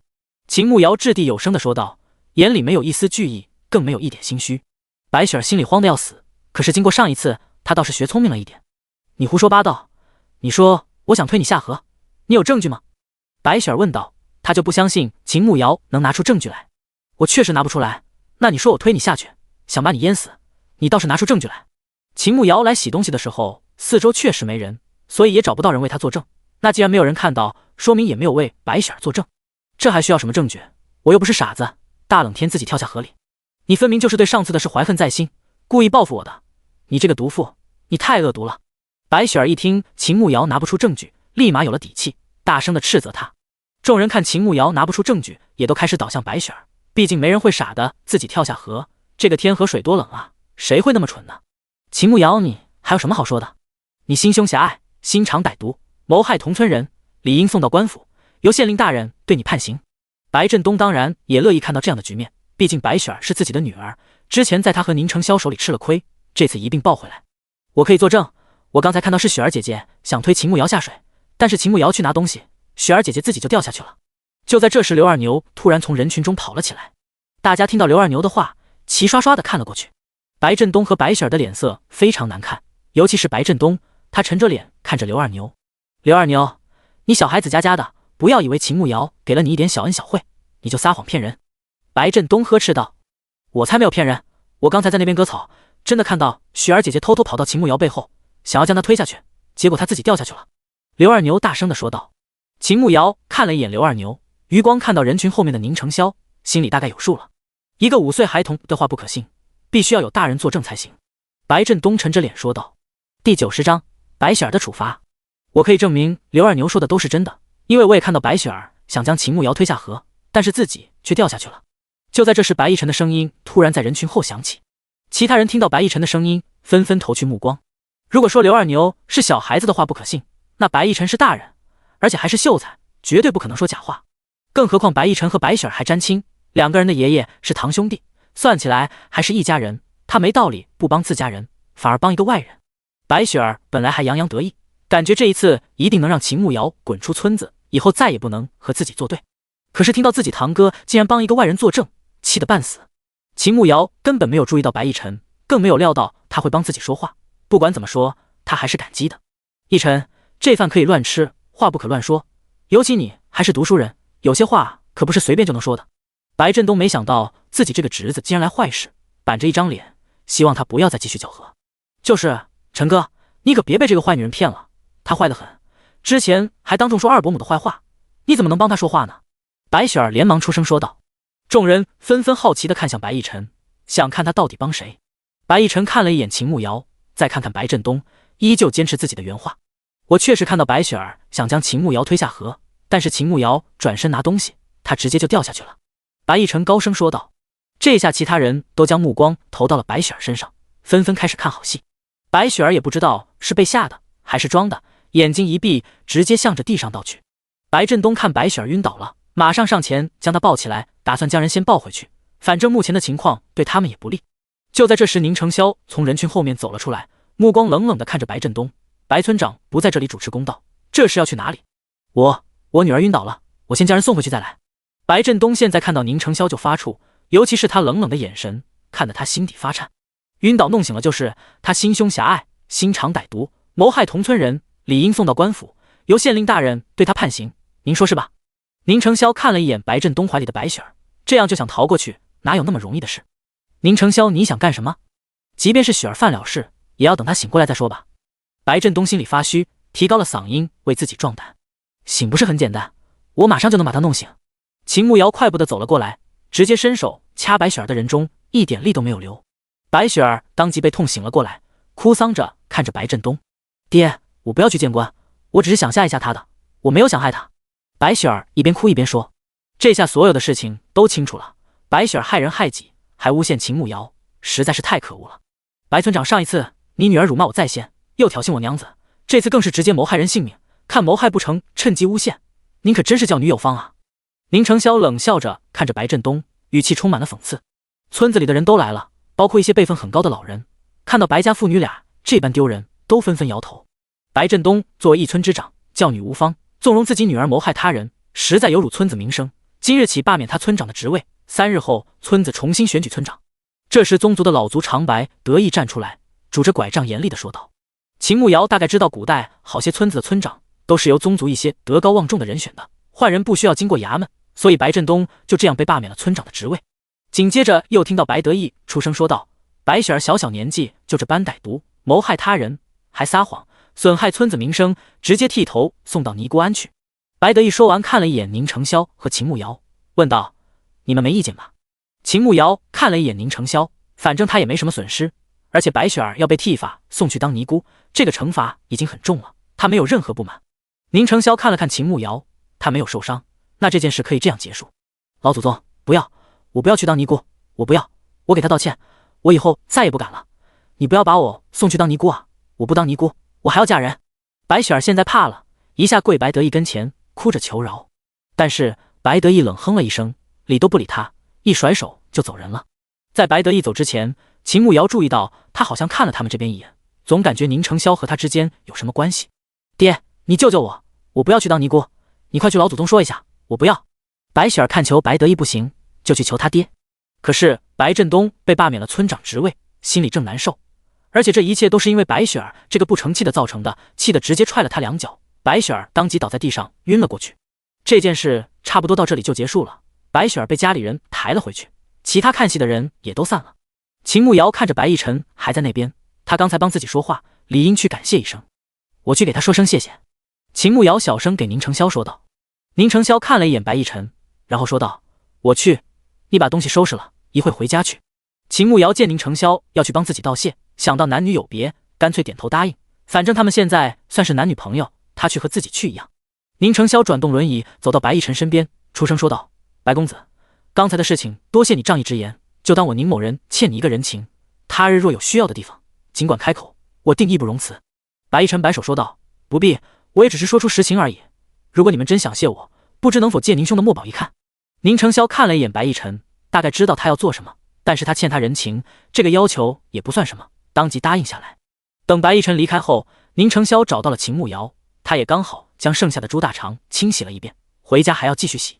回去的路上，秦慕瑶看四周无人，没忍住好奇，小声地问道，白雪儿怎么说也是白家的人，那白老族长怎么会为了我这个外人让白雪儿剃度出家的？第91章警告白逸晨。宁承霄慢慢转动轮椅，有些事情没必要让他知道，淡淡的开口说道：“白雪儿本来就是自作自受，越是穷的地方越在乎名声，尤其是老人，你不必想太多，以后没人敢惹你了。他确实是自作自受，我又没有惹他，他处处与我作对，他肯定是嫉妒我长得美，还有你这么好看的男人。”秦慕瑶也没有再问，反正不管这件事背后有没有宁承霄的推动，能解决白雪儿和白振东两个人也是一件喜事。宁承霄听到秦慕瑶的话，嘴角微微上扬，以前怎么没有发现他这么自恋？他应该是嫉妒你好看，至于我有什么好嫉妒的，一个坐轮椅的废人罢了。宁承霄轻声说道，心底突然生出了一丝紧张。他这样的废人，或许一辈子都站不起来，现在连家世都没有。而秦慕瑶这么聪明、漂亮、能干，今后肯定会遇到很多优秀的男子，他会不变心吗？想到他今后可能会变心，放在膝盖上的手不由得握紧。胡说，你才不是废人！我不是跟你说了，你真的很好，在我心里你就是最好的。你以后不准再这样说自己了，你再这样说我可要生气了，听到没有？秦慕瑶停下脚步，走到宁承霄跟前，一本正经地看着宁承霄，非常严肃地对他说道：“明明他那么优秀，文武双全，长得又好看，他喜欢死了，怎么可能是废人？”宁承霄看到秦慕瑶认真的样子，炙热的目光，心底一怔，竟然有些不敢直视他。好，我知道了。他点点头，轻声说道：“下次再让我听到你这样说你自己，我就当众亲你。”秦慕瑶故意吓唬宁承霄，知道他脸皮薄，不好意思在外人面前太亲密。宁承霄听到秦慕瑶的话，有些哭笑不得，哪有姑娘家很威胁人的？回家吧。他语气有些不自然地说道：“是该回家了，我洗了那些内脏，现在浑身都好臭，要回家好好洗一下才行。你不觉得我臭吗？”秦慕瑶现在浑身都是猪屎味，自己都有些嫌弃自己。宁承霄自然是闻到了，但是他怎么可能会嫌弃他呢？不觉得。他轻轻摇头。秦慕瑶一只手提着木桶，一只手推着宁承霄往回走，笑着说道：“我是不是可以认定你这是因为喜欢我，所以我的缺点你也视而不见了？”宁承霄轻声了一声，算是承认了。秦慕瑶听了心情大好，俯身在宁承霄耳边说道：“我也喜欢你，我的子玉。”说完就推着宁承霄往回走。宁承霄听到秦慕瑶的话，嘴角立马上扬成一个好看的弧度，握紧的拳头慢慢松开，心情特别的舒畅。再看这贫穷的小山村，竟然觉得格外秀丽美好。两个人回到茅草屋，其他人还在建房子。贺娇兰拿着针线在院子里一边缝东西，一边盯着他们干活。秦慕瑶提着木桶去了厨房，打算将猪大肠再清洗几遍。想要去除猪大肠上面的味道，可以用面粉反复搓洗几遍，如果舍不得的话，也可以用草木灰。他空间里还有很多小麦，所以他直接用面粉洗的。反复清洗了4、5次，终于把猪大肠和猪肚都洗得干干净净，上面那股难闻的味道也没有了。他直接将猪肚和猪大肠丢在锅里煮，再放了一点袁弘杰买的花雕酒，可以除去腥味，切了2片生姜一起煮。将灶孔里放入柴火，他打算去屋后的竹林里砍了一根直径3厘米左右的小竹竿，一会用来灌香肠。刚拿着刀出门，就看到白逸晨在他们家门口，正望着屋内，好像有什么事。秦姑娘，明兄在吗？我有点事找他。白逸晨看到秦慕瑶出来，上前问道：“在，你等一下，我去叫他。刚才的事真的谢谢你啊，多亏了我才能洗脱冤屈。”秦慕瑶感激地对白逸晨说道：“没事，我也没做什么，只是说出实情而已，你不必挂在心上。”白逸晨摆摆手说道。秦慕瑶点点头，转身回去找宁承霄。宁承霄知道白逸晨的来意，从房间里拿了几张自己抄的书，跟着秦慕瑶一起出来。那你们聊，我去后面砍根小竹竿。秦慕瑶感觉这里没自己什么事，就拿着刀打算去屋后找竹子。那你小心一点，有事叫我。宁承霄不放心地叮嘱道。好。秦慕瑶点点头，提着刀就走了。白逸晨亲眼目睹了2个人之间的交流，虽然只是短短的1、2句话，但是给人一种很亲密的感觉。宁兄和秦姑娘感情真好，白逸晨有些感慨地说道。白公子还是唤他一声宁家娘子比较好。宁承霄冷声提醒道。白逸晨愣了一下，但是理解明白了，赶紧开口道：“是在下唐突了，宁兄的墨宝在下已经看过，力透纸背，浑然天成，独具个人风格，不是一般人能学会的，在下实在佩服。”白公子谬赞了，你还有别的事情吗？宁承霄面色如常，并没有因为白逸晨的夸奖而高兴，语气淡淡的问道：“暂时没有了，你的墨宝归还给你，在下就先告辞了。”白逸晨赶紧将纸递给宁承霄，说完就作礼，打算走人。白公子是读书人，现在已经是秀才，理应明白男女有别。今天你能帮我娘子说话，在下十分感激，但是为了你与我娘子的名声，今后还请白公子谨慎些。宁承霄接过纸张，淡淡的提醒道。白逸晨是聪明人，当然知道宁承霄是什么意思。为了不引起误会，他连忙说道：“日后在下会格外注意的，先告辞了。”等白逸晨离开后，宁承霄并未马上进屋，转动轮椅往屋后去。但是后院路不好走，他只能在路边等秦慕瑶。秦慕瑶正好趁着竹林里没人，进入空间去将农场打理了一番。该收的收了，该种的种下，感觉差不多了，就打算离开。主人，系统派送了日常3星任务，您要接吗？刚要出去，就听到狗蛋的声音。奖励是什么？秦慕瑶知道任务要接下来才知道，但是奖励可以提前知道。奖励1800点经验值，2株人参幼苗，培育成功几率为 35%，1盒退烧药。狗蛋机械地说道。秦慕瑶一听奖励还不错，虽然人参幼苗培育成功几率不高，但是退烧药还是挺不错的。接，他果断选择接下来。好的，一位主人接下3星任务，请主人在今夜午夜演唱样，并得到对方的赞美。狗蛋认真的宣读任务内容。第92章，帮宁承霄站起来。秦慕瑶傻眼了，这是什么狗任务？养，那首歌的歌词很有歧义的好吧？而且还要在午夜，这绝对是在为难他。狗蛋，你们这到底是个什么系统？确定不是坑人的吗？秦慕瑶实在不理解，怎么会有这么奇葩的任务？这要是他睡着了，还怎么完成？请主人记住，有舍必有得，这不是奖励还是挺不错的。你已经接了，请尽快完成任务。狗蛋语重心长地说道。秦慕瑶嘴角抽搐了一番，这系统真是坑死人不要命。那我卖画本子赚了5两银子，算是之前说的才艺吗？他先问清楚，免得到时候又说不行，那他的卫生巾就飞了。算，还好狗蛋这次还算不坑，直接承认了。秦慕瑶听到狗蛋的话，这才松了一口气，赶紧整理一下，从空间里出来，拿起刚才砍好的小竹竿，快步向着竹林外面走去。刚走出来，就看到宁承霄一个人坐在路边，看样子是在等他。他赶紧加快了脚步走了过去。白逸晨走了吗？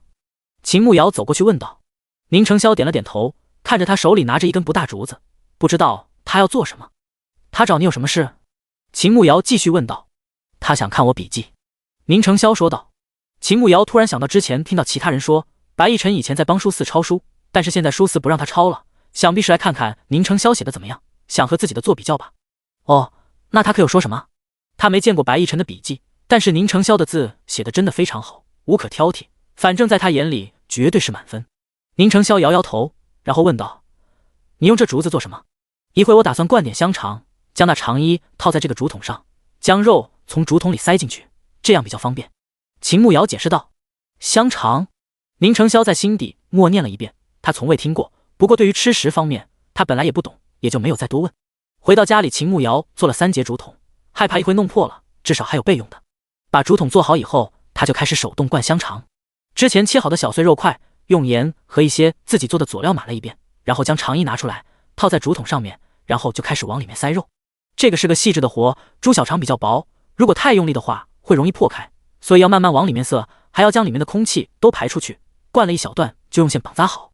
猪小肠的肠衣灌了多半，准备的肉就全部灌完了，大概也有20斤，反正够他们3个人吃，他就没有再继续。烧了一大锅热水，将刚才灌好的香肠放到热水里烫一遍，再全部捞起来，用结实一点的绳子把绑好，挂到院子里晾晒，大概晾晒7、8天就可以了。晚饭炒了一个泡椒猪肝，煮了一个猪肚汤，3个人也就够吃了。虽然母子2个人以前都没有吃过内脏，但是自从吃了猪血后，在面对猪肝和猪肚的时候也没有那么惊奇。没想到味道那么好，简直比肉还要香。猪肚汤一点味道都没有，而且还特别鲜美，猪肚吃起来也很好吃。等吃过晚饭后，贺娇兰去厨房收拾碗筷，秦慕瑶打算去帮忙，但是被宁承霄叫住了。怎么了？秦慕瑶走到宁承霄身边问道。月色不错，在院子里转转吧。宁承霄说道。行，刚才吃太多了，正好消消食。秦慕瑶看今天的月色确实不错，皎洁的月光洒在院子里，倒是挺亮的。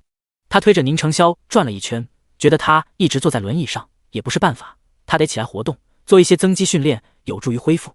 子玉，他停了下来，俯身在宁承霄耳边叫他。宁承霄被秦慕瑶突然那般亲密的叫自己吓了一跳，总感觉他又在打什么歪主意了。他应了一声。我可以抱你吗？秦慕瑶小声的在宁承霄耳边问道。宁承霄身子一僵，就知道他又在打歪主意。虽说现在院子里没有其他人，可是在外面总感觉有点奇怪，而且一会他娘洗了碗出来看见了，感觉有些尴尬。嗨嗨，回房间吧。他掩饰性的轻咳了2声，脸颊有些发烫。不要，我就想在这里。秦慕瑶用撒娇的口吻说道。宁成霄听到秦慕瑶撒娇，心里顿时一紧，他发现他根本无法拒绝他撒娇。那行吧，只抱一下。他右手握拳放在嘴边，语气有些不自然。抱一下不够，要一直抱着。秦慕瑶说完，一把将宁成霄从轮椅上拉了起来，直接让他靠在他的身上，双手搂着他的腰，即便不走，就这样站一会儿也是好的。宁成霄根本没有反应的时间，等他反应过来，已经靠在秦慕瑶的身上，被他用力的抱住。他脸色一点一点的沉了下来，身子僵硬，心底生出了一股怒火，双手紧紧的握成拳头。子玉，你是不是在生气？秦慕瑶微微点脚，将头放在宁成霄的肩膀上，轻声问他。宁成霄没有说话，如果换成其他人，他早一掌将人击飞了。他讨厌被人操作。我知道你在生气，觉得我不顾你的感受，是在勉强你，羞辱你。但是不是的，你的腿还有知觉，说明有很大的希望能恢复的。在我们找到治好你腿的办法之前，我们必须要保证腿不会再往更坏的发展，所以适当的站立锻炼一下是很好的。在我心里，你能不能站起来我都喜欢你，但是我知道你自己不甘心，你是想站起来的，对吧？所以我陪着你，我们试一试，就当为了你娘，为了我，你试试好不好？秦慕瑶紧紧地抱着宁成霄，在他耳边轻声地说道，声音竟然有些哽咽。宁成霄本来愤怒的情绪慢慢地平复了下来，突然想到他喝醉的时候说自己的腿是肌肉萎缩，他到底知道些什么？秦慕瑶，你究竟是谁？你到底要做什么？好，他低声说道，握紧的拳头慢慢放开。秦慕瑶听到宁成霄答应了，马上笑了起来。那就这样，我抱着你，我往后退，你往前走，我们试试，就走10步就停，好不好？秦慕瑶声音软软的，带着2分讨好。宁成霄点了点头，算是答应了。贺娇兰收拾好碗筷，烧了一锅热水，出来叫2个人洗漱，就看到秦慕瑶抱着他儿子在地上走，他惊呆了。自从宁成霄生了恶疾后，他就没有再下地走过路，今天真的太意外了，心里既激动又有些感动，默默地走开，没有打扰2个人。秦慕瑶和宁成霄就在月光下慢慢的练习，虽然每一步都走得格外辛苦，但是宁成霄没有哼一声，一直在坚持。等10步走完，他已经累得满头大汗，后背也出了一层汗。子玉，你真厉害，你做到了，你想要什么奖励？秦慕瑶激动地看着宁成霄，这已经是很大的进步了，必须要给他奖励。我可以问你一个问题吗？宁成霄靠在秦慕瑶的肩头，低声问道。第93章，你只能喜欢我。什么？秦慕瑶抬头看着宁成霄，宁成霄看着因为一直大力的扶着自己，鼻尖出了一层细汗，但是并无半点不耐烦，清澈的眸子，薄唇上扬，心情好似很好。你是从什么时候喜欢上我的？宁成霄直直地看着秦慕瑶，炙热的目光好似要将他看穿一般。秦慕瑶愣了一下，随即笑着说道，在那个山洞。宁成霄手指轻轻的收拢，果然和他预想的差不多，也是从那一天开始，他就好像换了一个人一样。累了，扶我去轮椅上吧。他没有问心里最心想问的事情，但是他已经有80%的把握了。好，今天出了一身汗，等会我烧一锅热水，你好好泡一下，然后我再给你按一下，放松一下腿。秦慕瑶将宁成霄抱起来，快步走到轮椅跟前，再将他放下。好，宁成霄出了一身汗，确实该洗一下。回到屋子里，贺娇兰赶紧上前，告诉他们锅里有热水，可以直接洗漱了。秦慕瑶看了一眼锅里的热水，只够洗脸洗脚，要是想洗澡还不够，自己又烧了一大锅，将热水倒在浴桶里，将水温对好。要我抱你进去吗？秦慕瑶问道。不用，我自己可以。宁成霄摇摇头。秦慕瑶也没有坚持，端了一根凳子过来，将干净的衣服和帕子都放在凳子上，方便他一会拿。等了半个小时左右，宁成霄穿戴整齐，自己转动轮椅出来叫他。秦慕瑶将水倒了，自己也洗了一个澡。等收拾结束，时间也不早了，他又帮宁成霄按了2条腿，按了大半个小时才结束。按腿的时候，他一直记着狗蛋给的任务，虽然很奇葩，但是已经接了，肯定要想办法完成。但是在贺娇兰面前唱，他肯定不好意思，思来想去，还是只能在宁成霄的面前唱，所以今天晚上必须要留在他屋里睡觉。那个，娘好像都睡了，晚上能不能把你的床分我一半？虽然2个人也不是第一次一起睡，但是总感觉说出来挺不好意思的。宁成霄本就没打算让秦慕瑶去他娘屋里睡，当即点头答应。2个人躺下后，宁成霄还是和之前2次一样，拿着他的手帮他放松。虽然没有说话，屋内的油灯也灭了，什么都看不到，但是秦慕瑶还是能感觉他好温柔，好像比之前更温柔了。可以和我说说你以前的事情吗？秦慕瑶为了防止自己睡着，随意打开了话题，和宁承霄聊了起来。你想知道什么？宁承霄问道。随便什么都可以，想多了解你一些。秦慕瑶虽然看过那本，但是宁承霄毕竟是配角，很多事情都是一笔带过的。以前除了比现在生活富裕一些，也没有什么特别的。宁承霄觉得以前虽然身份尊贵，人人称他为京城第一公子，可是却想不出有什么特别之处，反倒没有现在的真实。秦慕瑶才不相信，10多年的生活，难道就没有一点记忆犹新的事情吗？那你以前每天都做什么？秦慕瑶侧着身子，面对着宁承霄问道。早上起来看书写字，下午在家休息，偶尔外出见朋友。宁承霄简短的概括自己一天的生活。秦慕瑶嘴角抽搐了2下，这人还真是简明扼要，估计再精彩的故事从他嘴巴里说出来都会索然无味。你呢？宁承霄说完，又装作无意的回问了一句。秦慕瑶张口就要说自己在现代每天当社畜，被傻逼老板气死的事情，还好脑子反应快，意识到她现在是尚书府的庶女秦慕瑶，到嘴边的话赶紧改口，在自己的小破院子里待着，等着每个月领月钱，然后出去买点吃的，改善生活。宁承霄心里并未相信，但是嘴上没有说。秦慕瑶已经习惯了早睡，一直在打哈欠，眼泪花都忍不住。宁承霄听到秦慕瑶一直打哈欠，可是他就是不睡，好像是故意不想睡觉的。困了就快睡觉，他提醒道。秦慕瑶也不知道现在什么时候了，感觉自己熬了好长时间了，他上下眼皮一直在打架，真的熬不住了。那个，你还没有听过我唱曲吧？今天你表现很好，我打算为你唱一支曲子。算了，先唱了再说，不然他马上就要睡着了。你唱吧。秦慕瑶昏昏沉沉的想了一下调子，然后一边打哈欠一边开始哼。前半部分还行，快要到高潮部分的时候，他瞌睡都没了，因为真的太尴尬了。来啊，快活啊，反正有大把时光。来啊，爱情啊，反正有大把欲望。来啊，流浪啊，反正有大把方向。来啊，造作呀，反正有大把风光。到这里他戛然而止，反正狗系统只让他唱这首歌，没有说唱全部。宁承霄正听得入神，秦慕瑶就停了下来。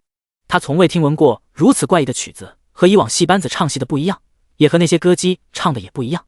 他对音律也颇有造诣，但是却从未听过这种曲调，歌词简单明了，曲子轻快，不似普通戏曲那般冗长低沉。那个，我唱完了，点评一下呗。秦慕瑶现在脸烫的可以煮鸡蛋了，心里已经将狗蛋骂了1万遍，太坑了，太丢人了。宁承霄回过神来，蹙了一下眉头。完了。虽然他没有听过那曲子，但是明显感觉到那里结束不太对劲。秦慕瑶心头一愣，他怎么知道后面还有的？还有一小段，我困了，唱不出来了，你点评一下呗。他现在是恨不得挖个地洞钻进去，但是为了狗任务，他还要舔着脸皮问。嗨嗨，还不错，以后别唱了。宁承霄现在回想到歌词，都会感觉脸颊发烫。真不知道他哪里去学的这种曲子，还是说他生活的地方就流传这样的？好，我睡了。秦慕瑶觉得还不错，算是赞美吧，反正以后打死他也不会再唱了。秦慕瑶为了掩饰尴尬，闭着眼睛不敢再出声，可能是真的太困了，没一会儿他就睡着了。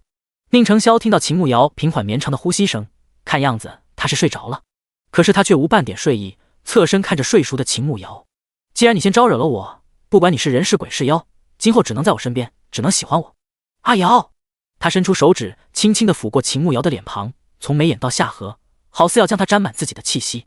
秦慕瑶第二天醒过来，宁承霄已经起床了，他看天已经亮了，赶紧翻身起床。给他们家修房子的人已经来了，听到有几个人在窃窃私语。你们知道吧？听说白雪儿昨晚上自缢了，都说是被逼死的。其中一个人小声地说道，说完还看秦慕瑶这边一眼。第94章谈合作。秦慕瑶感受到那边投来的目光，眉头紧紧地皱了起来。白雪儿竟然死了，这未免太夸张了。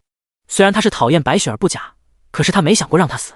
那些人看他做什么，又不是他逼死白雪儿的，他才是受害者好不好？就在他打算去厨房找饭吃，又听到那些人说话了。你们听说了没？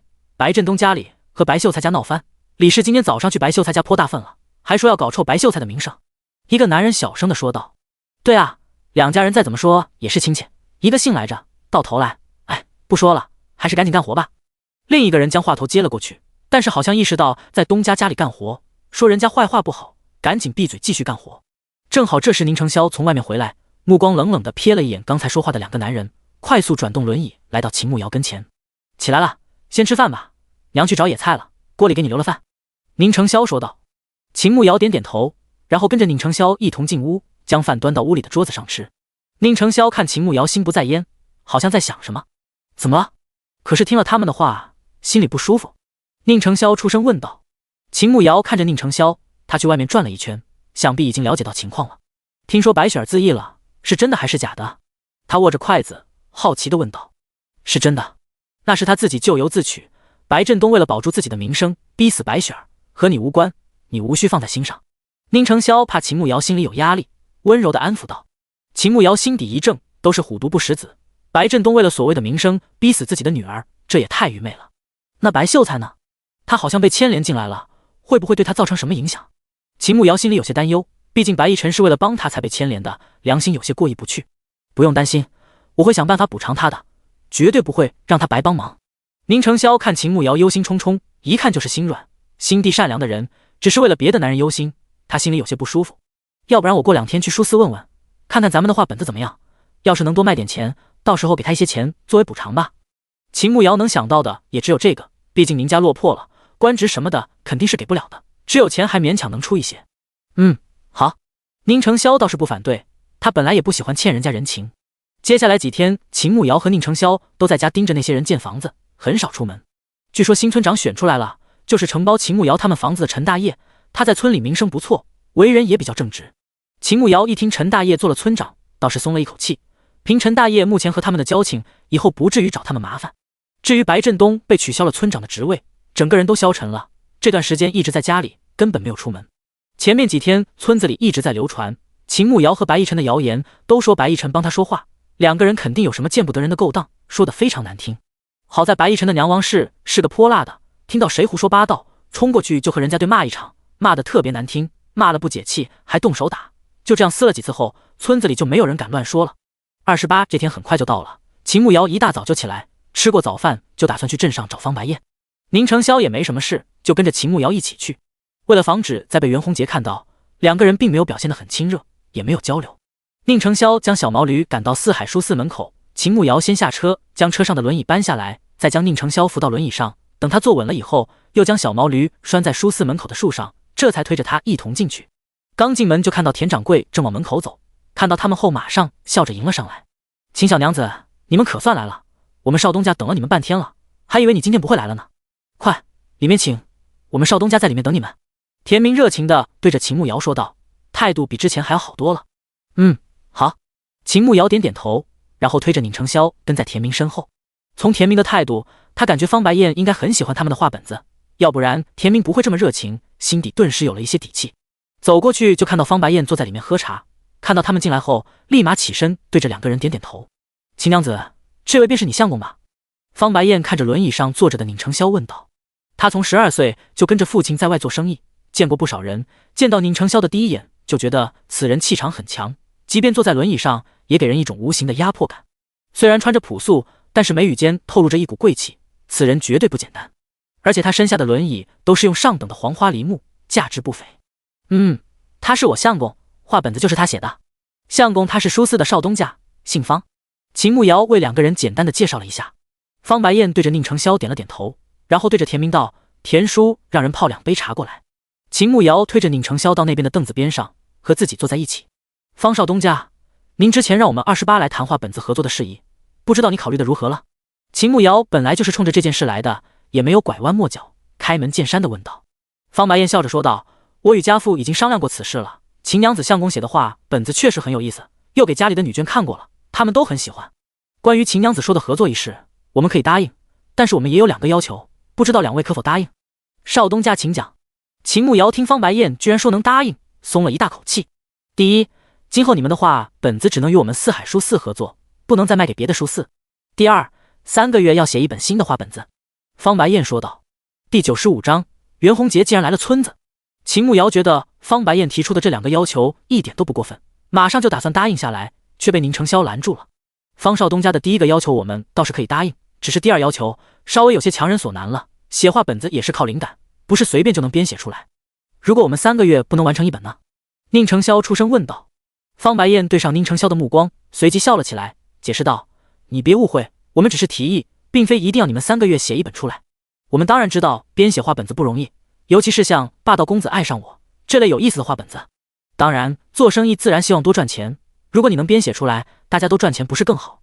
你若写不出来，我们也不能怎么样。那既然方少东家这般说，第2条就不作为约束，直接取消吧。宁承霄淡淡的说道。方白燕听宁承霄的话，分明他语气很平静，但是他却觉得有压迫感，好似不容反抗似的。你们大概多久能写好一本？方白燕问道。不确定。宁承霄不知道秦慕瑶还能不能编出别的画本子，不希望给他压力。方白燕有些为难，如果只是这一本，要想分红的话，那完全没必要。少东家这样吧，我与我相公去外面商量一下，等会给你回复，行吧？秦慕瑶眼看要谈崩了，他觉得方白燕这个人还不错，而且提出的条件并没有多苛刻，是个能合作的对象。你相公腿不方便，我去外面转转，你们就在这里商量就是，放心，没有人会听到的。方白燕真的进退有度，一点都不摆架子，让人感觉特别舒服。方白燕出去后，秦慕瑶马上俯身在宁承霄耳边说道：我觉得3个月一本没问题，我脑子里还有很多故事，到时候我念，你来写就是了，你会有压力吗？宁承霄看了秦慕瑶一眼，轻轻摇了摇头。我并没有什么压力，我只是不希望你太累。宁承霄说道。我不累啊，我就是口述，这有什么好累的？要不然我们就答应他们，反正能赚钱就行，今后给你治腿，用钱的地方还多着呢。秦慕瑶拉着宁承霄的手说道。宁承霄想了想，低声说道：如果他们只有这一家书肆，分红对于我们来说并不是最有利的，毕竟镇上的人有限，尤其是画本子这种东西，一般镇上的人家女眷不一定识字，即便我们的故事再好，也未必有人会买。秦慕瑶一想也对，他当时竟然没有考虑到，毕竟古代女子不能上学堂，除非家里很有钱的，会请私塾先生到家里为女眷启蒙识字，大多数还是不识字的。那我们就直接卖给他们？秦慕瑶蹙眉问道。宁承霄轻轻摇头，低声说道：不必，他们既然对我们的画本子有兴趣，说明还有别的销路，应该不止红花镇这一家书肆，可能在更繁华的城池也有铺子。所以一会我们要再谈一下，看他们还有几家铺子，都在什么地方，再做定夺。秦慕瑶听了宁承霄的话，眼前一亮，发现他真的好聪明，考虑的特别周到，不愧是要做国师的人。还是子玉厉害，想的比我多，那一回都听你的。他越来越佩服宁承霄，也越来越喜欢他，这种长得帅还特别聪明能文能武的男人简直太有魅力了。2个人商量的差不多了，秦慕瑶去将方白燕叫过来。2位商量的如何了？方白燕笑着看着2个人问道。秦慕瑶开口说道：我刚才与我相公商量了一下，3个月一本可能有点悬，我们觉得4个月一本差不多，但是我们还有一些问题想要问问少东家。请问。方白燕说道。你们买我们的画本子只在这一家书肆售卖吗？秦慕瑶问道。方白燕愣了一下，随即摇头解释道：不是，我们家一共有5家书肆，这只是其中一家，到时候你们的画本子不止在这里售卖，其他4家也会卖的。秦慕瑶和宁承霄一开始想过方白燕会隐瞒，如果他不说实话，他们就打算直接一锤子买卖，将下册一起卖给他，今后再找其他地方合作。但是方白燕竟然没有隐瞒，说明此人人品很好，绝对不是奸诈之人，人品好的人倒是可以长久合作。那冒昧的问一下，方少东家里的另外4家书肆都开在什么地方？秦慕瑶继续问道。隔壁的黎阳镇有一家，李县城里有一家，丰水县一家，抚州城里也有一家。方白燕说道。那敢问少东家，我们和你们以分红的方式合作，是只分这一家铺子的利润，还是5家都有分？秦慕瑶一听城里有铺子，那销量肯定不愁了。2位是这样的，做生意是要互利互惠的，我们毕竟是第一次合作，你们的画本子虽然有趣，但是具体能卖多少也不好说。我打算用李县的书肆作为试点，如果能卖出去35本，就算你们的合格，今后但凡从我们书肆卖出去的，都给你们算分红，你们有意见吗？方白燕一本正经地说道。那要是没有卖到35本呢？秦慕瑶问道。那就一个画本子只能给你们15两银子买下来。方白燕说道。秦慕瑶看了一眼宁承霄，见他轻轻点头，算是答应了方白燕的要求。好，那边按照少东家的意思来吧。秦慕瑶答应下来，双方又说了一些小细节，然后签订了合作的契约，将条件都写在里面，一式2份，双方都签字画押。然后方白燕又付了10两银子，算是上册的钱，等李县那边书肆售卖情况，如果反馈不错的话，到时候就可以拿到别的分红，而且在1个月内把下册给他们。拿了钱以后，秦慕瑶就和宁承霄一起离开了书肆。这件事总算落实下来了，感觉还挺有成就感的，突然觉得未来有了方向。2个人也没什么要买的，从书肆出来就慢悠悠地赶着小毛驴往村子走去。刚到村子口，竟然看到袁洪杰背着包袱一瘸一拐地往他们村走去。第96章自投罗网。看到袁洪杰的那一刻，秦慕瑶下意识地向着旁边挪去，想要和宁承霄保持距离，害怕被袁洪杰发现2个人真实的关系。可是他身子刚挪动，却被宁承霄一把拉住了。过来。宁承霄沉着脸不悦地说道。秦慕瑶眼看他们距离袁弘杰越来越近，低声紧张地说道：“袁弘杰在前面，要是被他发现我们关系不是和他说的那样，他肯定会怀疑的。”宁承霄瞥了一眼袁弘杰，低声道：“你别把他想得太傻了，他早就怀疑了。而且如果现在我们还如最开始那般生疏，他才更会起疑。过来，坐着。”秦慕瑶想了一下，觉得宁承霄说的也有道理。如果一直一点进展都没有，袁弘杰反而会更加怀疑。于是他乖乖地坐了回去，两个人并排坐着，但是并未说话。小毛驴马上就追上一瘸一拐的袁弘杰了，两个人并未和袁弘杰打招呼，只当没有看到，赶着小毛驴就走了。袁弘杰看着毛驴上的两个人，心头一怔，莫不是秦慕瑶已经成功取得宁承霄的信任了？那年前将龙虎令带回去应该很有希望，他得赶紧告诉秦慕瑶，让他马上将龙虎令偷出来。秦慕瑶看都没有看袁弘杰一眼，本来也不想看到他，自从上次他想强行抱自己，他就被恶心死了，再加上这个时候不看，袁弘杰才更加放心才是。袁弘杰突然来村子，肯定是有重要的事情找他，要不然他不会冒险来的。估计用不了多久，袁弘杰就会偷偷的来找他。不过他打算晾晾袁弘杰，能拖一天算一天，看看他来村子住什么地方。回到家里，秦慕瑶和宁承霄一同回了屋里。你觉得他来村子做什么？他还带着行李，不会是打算回京城了吧？秦慕瑶搬来凳子坐在宁承霄面前，一边搓手一边小声地问道。他末端血液循环比较慢，所以一到冬天手脚就是冰凉的，只能靠外力取暖。宁承霄一把拉过秦慕瑶的手，用自己的大手将他的一双小手包裹着，将自己的热量传给他。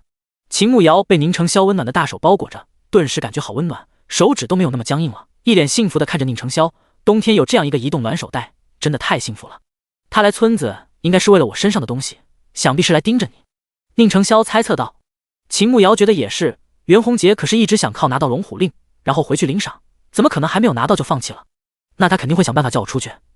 那我这几天先不出门，就在家里待着，晾他几天，看他住哪里，吃什么。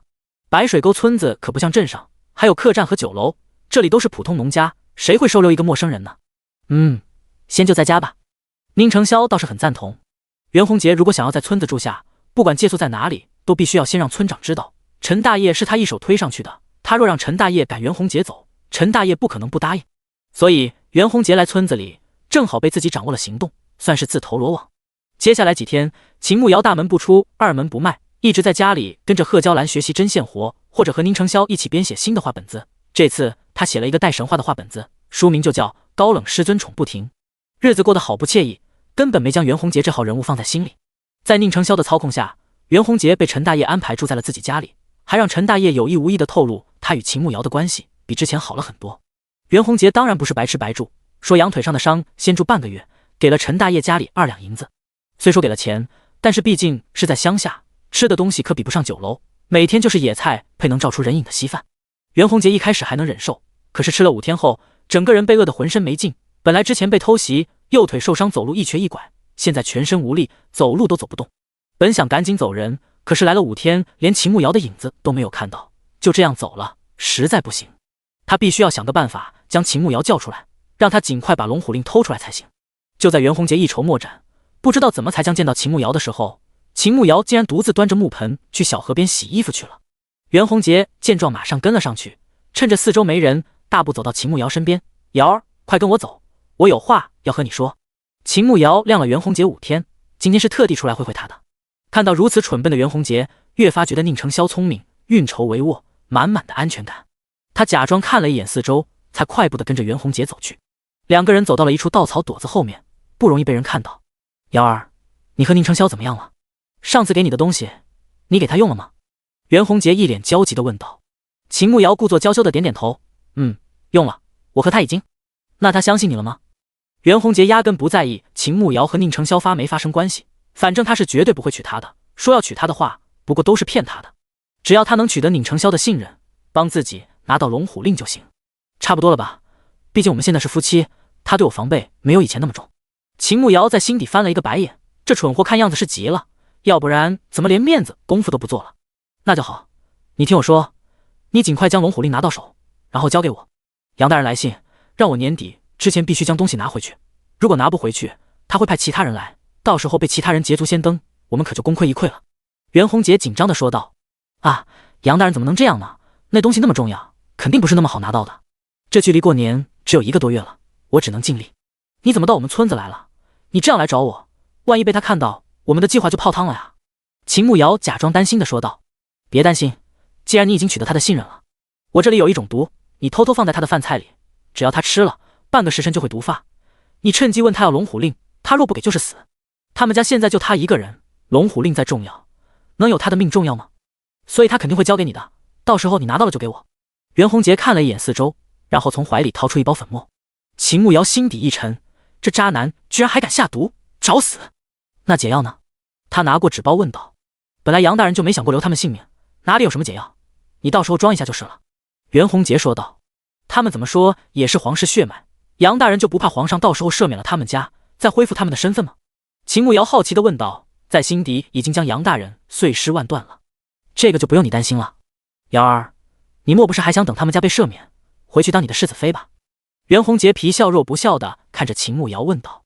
怎么可能？我的心里只有元朗。快走，有人来了。秦慕瑶见问不出来，也懒得和袁洪杰浪费时候，用力地伸出手推了他一把。袁洪杰直接被推出去好远，连退了10多步，还是没有稳住，直接五体投地倒在了出来转悠的宁承霄脚边。第97章社死的奇葩任务。宁承霄看着趴在地上的袁洪杰，勾起嘴角冷笑了起来。这位公子问路都问到我们村子里来了，不知道你到底想去哪里？需不需要我送你一程？宁承霄坐在轮椅上，戏谑的语气询问袁洪杰。袁洪杰听到宁承霄的声音，连忙抬起头，对上他的目光时，身子一怔，心底生出了一丝紧张。现在是关键时期，只要秦慕瑶把毒药给他喂下，将龙虎令拿到手就好办了，千万要忍住。你别误会，我是来找人的，我家有个亲戚，正好住在这个村子。那个我还有事，就先走了。袁洪杰一边起身一边说道，连身上的灰尘都没有拍掉，说完就一瘸一拐地跑开了。看着跑开的袁洪杰，宁承霄放在轮椅，把手上的手指紧紧收紧。杨泰安就派了这么一个蠢货来对付自己，未免太看不起自己了。秦慕瑶等袁洪杰离开后，也从稻草垛子里出来，然后跟着宁承霄一起回了家。之前刘大勇和谢大牛因为偷肉被带到，需要给他们家做半个月苦力，最近家里的柴火还有水缸里的水都是2个人准备的，还要无报酬的帮他们建房子。现在陈大爷是村长了，2个人自然不敢偷懒，即便没钱做事也是非常卖力的。多了2个人帮忙干活，修房子的进度自然快了一些。现在房子外墙已经堆起来了，再有1天屋子就可以封顶。2个人回到房间，秦慕瑶将袁洪杰给的那一包药递给宁承霄。接下来怎么办？他看书的时候，因为不怎么爱看朝堂之事，只是粗略看了一下，知道杨泰安其实是太子一派的，所以他派袁洪杰来找龙虎令，多半是太子授意的。如果袁洪杰死了，或者没有拿到龙虎令，他们肯定还会找人来取，到时候可能会更难对付。他们现在没权没势，什么人都能踩上一脚，拿什么和太子斗？宁承霄看着秦慕瑶紧紧地皱着眉头，好像特别担心的样子。他伸出手将秦慕瑶拉到自己身侧坐下，伸出手轻轻地抚平他皱起的眉头。不用担心，我会处理的，这些事情是男人的事，不需要你来操心。秦慕瑶知道宁承霄很聪明，要不然也不可能当上国师，只是他既然已经跟他在一起了，自然也想帮他分担1、2。也怪他当初看书没认真，对某些不喜欢的剧情就直接跳过，很多事情都不知道。都说了不用你担心，怎么还皱眉？不许皱眉头了。宁承霄看秦慕瑶眉头越皱越紧，真对自己一点信心都没有吗？好，我相信你。秦慕瑶舒展开眉头，拉着宁承霄的手，目光坚定地看着他。我出去和陈大爷说2句话，你先休息一下。宁承霄点头说道。等宁承霄出去后，秦慕瑶去了后院的茅房，打算趁着这会没人，先去空间看看。最近这几天他和宁承霄一直在一起，也没有找到机会进入空间去领奖励。正好趁着这会，宁承霄找陈大爷说事，贺娇兰在屋子里缝被子，他可以先去空间把奖励领了。找到茅房后面，他马上用意念进入空间。狗蛋，快点，我的那2个任务完成没有？我来领奖励了。进入空间以后，他率先开口询问狗蛋。恭喜主人，您的2个任务都已经完成，奖励发放在爱的小屋里，请注意查收。狗蛋马上回答道。秦慕瑶赶紧去了爱的小屋，果然看到茶几上放着2个盒子，应该就是这2次任务的奖励。打开其中一个蓝色的盒子，里面摆放着2包卫生巾，还有1支牙刷。秦慕瑶一把拿起卫生巾，恨不得亲上2口。这个月来大姨妈终于不用再那么痛苦了。另一个红色的盒子里面放着1盒退烧药，他赶紧将退烧药和卫生巾、牙刷一并放到乾坤袋里面，这都是平日里能用上的。又去田地旁边的种子系统查看了一下，果然看到2株人参幼苗。先将地里的其他作物收获了，再将这2株幼苗给种上，虽然培育成功的几率只有35%，但是留着不种更浪费。狗蛋，还有新的任务吗？将东西都弄得差不多了，他也该出去了，但是想问问新任务来了没有，主要是想拿奖励。刚才查询到有一个4星的任务，主人是否要接？狗蛋问道。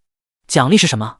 系统最近给他派送的任务好像都是3星以下的，已经很久没有派送4星任务了，不知道这次是什么。完成后可以获得3000点经验值，冬虫夏草幼苗3株，培育成功几率 45%。另外还有口红2支，护手霜5支和蓝色水晶石1块。狗蛋说道。秦牧瑶感觉这奖励挺多的，不愧是4星任务，出手都大方了。接吧，他决定试一下。好的，为主人接下4星任务，请主人在2天内当着至少3个人的面，用玛丽苏男主的口吻对一名异性告白，并让对方说出我愿意。狗蛋机械地宣读着任务内容。秦牧瑶目瞪口呆，这狗系统发布的到底是什么社死任务？他以为半夜唱呀已经是最社死，现在竟然还有这么社死的任务，他确定不来专门来整蛊自己的。狗蛋，你是不是故意整蛊我的？是不是因为我给你取了这个名字，你心有怨恨，所以老是接这种奇葩任务为难我？秦牧瑶光想想那任务内容，脚趾头就已经尴尬地收了起来。主人，我很喜欢你给我取的名字，也并未怨恨你，任务是主系统派发的，还请你尽快完成任务。狗蛋用公事公办的口吻说道。秦牧瑶无语地翻了一个白眼，这是什么狗屁任务？他不要面子的吗？从空间里出来，刚从后院走到前面，就看到王慧英在他们家门口打望，不知道有啥事。看到他后，立马出声说道：“秦牧瑶，你出来一下，我有点事找你。”第98章两不相欠。秦牧瑶大步地走了过去。你有事吗？之前2家人吵过架，如果不是白逸晨之前帮过他，他还未必会理会王慧英。秦牧瑶，你们肯定想赶紧把房子建好，早点搬进去住吧？王慧英问道。秦牧瑶心里翻了一个白眼，这不是废话吗？这天一天比一天冷，早上都打霜了，说不定再有几天就该下雪了。那茅草屋透风，谁大冬天不想住暖和的房子？这是和你有什么关系吗？秦牧瑶忍住不耐，语气还算正常的反问道。你看这天气一天比一天冷，你们也不缺钱建新房子，就是人手不太够。我男人最近在家也没事，可以来给你们帮忙，工钱就按照你们给孙二虎他们的一样就行，你觉得怎么样？王慧英可是早就打听好了，这些干活的人一天工钱加饭钱是25文钱。这样的大冬天，地里也没有什么活干，山里的畜生都藏起来了，只能在家坐吃山空，还不如来这里干活，一天还能赚25文钱呢。秦牧瑶眉头轻蹙，他们家的房子是承包给陈大业的，人也是他找的，他们只是监工，别的什么都不管。你男人超叔抢了我的儿子的事，之前还因为帮你说话，我们和白振东一家闹翻，背地里大家都说我儿子吃里扒外。帮你的事，难道你打算就这样算了？你总得有点表示吧？我让我男人来你家，又不是白拿钱，他也是要干活的。王慧英看秦牧瑶脸色不太好，马上拿白逸晨帮过他这事说事。秦牧瑶之前和宁承霄就商量过了，不想欠白逸晨人情，打算给他一些钱的。正好之前从袁宏杰那边坑的钱，除了修房子外，还剩了一些，再加上卖画本子，又赚了15两。王大婶，你儿子帮我作证一事，我自然没有忘记。这样吧，作为感谢，我给你们家5两银子，算作是我的谢礼。你相公也不用来我们家帮忙了，今后我们就扯平了，我也不欠你儿子了，你看如何？秦牧瑶本就打算找个时间去找白逸晨，正好今天他娘来了，刚好可以把钱给他。王慧英一听5两银子，当即咽了一口口水。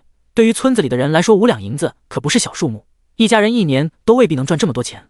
秦牧瑶既然说要给他们家5两银子作为酬谢，这是真的吗？你说真的？你要给我们5两银子？王慧英不敢置信地说道。秦牧瑶点点头，低声嗯了一句，算是承认了，然后从自己的乾坤袋里掏出了5块小碎银，1块是1两，递给王慧英。你收下吧，今后我们2家各不相欠。王慧英看着秦牧瑶递过来的银子，看了一眼四周，马上伸手拿了过来，然后放在嘴里咬了一下，真的是银子，立马咧开嘴笑了。好好，以后互不相欠。那我还要回家洗衣服，我就先走了。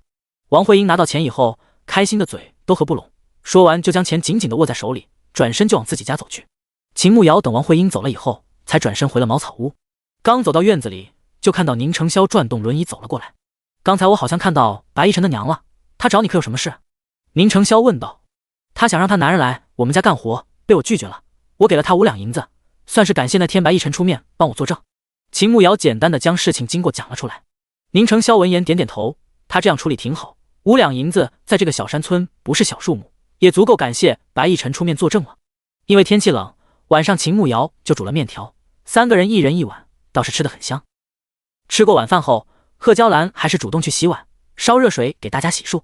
秦慕瑶则和宁承霄在院子里散步，看星星看月亮。你扶我起来走2步吧。宁承霄突然开口说道。秦慕瑶愣了一下，距离上次他拉着宁承霄走路已经过去好多天了，没想到他竟然主动提出要下地走2步。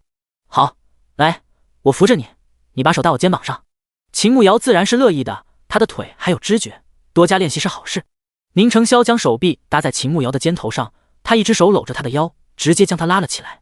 刚站起来的拿一下，他感觉双腿不住的颤抖，一点力气都没有，身子直往下坠。但是秦慕瑶紧紧地搂着他，用力撑着他的身子。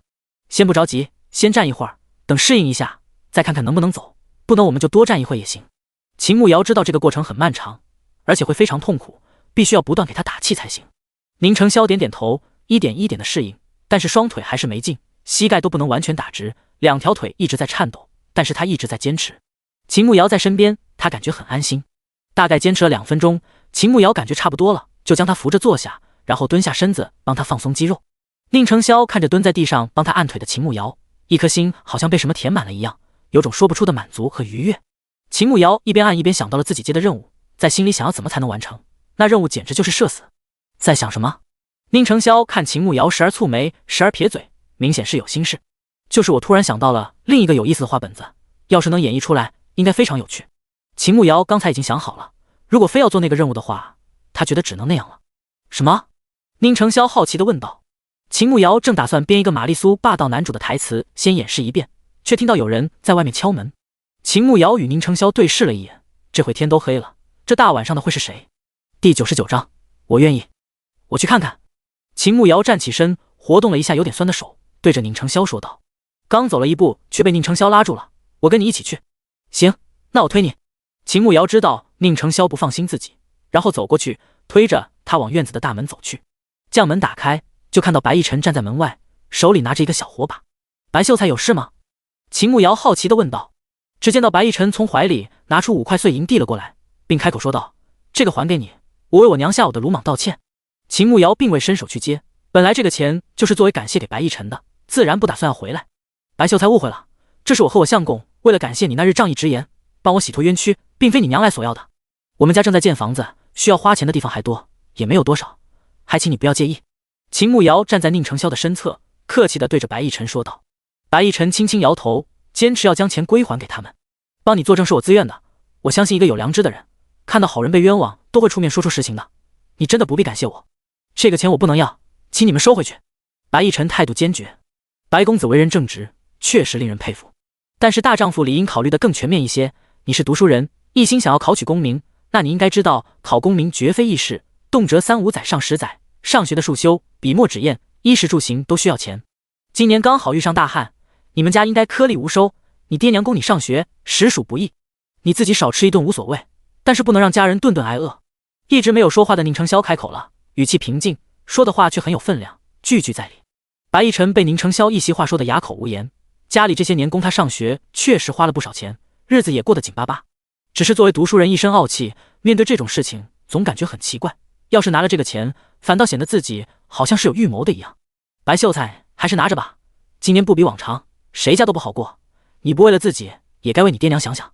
秦慕瑶看白逸晨没有说话，好像在犹豫，又补了一句。白逸晨没有说话，握着火把的手紧了2分。时间也不早了，我们也要歇歇了，白公子请回。宁承霄话已经说完，直接下了逐客令。白逸晨看了一眼2人，最终收回了手，低声说道：那白某人便谢谢2位，告辞。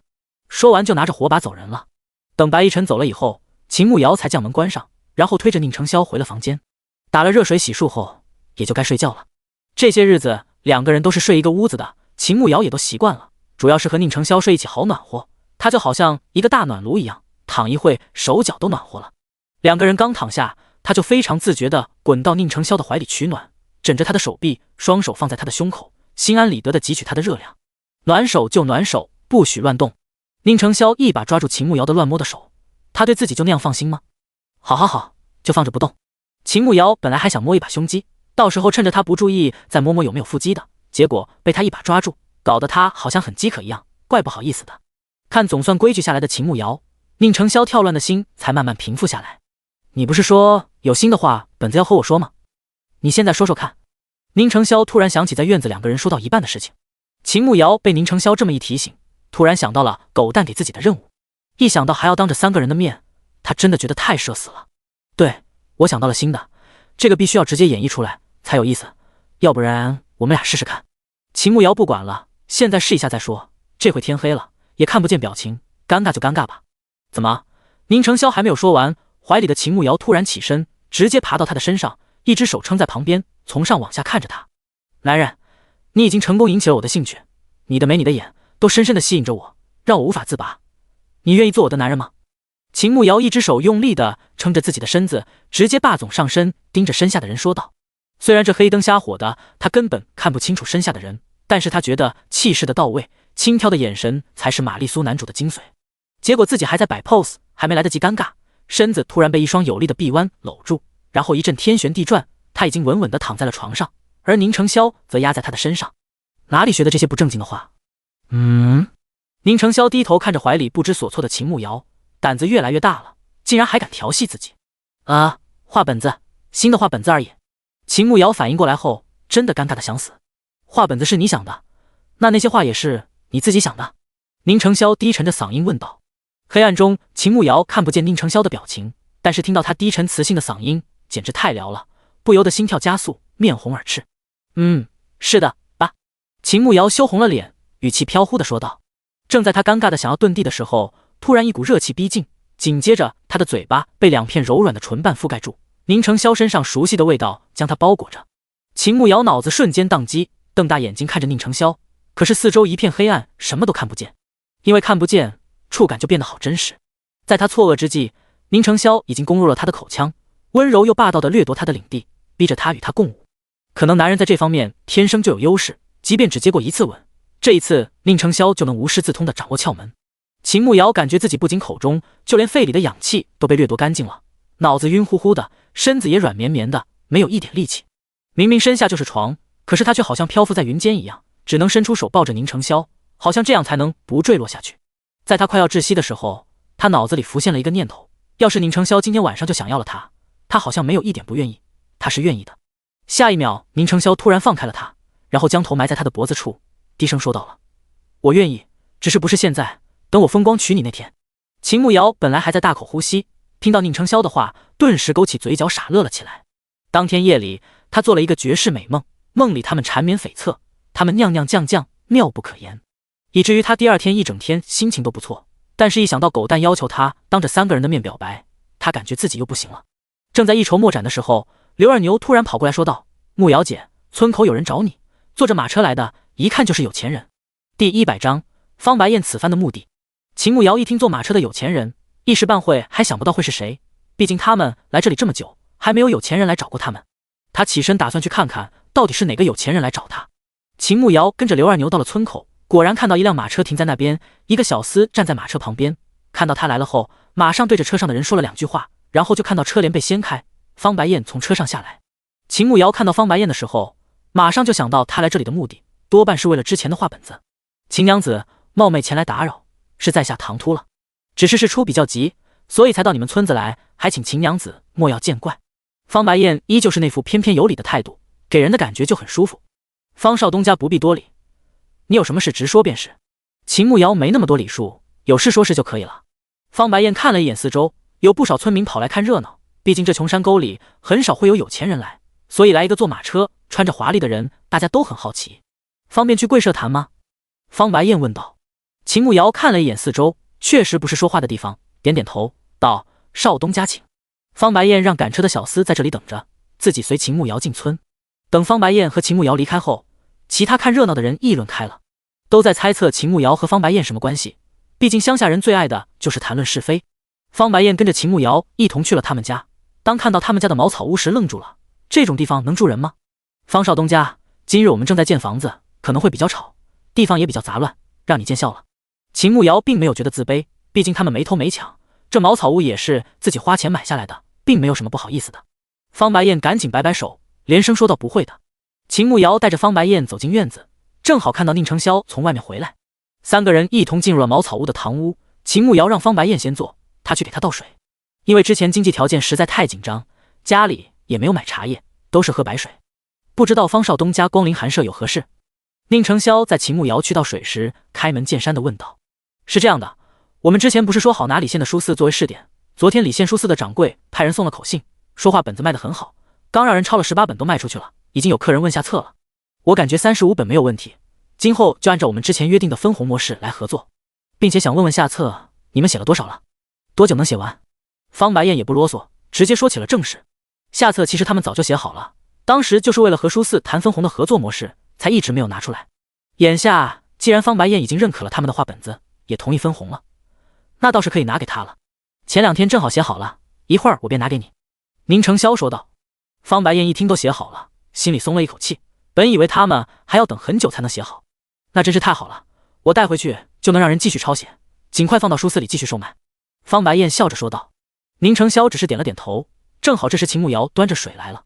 刚才他在厨房里已经听到了2个人的谈话，心里也松了一口气，这样也算有个稳定的收益。方少东家喝水，家里没有茶叶，你别嫌弃。秦慕瑶将水递给方白燕，客套地说道：“秦娘子客气了，之前与家父走南闯北，也吃过不少苦，方某人也不是娇气之人，哪有嫌弃一说。”方白燕说道。秦慕瑶对方白燕的印象一直不错，待人谦和有礼，不摆架子，有眼光，也很有生意头脑，感觉这样的人是一个不错的合作对象。对了，刚才和你相公说好了，以后我们就按照之前说的分红模式合作。你们家最近在建新房子，需要钱的地方也很多吧？这样吧，我先预支你们100两银子，以后在分红的钱里扣除，你们可以先拿着应急。方白燕继续说道。秦慕瑶当然是愿意的，谁不想要钱？钱当然是到自己口袋里最放心。那便谢谢方少东家了。秦慕瑶感激地说道。秦娘子无需客气，这本来也是你们应该得的，只是提前给你们了而已。今后我们也算合作伙伴，你们不用称呼我少东家，就直呼我的名字叫就可以。方白燕笑着说道。宁承霄看了一眼方白燕，对于他这般大度倒是有些奇怪。商人重利，在没有见到真金白银之前，居然愿意提前预支钱给他们，这倒是有些出人意料，心底多了一丝防备。秦慕瑶将下册拿给方白燕，然后方白燕给了他们100两的银票。宁兄弟，在下有2句话想单独同你说，不知道方便吗？方白燕看着宁承霄问道。宁承霄早就预料到方白燕应该有别的目的，当即让秦慕瑶先出去，他倒是想看看方白燕究竟有何目的。秦慕瑶出门后，顺手将房间门关上。草民方白燕见过世子，之前眼拙未能认出世子殿下，还请殿下恕罪。方白燕突然跪在宁承霄身边说道。宁承霄身子一怔，看着地上的方白燕，眉头皱了2下。方少东家注意自己的言辞，我早已不是世子，我只是普通的老百姓，你快起来吧，让有心人知道，告到圣上面前，只怕我与家人性命不保。宁承霄心底有些惊讶，方白燕只是普通商人，还在这么偏远的山村，怎么会知道他身份的？方白燕赶紧起身，但是身子微微弓着，低声说道：“是在下太激动了，您可以不认识我，但是您之前救过我爹一命。”宁承霄蹙眉，他根本不记得这件事。您应该不记得了，3年前我爹去京城办事，不小心得罪了平远侯府的小少爷，差点被他的人打死，是您出面救下了我爹。我爹一直记着您的恩情，但是因为身份卑微，也不敢前去王府打扰您。这次也是认出您的墨宝，又听闻了您的遭遇，本来亲自上门拜访，可是又怕被有心人发现，才让我前来给您道谢。方白燕继续说道。宁承霄回想了一下，好像确实有这么一件事，但是他当时根本没有当一回事，也就是1句话的事情，也从未想过报答，没想到在这里竟然也能遇上。这是家父的一点心意，还请您一定要收下。方白燕突然从怀里掏出一沓厚厚的银票，双手奉给宁承霄。第101章，贺娇兰消失不见了。宁承霄瞥了一眼方白燕递过来的银票，面值都是100两的，那么厚一沓应该有上万两了。钱我便收下了，你爹的恩情就还清了，今后不必再记着。宁承霄伸手拿过银票，他还有很多事情要做，现在确实需要钱，他不是那种瞎清高的人。而且方白燕的父亲既然一直记着这个恩情，那便是想还。以前碍于身份的悬殊，没能去报恩，这次这个钱他收下之后就两清了，这样方白燕的父亲也不需要再觉得欠他的。家父说了救命之恩，没齿难忘，今后您若有用得上的地方，我们家必定赴汤蹈火，义不容辞。方白燕恭敬地说道。不必，既然我收了钱，之前的事情就两清了。如果你们非要记得，那便帮我把画本子的事情先隐瞒着，不要让更多人知道。宁承霄眸色淡淡的说道。您请放心，家父已经将您的墨宝都全部收了起来，交给其他人抄写的都是家里先生誊写的。方白燕说道。那便多谢了。宁承霄抱拳答谢道。那我就不打扰了，今后您若有事，只管开口便是。方白燕拱手作礼，说完就起身离开了。我送你。宁承霄说道。不必劳烦您，做戏做全套，走吧。宁承霄打断了方白燕的推辞，将钱收好后就转动轮椅送方白燕出去。秦慕瑶在那边看其他人干活，看到宁承霄他们出来，赶紧迎了上来，知道方白燕要走，就跟着宁承霄一起送她走。将人送到村口后，看着方白燕上车离开，两个人这才慢悠悠地往家走。一边往回走，秦慕瑶一边感叹道：方白燕这个人感觉还挺好的，谦谦有礼，还平易近人，又有人情味，真不错呀。宁承霄听到秦慕瑶对方白燕赞不绝口，好看的眉头立马皱了起来。他有那么好？他压低声音不悦地问道。对啊，你不觉得吗？你看他还提前预支了钱给我们，真的很有人情味。秦慕瑶点点头，对方白燕的印象真的很不错。宁承霄脸唰的一下黑了下来，一把将秦慕瑶拉到自己跟前，板着脸说道：不准夸他。秦慕瑶愣了一下，再看着宁承霄难看的脸色，扑哧一声笑了。你吃醋了吗？宁承霄没说话，但是脸色非常难看。秦慕瑶看了一眼四周，正好了好几个人在地里干活，突然想到了自己的任务，立马俯身看着宁承霄。男人，你吃醋的样子真可爱，放心吧，在我心里你永远都是唯一，永远都是我心里最重要的，没有人能比得上。所以你愿不愿意做我唯一的小宝贝啊？秦慕瑶壮着胆子伸出手，轻轻地揪了他的脸颊一下，一脸认真地看着他。宁承霄听到秦慕瑶的话，脸唰的一下红到了耳根。这些话他到底是哪里学的？就不能有点女子该有的矜持和羞涩吗？别闹，回家了。他一把推开他的手，语气极其不自然地说道。你先说你愿不愿意，不然我不走。秦慕瑶豁出去了，反正昨晚上都射死过一次了，也不怕再来一次。宁承霄看旁边好像有好几个人都在看他们，真怕他一会做出更出格的事情，着急忙慌地说道：愿意，快点回家。秦慕瑶一听顿时笑了起来，马上乖乖地推着宁承霄往家走。狗系统给他出奇葩任务，那也别怪他钻空子了。他只说当着3个人的面，又没有说要让3个人头听到。他刚才确实是在大庭广众之下，还有不少人在地里干活，也算完成任务了吧。2个人回到家里，宁承霄将秦慕瑶叫回了屋里，将方白燕给的银票拿了出来，并向他说明了事情的经过。这些钱我还有一些别的用处，暂时先给你一部分，你去买一些自己喜欢的首饰、衣服，还有自己喜欢吃的东西。宁承霄拿了3张银票给秦慕瑶，剩下的他还有用。秦慕瑶没想到还有这种事，这就是善有善报吧。不用，他不是给了100两，咱们修房子的钱够了，这100两足够用了，你既然有用就留着吧。秦慕瑶知道宁承霄肯定暗中还有别的事情要做，毕竟原文写他3年后会翻身，但是肯定不是说翻就翻，背后一定做了很多事情。他既然帮不上他，那他就默默支持他就好了。给你就拿着，下一次赶集自己去挑自己喜欢的东西。宁承霄板着脸说道。秦慕瑶顿时有一种霸总掏出自己黑卡，让他的小娇妻随便刷的既视感。既然你诚意的给我，那我就勉为其难的收下吧。他一脸为难的接过银票，心里其实乐开了花。人家都说能为你花钱的男人不一定爱你，但是不给你花钱的男人肯定不爱你。他觉得宁承霄在要做别的大事业面前还给自己这么多钱，肯定是喜欢自己的。第2天赶集的日子，宁承霄让秦慕瑶带着贺娇兰去赶集，去买自己喜欢的东西。秦慕瑶其实并没有什么特别喜欢的东西，但是还是带着贺娇兰去了镇上。婆媳2个人在镇上逛了一圈，买了几张皮毛回去，打算一人做一套大氅，毕竟天气冷了，棉袄也有点不顶事。贺娇兰被流放以来，知道钱的珍贵，加上男人都死了，对首饰也没啥兴趣，所以并没有买，只想将钱留着以后给宁承霄治腿。但是还是让秦慕瑶挑选了2样，毕竟她还年轻，还是要打扮的好看一些。秦慕瑶看家里的粮食不多了，她又不好直接拿出来，只能找借口。娘，你先在这里休息一下，将东西看着，家里粮食不多了，我去买一些，等会带回家。行，那你小心一些，我在这里等你。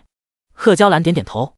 秦慕瑶赶紧找了一个没人地方，进入空间去拿了30斤小麦和30斤稻子，顺便将最近都收集的鸡蛋大概有30来个全部都拿了出来，到时候就说自己买的就行了。他提着东西去找贺娇兰，到了地方却发现她没在，东西也不见了。第102章袁弘杰死了。秦慕瑶顿时紧张了起来，快速的看向四周，并没有贺娇兰的身影。他赶紧去找旁边的人问，可是大家都说没注意，不知道。秦慕瑶这下慌了，万一贺娇兰要是出什么事，他怎么给宁承霄交代啊？他提着东西开始去找，将红花镇都找遍了，依旧没有看到贺娇兰的身影。他急得满头大汗，心里猜测贺娇兰是不是被人掳走了？毕竟以前是王妃，难免会有一些仇家，现在他们落魄了，那些仇家就来寻仇了。秦慕瑶越想越担心，但是他也不知道该去哪里找贺娇兰，干脆先回家去找宁成霄，他那么聪明，肯定有办法。就在他着急往镇子口走，打算回家去找宁成霄，突然听到身后传来贺娇兰的声音：“慕瑶，慕瑶。”秦慕瑶脚步一顿，立马转过身，只见到贺娇兰提着东西往挺他这边走来。娘，你去哪里了？看到贺娇兰没事，他悬着的心才放了下来，大步走了过去，紧张地问道。贺娇兰眼底快速地闪过一丝不自然，然后笑着说道：“我看到那边有卖糕点的，就去买了一些，又恰好看到那边有热闹，又去看了一眼，就把时间耽误了，让你久等了，抱歉。”秦慕瑶心底闪过一丝疑惑，贺娇兰并不是喜欢看热闹的人，村子里有啥热闹，她都从来不掺和，怎么今天去看热闹？但是他看贺娇兰不肯说，也没有打算继续问，只能点头说道：“没事，我也是刚买了东西过来，走吧，我们回家吧。”因为两个人都没有不会赶毛驴，加上镇上不远，所以就没有赶毛驴出来。不过现在买了这么多东西，秦慕瑶力气大倒是无所谓，就是贺娇兰真的柔弱的女子，即便吃了不少苦头，但是力气也无法增进。娘，你把皮子都给我拿着，你把这些鸡蛋拿着，不要磕坏就行了。秦慕瑶将鸡蛋篮子递给贺娇兰，看她拎着那几张皮子太费劲了。没事，我可以的，你拿了那么多东西了。贺娇兰摆摆手，秦慕瑶已经拿了那么多东西，怎么能把重的都给她，自己也要分担一些。不用，你拿着鸡蛋就是了，我来拿这些，反正我力气很大，没关系的。秦慕瑶一把拿过贺娇兰手中的大包袱，拎着就走。贺娇兰小心翼翼地提着鸡蛋篮子，快步追上秦慕瑶。两个人走了1个小时，回到村子里，正巧遇到村子口围着一帮人，七嘴八舌的，好像在说什么。秦慕瑶走近一看，竟然看到袁红杰躺在地上，浑身湿透了，脸色煞白，头发贴在脸上，诡异的有些吓人，一动不动，嘴唇都是青的，好像已经没了生气。就在这个时候，陈大爷站了出来，然后对着大家说道：“大家别慌，这个人前几天来我们村子，说是投奔亲戚，但是亲戚都搬走了，自己腿又不方便，就求我收留他几天，等他腿养好了就走的。他昨天说今天要走的，我心想人家来我们村子，怎么也要给他践行，就将家里珍藏的酒拿出来，和他喝了几杯。他喝完酒就拿着包袱走了，不料失足掉到了河里，就这样淹死了，实在太可惜了。他也没个亲人，也不知道他家里住哪里。这样吧，我出钱，你们挖个坑将他埋了吧。出力的人买个人20文钱。”听完陈大爷的话，几个男人马上开始动手，毕竟平时村子里也有人死，挖坑埋人也很正常，这还能赚20文钱，傻子才不干。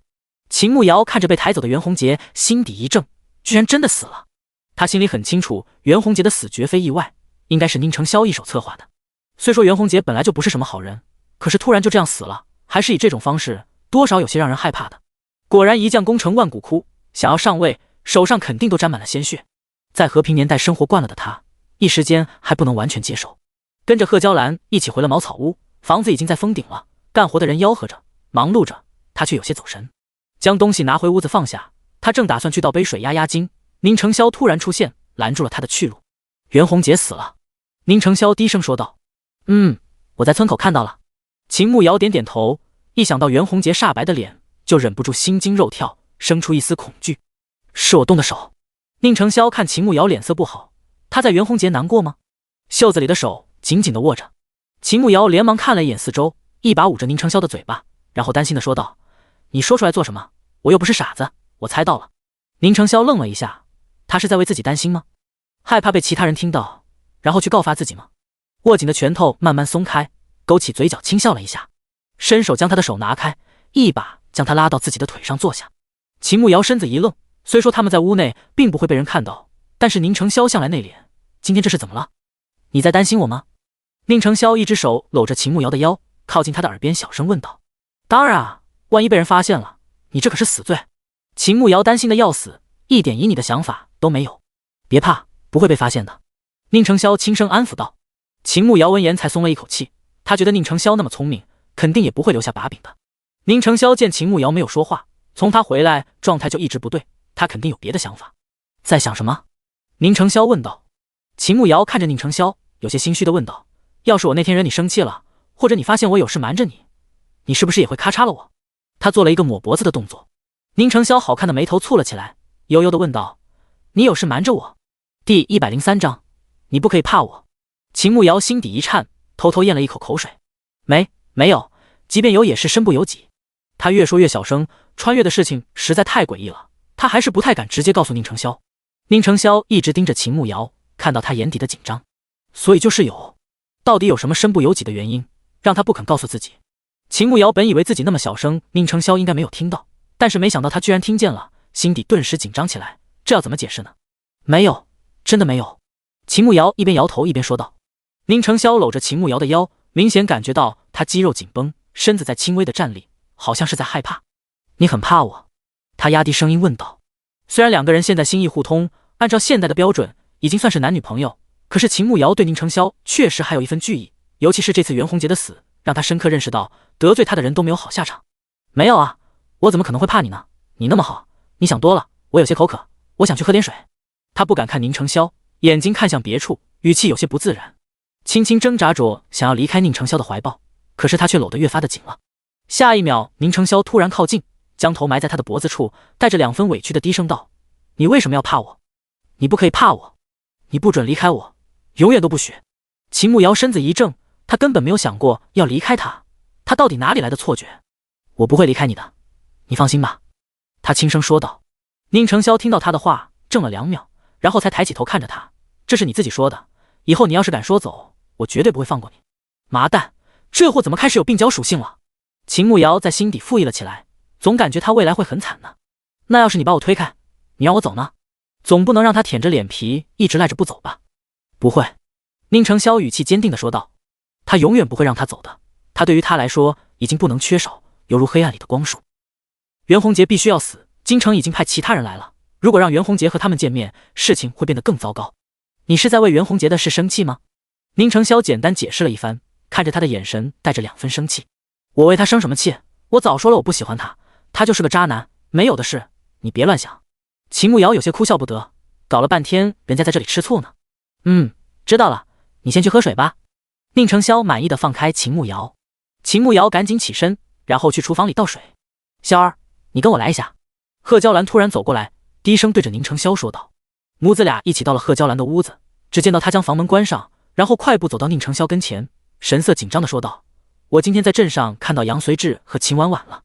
宁承霄微微蹙眉，杨随志是杨泰安的侄子，此番前来肯定是来袁弘杰接头的，但是秦婉婉来这里做什么？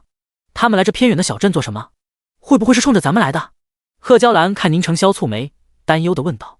有可能，你最近少出门，如果遇到陌生人，尽量避开一些，其他的事情不要管，我会处理的。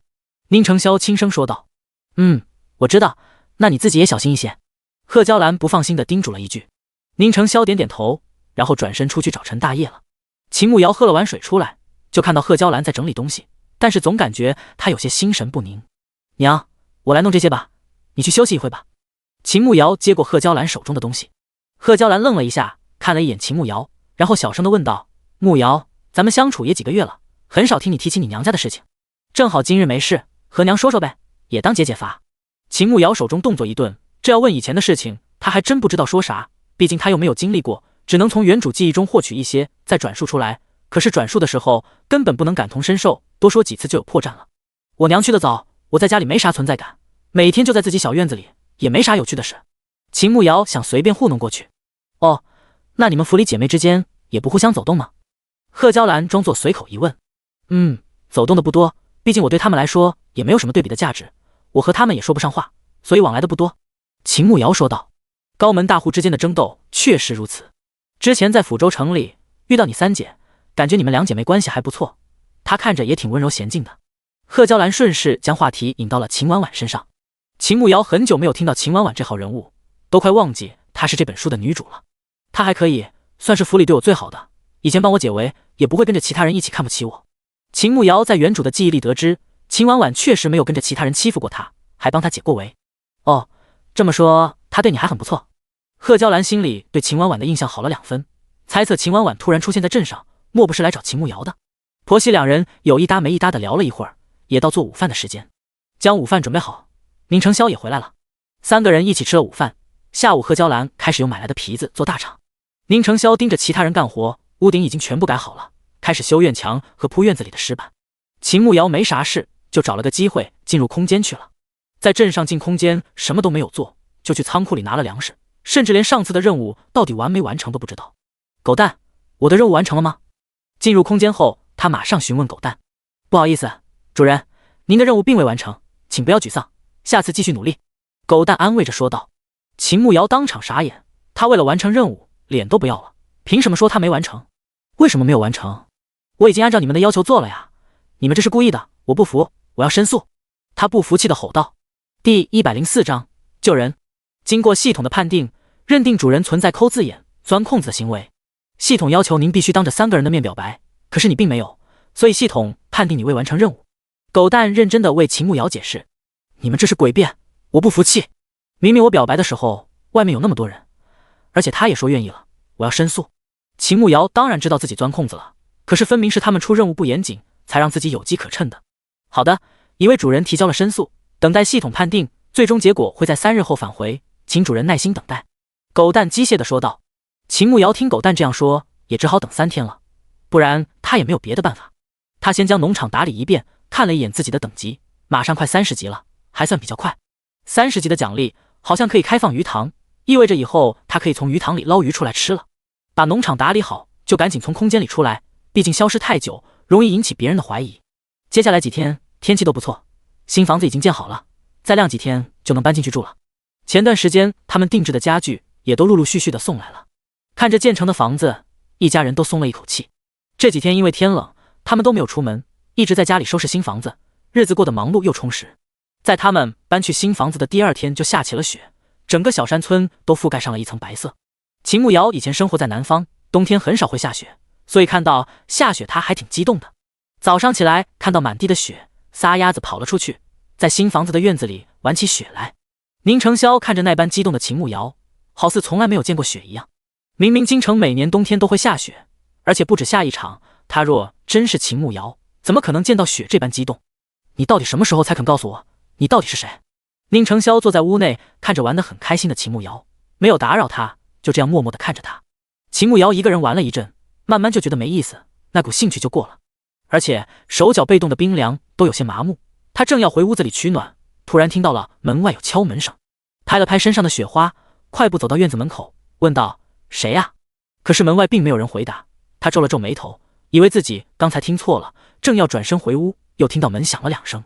就在他犹豫要不要开门看看的时候，宁承霄从屋子里出来，转动轮椅来到他身边。怎么了？宁承霄问道。有人敲门，我问是谁又不说。秦慕瑶说道。正好这时门又响了，宁承霄蹙眉看了一眼门口，然后让秦慕瑶将门打开。秦慕瑶将门栓拿掉，打开门就看到一个人趴在他们家门口，身下的雪都被染红了，一股浓浓的血腥味。地上的人突然抬起头看着秦慕瑶，明亮的眸子里写满了哀求：救救我！说完直接晕了过去。秦慕瑶惊讶地看着晕倒的男人，再看向宁承霄：救不救？宁承霄看着晕过去的人，袖子里的手紧紧地握着：救！秦慕瑶将人弄进屋，正打算帮他脱掉身上的衣服，查看一下伤势，却被宁承霄拦住了。你去烧点热水，我来看看他的伤势。宁承霄一把拉住秦慕瑶的手，直接将他打发出去。秦慕瑶也没有想那么多，马上就出去烧热水。宁承霄脱掉对方的衣服，发现他胸口和腹部各有一处伤口，伤口很深，但是不像是新伤，至少有好几天了，应该是刚裂开的，现在正在流血。他正打算去拿金疮药，床上的人竟然睁开了眼睛。主子，属下无能，未能完成任务，张坤死了。属下该死，请主子责罚。林健虚弱地说道。宁承霄听到门外的脚步声，对林健做了一个噤声的眼神，然后拿起干净的帕子帮他擦伤口。林健马上闭上眼睛，这次是真的没精神了。秦慕瑶端着热水，刚把门推开，就看到宁承霄坐在门口。给我就行了。宁承霄伸手打算将盆子接过来，秦慕瑶望了一眼屋内的人，担心宁承霄一个人搞不定。我给你打下手吧，你一个人，你想看别的男人光着身子？他的话还没有说完，就被宁承霄黑着脸打断了。不想，还是你去吧，我去找娘了。秦慕瑶一听，连忙将盆子递给宁承霄。这男人吃起醋来可不得了，他还是赶紧走人。宁承霄满意的将门关上，再回到床边，开始帮林健处理伤口。秦慕瑶和贺娇兰都怕冷，所以家里特地买了一个炉子，可以在屋子里烤火。婆媳2个人在炉子边上烤火，顺便做点针线活。秦慕瑶的针线活比之前好多了，最近想给宁承霄缝个荷包，已经绣了一半了，再有3、5天就做好了。正逢着房间门被推开，宁承霄出现在门口。慕瑶，陪我去一趟镇上请大夫。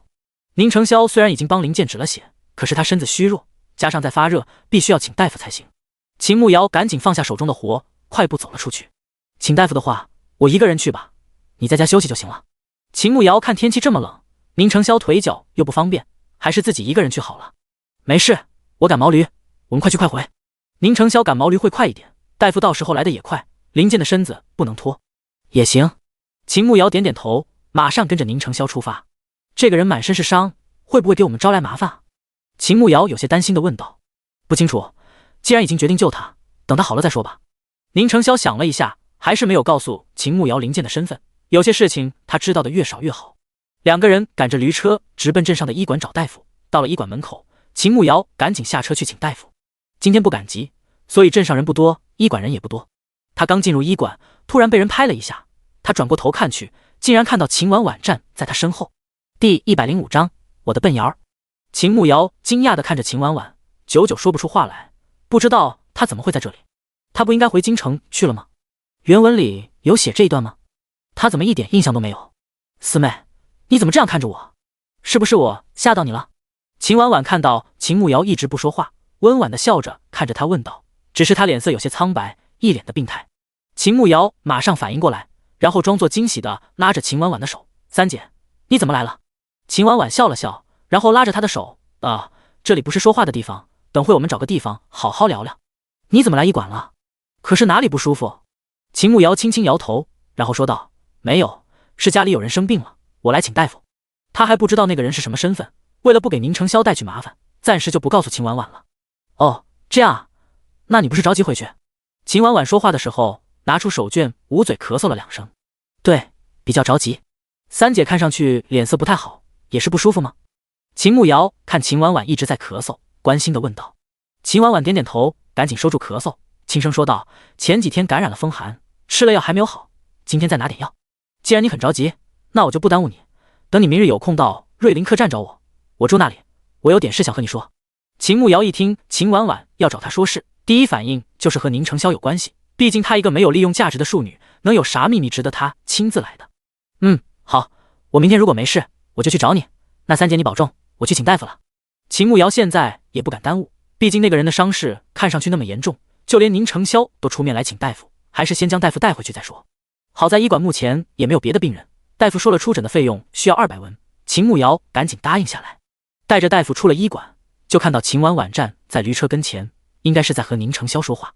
不过看到他过去，秦婉婉就行礼离开了，因为有大夫在，他也不方便问宁承霄刚才两个人说了什么。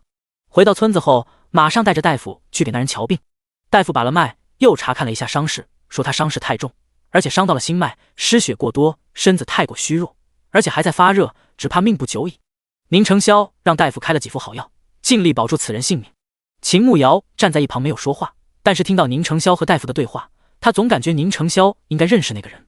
大夫开了药方，宁承霄赶着毛驴送大夫回镇上，顺便去拿药，没有让秦慕瑶跟着去，毕竟现在外面在下雪，他本就怕冷，让他就在家里休息，照看一下那个人的情况。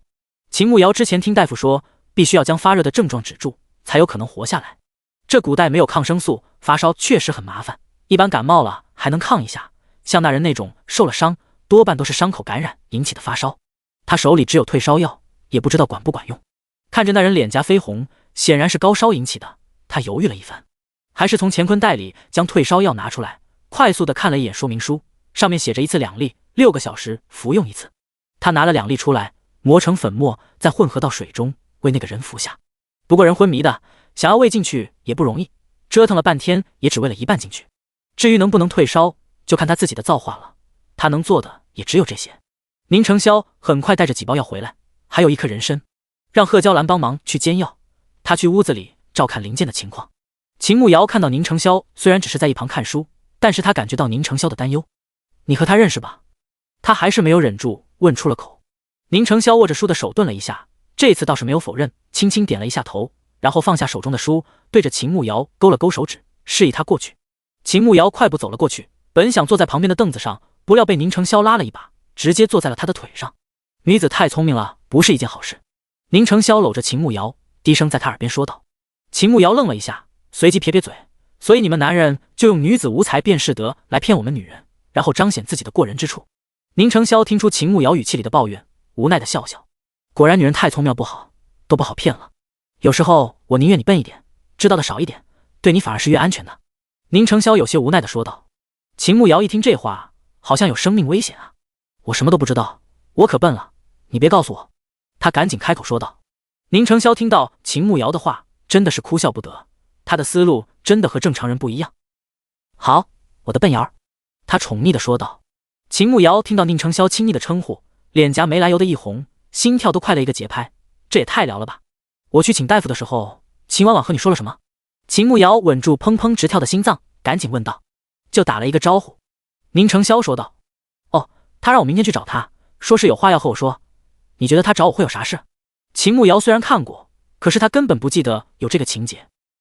宁成霄蹙眉想了一下，这个他还真猜不到，毕竟他对秦婉婉这个人也不了解。以前在京城，她在世家贵女中，无论身份还是才情都不突出，所以并未留意过。她不是你三姐，你不知道吗？虽然他心里有80%把握，她并非是原来的秦慕瑶，但是之前问他尚书府的事情，他都回答得很清楚，想必还是有一些联系，正好趁着这个机会试试。秦慕瑶心里的猜想不敢告诉宁成霄，说了肯定会暴露自己的身份，所以只能说不知道。那明日我陪你去，你和他见见，看他到底有何事。宁成霄知道秦婉婉来了红花镇几天了，一直都没有走，显然是有问题的。当天晚上林健高烧退了一些，喝了药好转了一点。第二天，宁成霄陪着秦慕瑶去镇上，将驴车赶到瑞林客栈门口。你去找你三姐吧，我在门口等你，有事大喊一声，我就能听到。宁成霄帮秦慕瑶戴好披风的帽子，温柔地叮嘱道。好。秦慕瑶下车后赶紧去找秦婉婉。秦婉婉看到秦慕瑶来了，马上亲密地拉着她的手，让她进屋坐，又将自己的汤婆子递给了她。四妹，你可算来了，我还以为你今天不来了呢。秦婉婉拉着秦慕瑶的手，语气亲密地说道。怎么会，我答应你要来的，就肯定要来。三姐找我到底有什么事？秦慕瑶问道。此番来找你，是我收到了父亲的书信，他想让你帮他办件事，还说你若是办成了，就马上接你回京城。秦婉婉看了一眼四周，十分警惕，俯身在秦慕瑶耳边说道。第106章，秦婉婉的心思。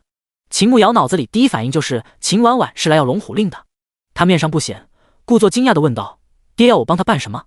秦婉婉又看了一眼四周，趴到秦慕瑶的耳边小声地说道：爹在信里提到了你公公手里有一件宝贝，是一块令牌，叫龙虎令，想让你帮他拿到，然后把令牌交给我，让我带着令牌和你一同回京城。果然是冲着龙虎令来的。秦慕瑶一点都不意外，不过之前袁弘杰不是来过了，说是左相安排他来的，左相是太子一党的，他那便宜爹将秦雪宜嫁给太子做侧妃，应该也是太子一党的，怎么还分两拨人来？不过他最好奇的是秦婉婉，他不是和六皇子是本书的男女主，六皇子今后会登上皇位，那他怎么会帮太子做事？什么龙虎令？我从来没有听说过啊。他故作不懂地问道。秦婉婉估计是真的感染了风寒，脸色一直不是太好，还在不停地咳嗽。嘿，这是爹寄来的书信里放的图纸，想必就是长这样。秦婉婉从袖子里拿出一张图纸，打开给秦慕瑶看。秦慕瑶看了一眼，果然和袁弘杰给他看的一样。这个有什么用吗？他好奇地问道。秦婉婉好不容易止住了咳嗽，小脸已经通红，用手绢擦了一下嘴巴，才小声地说道：据说这个龙虎令可以调动民间隐藏的死士，他们只认令牌，绝对服从令牌的主人。秦慕瑶听到死士2个字，脑海中立马浮现了怎么都打不死的高手，而且那些人对主人是绝对的服从，不管主人下达什么命令，他们就算死都要去完成。怪不得太子想要龙虎令，原来那东西那么好。可是秦婉婉不是和六皇子一伙的吗？他为什么要帮太子拿龙虎令？还是他假借秦正浩的名，想骗他将龙虎令拿到手，然后再趁机拿给六皇子？三姐知道的可真多啊，竟然连这个都知道。他假意奉承起秦婉婉来，心里在想要怎么拖住秦婉婉。秦婉婉可不是袁弘杰那种蠢货，人家可是大女主，不仅聪明睿智，而且还有主角光环在身，她可要小心才是。秦婉婉看了一眼四周，然后用极低的声音在他耳边说道：我也是听说的，这次我来找你，就是为了告诉你这件事。你最好回去告诉宁世子一声，让他做好防备，估计最近会有不少人来取那个。秦慕瑶愣了一下，惊讶地看着秦婉婉，这为什么和他预想的不一样？不对，秦婉婉极有可能是想拉拢他们，让他们站在六皇子那边，到时候再乖乖将龙虎令献给六皇子。四妹，你怎么了？想什么呢？秦婉婉轻轻推了他一下，轻声问他。秦慕瑶回过神来，好奇地问道：三姐，爹不是让你来找我，让我们拿那个回去吗？你为什么？秦婉婉突然拉着他的手，轻声地说道：四妹，难道你真的相信爹会接你回京城吗？你个傻丫头，你在尚书府过得开心吗？爹是什么样的人，你难道现在还不清楚吗？我们这些女儿在他眼里只是巩固他地位的棋子，即便你真拿到令牌，他也不会让你活着回到京城的。你在这里虽然日子清苦了一些，但是自由自在，还能活得好好的，何必再回那牢笼里受罪呢？秦婉婉语重心长地对着他说道。秦婉婉的这一波操作已经将秦慕瑶看傻了，他其实对秦婉婉也有一些女主滤镜的，她在原文里虽然工于心计，但是也并未残害过无辜，所以他此刻这般劝自己，他已经分不清他是真的念在手足情深，还是只是在演戏。三姐，你是想让我怎么做？他干脆装作啥也不懂，看看秦婉婉到底想要做什么。不是我要你怎么做，而是你自己想怎么做。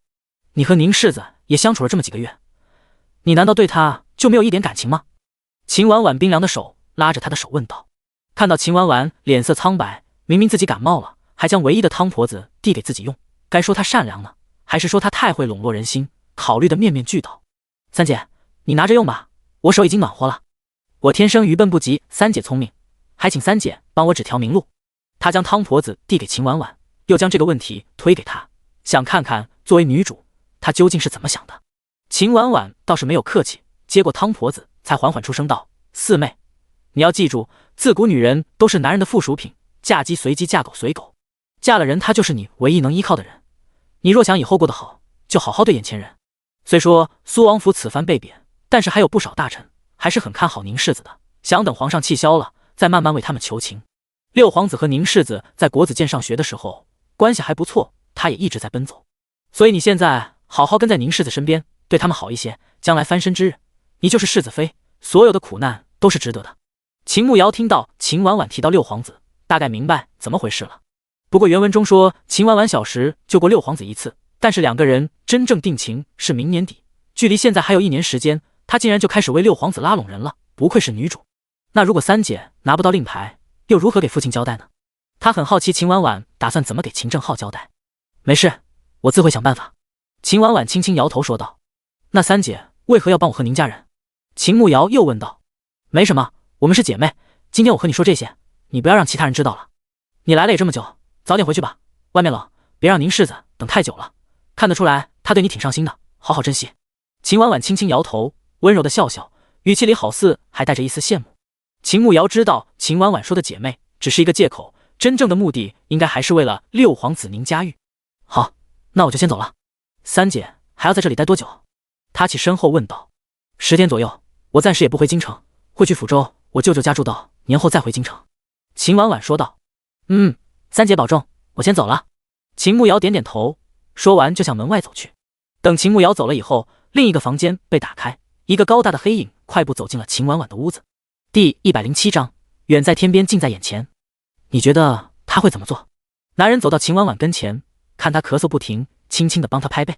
秦婉婉咳了好几声后才慢慢停下来，看着身侧的男人轻轻摇了摇头。我与他虽在一个府里长大，但是接触的不算多，而且我总感觉他和之前有些不一样，但是具体哪里不一样我也说不上来。但是我相信宁承霄是聪明人，想必早已有所防备。先不急，等过几天再说。秦婉婉轻声说道。子玉确实是聪明人，他知道怎么做。这次辛苦婉婉了，身子不适还来这里，回去我便请母妃帮我向你爹提亲。宁家玉轻搂着秦婉婉，温柔地说道。秦婉婉却轻轻摇头，不急，目前局势还不稳定，不是谈婚事的时候，等年后再看。只要我知道你心里有我就好。宁家玉点点头，再等几日我便要回京，在离开这里之前，我打算和子玉见一面，婉婉可有什么建议？可以。秦婉婉点头说道，走到窗口，看到秦慕瑶和宁承霄已经不见了。其实他希望秦慕瑶能过得好，也不枉他当初将他送到宁承霄身边，脱离尚书府那个牢笼，也算还了他娘当初的人情。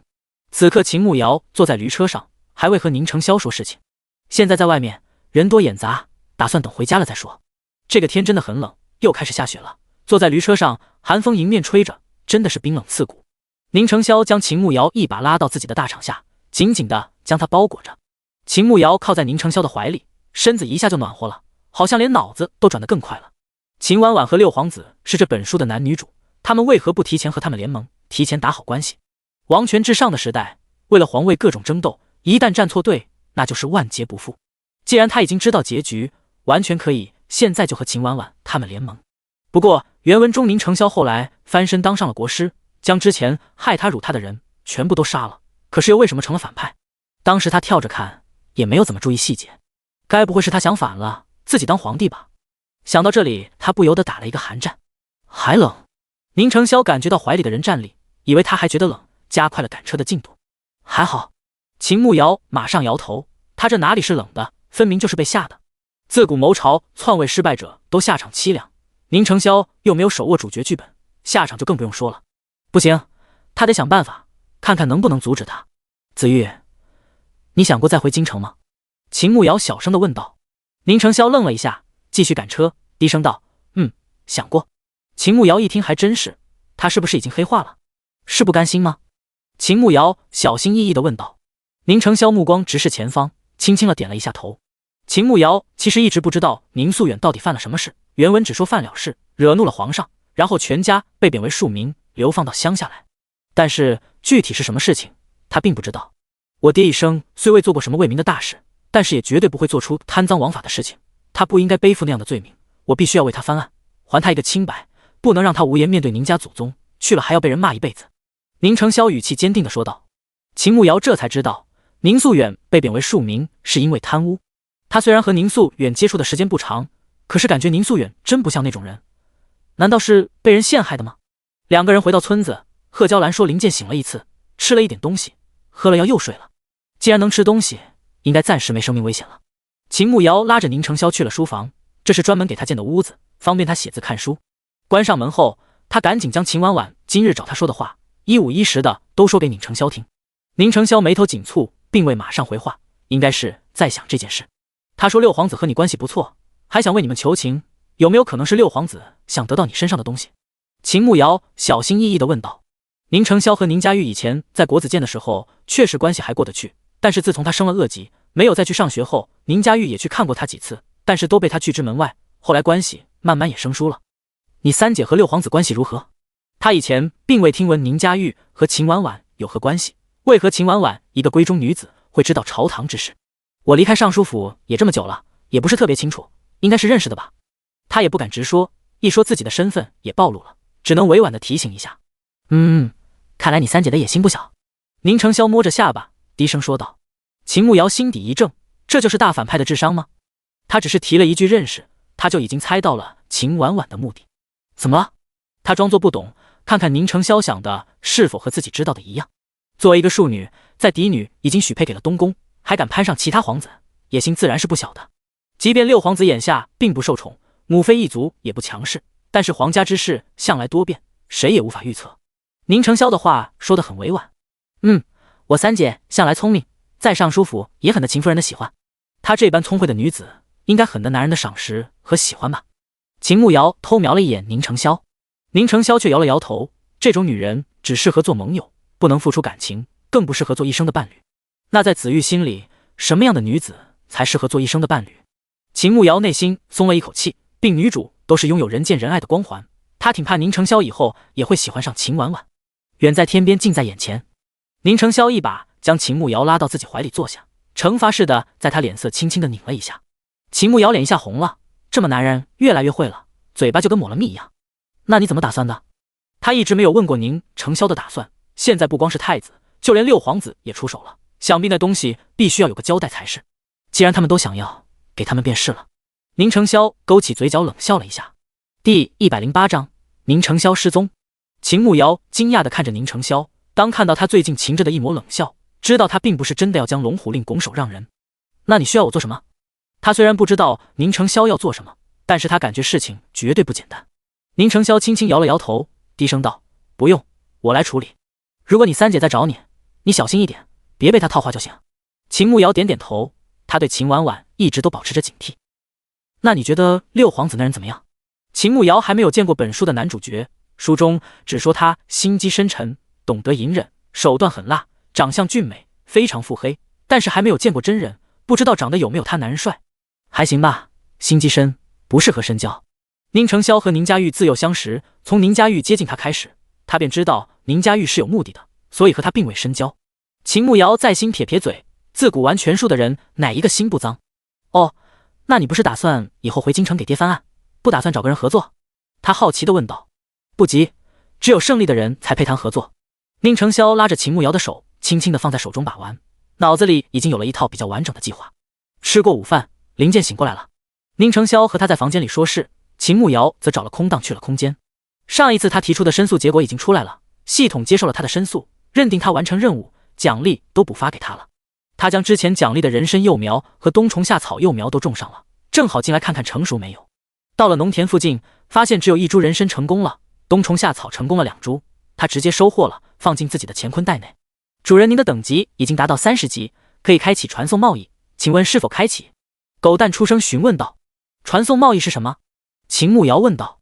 系统会派送对方需要的物品，你将物品装在传送包裹里，然后传送到对方那边，然后包裹会随机带回来别的东西。狗蛋解释道。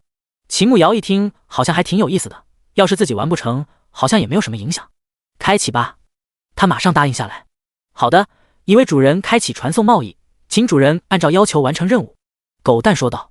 然后秦慕瑶就看到在农场的边上出现了一个牌子，上面写着玉米10个，辣椒6个，鸡蛋3个，还有对应的包。想必是让他将这些放进去，正好他仓库里都有，赶紧将这些东西都拿过来放进包裹里。放进去以后，包裹马上消失了，牌子上显示24小时后可以返回。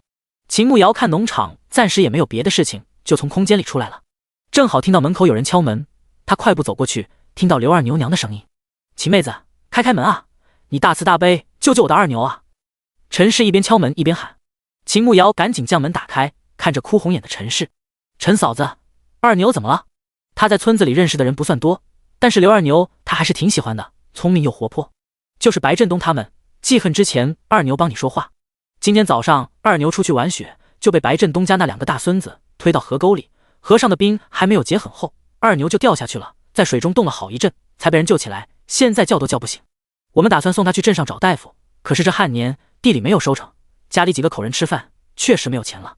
秦妹子，你可以要救救二牛啊，借点钱给我，求求你了。陈氏扑通一声跪在地上，双手合十求秦慕瑶。秦慕瑶一听居然是这事，白振东一家人也太可恶了，竟然连小孩子都不放过。陈嫂子，你快起来，我和你一起送二牛去镇上，我进屋拿钱，你们去准备一下，咱们马上出发。秦慕瑶心里非常气愤，恨不得将白振东一家人都打一顿。好好好，我这就去给二牛爹说。陈氏赶紧起身，急急忙忙地跑回去。秦慕瑶回屋和宁承霄说了一声，就马上往村口跑去。到了村口，就看到刘二牛的爹背着他站在那边等着，陈氏也在一旁。秦慕瑶看了一眼刘二牛，脸色苍白，嘴唇都冻青了，紧紧闭着眼睛，看上去很不好。他直接将自己身上的披风脱下来给裹在刘二牛身上，这样能暖和一些。只有红花镇才有大夫，几个人连忙赶去镇子上。到了医馆后，大夫给刘二牛把了脉，又翻开眼皮看了看，说还好来得及时，而且路上没有受寒，还有救治的希望，只是治好了以后，今后身体也会很弱，不能受一点寒。不管怎么说，捡回了一条命，就是不幸中的万幸。秦慕瑶心里很不滋味，毕竟刘二牛是受了他的牵连，他才7岁，还是一个孩子，今后还有一辈子要怎么过呀？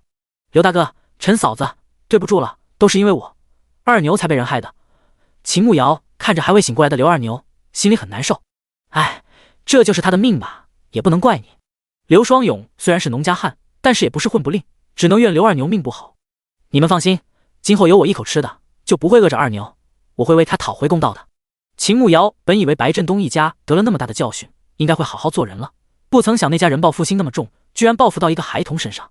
算了吧，白振东以前也做了10多年村长了，我们是斗不过他的。陈氏不停地抹眼泪。放心，我不会让二牛白受苦的。秦慕瑶之前还觉得白雪儿死得很可怜，可是现在觉得白家人就是魔鬼，他们简直坏透了，必须要让他们惩罚。他们在医馆里等刘二牛醒了，才拿料回去。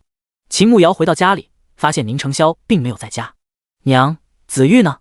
他去贺娇兰的屋里找他。你没有碰到仙儿吗？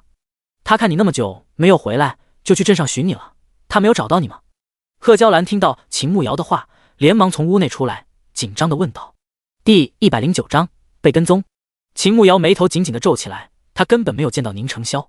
从白水沟到红花镇就一条大路，宁承霄腿不方便，肯定是赶着毛驴去的，那肯定不可能走小路。他什么时候去的？秦慕瑶看外面的天色已经不早了，再有1个小时就要黑了，心底不禁担忧了起来。他已经去了1个时辰，萧儿该不会是遇到危险了吧？贺娇兰顿时紧张起来，目光担忧地望着门外。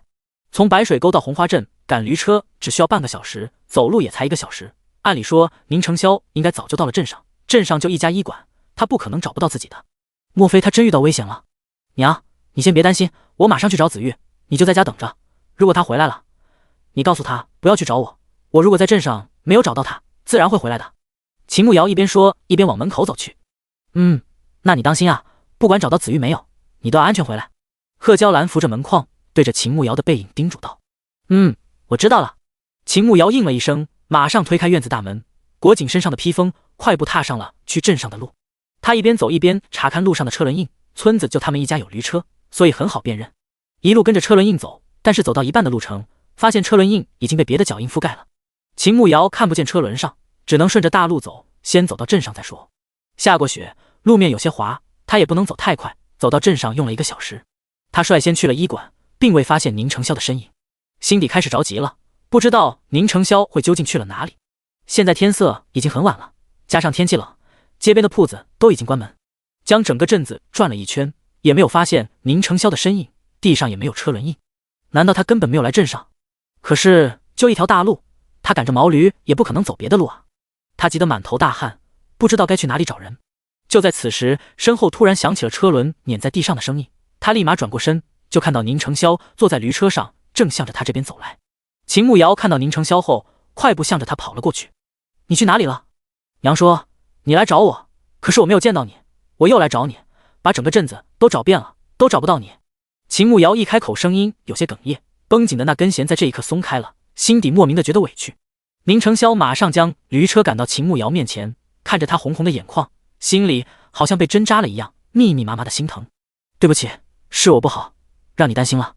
他伸出手轻轻地帮秦慕瑶将头顶的雪花拿掉，一脸愧疚地说道。秦慕瑶嘟囔着嘴，气鼓鼓地拍了一下宁承霄的手，气呼呼地爬上车。天知道他找不到他心里有多担心，好怕他被那些坏人抓走，又害怕他翻车，双腿不便，在雪地里挨冻。你到底去干嘛了？他气呼呼地问道。遇到一点事情去处理了一下，所以就把时间耽误了，让瑶儿担心了，是我的不是，回去任由瑶儿打骂，瑶儿不生气了可好？宁承霄知道秦慕瑶担心他是因为在意他，他心里自然是开心的，尤其是看到他一个人在雪地里四处找寻他，心底生出了一股浓浓的归属感，感觉自己漂泊的心灵在这一刻找到了归属。什么事？秦慕瑶顺口问道。宁承霄一把将秦慕瑶搂到怀里，知道他害怕冷，用自己的身子帮他遮挡风雪，低声说道，来和袁宏杰接头的人找到我了，和他周旋了一阵。秦慕瑶愣了一下，连忙伸出手摸宁承霄的身子。嗨，瑶儿，这是在外面，你我什么我就是想看看你受伤没有，还有在外面就不给摸了吗？秦慕瑶听到宁承霄的话，板着脸反问道。给，我没有受伤了，放心吧。宁承霄脸颊有些发烫，拿他一点办法都没有。没受伤就好。你知不知道我都担心死了，就怕你遇到坏人。秦慕瑶听到宁承霄说自己没有受伤，悬着的心才彻底放下来。知道了，以后一定告诉瑶儿，不让你担心。宁承霄赶紧讨好的说道。秦慕瑶看宁承霄认错倒是积极，倒是没有那么生气了，安心的靠在他怀里。我去找你的时候，还在想万一路上太滑，你翻车了怎么样？要是再遇上一个漂亮的小村姑，然后把你扶起来，人家要你以身相许怎么办？秦慕瑶担忧的说道。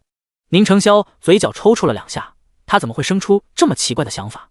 不过还怪可爱的。红花镇哪有比我家瑶儿更好看的女子？他紧紧地搂着秦慕瑶，这么有趣的女子，定要好好看着，不能让她跑了。秦慕瑶听到宁承霄的话，顿时笑了起来。那是，姐姐我貌若天仙，人见人爱，花见花开，别的小村姑肯定比不上我，你可不要眼瞎，被人勾跑了。秦慕瑶自恋地说道。别的不敢说，在颜值这一块拿捏得死死的。宁承霄听到秦慕瑶的话，真是哭笑不得。瑶儿最好看，我一定好好保护她眼睛，绝对不能瞎了。宁承霄搂着秦慕瑶宠溺地说道。两个人有说有笑的赶着毛驴回去，天已经黑了，但是这回在下雪，倒是看得清路。雪花落在两个人的头上，远看两个人就好像是花甲之年的老夫老妻，相互依偎在一起。这次二牛因为我被白振东一家人报复，虽然捡回了一条命，大夫说日后可能要落下病根，我想认二牛为义子，今后多帮衬一下他们家，你有意见吗？秦慕瑶突然想到这件事，正好和宁承霄商量一番。宁承霄蹙眉想了一下，然后说道，帮是可以的，认义子就不了吧。你才多大，二牛都7岁了，有些不合适。宁承霄可不想多出一个那么大的儿子，要有儿子也是他们自己先有了孩子再说。秦慕瑶突然反应过来，他这具身子才16岁，他总当自己已经25岁了，认一个7岁的孩子当干儿子也没啥不对的。秦慕瑶正想问宁承霄要怎么帮衬刘二牛，突然宁承霄搂着他腰的手紧了2分，只听到他冷声说道：“阁下还要跟多久？”第110章，子玉哥，好久不见。秦慕瑶听到宁承霄的话，身子一怔，有人跟踪他们吗？他怎么一点感觉都没有？那跟踪他们的人会不会已经听到他刚才的自吹自擂了？天啊，也太羞耻了吧！只想在自己男人面前耍宝，结果现在丢人丢大了。就在他脸颊发烫，感觉自己没脸见人的时候，突然一抹白色的身影从天而降，落在了他们的驴车跟前。子玉哥，好久不见。宁家玉看着车上的宁承霄，露出一抹友好的笑容。草民见过六皇子，请恕草民双腿有疾，无法下跪行礼。宁承霄坐在驴车上，双手作礼，微微低头，对着宁家玉说道。秦慕瑶听到六皇子3个字，下意识地看了过去，毕竟六皇子可是本书的男主，他很好奇他到底长什么样子。果然和书中描写的一样，他长相非常俊美精致，模糊了性别的美，让人忍不住多看几眼。子玉哥，几月不见，你怎变得如此生疏了？快快免礼。宁家玉马上上前虚扶了宁承霄一把。草民只是一介庶民，见到六皇子确实该行叩拜大礼，只是双腿有疾，无法下地行礼，多谢六皇子不怪之恩。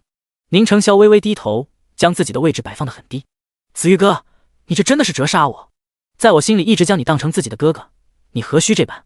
宁家玉一脸无奈地说道。宁承霄并未因为宁家玉的话而松懈，恭敬地出声问道：“不知六皇子找草民有何事？”宁家玉看宁承霄故意和自己保持距离，想必很难对自己敞开心扉。余光瞥见旁边的秦慕瑶，他应该是个很好的突破口。嫂嫂，为何这般看着我？宁家玉转过头看着秦慕瑶，看他一直盯着自己看，轻笑着问道。秦慕瑶还没来得及尴尬，就接收到了旁边某人的如刀般锐利的目光，紧接着就听到宁承霄出声说道：“六皇子勿怪，内子很少见身份尊贵的人被六皇子的贵气震慑住了，还请六皇子恕他无罪。”秦慕瑶闻言赶紧从车上下去，民妇秦氏见过六皇子，按照记忆中原深学的规矩给宁家玉行了一个礼。宁家玉笑着看着秦慕瑶说道：“嫂嫂快快请起，你别听子玉哥胡说，我与他自幼一起长大，关系最好，我一直将他当成我的亲哥哥一般，是他非要与我生分。嫂嫂果然如传闻那般貌美无双，怪不得子玉哥会心动。要知道他以前从不会多看哪个女子一眼，就连京城第一才女赵雪凝上前和他说话，他都不理会人家。”宁家玉打趣地说道。秦慕瑶虽然知道宁家玉是故意说给自己的听的，但是心里还是忍不住高兴，毕竟谁不希望自己的男人心里只有自己。天已经晚了，家里只有母亲一人，草民放心不下，六皇子如若无事，草民携内子就先行告退了。宁承霄出声说道。宁家玉感觉到宁承霄语气里的不耐，看来还真的很在意秦慕瑶，他和他说上2句话就不高兴了。看来这秦慕瑶大有用处，今后得好好利用。肃王叔呢？宁家玉出声问道。家父已病故。宁承霄一脸平静地说道。宁家玉大受震惊，瞪大眸子，俊美的脸上写满了不敢置信，缓了几秒钟才听到他说道：“节哀顺变。”宁承霄点点头。子玉哥，我有几句话想单独和你说，不知方便吗？宁家玉看着宁承霄问道。宁承霄看了一眼秦慕瑶，你先去前面等我，不要走太远。一边叮嘱，一边将自己身上的披风解下来递给秦慕瑶。秦慕瑶接过宁承霄暖暖的披风，轻轻点了点头，然后披着他的披风往前走去。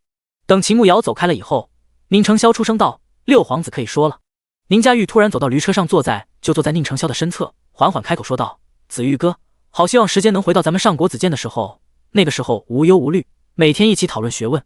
可是时光再也回不去了。你离开了京城，3哥娶了亲，也不再去国子监。4哥之前犯了错，被父皇罚闭门思过，还没有去上学。2哥现在每天和太子一起上朝听政，国子监冷清了好多了，只有几个小的弟弟在上学，他们和我们都不是一个年纪的，也没啥话谈。”宁承霄看着一直在跺脚的秦慕瑶，知道他怕了。六皇子有什么话不妨直说，他只想赶紧处理了，早些带秦慕瑶回家去，让他少挨冻。子玉哥打算就在这一方乡下度过余生吗？宁家玉问道。既然皇上安排我们到这里，自然要遵循圣上的旨意。宁承霄淡淡的说道。宁家玉自然是不信的，出声道：“其实我与2哥一直不相信肃王叔会做出那等事，我们认定其中有隐情。子玉哥若是愿意相信我们，我们会努力找寻证据，为肃王叔翻案的。草民感谢六皇子和2皇子的信任，家父已逝，我们在这乡下过得也还不错，以前的事情就那样吧。六皇子还有别的事情吗？宁承霄面色如常，语气平静地说道。宁家玉看着宁承霄脸上一点波澜都没有，好似真的不打算为宁素远翻案了。既然子玉哥喜欢现在的生活，那就当我不曾来过。这是我的一点心意，你收下吧，今后好好保重。宁家玉从怀里掏出一沓银票递给宁承霄，多谢六皇子的恩赏，只是这钱草民不能要，这雪越下越大，钱还是留给那些无家可归的人吧。宁承霄淡淡的拒绝了。子玉哥还是一心向民，将来若是能入朝为官，必定是百姓之福。那我便先走了，祝子玉哥一切安好，和嫂嫂早生贵子。宁家玉说完就跳下驴车离开了。恭送六皇子。宁承霄颔首恭敬地说道。等宁家玉走远了，宁承霄才赶着驴车去找秦慕瑶。秦慕瑶一个人在雪地里被冻得瑟瑟发抖，一直在不停地跺脚，看到宁承霄来了，赶紧跑过去。他走了？你们说啥了？秦慕瑶爬上车，一脸好奇地问道。宁承霄板着脸，目光冷冷地盯着秦慕瑶，一看就是不高兴。第111章，宁承霄对他的惩罚。秦慕瑶被宁承霄的眼神吓到了，心里莫名一虚。你这样看着我干嘛？你要是不想说，我不问便是了。他就随口问问，他怎么还生气了呢？宁承霄脸色越发的阴沉，他竟然还不知道自己错哪儿了，咬牙切齿地问道：那会你一直在看宁家玉，她很好看吗？秦慕瑶身子一顿，猛然反应过来，他这是在吃醋啊！扑哧一声笑了起来，然后主动挽着宁承霄的手臂，憋住笑说道：好是好看，但是没有我的子玉好看。宁承霄的脸色稍微好转了一点，继续绷着脸说道：他哪里好看？秦慕瑶有些哭笑不得，这人怎么这么钻牛角尖啊？他不好看，哪里都不好看，还是子玉最好看。为了不让某醋坛子继续吃醋，他还是哄一下吧。那你盯着他看了那么久？宁承霄不依不饶地说道。秦慕瑶欲哭无泪啊，他真的只是好奇。当然宁家玉确实长得好看，某些角度比女人还要好看。我错了，我以后不看了，我再看就是猪。别生气了啦，好不好吗？他估计他要是敢说一句宁家玉好看，这人能几天都不理他。记住你的话。宁承霄可算好了，没有再继续生气。两个人赶紧赶回家里，贺娇兰一直在门口张望，看到他们回来，马上跑了过来。可算回来了，真是急死人了。快进屋，外面太冷了。我熬了慕瑶之前做的腊肉粥，吃了暖和一点。贺娇兰上前查看了一番，看到两个人都没事，这才放心下来。进屋后，贺娇兰去给两个人盛了粥出来，粥还是热的，在这样的冰天雪地吃一碗热粥，真的幸福死了。等两个人吃完饭，时间已经不早了，也该休息了。洗漱了以后，秦慕瑶就自觉地去宁承霄的屋子里，还是先给他按摩了腿。现在已经成习惯了，每天睡觉之前都要给他按摩一番，帮他活动一下，推一下经络。按摩完了，秦慕瑶才赶紧躺下。刚躺下，不料就被宁承霄一把拉到了怀里，属于他的独有气息将他包裹着，温暖的身子好像一个大暖炉，正源源不断地向他传去热量。你看了宁家玉那么久，还说她好看，这是惩罚。宁承霄说完就吻上了秦慕瑶的唇。秦慕瑶根本没有反应过来，宁承霄已经霸道地掠夺她的领地，一点一点地沾染上她的气息，带着她一起共舞。如果这就是惩罚，那他觉得自己可以多犯几次。宁承霄虽然亲吻的时候霸道了一些，可是还是很规矩的，只是单纯的亲吻，并没有别的愉悦的举动。可能越是这样，他的吻就越是用力。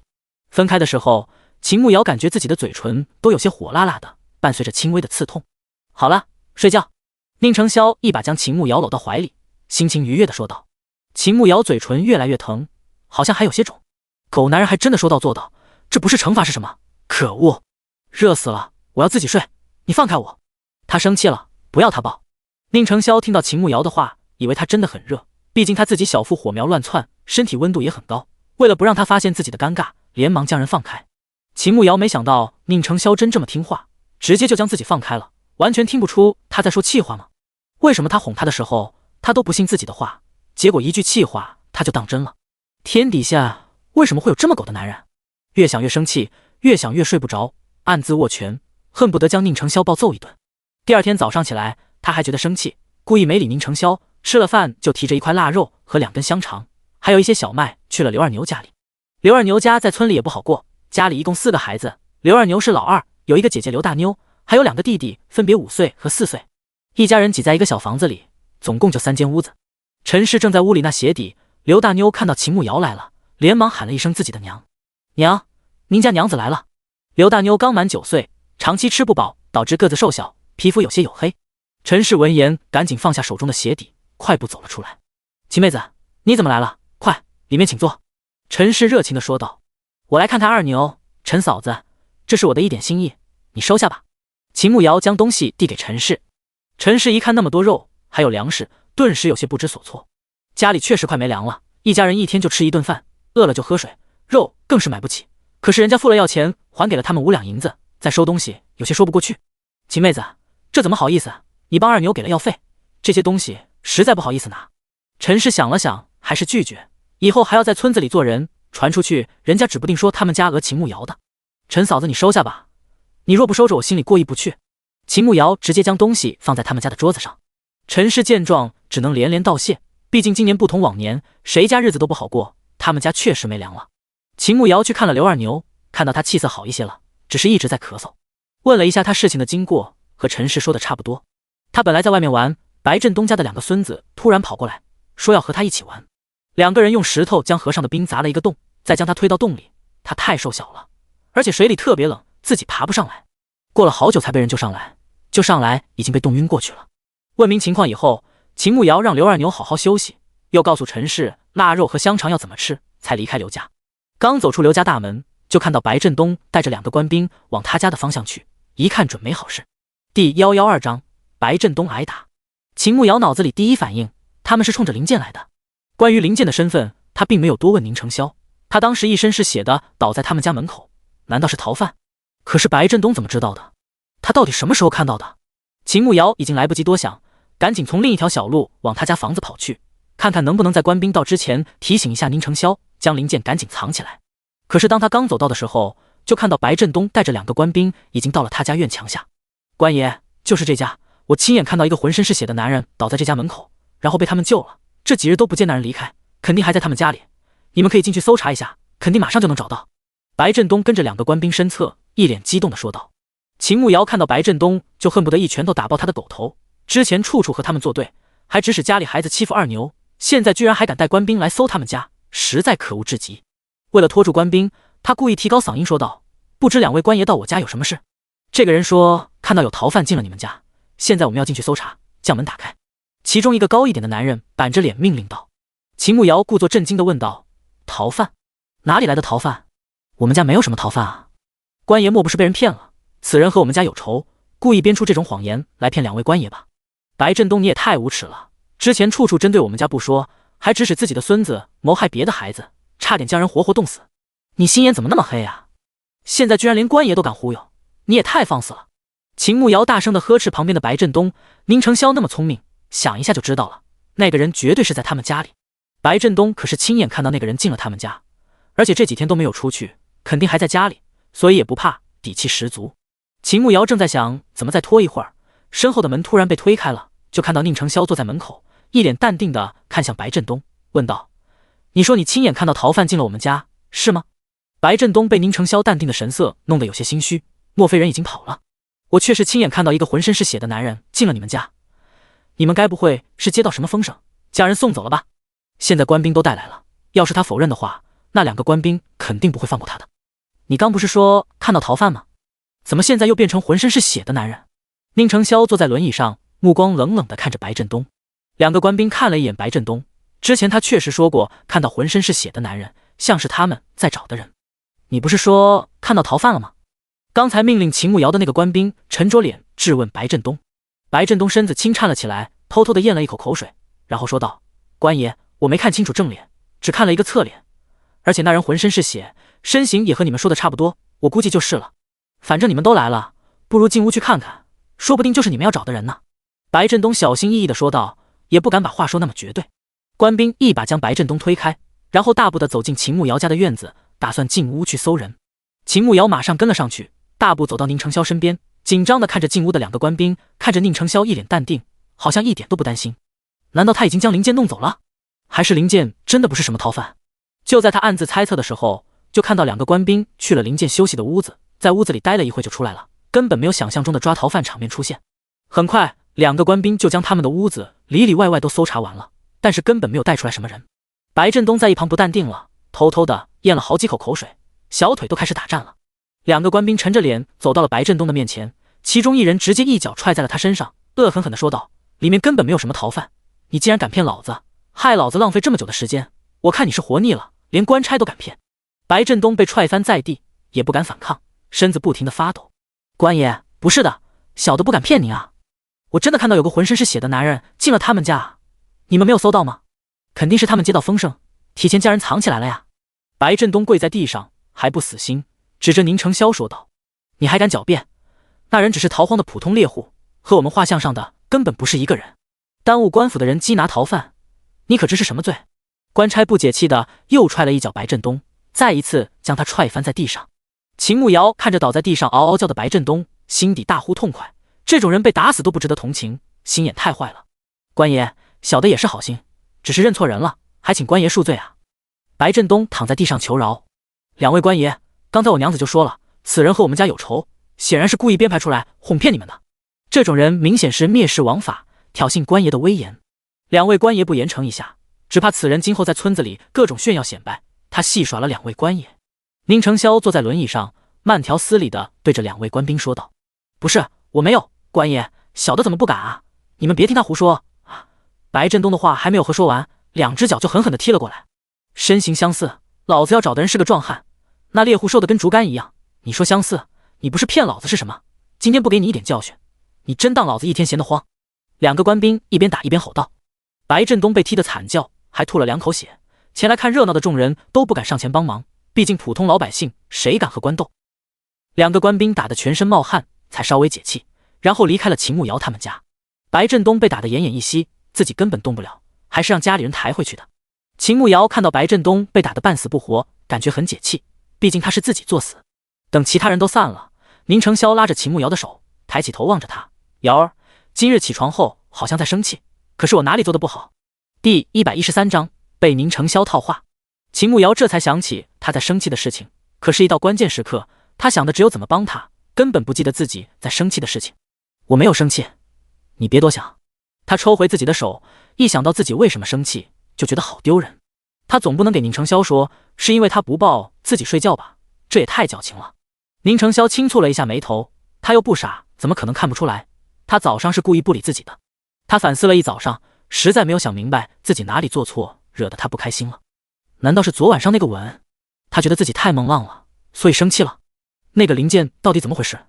秦慕瑶为了不让气氛变得尴尬，赶紧转开话题。宁承霄看秦慕瑶肯主动和自己说话，应该气都消了，心里保证今后不那么猛浪，惹他生气了。他现在的身份就是逃荒的猎户，进山区打猎的时候被熊瞎子抓伤了，然后逃命到我们村子，被我们救下了，暂时住在我们家。宁承霄低声解释道：那他是不是逃犯？秦慕瑶看了一眼四周，俯身在宁承霄耳边小声地问道。宁承霄摇摇头，不是。秦慕瑶一听不是，那就彻底放心了。那我去找娘了。秦慕瑶看时间还早，打算去将自己还没有完成的荷包绣完。等一下，宁承霄赶紧叫住秦慕瑶，还有事吗？秦慕瑶停下脚步，看着宁承霄问道：我听娘说你最近都在跟着她学绣荷包，总是扎到手，如果实在不会就别学了，不要为难自己。宁承霄听说秦慕瑶手指被扎了很多下，就很心疼，她不会女工也没关系，今后也用不着她费心费力的做那些。秦慕瑶一听瞬间不高兴了，她这是嫌弃自己笨吗？还是她看了自己绣的荷包觉得太丑了，不喜欢自己绣的，故意这样说，想劝退自己？她确实被扎了几次，可是她现在已经掌握技巧了，不能一下否决自己的努力吧？你要是不想要，嫌弃我做的不好看，我自己用就是。秦慕瑶气呼呼地说完，直接转身就走，感觉自己一片真心被嫌弃，心里很委屈。宁承霄看着走开的秦慕瑶，意识到他可能误会自己的意思，赶紧转动轮椅追了上去。在秦慕瑶进屋关门之前，一把将门挡住。屋内的贺娇兰被吓了一跳，连忙抬起头看向门口。瑶儿，你跟我回屋，我有话和你说。宁承霄一只手撑着门，望着秦慕瑶说道：我现在没空，有事晚上再说。秦慕瑶现在很生气，不想和宁承霄说话，等他气消了再说。宁承霄从未哄过女子，也没有经验，现在不知道要如何是好。贺娇兰是过来人，一看就看出小两口闹矛盾了，多半是他那个笨儿子惹自己媳妇儿生气了。慕瑶，娘这里暂时没有什么要帮忙的，你先和仙儿去吧。他出声为自己的儿子找个台阶。秦慕瑶听到贺娇兰都这样说了，在长辈面前闹别扭，感觉有点丢人，只好跟着宁承霄回了他们住的屋子。回到屋里，秦慕瑶气鼓鼓地坐在凳子，不理会宁承霄。宁承霄关上门，赶紧讨好的来到秦慕瑶身边。瑶儿，你误会我的意思了，我不让你做荷包，并不是嫌你做的不好看，我是听娘说你总是扎到手指很疼，我不想让你受伤。宁成霄一边解释一边牵起秦慕瑶的手，果然看到他手指上还2个小针眼，还没有完全好。秦慕瑶听到宁成霄的话，心底的气一下就消了一大半。都说女子会给喜欢的人绣荷包和香囊，我也想试试嘛，只是我对刺绣确实不擅长，绣的也不好看，我就是怕你嫌弃。秦慕瑶小声的说道，语气充满了委屈。宁成霄一把将秦慕瑶拉到自己怀里坐下，轻轻的搂着她，温柔的说道，瑶儿做的我都喜欢，我只是怕你扎伤自己。我知道你的心意，你不擅长刺绣就不做这个，一般你们那里女子会送喜欢的男子什么？秦慕瑶脱口而出，织围巾啊。等他说完才意识到不对劲，他好像被套话了。他蹭的一下从宁成霄的怀里站起来，惊悚的看着他，他是不是早就知道了什么？宁成霄看着反应如此大的秦慕瑶，尤其是瞪大眼睛盯着自己，一脸的惊悚和紧张，真的非常可爱。你秦慕瑶看着宁成霄，一时间有些语无伦次，不知道该如何说出一句完整的话。那就织围巾。宁成霄坐在轮椅上，薄唇微微上扬，目光定定地望着他，温柔地对着他说道。秦慕瑶心底无比的慌乱，各种情绪交织在心底，让他有种想要逃走的冲动，可是双腿却好像灌了铅一样，竟然无法挪动，就这样站在原地与宁成霄对视着。过了好一阵，他才反应过来，然后紧张地开口问道，你是不是知道了什么？宁成霄轻轻摇头，然后说道，我在等你亲口告诉我。秦慕瑶有些凌乱，深吸了一口气，心底有2个小人在疯狂的打架。告诉他，反正他已经知道了，你瞒不住了。不能告诉他，他是大反派，他会杀了你的。你要相信他，他肯定不会那样做的。你们不是互相喜欢吗？相互喜欢的人就要坦诚。那他对你坦诚了吗？你确定他一定能接受这么荒谬的事情吗？2个小人还在不停的争吵，秦慕瑶揉了一下自己的额头。他决定和宁成霄坦白，可是他才刚开口，胸口突然剧烈的疼痛，好像要裂开了一样，然后他眼前一黑，就直接晕了过去。宁成霄见状被吓了一大跳，连忙上前将秦慕瑶拉起来，抱回到床上。瑶儿，瑶儿，他轻声呼唤秦慕瑶的名字，可是他却一点反应都没有。此刻秦慕瑶陷入了梦境中，梦里他又回到了农场的小屋里。主人，你很虚弱，你需要休息。是狗蛋的声音。狗蛋，我这是怎么了？秦慕瑶虚弱地躺在沙发上，不解地问道。第114章，我要给你生猴子。主人，系统检测到你要透露身份，强制将你带来，你好好休息一会儿就没事了。狗蛋说道。秦慕瑶一脸懵逼，这系统是不让他给宁成霄透露自己的身份吗？为什么不让我给他坦白我的身份？秦慕瑶蹭的一下坐了起来，因为主人还有很多任务未完成，必须将任务完成后方可以坦白自己的身份。狗蛋机械地解释道。秦慕瑶无语地翻了一个白眼，他好不容易决定要和宁成霄坦白自己的身份，可是这狗系统就是不让他说，这简直坑死人。都有啥任务啊？你们不就是那种社死的恋爱任务？我现在和他都亲亲抱抱举高高了，你们该不会要让我给他生猴子，然后才算完成吧？秦慕瑶无语地问道。主人，你的格局小了，请把格局打开一些，任务今后会陆陆续续来的，你好好做任务吧。狗蛋一本正经地说道。就你们那些坑爹任务还能有啥格局？但凡你安排一些正常的任务给我，我能那样想吗？秦慕瑶毫不客气地拆狗蛋的台。嗨嗨，主人请记住，时机未到，你的身份不能暴露，不然你就会像刚才一样。狗蛋尴尬地说道。秦慕瑶紧紧地皱起眉头，这狗系统到底要他做什么？那我什么时候才能和他坦白？秦慕瑶问道。50级以后。狗蛋说道。秦慕瑶看着自己30级的等级，也就是说他还要差20级。靠，后面升级越来越慢，那他要等到猴年马月呀。狗系统到底要他做什么？那最近有什么任务？刚才心脏要裂开的疼简直让他记忆犹新，根本不敢再试一次，还是老老实实做任务升级。只要他做任务的速度够快，50级很快就能达到的。系统派送3星任务一个，主人要接吗？狗蛋问道。接呀。秦慕瑶现在巴不得多派送一些任务，早点升级。好的，已经为主人接下了3星任务，请主人在5日内赚取100两银子，完成任务可以获得2500点经验值，1套珍珠首饰和1粒解毒丸。狗蛋说道。秦慕瑶一听解毒丸，瞬间来了兴趣。解毒丸是啥？什么毒都可以解吗？不是，这只是初级解毒丸，只能解一般的毒。狗蛋说道。一般的毒有哪些？秦慕瑶好奇地问道。在现代有毒的都会标准出来，而且谁没事给人家投毒啊？那可是犯法的。可是古代就不一样，动不动就要下毒，这还是问清楚一点好。就是轻微的腹泻、头晕、呕吐等症状可以使用。狗蛋解释道。秦慕瑶一听这些症状，不是肠胃不好吗？这也算是毒？算了，他现在要做的是挣经验值，至于这些奖品都是附带的，有总比没有好。可是5天之内赚到100两银子，是不是有点太狠了一点？别说这破山村了，就说红花镇也不行吧？现在3星的任务都这么难了吗？可是接都接下了，他只能硬着头皮上。正好他昨天的传送贸易已经结束了，他去外面看了一下，发现包裹里有一包纸巾、一个指甲剪，还有一捆毛线。当看到这些东西的时候，他嘴角抽搐了一下，还真是随机，完全没有一点逻辑。但是好歹都是用得上的，不管3七21，全部丢进乾坤袋再说。等他从空间里出去，还没有睁开眼睛，就听到贺娇兰在说话：“怎么还不醒？真是急死人了！是不是你把他气晕的？”“不是。”宁成霄摇头说道。他现在也搞不懂是怎么回事。他说着话，突然就晕了过去。女人是用来疼的，你别动不动就惹她生气。贺娇兰板着脸教训起宁成霄来。知道。宁成霄自然是知道的。秦慕瑶晕倒太突然了，他总感觉有问题。秦慕瑶听到贺娇兰训斥宁成霄，心里还挺爽的，毕竟这样的婆婆可比那些恶婆婆好多了。缓缓睁开眼睛，出声喊道：“娘！”慕瑶醒了，快别动，可有哪里不舒服？贺娇兰听到秦慕瑶喊自己，马上转过头看向他，担心地问道。宁成霄也紧张地看着秦慕瑶，看到他总算醒过来了，悬着的心放了一半下来。我没事了。秦慕瑶坐了起来，确实没有哪里不舒服，心脏的疼痛感也消失了。真的没事吗？要是哪里不舒服，你可一定要说，让仙儿送你去看大夫。贺娇兰不放心地说道。秦慕瑶知道自己这是怎么回事，都是狗系统在作怪，所以并没有什么问题。我真的没事了。他摇摇头说道。没事那就好，那你再休息一下，我去做午饭，等吃了饭看看，如果感觉那里不舒服，就让仙儿带你去镇上找大夫瞧瞧。贺娇兰说道。秦慕瑶点点头，知道贺娇兰是真心为他好，心里还是挺感动的。贺娇兰出门之前还特地叮嘱宁成霄要好好照顾她，不准惹她生气。等贺娇兰出门以后，宁成霄看着床上的秦慕瑶，他也望着自己，可有哪里不舒服？宁成霄出声问道。秦慕瑶摇摇头，心里开始发愁，他要怎么给宁成霄说这件事？没有就好。宁成霄点头说道。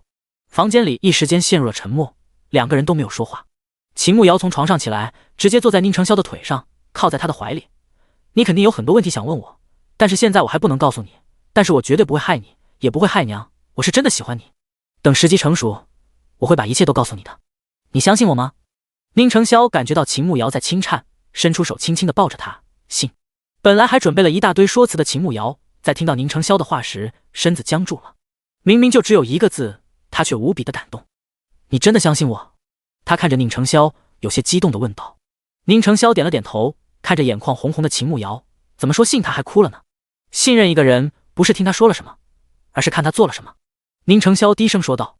秦慕瑶感动得一塌糊涂，感觉自己没有爱错人。子玉你真好，我要给你生猴子。秦慕瑶搂着宁成霄，一脸激动地说道。宁成霄蹙眉，什么是生猴子？秦慕瑶脸颊一红，羞涩地趴到宁成霄怀里，小声地说道，就是生孩子。宁成霄身子一僵，生孩子暂时不在他的计划中。再说吧，明日我要去一趟抚州，你想和我一起去吗？宁成霄眼底闪过一丝冷光，低声在秦慕瑶耳边问道。第115章，我要你抱着睡。秦慕瑶一听去抚州，马上想到了自己的任务。抚州城里有钱人肯定比红花镇多多了，那100两银子好像也不是很难。想啊，上次我们经过抚州城都没有好好逛一下，这次可以去逛逛。他从宁成霄怀里退出来，一脸期待地说道。好，那我们明日出发，先到红花镇找一辆马车，从红花镇到抚州城要2天时间，你带点厚衣服。宁成霄点点头。我们走了娘怎么办？他一个人在家没事吗？今天白振东被打成那样，他会不会趁我们没再找娘麻烦？秦慕瑶突然想到，他们要是走了，家里都没有人照顾贺娇兰了。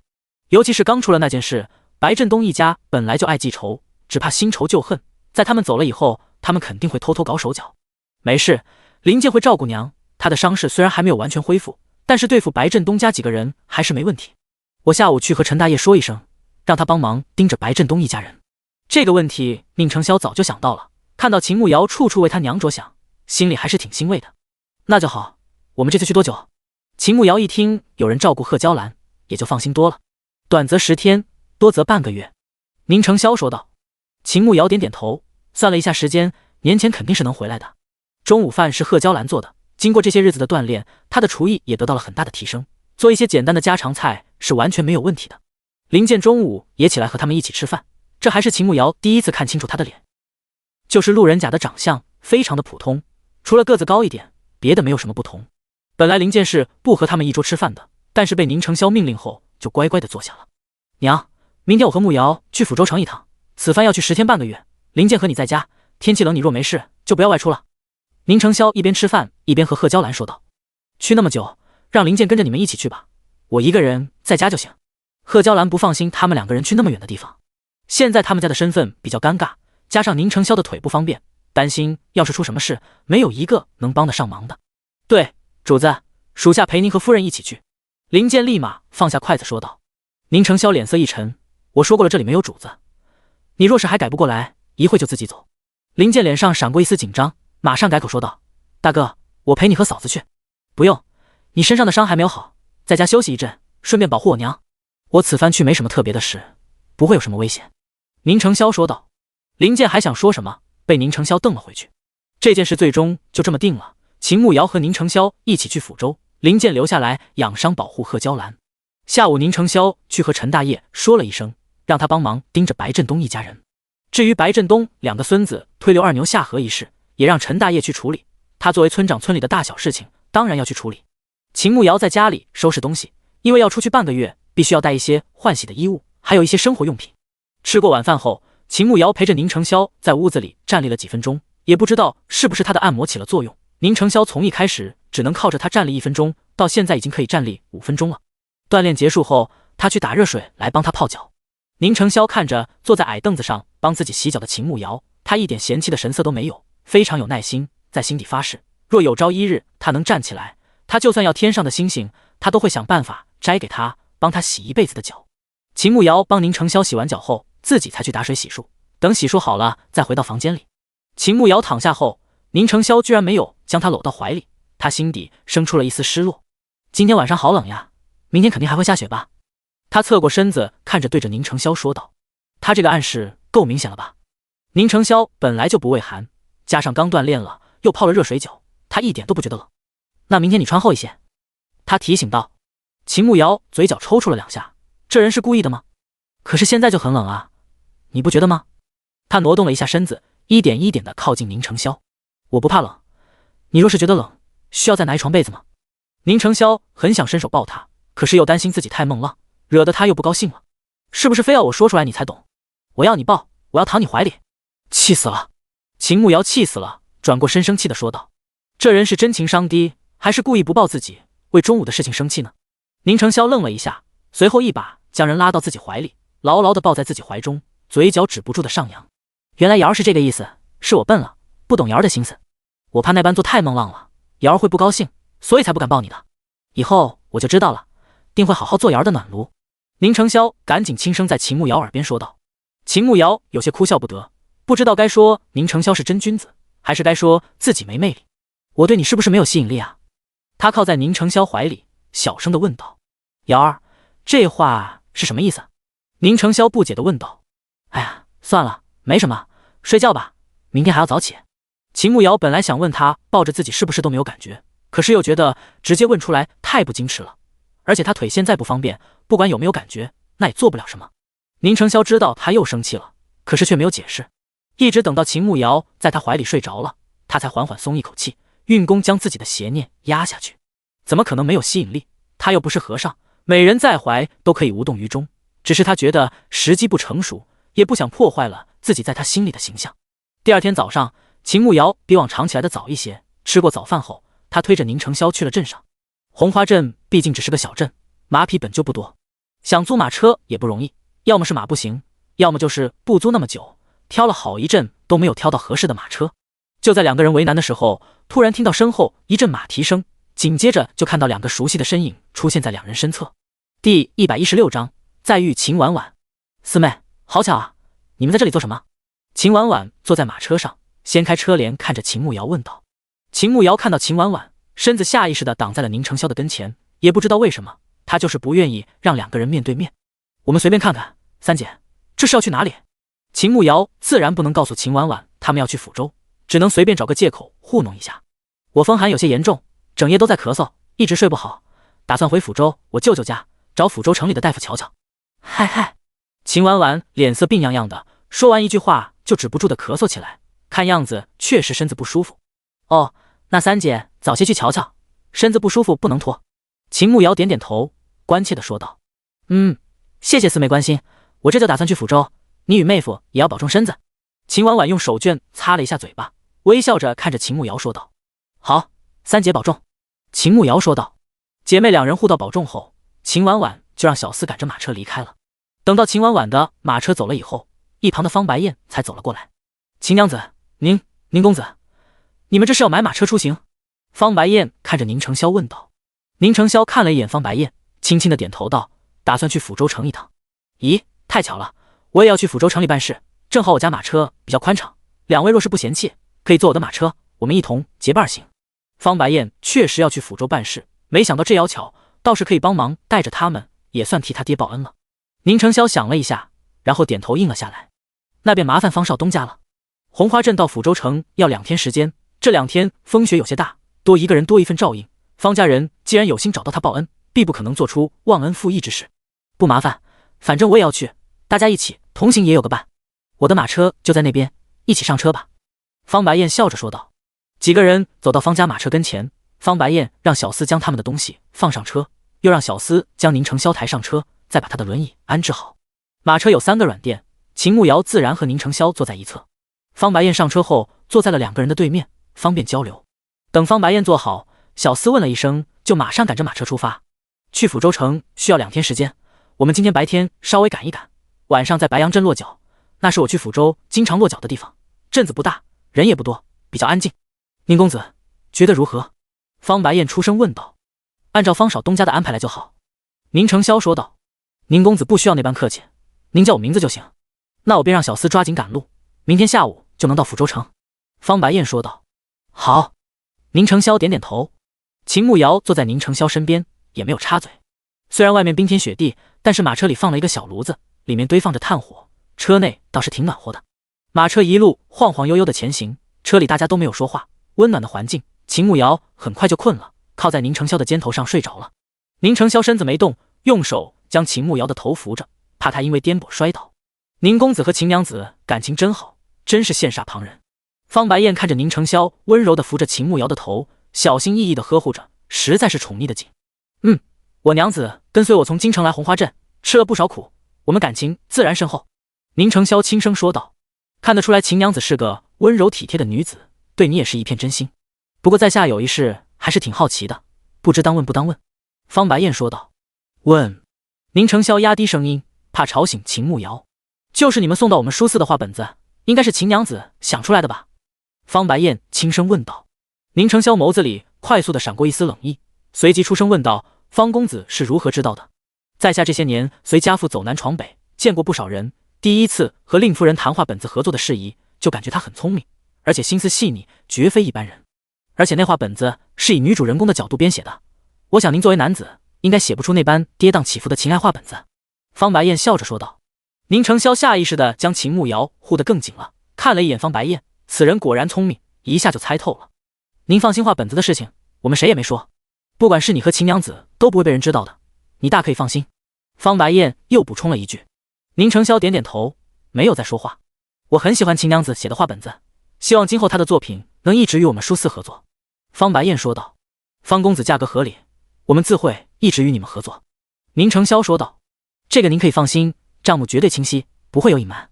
这次去抚州，我也是将画本子送到抚州书肆进行售卖，看看效果如何。方白燕立马说道。宁承霄点了点，没有多说什么。为了赶路，中午大家就在车上吃了一点干粮，并没有去饭馆吃饭。秦慕瑶昏昏沉沉睡了一天，晚上到了方白燕说的白杨镇，他倒是精神了。白杨镇确实不大，镇上就一家客栈，可能是他们到的时间比较晚，街道上已经没有行人，好些铺子都关门了。方白燕在客栈开了2间上房，又给赶车的2个小厮开了1间下房。刚把房间开口，门口又来了住店的人。当人走进来后，秦慕瑶愣了一下，竟然是秦婉婉。秦婉婉自然也看到秦慕瑶了，2个人四目相对，皆是一愣。秦婉婉只是对着他点了一下头，并未出声说什么，走到掌柜跟前。掌柜，我要1间上房，1间下房。秦婉婉手里拿着手帕，时不时的咳嗽2声。不好意思，姑娘，今天我客栈住满了，已经没有空房了。掌柜看着秦婉婉说道。秦婉婉身子一怔，这大晚上的，外面又冷，天已经黑了，她一个女子想要赶去别的地方住店也不可能，这该如何是好？秦慕瑶也没有想到客栈住满人了。秦婉婉作为女主角，不应该有主角光环吗？怎么住店都没有房间？这也太惨了吧！第117章，你是我的初恋。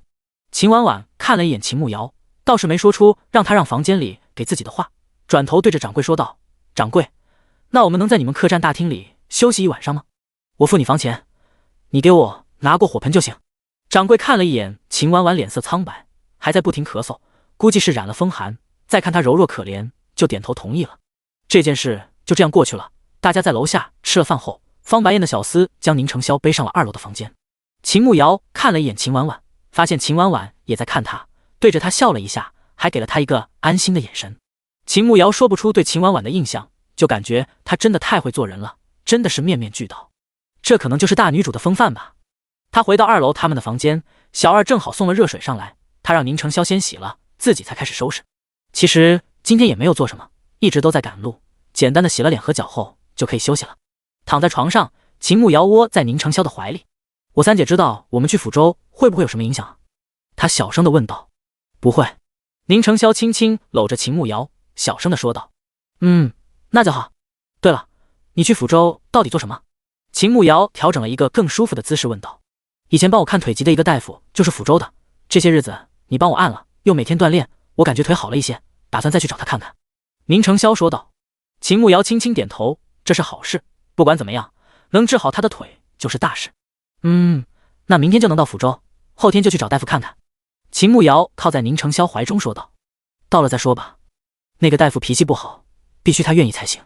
之前去京城帮我看腿疾，是欠了我爹一个人情，这次去了再看。宁承霄想到那个古怪的老头，脾气确实挺差的，明明看不好自己的腿，还很自傲地说只有他能控制，一直等到有人能治好他的腿。经过秦慕瑶这段时间的按摩，他感觉好转了一些，虽然还不能自己站立，但是依托别的工具，他也能短暂的站一会儿，这明显比之前好太多了。所以他打算去看看那个老头，让他帮自己看看怎么样了。最主要的是他要让老头给秦慕瑶瞧瞧，他突然晕倒一事是否有什么蹊跷，还是他身体里有什么东西在控制他啊？那他万一不给你看呢？秦慕瑶一下想到以前电视里看的那种名医，脾气很差，只看有缘人，心底不禁有些担忧起来。他们这一趟不会白跑了吧？应该不会。宁承霄既然花了这么多功夫来，自然也有把握让老头帮忙治病。那到了再说，他要是不给你看，我找个麻袋把他套起来，直接扛过来给你治病。秦慕瑶小手紧握成拳头，对付老顽固就要用非常手段。宁承霄听到秦慕瑶的话，瞬间被逗笑了，真是个傻姑娘。好，那睡吧。他有时候真的觉得她很单纯，什么心事都写在脸上，有时候又感觉看不透她，古灵精怪的很。可是我今天在车上睡太久了，现在还不困，睡不着怎么办？秦慕瑶今天在路上一直在睡觉，现在真的睡不着。这个问题倒是将宁承霄难住了，现在大晚上的，而且还是在客栈里，外面又冷，确实不知道要做什么。那你想做什么？他轻声问道。那你陪我聊聊天，说说话，说不定一会就困了，就可以睡着了。秦慕瑶也知道现在什么都做不了，只能躺在床上聊天打发时间。好，你想聊什么？宁承霄倒也不困，就当陪陪他。那说说你和秦雪怡定亲的事吧。如果你们家没有出事，你会娶她吗？秦慕瑶小声地问道。不会，我与她的亲事是很早就定下来的。我很小就发现自己不喜欢亲近女子，也不喜欢女人靠我太近，想让我爹娘将婚事退了，但是他们怕我今后一辈子不娶妻，死活不给退。我本打算找个时间同秦雪怡说清楚，让他们家提出退亲。家里就发生了变故，秦家势必不会同意秦雪怡嫁给我，我正好去退婚。宁承霄缓缓道来。那你为什么要我靠近？是不是我对你是特别的？秦慕瑶嘚瑟地问道。是，瑶儿是特别的，是独一无二的。宁承霄紧紧地搂着秦慕瑶，他也不知道从什么时候，他接受了她的靠近，接纳了她的存在，甚至到现在开始依恋。晚上他不在身侧就睡不好，甚至会失眠。当然啦，毕竟我这么好看，和你才是天生一对。秦慕瑶搂着宁承霄，十分自恋地说道。宁承霄已经适应了他偶尔的自恋，只觉得可爱的紧。是。那瑶儿呢？以前可有喜欢别的男子？宁承霄问道。没有，你是我的初恋，初恋你懂吗？就是第一个喜欢的人，第一个在一起的人。秦慕瑶满心欢喜地说道。宁承霄嘴角上扬，搂着秦慕瑶的手越发的紧了。既然是第一个，那也必须是最后一个。两个人又说了一会儿别的，秦慕瑶被宁承霄温暖的怀抱抱着，逐渐有了困意，慢慢的进入了梦乡。宁承霄等秦慕瑶睡着了，在他额头上亲吻了一下，低声道：“好梦，瑶儿。”第二天早上起来，还是方白燕的小厮将宁承霄背下楼。在客栈吃了早饭后，一行人就要该出发了。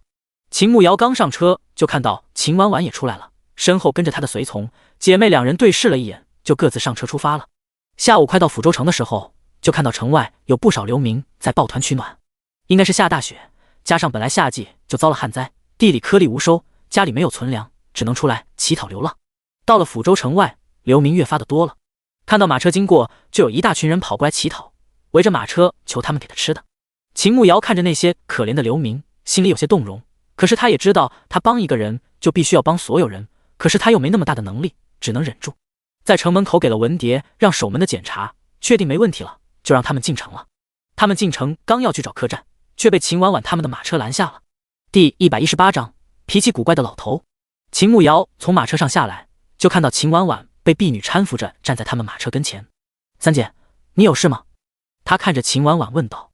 四妹，你们现在是来去找客栈吧？要不然跟我去我舅舅家。秦婉婉拿着手绢，说完话就止不住咳嗽。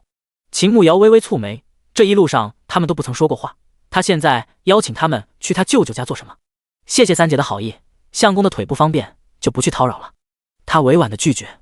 秦婉婉好像早就料到他会拒绝，也没有露出失望，温柔的说道：“就是妹夫腿不方便，在外面没有人帮忙，你一个人要照顾他，肯定很不方便。我舅舅家有伺候的下人，照顾妹夫会方便很多。不了，我都习惯了，而且相公不喜欢其他人靠近，三姐的好意，我们心领了。”秦慕瑶直接拒绝了，他相信宁承霄肯定不会去的。嘿嘿，好，那你们若是有事需要帮忙，可嗨嗨就去知府府邸找我。秦婉婉看秦慕瑶不愿意去，也没有再坚持。好，三姐慢走。秦慕瑶点点头，对秦婉婉她始终保持一份警惕，毕竟她现在和宁承霄在一起，她又是书里的大反派，肯定和作为秦婉婉的女主有些隔阂的，她还是小心一些为好。秦婉婉走了以后，秦慕瑶再一次上车，坐在宁承霄身边。方白燕让小厮去了四海客栈，那是他三叔家开的，也算是自家人，比较方便。到了客栈安顿下来，外面的天色已经不早了，让店小二炒了几个菜送屋里吃。秦慕瑶和宁承霄吃了饭后，就在屋子里休息，连着坐着2天的马车都没有怎么活动，两个人都有些不自在。宁承霄以前还好，毕竟坐轮椅习惯了，可是自从被秦慕瑶拉着锻炼，他已经习惯了，总是想站一会儿，所以这会两个人就在房间里，秦慕瑶扶着宁承霄站立。明天我们就去找你说那个赵大夫吗？秦慕瑶问道。先去看看。宁承霄点点头，赵老头脾气不好，未必明天去了就会见他们，而且他给人看病会让提出一些很奇怪的要求，所以早点去看看，万一到时候老头为难他们，他们可以早点想办法。好，明天我们早点买一些东西，然后就去拜访他。秦慕瑶听说那人脾气不好，所以去的时候带点礼物可能会好点吧。不需要，他不会要的。宁承霄摇头说道，他和赵老头接触了几次，知道他的为人，对那些俗物都看不上。哦，那就算了。秦慕瑶一听不会要，还是算了吧，他们现在用钱的地方还多，既然对方不要，他们也不要浪费钱买了。宁承霄站了一会儿，出了一头汗，让小二送了热水上来，洗了脸，又用热水泡脚，秦慕瑶再给他按摩了一会儿，两个人才躺下睡觉。第二天早上，方白燕陪他们吃了早饭，就说自己有事要忙，不能陪着他们，让他们自己逛，有事可以回客栈找掌柜。他们本来也有别的事情，自然不需要方白燕陪着。吃过早饭后，三个人就分开行动。秦慕瑶推着宁承霄，一边走一边问那个怪老头的住处，毕竟他们都是第一次来，对抚州也不熟悉，问了好几个人才找到赵老头住的地方，是一栋单独的宅子，宅子还挺大，门口有2个护院守着。他们刚走近，其中一个人就大声地问道：“你们是何人？来这里做什么？”宁承霄开口道：“在下宁承霄，这位是我娘子秦氏，我们拜访赵神医，还请这位仁兄帮忙通传一下。我们老爷最近不见客，你们赶紧走吧。”男人板着脸说道。秦慕瑶皱了一下眉头，他们从红花镇大老远来，不可能就这样走了吧？他大步地走过去，从怀里掏出2两银子递给守门的护院：“大哥，麻烦你们帮我们通传一声吧，我们从很远的地方来找赵神医，麻烦了。他将钱递给那个护院，护院瞥了一眼，冷冷地说道：都说了老爷不见客，你们听不懂吗？快点走，等会惹我们老爷不高兴了，你们吃不了兜着走。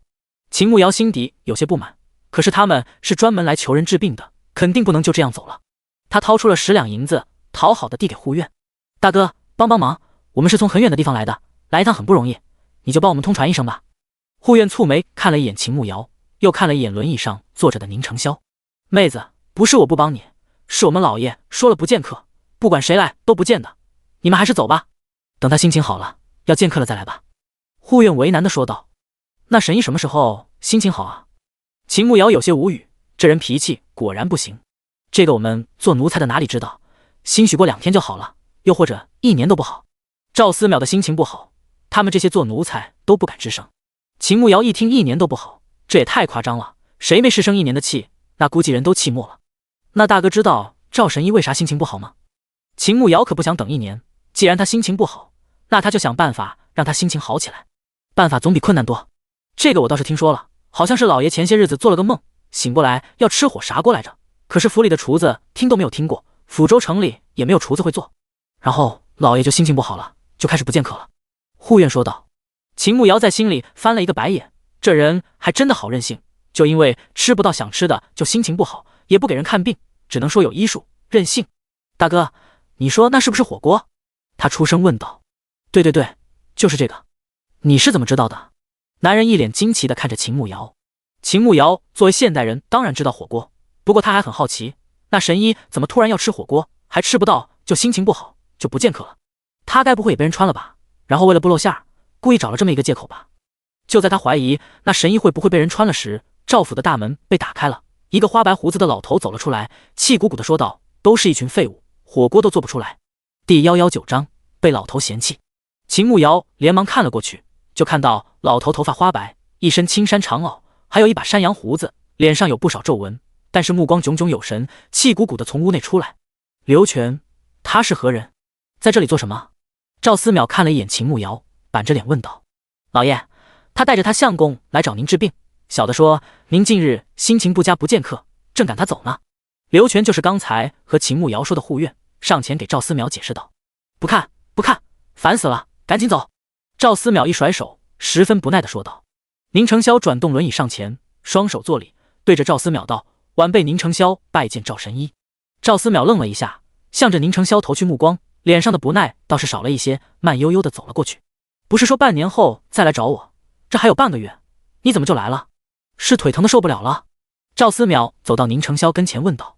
宁承霄刚要回答，却听到他又开口了。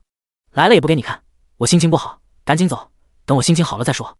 赵思邈烦躁地说道。秦慕瑶在一旁看得目瞪口呆，这老头怎么跟一个小孩子一样，说翻脸就翻脸。那晚辈明日再来拜访。宁承霄知道老头的脾气，只能顺着他，要不然你把刀夹在他脖子上，他都不会给你看。秦慕瑶不淡定了，连忙走过去，看着赵思邈行礼。见过赵神医，我是他的娘子秦氏。刚才听闻赵神医说想吃火锅，小妇人不才，刚好会做火锅，神医想试一下吗？秦慕瑶现在很想知道这个老头是不是和他一样都是穿越来的，借机试探一番。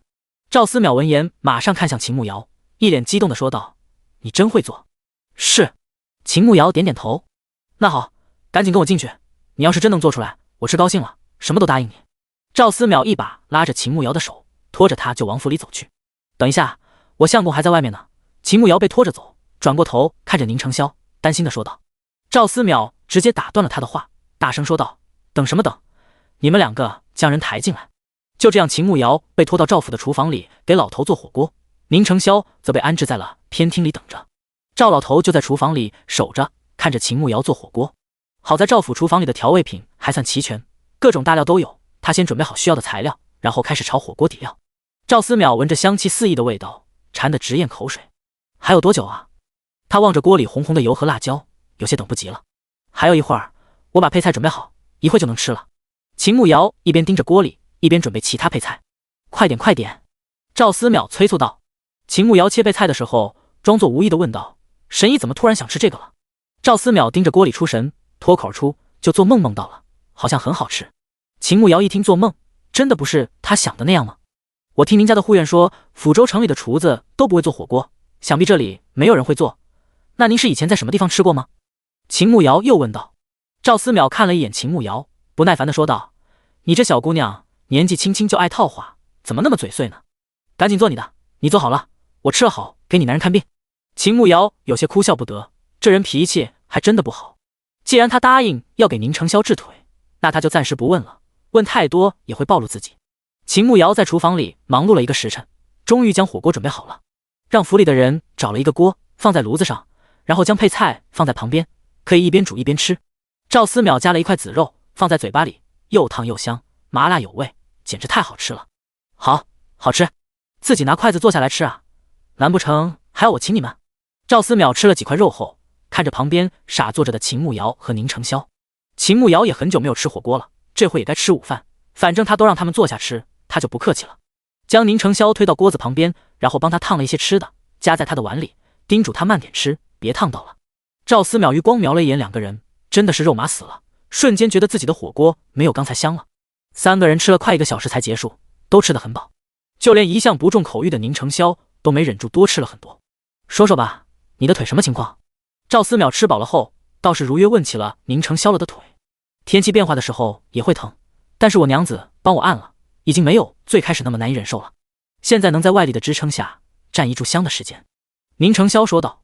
赵思邈捋了捋山羊胡子，十分赞许的点头道：“不错，不错，这是很好的兆头。一会我给你扎鸡针，再开2副药给你。你这几日就在我府上住着，还要连续扎5天。多谢前辈。”宁承霄感激的说道。谢我做什么？要谢就谢你娘子。行了，去屋里躺着，我马上来给你扎针灸，扎完我还要去斗鸡呢。你陪我去。赵思邈指着秦慕瑶命令道。秦慕瑶真看不懂这个老头，他到底是不是穿越来的？可是他又懂医术，难不成他以前也是医生吗？好，我陪您去。秦慕瑶赶紧应下，反正后面慢慢问便是了。赵思邈开了药方，让药童将药煎好了送来，他在帮宁承霄扎针灸。秦慕瑶在一旁守着，他对针灸不了解，只看到宁承霄腿上扎满了细细的银针，而他头上出了一层细汗，不知道是不是太疼了。等了半个小时，赵思邈将腿上的银针都取了下来，说可以了，就拉着秦慕瑶跟他出门去斗鸡了。2个人刚走出赵府大门，就看到一顶轿子停在了门外，轿子内有人一直在咳嗽。秦慕瑶听到咳嗽的声音，眉头轻蹙了起来。很快轿帘被掀起，果然见到秦婉婉从轿子上下来，可能是因为刚才咳嗽太用力，脸颊绯红，手里捂着的手绢上好似有血迹。第120章，还秦婉婉人情。秦婉婉自然也看到秦慕瑶了，先愣了一下，随即明白她出现在这里肯定是和宁承霄有关系。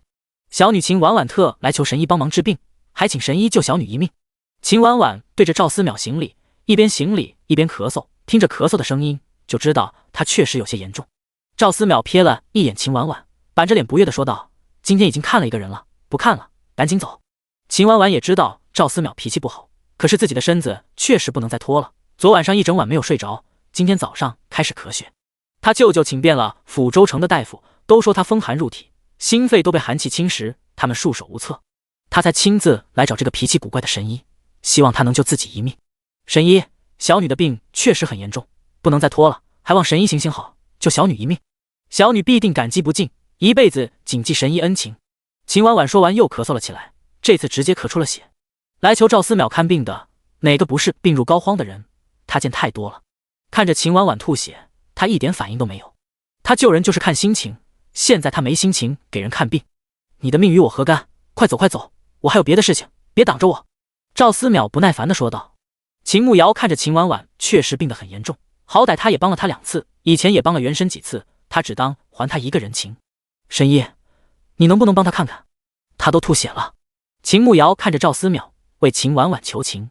赵思邈看了一眼秦慕瑶，板着脸说道：“罢了罢了，既然你帮他求情，就进来吧。”秦婉婉听赵思邈同意给自己治病，感激地看着秦慕瑶：“多谢四妹。”“不用，三姐以前帮过我，就当我感谢三姐之前的帮助，快进去吧。”秦慕瑶摆摆手，她也只是还人情。秦婉婉赶紧跟着赵思邈进去。秦慕瑶估计一时半会也看不完，干脆回了宁承霄休息的屋子。赵神医不是让你和他出去了，怎么这么快回来了？宁承霄的腿还要泡药浴，所以不能出门，正担心秦慕瑶会不会出事，就看到他回来了。刚出门就看到我三姐来求神医给他看病，他这次好像挺严重的，都可出血了。秦慕瑶走到宁承霄身边，看到他的双腿正泡在一个大木桶里，木桶里是黑漆漆的药汁，上面还冒着热气。宁承霄闻言点点头，在路上遇到秦婉婉，就知道他身子不舒服，来找赵思邈看病也不稀奇。你感觉如何？秦慕瑶看着宁承霄头上有些细汗，应该是药水太烫了，出了汗水。还好。宁承霄只觉得有些热，小腿好像有一股热流在流窜，其他就没有了。还要泡多久？秦慕瑶坐在宁承霄身边，药童说要泡半个时辰，才刚送过来。你要是觉得无聊，可以去那边休息一下。宁承霄说道。秦慕瑶轻轻摇头，和他在一起怎么会无聊呢？不无聊，就是赵神医说我们这几天住这里，我要不要去客栈和方白燕说一声，免得他担心我们？秦慕瑶问道。宁承霄点点头，觉得是应该去说一声。那等我泡完了，我们一起去。他不放心他一个人去，抚州城不像红花镇，人很多，人心也复杂，怕他出事。秦慕瑶心里还想着自己的任务，打算找机会将自己乾坤袋里的东西拿出来，看看能不能卖到100两银子。没事，你现在治腿，肯定也不方便外出。我记得路，我去就行，顺便把我们的东西拿来。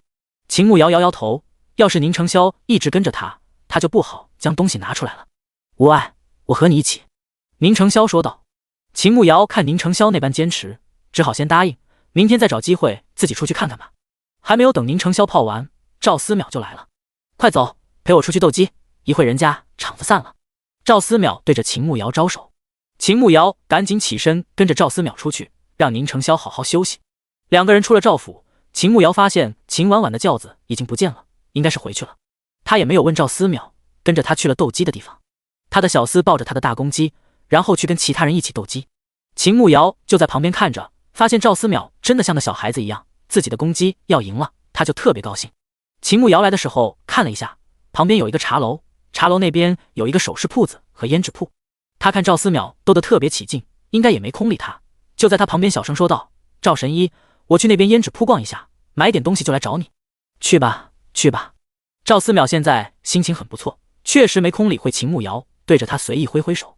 秦慕瑶出来后马上就去了胭脂铺，铺子里这会没人，里面摆放着各种胭脂水粉。这位夫人看着面生得很，是第一次来我们花月阁吧？想要什么？我是这里的掌柜，我可以为你介绍。秦慕瑶刚进门，就有一个打扮漂亮的女人走了过来，热情地问道：掌柜，你们这里可有擦手的香膏？秦慕瑶问道。有，夫人随我来。女人带着秦慕瑶到了靠里的位置，里面摆放着一些精美的小瓷罐子，大大小小都有，看上去很精致。这个就是雪花膏，专门抹手的，你要试试吗？女人拿出一个小罐子，应该是试用装，里面的东西不多了。秦慕瑶抠了一小块涂抹在手背上，发现这个质地非常厚重，不是很好推开，关键是很油腻，涂完了感觉手黏糊糊的。这个多少钱？他问道。这个雪花膏制作不易，非常抢手，目前就剩下2罐，这2罐卖了就没了，要等明年了。你要的话，10两银子1罐。女掌柜说道。秦慕瑶一听10两银子，这可不便宜。掌柜，你这卖的有点贵啊。他闻了一下手背，没啥味道，黏糊糊的不太舒服。夫人不是我们抚州人是吧？这雪花膏可是很受夫人小姐追捧的，明日你来，这2罐肯定就没了。而且我给你的价格真的不贵了，别家至少要12两。掌柜也没有生气，笑着和他解释。秦慕瑶一听这玩意儿这么贵吗？他从怀里掏出早就准备好的护手霜，掌柜，试试我这个抹手的香膏，看看怎么样？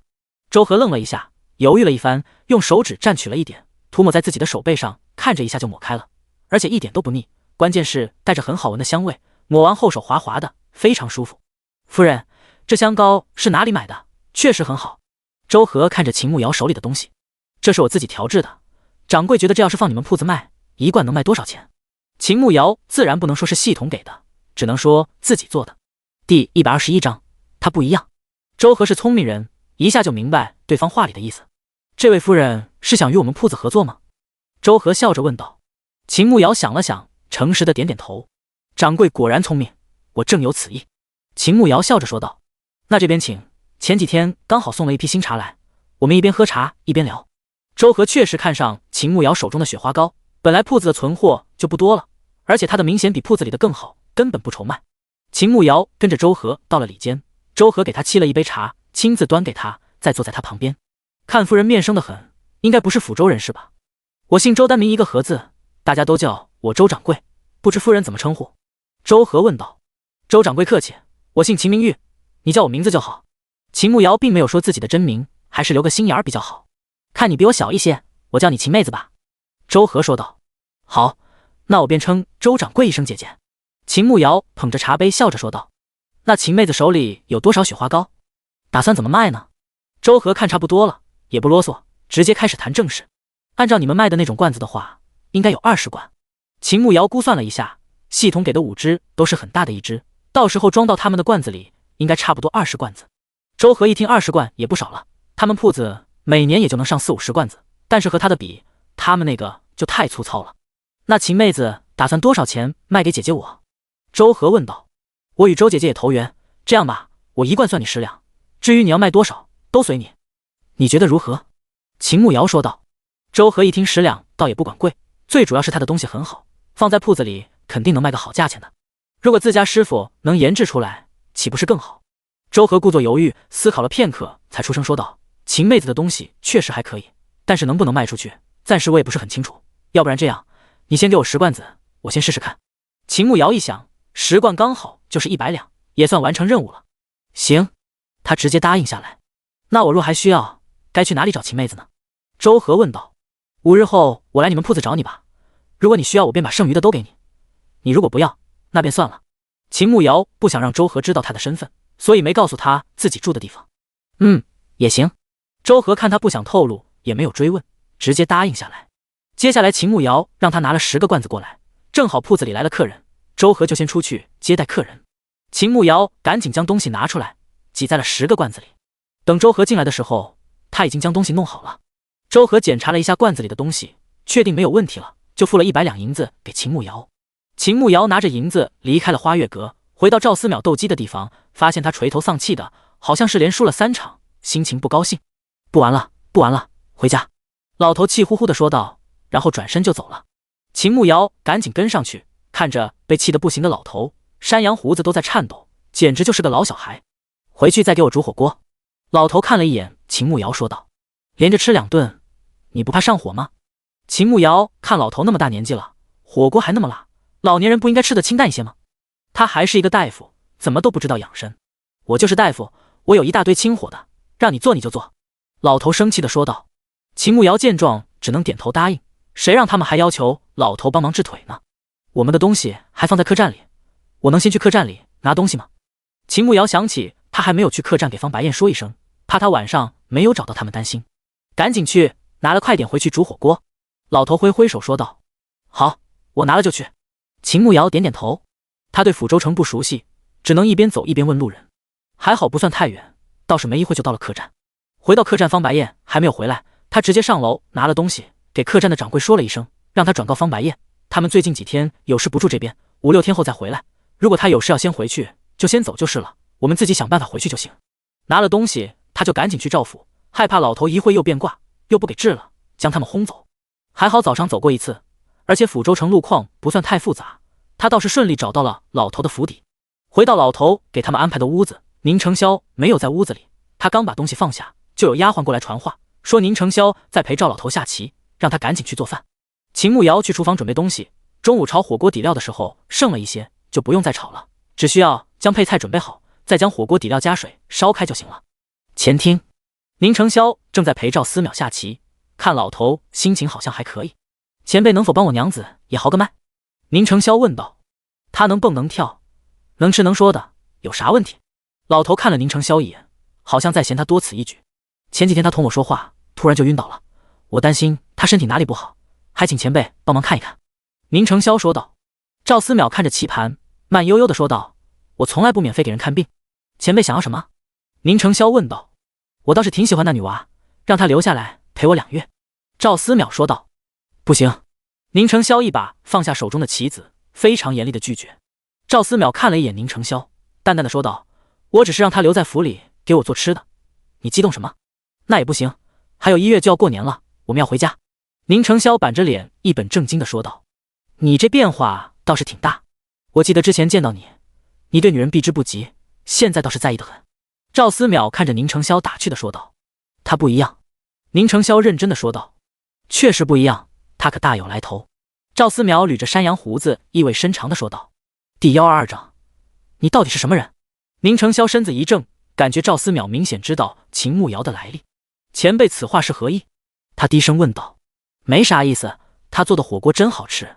不下了，我去看看饭好了没有，饿死了。赵思邈丢下棋子，起身就向外走去。宁承霄看着赵思邈的背影，眉头轻蹙了一下，明显感觉他知道些什么。赵思邈走到厨房门口，就看到秦慕瑶正让人端着菜出来，看样子是可以开吃了。晚饭还是3个人坐在一起吃的，赵思邈吃得津津有味。神医，我相公的腿大概多久能好啊？秦慕瑶一边煮菜一边小心翼翼地问赵思邈。好，我可没说我能治好他。赵思邈盯着锅里的菜说道。秦慕瑶愣了一下，治不好？他不是神医吗？居然治不好，这也太坑了吧。那你现在帮我向公扎针灸，泡药浴，不是给他治腿吗？秦慕瑶问道。是啊，可是我没说能治好啊。你们要是不想治，就直接走，我还不想浪费时间和药材呢。赵思邈一脸不耐烦地说道。秦慕瑶嘴角抽搐了几下，这老头脾气也太差了。治，没说不治。他赶紧说道。虽说老头说了不一定能治好，但是他既然被称为神医，肯定医术了得，即便治不好，缓解一下也好，总比不治好。宁承霄放在腿上的一只手慢慢收紧，他幻想着有朝一日自己能站起来，和正常人一样，可以保护自己的女人。可是现在听赵思邈说治不好，心底是浓浓的绝望。吃过晚饭后，宁承霄因为有心事，早早的回了房间。秦慕瑶则被老头叫去，说是有事找他。秦慕瑶也正好有好些话问老头，跟着他到药房里。神医找我有什么事啊？秦慕瑶看老头一直在检查炮制的药材，主动出声问道。你过来。赵老头对着他说道。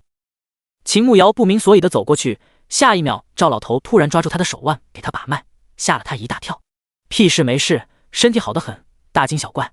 赵老头一把放开他的手。秦慕瑶一头雾水，他本来就没病啊，这老头一惊一乍的把他都吓到了。不过他转念想到是不是宁承霄让老头给他看的，应该是他前2天突然晕倒把他吓到了，以为自己生了什么重病吧。想来宁承霄还是挺在乎他的，心里暖暖的。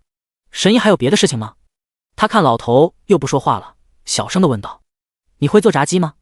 老头突然看着他问道。秦慕瑶愣了一下，然后点了点头。会是会，只是材料不够，怕做不出来的味道不好。秦慕瑶如实回答，目光一直盯着老头。没事，做出来尝尝再说。老头一脸期待的说道。秦慕瑶心底对老头充满了好奇，他究竟是不是和自己一样穿越来的？神医是如何得知火锅和炸鸡的？他也不拐弯抹角，直接开口问道。别套话了，我和你不一样。赵思邈瞥了他一眼，一副老子早就看穿你想法的表情。秦慕瑶一脸诧异，果然老头知道他的来历。那神医是什么人？他好奇地问道。当然是好人，要不然我给你男人看什么病？老头气呼呼地说道。秦慕瑶嘴角抽搐了2下，小声地嘀咕道。那你一开始也不给秦婉婉看病呢？哎，你这丫头怎么这么爱顶嘴？赵思邈瞪着眼睛看着秦慕瑶，明显是被他气到了。秦慕瑶也很无奈，他分明说的就是实话，人家不都说医生要有医德，不能见死不救？这老头看个病人家求他，他还要看心情，关键是还不让人说实话。是，赵神医一代名医，救死扶伤，当然是大好人。那大好人能告诉我，你为何知道我与你们不一样吗？秦慕瑶知道这人就是个老小孩，得顺着他的话说。你会做火锅？老头一本正经地说道。秦慕瑶在心底狠狠地翻了一个白眼，这和没说有区别吗？放心吧，你的事情我什么都不知道，也不会和任何人提起。至于你男人的腿嘛，能不能治好，主要还是后期的护理和康复训练。赵思邈看秦慕瑶不说话，赶紧转移话题。反正找到他就行了，将那人的腿治好，他的任务就完成了。秦慕瑶看老头不肯说，想必自己也问不出来，他到时候顶多会说一句什么天机不可泄露，干脆不再问了，而是问起了宁承霄腿的事。那你的意思是宁承霄的腿还是能好的对吧？这个就看他自己的造化了。好了，我让药童给我熬清火的药去了，记得明天的炸鸡。老头说完就转身走了。秦慕瑶看着赵老头的背影，真是一个神秘莫测的老头。他回到老头给他们安排的房间，宁承霄正坐在一旁看书，听到他的脚步声，慢慢抬起头望了过来。回来了，他可有为难你？宁承霄看到秦慕瑶进屋，放下手中的书，转动轮椅向着他过来。没有。秦慕瑶快步走过去。哦，他和你说了什么？宁承霄问道。他帮我号脉，说我身体很好，还有就是说到你的腿恢复的可能性很大，只要后期好好护理，加强康复训练，你是可以站起来的，还让你不要想太多，一定要充满信心。秦慕瑶推着宁承霄走到桌子旁边坐下，看着他说道。宁承霄根本不相信赵思邈会说出这种鼓励的话，他脾气怪异，说话也很难听，是绝对不会说这种话的。知道了，时间不早了，早点休息吧。宁承霄并未拆穿秦慕瑶，既然现在他能在他的搀扶下站一会，那3-5年后他一定能靠自己站起来。两个人躺下后，秦慕瑶却并没有睡意，靠在宁承霄的怀里，一直想赵老头到底是什么人，想了很久也没有一点头绪，倒是慢慢有了困意，慢慢睡着了。第二天，秦慕瑶给赵老头做了炸鸡，虽然缺少面包糠，但是用了面粉炸出来倒也是能吃。赵老头又给宁承霄扎了针灸，让人换了新的药浴给他泡。下午老头又找宁承霄下棋，秦慕瑶不懂围棋，傻坐着也很无聊，干脆就在房间里休息，趁着大家不注意进入自己的空间去了。狗蛋，我赚了100两银子，任务完成了吧？秦慕瑶问道。第123章，那你怎么才肯救他？恭喜主人完成任务，奖励已经发放在了爱的小屋，请主人查收。狗蛋机械地说道。秦慕瑶去了爱的小屋，果然看得到桌子上放着熟悉的礼盒，打开一看就是上次说的那2样，一套珍珠首饰，包括项链、耳环，还有戒指，一条手链，珍珠大小都差不多，色泽也很好，应该不便宜。至于那一粒初级解毒丸，就用一个小瓶子装着，秦慕瑶估计也没什么用处，随手就丢进乾坤袋里。狗蛋，你知道赵思邈是怎么回事吗？秦慕瑶没想通，打算问问狗蛋，或许他会知道一些。不知道，狗蛋说道。秦慕瑶皱起了眉头，狗蛋是真不知道还是装不知道？他是不是你们的特邀用户？秦慕瑶问道。这个暂时不能查阅，狗蛋说道。那就是喽。秦慕瑶看狗蛋没有否认，试着套一下他的话。不知道，狗蛋机械的回答。秦慕瑶无语的翻了一个白眼，这狗蛋一点都不可爱，简直讨厌死了。在狗蛋这里吃了闭门羹，他也没心情干别的，直接从空间里出来。刚出来就看到宁承霄从外面进来。瑶儿，不是说上次没有逛过抚州，今日天气还可以，我带瑶儿出去逛逛吧。宁承霄进门看到秦慕瑶说道。秦慕瑶一听要出去逛街，倒是瞬间来了兴致，毕竟在这府里待着确实没意思。赵老头说你能出门吗？秦慕瑶大步上前问道。自然是可以的。宁承霄听到秦慕瑶就这样直呼赵思邈为赵老头，不禁笑了。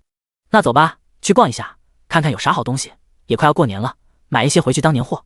秦慕瑶昨天跟着赵思邈出去也没有怎么逛，正好今天去逛一下。好。宁承霄点点头。两个人出门正好遇到赵思邈，他的小厮抱着他的大公鸡，好像又打算出去斗鸡，还听到他指着那大公鸡说道，你要是今天再输，明天就把你做成炸鸡吃掉。秦慕瑶觉得赵老头就是一个老顽童，日子过得随性洒脱。几个人一同出了赵府大门，秦慕瑶和宁承霄去逛街了，至于赵老头带着他的大公鸡又去斗鸡去了。抚州确实比红花镇大多了，但是和现代的大都市也没法比。现在天气冷，又是下午了，街上人倒是不多。秦慕瑶推着宁承霄在街上逛了一圈，并没有发现啥好东西，最后就买了2本启蒙的书。二牛今后身子弱，怕是干不了重活，以后宁承霄教他识字念书，即便考不上功名，今后也能找个轻松一点的差事做。两个人刚回到赵府门口，就看到门外一个婢女正东张西望，看面相有些熟悉。婢女看到他们走近，立马跑了过来。奴婢晴儿见过4小姐，求4小姐救救我家小姐。晴儿跪在秦慕瑶身边说道。秦慕瑶突然想起来，这个晴儿好像是秦婉婉的贴身婢女，狠得他心的，书里比他这个炮灰的戏份还多，算是秦婉婉的心腹了。你先起来，我三姐怎么了？他不记得昨天秦婉婉来找赵老头看病，老头不是给他看了吗？难道没有好转吗？4小姐，我家小姐这次感染风寒特别严重，昨天来求赵神医看了，情况好转了一些，但是依旧很严重，一直在咳血。奴婢来请赵神医去府上给小姐看看，但是护院不让奴婢进去，还请4小姐看在姐妹一场的份上帮帮忙，请神医救救我家小姐吧。晴儿并未起身，跪在地上苦苦哀求了起来，甚至不惜给她磕头。秦慕瑶眉头紧蹙，作为一个现代人，她真不能适应古代这个动不动下跪磕头的规矩。你别磕了，先起来吧。她是我姐姐，我自然不能不管，只是你们也知道赵神医他脾气不好，他愿不愿意出手，我说了也不算。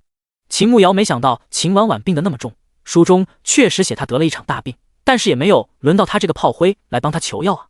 晴儿慢慢从地上起来，红着眼眶看着秦慕瑶说道，奴婢多谢四小姐。秦慕瑶眼下也没有别的办法，只能去找赵老头问问，毕竟他那人脾气不好，去不去给秦婉婉看病，他真不敢保证。也不知道他斗鸡回来没有，按照昨天的时间来看，现在应该差不多了。他正要进去找赵老头，就看到他兴高采烈的从外面回来，看样子是斗鸡赢了。秦慕瑶趁机上前，一脸谄媚的问道：“神医今天赢了吗？”“肯定赢了呀。”赵老头迈着嚣张的步伐说道。“那你现在心情肯定很好，对吧？”秦慕瑶又问道。“还行，你想干嘛？”赵老头警惕地看着秦慕瑶问道。“那个，你现在有兴趣给人看病吗？你要是把他治好了，你未来肯定一片光明，享不尽的荣华富贵。”秦慕瑶将赵老头拉到旁边说道，认定他肯定也是来做任务的，既然他们在同一本书里，那他肯定也知道秦婉婉是女主，有了女主这个大腿，今后可不就是一片光明。“谁？”赵老头一脸茫然地看着秦慕瑶。“就是昨天来找你看病的那个女子，秦婉婉啊，你不认识吗？”秦慕瑶小声地问道。“她是谁？我为什么要认识她？”赵思邈一脸不解地看着秦慕瑶问道。秦慕瑶看着一脸懵逼的赵老头，开始怀疑自己是不是想多了，他真的和自己拿的不是同一个本。“她是我三姐，现在病得很严重，你救救她吧。”秦慕瑶想要是他求赵老头去救秦婉婉，秦婉婉作为女主肯定会记得这个人情，今后怎么也要留自己一条小命，也算为将来做打算。“我可不免费给人看病。”老头一脸傲娇的说道。“他有钱，他舅舅是知府，你去给他看病，他可以给你很多好处。”秦慕瑶连忙说道。“钱？我稀罕吗？”老头一脸不屑的反问道。秦慕瑶嘴角抽搐了2下，这人怎么这么欠扁呢？“那你怎么才肯救他？”秦慕瑶问道。要是要求太高了，他也无能为力了，只能祝秦婉婉好运了。第124章，秦婉婉的用心良苦。赵思邈打量着秦慕瑶，一直没有说话，看得秦慕瑶心里发毛。“神医，你到底想干嘛啊？”秦慕瑶问道。“我想吃烤鸭，还有毛血旺，对了，还有奶茶。”老头一本正经的说道。秦慕瑶嘴角抽搐了几下，这老顽童还敢说他和自己不一样，这些东西都暴露了。“好吧，我尽量做就行了。那你去给秦婉婉看病吧，就是一些吃的，倒是不难为他。要是秦婉婉知道是他帮忙说动赵老头，他应该也会念着自己的这份人情吧，今后好歹能念着自己的好。最关键还有一点，秦婉婉此番来是为了宁承霄身上的龙虎令，他肯定是向着六皇子的，那他活着就能牵制秦正浩，要是他死了，秦正浩势必会安排其他人来找他，到时候他的日子就不好过了。“你跟我一起去。”赵老头说道。“我又不会治病，我去做什么？”秦慕瑶一脸不解。“给我提药箱啊！”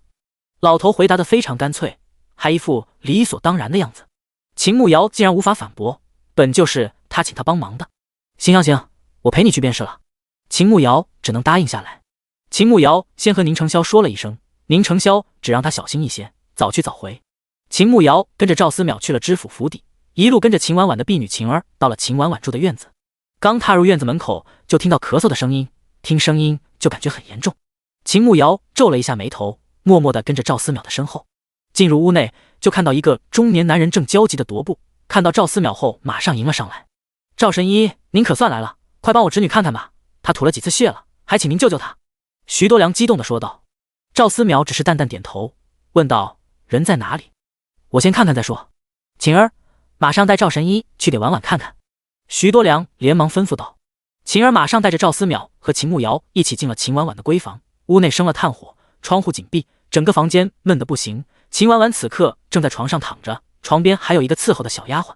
赵思邈上前查看秦婉婉的病况，婢女取了一方手帕放在秦婉婉的手腕上，赵思邈隔着手帕为秦婉婉号脉。秦慕瑶则在一旁站着，看着秦婉婉苍白的脸色，整个人消瘦了一大圈，确实好像病入膏肓了。秦婉婉看到秦慕瑶的时候愣了一下，对着他露出了感激的笑容。秦慕瑶只是轻轻点头，怕打扰赵思邈把脉。赵思邈把了好一阵才收回手，眉头紧紧地皱着，看表情是秦婉婉的情况不太好。“赵神医，我侄女怎么样了？”徐多良担心地问道。他好不容易才攀上六皇子这条线，秦婉婉可不能出事，今后徐家的未来还要靠他。赵思邈看了一眼秦婉婉，然后向着门外走去，徐多良赶紧跟了上去。秦慕瑶见状也打算出去，却被秦婉婉叫住了。“四妹，你等一下，我有2句话和你说。”秦婉婉说完就又咳嗽了起来，一咳起来就要好半天才能停下来。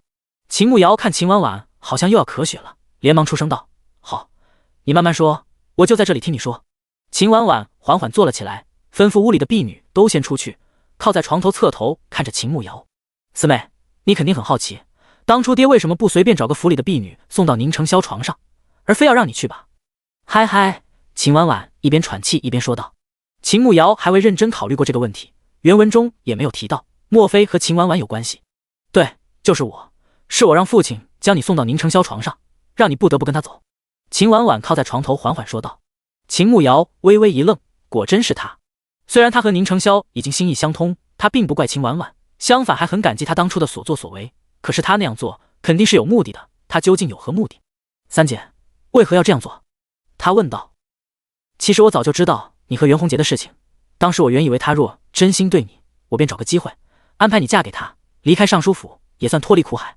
可是我安排人去试探过他，他爱慕虚荣，还好色虚伪，接近你也只是想借你攀上尚书府，并非真的喜欢你。我知道他并非你的良人，即便你嫁给他，也只是从一个火坑跳到另一个火坑。正好肃王府又出了那样的事情，父亲和母亲不忍心秦雪怡嫁给他，就出了那样的计谋。我也趁机将你推出去，也是希望你离开尚书府，从此不在尚书府苟活。秦婉婉慢慢的说道，说一句话要歇好半天，不断的喘气，好像特别累。秦慕瑶愣住了，他穿越来见过秦婉婉几面，确实没有感觉到她的恶意，不曾想她竟然在暗中帮助他。你肯定很好奇我为什么会帮你，对吧？秦婉婉微笑着看着他问道。秦慕瑶诚实的点点头，他确实想不明白，当年我娘生我弟弟的时候难产，是你娘给了我娘一种药，帮她顺利生下我弟，条件就是让我娘护你周全。可嗨嗨，秦婉婉一句话说完又咳嗽了起来，这次咳了好久才停下来。秦慕瑶看秦婉婉咳得快要喘不过气了，上前帮她拍拍后背。秦婉婉吐了一口带血的痰才停下来，脸颊也因为剧烈的咳嗽而变得绯红。我娘在尚书府也只是一个姨娘，最开始我舅舅还只是个县城，还距离那么远，也不敢明目张胆的护着你，毕竟父亲让大家都不准管你的死活，我娘也只能暗中帮衬。其实爹一开始是想将你送给兵部尚书家的二儿子做田房的，他是赌成命，还特别残暴，上一个妻子是被他打死的，我不愿看你去受罪，就设计让你跟着宁承霄走。你心里可记恨我？秦婉婉靠在床头，轻轻地拉着秦慕瑶的手说道。秦慕瑶怎么可能记恨秦婉婉？他分明是救了他一命，还送了他这么好的男人。三姐这是在帮我，我又怎么会记恨你呢？你先别说话了，好好休息一下，等赵神医给你开药。虽然他不是原来的秦慕瑶，可是秦婉婉确实是在帮他，我只怕命不久矣。你听我说，父亲为了讨好太子，一定要从你们身上得到龙虎令，你们一定要当心。如果我真的死了，我会让我舅舅先瞒着我的死讯，能帮你们拖一段时间。北周是秦王的封地，他与肃王以前关系不错，你们可以去找秦王庇护。秦婉婉紧紧地握着秦慕瑶的手，在他耳边低声说道，说完直接倒在了秦慕瑶的身上。第125章，你喂我吃。秦慕瑶愣住了，一把将秦婉婉扶住，快速地将她放平躺在床上，伸出手在她鼻息间探了一下，虽然呼吸比较微弱，还好没有断气。他连忙出去找赵思邈，神医，快，他晕倒了。秦慕瑶走到赵思邈身边，一把将他拉起来，快速地往秦婉婉的房间去。赵思邈人都来了，人自然是要救的，快步跟着秦慕瑶回到屋内，让秦慕瑶将药箱里的银针给他拿出来。秦慕瑶连忙将药箱打开，将银针拿出来递给赵思邈。赵思邈在秦婉婉胸口附近扎了3针，然后又检查了别的。秦慕瑶在一旁站着，屋子的炭火很旺，房间里特别闷，空气特别不流通。这屋子太闷了，一点新鲜空气都没有，我能将窗户打开吗？秦慕瑶小声地询问赵思邈。赵思邈看了一眼，轻轻点头，赶紧去打开。秦慕瑶走到窗子口，将2扇窗户都打开，寒冷的空气迎面来，虽然有些冷，但是屋子一下就没有那么闷了，浊气都被放了出去。赵思邈给秦婉婉又扎了几针，然后开了药，让人马上将药抓来煎好。等到府里的下人将药煎好送来，给秦婉婉喂下。赵思邈将银针收了，然后叮嘱他们按时给秦婉婉喂药，一定要喂下去。然后他该做的就都做了，剩下的就看秦婉婉自己的造化。秦慕瑶跟随赵思邈坐着徐多良安排的马车回了赵府。路上他努力回忆了一下原文的剧情，原身一直喜欢袁弘杰，认定他就是自己的真命天子，所以在他被迫跟着宁承霄一家来抚州乡下，一直非常不满，各种作妖。宁素远病死在路上的时候，他没有一点难过，甚至还故意穿鲜艳的衣服膈应宁承霄母子。到了乡下，贺娇兰病重，宁承霄去筹钱让他帮忙照顾一下贺娇兰，他不但不做饭给贺娇兰吃，连口热水都不烧。所以原身最后被宁承霄千刀万剐，也算是自己作死。还好他穿来的时间比较早，而且他和宁承霄现在心意相通了，只要他不作死，肯定也不会被他杀了。至于秦婉婉说的那些话，他相信了一半，比如袁弘杰是渣男，他已经验证了。还有秦正浩原本打算将他送给兵部尚书的二儿子做田房这事，他在袁深的记忆中确实记起了这件事。是袁深急着去赴袁弘杰的约，不小心撞到了秦雪怡的大丫鬟，然后被他嘲讽了一番，说他只配给人家做田房，马上就要被送到兵部尚书府里做田房了。总的来说，秦婉婉将他送离尚书府，的确算是帮了一个大忙。回到赵府，天已经黑了，府里的厨娘准备了吃的，大家一起吃了饭，就各自回屋子休息了。秦婉婉怎么样了？进屋后，宁承霄开口问道。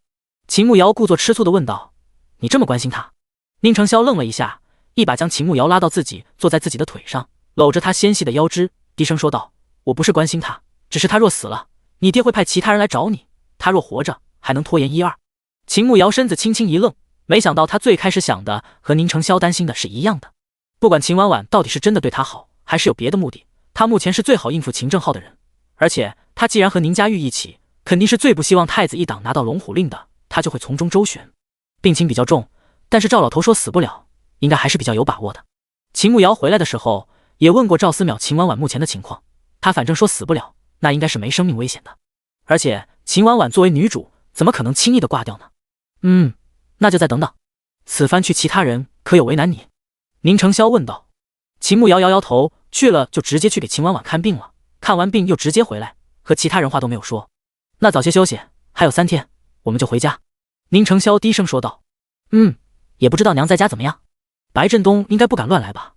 秦慕瑶他们离家已经有4、5天了，倒是有些担心贺娇兰一个人村子里会不会被白振东一家欺负。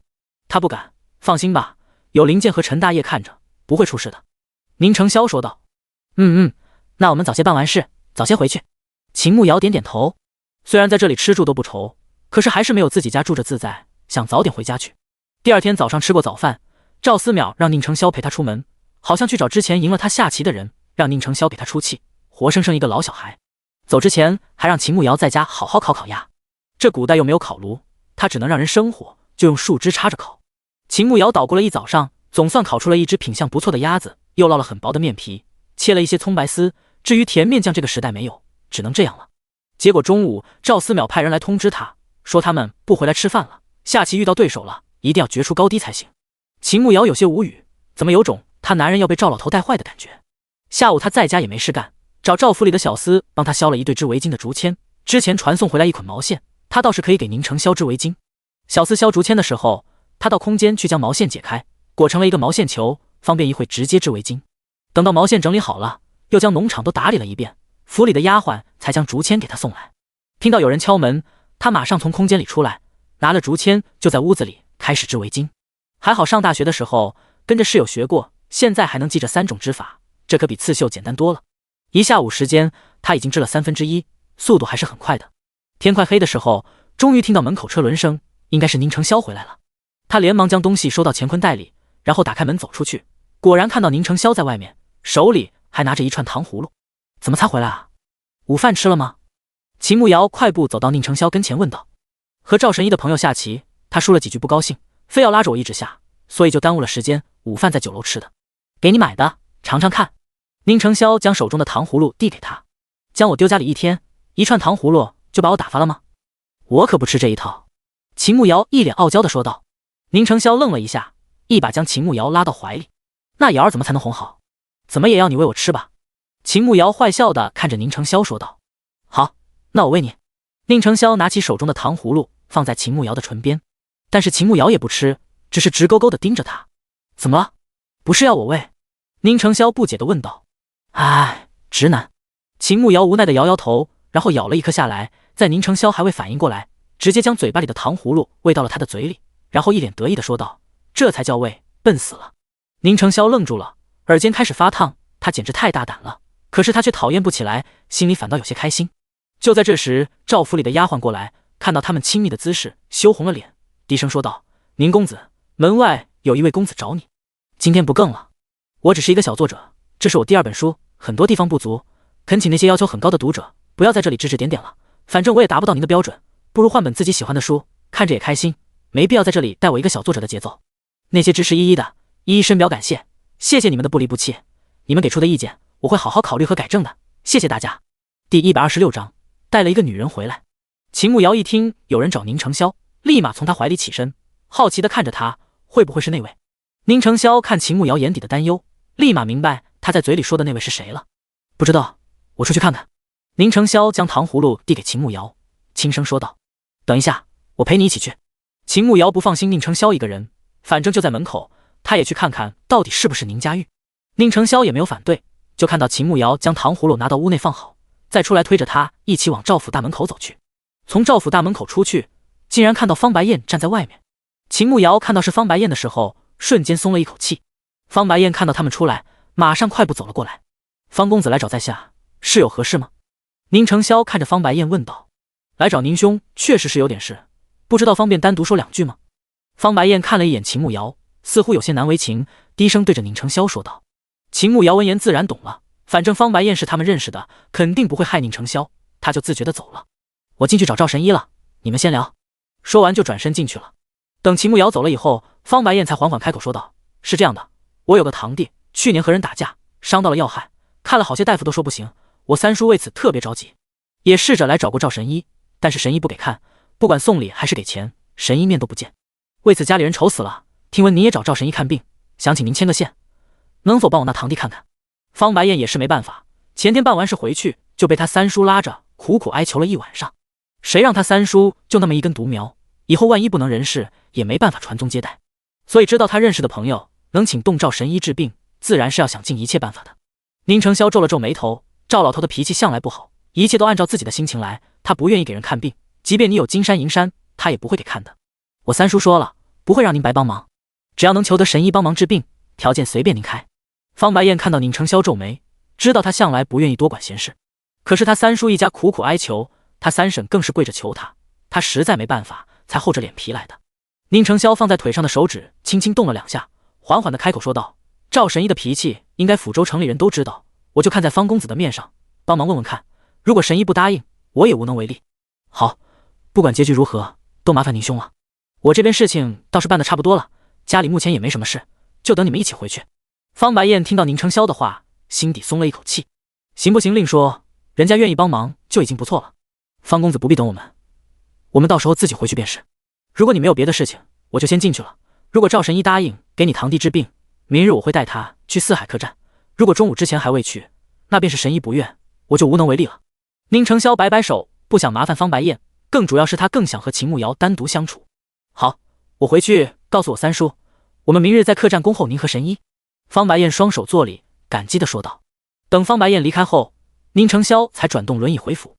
刚走到大厅，就看到赵老头正吃得津津有味，一边吃一边还说道：早知道你中午就烤好了，还下什么鬼棋啊，我早就回来吃了。其实今日老头说是带他去下棋，也并非全是下棋，那两个人身份都不简单。秦慕瑶在一旁揶揄老头：你好歹也是一个神医，别一副没见过世面的样子行吗？你不知道美食不能辜负吗？有吃的还管其他的做什么？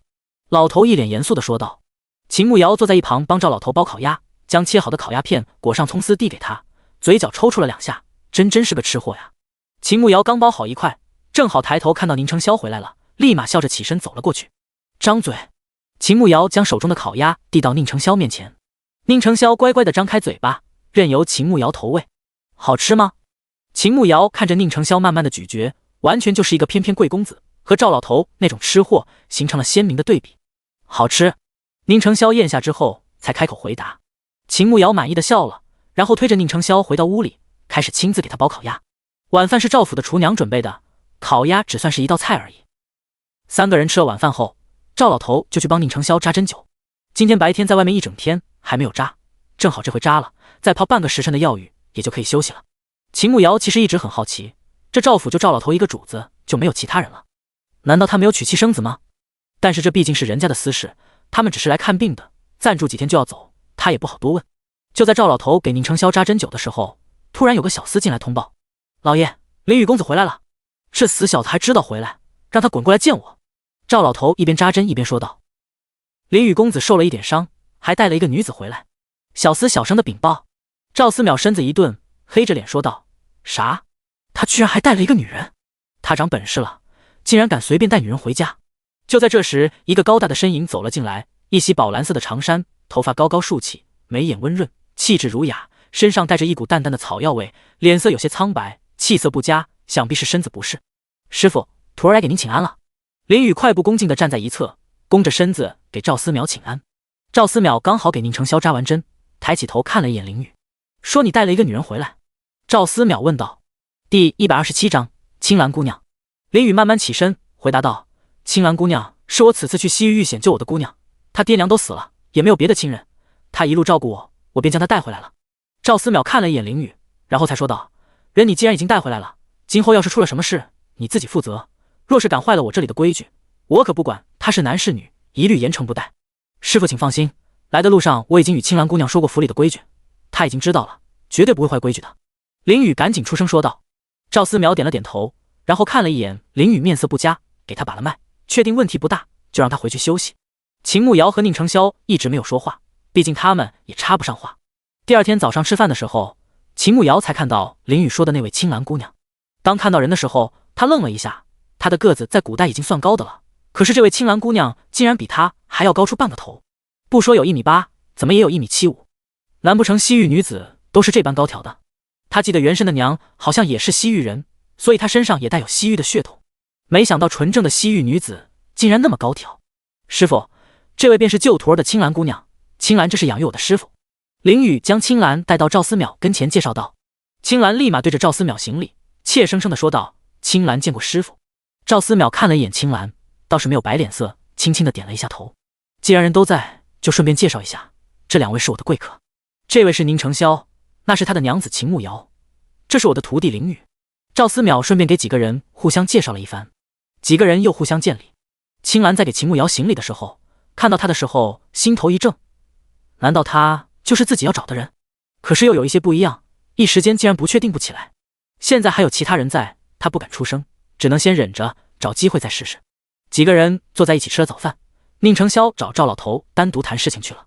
秦慕瑶本打算回房间继续织围巾，计划今天把围巾织好。他刚回到他们住的屋子，就听到了敲门声，赶紧将东西放好，走过去开门。将门打开，竟然看到青兰站在门口，微微低着头，好似有些紧张。“你有事吗？”秦慕瑶看着比自己高半个头的女子，不知道她来找自己干嘛。“宁夫人，我想请你帮个忙。”青兰低声说道。也不知道是不是秦慕瑶习惯了大宁女子的温声细语，听着青兰的声音，总感觉比一般女子的粗一些，可能这就是地域差异吧。“什么忙？”她好奇地问道。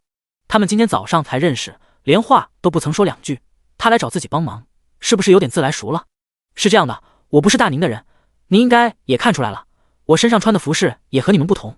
为了不给林雨公子带来麻烦，我想出门买2件衣裳，可是我刚来，对抚州也不熟悉。林雨公子毕竟是男子，他还有伤在身，我也不便请他陪我去。不知道宁夫人可有空，能否陪青兰去买2套衣裳？”青兰站在门外，小心翼翼地问道。秦慕瑶还以为是啥事，原来是找自己陪她去逛街买东西。“青兰姑娘，我也不是抚州人士，对抚州城也不算熟悉，这府上也有别的婢女，你可以找他们陪你去买。我一会儿还有别的事情，很抱歉，不能陪那你去了。”他看着外面天好冷，而且他和这个青兰姑娘又不熟悉，他还是别的国家的人，宁成霄身份特殊，还是别惹一些不必要的事端。青兰眼底闪过一丝失望，但是并没有再坚持，只是出声说道：“是青兰失礼了，只是看宁夫人非常美丽，身上的衣服都很漂亮，想必您的眼光是极好的，想请您帮我参考一下呢。既然夫人有事，那我便不打扰了。”青兰说完，对着秦慕瑶施礼，然后就打算走人。秦慕瑶等青兰走了以后，才将房门关上，为了防止有人突然闯入，他将房门的门栓插上，然后才安心地掏出毛线，开始织围巾。这个天时再有些冷，他织了一会儿，手指有些僵硬，打算去找一下宁成霄。这么久了，他也没有回来找自己，难道又和老头出去下棋了？现在出门都不和自己说一声了，眼里还有没有他这个女朋友啊？秦慕瑶出来找了一圈，都没有找到宁成霄的身影。这时到府里的小厮才来告诉他，宁成霄和赵思邈出门了。麻蛋，果然又将他一个人丢在府里，这男人太过分了。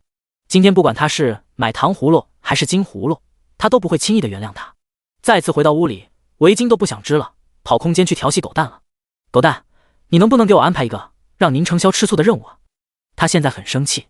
主人，任务是随机的，当然如果你非要作死，我也可以帮你申请一下。狗蛋非常善意的提醒道。秦慕瑶听到作死2个字，不由得打了一个哆嗦。一想到宁成霄那个大醋缸子，他还是算了吧。不用了，不用了，我觉得活着挺好的。他赶紧阻止，生怕狗蛋真帮自己申请了。主人知道就好。今日有一个3星的任务，主人要接吗？狗蛋问道。接吧。秦慕瑶闲的也没事，还不如做做任务，赚点奖励。好的，已经为主人接下了3星任务，请主人5天内认识一个新朋友，且帮对方完成一个心愿。奖励是卫生巾1包、优质蛋白粉2桶以及2600点经验值。狗蛋说道。秦慕瑶一听蛋白粉2桶，瞬间来了兴趣。宁承霄肌肉萎缩，应该适当的补充蛋白质增肌，现在每天就吃点鸡蛋、猪肉获取的蛋白质确实太少了。放心，我一定完成任务。秦慕瑶对这次的任务势在必得。刚说完，突然听到门外有人敲门，他赶紧从空间里出来。他以为是宁承霄回来，快步走过去将门打开，不料又看到青兰站在门外，不知道他又来做什么。第128章以身相许。青兰抬起手，拿出一个精美的首饰盒递给秦慕瑶。刚才出去逛街，看到一对耳饰挺漂亮的，感觉挺适合夫人的，就当见面礼，还望夫人不要嫌弃。青兰看着秦慕瑶说道。秦慕瑶愣了一下，这青兰姑娘也太热情了吧，之前邀请自己一起去逛街，还夸自己长得好看，眼光好，现在又送自己礼物，该不会有啥目的吧？青兰姑娘你太客气了，我也没帮姑娘什么，礼物是万万不能收的。秦慕瑶连忙摆手拒绝。青兰是想和宁夫人做个朋友，青兰刚来大宁，也不认识什么人，也不知道为何，我看到宁夫人就有一种亲切感。青兰看着秦慕瑶，微笑着说道。秦慕瑶心想，原身的娘就是西域人，她这长相本就偏西域，自然有亲切感了。不过听到青兰说要和她做朋友，突然想到了自己的任务，交朋友，帮对方完成一个愿望。那青兰姑娘进屋坐吧，既然我们能相遇，说明也是缘分，坐下慢慢聊。秦慕瑶让开身子，邀请青兰先进屋坐。青兰看到秦慕瑶不再推辞，还邀请她进屋坐，心底松了一口气，马上迈开腿走了进去，将礼盒放在桌子上。是啊，我也感觉和宁夫人很投缘，看宁夫人的年纪和我差不多吧，我刚满17岁，不知道宁夫人多大了。青兰一边拉开凳子坐下，一边装作随意的问道。我今年16。秦慕瑶差点说漏嘴，报出自己的真实年纪，猛然想起他这具身子才16岁。青兰轻轻点头，算年纪和他要找的那个人失踪要晚1年，那我还比宁夫人大1岁呢。宁夫人看面相不太像大宁的女子，反倒有些像我们西域的女子。青兰笑着看着秦慕瑶问道。秦慕瑶心底愣了一下，有种这人在套他话的感觉。哼，可能是巧合吧，天下之大，无奇不有。我是土生土长的大宁人，我想你们西域也不是每个姑娘都长一样吧。他笑着掩饰过去。这个倒是。青兰笑着说道。一时间两个人都没有说话，房间里陷入了沉默。秦慕瑶心想这不行啊，他的任务还没有完成呢。为了缓解尴尬，他连忙起身给青兰倒了一杯水。喝点水。他将倒好的水递给青兰，然后再坐下。多谢。青兰接过水，轻声道谢。不用，青兰姑娘此番背井离乡从西域来大宁，想必也不容易吧。秦慕瑶随便找了一个话题，不能让气氛冷场了，不然一会人家该走了。也还好，林雨公子对我颇有照顾，而且西域和大宁这些年和平往来，路上倒是没有遇到什么麻烦。青兰一边喝水一边说道。秦慕瑶对两国之间的事情倒是了解的不多，不过一个女子跟着一个男人背井离乡来到他的国家，显然是冲着这个人来的。所以这个青兰想必是喜欢赵老头的徒弟，别说那徒弟确实长得不错，个子又高，还是神医的徒弟，将来肯定大有前途。他说父母都不在了，那就是一个孤儿，能攀上林雨应该挺不错的。他的愿望会不会是嫁给林雨呢？青兰姑娘与林雨公子倒是郎才女貌，你背井离乡跟着林雨公子来大宁，想必也是认定他这个人了吧？秦慕瑶试探性的问道。青兰愣了一下，连忙低下头，白皙的脸颊泛着一丝红晕，袖子里的手紧紧握拳，低声说道。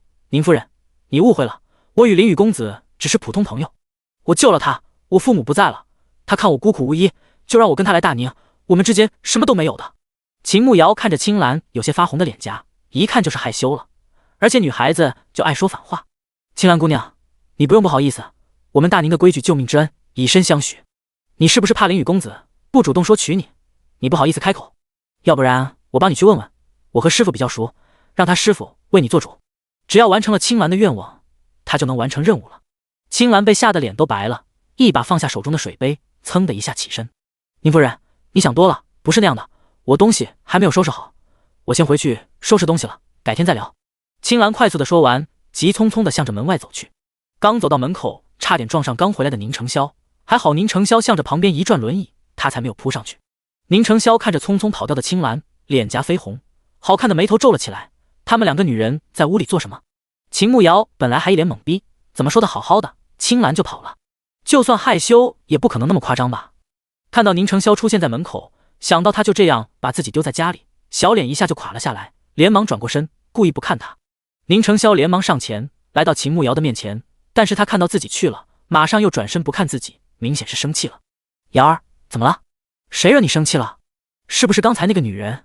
宁承霄想到刚才青兰急匆匆的跑出去，莫不是惹秦慕瑶生气了？秦慕瑶只感觉太阳穴突突的跳，这人是真傻还是装傻？猪惹我生气了？他咬牙切齿的看着宁承霄说道。宁承霄身子一怔，立马明白他在生自己的气。是不是我昨天和今天没有陪瑶儿？瑶儿生气了？他讨好的伸手牵着秦慕瑶的手，发现他的手指好凉，连忙将他的一双手都握在自己的手中。知道你还问，你存心气我是不是？秦慕瑶板着脸说道，想要抽回自己的手，但是宁承霄的手实在太温暖了，他才舍不得放开。是我不对，我不应该将你一个丢在这里，是我的错。瑶儿，要打要罚都可以。宁承霄连忙认错。你今天又去干嘛了？秦慕瑶其实也没有多生气，听到他认错，心里的气消了大半，看到那么好看的脸，真的气不起来。这应该就是人家说的，男朋友一定要找个帅的，看到那脸，什么气都消了。宁承霄解释了昨天方白燕来找他的事情，早上带赵老头去给方白燕的堂弟看病。秦慕瑶知道怎么回事后，就一点气都没有了。下午我带你去一个地方，你应该会喜欢的。宁承霄突然神秘兮兮地说道。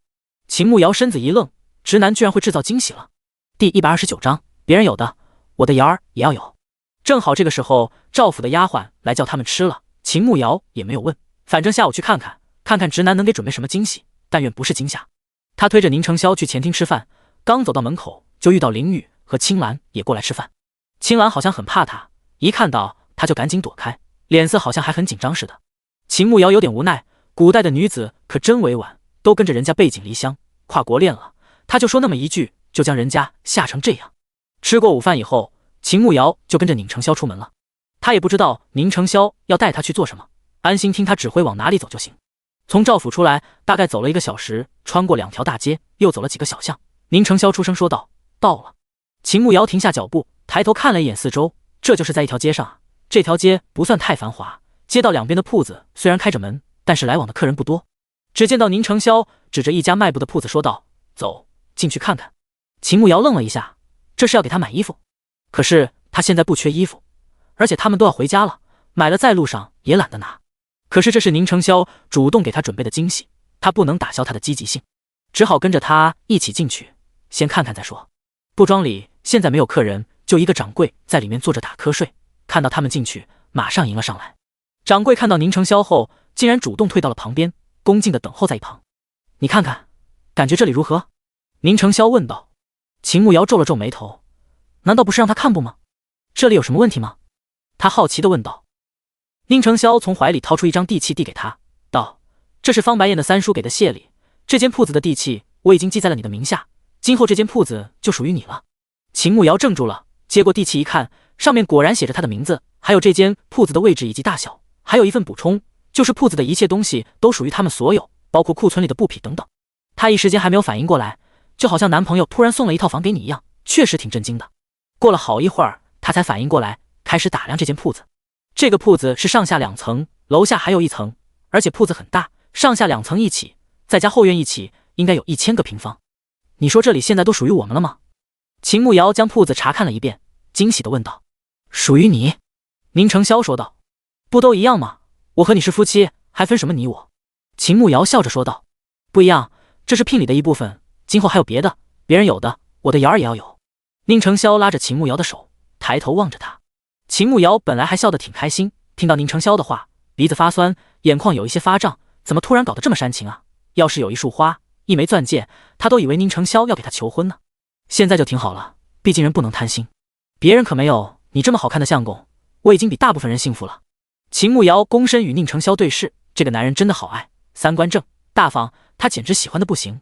宁承霄被秦慕瑶炙热的目光看得有些不好意思，想到旁边还有一个掌柜，嘿嘿，王掌柜，你把铺子的账本拿给我看看。他左手握拳放在嘴边，轻咳了2声，掩饰自己的尴尬。王浩是这间铺子的掌柜，是方白燕三叔之前请的，今天将这间铺子给了他们。他以前提前来和王浩见了一面了，和他打过招呼了。是，东家。王浩连忙上前去取账本。宁成霄拿过账本，快速的看了起来。这间铺子1个月赚不了多少钱，还好铺子是自己的，不需要给租金，还算在盈利。但是除掉成本给掌柜的工钱，1个月盈利15两。在抚州这样的城里，1个月15两确实算少的了。还有1个月就要过年，按理说这个月应该是生意最好的，但是铺子也没有卖出多少部，总共才赚了10两。秦慕瑶在宁成霄看账本的时候，自己没事干，就查看了铺子里的布匹，也是分了好几种品类，好的差的都有，摆放在一起就是比较杂乱。这会虽说是下午，可是抚州城不像红花镇，一到下午街上就没人了，繁华一点的街道上还是有不少人在逛的。可能是这条街相对来说比较偏僻，街上人不多，要是铺子再没有一点噱头能吸引住客人，估计确实很难有生意。今后这铺子是他们的，他自然希望生意好一点，多赚一些钱。不过他们住在乡下，距离这里还要2天时间，打理起来也不方便，这该如何是好呢？等宁成霄看完账本后，他让王浩今天可以早点收工回家，反正铺子里也没有生意。等王浩走了以后，宁成霄让秦慕瑶先将门关起来，然后拉着他坐在自己的腿上。瑶儿，想做生意吗？宁成霄搂着他问道。秦慕瑶愣了一下，他以前上班没有做过生意，当然自己也想过的，可是现在各行各业竞争压力都很大，想要赚钱可不容易。在古代来了快半年了，前面几个月在路上，天天连饭都吃不饱，哪里有空想这些？后来到村子里安定下来，日子慢慢好起来，可是又被人盯上。但是生活要继续，只有自己强大了，未来才能好过。你打算做什么？秦慕瑶感觉宁成霄已经有计划了，他肯定是全力支持他的，想把这个布庄改成胭脂水粉的铺子，女子都爱美，而且女人多的地方消息也多。宁成霄低声说道。秦慕瑶立马明白宁成霄的目的，是想通过这个铺子来搜集消息。这个倒是个不错的想法，不过这个铺子的位置太偏了，必须要有能吸引人来的东西才行。皇上不是让咱们到乡下吗？我们若是离开村子，算是违抗圣旨吗？秦慕瑶突然想到这个，在宁成霄耳边小声地问道。第130章，竟然是个男人。宁成霄轻轻摇头，低声说道：皇上只让我们到抚州乡下生活，但是并没有说我们不可以自己做生意糊口，娘还是在乡下，我们只是为了生存来这里做生意而已。秦慕瑶想想也是，皇帝总不能让他们都饿死在乡下吧，又没有给他们分土地，在乡下没有土地，不就是等着饿死？这还有1个月就要过年了，你打算什么时候来开胭脂铺？秦慕瑶问道。先把铺子关门，这些布先带些回去，可以给家里添置衣物，等过完年再来，回家再想想。宁成霄说道。好，按照你的说的。秦慕瑶赞同的点点头。还有2天赵老头那边的治疗就结束了，反正这个铺子也没啥生意，他们也不方便管理，不如早点回家过年，回家再好好想一下年后怎么做。下午盘点了一下铺子的存货，其实也不多了，挑选了几匹好的布料，到时候带回去给贺娇兰做衣裳，顺便给二牛家挑选了2匹，让他们也做2身新衣服过年穿。弄完外面的天已经不早了，2个人将门锁好，离开铺子回赵府去。回到赵府正好该吃晚饭，一行人围在一起吃饭。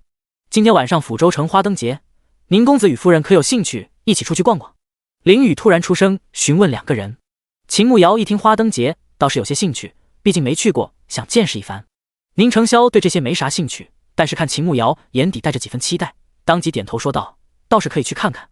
那吃了晚饭，我带你们去转转。师傅和我们一起去吗？林雨看着赵思邈问道。我一个糟老头子去干嘛？你们年轻人自己去，我就在家睡觉。赵老头连忙摆手，外面又冷又冻，傻子才出去受罪。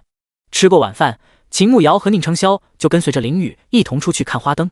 今日确实比往日热闹多了，街上来来往往都是人，到处都挂满了花灯，很多商贩摆出各种各样的花灯，街道灯火通明，人声鼎沸，热闹非凡。秦慕瑶推着宁成霄看花灯，打算挑选一盏到时候放。正在挑选，青兰突然出现在他身边，一脸羞涩的在他耳边说道：宁夫人，我有点内急，可是我不敢一个人去茅房，您能陪我一下吗？秦慕瑶看青兰确实很着急的样子，而且他还想赶紧完成任务，欣然同意了。子玉，你先在那边等会，我和青兰去躺茅房。他先给宁成霄说一声，免得他一会到处找自己。宁成霄点了点头，只叮嘱他小心一些。秦慕瑶看这里距离方白燕三叔家的四海客栈不远，反正都是认识的，干脆就去他们客栈借茅房。他带着青兰前往四海客栈，青兰走得很慢，看上去好像也不是很着急。可是今天白天已经将人家吓跑了一次，他还是稳重一点。人家可能只是比较害羞，时刻注意自己的仪态。两个人快要走到四海客栈了，青兰突然一把将他拉到黑暗的小巷子里。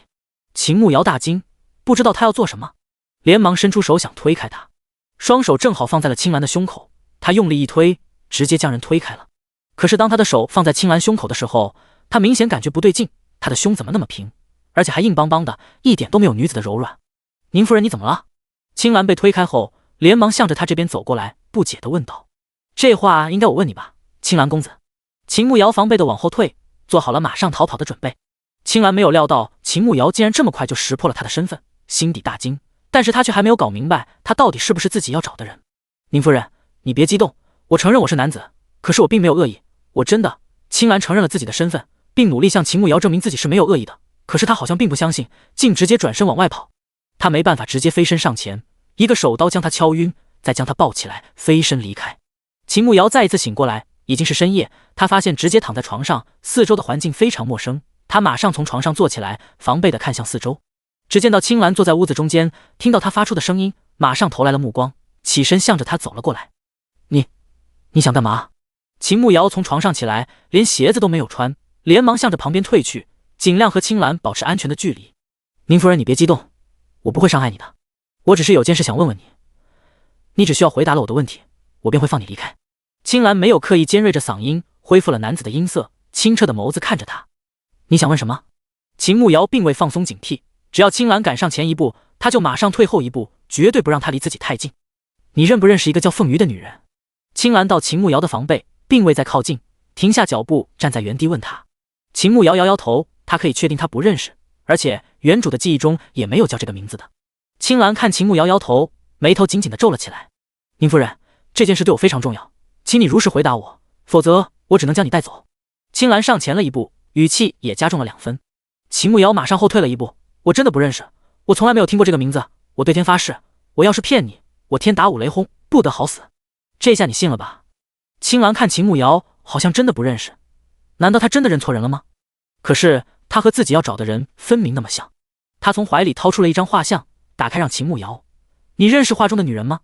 秦慕瑶看着画中的女子一愣，怎么和她长得那么像了？难不成是原身的娘？不是吧，这么狗血的吗？她是谁？为什么和我长这么像？他先发制人，直接反问青兰。第131章，宁承霄站了起来。青兰看秦慕瑶真的不认识，眉头紧紧地皱了起来，心底开始怀疑自己是不是真的认错人了。天下之大，无奇不有，长相相似的人也不是没可能。她就是凤瑜。青兰低声说道。秦慕瑶嘴角抽搐了一下，只说名字有什么用？他想知道这个凤瑜到底是何方神圣，他有何身份？他问道。这个暂时不能告诉你，除非让我先确认你的身份。青兰说道。秦慕瑶在心底无语地翻了一个白眼，然后问道，你不是知道我叫秦慕瑶，是宁承霄的娘子，你还要确认我什么身份？我都不认识你，你将我抓到这里来，你究竟有何居心？他顺便打量了四周，好像是在一间客栈里，他们应该是在2楼上，一会要是想逃走的，只能跳窗了吧。青兰看秦慕瑶好像真的不知道凤瑜是谁，眉头紧紧地皱了起来。你将衣服脱了。青兰说道。你有病吧？我为什么要脱衣服？你一个男人要求一个有妇之夫脱衣服，你简直就是流氓。秦慕瑶闻言，马上双手抱在胸口，防备地盯着青兰。青兰好像也意识到自己的话不对，连忙改口说道，你右边锁骨处是否有一个红色的胎记？秦慕瑶心底一怔，这人怎么知道原身右边锁骨有胎记的？他身上的胎记估计连宁承霄都不知道，这人怎么会知道的？莫不是他真的和他说那个凤瑜有什么关系？你有对不对？青兰看秦慕瑶一直不说话，一脸笃定地说道，我有没有胎记和你有什么关系？你这个人莫名其妙的很，男扮女装，骗取别人的信任，还将我带到这里来，你到底要干嘛？秦慕瑶捂着胸口，生气地看着青兰。青兰看秦慕瑶那么激动，显然是真的有胎记，那可太好了，他一定就是自己要找的人。即便他不是凤瑜，那他应该也和凤瑜有关系，说不定是他的后人。既然如此，他必须要将他带回去。你先好好休息，明日我带你离开这里。青兰的话还没有说完，门就被人推开了，只见到宁承霄出现在门口。这次他居然没有坐轮椅，而是直直地站在门口，高大挺拔的身子，冷峻的脸庞上写满了杀气。你想要带我娘子去哪里？宁承霄冷声质问道。秦慕瑶看到站着的宁承霄已经看呆了，他的腿已经好了吗？青兰也有些震惊，看到杀气腾腾的宁成霄，他心底一颤，下意识的想要将秦慕瑶拉到自己身边，将他从窗口带走。可是他的身子刚一动，一抹黑影比他更快到了秦慕瑶的身侧，将他拉到身后。等他去的时候，一记有力的掌击了过来，还好他反应够快，马上躲开了。去那边等我。宁成霄放开秦慕瑶，低声对着他说道。秦慕瑶眼下根本没空问宁成霄的腿，乖乖的退到他后面的位置，目光紧紧的盯着青兰。他到底是什么人？为什么要将自己带走？画像的女人是不是原身的娘？因为原身的娘去世的很早，而且也没有留下画像，所以原身的记忆中根本不记得他娘长什么样子。不过好像听说他和他娘长得比较像，所以青兰要找的人会不会是他娘？那他带自己去西域做什么？秦慕瑶一边盯着青兰和宁成霄，一边在脑海中考虑这件事。两个人打成一团，招式又快又狠，但是青兰好像不敌宁成霄，一个不慎被他击中，只见到他飞身从窗子口跑了。而就在这时，宁成霄也直接向着地上倒去。秦慕瑶见状立马跑过去，一把将宁成霄搂住，紧张地问道：你怎么了？是不是受伤了？宁成霄轻轻摇头，没有。那这是怎么回事？你的腿怎么回事？秦慕瑶一把将宁成霄扶到旁边的凳子上坐下。你和青兰消失不见后，我非常着急，找到赵前辈请他帮忙，他给服下了一种药，说可以让我站立1个时辰。1个时辰一到，药效一过，我的腿就会变成原样。现在时间到了，所以双腿又变成了以前那样。宁成霄双手撑着自己的膝盖，此刻双腿很疼，可是他为了不让秦慕瑶知道担心，一直强忍着。秦慕瑶有些惊讶，居然还有这种药，可是这种药肯定是有副作用的，而且副作用肯定还不小。那老头说没说这个药效后会发生些什么？比如情况比之前更糟糕，还是会承受别的痛苦？他看着宁成霄，紧张地问道。宁成霄看着担心的秦慕瑶，有时候他真的希望他不要那么聪明。说了，他忍着疼痛，轻轻点头。会怎么样？秦慕瑶追问道。会疼2天。宁成霄说道。秦慕瑶看着宁成霄额头上有细汗，虽然刚才和青兰打斗用了力气，可是看到他一直撑着腿，想必也是因为疼的。我给你按按。他连忙抓住宁成霄的腿，帮他按了起来。宁成霄双手紧紧握成拳头，咬紧牙关，不让自己发出一点声音。这次的疼比以往的任何一次都要疼，疼得他太阳穴都要炸开了一样。可是他不想让秦慕瑶担心，努力忍着，握紧的手指关节发白。秦慕瑶一边按一边观察宁成霄，看到他额头上的细汗变成了一颗一颗的汗珠，紧紧咬着唇瓣，下唇都被咬破了，鲜红的血液顺着嘴角往下流。他心疼死了，从怀里掏出之前他送梳子包着的手绢。别咬自己，咬这个，我背你去找老头，让他给你一些止疼的。秦慕瑶一边说，一边将手绢放到宁成霄的嘴巴里，眼眶不由得红了。宁成霄看到秦慕瑶红红的眼眶，摘下口中的帕子，努力让自己声音听着不颤抖。我没事，别哭，就是有点疼，我能忍。我知道你很担心我，可是我不想你牺牲你自己的健康，我也真的很心疼。你以后做事之前不能这么冲动了，我是大人，我会想办法的。要是你出事了，我怎么办？你还没有娶我呢，你说了要风风光光娶我的。秦慕瑶声音哽咽了，看到宁成霄这样，他真的好心疼。我记得，我肯定不会让自己出事，放心吧。宁成霄伸出手轻轻地摸了一下秦慕瑶的头，安抚地说道。宁成霄的话音刚落，就听到门外响起了脚步声，好像是有人来了。第132章，别的副作用。听到脚步声，秦慕瑶立马防备起来，挡在宁成霄的面前，做出维护的举动，目光盯着门口。脚步越来越近，只见到林雨出现在门口。秦慕瑶看到林雨的时候微微一愣，他是来找青兰的吗？林雨看到秦慕瑶的时候眼底一亮，目光马上扫了一圈屋内，并未找到自己要找的人，顿时出声问道：宁夫人青兰姑娘呢？你们不是一起的吗？她去哪里了？果然是来找青兰的，他倒是真不知道青兰是男人还是装不知道。林雨公子，这件事只怕还得问问你，青兰根本就不是姑娘，而是一个男子。他将我掳走，还说带我去西域，如果不是我相公来得及时，我就被他带走了。还请林雨公子告知青兰到底是何人，为何要将我带去西域？秦慕瑶质问道。林雨明显一愣，轻轻摇头，一脸的不可思议。怎么可能？她明明是个姑娘啊，怎么可能是男子？林雨低声喃喃地说道。秦慕瑶看林雨那样子，好像真的不知道，正要问他是如何认识青兰的，身后突然砰的一声，宁成霄因为太疼而晕厥过去了。秦慕瑶被吓了一大跳，连忙抱起宁成霄去找赵老头，青兰的事情等后面再问。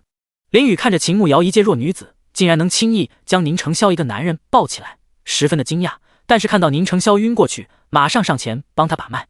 他只是被刺激导致暂时昏迷。林雨说道。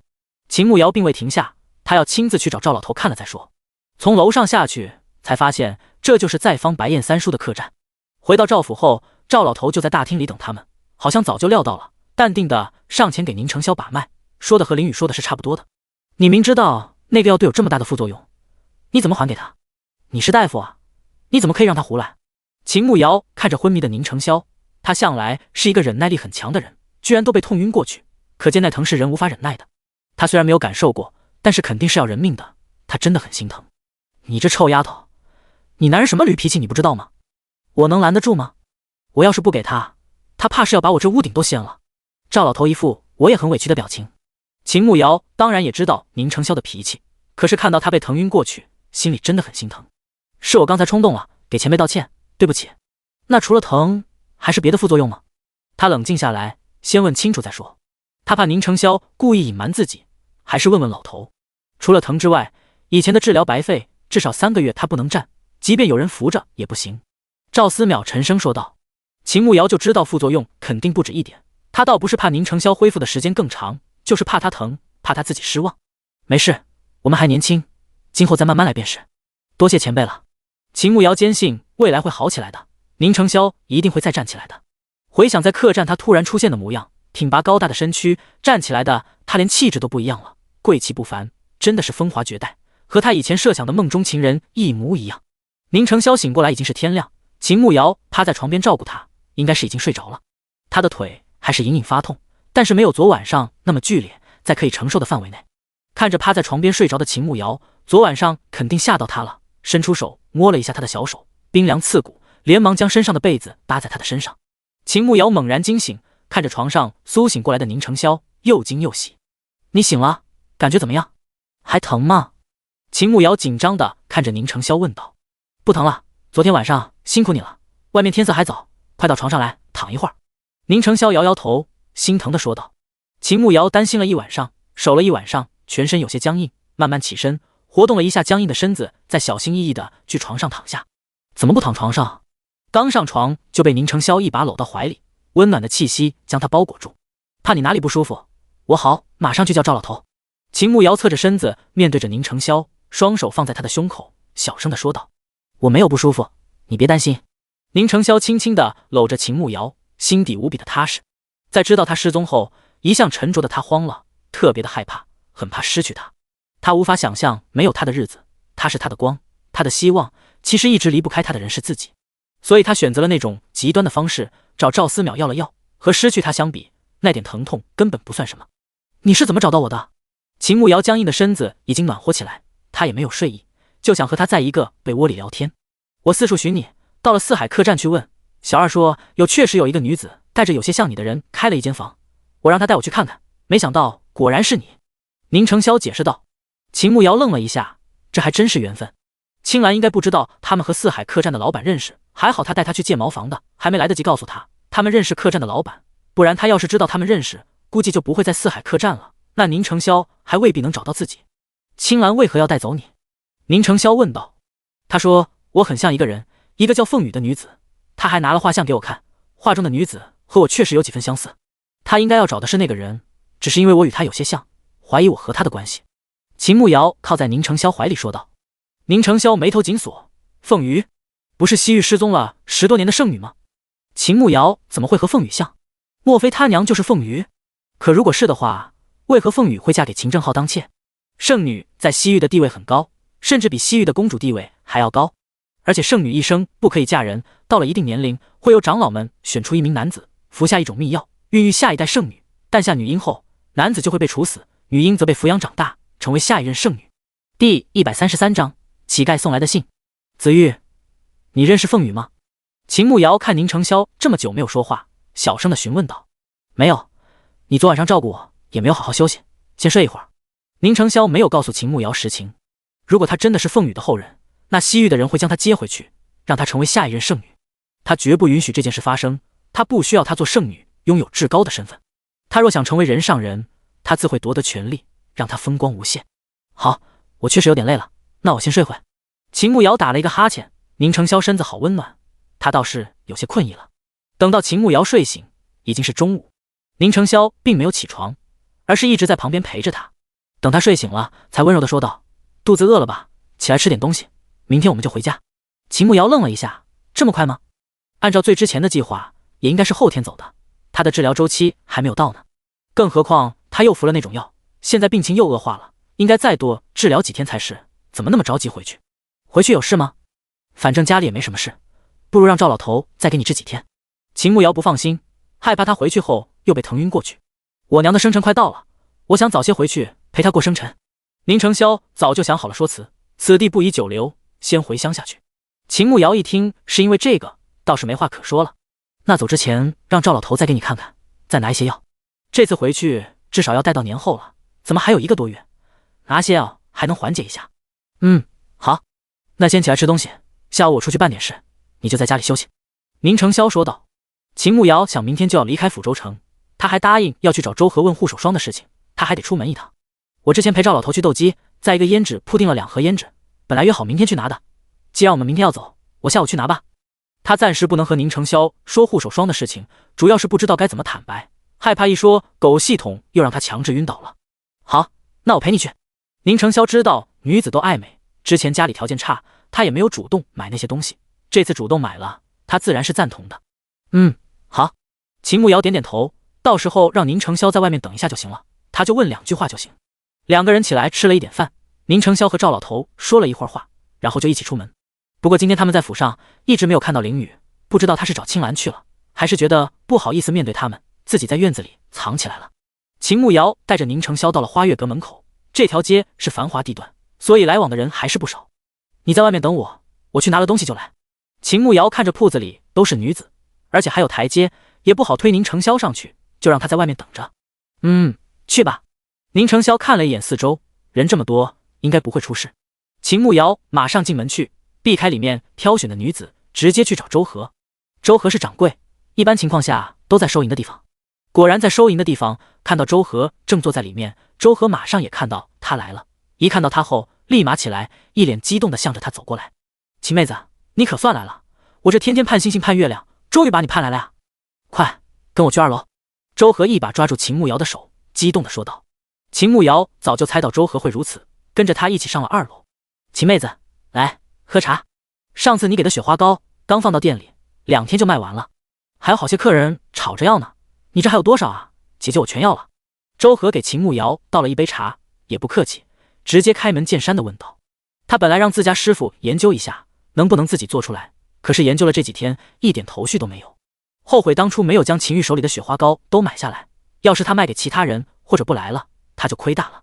看来周姐姐生意不错，那么快就卖光了。秦慕瑶喝了一口茶，笑着说道。还不是妹子的东西好，你上次说有20罐，上次给了10罐，应该还有10罐吧？周和一脸期待地看着。秦慕瑶点了点头，他本来也没有打算坐地起价，毕竟早就答应好的。那这次都给我，姐姐我1罐再给你加1两银子。周和大方地说道。秦慕瑶一听周和的口气，就知道他给的护手霜他卖的肯定不便宜。好，那周姐姐把罐子拿来，然后我弄好了就叫你。秦慕瑶说道。行。周和一听立马同意，马上让人送了10个空罐子上来。秦慕瑶等周和出去后，将东西拿出来，一一挤在了周和给的罐子里。等他全部弄好了，就叫周和进来，2个人一手给钱，一手给货。全部弄完了以后，秦慕瑶也该走了。秦妹子，你这真的没有了吗？如果还有的话，一定要拿到姐姐我这里来，我保证不会亏待你的。周和看着10罐子雪花膏，心里喜欢的不行，这可都是钱啊。周姐姐，我确实只有这么多，如果有的话，我肯定会来找你合作的。我相公还在外面等我，我就不多留了，后会有期。秦慕瑶说完就拿着钱走了。他在1楼又挑选了2盒胭脂，毕竟给宁承霄说了来拿胭脂的。周和这人挺豪爽，也没有收他的钱，说是送给他的，很会做生意。秦慕瑶从花月阁出来，就看到宁承霄还在原地等他，但是因为长得太惹眼了，路过的女子都会忍不住多看几眼，可能是他脸色很难看，所以没有人敢上前勾搭。秦慕瑶刚要走过去，却被2个小乞丐拦着。小姐，这是有人让我交给你的。大一点的小乞丐伸出黑黢黢的手，手中拿着一封信，一张脏兮兮的脸上，一对眸子清澈明亮。秦慕瑶愣了一下，看着乞丐手中的信封。你们认识我吗？他好奇地看了一眼四周，并没有看到熟悉的人，他在抚州也不认识几个人，怎么会有人托乞丐送信给他？第134章，瑶儿，不愿意帮我吗？我们不认识你，但是有人让我们把这封信交给你，还说让你自己看，不能让第二个人知道，不然你会后悔的。小乞丐明亮的眼珠盯着秦慕瑶，说得非常认真。漆黑的小手生了好几个冻疮，看上去非常可怜。秦慕瑶眉头紧蹙，这算是威胁吗？那你把信拿回去给那个人，就说我不要。他都不知道是谁送来的，居然还威胁他。那他不要了，爱咋咋地。那个人说了，这封信非常重要，关系到你的身世，你看完就知道了。您收下吧，我们也只是帮人送东西。小乞丐漆黑的眸子看着秦慕瑶，眼底带着几分哀求。秦慕瑶一听关于他的身世，多半和青兰有关系，既然是他给的信，他也没什么担心的，伸出手接过信，然后从怀里掏出了20来个铜板递给小乞丐。你们拿去买点吃的吧。小乞丐愣了一下，随即接过钱，拉着旁边的弟弟给秦慕瑶鞠躬道谢，谢谢小姐，好人有好报。不用谢，那你们去忙吧。秦慕瑶摆摆手，然后拿着信向着宁成霄走去。宁成霄也正好过来，看到秦慕瑶手中的信封。刚才那2个小乞丐和你说什么？他隔得有点远，街道上人来人往，还有一些吆喝的，所以他没有听得很清楚。他们给了我一封信。秦慕瑶将信封拿出来，虽然对方说了只能他一个人看，但是他现在全心全意相信宁成霄，即便他知道了，肯定也不会害自己的，根本没想过隐瞒他。宁成霄早就注意到秦慕瑶手中的信封了，他也观察了一眼四周，对方隐藏得很好，他并没有发现附近有可疑的人。先放着吧，外面人多，等回去再看。东西拿到了吗？宁成霄问道。秦慕瑶也觉得外面人多眼杂，不适合看信，直接将信丢给宁成霄了，让他帮自己放着。拿到了，到时候给娘一盒，颜色还不错。走吧，你不是还有事，先去处理了，然后早些回去收拾东西。秦慕瑶走到宁成霄身后，慢慢的推着他往前走。宁成霄拿着手中的信封，嘴角微微上扬，能被心爱的人全心全意的信任，应该就是最开心的事情。其实宁成霄说的事情也没什么特别的，就是去卖马车的地方买了一辆结实宽敞的马车，又去奴隶市场买了一个会赶车的奴隶，明日赶马车送他们回去，以后还能留在家里帮忙干活。顺便又买了一些别的东西，以及一些干粮，万一路上耽误了时间，没能赶到地方，可以在车上将就一下。回到赵府后，时间也不早了。吃过晚饭后，赵老头就帮宁成霄扎了针灸，又让人熬了药浴来，这次是整个人都泡在浴桶里。秦慕瑶等宁成霄坐在浴桶里，然后才进来的。看着烟雾缭绕，一个美男子坐在浴桶里，虽然黑漆漆的药汁什么都看不到，可是这样更有想象的空间，瞬间有些心猿意马，目光灼灼地盯着宁成霄。嗨嗨，瑶儿，你这样看着我，我有点紧张。宁成霄被秦慕瑶炙热的目光盯得有些不自然，轻咳了2声，语气有些飘忽。本来泡在药浴里的身子就有些热，现在更加的热了。我就看看，你紧张什么？秦慕瑶坐在旁边，双手托腮，看着宁成霄问道。你一直盯着我看，我自然会紧张的。宁成霄语气极其不自然地说道，他的眼神好像要吃了他一样，他从未见过哪个女子有那么直白且炙热的目光，他当然会紧张。那我不看了，你安心泡着吧。对了，那封信呢？我先看看是写的，都写了些什么。秦慕瑶收回目光，怕自己再看下去，宁成霄将自己当成女流氓了。宁成霄愣了一下，那封信他也一直没有看，信封上面一个字都没有，他也不知道是谁写的。在枕头下面，我刚脱衣服的时候放在下面了，你去拿吧。他说道。秦慕瑶赶紧起身去枕头下面将信封拿出来，慢悠悠地拆开，里面只有1张信纸。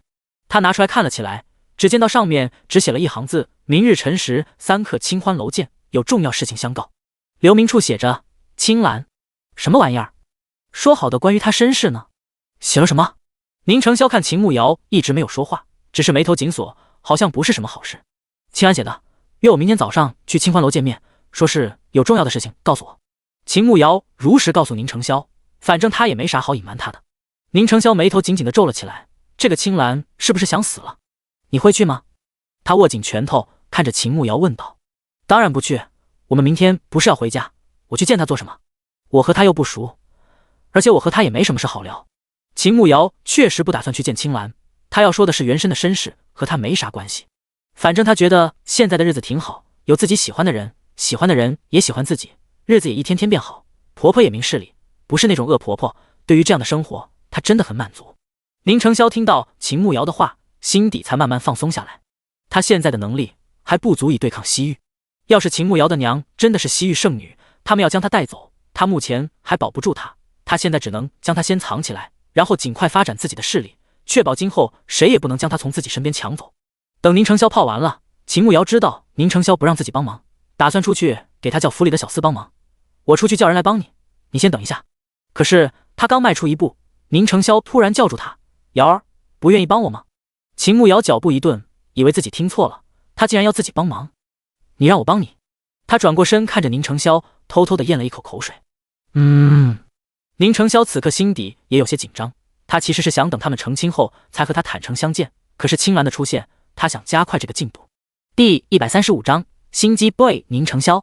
秦慕瑶看着宁承霄当真的，他竟然有些心虚，这可是正儿八经的看光光啊。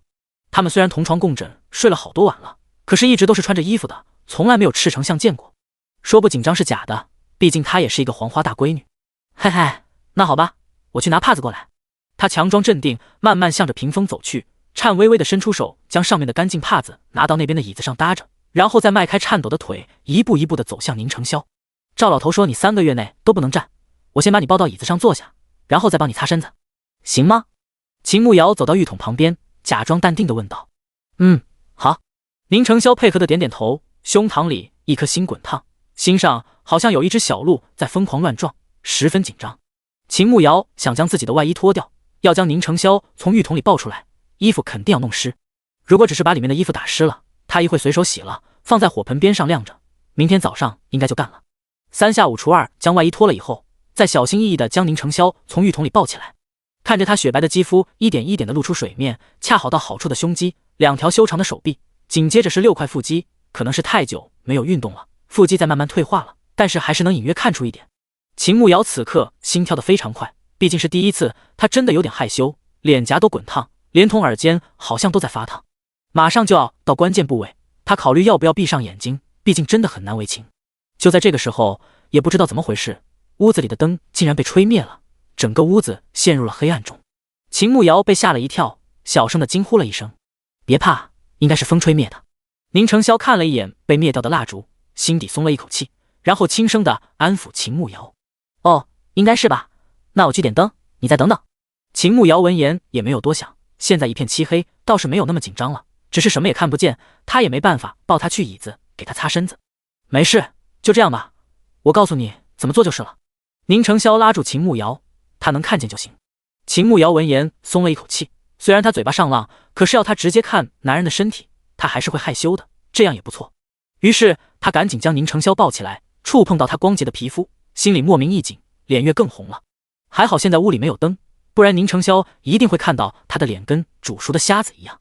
宁承霄指挥秦慕瑶走到椅子跟前，再让他慢慢将自己放下。我给你擦身子。秦慕瑶拿起椅子后面搭着的帕子，有些紧张地说道。宁承霄很想说自己来就可以，可是最终没有说话，任由他帮自己擦。秦慕瑶因为看不见，只能一只手试探地摸，另一只手拿着帕子帮宁承霄擦身子。从上往下，明明这个天很冷，可是他摸着宁承霄的皮肤越来越烫，放在他身上的手心都有灼热感。你是不是在发热？他小心翼翼地问道。没有。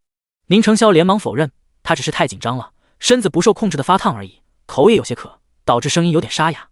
哦，那就好。秦慕瑶虽然没有吃过猪肉，但是也见过猪跑，大概明白怎么回事了，没有说话，赶紧继续帮他擦身子。两个人之间的温度在不断攀升，不管是宁承霄还是秦慕瑶都感觉有些燥热，两人之间弥散着浓浓的药味，明明味道并不好闻，可是此刻却好像不难闻，反倒让人快要迷失自我。秦慕瑶手中的帕子移到了宁承霄的小腹处，正考虑要不要继续的时候，他的手腕突然被抓住，然后一股大力将他拉了过去，他半个身子扑到了某人的怀中。你，秦慕瑶活了20年，从未有这一刻这么紧张，说话都不由自主地结巴起来。给我。宁承霄在他耳边轻声地说道。秦慕瑶脑子瞬间宕机，完全不知道自己要干嘛，甚至不知道该如何回答，会不会太快了一点。他正在犹豫要怎么答应，才显得他稍微矜持一些。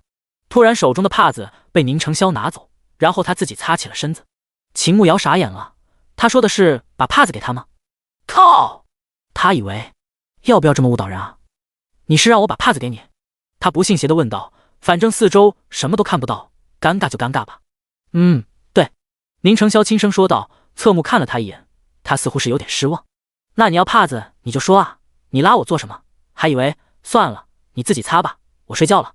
秦慕瑶简直无语死了，感觉自己被耍了。宁承霄刚才确实有想过让她成为自己的女人，可是毕竟在别人的家里，而且他们都是第一回，最终还是忍住了。看到秦慕瑶生气的往窗子口走去，一边走一边摸索，小声的提醒：往左手边走5步，再左转向前走6步是床，不要你管。秦慕瑶现在非常生气，一点都不想理会宁承霄。宁承霄看着如此生气的秦慕瑶，感觉自己这次玩笑开大了，3下5除2的将身子擦干，拿起旁边凳子上的衣服套上，将带子系好后，身子扑通一声跌了下去。秦慕瑶刚按照宁承霄说的摸到了床边，突然听到一声巨响，身子一惊，顺着声音发出的方向望去，似听到宁承霄倒吸了一口凉气，应该是刚才摔倒了。你怎么了？他虽然挺生气，可是听到宁承霄摔倒，还是不由自主的担心起来，黑暗中摸索着慢慢靠过去。宁承霄看到向着自己走过来的秦慕瑶，嘴角微微上扬，故作忍痛的说道：我没事，你不用过来。秦慕瑶一听宁承霄好像很难受，马上顺着声音走了过来，正好摸到了宁承霄的手。明知道自己腿不好，还非要逞能，你就是活该。秦慕瑶拉着宁承霄的手，蹲下身子生气的说道：惹自己娘子生气，确实活该。宁承霄说道：你少贫嘴，哪里摔疼了？我抱你起来。秦慕瑶听到宁承霄叫她娘子，竟然有些害羞。秦慕瑶将宁承霄抱起来，然后走到床边，刚把他放下，正要起身去点灯查看一下他的伤势，却被他一把拉入怀里，趴在他身上。第136章，我的小祖宗。秦慕瑶这次毫不犹豫地坐了起来，板着脸说道：别拉拉扯扯的，我衣服还是湿的，我要去换衣服了。谁知道他刚坐起来，宁承霄也坐了起来，紧接着一股大力又将他拉到了怀里。既然衣服湿了，我帮瑶儿脱掉吧，这么冷的天着凉了可不好。黑暗中宁承霄搂着他，在他耳边小声地说道。本来秦慕瑶以为宁承霄是开玩笑的，毕竟他还没有帮他宽过衣，最关键的是他就穿着里衣，这件脱掉了，里面可就什么都没有了。毕竟大冬天的，古人里3层外3层的，还有大棉袄，他感觉完全没必要穿肚兜，反正平日睡觉都穿着里衣，根本用不着。可是宁承霄居然真的伸手解开了他里衣的带子，轻轻地帮他拉开。别动，我自己来，你赶紧躺下，我还没有拿换的衣服。秦慕瑶一把抓住宁承霄的手，结结巴巴地说道。宁承霄以为秦慕瑶是害羞了，轻笑着说道：反正天已经黑了，就这样睡吧，明天早上起来再去拿。说话的时候，已经他身上湿掉的里衣脱了下来。秦慕瑶身子打起了哆嗦，真的好冷。宁承霄一把将秦慕瑶拉到被窝里，可是当他抱着她的时候，才意识到她里面居然没有穿衣服。他身子一僵，脸刷的一下红到了耳根和脖子。秦慕瑶此刻真的又羞又骚，虽然屋内一片漆黑，可是他还是觉得好羞耻，好像找个地洞钻进去。本来刚才已经恢复的气氛，顿时又变得暧昧起来。宁承霄搂着秦慕瑶的手根本不敢动，全身血液都沸腾了，身子宛如烧红的烙铁一般滚烫。秦慕瑶本来被冻得瑟瑟发抖，此刻都被宁承霄灼热的气息感染了，好像全身都要冒汗了一样。你能不能先放开我？他小声地问道。宁承霄马上将双手放开，本以为秦慕瑶要就此挪到里面一点的地方，可是下一秒他竟然趴到了他的身上，双手搂着他的脖子，2条腿不安分地在他身上乱动。瑶儿，我怎么了？分明是你先耍流氓的，哪有扒人家女子衣服的？秦慕瑶打断了宁承霄的话，气鼓鼓地说道。宁承霄嗓子越发的干涩，全身血管好像要爆裂了一般，身子滚烫僵硬。我不知道你里面没有衣服了，我以为你里面还有的。宁承霄声音沙哑地说道，极力忍着体内的欲望。你为什么觉得里面还有衣服？秦慕瑶反问道。宁承霄愣了一下，差点说漏嘴了。我也不知道有没有，我以为还有。宁承霄，你当我是傻子吗？还不老实交代，你怎么知道女子里面还有衣服的？秦慕瑶咬牙切齿地叫宁承霄的名字，他以前肯定看过别的女人穿肚兜，要不然他一个男人怎么可能知道？我说是听狐朋狗友说的，你信吗？宁承霄现在又紧张又热，额头上出了一层细汗。你觉得我很傻吗？秦慕瑶才不信。那我说了，你别生气。宁承霄小心翼翼地说道。我尽量，你说吧。秦慕瑶现在就很生气，恨不得掐死他，但是他要听他以前到底和哪个小狐狸精鬼混过。就是在家的时候，有一天你睡着了，说太热了，将衣服扯开，我不小心看到了。宁承霄说话的时候脸颊发烫，感觉自己做了一件非常不君子的事情，无颜面对他。秦慕瑶一听居然是看到自己了，已经到嗓子眼的火马上咽了下去。只是看到了。没做别的？他问道。没有。宁成霄语气坚定地说道。秦慕瑶黑暗中翻了一个白眼，这人是柳下惠吗？故意使坏的在他身上蹭了2下，尤其是一条腿，不安分地乱动。瑶儿，别闹！宁成霄呼吸有些紊乱，声音沙哑地说道。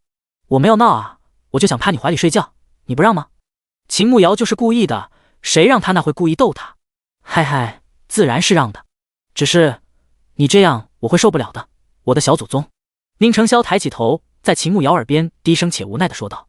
秦慕瑶听到宁成霄充满欲望的嗓音，简直是要人命。他本来就是想报复一下他的，结果现在把自己撩拨得心痒痒，尤其是那声小祖宗，他恨不得把命都给他。那就别忍了，反正我是你，迟早都是你的。他又不是古人，思想那么保守，他认定他这个人了，将自己身心都给他也无妨。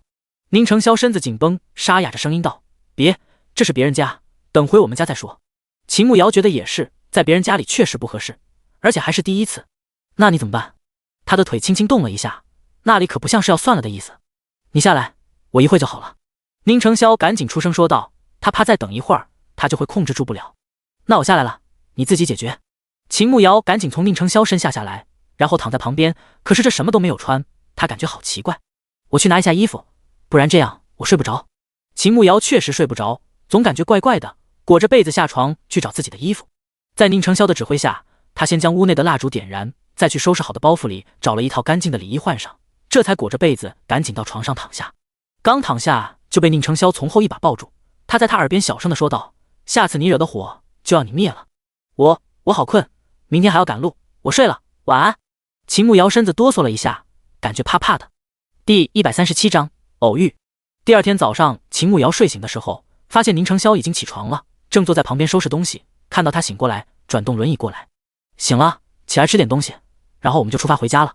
宁成霄帮秦慕瑶拿了衣服过来，都是刚才在火盆边上烤的暖和的，穿好一点都不冷。好。秦慕瑶接过衣服，摸着特别暖和，知道是宁成霄帮他烘烤过的，心底一阵温暖。这个男人真的很细心，而且他的温柔都藏在行动里，感觉自己好幸运。吃过早饭以后，昨天买的小厮把行李都搬到马车上。秦慕瑶将宁成霄抱上马车后，正打算走人，却被赵老头叫住了。秦丫头，你下来，我有话和你说。赵思邈对着秦慕瑶说道。秦慕瑶闻言，马上从马车上跳下去。宁成霄看着秦慕瑶就直接蹦下去，又担心又无奈。她真的和一般女子完全不一样，她到底生活在什么样的家族？前辈有何事吩咐？秦慕瑶问道。你们就这样走了，也不表示一下？赵思邈一脸期待地看着秦慕瑶。秦慕瑶愣了一下，他们提出要给赵思邈给钱，但是他又不要，现在又让自己表示，他到底想要啥？火锅底料？他试探性地问道。这老头就是个吃货，想必专门将他叫过来，就是为了要食谱吧？可以，我觉得行。老头一听连连点头，看样子对这个表示非常满意。秦慕瑶感觉老头分明就是想要这个，只等自己上钩。那你拿笔自己记下方子，我将做的方法念给你，让你家厨娘照着做就是了。秦慕瑶根本不在意这个方子，反正又不是他发明的，更何况在赵府白吃白住了这么多天，还用了人家好多药材，一个方子根本算不了什么。行，你等着，我马上让人去拿。赵老头马上吩咐人去拿。秦慕瑶将炒火锅底料需要的东西，还有怎么炒料，都毫无保留地告诉给老头。等老头一一记下后，才起身离开。诺，这个给你，别说我占你便宜，这个可是好东西，10天给你男人服下1粒，1个月后再来找我，我给他看看。赵老头拿出一个蓝色的小瓷瓶，塞给秦慕瑶说道。秦慕瑶看着手中的小瓷瓶愣了一下，老头说是好东西，那到底是什么？他好奇地拔开塞子看了一下，里面只有3颗纯白色的药丸，淡淡的草药味，不过什么药他闻不出来，他本身对药材也不懂。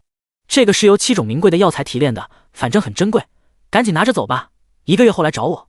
老头不耐烦地挥手赶他走。那便谢谢了，我们就先回家了，年后来给你拜年。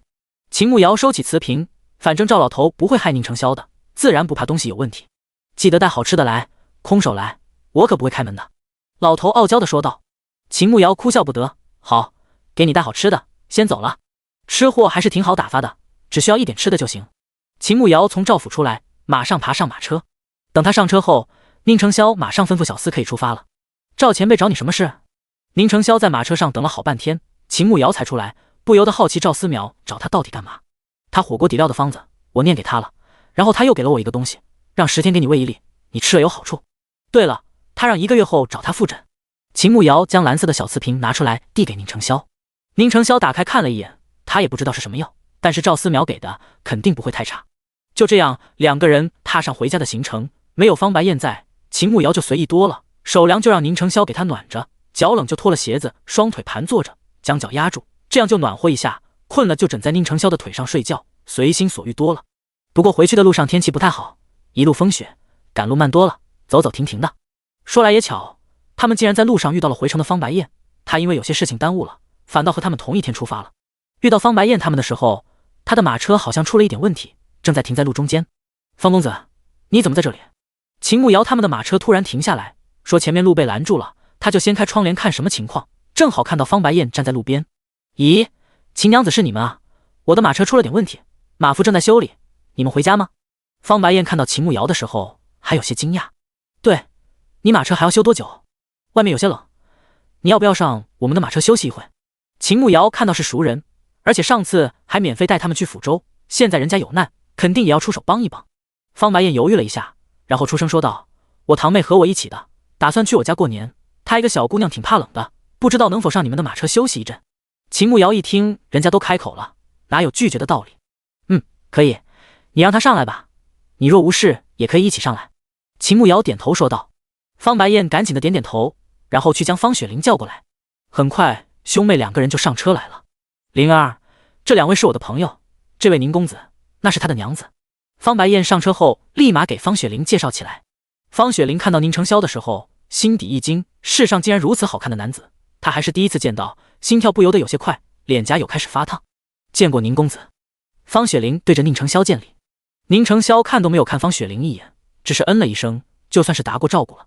秦慕瑶倒是看了一眼方雪玲，毕竟来者是客，不过看到他刚才看宁承霄的眼神，让他很不舒服。古代女子即便容易害羞，也不会第一次见一个男人，话都不曾说就开始脸红。眼看着方雪玲要坐在宁承霄对面，本来马车空间不算大，坐在对面的话难免脚尖会碰到。就在他考虑要怎么让方雪玲去另一边坐时，宁承霄出声了：方公子，劳烦你堂妹换个方向去坐里面的位置，我不喜欢除了我娘子以外的女子和我离太近，否则只能请她下车。宁承霄板着脸非常严厉地说道，一点没有给方雪玲留面子。第138章被刘明围住。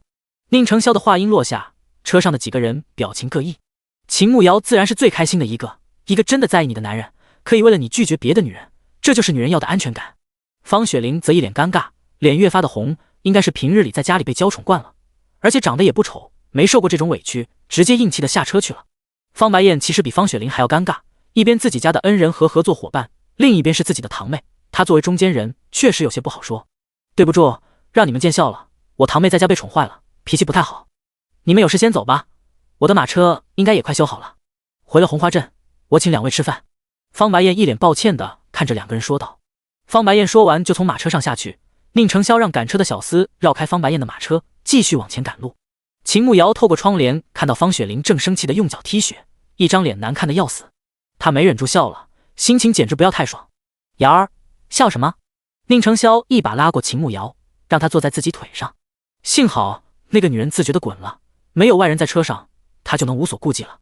方白燕的堂妹被你气惨了，一直在踢雪。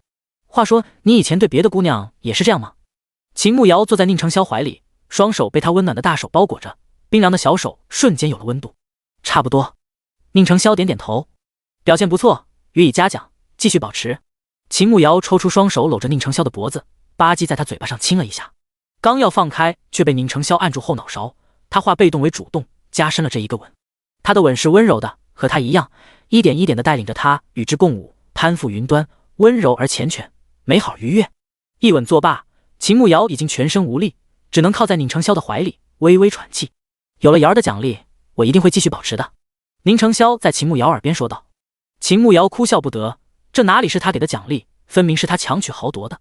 这两天天气不太好，2天可能回不了家。秦慕瑶看了一眼窗外，又在飘雪了，这个天实在太冷了，也不知道家里什么情况。没事，那便多花2天时间，也不着急这一时。宁承霄倒是无所谓，反正两个人单独在一起，他觉得挺享受的。秦慕瑶点点头，反正急也没办法。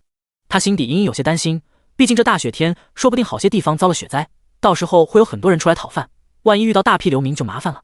不过回去也不算太远，也就2、3天的时间，应该不会那么倒霉吧。一路走走停停，到了晚上并没有赶到来的那个白杨镇，而是在另一个离抚州更近的小镇落脚，开了2间房，让厨房做了2个菜送到房间里吃。吃过晚饭后，秦慕瑶去叫小二送热水来洗漱的时候，正好遇到方白燕和方雪玲也来这家客栈住店。方白燕自然也看到秦慕瑶了。下午方雪玲一直在抱怨宁承霄和秦慕瑶，虽然他已经严厉的说过他了，可是小姑娘第一次被人那般说，心里还是觉得不高兴。现在再见到他也不好和秦慕瑶打招呼，只怕会让方雪玲尴尬。秦慕瑶也当没有看到，吩咐了小二送热水，就直接上楼回房间了。洗漱好了，他们早早就休息了，明天还要继续赶路。第二天早上起床吃了饭，正好方白燕他们也要继续赶路，几个人又算是同路。不过几个人又不是一个车子，秦慕瑶和宁承霄压根没将方雪玲当一回事，2个人该干嘛就干嘛，一路腻腻歪歪的好不惬意。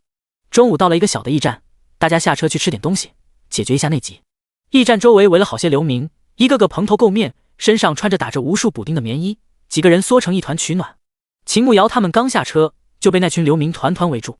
夫人，可怜可怜小的吧，赏口吃的吧，我们已经3天没有吃东西了，您好人有好报啊。公子，给口吃的吧，我孩子都2天没吃东西了，求求您了。6、7个人围着他们要吃的，男女老少都有，一个个都面黄肌瘦，嘴唇都被冻裂了，看上去确实很可怜。秦慕瑶看了一眼旁边，那边还有10来个流民，正眼巴巴地望着他们这边，好像只要他们一旦给了眼前的6、7个人吃的，那些人一定会围过来缠着他们要吃的。虽说给这一群人一人一点吃的，他暂时也给得起，可是就怕有人怀了坏心思。他们有20来号人，肯定一起流浪乞讨，早就抱成团了。为了活下去，什么都做得出来，一旦他们路财就危险了。宁承霄腿不行，赶车的小厮也只会3脚猫的功夫。他虽然力气大，可是也不能对付一群人，所以何种时候不能心软。让开，我们没钱。秦慕瑶凶巴巴地对着众人吼道：“他不是观音菩萨，不能普度众生，只能保全自己。”这些人流浪了好长时间，见惯了白眼，自然不会被秦慕瑶这么一句就打发了。没有一个人走，还是围着他们请求他们给些吃的。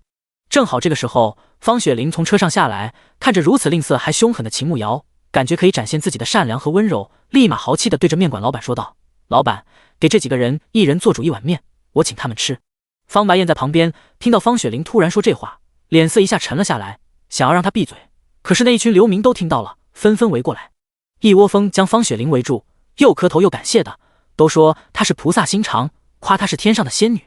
方雪玲对此很是受用，一脸谦虚地说自己也只是尽绵薄之力做点善事。旁边那10个多人闻言也都跑了过来，围着方雪玲求她赏口饭吃，叫她仙女、女菩萨。方雪玲没想到一下又窜出了这么多人，这下有些骑虎难下。她本想着就6、7个人，一人1碗面也花不了几个子，可是一下多出这么多人，她出门也没有带多少钱，只能向方白燕投去求救的目光。方白燕气得脸都黑了，这样的天气1碗面可一点都不便宜，这几10个人一人1碗，只怕钱要花不少，最关键是这些人只怕不会那么好打发。第139章，只要你帮我捂着，我就不疼了。宁承霄见状，让小厮青阳拿水袋去买了一袋水热，然后他们就上车离开驿站，车上还有干粮，先将就着吃一点，此地不宜久留。秦慕瑶自然也没意见，少吃1顿饭不会饿死，反正还有干粮，但是一会想脱身就麻烦了。要不要让方白燕也走啊？上车后他有些担心方白燕，毕竟大家认识，而且方白燕这个人不错，还是他们的合作伙伴，害怕他一会出事。不必，他是老江湖了，这点事情他能处理，不需要我们担心。宁承霄虽然和方白燕接触的时间不多，但是方白燕这个人非常聪明，别看他很斯文，但是他也不是吃素的，毕竟12岁跟着家里父亲走南闯北，这也快10年了，早就练就了一身本领。那就好。秦慕瑶点点头，继续方白燕能解决就行了。他从包袱里拿出之前准备的干粮，给青阳拿了一些出去，又给他倒了一些热水，然后才跟着宁承霄在车里吃了一些，填饱了肚子，继续赶路。临近晚上的时候，他们赶到了李县，李县距离红花镇就不远了，也就半天的路程就可以到。李县城里找了一家好一点的客栈入住，吃了一些东西，让小二送了热水上来。等宁承霄泡了热水脚以后，秦慕瑶给他做按摩，这些天都没有怎么按，今天正好时间还早，又连续坐了2天车，尤其是天气冷，末梢血液循环慢，按一下促进循环。给宁承霄按完了以后，秦慕瑶突然肚子有些不舒服，腰也有些酸痛，顿感不太妙，算算日子确实该来大姨妈了。他和宁承霄说了一声，然后就跑去茅房，果然是来大姨妈了，赶紧从乾坤袋拿出之前系统送的卫生巾，他一直都用得很节约，可是再节约都会用完。上一次系统发布的任务好像有奖励1包卫生巾和2桶蛋白粉，他虽然很想完成，可是经过青兰那件事，耽误了时间，好像也没有完成，真的太亏了。他趁着这会时间还早，躲到茅房后面，趁着没人，赶紧进入空间。狗蛋，上次的3星任务我是不是没有完成？他一边打理农场的别的事务，一边询问狗蛋。不是的，主人已经完成任务，奖励已经发放在爱的小屋了，您可以去查收。狗蛋立马解释道。秦牧瑶愣了一下，他怎么完成的？他竟然都不知道，这也太神奇了。虽然他很好奇他怎么完成的，可是难得狗系统没有坑他，他先将东西拿到手了再说，免得一会说系统判定错误，将他的奖励收回去了，那他可就损失大了。他将农场快速的打理了一遍，就赶紧跑到爱的小屋去看，果然看到熟悉的礼品盒子。打开一看，里面放着一包加大加量的卫生巾，上面写着36片，节约一点用，应该可以用2-3个月了。卫生巾旁边还放着2罐优质蛋白粉，一罐是1000克，还挺不错的。将东西收起来后，他这才好奇地问道：狗蛋，我是什么时候完成任务的？你给了那2个小乞丐钱，他们买了馒头吃。狗蛋解释道。秦牧瑶一脸懵逼，这算是无心插柳柳成荫。他当时就看2个小乞丐有点可怜，顺便给的，压根没有想到这样能完成任务。能完成自然是好事，毕竟那2桶蛋白粉他真的非常需要。那最近还有什么任务吗？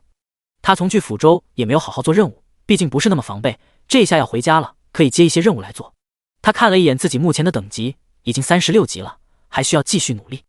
空间传送有新的任务，狗蛋提醒道。秦牧瑶赶紧去了空间传送点，正好看到牌子上显示土豆8个，大白菜3颗，人参1株。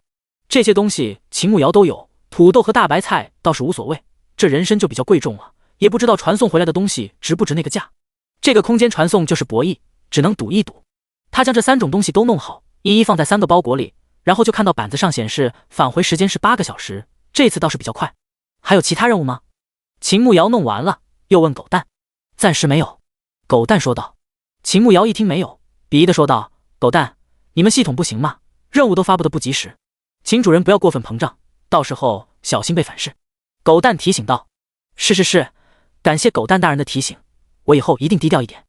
那我先走了，下次我再来空间的时候，希望有任务。秦牧瑶看既然没有任务，他也出来很久了，再不回去怕宁承霄担心。主人，昨天系统进行了升级，我和你可以进行意念沟通，不需要你再进入空间找我领任务。以后有任务了，我会在合适的时机直接与您沟通。狗蛋说道。秦牧瑶一听升级了，感觉很不错呀。好，那我先走了。秦牧瑶从空间里出来，正好一阵寒风袭来，他打了一个哆嗦。还是空间好啊，都是恒温的，一点都不冷。他回到房间里，宁承霄正要出门。你要去哪里？他打开门就看到宁承霄在门口，好奇地问道。我正打算去找你呢，你刚才说肚子不舒服，可是吃坏肚子了，要不要去看大夫？宁承霄在屋里等半天也不见秦牧瑶回来，心里正担心，打算出去找他，他却回来了。没，女人每个月都有那么几天，喝点热水就好了。秦牧瑶摆摆手，他确实有点痛，但是还没有到要去看大夫。宁承霄愣了一下，随即反应过来他怎么了。那你去床上躺着，我给你倒水。平时都是他照顾自己，现在他不舒服，自然该由自己照顾他了。秦牧瑶自己也可以，但是既然宁承霄要帮忙，他自然也不会拒绝。走到床上坐下，用手轻轻揉肚子，只是他的手太凉了，一点用都没有。宁承霄给他倒了一杯热水来，他喝了2口，暖暖的热流入腹，感觉好多了。怎么样，好点没有？宁承霄关切地问道。秦牧瑶看到宁承霄那么紧张，故意摇头，可怜巴巴地望着他，好像没有，有点疼。那我叫青阳去找大夫，你先忍一下。宁承霄看到秦牧瑶这样，心里十分担心。秦牧瑶一把将宁承霄的手抓住，然后放在自己的肚子上。只要你帮我捂着，我就不疼了。宁承霄愣了一下，乖乖地将自己的手放在他柔软的肚子上，看着他脸色好多了，十分不解，这是为什么呢？第140章，我也信月瑶。秦牧瑶看着宁承霄一脸认真地问自己为什么，觉得他简直可爱死了，轻轻勾勾手指，示意他靠过去。宁承霄以为是什么不能让其他人听去的秘密，赶紧将耳朵凑过去。秦牧瑶突然凑近，在宁承霄耳边小声地说道：因为我喜欢你啊。宁承霄身子一怔，心跳漏了一个节拍，耳尖有些发烫，看着床上的秦牧瑶，低声说道：我也心月瑶。秦牧瑶听到宁承霄说心月，他心情大好，笑和他解释道：女子来癸水的时候特别怕凉，尤其是小腹一冷就会肚子疼，要保持暖和就会好很多。你的手很暖和，放上就会很舒服。宁承霄大概知道怎么回事了，反正以后他那几天他就这样帮他捂着，只要他不难受就行。晚上睡觉的时候，宁承霄就一只手搂着秦慕瑶，另一只手放在她的小腹上，怕她太凉了，就暗中使出一点内力帮她暖着，保证她的小腹一直都是温热的。秦慕瑶真的感觉好舒服，这简直比暖宝宝还要贴心，心理和生理的双重满足，找个这样的男朋友简直幸福死了。第二天早上，两个人睡到自然醒，因为今天再赶半天路就能到家，所以并不是很着急。起床洗漱好吃了早饭后，两个人决定在李县再转转，反正时间是够的，看看有没有别的好东西可以买一些回去。李县比抚州城要小很多，也就4条主街和2个集市，还有几条小胡同，东西也和抚州看到的差不多，并没有特别吸睛的。两个人坐在马车上逛了一圈，竟然看到了四海书肆，是方白燕家开在李县的铺子。秦慕瑶挺好奇他们上次给的画本子到底销量如何，就让宁承霄在车上等他，自己去书肆里逛逛，看看有没有他写的画本子。刚进入书肆，里面的书童就迎了上来：“夫人买什么？我们书肆笔墨纸砚，各种书籍都有，您是自己买来看，还是为家里人买？”书童热情地为秦慕瑶介绍：“你们书肆有霸道公子爱上我的画本子吗？”秦慕瑶扫了一圈，这个书肆还挺大，屋子里一股墨汁的味道，还有几个书生打扮的年轻人在那边抄书，想必是书肆雇佣的抄书匠。有的，这个画本子是我们书肆卖的最好的，每天都有人来买呢，正好我们的师傅刚抄好了一本，这就拿给夫人看看。书童一边解释一边去书架上取书。秦慕瑶接过书，随手翻了一下，内容确实是他编的，只是这字体和宁承霄的差距有点大。这个怎么卖的？秦慕瑶和尚书问道。这一本因为抄写的比较快，字迹稍微潦草了一些，但是内容还是很精彩的。夫人如果想要的话，算夫人2两银子。如果夫人觉得字迹不喜欢，我们还有更工整的，纸张也更好，墨汁也是上好的，装订也更精美，不过那个需要5两银子，且需要等3天。书童耐心地和秦慕瑶解释道。秦慕瑶一直知道古代的书贵，但是没有想到一个普通的画本子就要2两乃至更高的价格，这确实很赚钱。3天，该不会是现找人抄写吧？秦慕瑶好奇地问道。这个确实是，因为这个画本子很受欢迎，还有不少小姐夫人都排队等着。我们负责抄书的师傅现在抄的是给预定的客人，您如果需要的话，我这边还得给您说一声，帮您安排字迹工整的先生给您抄写呢。书童解释道。秦慕瑶点点头，大概明白怎么回事了。虽然这书童可能有夸大的嫌疑，但是看着里面的4、5个抄书匠都在不停的抄写，想必销量确实还不错。好的，谢谢了，我暂时不需要。他将书还给书童，道完谢后就离开了四海书肆。刚从书肆出来，竟然又遇上了方白燕。两个人四目相对，皆是一愣。方白燕反应还算快，马上出声说道：“秦娘子，你来的正好，刚好把那个画本子账目拿给你看看。”秦慕瑶本想拒绝的，可是看方白燕那般坦荡，而且他来问过画本子，他到时候问一下那个书童就知道了。他现在推辞说不用，反倒显得他虚伪，干脆就跟着他进去。到了书肆里面，方白燕让人拿了账本出来，他让掌柜专门记录秦慕瑶他们给的画本子的收支情况。秦慕瑶看了一下账本，每一笔都记得很清楚，看得出来销量还不错，已经卖出去了65册，分了3个等级，最便宜的是2两银子，就是他那会看的那种，中等的是4两，贵的是5两。65册一共卖了240两，扣除成本48两，净利润还有192两，这可是一个很不错的收益，毕竟这还是一家铺子，时间还不长。当初谈的是净利润的2成，他们就能分到38两多。秦慕瑶看完后感觉非常满意。方公子，账本我看过了，你很会做生意，跟你合作我们非常放心。秦慕瑶将账本递给方白燕说道：“还是你们的画本子编得好，下册已经很多人在问了，我这已经让人在抄了，账目你可以放心，我们绝对不会作假。”方白燕说道。秦慕瑶点点头，突然看到方白燕的左手上包扎了一圈，应该是受伤了。方公子的手受伤了吗？毕竟是合作伙伴，看到了自然要关心一二。昨日在驿站被那群流民伤的，还好没有大的问题，就是我堂妹扭伤了脚，脸差点被挠花。小姑娘本来是善意，谁知道那群流民心太黑了，吃了东西还不肯放我们走，拉着我们的马车抢了好些吃的，好在驿站的人出面制止，才没有把命丢在那里。方白燕感叹地说道。秦慕瑶心底一惊，他当时只是猜测那群流民不肯轻易放人，可是没想到他们居然真的敢抢东西。人没有出大事就是好事，我相公还在外面等我们就先回红花镇了，下一个画本子也快写好了，我石榴给你送去。秦慕瑶起身说道。方白燕送他从书肆出来，他看到了一抹熟悉的身影，下意识地退回了书肆。第141章回家。方白燕看着秦慕瑶退回书肆，有些不明所以，好奇地看着他。秦慕瑶站在门内，眼睛看着街道上的青蓝，他竟然追到这里来了，他到底想干嘛？好在青兰很快就离开了这一条街，应该是去别的地方了。方公子不必再送了，我相公就在那边，我先走了，再会。秦慕瑶快速的和方白燕说完，然后就直奔他们的马车。上了马车后，秦慕瑶还不放心的再掀开窗帘看了一眼，确定没有看到青兰的身影，他才放心下来。瑶儿，怎么了？宁承霄一直在车上并未外出，看到如此紧张的秦慕瑶，想必是发了什么事。咱们赶紧回家，我刚才看到青兰了，她应该是在回到里县来了。秦慕瑶放下窗帘，在宁承霄耳边小声的说道。宁承霄眉头紧蹙，这个青兰好大的胆子，居然还敢追到这里来，那他便让他有来无回。别怕，我们先回家。宁承霄将秦慕瑶搂到怀里，轻声安抚道。好，赵府没有人知道我们住在白水沟吧？秦慕瑶问道。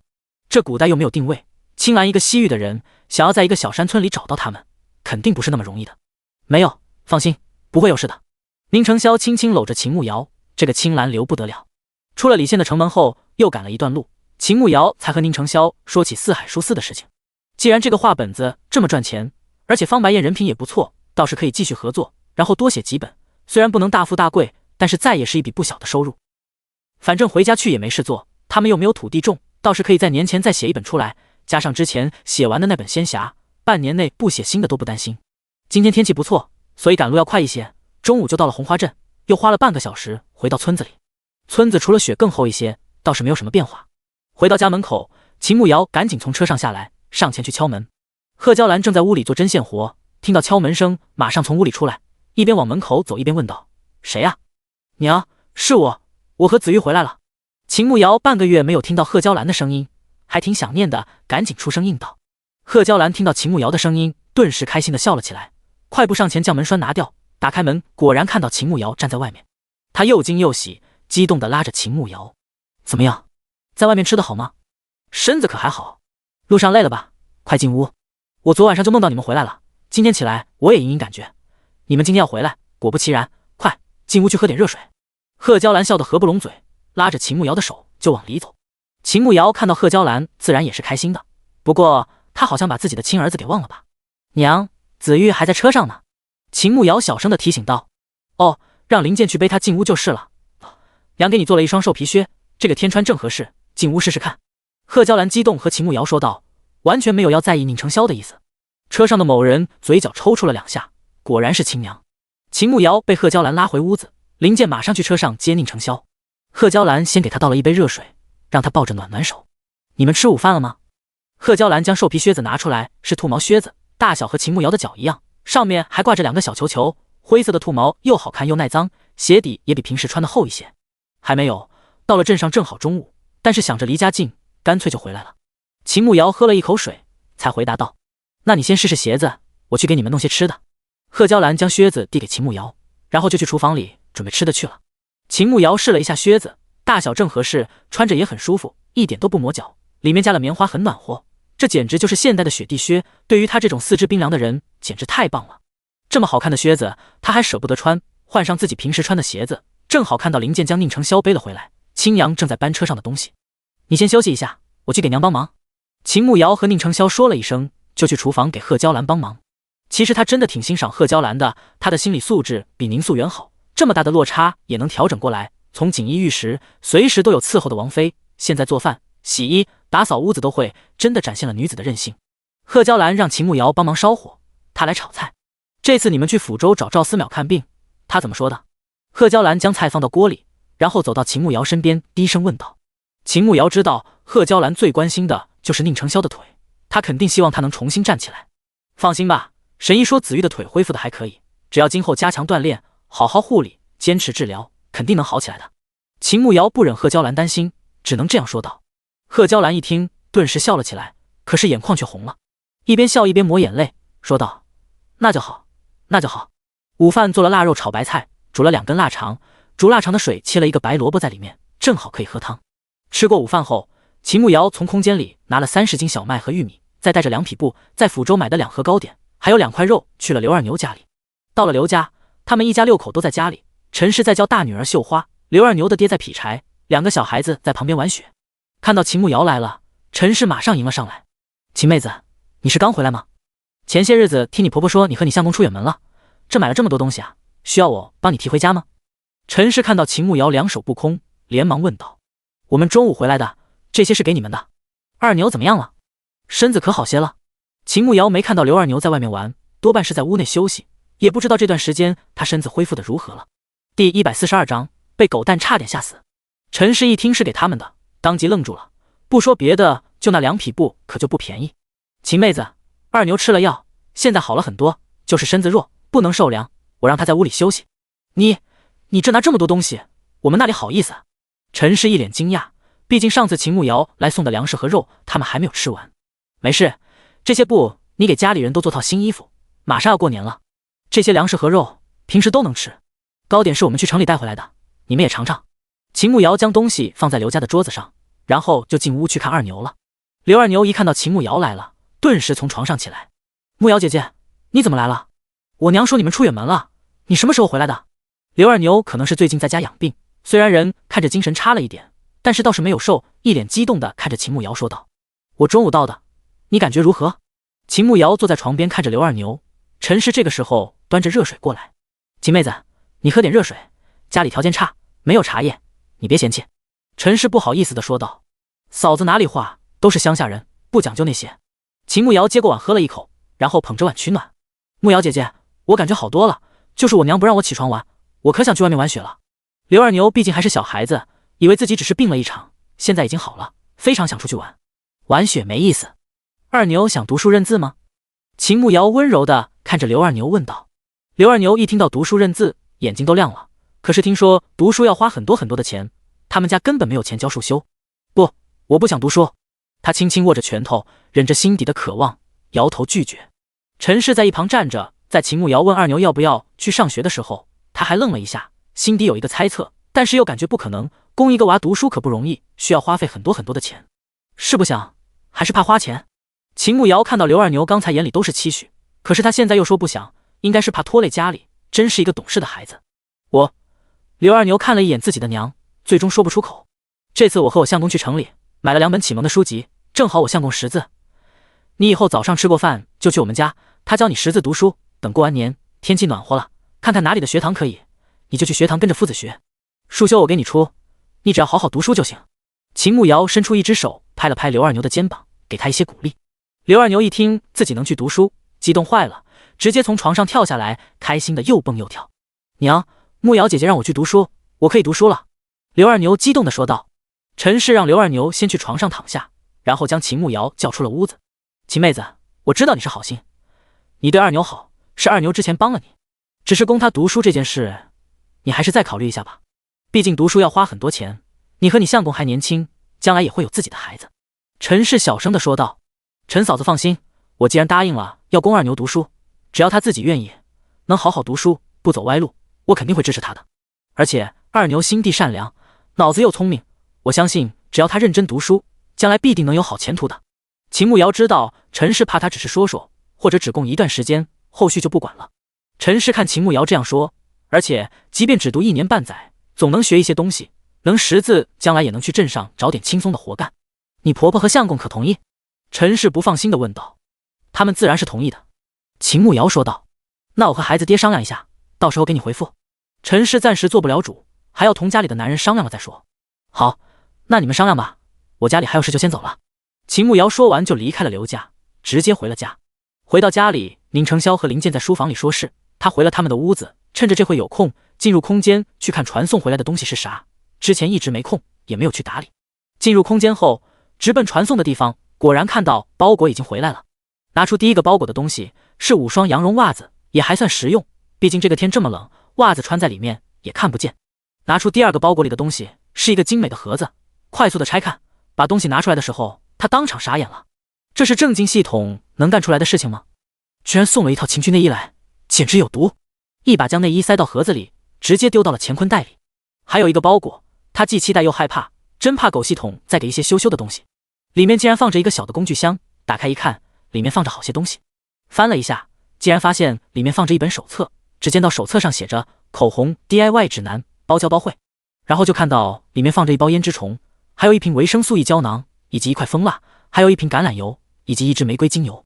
秦慕瑶以前也在抖音上看过人家教怎么做口红，没想到这次给了工具还有手册，那不是妥妥的。正好他们打算年后去抚州开一家胭脂铺，这口红做好了，肯定不愁销路。他将工具箱放好，打算找个时间先试试，看看效果怎么样。将东西收拾好后，传送这边暂时没有收到新的订单。他又将农场搭理了一遍，正好听到门外有车轮声，估计宁承霄回来了。他马上从空间里出来，果然下一秒宁承霄就推开门进来了。你什么时候回来的？宁承霄看到秦慕瑶在屋里还愣了一下，他不是去刘二牛家里了？刚回来。秦慕瑶说道。回来就好好休息，你肚子不是不舒服，要我给你揉揉吗？宁承霄关上门，再慢慢地向着秦慕瑶过来。好啊。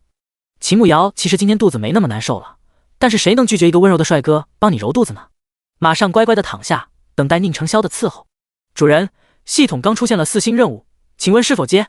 刚躺下，脑海中突然响起来狗蛋的声音，吓了他一大跳，顿时坐了起来。怎么了？可是哪里不舒服？宁承霄见状，连忙上前问道。第143章，他要换个星球生活了。没事，就是感觉背上被扎了一下。秦慕瑶现在恨不得将狗蛋按在地上狠狠摩擦，突然说话差点吓死他，还害得他在宁承霄面前丢脸。怎么会被扎啊？是不是背上有什么东西？来，我给你看看。宁承霄不解地看了一眼床上，他们刚回来，屋子一直都是他娘在打扫，不应该在他们床上放针一类的东西，难道是缝补什么的时候忘记拿走了？秦慕瑶现在骑虎难下，他只是随便找一个借口，谁知道宁承霄这么较真，他也只能硬着头皮上。那你帮我看看吧。他转过身对着宁承霄。宁承霄伸出手在秦慕瑶的背上认真的检查，并没有摸到扎手的东西，又将床上一一检查了，也没有发现针之类的。嗨，没有发现有什么。你要不要把衣服脱了，看看在衣服里没有？宁承霄检查了一番，什么都没有发现，怀疑是不是在秦慕瑶的衣服里。不用了吧，刚才可能是错觉，我再躺下试试。秦慕瑶赶紧拒绝，这大白天的脱衣服实属有些难为情啊。宁承霄也觉得那话有些不妥，看到秦慕瑶都躺下了，好像确实没事，也只能先算了，心底生出了一丢丢的遗憾。秦慕瑶躺下后，宁承霄伸出手轻轻地放在他的小腹处，小心翼翼地帮他揉了起来。秦慕瑶本来只有一点点不舒服，瞬间都消失了。这里是他们的家，整个人都彻底放松下来。突然想到狗蛋那会和他说任务的事情，不知道是啥任务，有些啥奖励呢？心里正想着，脑海中又响起了狗蛋的声音。主人，这次4星任务如果完成，您可以获得人参幼苗10株，培育成功几率为 85%， 还可以解锁一台多功能面粉机。另外，此次可以获得6000点经验值，以及一个神秘礼盒，1块红色水晶石。狗蛋认真的说道。秦慕瑶一听这么好的奖励，想必那难度不简单。他已经不是当初那个哼哧做任务的傻子了，他学聪明了。那完不成有处罚吗？总感觉这次的任务很难，先问一下，万一改变规则了呢？此次任务是奖罚任务，完不成确实会有相应的处罚。狗蛋说道。切，我就知道你们就是属狗的。秦慕瑶在心底吐槽起来，还好他问了一嘴，要不然到时候被坑死。主人可以选择不接，不过错过这个村就没有这个店了。狗蛋虽然说着可以不接，可是明里暗里都在暗示他接。秦慕瑶对此充满了好奇，这到底是个什么任务？惩罚是什么？他先问清楚，再考虑要不要接。也没什么，就是主人会来1个月的大姨妈。狗蛋说道。卧槽，你们这是要我死？秦慕瑶一听来1个月的大姨妈，这绝对是要他当场嗝屁，谁他妈有那么多血够流1个月？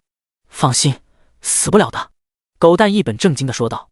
秦慕瑶在心底翻了一个白眼，流1个血还不死，怎么可能死不了？主人，你考虑好了吗？到底要不要接任务？狗蛋问道。秦慕瑶一想到要来1个月大姨妈，有点怕怕呢。可是那些奖励又有点心动，舍不得孩子套不着狼，要不然拼一把。秦慕瑶想了一会儿，最终还是答应了。行，接。他倒要看看是什么任务。好的，已经为主人接下4星任务，请主人在今天午夜之前穿着传送回来的衣物，一边唱月亮代表我的心，一边跳舞，并得到对方的认可。狗蛋严肃地说道。秦慕瑶听完狗蛋宣读的任务，当场自闭了。这他妈真的是正经系统能出的任务吗？她一个黄花大闺女，半夜穿着情趣内衣，然后演唱月亮代表我的心，还他妈要跳舞，跳个毛线啊！果然他就不应该对狗系统发布的任务充满好奇，好奇真的会害死猫。我选择狗蛋。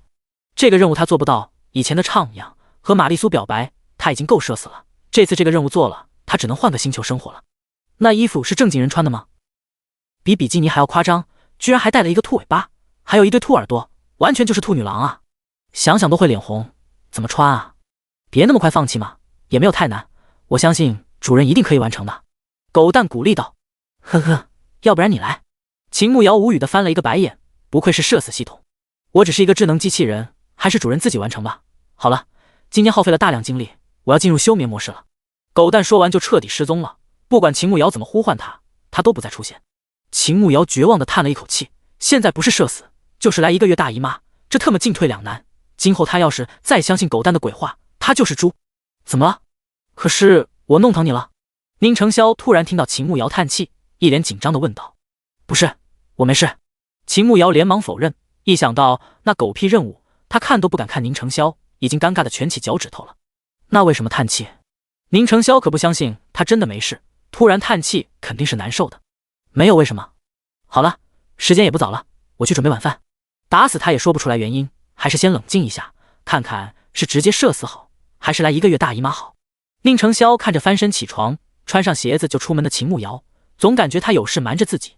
秦慕瑶扎进厨房里，又是蒸馒头，又是包饺子，忙到了天都黑了。吃过晚饭后，他主动去洗碗，但是被宁成霄拉住了，直接将他拉回了屋子。怎么了？他心虚地问道。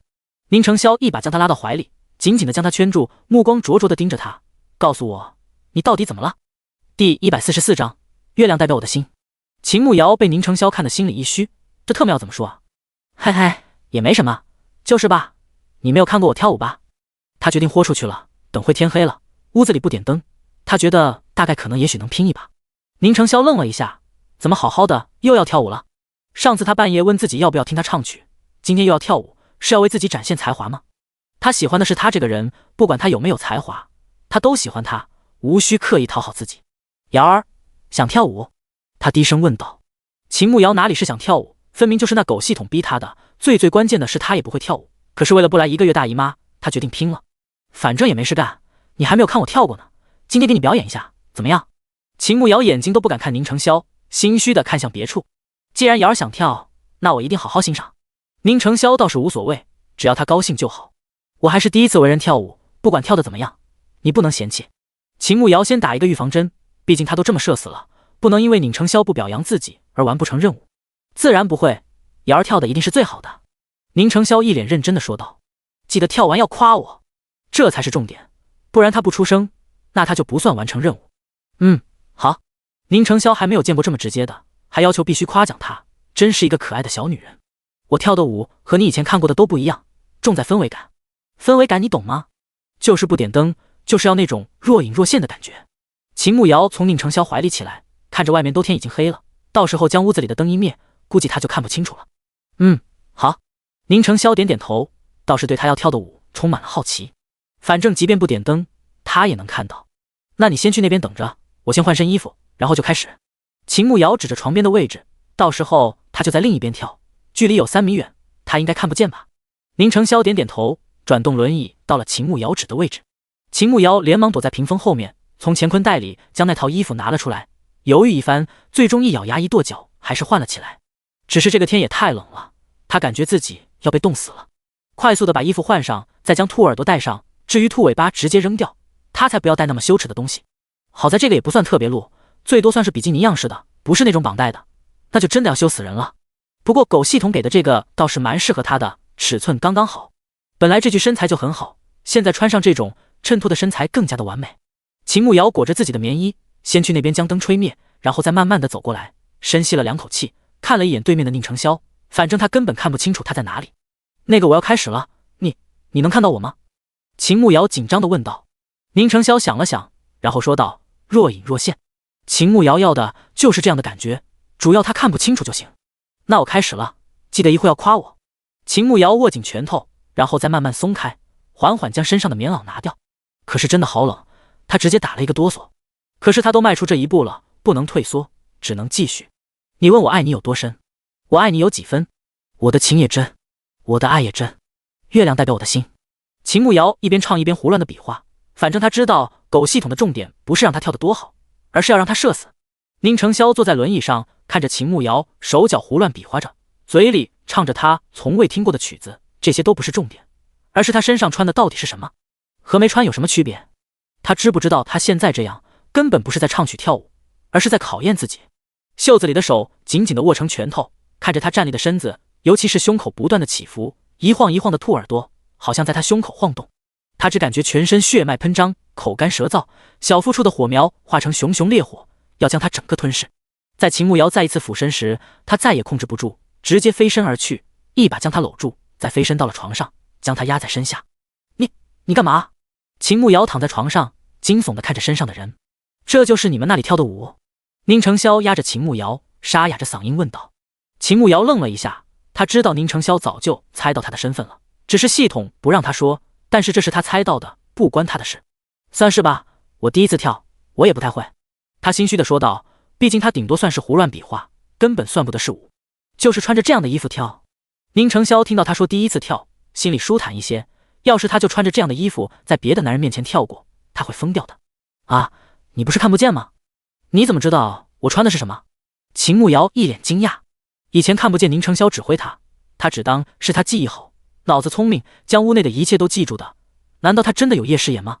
宁承霄愣了一下，然后说道，能看到一点。你这是欺骗，你刚才说若隐若现的。秦慕瑶脸一下爆红到了耳根，这下真的要换个星球生活了。他今后真的没脸见宁承霄了，彻底社死了。确实是若隐若现。宁承霄一字一顿地说着若隐若现4个字，尤其是最后一个现字重音，好像是在特地强调。秦慕瑶一把扯过被子，自欺欺人地将自己的头蒙住，有种想要捂死自己的冲动，真的没脸见人了。宁承霄看着秦慕瑶死死地蒙着自己的脸，身子还在轻轻站立，全身皮肤凉凉的。他将秦慕瑶的双手抓住，高高举过头顶，钻进被子里，压在他的耳边，声音沙哑着问道，你是不是想要我的命？秦慕瑶身子一怔，他什么时候要他命了？分明是他现在只想捂死自己。我不是，我没有。被子下空气变得炙热，连同身子都变得燥热，稀薄的空气让他的声音有些颤抖。那你穿着这样跳舞勾引我，你信不信我现在要了你？宁承霄体温越来越高，沙哑的嗓音有着浓浓的情欲。第145章，这个男人属狗的。秦慕瑶身子一怔，羞涩又紧张地说道，我癸水还没有过，不行的。他不介意把自己全身心都给他，可是现在他大姨妈还没有走，难道要浴血奋战吗？那好像不行，对身体不好。那既然知道自己不方便，你还穿成这样跳舞勾引我，你还说不是想要我的命？宁承霄在趴在秦慕瑶的耳边沙哑着嗓音问他。秦慕瑶感觉耳边灼热的热气好像要将自己烤熟了一般，还有宁承霄明显带着欲望的声线，让他害怕，但是又带着一份期许。他身子轻轻地颤抖了起来，小声地说道，我又没有勾引你，我就是想跳舞给你看。这么冷穿成这样跳舞给我看，目的是什么？宁承霄就在他耳边轻声问他，然后还惩罚似的咬了一下他的耳垂，没有用力，很轻，痒痒的。秦慕瑶轻轻咬着下唇，不敢说话。他感觉自己现在全身软绵绵的，一点力气都没有，而且心跳的超快，感觉下一秒就能从嗓子眼里跳出来。他真的好紧张，手心里都是冷汗。上次我说了，你撩起来的火要你自己灭。宁承霄一口咬住他脖子上的软肉，呼出的热气全部喷洒在他的脖子上，他整个人都傻了。我癸水还没有完，他害怕极了，想要收回手推开他，可是他的力气很大，死死地遏制住他的双手。我知道，别怕，我不会乱来。宁承霄感觉到他在挣扎，也感觉到他在害怕，放开他的脖子，在他耳边小声说道。秦慕瑶听到宁承霄这样说，稍微放心了一点，可是他好像挺难受的。就在他犹豫要不要问问他怎么办时，突然宁承霄放开他的双手，竟然直接往下拨开了他上身的遮挡，然后在他胸口胡作非为起来。宁承霄，你不是说不乱来吗？你干嘛呀？秦慕瑶又羞又臊，他怎么能咬那里？太羞耻了。丽西，宁承霄低声说道。秦慕瑶一张脸爆红，轻轻咬着下唇，没让自己发出声音。本来以为某人收了丽西就该放过自己，可是他要自己帮他解决，他总算体会到自作孽不可活了。过了许久，他感觉自己的双手都要断了，真的好酸，一直在颤抖。某人才说可以了，想到他居然陪他做这种事，简直又荒唐又羞人，马上转过身不看他。宁承霄看着自家媳妇儿好像生气了，连忙上前抱着她，将她搂到自己怀里。女子的身子可真软，辛苦瑶儿了，明日去镇上给瑶儿买糖葫芦。他小心翼翼地哄着，别把她吓跑了，今后可就没这种好事了。秦慕瑶现在双手酸疼的不行，根本不想理宁承霄，他太欺负人了，啃了自己一通还动手，实在过分。大猪蹄子，我才不稀罕你的糖葫芦，我又不是小孩子，我不吃。他背着某人气鼓鼓地说道，还用手肘顶了某人一下。宁承霄吃疼的闷哼了一声，然后温柔地说道，那瑶儿想要什么？夫君给你买。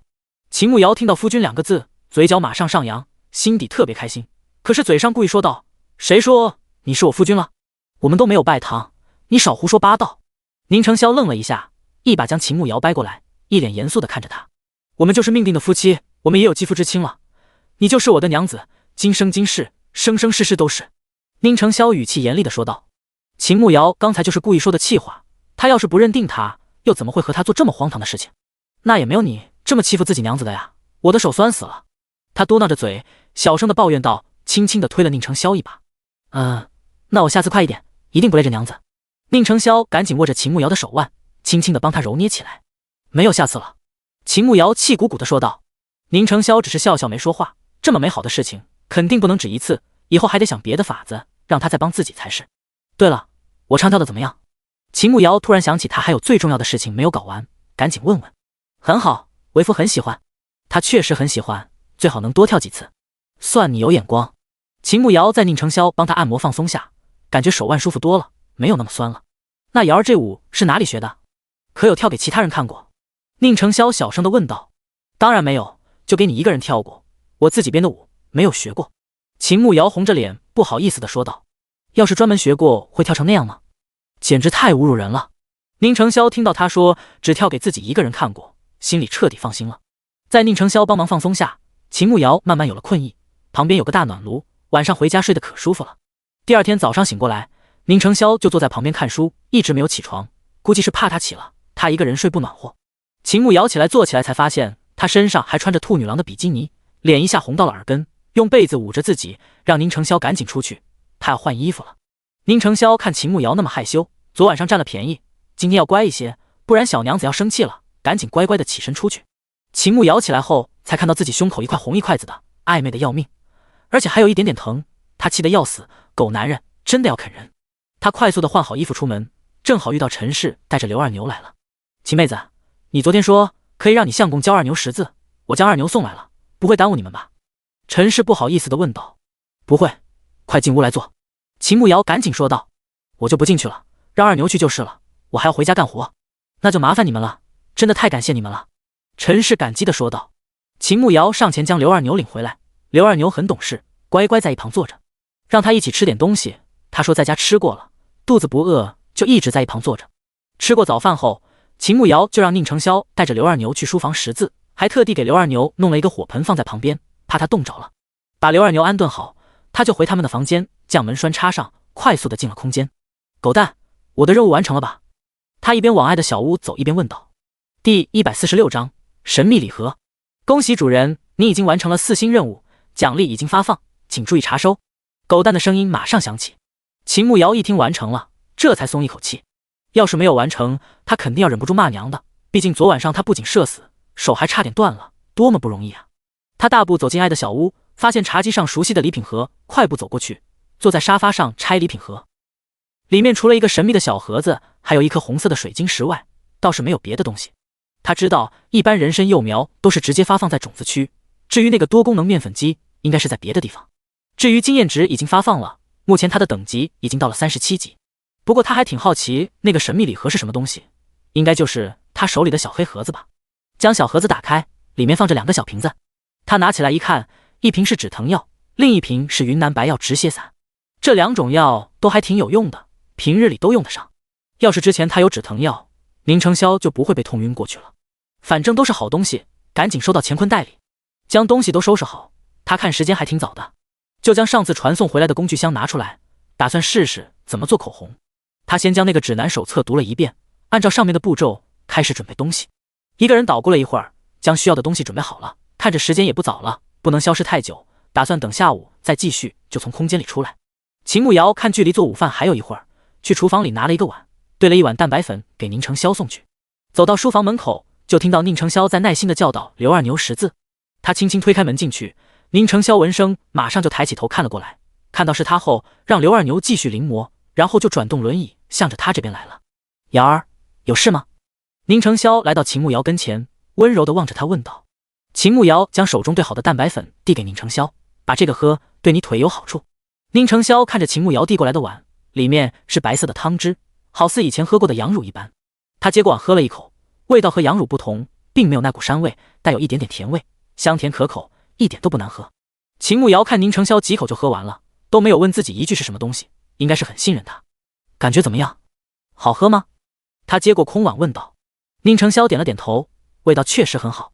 好喝？以后早晚喝一次，有助于你的腿恢复。二牛学得怎么样了？秦慕瑶看着整趴在书桌上写字的刘二牛问道。还行，他挺聪明的，教2、3遍就记住了。现在我让他临摹简单的。你刚才做什么去了？宁成霄坐在轮椅上，温柔地望着秦慕瑶。明明才分开一会儿，他就觉得有些想他，想每时每刻都看到他。我就在房间里休息，那你继续教他，我去把碗洗了，也该准备午饭了。中午就让他留在家里吃饭吧，下午还继续教吗？秦慕瑶随口回答道。就教早上吧，他每天早上来就行了，毕竟还小，下午让他休息。宁成霄感觉一早上够了，反正时间还长，而且一整天教一个小孩子，他觉得太乏味了。也行，那我去准备午饭了，你再教他一会儿。秦慕瑶想了一下也对，毕竟二牛还小，不能一直关在屋里，还是要适当的活动一下。中午秦慕瑶做了好几个菜，让刘二牛在家里吃了饭再回去。吃过午饭后，他和宁成霄送二牛回家。走到刘二牛家门口，正好遇到刘二牛的爹刘双勇出来叫他回家吃饭。爹，我在慕瑶姐姐家里吃过了，你们自己吃吧。刘二牛说道。你这小子怎么可以在别人家吃饭，简直越来越不懂事了。宁兄弟弟妹，真的太不好意思了。刘双勇知道宁成霄免费教二牛识字，现在还在别人家吃饭，觉得有些过意不去。无碍，以后二牛早上来家里识字，下午可以休息。宁成霄说道。好，给宁兄弟添麻烦了。刘双勇说道。宁成霄摇摇头，表示没事。宁兄弟，你是读书人，你看二牛现在跟着你识字，今后也算是读书人了。我们家都是泥腿子，大字不识一个，也不会取名，我想请你给二牛取个读书人的名字。刘双勇不好意思的挠挠头，他们目不识丁，取不出好听的名字，村子里的小娃都是贱名，一点都没有读书人的文雅。宁成霄看了一眼刘二牛，然后说道，怀信插翅，怀抱忠贞诚信之心，那便叫刘怀信吧。刘双勇虽然不懂意思，但是一听刘怀信可比刘二牛好听多了。多谢您兄弟。二牛，还不赶快谢谢你夫子给你赐名。刘双勇拉过刘二牛说道。谢谢姐夫。刘二牛自然也对自己的新名字很喜欢，村子里同他一般大的不是叫二牛就是虎子狗子，以后他叫怀信，真好听，一听就是读书人。叫夫子什么姐夫，你个臭小子。刘双勇尴尬地拍了一下刘二牛的头。刘大哥没事，那你们先去吃饭，我与我相公还有事就先走了。秦慕瑶笑着说道。夫子师娘慢走。刘怀信赶紧规规矩矩地站在一旁，目送两个人离开。秦慕瑶和宁成霄离开刘家后，也没有马上回家去，而是在村子里散步。走着走着，秦慕瑶突然想起了一件事，中午吃饭的时候怎么没有见到林健？宁成霄身子微微一顿，然后说道，出去办事了。秦慕瑶也没有再追问，反正宁成霄的事情肯定都不是小事。外面实在是太冷了，两个人转了一会儿就回家了。刚回到家里，陈大爷神色匆匆的来了，好像出了啥大事一样。第147章贺娇兰的提醒。宁兄弟，我有事找你，方便单独聊一下吗？陈大爷看了一眼旁边的秦慕瑶，然后才对宁成霄说道。宁成霄点点头，对这个秦慕瑶说道，你先去和娘聊聊天，我和陈村长聊聊。秦慕瑶点点头，转身回了他们自己的屋子，打算趁着这会去空间做口红。宁成霄和陈大爷到了书房里，陈大爷将门关上。宁兄弟，今天县衙的人将我叫去，县太爷问了我关于袁洪杰的事情。陈大爷俯身在宁成霄耳边说道。宁成霄身子微微一愣，然后看了一眼陈大爷。你放心，我什么都没有说，他们就问我是不是认识袁洪杰，我就按照你之前和我说的，说那个人不叫袁洪杰，然后将他住在我们家里，然后喝醉酒掉河里淹死的事情说了，关于你们的一个字都没有说。陈大爷小声地说道。宁成霄点了点头，陈大爷还算聪明，知道什么该说什么不该说。然后呢？他问道。他们看我真不知道，就放我走了。陈大爷说道。宁成霄蹙眉想了一下，袁洪杰这都死了快1个月了，现在才来调查，想必是和他接头的人翻遍了红花镇都没有找到他，所以才去县衙问了。县衙的人可还有说什么？宁成霄问道。陈大爷想了一下，倒是想起了一件事。王县令问了一些你们家最近的情况，还问了你娘子和你感情如何。陈大爷低声说道。那你怎么回答的？宁成霄放在把手上的指尖轻轻地点了几下。陈大爷看着宁成霄的指尖，心底没来由一阵紧张，低声说道，我就说还行，和村子里普通夫妻一样过日子，偶尔吵几句。回答的不错，正好最近刘二牛来识字，你把你小儿子也送来，我一并教了。宁成霄心情不错，勾起嘴角轻笑着说道。好，那便谢谢您兄弟了。陈大爷赶紧道谢，能送来认几个字也好。白振东那2个孙子怎么样了？宁承霄记得他们去抚州之前，让陈大爷去处理这件事，回来他还没来得及去问他。那2个孩子一人挨了一顿打，这都半个月了，还没有出门，而且白家还赔了刘二牛家5两银子以及1亩土地作为补偿。陈大爷赶紧说道。宁承霄点点头，这个结果还行。对了，白振东不是被2个官爷打了，虽然命是保住了，不过和废人一样，躺在床上起不来了。陈大爷说道。宁承霄当时看那2个官差下手，就已经猜到白振东不死也废了，这样更好。久病床前无孝子，以后他的日子才有意思。陈大爷离开以后，宁承霄以为秦慕瑶在他娘屋子里，直接去了他娘屋里找人。慕瑶没有来找我啊，估计是在屋里休息吧。贺娇兰看到宁承霄来找人，赶紧出声说道。好，那我去我们屋里找他。娘，你有空也去院子转转，别一直做针线活，对眼睛也不好。宁承霄看他娘随时在屋里做针线活，怕他太累了。霄儿，你先进来，为娘有2句话和你说。贺娇兰放下手中的活，对着宁承霄说道。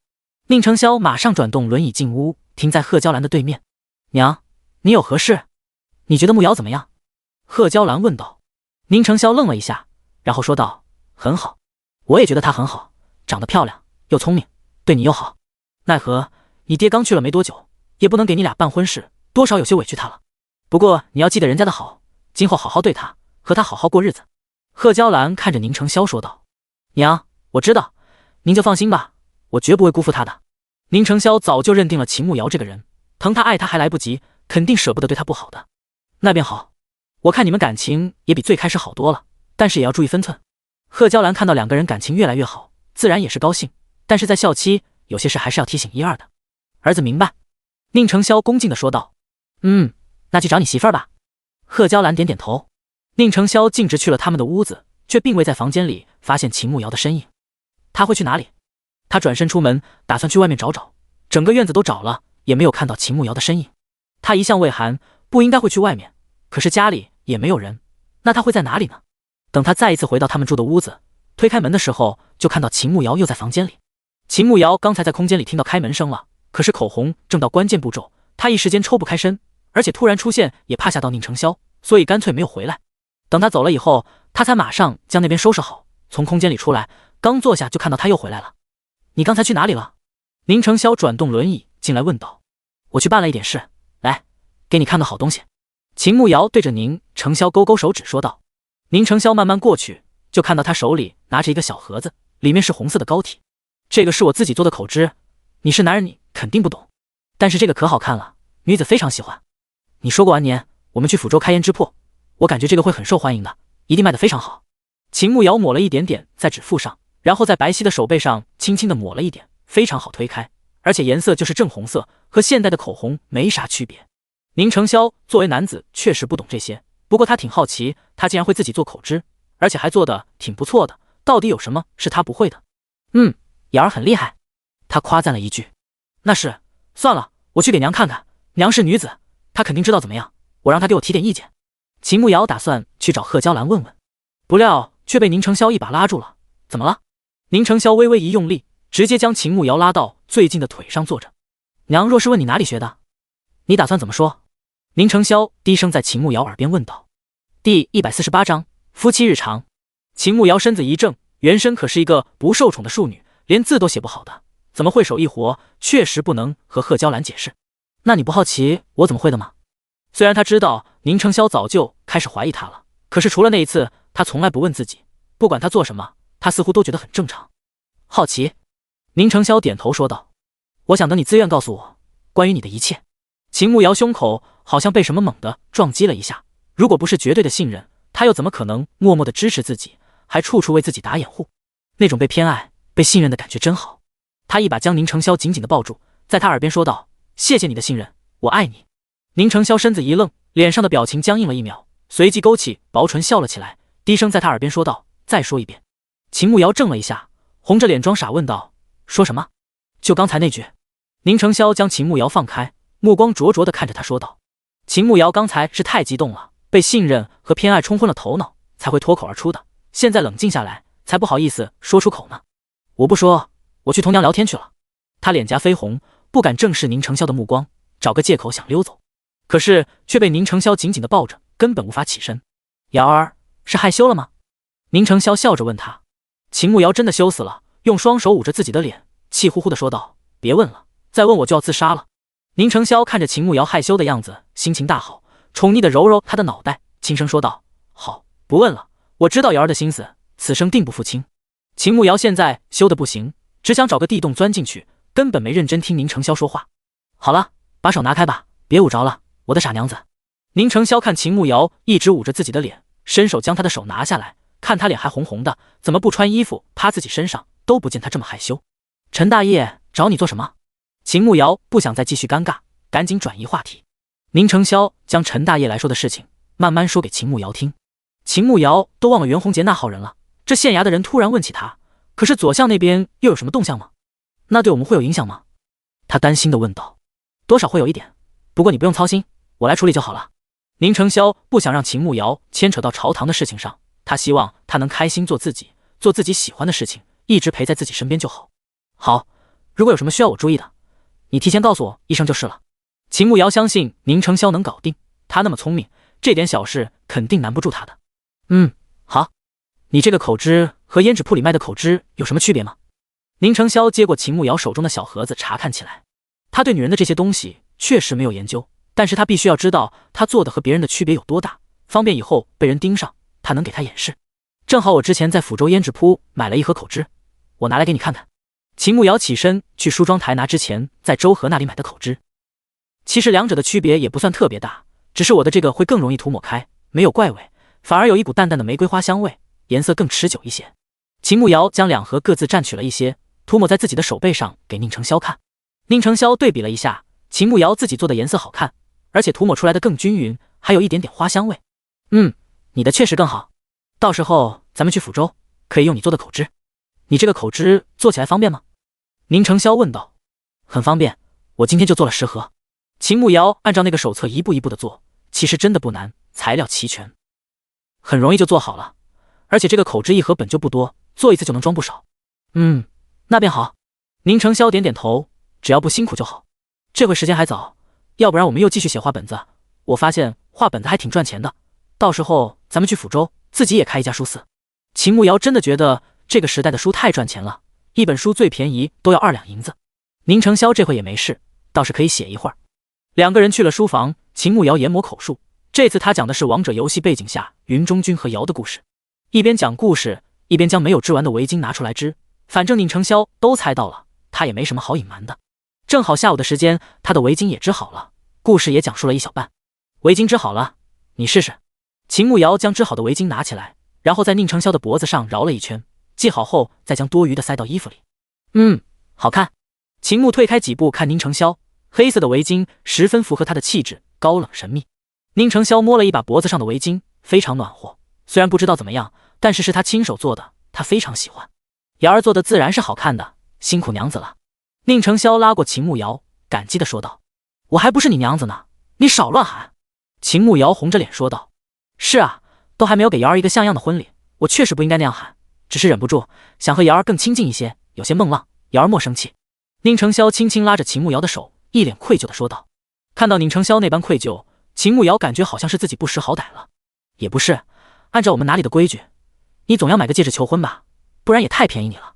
他小声地嘀咕道。宁承霄身子一愣，求婚是什么？不过戒指他知道，好些女子会戴在手上做配饰。难道他喜欢？那他知道怎么做了。第149章笔名。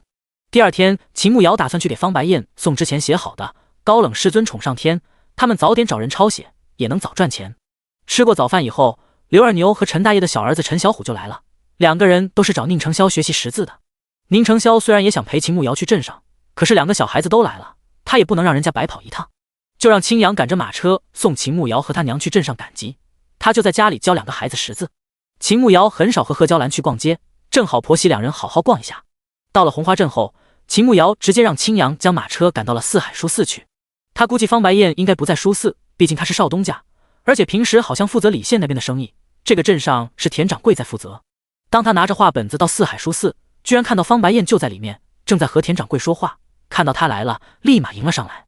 秦娘子你来了，快里面请坐。方白燕热情地给秦慕瑶打招呼。秦慕瑶点点头，然后跟着方白燕去了里间的茶室。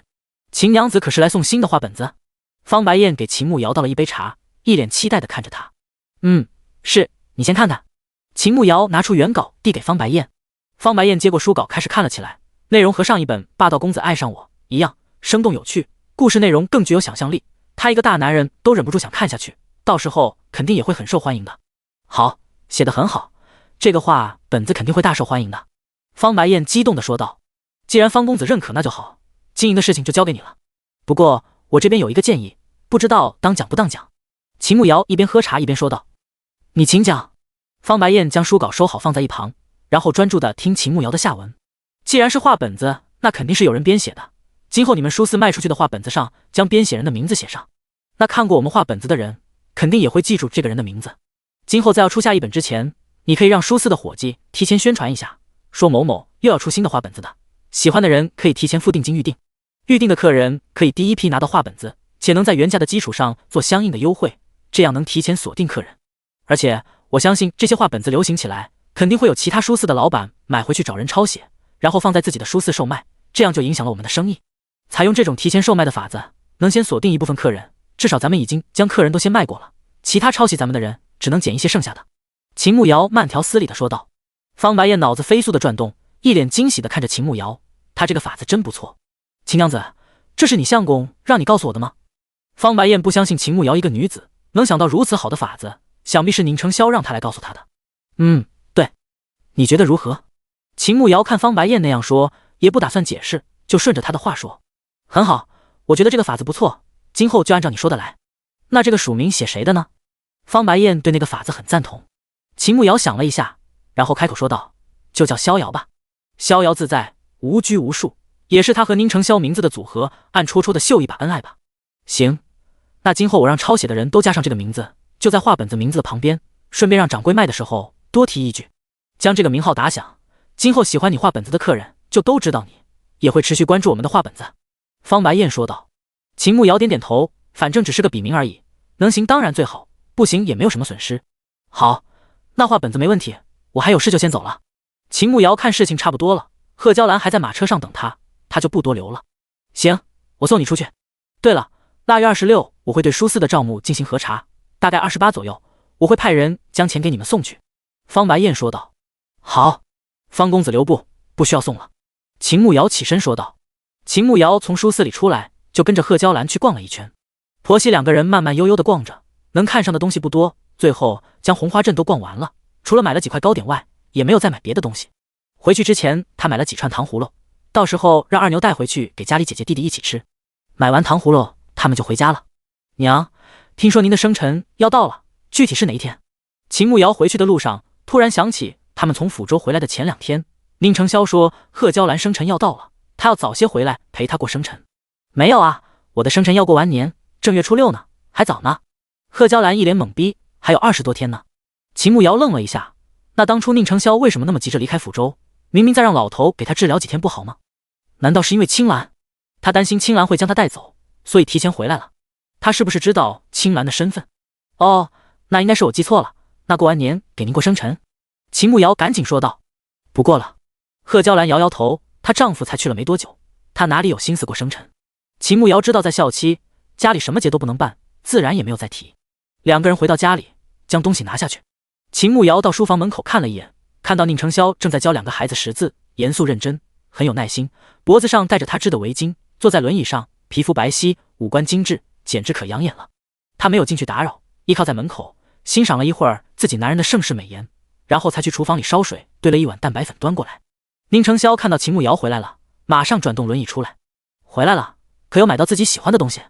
宁承霄接过碗，几口就将蛋白粉喝掉，然后问他。秦慕瑶摇摇头，什么都不缺，没买。女子不独喜爱衣服、首饰、胭脂水粉，你也可以买一些。宁承霄也不懂女子的喜好，但是他娘以前就爱买这些，怎么秦慕瑶都不喜欢？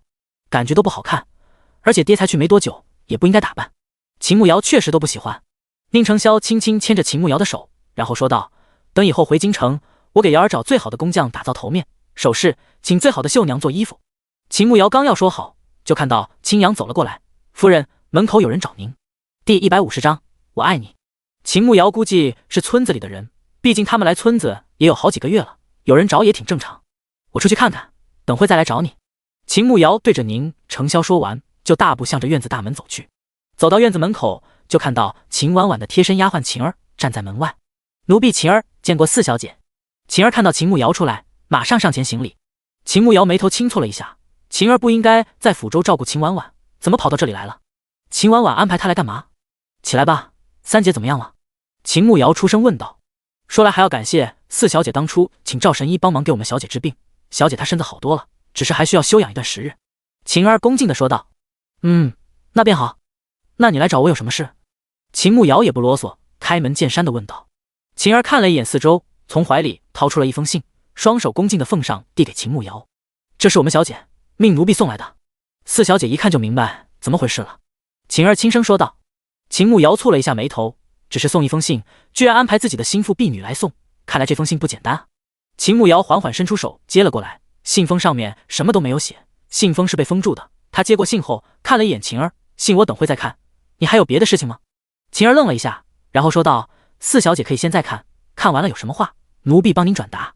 秦慕瑶迟疑了一下，慢慢的将信拆开，然后将里面的信纸拿了出来，快速的看了起来。秦婉婉先感谢了他帮忙请赵老头治病，然后提到秦正浩给他写信，不知道为什么居然让他暂停问他们拿龙虎令一事，还让他赶紧回京城去。至于太子那边安排的其他人，好像也都被叫回去了，居然发生了什么事他还不知道。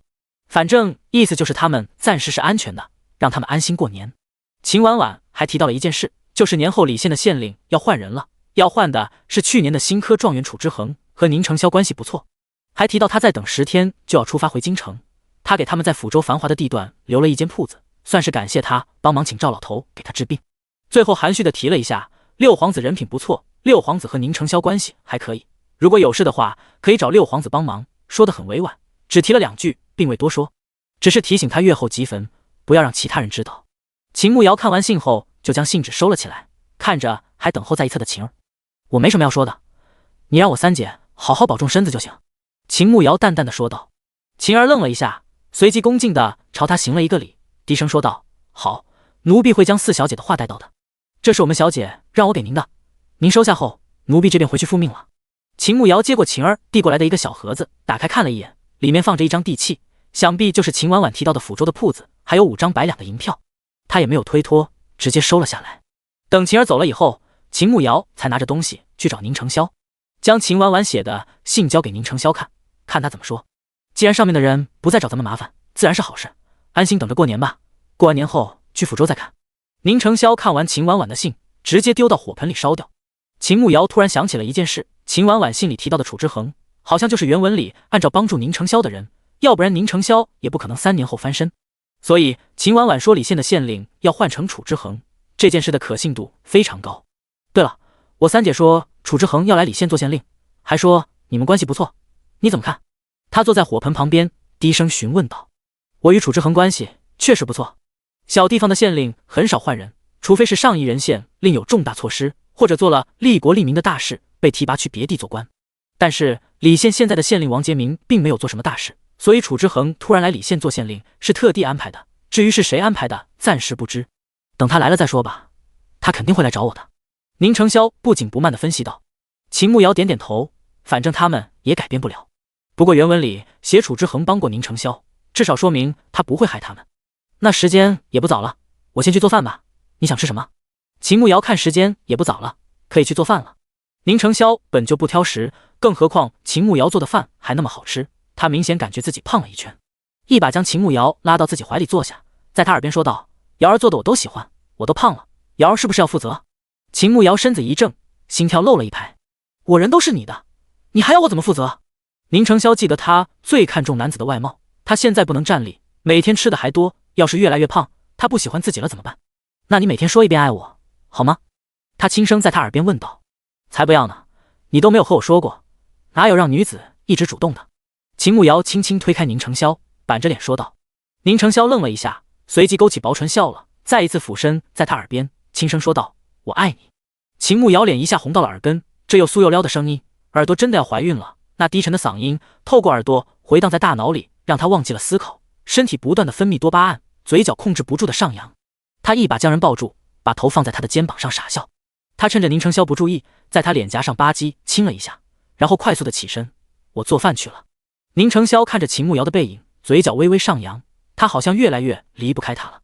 秦慕瑶心情特别好，嘴里哼着小曲准备午饭，把午饭做好，去叫宁承霄和贺娇兰吃饭。发现贺娇兰一个人在屋子里抹眼泪，他连忙进屋去。娘，你这是怎么了？除了宁素远去世，他还没有见过贺娇兰哭，不知道发生什么事了，担心的问道。第151章不能回京。贺娇兰看到秦慕瑶进来，连忙将眼泪抹掉，红着眼眶说道：刚才陈村长捎回来一封信，是我娘家寄来的，说我爹得了重病，可能熬不过这个冬天。秦慕瑶愣了一下，他还没有听贺娇兰提过自己的娘家。我们家出事的时候，我娘家就被牵连了一些，我爹早就辞官在家养老，但是2个哥哥官职都被降了。那个时候朝中人都盯着贺家，想趁机把贺家拉下水，所以他们也不敢暗中帮助。贺娇兰那手绢擦了一把眼泪，声音哽咽地说道：那您想回京去看望外公吗？秦慕瑶轻轻搂着贺娇兰的肩膀，小声地问道。贺娇兰摇摇头，回不去，没有皇上的召见，我们是不能回京的。秦慕瑶点点头，好像确实是这么回事。贺娇兰突然看到秦慕瑶，似乎想到了什么。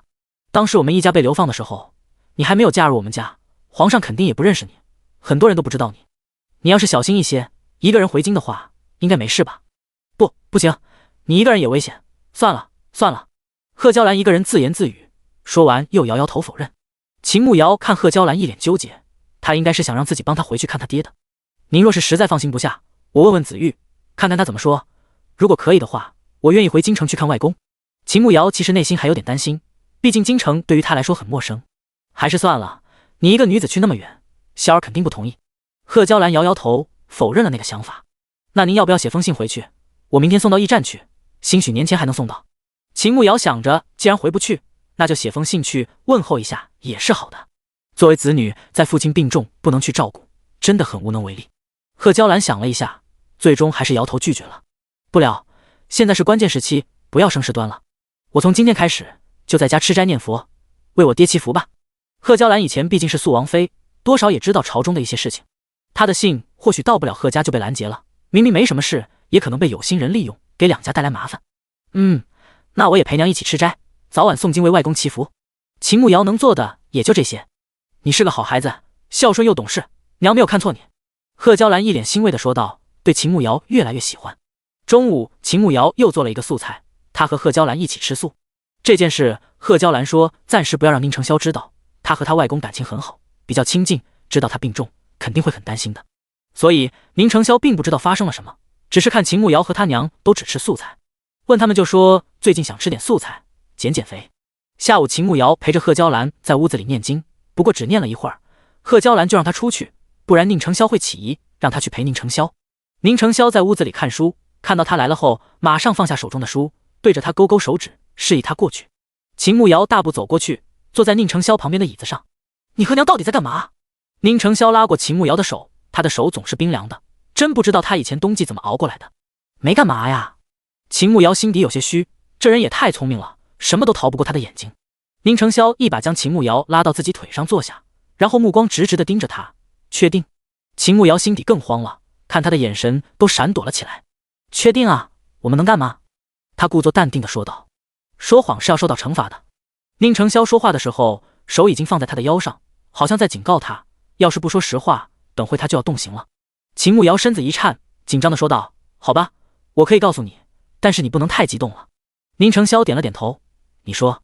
中午做好午饭，我去叫娘吃饭，看到她在屋子里抹眼泪。我问了她，她说舅舅家寄了信，说外公病重，她很担心，想回去又不能回，只能吃斋念佛，为外公祈福。秦慕瑶知道瞒不住宁承霄的，他真的太聪明了，即便瞒住今天，也瞒不住明天，还不如说了。宁承霄眉头紧蹙，脸色沉了下来，许久不曾说话。要不然我偷偷回京城一趟，去看看外公，反正京城很少有人认识我，我去的话应该不会被发现。秦慕瑶看宁承霄一直不说话，小声地说道，不行。宁承霄直接拒绝了，而且觉得非常干脆，沉着脸有些吓人。宁承霄反应过来，他刚才可能太凶了，看着秦慕瑶解释道，对不起，刚才我太凶了，我不是要凶你，是我不想让你回京城，京城太危险了，你一个人回去我不放心。我知道，我不是那么小气的人，你不用解释。我就是看娘很担心，你也很担心，想回去看看。秦慕瑶握着宁承霄的手说道。宁承霄摇了摇头，不用了，你回去也没用，反而你会很危险。秦慕瑶想想也是，他和贺家的人又不认识，即便他去了也做不了什么，顶多就是看看老人，别的啥也改变不了。我三姐要回京城，要不要让她帮忙带封信回去？秦慕瑶对秦婉婉印象还可以，虽然她心机深沉，但是人品还行，而且她也算救了他一命，带一封信应该没有问题吧。宁承霄蹙眉想了一下，还是等林健回来，让他去送信吧。秦慕瑶觉得也可以，毕竟自己的人总比外人可靠。接下来几天家里都吃素，早晚诵经也算有个心灵寄托。3日后林健就回来了，一到家就跟着宁承霄回了书房去谈事。书房里，受伤了。宁承霄看着林健的脸色不太好，还嗅到了一丝血腥味。属下无能被刺了一剑。林健低着头说道。事情办得如何了？宁承霄低声问道。第152章，今天晚上陪我，好不好？此人奸诈狡猾，擅长使用暗器，属下未能杀他，不过他被我刺中心脉，估计也活不久了。林健捂着伤口低声说道。宁承霄放在轮椅，把手上的手指慢慢收紧，他最不喜欢这种不确定的结果。请主子责罚。林健跟了宁承霄好些年，知道他的脾气，马上单膝跪下，主动请罪。宁承霄沉默了好一阵才出声，下不为例，去养伤吧。林健心底松了一口气，谢主子。说完从地上起来，再慢慢退出去。宁承霄在屋里坐了一会儿，最近也不知道是不是秦慕瑶每天让他喝的东西有用，他感觉腿比之前有力了一点，虽然这段时间他都没有站过，但是自己偶尔挪动的时候就能感觉到。正想着要不要再自己试着站一下，门口响起了敲门声。进。秦慕瑶推开门，手里端着刚冲好的蛋白粉，向着宁承霄走了过来。我看林健出去了，脸色不太好，是不是哪里不舒服？要不要给他找个大夫？秦慕瑶将碗递给宁承霄，顺口问了一句。宁承霄接过碗，却并没有喝，而是直接放在了旁边的书桌上，一把将秦慕瑶拉到自己腿上坐下。这么关心他？宁承霄沉声问道。秦慕瑶现在可了解这个男人了，这语气一听就是吃味了，他真是哭笑不得。我哪有？我就是随口问问。你这人怎么越来越爱乱吃肥醋了？他赶紧出声说道，这人吃起醋来可不好哄。自然是因为在意瑶儿，只想要瑶儿在意我，关心我，别的男人都不行。宁承霄越说声音越低沉，完全就是在警告他。秦慕瑶听宁承霄的语气，顿感不妙啊，这货怎么有点病娇属性了？那亲人都不行吗？他低声问道。你要关心秦正浩？宁承霄反问道。秦慕瑶愣了一下，随即摇头否认，他又不是原来的秦慕瑶，见都没有见过秦正浩，怎么可能会关心他？而且就秦正浩那样卖女求荣、势利眼的人，根本不配当爹。那就是了。宁承霄好像对他的表现很满意，嘴角上扬笑着说道。那你赶紧把碗里的东西喝了，一会凉了不好喝了。秦慕瑶看着书桌上的蛋白粉，本来就是温水兑的，这个天一会就凉了。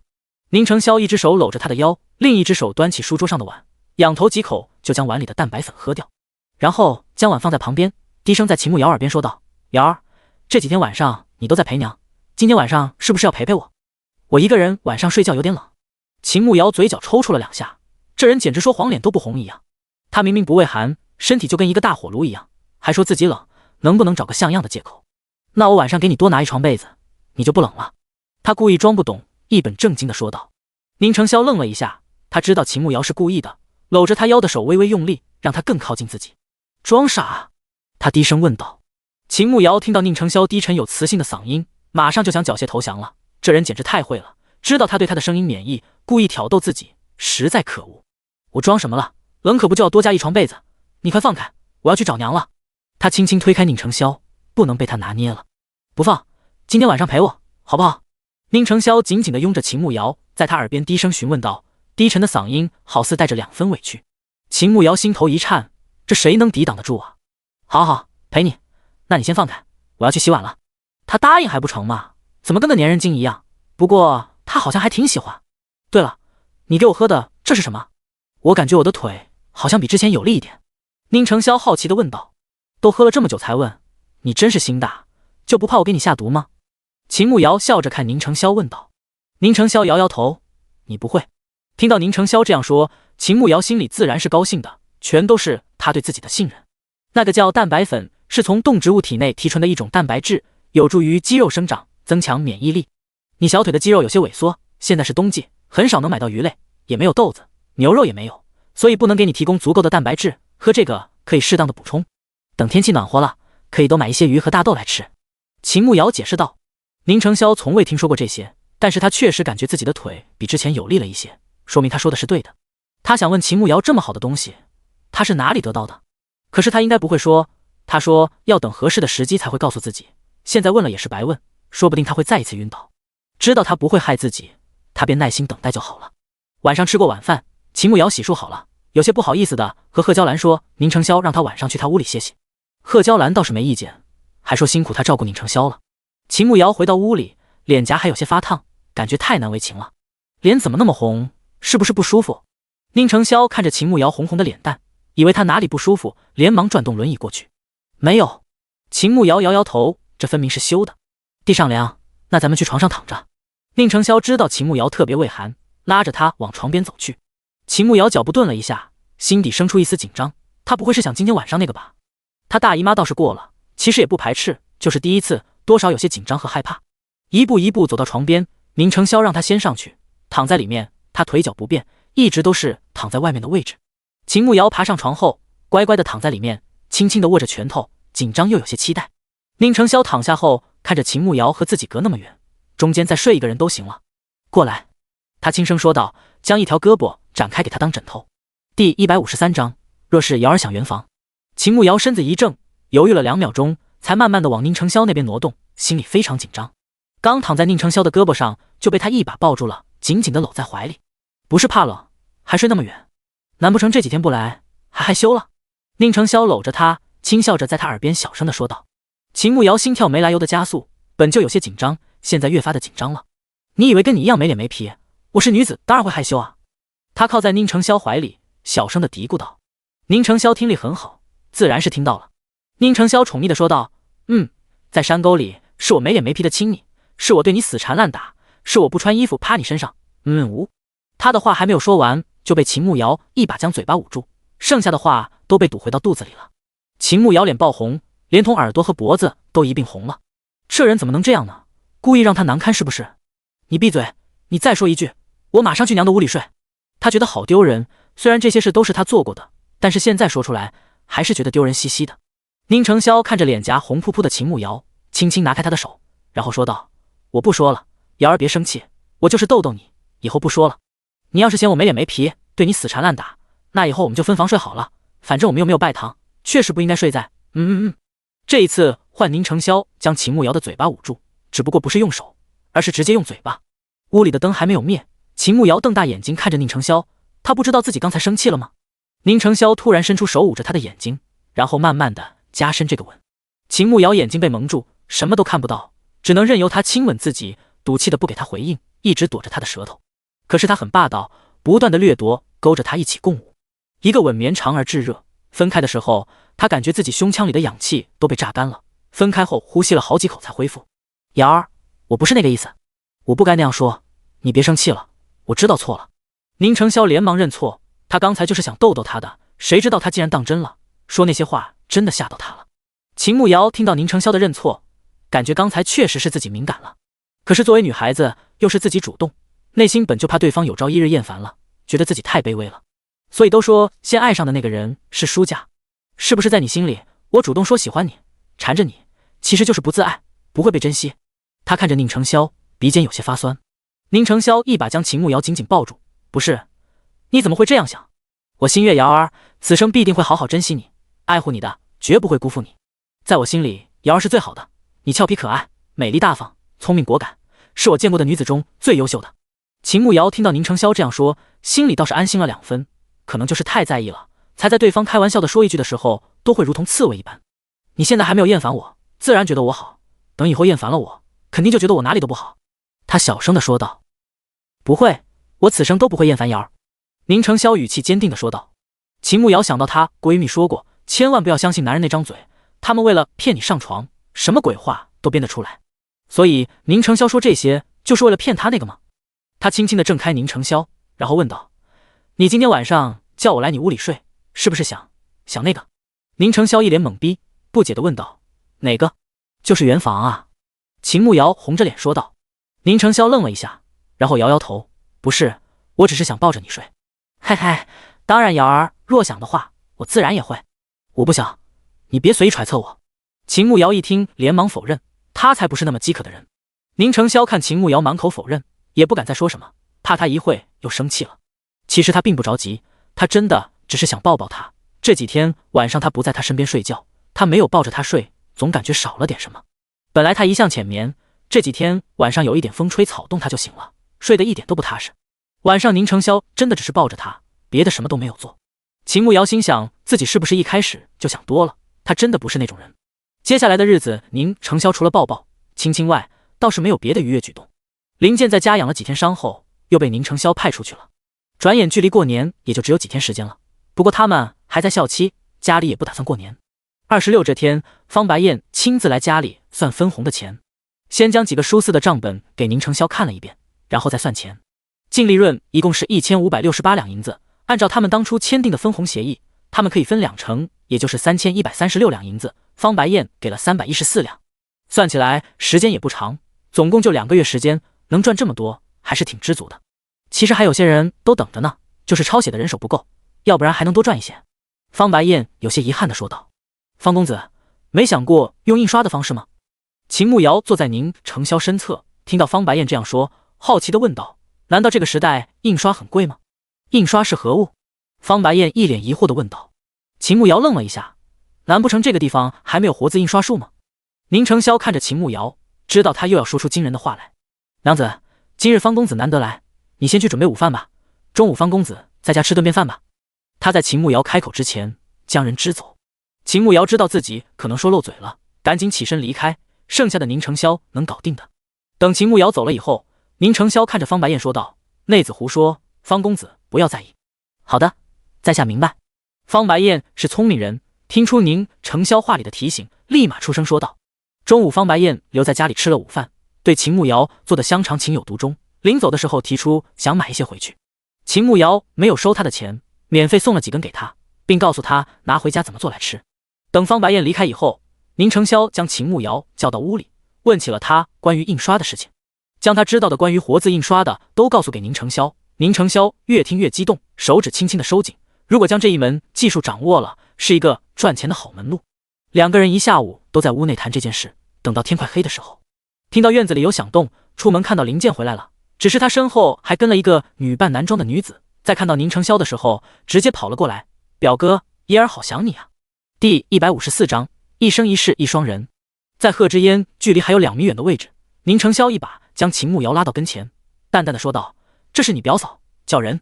贺知烟脚步顿时愣住了，一脸惊讶的看着旁边的秦慕瑶。他来的路上虽然听林健说了宁承霄身边有一个女人是尚书府强塞给他的，他觉得按照宁承霄的个性是绝对不会喜欢的，更不会承认他的身份的，可是他竟然让自己叫他表嫂，还和他那般亲密，心底一时间无法接受。秦慕瑶从对方叫宁承霄表哥，还有那撒娇的语气，就猜到他喜欢宁承霄，现在那一脸不敢置信的表情就更加确定了，这是情敌上门来了。宁承霄还算表现不错，看都没有多看他一眼，要是他敢露出一个情意绵绵的眼神，他保证让他滚蛋。咦，叶儿你怎么来了？你不在京城好好待着，你来这里做什么？贺娇兰从屋里出来，看到贺知烟的时候还愣了一下，随即上前问道，姑母，叶儿好想你，知道你们家出事，叶儿就想来找你们的，可是我爹不许，他将我锁在屋里，我这次已经和他闹翻了，他说我要是走了就不认我这个女儿了，我没有家了，我只能来投奔你和表哥。贺知烟看到贺娇兰后，马上红着眼眶走了过去，可怜又委屈。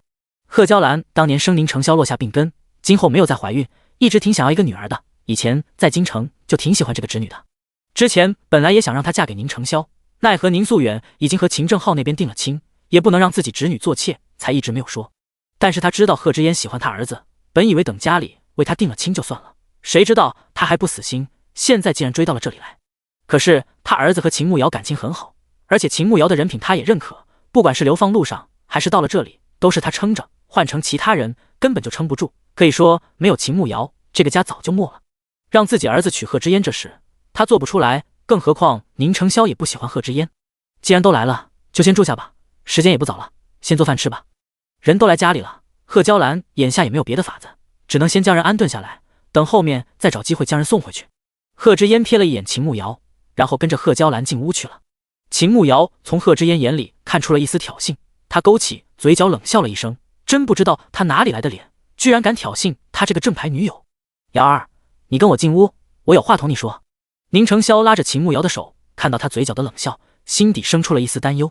好啊，秦慕瑶也很想知道他的这位表妹到底是什么来头，他打算怎么处理他这位来势汹汹的表妹。两个人进屋后，秦慕瑶专门挑了一个最远的凳子坐下，宁承霄一旦靠近，他就换另一个凳子，反正就是要和他拉开距离。宁承霄又不傻，自然看出秦慕瑶这是生气了，在他又打算换位置之前，一把将他拉住，让他坐到自己的腿上，用力的将他圈在怀里。秦慕瑶也不挣扎，任由宁承霄抱着，但是就是不看他，低头盯着脚尖，一声不吭。瑶儿，你可是生气了？宁承霄问道。秦慕瑶现在确实很生气，而且他都表现得这么明显了，这人还问到底是直还是故意气他。我没有啊，我生什么气啊？他抬起头冷笑着问道。听到秦慕瑶口是心非的语气，连忙将人紧紧地抱住。我与贺知嫣就是表兄妹关系，他爹是我舅舅，我们自小一起长大，不过我从未对他生出别的心思，而且我讨厌女子靠近，他也不例外。我与他虽是表兄妹，但是从小到大也没有说过什么话。我可以对天发誓，我从始至终唯一喜欢过的人就是瑶儿，如有半句假话，我便不得好死。宁承霄竖起3根指头发誓，神情严肃认真。虽然知道发誓是假的，可是秦慕瑶心里还是好受多了。谁不希望自己是喜欢的人心里的唯一？他也只是一个普通人，自然不能免俗。人家就是冲着你来的，你打算怎么处理？他抬起头看了宁承霄一眼，然后双手抱胸问道。我会让娘和他讲清楚，然后找个机会将人送走。瑶儿放心，我绝对不会让他打扰我们的生活，也不会让你不高兴的。宁承霄现在要不是要哄秦慕瑶，早就开始收拾零件了，让他去京城送信，他倒好给自己带回来一个女人，看来他是不想活了。秦慕瑶可不相信贺知嫣会走，他此番来势汹汹，只怕没有达到目的，绝对不会善罢甘休。但是自己也不是吃素的，管他是什么身份，抢他男人，他岂会让他好过？那我把丑话说在前头，你既然发过誓，我就当真了。那你如果敢和他眉来眼去一下，你和他一起滚蛋。这个房子是我从袁弘杰那里拿钱修的，这里是我的家，他要是不识趣，非要来惹我，那到时候可别怪我不客气了。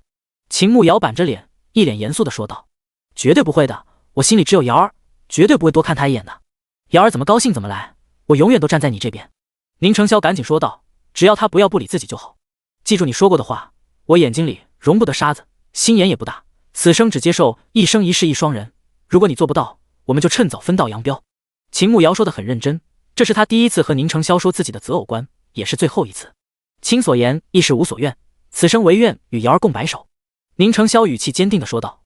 知道了，我的夫君大人，那我去准备晚饭了，不然人家说我这个主人没有待客之道。秦慕瑶心情很好，既然宁承霄都表明了心意，两个人夫妻一心，齐力赶走那位小表妹。秦慕瑶出门后，宁承霄就将林健叫了来。林健，你胆子越来越大，是不是已经有易主的打算了？宁承霄坐在轮椅上，目光清冷地盯着单膝跪地的林健。主子明察，属下不敢。林健赶紧出声说道。不敢？我看你敢得很啊！我只让你去送信，你带个人回来，你还说你不敢？你有什么不敢的？宁承霄一把抓起桌上的茶杯，砰的一声，茶杯4分5裂。他抓起一片碎片，直接向着林健的脸颊扔过去，锋利的碎片划破了林健脸上的皮肤，鲜血马上渗透了出来，但是他却不敢伸手去擦。说目的。宁承霄此刻犹如即将发怒的雄狮，低吼的声音压抑着他胸腔里的怒火。第155章，给宁承霄种草莓。林健双手抱拳，抬起头看着宁承霄，低声说道：主子，属下此番将表小姐带来，确实未经过你的同意，其实是贺老爷授意的。他说表小姐一直心悦你，死活不同一家李定的亲事，他就这么一个女儿，不忍心看她难过。他还说表小姐的娘家是老将军周家，即便贺家现在没落了，但是如果你能攀上周家，为你将来也是有好处的。希望你能善待表小姐，也为自己的未来考虑好。宁承霄手指慢慢收紧，脸色越发的难看。所以你就自以为是的将人带来，认为我以后只有靠女人翻身，是吧？他目光冷冷地盯着林健，低沉的声音里是压不住的怒气。林健闻言立马双腿跪地，双手抱拳，急忙开口说道：不是，属下绝无此意，属下只是希望主子的计划能更顺利一些，能尽快离开此处，早日为王爷平反。林健的话还没有说完，2片茶杯的碎片已经飞了过去，一片在他的脖子处划了一条长长的伤口，鲜红的血立马流了出来，另一片则则直接扎到了他的胸口，刺穿棉衣，深深扎进肉里。林健闷哼了一声，却不敢说半个疼字，咬牙坚持着。林健，5岁我将你从冰天雪地里带回王府，你就一直跟在我身边。你应该最了解我的脾气，我最讨厌擅作主张的人。这是对你此番的处罚。你若是想继续留在我身边，今后再有办法差错，你就以死谢罪吧。宁承霄靠在轮椅背上，冷冷地看着跪在地上的林健说道。林健马上向宁承霄磕头，语气坚定地说道：谢主子不杀之恩，今后林健必定事事听从主子安排，绝不敢擅作主张。厨房里，秦慕瑶刚走到门口，就听到贺知烟在和贺娇兰说话。姑母，您受苦了，堂堂王妃还要洗手做羹，看到您这手，侄女心疼啊。今后就让我来做，您就好好休息，好好享福便是了。贺知烟一副懂事孝顺的模样，拉着贺娇兰的手说道。贺娇兰活了大半辈子，前半生都在高门大户里，又怎么听不出来贺知烟话里的意思？不用了，你在贺府当小姐习惯了，哪里会做这些？更何况你表嫂平时对我也很好，我现在就挺享福的。你这次来好好玩几天，等过完年，我让林健把你送回去。贺娇兰轻轻拍了贺知烟的手背2下，毕竟是贺家的女儿，她也不愿意她今后被人非议。聘为妻奔为妾，她这私自跑来，且不说宁承霄会不会纳了她，就说今后要被人非议一辈子。我不回去，我爹说了，我出了那个门就不是贺家人了，我死都不会回去的。您若是也不要，我哪怕出去要饭，我也不会回去的。贺知烟一听，一把甩开贺娇兰的手，撅着嘴，一脸誓死不会回去的模样。胡说，你爹说的都是气话。你不回去，你留在这里做什么？这里乡下你又不习惯，而且你年纪也不小了，总是要嫁人的。这乡下都是普通干活的老百姓，你让我去哪里给你寻如一郎君？贺娇兰当然明白贺知烟的目的，可是她真不能开这个口，这太伤秦慕瑶了。她为了这个家付出了那么多，今后宁承霄还要她照顾。贺知烟口上说不怕苦不怕累，但是真能坚持几天呢？她这个做婆婆的不能寒了她的心。姑母，我不嫁，我陪着你就行了。贺知烟到底是女子，也不敢直接说出自己想嫁给宁承霄，一脸羞涩地说道。反正他人都来了，就不相信自己一个堂堂国公府嫡小姐会比不上一个尚书府的庶女，而且还是一个听都没有听过的庶女。胡闹！你陪着我一个老婆子做什么？你要陪也该回去陪你娘，我有我儿媳妇陪着就行了。好了，时间也不早了，我要准备晚饭了，你去屋子里歇着吧，赶路也累了，等会饭好了，我再叫你。贺娇兰当然知道贺知烟的心思，但是她不明说，她也就暗中提醒就是了。贺知烟闻言表情一僵，感觉她姑母变了，再也不是那个疼她爱她的姑母了，她竟然偏袒一个外人。你还说你儿媳妇对你好，哪有让婆婆做饭自己去偷懒的？还是我陪你吧，我之前学了一道菜，我做的可好了，正好我今日做给表哥尝尝。贺知烟一副迫不及待想要展现厨艺的样子。秦慕瑶慢悠悠地走了进去，笑着说道：娘，刚才听到表妹说要下厨给我们做饭吃，这怎么好意思啊？她是客人，哪能一来家里就让她做饭的？但是看表妹那么热心，那晚饭我就不掺和了。正好子玉腿有点不舒服，我去给她按按。贺娇兰刚才根本没有注意到秦慕瑶，不知道她到底听到多少，但是看她这样，多半已经知道贺知烟对宁承霄的心思，故意让贺知烟难堪。行，那你去吧，这里交给我和烟儿就是了。他赶紧应下来，这样也好，让贺知烟知道乡下的日子不好过，可不是京城那般锦衣玉食，有人伺候。过上几天他自己就懂了，也该知难而退了。贺知烟看着离开的秦慕瑶，在心底鄙夷的冷哼了一声，别以为一顿饭就能难倒他，他可不是那种吃不得苦的人。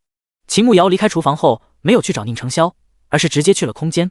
前段时间他解锁了草莓种子，现在已经熟了，将草莓收获后就去仓库里拿了一些，打算自己先吃一点。这大冬天又没有水果，正好直接种的，还没有农药，可以好好吃了。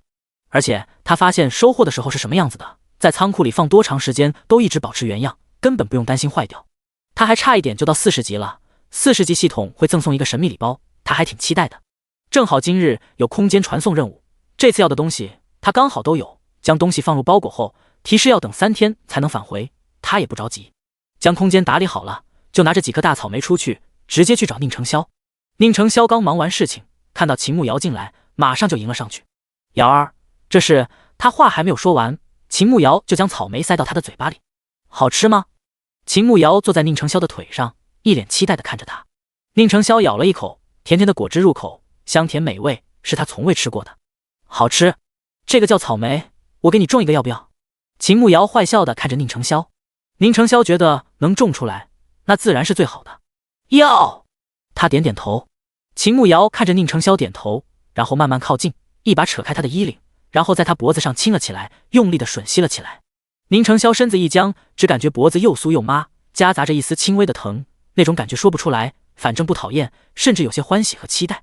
就在下一秒，房间的门被推开了，贺知嫣突然出现在门口，看着两个人暧昧的姿势，整个人都呆住了。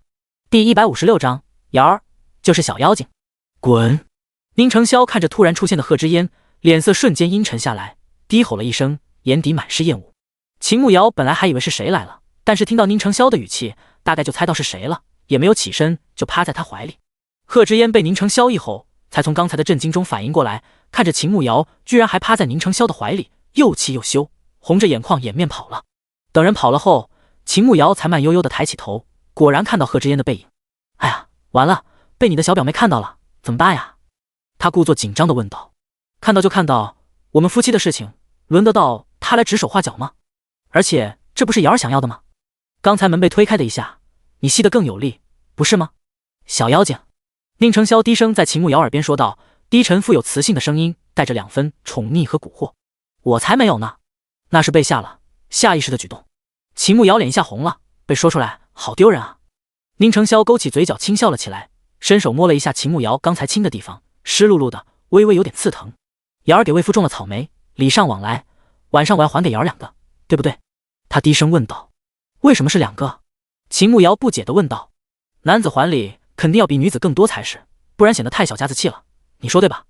宁承霄轻声问道。秦慕瑶愣了一下，随即才反应过来，他好像中了某人的圈套了。这是什么礼尚往来啊？他分明就是故意给自己下套的。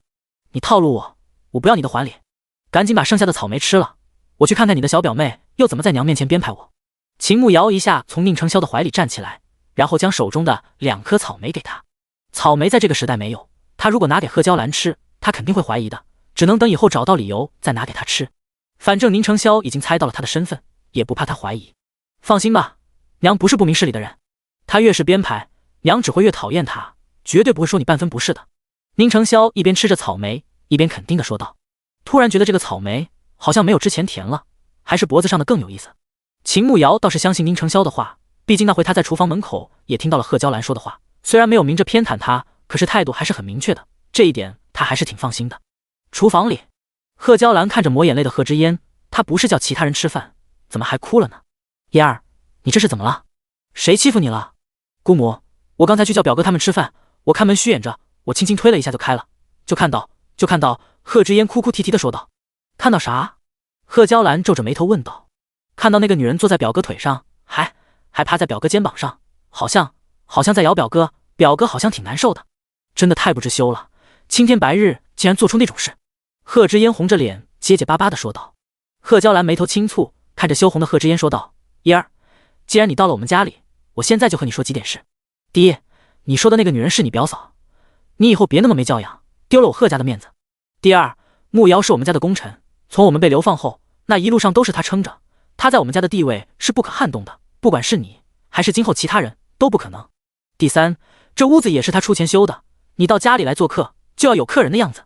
第四，进门之前先敲门是基本的礼仪，你在贺家没有人叫你吗？第五，他们是夫妻，不管做什么都是合法合理的，轮不到你指手画脚。贺娇兰一脸严肃，字字句句都非常认真。贺知嫣本来还以为一向注重礼节的姑母，在听到秦慕瑶那么不知羞耻的举动，肯定会非常生气，会狠狠教训秦慕瑶一顿。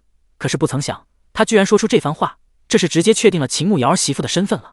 姑母，嫣儿不解，她不过是尚书府一个不知名的庶女，甚至是不是秦尚书的女儿还不知道呢，毕竟以前听都没有听过，还是秦家硬塞给表哥的。你们怎么会同意这门亲事呢？她根本配不上表哥。贺知嫣不服气地说道。那你觉得什么身份才配得上萧？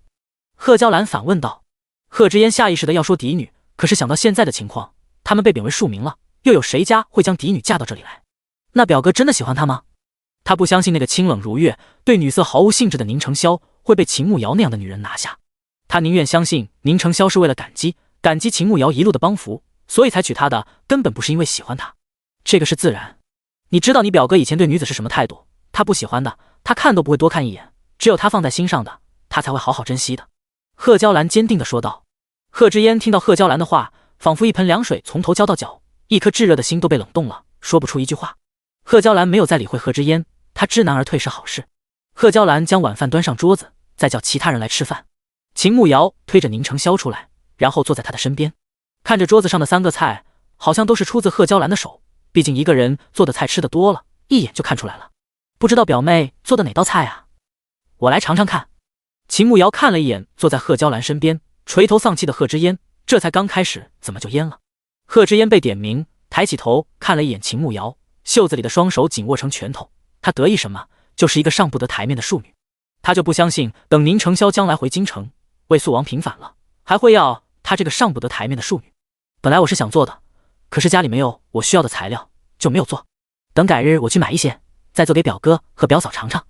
贺知烟努力保持淑女的仪态，轻声细语地说道：咱们这个小镇可比不上京城，现在又是大冬天，吃的就更少了，也不知道能不能买到表妹要做的菜的原材料。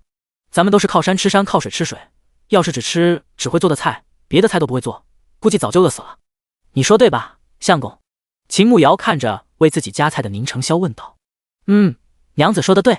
娘，虽然我们离开京城也有半年了，不过上面并未放松对我们的监视，您还是趁早将人送回去，别害了外公一家。宁承霄看都没有看贺知烟一眼，甚至都不叫他名字，只是细心帮秦慕瑶夹菜。第157章，我媳妇儿打你就打你，不需要理由。贺知烟一听宁承霄要将他送走，顿时有些坐不住。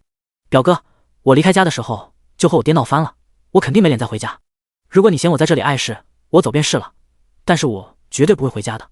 贺知烟一开口，眼眶就红了，一副自己很委屈的表情。秦慕瑶在心底冷笑了一声，好一招以退为进，那是你自己的事情，与我无关。身侧的宁承霄突然出声，毫不留情地说道。秦慕瑶根本控制不住心底的喜悦，勾起嘴角笑了起来。还好他是低头在吃东西，不然就被贺娇兰看他在偷着乐。此刻他内心正在疯狂呐喊，宁承霄帅呆了，酷毙了，简直没法比喻了，爱了爱了。只见到贺知烟脸色非常难看，一双圆圆的眸子里都是雾气，委屈的不行。贺娇兰见状连忙出声，先吃饭，饭菜一会凉了。再怎么说贺知烟也是他的侄女，他肯定不能不管，即便真要让他走，也是要完完整整送回贺家才放心。一家人开始吃饭，宁承霄旁若无人的帮秦慕瑶夹菜，温柔备至，看得旁边的贺知烟又气又恨，可是却毫无办法。吃过晚饭后，秦慕瑶说去洗碗，毕竟晚饭是贺娇兰做的，她也不好意思偷懒，但是却被贺娇兰拦下了，让她照顾宁承霄就是了。两个人回到屋里，继续讨论了活字印刷术的事情，一直到时间不早了，两个人打算先休息。还是和往常一样，秦慕瑶躺在宁承霄的怀里，两个人都习惯了抱着对方睡觉。宁承霄突然靠近，在秦慕瑶耳边说道：我还没有给瑶儿还礼呢。秦慕瑶这次反应倒是快，马上说道：我不需要。话还没有说完，宁承霄已经俯身在他脖子上亲了起来，导致他一句话都没有说完整。既然要，那为夫现在就给娘子还礼。宁承霄低声在他耳边说道，说完就在他的脖子上用力的吮吸了起来。漆黑的房间一片安静，只有粗重的呼吸，还有亲吻的声响。秦慕瑶又羞又骚，紧张的不敢出声，双手紧握成拳头，脖子处的皮肤被吸住，那种又麻又痒，还有轻轻的刺疼，感觉很奇妙。暧昧的声响竟然觉得有些刺激。过了一会儿，宁承霄才放开他，咂巴了一下嘴巴，低声说道：果然这个草莓更好吃，又香又甜，为夫贪嘴，可以再吃一颗吗？不行，好疼的。秦慕瑶赶紧将人推开，用双手捂着自己的脖子，心虚的说道：那我轻一点，慢一点，好不好？宁承霄蛊惑的说道：不好，我要睡觉了。秦慕瑶才不上当，这人就是头狼。那明天再吃。宁承霄也不着急，反正他是他的，从头到脚每一寸都属于他。秦慕瑶羞红着脸，没有答应也没有拒绝。接下来2天贺知烟倒是没有出来膈应秦慕瑶，而是跟着贺娇兰在屋子里待着。秦慕瑶也乐得轻松，白天和宁承霄写画本子，偶尔出去转转，晚上给他按腿亲亲抱抱，聊聊心事，日子过得好不惬意。之前宁承霄帮他设计了口红的小罐子，找人定做了100个，已经做好了。他又做了100份，等过完年就去抚州，然后准备自己开铺子的事情。眼看大年30这天就到了，因为家里还在小期，也不打算操办，就简单的做几个菜吃了就是了。下午秦慕瑶刚去了趟茅房出来，就看到贺知烟站在那边，似乎是在等他。他只当没看到，大步的从贺知烟身旁走过去。你等一下。贺知烟看秦慕瑶都不看他，心底很生气，只得自己出声叫住他。秦慕瑶停下脚步，看了一眼贺知烟，听说你爹是礼部尚书秦大人？贺知烟问道。关你屁事！秦慕瑶毫不客气地对了过去。你粗俗，女子怎么能说出这种话？贺知烟显然没有料到秦慕瑶会那样说，惊讶的有些结巴了。与你何干？秦慕瑶冷冷地反问道。贺知烟没想到秦慕瑶竟然这样和自己说话，和在其他人面前完全两个样，这可真是太好了。他一定要让宁承霄知道他到底是什么嘴脸，这种女人根本就配不上他。你这女人太粗俗了，而且蛮不讲理。我好好和你说话，你竟然这样回我，实在太没礼貌了。贺知烟以为抓住秦慕瑶的把柄，马上指责他。关你屁事！秦慕瑶一点都不慌，冷笑着看着贺知烟。贺知烟被秦慕瑶的话气得脸红脖子粗，发现不管自己说什么，他都是那句话，显得自己很蠢，简直太可恶了。秦慕瑶，你别得意，只要我表哥你知道你是这种人，肯定会休了你的。不对，你们都没有拜堂，你们不算夫妻，你顶多算是倒贴。贺知烟看四周没人，也不端着贵女的架子，指着秦慕瑶的鼻子说道。秦慕瑶一把将贺知烟的手指抓住，微微一用力，就听到贺知烟发出了杀猪般的惨叫声。啊，好疼！你居然敢打我！啪！记住这才叫打，刚才那只是将你的爪子从我脸上拿开。秦慕瑶抬起手给了贺知烟一巴掌，既然他都给自己扣帽子了，他必须要把这个罪名坐实了。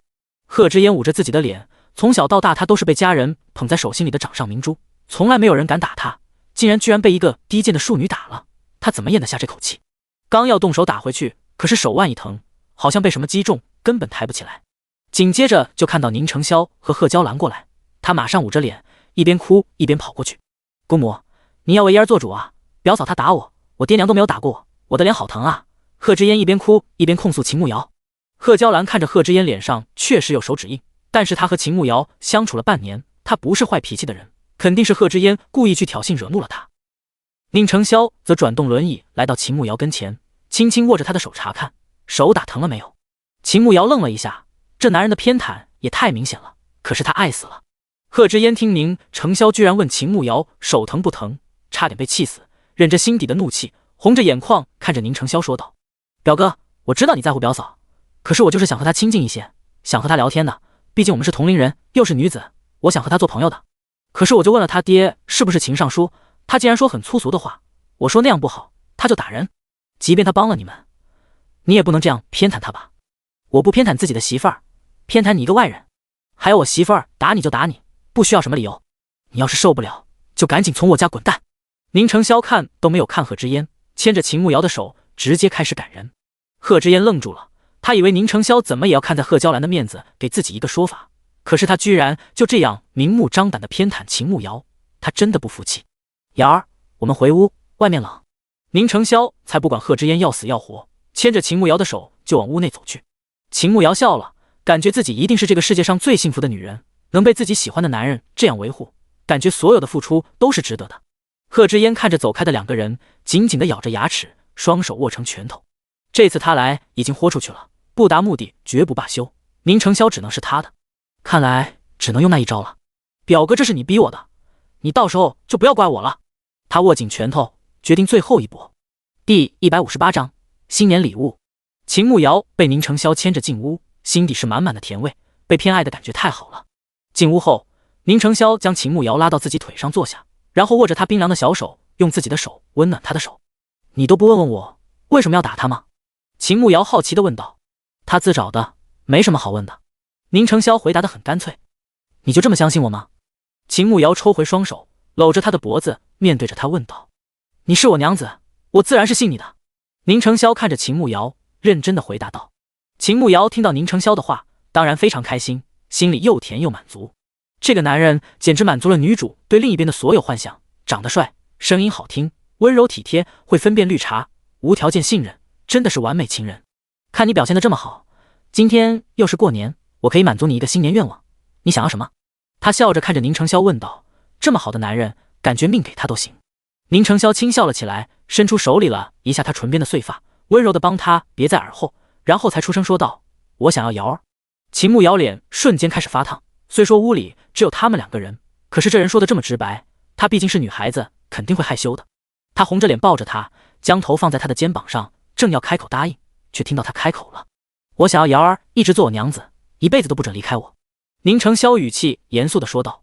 秦慕瑶愣了一下，所以他刚才说要他，不是他想的那样。靠，这人能不能一口气把话说完？每次都说这种暧昧不清、模棱两可的话，害他每次都误会。这个也要看你的表现啊！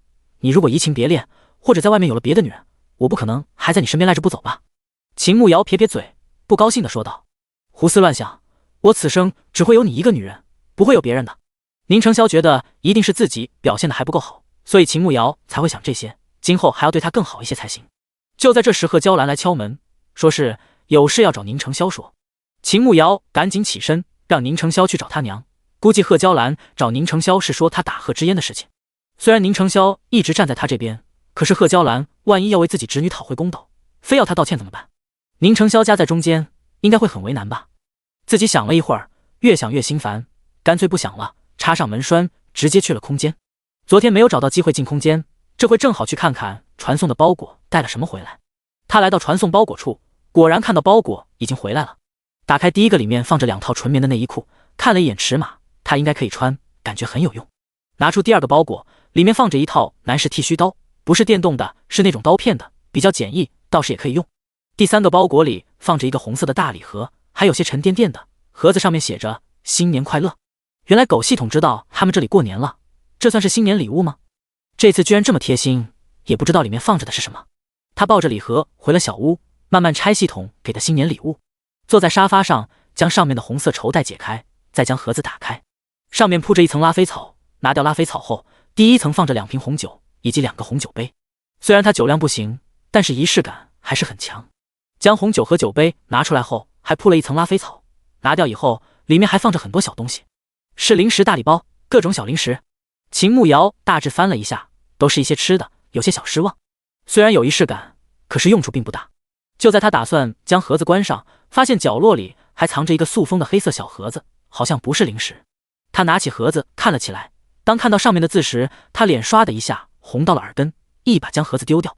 就知道这狗系统不是什么正经系统，现在也太离谱了，居然塞了一盒避孕套在里面，简直过分了。难道要他给宁承霄表演吹气球吗？简直有毒啊！他一把将盒子盖上，丢在小屋的储存室里，然后将农场打理了一遍，暂时也没有什么任务，他就从空间里出来了。从空间里出来，正好听到门外有车轮的声音，应该是宁承霄回来了。他赶紧走过去将门打开，果然就看到宁承霄出现。2个人进屋后，秦慕瑶看宁承霄脸色如常，倒是没有一丝不高兴。娘找你什么事啊？他故作无意地问道。没什么，就说等他生辰过了，就让贺知烟回京城。宁承霄淡淡地说道。秦慕瑶一听贺知烟要走，感觉挺惊讶的。傻子都看得出来他是冲着宁承霄来的，这还没有得手就要走，怎么感觉不对劲呢？贺知烟同意了？他问道。这不是他能做主的，他同意也得走，不同意也得走。宁承霄霸道地说道。秦慕瑶点点头，这样当然是最好的，他可不想他男人身边随时跟着一个对他图谋不轨的女人，这换了谁都膈应。那还有别的吗？他好奇地问道。宁承霄看着秦慕瑶有些担忧的样子，一把将他拉到自己腿上坐下。你还想知道什么？嗨嗨，就是娘有没有说我打了贺知烟的事，他是不是对我有意见了？秦慕瑶尴尬地问道。宁承霄宠溺的一笑，轻轻摇头道，没有，娘知道你不是主动挑事的人，还说让你多担待几天，等他生辰过了就将人送走。秦慕瑶悬着的心才放下来，她不想让宁承霄家在她和贺娇兰中间为难，还好她婆婆明事理，没有被贺知烟怂恿和他们离了心。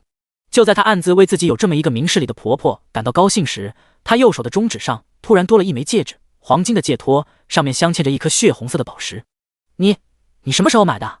秦慕瑶震惊地看着手上的戒指，大小刚好，而且做工精细，宝石很有光泽，没有一点杂质，和金色的戒托很相配，衬托着她的手指纤细白皙。瑶儿，喜欢吗？宁承霄拖着秦慕瑶的手只看了起来，她的手指纤细，戴上戒指很漂亮。喜欢。秦慕瑶点点头，这么漂亮的戒指，她当然喜欢了，而且还是自己喜欢的人送的，她就更喜欢了。那现在我可以叫你娘子了吗？宁承霄靠近，小声在他耳边问道。第159章被打脸。秦慕瑶身子一怔，原来他记得之前他说的必须要有戒指才可以自称为夫吗？所以这个戒指算是求婚戒指。你知道为什么我说要戒指吗？他看着宁承霄问道。宁承霄轻轻摇头，他其实并不知道，但是他说要的东西他会想尽一切办法办到的。在我们那里，2个人相爱，在决定要成亲之前，男人会瞒着心爱的姑娘，偷偷准备一场求婚仪式，布置好地方，邀请双方好友，买好戒指，准备好鲜花，盛装出席，然后当着亲朋好友的面，手捧鲜花，单膝跪地拿出戒指，给心爱的姑娘求婚，请求她嫁给自己，做自己此生唯一的妻子，并保证一辈子对她好，只爱她一个人。秦慕瑶虽然没有谈过恋爱，但是求婚场景还是听说过，也自己幻想过。宁承霄听得很认真，这是他第一次和自己说起他那里的事情。不过感觉很奇怪，成亲不应该是父母之命媒妁之言，两个人婚前可能面都没有见过，怎么会提前相爱？又怎么会有求婚仪式啊？而且还要男子跪下，虽然是单膝跪地，可是也从未听闻过，是不是感觉很惊讶？秦慕瑶说完，看着宁承霄问道。宁承霄点了点头，确实闻所未闻，即便是西域、南国还是东陈国都没有听说过。没事，以后有机会再和你细说。你的戒指我收下了，今后你就我的人了，不准多看别的姑娘，不然回家跪搓衣板。秦慕瑶故意板着脸，一脸严肃地说道。好，只看娘子一人，绝对不多看其他人。宁承霄宠溺地说道。接下来几天，贺知嫣在家里倒是老实了，不作妖，不出来碍眼，一直跟在贺娇兰身边。很快就到了正月初6这天，也是贺娇兰的生辰。虽然在校期不能太隆重，但是大家也不能一点表示都没有。中午吃饭的时候，贺知嫣最先拿出一只精美的黄金头钗，上面镶嵌着3颗宝石，一看就不便宜。双手奉给贺娇兰，姑母，一儿给您准备的生辰礼物，祝您生辰快乐，诸事顺遂。贺娇兰现在对这些东西都没有什么兴趣，也并不打算收。一儿的礼物，姑母心领了，你留着自己带吧，姑母年纪大了，不适合这种样式，好好吃饭吧。贺娇兰哪里不明白贺知嫣的意思，她送这么贵重的头钗，显然是想让秦慕瑶丢脸，觉得她一个儿媳妇在婆母生辰都没有像样的礼物，还不如一个侄女送的，故意让她难堪。哪里不适合了？姑母当年可是京城第一美人，现在也这么好看，这珠钗最适合您了。表嫂，您觉得呢？贺知嫣看着一直没有作声的秦慕瑶，笑着叫答应她问道。秦慕瑶当然知道贺知嫣存的什么心思，不过就是觉得自己拿不出来像样的礼物，好打自己的脸嘛。说实话，表妹这珠钗确实不太行，太俗气了，配不上我婆婆的盛世美颜。秦慕瑶瞥了一眼贺知嫣手中的珠钗，淡淡的说道。贺知嫣脸色一沉，手指慢慢的收紧，努力压制心底的怒火，笑着说道：那表嫂给姑母准备的什么礼物？不知道是何奇珍异宝，拿出来让我开开眼界。宁承霄握着筷子的手收紧，眉头轻蹙起来。贺娇兰就知道贺知嫣是这个目的，看了一眼秦慕瑶，正要开口为她解围，却听到她说了，既然表妹诚心诚意的想要开眼界，那我便让表妹见见世面，别以后送礼物送这么俗气的。秦慕瑶和大家打了一声招呼，然后回房间里去取礼物。之前系统送了一套配套的珍珠首饰，现在刚好派上用场，从乾坤袋里拿出来，然后再从屋内出来。黑色的丝绒盒子非常的高级，看着就很有品质。娘，这是儿媳为您准备的生辰礼物，您打开看看喜不喜欢？秦慕瑶将盒子递给贺娇兰。贺娇兰缓缓接过盒子，心底十分惊讶，这么盒子看上去就不便宜。姑母，打开看看呗，表嫂还说要我开眼界呢。贺知嫣一直盯着盒子，她倒要看看一个不受宠的庶女能送出什么像样的礼物。贺娇兰在贺知嫣的催促下，缓缓将盒子打开，里面整齐地摆放着一套首饰，白色的珍珠，每一粒大小一样，色泽光亮，特别的漂亮。珍珠这种首饰在大宁是非常珍贵的，因为大宁不靠海边，所以珍珠很少见。而且像这种大小差不多的，还依次集齐了项链、耳环、手链，就更是可遇不可求。娘，珍珠象征长寿、吉祥、平安，儿媳祝愿您健康长寿，青春永驻，越来越年轻。珍珠也代表知性优雅，很配您的气质。珍珠是圆形的，美好圆满，希望娘今后的人生美好而璀璨。秦慕瑶笑着看着贺娇兰说道。贺娇兰连连点头，这套首饰太珍贵了，即便当王妃那些年，她也只得过一串手链，现在竟然是一整套，又喜欢又心疼。慕瑶，有心了，娘很喜欢，娘也希望你和仙儿和和美美，恩爱两不疑。贺娇兰笑着说道。一旁的贺知嫣盯着那一套珍珠首饰，恨得牙痒痒，实在想不明白她一个没见过世面的庶女是哪里来的这么珍贵的首饰。那我给娘戴上。秦慕瑶瞥了一眼贺知嫣，勾起嘴角冷笑了一下，不自量力。先不戴了吧，这么贵重的首饰，等重要场合才戴。贺娇兰可舍不得戴，现在在这乡下，戴上也没人欣赏。今天您生辰，可不就是重要场合，我给您戴着。秦慕瑶拿出项链，帮贺娇兰戴在脖子上，再将耳环也佩戴上，还有一个珍珠做的胸针，一并给她戴上。娘，你真好看，你就是仙女下凡。秦慕瑶看着贺娇兰，马上夸赞起来。贺娇兰被夸得脸都红了，连忙掩面笑着说道：“你这丫头，好了，赶紧吃饭吧。吃了饭，我想去看看远哥，让他也看看慕瑶送的这个礼物。不知道表嫂这珍珠首饰是怎么得来的？我过2天要回京城了，也想给我娘买一套。”贺知嫣突然开口问道。第160章，宁承霄中了药。秦慕瑶当然知道贺知嫣并非真的想给自己娘买，而是想问她东西是不是偷来的吧。就在她犹豫要不要直接对她，就听到宁承霄开口了：“你要买自己找人打听。”宁承霄沉着脸，语气十分不耐地说道。贺知嫣还是挺怕宁承霄，看到他阴沉着脸，马上闭嘴不问了，低头吃碗里的东西。秦慕瑶看了一眼宁承霄，他的男人就是好，霸道又温柔，他简直爱死了。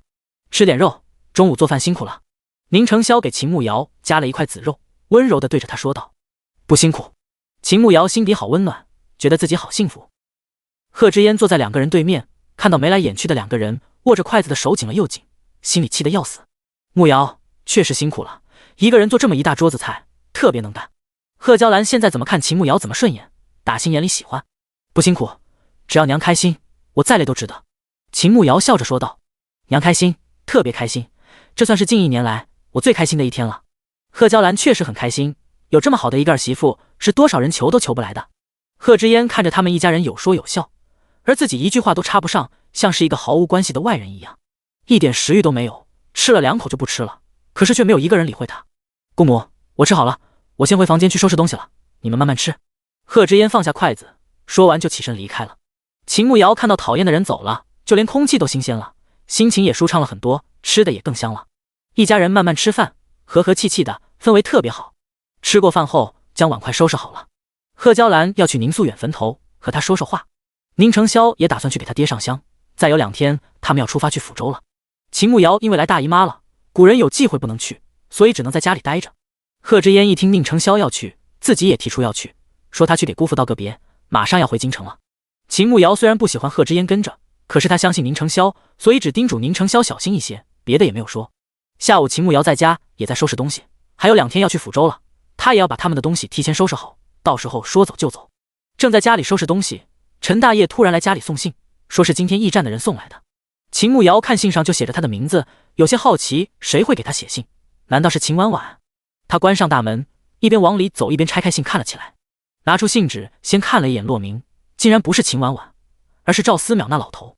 他坐到椅子上开始看信的内容，老头就问他们什么时候去抚州，距离1个月只有几天时间了，还说自己18要出一趟远门，让他们抓紧时间，还问他准备了啥好吃的，火锅他都吃腻了，想吃别的让他赶紧去。看到最后，他发现老头特地叮嘱了一句，在你男人腿没有好之前切忌同房。秦慕瑶愣了一下，这么说在宁承霄腿好之前他们都不能同房了？还好他们2个人还没有同房，要不然因为这个他的腿治不好了，那他会后悔一辈子的。因为他们过2天就要去抚州了，他就没打算给老头回信，继续收拾他们的东西。这次要去好长一段时间，所以东西比较多，收拾了4个包袱。刚把东西收拾好，宁承霄他们就回来了。晚上吃的中午的剩菜，贺知嫣倒是挺老实，没有作妖。等到吃过晚饭后，贺知嫣突然叫住宁承霄：“表哥，其实我这次来，我爹有话让我转达给你，这件事事关重大，只能单独说。”宁承霄看了一眼秦慕瑶，似乎有些犹豫：“我明天就要走了，这件事必须告诉你，是关于姑父的，表嫂应该不会介意吧？”贺知嫣看出宁承霄在犹豫，直接对着秦慕瑶说道。秦慕瑶想说介意，可是那么重要的事情，他如果阻止的话，只会显得他小气不懂事，还会让贺娇兰心生芥蒂。去吧，我相信子玉。就说几句话，他不相信贺知嫣在眼皮底下还敢把宁承霄吃了不成。宁承霄叫贺知嫣去了书房。进入书房后，贺知嫣将房门关上，然后再慢慢靠近宁承霄。可以了，就站在那里说。宁承霄看着距离自己有7尺远的贺知嫣，马上出声说道：“不准他再靠近。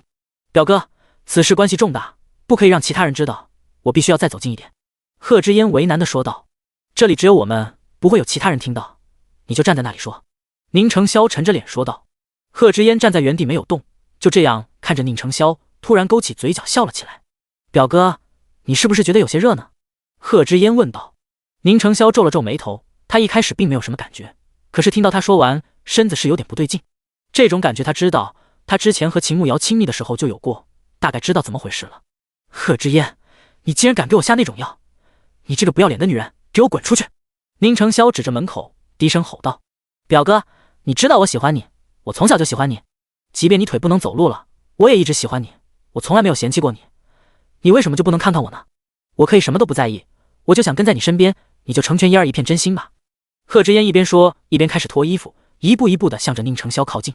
宁承霄感觉头有些晕，眼前的景物出现了重影。你中了春意楼秘制的合欢散，药效很强的，表嫂来癸水了，你肯定不忍心伤害她吧？嫣儿愿意做表哥的解药，子玉，你就要了我吧，我真的好爱你。贺知嫣脱掉外衣，向着宁承霄扑了过去。滚！宁承霄大吼一声，转动轮椅躲开贺知嫣，可是一下撞到旁边的桌子，轮椅顿时翻了，他也摔倒在地上，全身软绵绵的，一点力气都没有。第161章没有解药。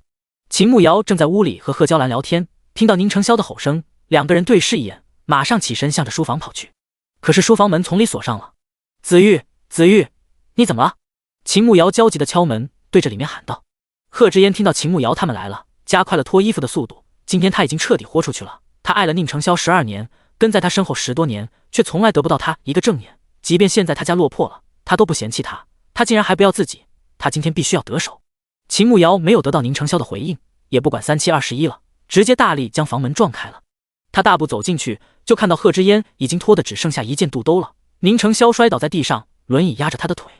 秦慕瑶立马明白怎么回事了，气得眼睛都红了，大步冲到贺知嫣跟前，抬起手就是2个耳光。他一点力气都没有留，2记耳光响彻整个屋子。你那么缺男人吗？好，老娘现在成全你。我们村子光棍多得很，你现在就穿成这样，给老娘去外面等着，我叫上村子里的男人都来满足你。秦慕瑶一把抓住贺知嫣的手腕，拖着她就往外走。不要，你放开我！你这个疯女人，你快让我救表哥，他中了药，他会死的。贺知嫣在秦慕瑶的大力面前，宛如一只小鸡仔一样，毫不费力的就拖了出去。外面虽然没有下雪，可是还是很冷，尤其是晚上，寒风呼啸，刮得人皮肤生疼。贺知嫣就穿着一件肚兜，被寒风刮着打颤，用手死死地抱住自己的胸口，又羞又怕，拼命地想往屋里钻。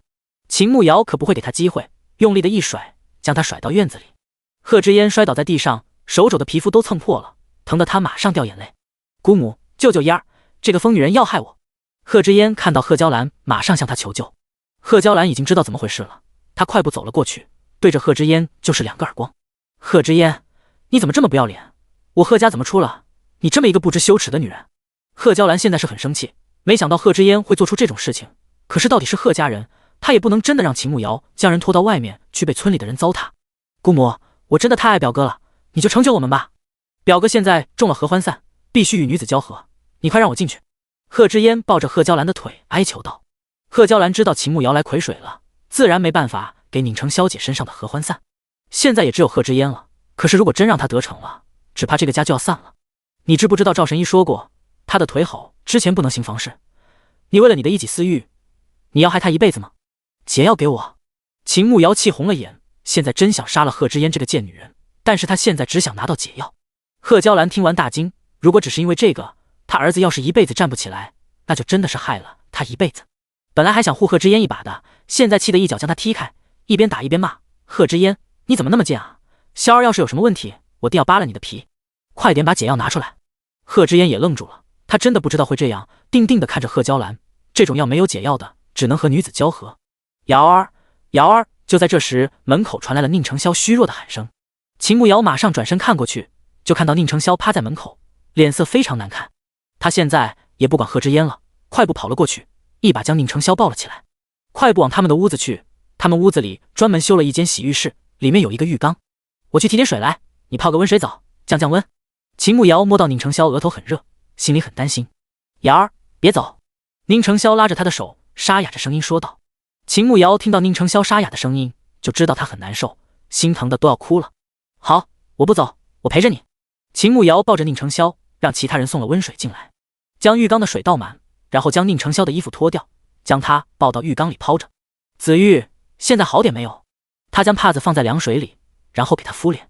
宁承霄轻轻摇头，眉头依旧紧蹙，看得秦慕瑶一颗心都揪了起来。我知道，我帮你。秦慕瑶看到宁承霄这么难受，心疼的要命，他只能如同上一次一样，希望能帮他缓解一些。本来是温水，现在水的温度不但没有降下来，反倒更热了一些，可想他有多难受。可是宁承霄好像并没有舒服一点，眉头紧蹙，看上去就很痛苦。狗蛋，你在吗？秦慕瑶已经想不到别的办法了，他只能用意念开始呼唤狗蛋，希望他能给一点解决的法子。主人，我在。狗蛋说道。我男人中了合欢散，怎么办啊？你能解决吗？此刻狗蛋的声音就如同天籁之音一样，他赶紧询问道。之前给了主人一粒初级解毒丸，可以缓解这种毒素，主人可以试试。狗蛋说道。秦慕瑶一听愣了一下，之前不是说只能解决拉肚子吗？算了，现在是关键时期，先让宁承霄吃了药再说。他一只手继续帮他，另一只手在乾坤袋里找到了那一粒初级解毒丸。子玉，把这个吃了，可以帮你缓解一下。秦慕瑶将解毒丸喂到宁承霄嘴边。宁承霄现在意识很混乱，但是他知道陪着自己的是秦慕瑶，在他把药丸递过来的时候，他下意识地张开嘴巴咽了下去。秦慕瑶想去给他倒水，可是手刚松开，他就将他的手腕按住了。瑶儿，别走。宁承霄语气可怜地说道。好，你咽下去了吗？秦慕瑶问道。宁承霄轻轻点头，他的声音沙哑又诱人。明明是回答他的问题，但是那个N字却好像在抒发某种不该有的情绪。秦慕瑶本不该生出别的旖旎的想法，可是奈何夫君太诱人了，他都没忍住脸红了。第162章，以其人之道还治其人之身。秦慕瑶蹲在浴缸旁边很久，直到宁承霄慢慢好转，他才停下来了。好点没有？他紧张地看着宁承霄，看到他脸色好转了很多，想必是好一些了。宁承霄缓缓睁开眼睛，眼底的欲望还没有完全散开，看着满脸担忧的秦慕瑶，心里又自责又心疼。他轻轻伸出手，将手上的水滴得快干了，才抚上秦慕瑶的脸颊，努力扯出一个笑脸。我好多了，辛苦娘子了。没事就好，没事就好，吓死我了。秦慕瑶伸出手握着宁承霄放在他脸颊的手，一屁股跌坐在地上，这才发现自己双腿好麻，全身酸痛，尤其是一双手现在都会止不住颤抖。宁承霄看秦慕瑶坐在地上，赶紧从浴缸里坐了起来，浴缸里的水花溅了一些出来，洒在秦慕瑶的裙摆上。其实她身上的裙子早就被水浸湿了，刚才太担心宁承霄了，根本来不及管，现在才发现有些冷。但是她现在双腿发软，她也不想动，干脆再休息一会儿。宁承霄低头看着自己浑身一丝不挂，屋内点着灯，自己在秦慕瑶面前真的是一点保留都没有了，还是有些难为情。水凉了，我去拿帕子过来给你擦了，就赶紧起来，别受凉了。秦慕瑶伸手摸了一下浴缸里的水，已经冰凉了，也顾不得累，扶着浴缸赶紧起来，一瘸一拐的去拿干净的帕子给宁承霄擦身子。很快，秦慕瑶将干帕子拿过来，又搬了凳子过来，将宁承霄抱起来，放在凳子上，然后再帮他擦身子。我自己来吧。宁承霄现在挺难为情的。秦慕瑶愣了一下，顿时坏笑了起来，小声在宁承霄耳边说道：我的夫君是害羞了吗？宁承霄耳尖有些红，有些哭笑不得，他怎么就爱上这么一个女流氓啊？真是拿他一点办法都没有。是，我现在在瑶儿面前一点秘密都没有，瑶儿可要对我负责到底啊。他看着秦慕瑶，一脸委屈的说道。秦慕瑶嘴角抽搐了两下，怎么搞得她像个渣女一样，把她吃干抹净就不认账似的。好好，放心吧，我一定负责到底，赶紧擦干身子，去床上躺着。他心里又无奈又甜蜜，这么好的男人肯定要牢牢抓在自己手里才是。这次宁承霄倒是不阻止，任由他帮忙擦身子。擦到双腿的时候，秦慕瑶还是没忍住脸红了。刚才是形势所迫，现在两个人都恢复了，自然不好意思。宁承霄也有些不好意思，他已经在努力控制了，可是也没办法压制，尤其是在他的面前就会忍不住。看到他的小娘子脸红了，他故意在他耳边问道：娘子，对为夫的身体还满意吗？秦慕瑶脸一下红到了耳根，不满意，太丑了，自己擦，我去换衣服去了。一把将帕子丢给他，说完就红着脸走开了。宁承霄看着走开的秦慕瑶，有些哭笑不得，这个能怎么办？秦慕瑶换下衣服的时候，才发现大姨妈侧漏了一些出来，弄脏了裙子，她只能从内到外全部都换了，想到一会还要洗衣服，好绝望。等到她换好衣服过去，宁承霄已经擦干净，穿上了旁边的里衣。秦慕瑶上前将宁承霄抱起来，快步走到床边，再将他轻轻放下。头发还没有干，再做会吧。秦慕瑶起身又去找了干帕子来帮宁承霄擦头发。宁承霄看着认真帮自己擦头的秦慕瑶，他眉眼温柔，眸子里都是认真，白皙的脸庞，长长的睫毛一上一下，挺翘的鼻梁，好看的唇形，每一处他都好喜欢。你打算怎么处理这件事？秦慕瑶一边帮宁承霄擦头发，一边问道。宁承霄伸出手指勾起秦慕瑶的一缕头发，轻轻地在指尖转动，低声说道：以其人之道还治其人之身。秦慕瑶擦头发的动作顿了一下，随即笑了起来。这个办法不错，这样既不会让贺家人说什么，还能贺知烟得到惩罚。那要是他忍不住失身给其他人呢？秦慕瑶心底怎么还有一点小小的期待？那是他自己的事。宁承霄继续把玩着秦慕瑶的头发，看着两个人缠在一起的头发，心情莫名的舒服。好了，头发干了，你先休息一下，我去看看他，别让他跑了，顺便给娘说一声。秦慕瑶将宁承霄的头发擦得差不多了，看时间也不早了，先去给贺娇兰报一声平安，不然他一直担心的。宁承霄刚要点头让秦慕瑶去，却感觉身体又有了变化，这感觉不太对劲，难道是药效还没有过吗？怎么了？又不舒服了？秦慕瑶看着宁承霄皱起的眉头，伸手摸了一下他的额头。靠，狗蛋说能缓解，看样子药效又起作用了。可是他只有一粒药，都给他服下了，这下怎么办？我去准备水，你忍一下，眼下也没有别的法子。不用，这次应该没有刚才那么猛，瑶儿陪陪我就好。宁承霄感觉到了，但是在他能控制的范围，而且一般妓院用的这种药，也就是助兴，不可能将人玩死的。秦慕瑶看宁承霄那样说，再看没有最开始那般痛苦，应该不会出事。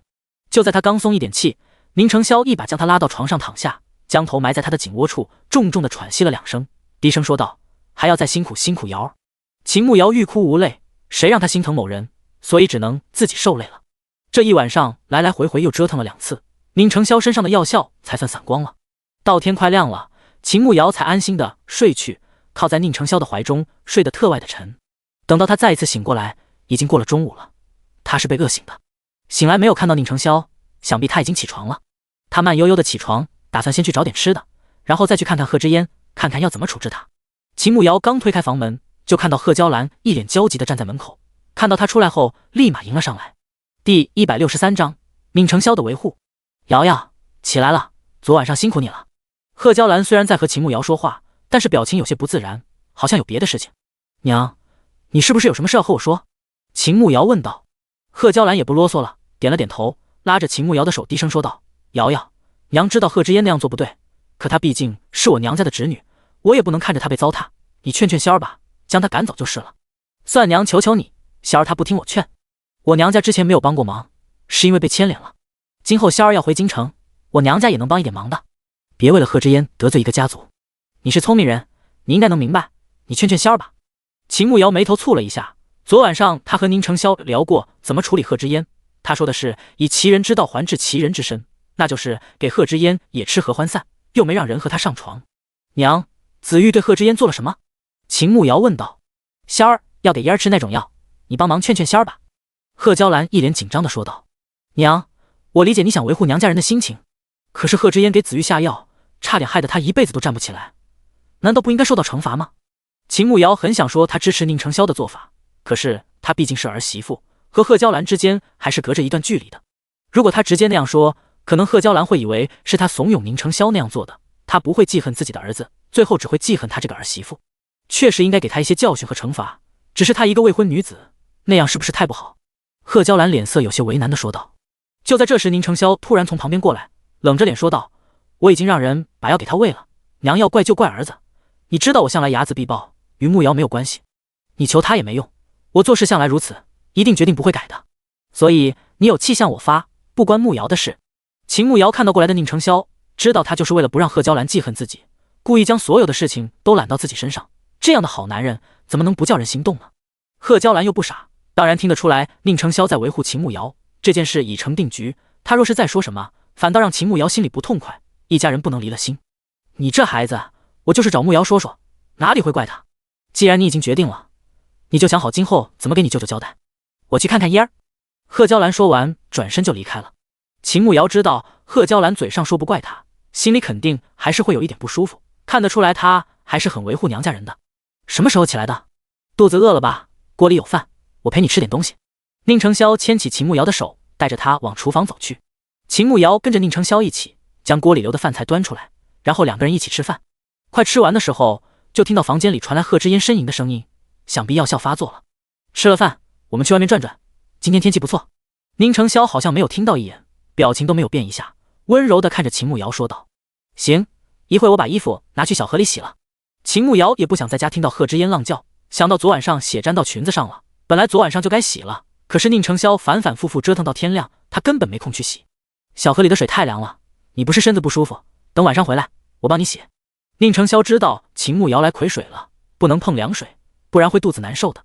你会洗衣服？秦慕瑶好奇地盯着宁承霄。宁承霄尴尬地轻咳了2声，我可以学。算了，等晚上回来再洗吧。我把碗收拾好，我们出去晒太阳吧。秦慕瑶想想还是不了，她也不好意思让男人帮自己洗带血的衣服，感觉挺难为情的。2个人离开家的时候，贺知烟叫得越来越大声，听着确实令人脸红心跳。出了院子后，秦慕瑶推着宁承霄慢慢在村里转悠了起来，偶尔遇到村子里的人也会和对方打个招呼。我昨晚上好像听到瑶说，赵前辈说的，在我的腿没有好之前是不能同房是吗？宁承霄突然想起这件事，昨晚上被药效折腾了一晚上，他也没精力想别的事情，现在倒是要问问。对，昨天下午你们出去，村长送了一封信来，是老头写的。他问我们什么时候去抚州，他过几天要出一趟远门，然后特地交代了不能同房这件事。秦慕瑶轻声说道。宁承霄点了点头，看来他还要再忍忍。你这次身子可有难受？要不要等你那个过了，我们再出发吧？宁承霄突然想到秦慕瑶来癸水，应该是不太方便，再等2天也无妨。我没事，早点去让老头给你看看。秦慕瑶摇摇头，女人每个月都会来大姨妈，她就前2天难受一点，后面完全不受影响。2个人在村子里转了一下午，看看山看看水，谈情说爱，过得好不惬意。等太阳下山了，2个人才慢慢回家去。到家的时候倒是没有听到贺知烟的叫声，难道是已经好了？秦慕瑶正要推着宁承霄回房间，就看到青阳从贺知烟屋子里出来，脸上有几道抓痕，头发也有些凌乱。奴才见过老爷夫人。青阳看到宁承霄和秦慕瑶，赶紧上前行礼。宁承霄点点头，然后让他先下去。晚饭的时候，贺知烟没有出现，想必是没眼见人。吃过晚饭后，贺娇兰将宁承霄叫去单独说话了。霄儿，你找个机会把青阳处置了。贺娇兰关上门后低声吩咐道。宁承霄马上想到怎么回事了，路是贺知烟自己选的，凭什么处置他的奴才？再说吧，明天我们就要去抚州，青阳还要赶车送我们去抚州。宁承霄淡淡的说道。到了抚州后，你们重新买个奴才服侍，这个人不要留了。贺娇兰说道。娘，这个人我必须留着。宁承霄态度坚决的说道。为什么？他可是有何过人之处？贺娇兰惊奇的问道。第164章，出发去抚州。这倒没有。宁承霄淡淡的说道。那为何不能处理了？贺娇兰不解的问道。娘让我把青阳处理了，应该是为了贺知烟的名声吧？宁承霄问道。贺娇兰点了点头，算是承认了。那娘可曾想过，他也可能拿名声威胁儿子，到时候他回去给贺家人说，是我强迫了他。您觉得我该如何做？宁承霄反问道。贺娇兰下意识的想说不可能，可是想到贺知烟的所作所为，又有些不确定。那留着青阳，他要想诬陷你，还不是一样？贺娇兰说道。宁承霄轻轻摇头，当然不一样，这种事情只有经历的人才能说出具体的细节。贺娇兰想想也是，对于贺知烟这个侄女，她是失望透底，本想除掉青阳，也算给她留最后一丝尊严。可是她现在已经魔怔了，今后会不会做出那种事情，她也不敢保证，只能留一手，以备后患吧。是娘没有考虑周到，那就按照你的来吧。你和慕瑶明天就要去抚州吗？宁承霄点点头，明天早上出发。行吧，那你们此番去要小心些，让林健也跟你们去吧，我一个人在家就行，他去了至少还有个帮衬。贺娇兰说道。不必，我会让他将贺知烟送回去，也省得你担心。宁承霄说道。贺娇兰想想也是，毕竟让贺知烟一个人回去，他也不放心。那你们自己小心一些。还有这次的事情，我知道慕瑶肯定不高兴，你多和他说说好话，哄着他一些。贺娇兰也是女人，出来这种事情，即便没有成，但是也是心里的一个疙瘩，一时半会散不了。她不是那种小气的人，娘无需为我们夫妻的事情担心。宁承霄说道。我也知道慕瑶不是那种人，既然神医都说你的腿不能同房，你和慕瑶还是克制一点。贺娇兰语气不自然地提醒道。我知道，娘如果没有别的事情，那我就先回屋了。宁承霄语气也有些不自然。去吧，好好休息。贺娇兰点点头。宁承霄径直回了他们的屋子，进屋看到秦慕瑶在清点东西。回来了，东西我已经收拾过了，你看看还有什么东西需要带的，我一并收拾了。秦慕瑶看宁承霄进来，一边整理一边问道。宁承霄检查了也一遍，秦慕瑶整理得很仔细，该拿的都拿上了。晚上2个人早早的就歇下了，毕竟昨晚上折腾了一晚上都没有休息好，今天早点休息，明天好赶路。第2天早上吃早饭，贺知烟还是没有出现，反正秦慕瑶也不想见到他，他不出现更好。吃过早饭后，青阳和林健将他们的东西搬上马车。在他们即将要出发之前，贺知嫣突然从屋里冲了出来，语气傲慢地叫住青阳：“你跟我过去，我有话和你说。”青阳愣了一下，现在他也不知道该如何面对贺知嫣，脸上和身上的伤还在隐隐作痛。他其实挺怕他的，尤其是想到早上宁承霄单独和他说的那些话，心里越发的紧张。老爷，贺小姐找奴才，奴才先同他说几句话，马上就来赶车。青阳先请示一下宁承霄。去吧。那些话该说，那些话不该说，想必你心里已经有数了。宁承霄坐在车上，语气淡淡的说道：“是，奴才明白。”青阳点点头，然后跟着贺知嫣去了院子里面。贺知嫣看了一眼青阳脸上的指甲印，越看越丑，心里直犯恶心。既然你要了我的身子，那今后就得听我的。贺知嫣趾高气昂地对着青阳说道。青阳低着头，小声地说道：“贺小姐，想让奴才做什么？”贺知嫣看青阳还算识相，这倒是好办多了。我过2天也要去抚州，你到时候去抚州城门口等我。还有路上看着我表哥和那个女人，他们做了什么事，你到时候一一汇报给我。只要你老实为我办事，到时候少不了你好处的。贺知嫣上前一步，在青阳耳边小声地说道。青阳在贺知嫣靠近的时候，身子立马紧绷起来。奴才知道了，贺小姐还有什么吩咐吗？青阳低头问道。没了，记住我说的话，好好盯着秦慕瑶，她的一举一动都要汇报给我。贺知嫣低声命令道。青阳低声应下，然后贺知嫣就放他走了。青阳和宁承霄打了一声招呼，就上马车赶车出发了。现在的天气没有最开始的时候冷了，雪也差不多融化了，倒是挺顺利的。当天晚上就到了第一次和方白燕一起去的那个小镇，还是在那家客栈开了房间休息。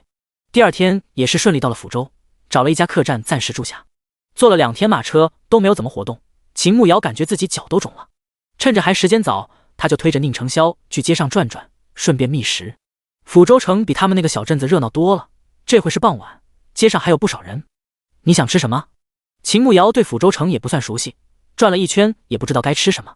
上次赵前辈带我去的那家酒楼有2道招牌菜还行，我带瑶儿去尝尝。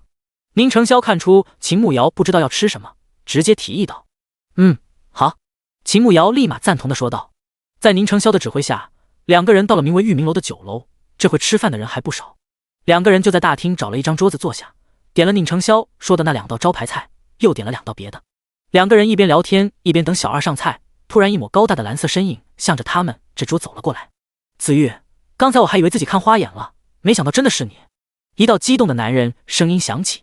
秦慕瑶循声望去，只见到一个五官端正、身材挺拔、长相俊朗的男子站在宁承霄身侧，脸上是止不住的喜悦。宁承霄看到楚之恒的时候微微一愣，知道他年后会去李县任职，只是没有想到他竟然这么快就到了抚州。楚兄，好久不见，进来可好？宁承霄笑着看着楚之恒。第165章，为什么会爱上秦慕瑶？我挺好的，你呢？这位是……楚之恒看到宁承霄旁边的秦慕瑶，出声问了一句。楚兄，先坐下聊。这位是内子慕瑶，这位是去年的新科状元楚之恒。宁承霄简单的给2个人互相介绍了一下。见过楚公子。秦慕瑶起身行了一个礼，心想他就是楚之恒，也就是原文中帮助宁承霄的人，倒是一身正气，给人的感觉很不错。楚之恒连忙回礼，弟妹无需多礼，我与子玉多年好友，亲如兄弟。楚之恒看了一眼秦慕瑶，心里还挺好奇，他这好兄弟可是不近女色，没想到竟然被他拿下了，想必此人定有过人之处。这里人多嘴杂，所以宁承霄和楚之恒只说了一些以前的事情，并没有聊什么重要的事情。一直到吃完饭后，楚之恒陪同他们回了客栈。秦慕瑶知道2个人要谈正事，他就找了个借口出门，将房间让给他们。楚兄，你怎么来抚州了？宁承霄假装不知情，出声问道。我此番是去李县人县令的，要先和徐知府打声招呼，所以就直接到了抚州。我也是今天刚到。你们可好？楚之恒看宁承霄气色还可以，虽然还坐在轮椅上，但是精神状态不错，心里也就放心多了。我们挺好的。楚兄不是在翰林院做事，怎么想到李县那种小地方做县令？宁承霄问道。翰林院的事情都比较简单，也没有什么事做，我想为百姓做一些实事。正好李县的前一任县令贪赃枉法、私吞灾银，被上头查了。我想到你们家正好被流放到了李县，我就主动请旨去李县做县令了。楚之恒解释道。宁承霄轻蹙了一下眉头，低声问道：怎么会突然被查，而且还那么快就落实了？楚兄可知其中缘由？楚之恒看了一眼四周，然后靠近宁承霄耳边小声的说道：是替罪羊。宁承霄轻轻点头，大概知道怎么回事了。上头的人为了保全自己，当然会找下面的人当冤大头。那个王县令就是那头羊。那你这个时候来接手这个烂摊子，不是明智的选择？你爹怎么同意的？宁承霄问道。如果真是那样，现在李县县令这个位置明显是个烂摊子，没有人愿意主动接手才是。圣旨都下了，我爹还敢抗旨不成？子玉可是想问我，究竟是谁让我来的是吧？楚之恒低声问道。宁承霄笑着看着楚之恒，没有说话。两个人多年好友，这点默契还是有的。你放心，我不是任何一方的人，我们家一直都只效忠皇上。楚之恒轻声说道。宁承霄眼底快速的闪过一丝惊讶，这么说来，楚之恒是皇上派来的。对了，子玉，你们怎么来抚州了？楚之恒知道宁承霄肯定知道自己的身份了，也没有再多说，转移了话题。我是来找赵神医治腿的，他以前去京城帮我治过一段时间，正好再找他看看。宁承霄说道。那神医可说你的腿的什么时候能好吗？楚之恒关心地问道。宁承霄轻轻摇头，不曾，只说先治，控制病情，不要再恶化。这样也不错，至少还是有希望的。今后说不定有医术更厉害的大夫能治好你的腿。楚之恒作为好友，自然不能打击宁承霄的信心，努力宽慰他。慢慢治便是了。宁承霄自从和秦慕瑶心意相通，心态比以往好多了，对待事情也比之前积极多了。不过说来我还挺好奇，弟妹到底是怎么让你这棵铁树开花的？楚之恒开玩笑地看着宁承霄问道。应该是缘分吧，他对于我来说与其他人都不一样。宁承霄勾起嘴角笑着说道。一提到秦慕瑶，他的心情就很愉悦。你不会是看人家长得好看，你就动凡心了吧？楚之恒笑着问道。可以这样说吧。宁承霄也不解释，毕竟他媳妇儿长得本来就很美。不应该啊，以前京城第一美人赵雪宁和你说话，你都不理会人家。你要说为了美色，我可不相信。楚之恒还是很了解宁承霄的，他不是那么肤浅的人。如果楚兄在自己最危难、最狼狈、最不堪的时候，有一个女子对你不离不弃，处处维护你，小心翼翼呵护你的自尊心，将最好的都给你，相信你也会爱上那个女子的。宁承霄低声说道，脑海中都是他们的过往。楚之恒家里给他定了一门亲事，打算年底让两个人成亲。他与那姑娘之前见过几面，谈不上喜欢，也谈不上不喜欢，反正就那样，是无法体会到宁承霄说的那种感受。那我便恭喜子玉找到真爱，此番出来得及，因为李县那边要马上去接手，也没有带什么像样的礼物，等改日定备上好礼，恭贺子玉娶得美娇娘。楚之恒本是打算等他这边安顿好了，再找个机会去看宁承霄一家人的，不曾想在这里遇上了。楚兄无需客气，不过如果楚兄真想送份好礼给我，我倒是想要一物。宁承霄放在腿上的手指轻轻收了起来，目光中藏着一抹冷意。何物？楚之恒问道。李县衙门胡师爷的项上人头。宁承霄低沉的嗓音里带着几分薄怒。你说说怎么回事，我到时候看情况把人办了。楚之恒知道自己的好友绝对不是那种乱杀无辜的人，想必那胡师爷做了很过分的事情。宁承霄讲起了胡师爷带发霉的米糠去家里羞辱他们一家的事情，他爹被活活气死。楚之恒大为震惊，一个小小的师爷竟然敢去羞辱王爷，虽说是被贬为庶民，但是也流淌着皇室血脉，狗胆也太大了。好，这份大礼我定奉上。楚之恒此番来就是要彻查李县的情况，估计那胡师爷也不是啥好东西。那便先谢过楚兄了。宁承霄双手抱拳，感激地说道。你我无需客气，今天时间也不早了，我就先回驿馆休息，等我那边安顿好，我便去找你。你若有事也可以直接去李县找我。楚之恒看窗外天已经黑了，便起身告辞。楚之恒下楼正好遇到从外面回来的秦慕瑶，两个人正好打个照面。弟妹，方便去那边说两句话吗？楚之恒叫住秦慕瑶，看着门口处的大树下。第166章，想吃草莓。秦慕瑶愣了一下，不知道楚之恒找他有何事，但是人家都开口了，而且他和宁承霄的关系那般好，想必也不是坏人，就在客栈门口，也不算远。他点头同意了。两个人走到大树下，楚之恒从怀里掏出一个荷包。弟妹，我知道你们日子过得不易，这是我的一点小小心意。子玉那个人最不喜欢别人同情他，所以这个钱你收着，他要治病也要花不少钱，你们先拿着应急。楚之恒解释道。秦慕瑶没想到楚之恒竟然是要给他们钱，这人还真是好心，怕伤到宁承霄的自尊心，所以都没有当面给他，背地里偷偷给自己，不愧是好兄弟。你和子玉是好朋友，我就唤你一声楚大哥吧。楚大哥，这个钱我们不要，我们自己也赚了一些钱，日子过得还可以，你的心意我们心领了。子玉有你这么好的朋友，真的是他的福气，希望你们的友谊长存。秦慕瑶施了一个礼，感激地说道。楚之恒看了一眼秦慕瑶，大方有礼，识大体，而且听宁承霄的意思是流放在一路上，他不离不弃，对他们一家颇有照顾，这样的女子很难得，怪不得能让宁承霄动心。既然弟妹这样说，我就不坚持了。时间也不早了，子玉一个人在屋里，你先上去寻他吧。劳烦弟妹好好照顾子玉，他腿脚不便，要你多费心了。楚之恒叮嘱道。楚大哥放心，我与子玉是夫妻，自然一切以他为重，照顾他也是应该的。秦慕瑶对楚之恒的印象不错，毕竟真心对宁承霄的朋友不多，所以他爱屋及乌，自然对楚之恒的影响也很好。那我便放心了。你上去吧，今后若有事就去礼县县衙寻我。楚之恒对秦慕瑶的印象也非常好，是个好女人，配得上他好友。等楚之恒走了以后，秦慕瑶赶紧上楼去找宁承霄。刚进门就看到青阳从屋内出来，想必是宁承霄刚才找他有事。等青阳出去以后，秦慕瑶才大步走了进去。去哪里了？外面很冷吧？宁承霄看到秦慕瑶回来了，马上转动轮椅过去，温柔地询问道。就在外面转了一会儿，还好，现在天气没有那么冷了。刚才在楼下遇到楚大哥了，他和我说了2句话。秦慕瑶进门后将房门关上，然后走到宁承霄身边。宁承霄很自然地牵着秦慕瑶的手，手指冰凉，还说不冷。真不知道他以前冬季是如何度过的，手是不是一直这么凉？说了什么？他好奇地问道。他和楚之恒从小就是朋友，他知道自己很多糗事，可千万不能让他娘子知道了。他本来要给我银子，以为我们日子过得清苦，我拒绝了。我们现在自己能赚钱，不想欠人家的。秦慕瑶如实说道。瑶儿做得对，宁承霄现在有钱，不需要楚之恒接济。那我让小二送点热水来，你泡个脚，我再给你按按，明天去找赵老头。秦慕瑶看时间不早了，赶了2天路，想早点歇歇。好。宁承霄点点头。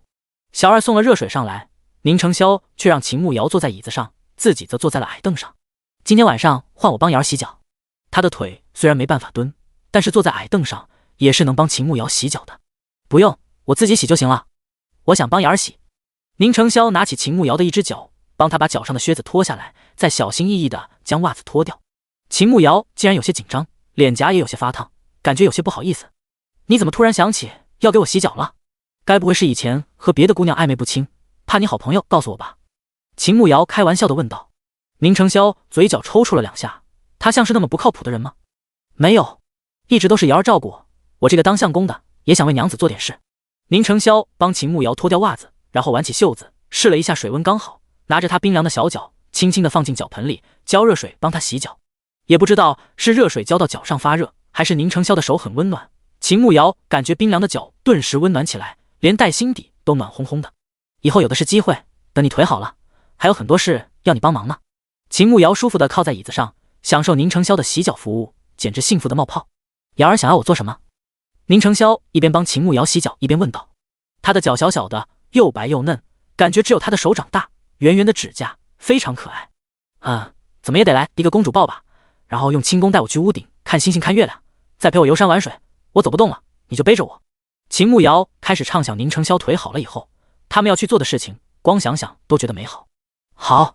宁承霄宠溺地答道，这些美好的事情他也想和他一一去体验。等宁承霄帮他把脚洗了，自己才开始洗脚。洗漱完毕后，秦慕瑶让人把水端出去，然后才去床上躺下。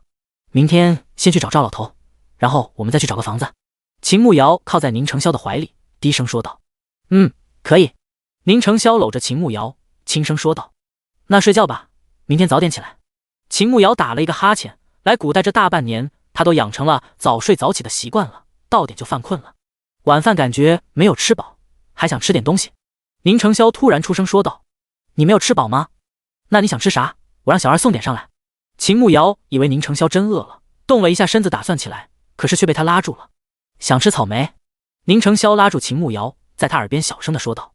秦慕瑶愣了一下，还没有反应过来，宁承霄突然将头埋到他的颈窝处，2片温热的唇瓣落在他的脖子上，紧接着一股不大的力道轻轻吸住他的皮肤，那股酥麻的触感从脖子处蔓延到全身。安静黑暗的房间里，亲吻的声音显得异常清晰暧昧。秦慕瑶羞红了脸，这人现在怎么变得这么流氓了？可是他一点都讨厌不起来，怎么办？一吻作罢，某人还意犹未尽，香甜美味，为夫又想贪嘴了。宁承霄，你这个流氓，你脸呢？秦慕瑶以为他顶多就是在旁边再吸一个，谁知道他竟然将头埋到了胸口，简直羞死人了。此刻正忙碌着某人勾起嘴角笑笑不语，娘子太诱人，还要什么脸？第二天早上起来，吃过早饭后就出发去赵府找赵老头。到了赵府门口，看到门口停着一辆豪华的马车，想必也是来找赵思邈看病的。他们刚从马车上下来，另一个马车上的人也下来了。宁承霄，你怎么在这里？一个男人看到宁承霄，惊奇地问道。第167章，那丫头今后有的受了。秦慕瑶循声望去，就看到一个身穿警服的男人，个子不算高，长相普通，正一脸惊奇地盯着他们。哦，你是来这里找赵神医治腿的吧？男人慢悠悠地走了过来，脸上带着2分戏谑的笑意。秦慕瑶不认识这个男人，但是看他那表情就感觉很不舒服。宁承霄看了一眼与自己有过过节的陈文浩，只当没听到，拉着秦慕瑶的手就往赵府走去。陈文浩见状，立马大步追上去，阴阳怪气地说道：我看有些人还是别白费力气了，那腿分明就是自己爹作恶太多的了报应，既然是报应，怎么能治得好呢？还不如省省力气，留点钱填饱肚子。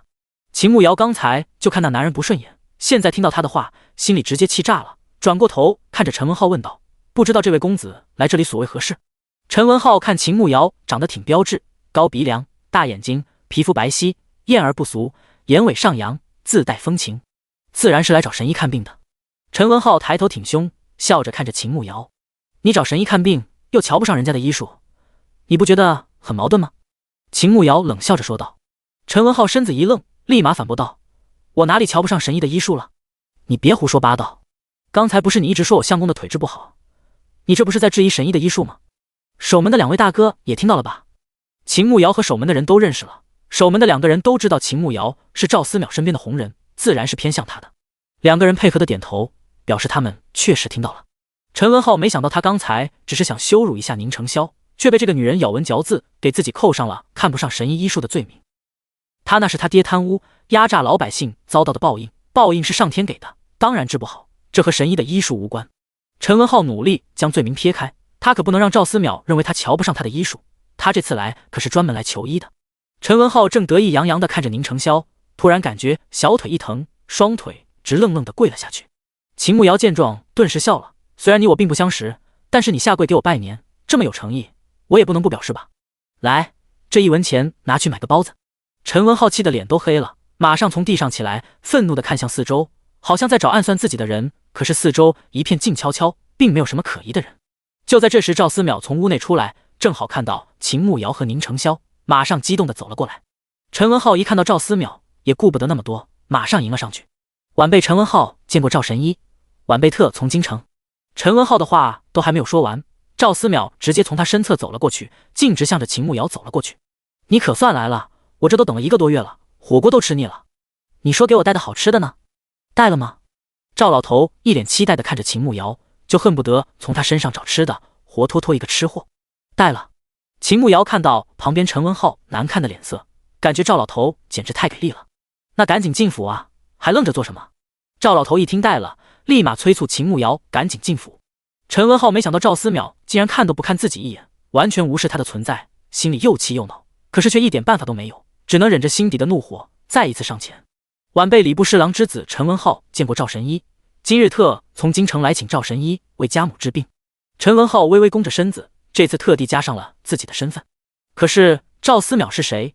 天王老子的面子都未必给，何况他就一个礼部侍郎的儿子。没空，赶紧滚！赵思邈不耐烦地吼道，说完就让人将门关上，把陈文浩拒之门外。秦慕瑶见状当然开心死了，那种讨厌的人活该。进入赵府后，秦慕瑶让青阳把准备好的香肠和腊肉、腊排骨拿出来。你给我带的好吃的就是这黑不溜秋的肉，这能吃？赵思邈看着秦慕瑶拿出来的东西，皱着眉头问道。先给我男人看病，吃的少不了你。秦慕瑶对自己的吃香肠腊肉当然是充满了信心。行，要是不好吃我就不给看了。老头任性地说道。放心吧，没问题。秦慕瑶自信满满的说道。秦慕瑶去厨房准备吃的，赵思邈开始给宁承霄看腿，把完卖又问了一些问题，查看了一下他小腿的情况比他预想的好一些。前辈，我感觉腿比之前有力一点，是否可以试着站一会儿？宁承霄看到赵思邈给自己扎针灸，低声问道。再缓一阵，上次吃那个药对经脉损伤有些严重，再养1个月再说。不过那丫头把你伺候的不错，比我预想的好多了。赵思邈扎针灸的时候，就感觉宁承霄这腿恢复的还行。好，有劳前辈了。宁承霄这次不敢冒险，已经等了那么久了，不差这1个月。再有几天，我有事要出趟远门，可能要2个月后才能回来。这段时间，我让我徒弟给你继续扎针灸，必须要连续扎半个月。赵思邈将扎上银针后，坐在旁边喝起了茶。宁承霄点点头。对了，那个青兰的身份，我派人去调查过，她是西域灵犀族人，此番来大宁是为了寻找他们失踪多年的圣女。至于别的，暂时不清楚。赵思邈一边喝茶一边慢悠悠地说道。宁承霄之前就大概猜到了青兰的身份，一点都不意外。正好我此番要去西域一趟，倒是能帮你查一下青兰的具体身份。赵思邈放下茶杯说道。那便有劳前辈了。宁承霄抱拳说道。你先好好治腿，别再瞎折腾了。赵老头还等着宁承霄的腿好了，自己就能完成任务呢。前辈对我的腿这般关心，晚辈实在感激不尽。前辈不愧是神医，医德双馨，令人佩服。宁承霄看了一眼赵思邈，一脸敬佩地说道。赵思邈眼底闪过一抹笑意，还想套他话，真是个人精，那丫头今后有的受了。夸我的人多了去了，不差你的马屁。先休息吧，我去找秦丫头了。赵思邈起身离开了房间，直奔厨房去了。刚走到后院，就闻到了一股腊肉的香味，肚子里的馋虫马上就被勾了起来。秦慕瑶正在做饭，看到赵老头进来，放下手中的菜刀。神医，我男人的腿怎么样了？啥时候能好？他紧张地问道。第168章，年轻人还是要节制一点。急什么？这才多久，没个1年半载好不了。赵思邈走到锅边，嗅到浓浓的肉香味，眼睛都亮了。秦慕瑶倒不是着急，就是想知道一个大概的时间，心里也有数。好，知道了。他点头继续去做饭。还有多久能好？赵思邈闻着腊肉香味，感觉自己肚子好饿。再等一会儿。哦，对了，就是你信上说，在他腿好之前不能同房。那没同房，只是换了一个方式，有影响吗？秦慕瑶低着头，声音有些不自然地问道。这个事情真的挺尴尬的，虽然老头是大夫，但是总感觉好羞耻。赵思邈愣了一下，随即说道：嗨嗨，尽量避免，你若想他腿早点好，就克制一点。秦慕瑶脸刷的一下红到了耳根，什么叫他不克制？他才是受害者好吧？哪次不是他最苦逼，2条胳膊都要废了？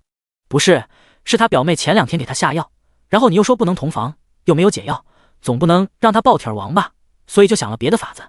秦慕瑶红着脸尴尬地解释道。赵思邈捋胡子的动作停了下来，然后说道：等会我给你拿几颗解毒丸，媚药那种低级的毒完全不在话下。好啊，那就谢谢神医了。秦慕瑶赶紧答应下来，虽然今后未必用得上，但是有备无患嘛。中午饭就在赵府吃的，宁承霄扎完针灸，又泡了一会药浴。下午2个人打算去找房子，毕竟打算在抚州做生意，总要个地方先住下。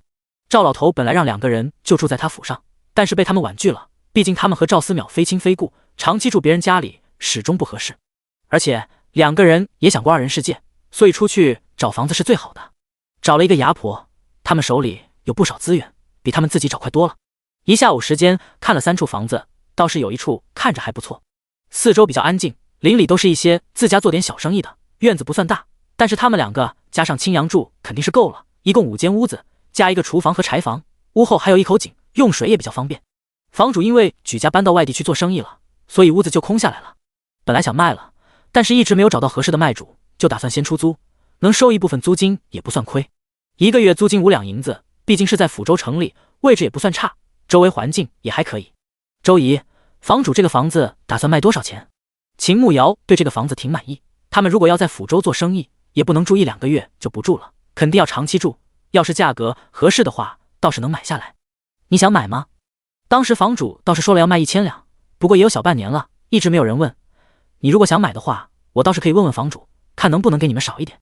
周牙婆对秦慕瑶夫妻的印象还不错，对房子不满意也不会多说什么，而且看他男人还坐轮椅，想必也不容易，都是女人，自然也就想帮衬一下。秦慕瑶一听1000两，倒也不算贵，毕竟院子有这么大，而且屋子还是挺新的，里面的家具齐全，而且也都是好的，除了长时间没有人住，里面有些灰尘，倒是挺不错的。后院还有一小块地，种花种菜都挺不错。你觉得这个房子怎么样？要是买下来划不划算？秦慕瑶半蹲着身子问宁承霄。宁承霄看秦慕瑶很喜欢，而且这个院子他也基本满意。慕瑶如果喜欢的话，就买下来吧。他手里还有些钱，买下来倒是够了。可能是在现代被买房子的观念毒害了，秦慕瑶感觉有自己的房子会比较有安全感。我们做生意还有给你治腿，可能要在抚州生活挺长一段时间，有自己的家好像会更方便一些。今后接娘来住也比较方便，你觉得呢？秦慕瑶说出自己的想法。宁承霄听到家这个字，心底微微动摇了一下。他以前觉得只有京城的肃王府是家，他也坚信自己迟早会回去。可是现在他觉得那里也不算家，顶多就是住的久一点的屋子。没有秦慕瑶在地方，他感觉都不算是家。好，他看着这个小小的院子，突然觉得挺好。秦慕瑶看宁承霄点头，才起身对着周牙婆说道：“那麻烦周姨先帮忙问问，如果房主能再优惠一点，我们就考虑一下。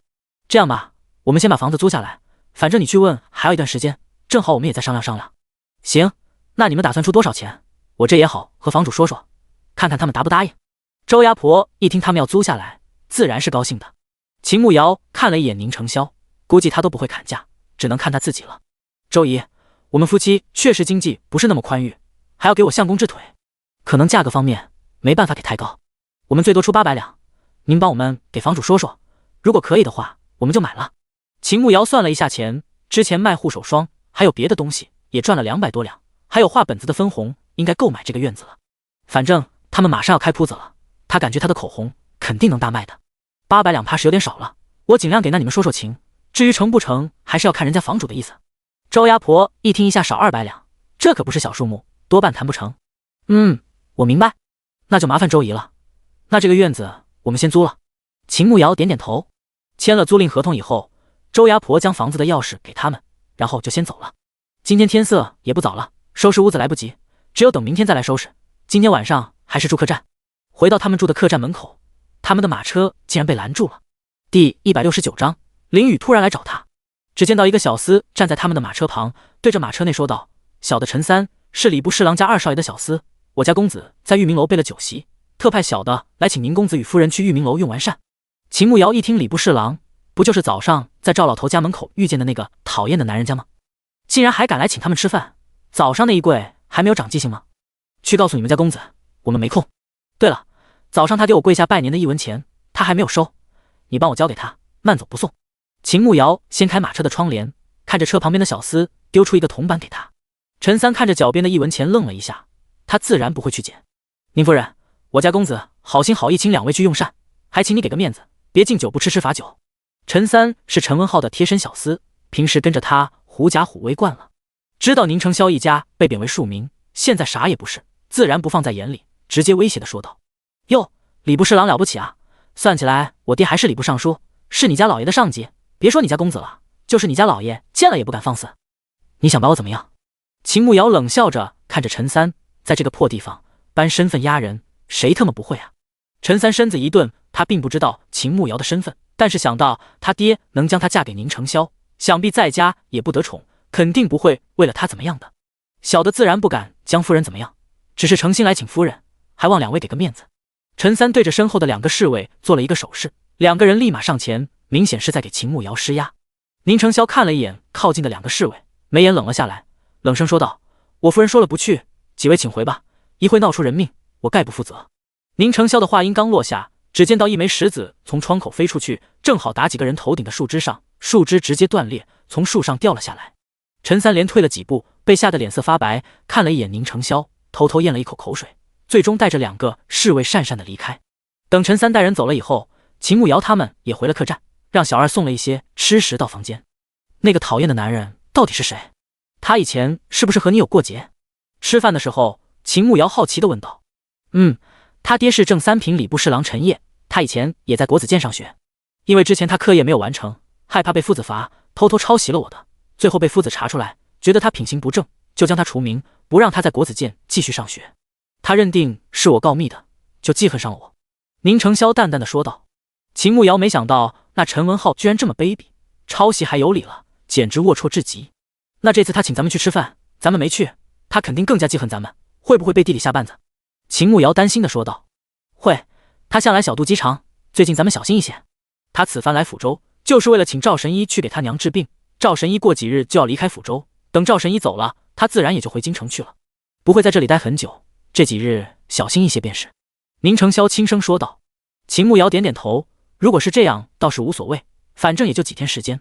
正好这几日他们先将租的房子收拾了，然后准备一下开铺子的事情。吃过晚饭后，在屋子里休息了一阵，让小二送了热水来洗漱后，才上床去躺着。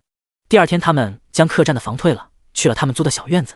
秦慕瑶和青阳一起打扫，一早上的时间将厨房、堂屋还有一间厢房收拾出来。中午就在外面随便吃了一些。下午秦慕瑶要送宁成霄去找老头扎针灸、泡药浴，就让青阳一个人在家里收拾。两个人刚到赵府门口，又遇到陈文浩在门口守着，看样子是在等赵思邈。他们只当没有看到，从陈文浩身边走了过去。等一下！陈文浩看着宁成霄他们，立马叫住了两个人。可是秦慕瑶就好像没有听到一眼，继续推着宁成霄往赵府门口走去。陈文浩见两个人没反应，快步追了上去，直接挡在两个人面前。宁成霄，你们家都抄了，全家被流放，现在日子过得肯定很惨吧？饭都吃不饱吧？念在我们相识一场的份上，你只要帮我让赵神医给我娘看病，我给你100两银子。陈文浩来守了2天了，人家门都不让他进，又气又恼。可是都知道这个赵思邈脾气古怪，他若不想给你治病，刀架在脖子上他都不给看，硬的不行，只能来软的。可是人都见不到，他怎么来软的？宁成霄看都没有看陈文浩，冷冷地说道：“不帮。”陈文浩脸色一沉，双手紧握成拳头。宁成霄，你别以为你还是那个高高在上的世子，我告诉你，你不过是一介低贱的平民，你信不信我立马杀了你？与陈文浩的气急败坏相比，宁成霄淡定多了，冷冷地说道：“即便我是一介平民，现在你不是也在求我帮忙吗？”陈文浩被对得哑口无言，被气得脸都黑了。好，就算我求你帮忙，你就说你帮不帮？陈文浩忍着心底的滔天怒火，咬牙切齿地问道：“不帮。”宁成霄回答得非常干脆。陈文浩听到宁成霄的话，双手紧握成拳头，发狠地说道：“宁成霄，记住你说的话，你别后悔，我就不相信你现在能有多大能耐。”宁成霄冷笑了一声，没有理会陈文浩，带着秦慕瑶进了赵府。进入赵府后，赵老头在家下棋，非得拉宁成霄陪他下2局棋再治病。秦慕瑶对下棋没兴趣，找了个借口走开，打算趁没人的时候进入空间。刚走到小花园里，遇上了老头的徒弟林雨。宁夫人，你现在方便吗？我有2句话想同你说。林雨是专门来找秦慕瑶的，正好趁着这会没人在，可以和他说。秦慕瑶看了一眼林雨，大概猜到他要说的事应该和青兰有关系。你说吧。他倒要看看那个青兰到底想干嘛。第170章，你是我的，生生世世都是。只见到林雨从怀里掏出一封信，这是青兰委托我一定要交给你的，他受了很重的伤，现在已经回西域了。他希望你自己看完信，不要告诉任何人，包括你的相公。秦慕瑶看了一眼林雨递过来的厚厚的一沓信，告不告诉我相公是我自己的决定，他若是不想外人知道，就不应该写信给我。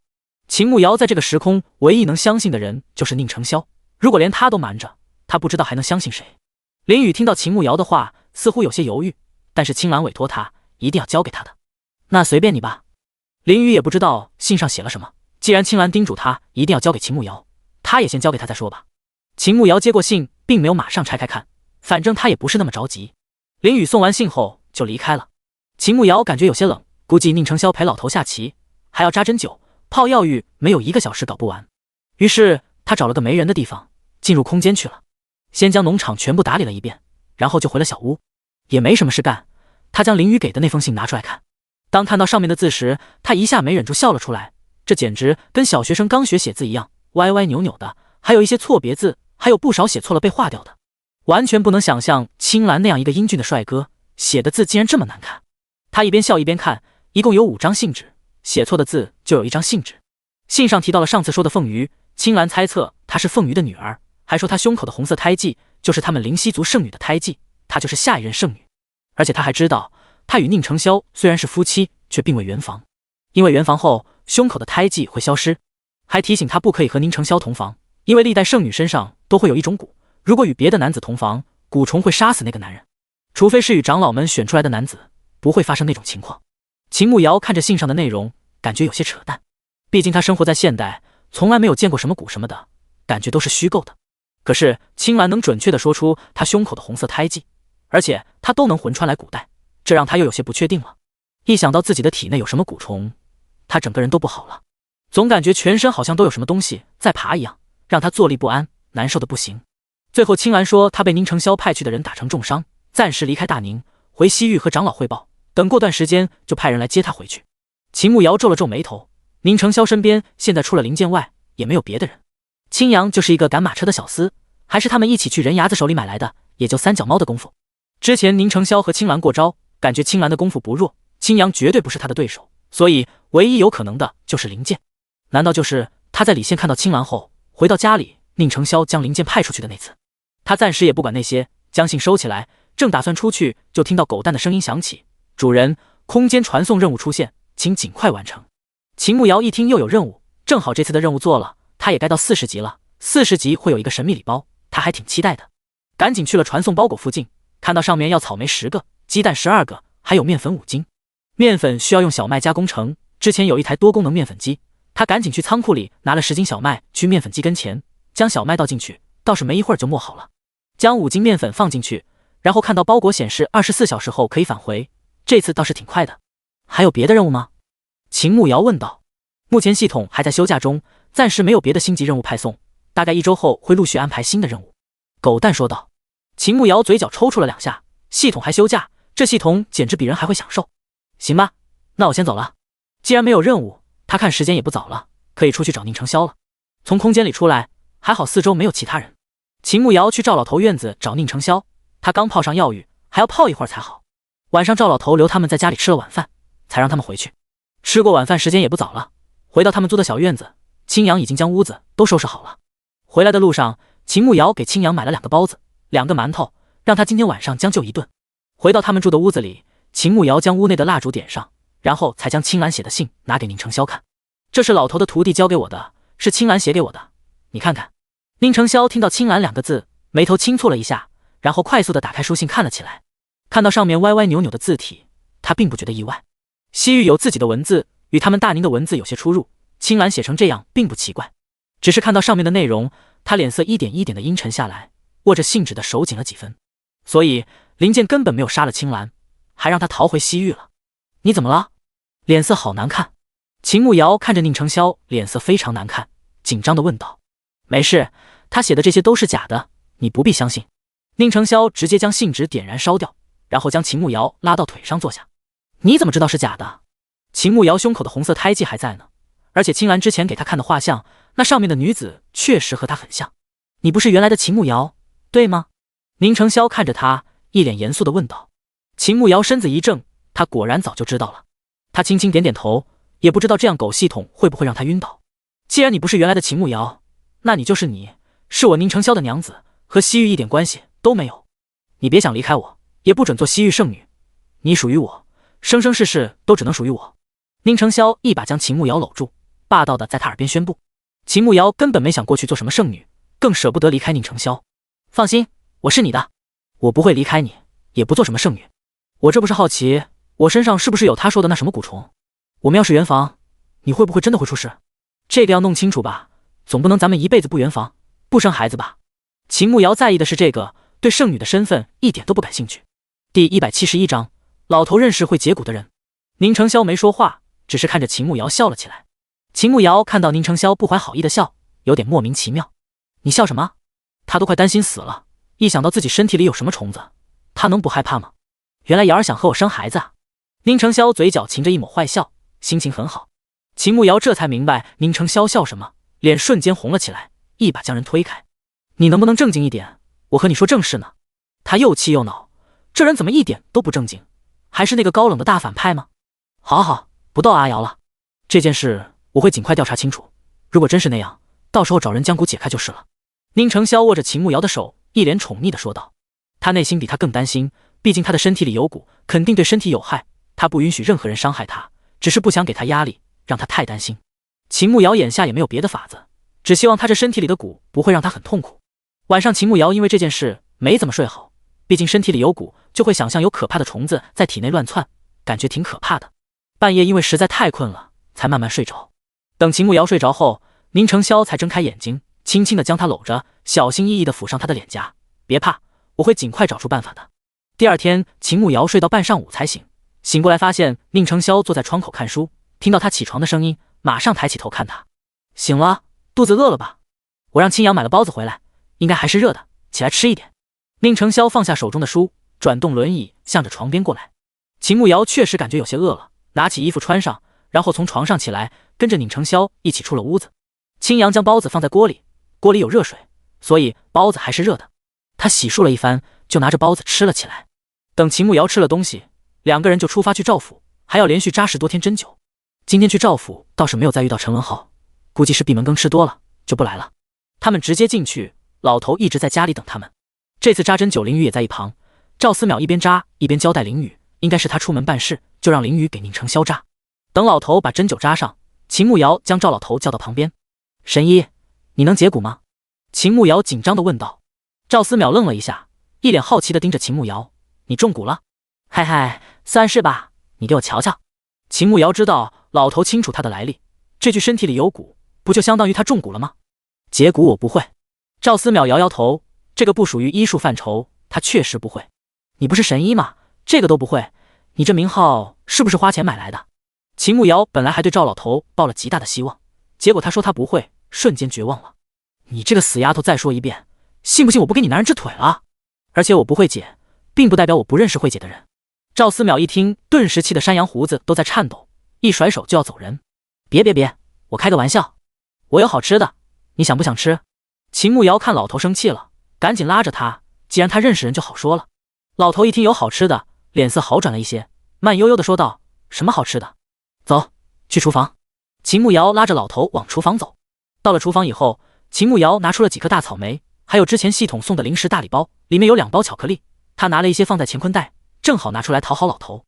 赵老头看着又大又红的草莓，确实没有吃过，拿过一次尝了一口，又甜又香，味道很不错。这是啥？老头快速的吃完，又拿了一颗吃了起来。草莓是一种水果，好吃吧？秦慕瑶看着老头的表情，就知道他应该是喜欢的。还行。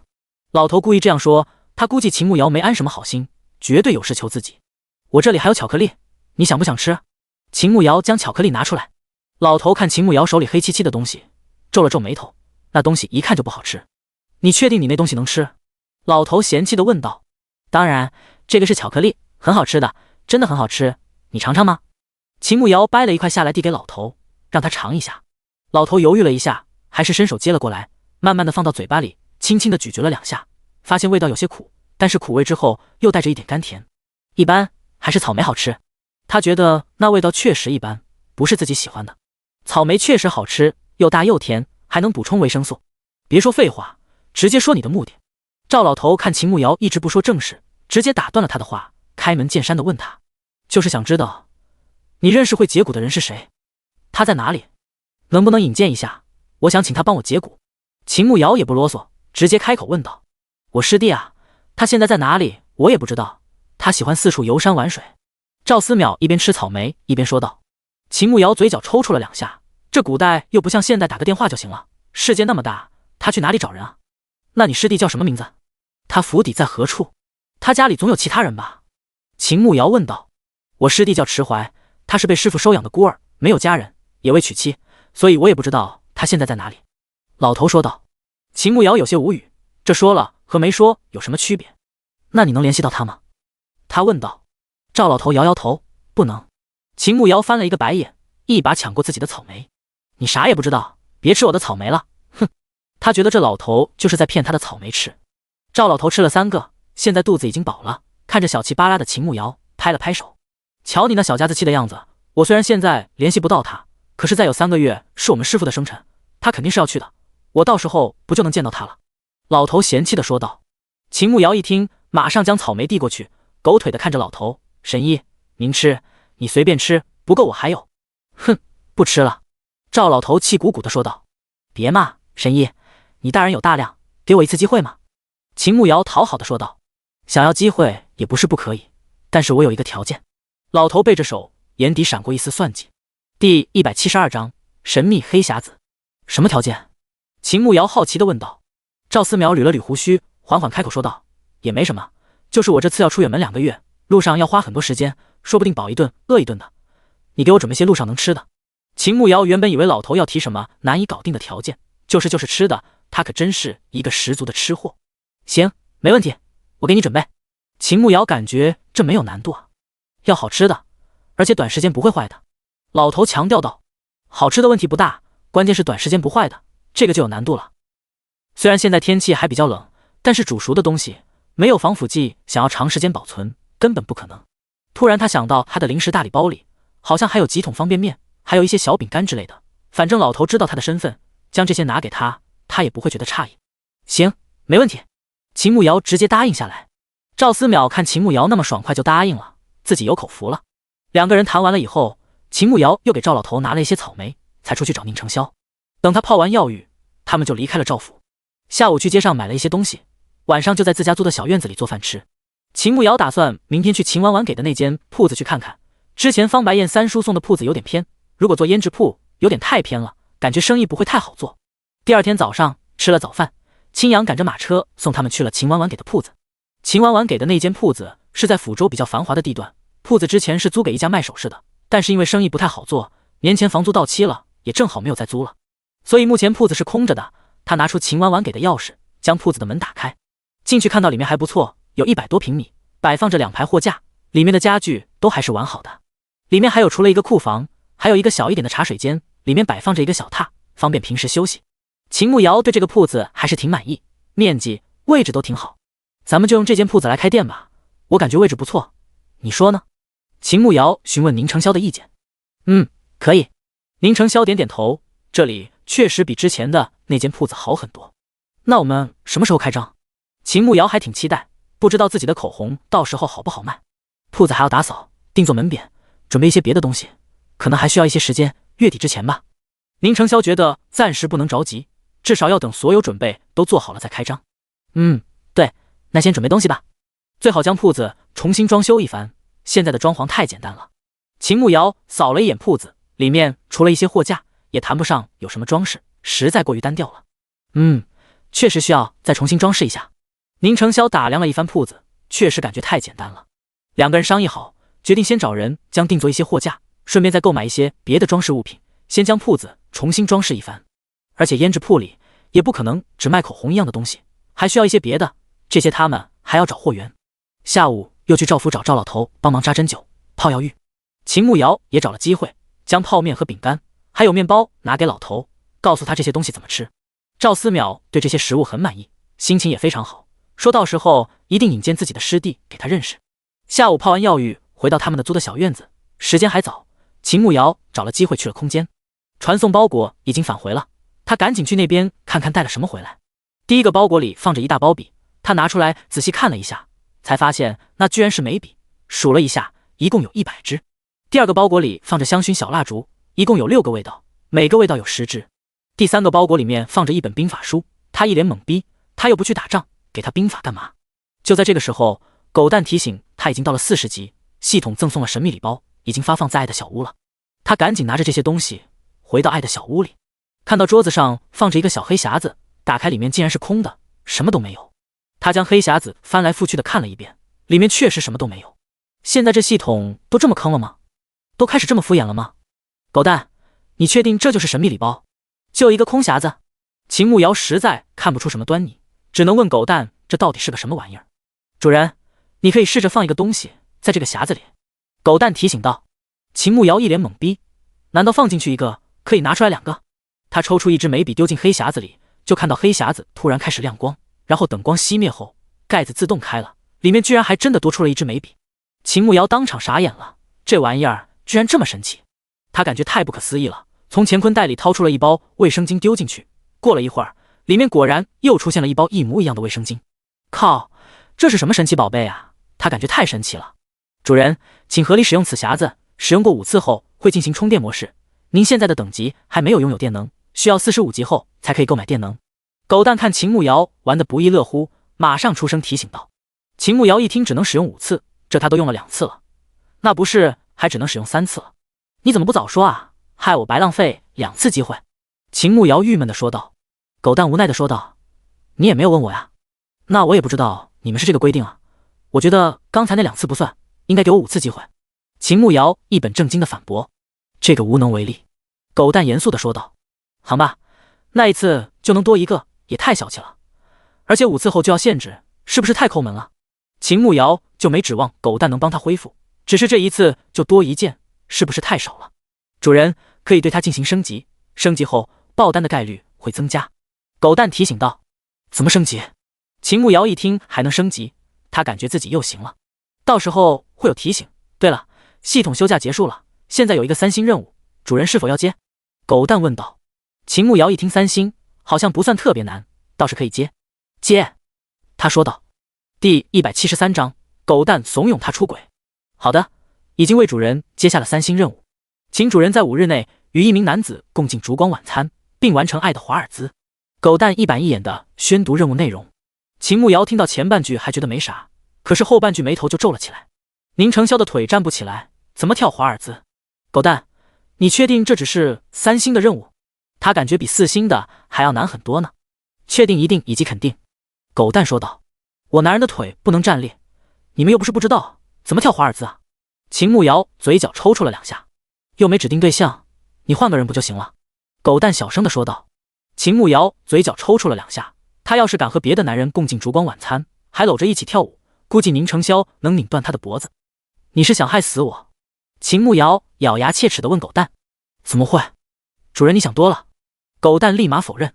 我想多个屁，你让我和别的男人共进烛光晚餐，还跳华尔兹，你这是逼我出轨，让宁承霄打断我的腿。秦慕瑶气鼓鼓地说道。主人，您是21世纪的新时代女人，不能这么怂啊，你得当家做主。狗蛋苦口婆心地教唆起秦慕瑶来。秦慕瑶翻了一个白眼，我这是怂吗？我这是对感情负责，对家庭负责。哦，那主人既然已经接了任务，请尽快完成。狗蛋平静地说道。秦慕瑶揉了揉太阳，这任务也太难搞了。眼看着时间也差不多了，他赶紧从空间里出来。宁承霄应该在书房看书，他直接去了书房。果然看到宁承霄正坐在桌子跟前，手里拿着笔在写什么。他慢慢地走过去，看到宁承霄居然在画图，只是画的图形有些奇怪，好像是一个印章的结构图。他走到宁承霄身后，从后搂着他的脖子，侧头看着纸上的图纸。宁承霄放下手中的笔，侧头看着秦慕瑶。上次你说的活字印刷术，我将图纸画出来，然后找工匠雕刻一些字，试试效果如何？宁承霄温柔地解释道。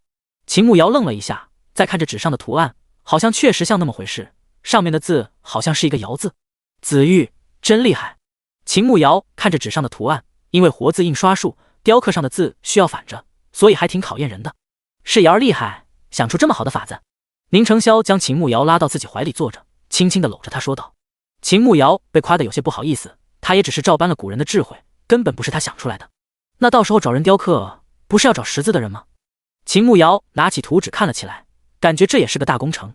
不知道这个时代常用的字有多少个，要将全部雕刻出来，应该要花好长一段时间，而且还要花不少钱吧？宁承霄轻轻摇头，低声解释道：不，就是要不识字的，我会将所有的字全部画在纸上，到时候找人照着雕刻就是了。那不是要花很长时间，你会很辛苦吧？秦慕瑶感觉这是一个大工程，他要将所有的字都画在纸上，得花费很多时间和精力。反正我现在也做不了别的，就最开始慢，要将模型大小画好，等后面就好了，只需要将字画上去就行。宁承霄说道。秦慕瑶想想也对，就当打发时间了。现在大宁常用的字有多少个？秦慕瑶问道。大概是4600字左右。那也不少，你全部画下来也很辛苦啊。秦慕瑶感觉这是一个大工程，因为所有的字都要反着，不像是平时写那么简单。没事，顶多就是多花点心思，不辛苦的。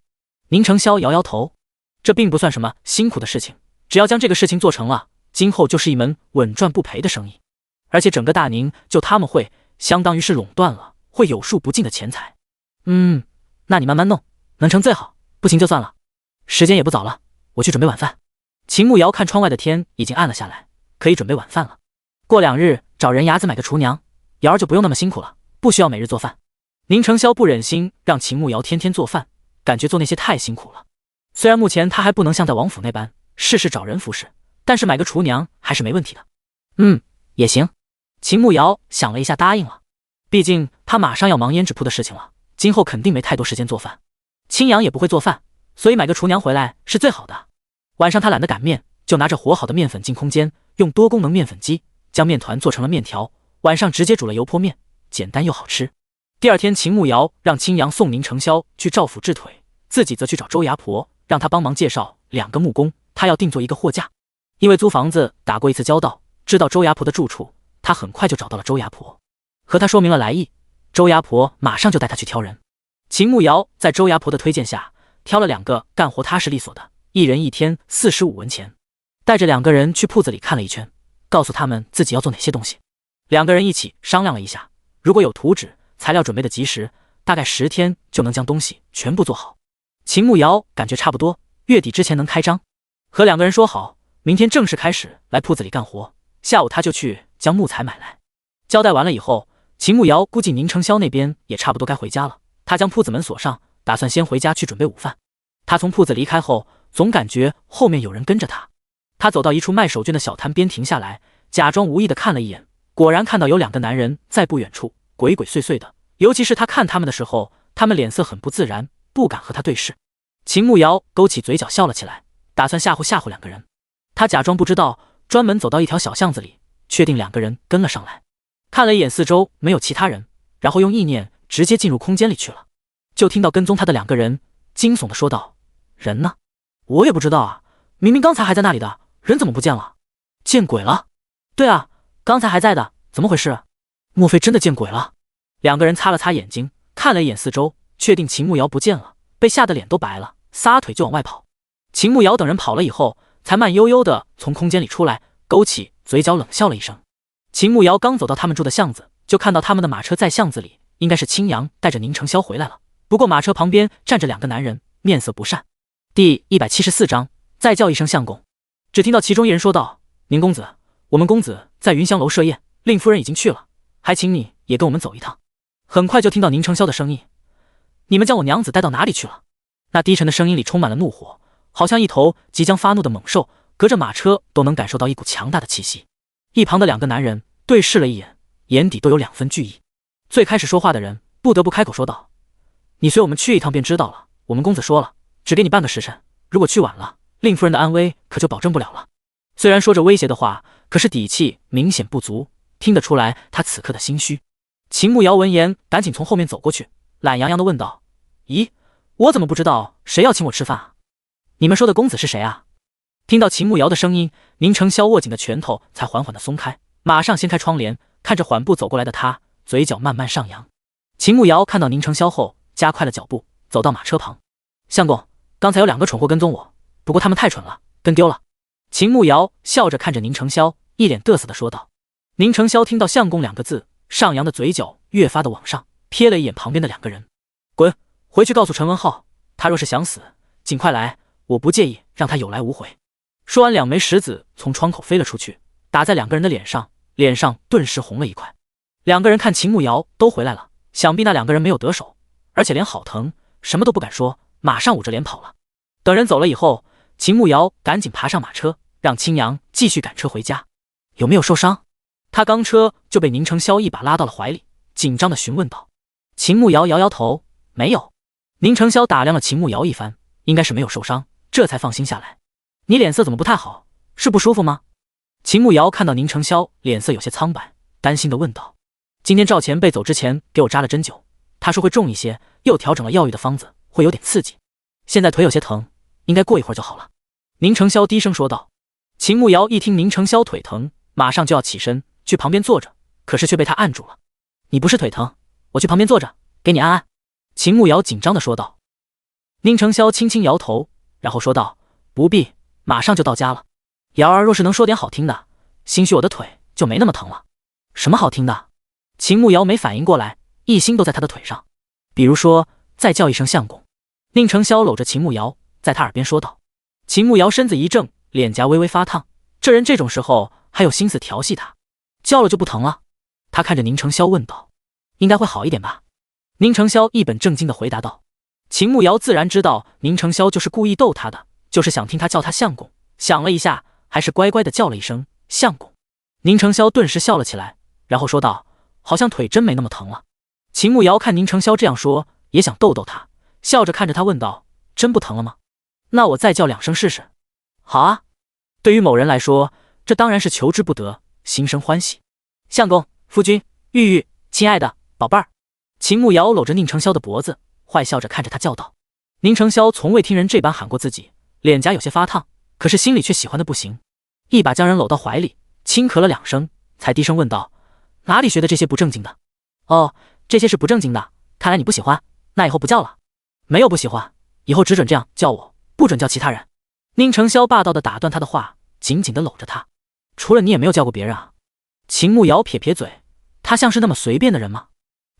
好。宁承霄勾起嘴角笑了起来。本来就在巷子口了，马车又走得快，说话的空隙已经到家门口了。回到家里，秦慕瑶看宁承霄的脸色还没有好转，想必还是疼的。我有一种可以止疼的药丸，你要不要吃一颗？因为他没有去，也不知道赵老头让不让他吃止疼药。宁承霄摇摇头，赵前辈说忍一下，等药效过了，不疼了后，可以试着像之前一样扶着站了一会儿。秦慕瑶一听可以站一会儿，那可真是太好了，说明他的腿好转了很多。要是他能站的话，是不是可以试着完成狗蛋给的任务了？好，那你先忍一下，如果实在忍不住了，你就说，不要硬撑。秦慕瑶点点头，虽然他很想宁承霄可以站起来，可是看到他那么痛苦，他也是心疼的。我没事。宁承霄迫切的希望自己能站起来，这点疼对于他来说不算什么。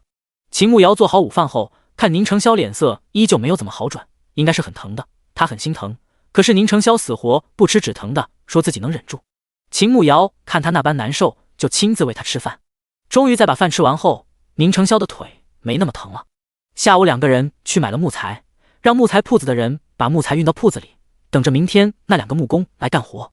买完木材时间还早，两个人又去奴隶市场找人牙子，花了10两银子，买了一个会做饭的厨娘，名叫丽娘，33岁，会做不少菜式。晚上回家就是新买的厨娘做饭，秦慕瑶在一旁看着，毕竟刚买回来，还不能完全信任，得盯上几天。厨娘的厨艺确实还不错，做的饭菜味道挺好。第二天，秦慕瑶吃过早饭就要去铺子开门，让两个木匠干活，但是宁承霄不放心他，让青阳将他送到赵府后，再送他去铺子。到了铺子上，来干活的两个木匠已经到了。秦慕瑶昨晚上画了图纸，正好拿给两个人看，顺便给两个人解释了一番。他要做的货架类似于现代的那种隔断，上面有各种小格子，将东西摆放在上面，比较有格调。刚交代完两个木匠，他打算去隔壁铺子逛一下。刚出了铺子大门，就遇到了一个熟人。第175章烛光晚餐。秦妹子，你怎么在这里？什么时候来的福州啊？怎么不去姐姐那边坐坐？周和一脸惊喜地走过来，看秦慕瑶的眼睛都在放光。秦慕瑶没想到会遇到周和，不过他就在另一条街做生意，两条街本身隔得也不远，抚州城本身也不是很大，遇见也是正常的。周姐姐好久不见，我才来抚州2天，最近比较忙，所以没有去拜访姐姐。姐姐近来可好？秦慕瑶客套地与周和聊了起来。我还是老样子。看秦妹子从那里面出来，那家铺子不是年前就关门了吗？怎么现在又将门打开了？不知道打算做什么。周和对附近几条街的情况还是比较熟悉的，看了一眼铺子，知道就是之前那家生意惨淡的首饰铺子。我把这家铺子租下来了，打算做点小生意。秦慕瑶知道瞒是瞒不住的，铺子迟早要开张，周和早晚也要知道。哦，秦妹子要做啥生意？周和一听秦慕瑶要自己做生意，想到他手里的雪花膏，今后怕是不会卖给自己了，感觉这要损失一大笔。开个脂粉铺子吧，到时候还要向周姐姐取经，学习一下经商之道。秦慕瑶笑着说道。周和一听果然是脂粉铺子，眼底快速闪过一丝担忧，脸上维持着笑容。秦妹子太客气了，我哪有啥技能让你学习啊？反倒是秦妹子那雪花膏可是好东西，姐姐还想学习一二呢。周和笑着说道。秦慕瑶笑了笑，周姐姐说笑了，那个雪花膏比较难做，而且还要挑时间，我现在也没有。周和自然不相信秦慕瑶的话，但是也不能直接戳破面子，毕竟日后还要见面，他还得求着他的雪花膏呢。今天时间也不早了，铺子里还有事，我就先走了，改日请秦妹子去兰苑听戏。周和笑着说道。好，那周姐姐慢走。秦慕瑶点点头，目送周和离开。他知道周和心里已经将他当成竞争对手了，以后只怕都很少见面了。不过他们本就是萍水相逢，谈不上什么交情。去隔壁瓷器铺子逛了一下，选了一个纯色的花瓶，2个好看的盘子，为他的烛光晚餐做准备。估计时间差不多了，他和青阳去赵府接宁承霄，下午再来盯着他们干活。到赵府，宁承霄还在泡药浴，他们又等了一会儿，等他泡好了才回家。中午是丽娘准备的午饭，做了3菜1汤，回家就能吃上饭，不需要自己动手。秦慕瑶表示很幸福。吃过午饭后，他本来要去铺子盯着2个木工干活，毕竟才第一人，得亲自去盯着。但是宁承霄让他在家休息，这种事情让青阳去就是了，不需要他什么事都亲力亲为。秦慕瑶觉得也是，反正就盯着2个人干活，不偷懒就是了，清扬也能完成。自己干脆在家陪男人，顺便将之前没有完成的画本子写完。将这一本写完，他们手里暂时有2现成的。之前说4个月写一本，现在是足够了。最近要忙铺子和活字印刷术的事情，这个就暂时放一放。等到下午将尾收了，时间也不早了。晚上我下厨，给你做点没有吃过的。秦慕瑶打算今天晚上就做任务，正好宁承霄的腿能试着站立了，应该可以完成任务。我不挑食，让丽娘做可以，瑶儿不用将就我，我不希望你那么辛苦。宁承霄放下手中的笔，微微转动轮椅，将秦慕瑶拉到自己怀里坐下，轻轻地圈着她。做饭也不累，而且我想做个你吃嘛，你不喜欢吗？还是你觉得有了厨娘就嫌我做的不好吃了？秦慕瑶撇嘴不高兴地说道。哪有，瑶儿做的自然是最好吃的，宫里的御厨都没有瑶儿做的好吃。我只是怕你累着了，我不想你那么累。宁承霄赶紧解释道。为心爱的人做饭明明是一件幸福的事情，怎么会累呢？那你等着，我先去准备，晚上给你一个惊喜。秦慕瑶从宁承霄怀里起身，神秘地笑着说道。宁承霄一听惊喜，倒是挺期待的。关于他的一切，他都想知道，对于他来说都是独一无二的惊喜。秦慕瑶本来想煎牛排的，可是没有牛排，只能找了一块猪肉，切了厚厚的2块下来，先腌制起来。正好他40级解锁了玫瑰花种子，种了一些，本来打算晒干以后用来做口红上色的，现在倒是可以弄一些来装扮，顺便将之前系统给的新年礼物红酒和高脚杯拿出来。既然是烛光晚餐，蜡烛肯定不能少，又拿了2支薰衣草香味的香薰蜡烛出来。一番忙碌，将猪排煎好以后，直接端到了他们的卧室里。房间里有一个圆桌，将上面的东西拿走后，又将今天新买的花瓶拿出来，插上一束刚摘的玫瑰花。桌子中间摆放着一支香薰蜡烛，另一支放在一旁，可以照亮屋子。蜡烛一点燃，屋子里马上就散发着一股淡淡的薰衣草香味。再看着忽明忽暗的房间，氛围马上就有了。秦慕瑶看差不多了，然后就去找宁承霄。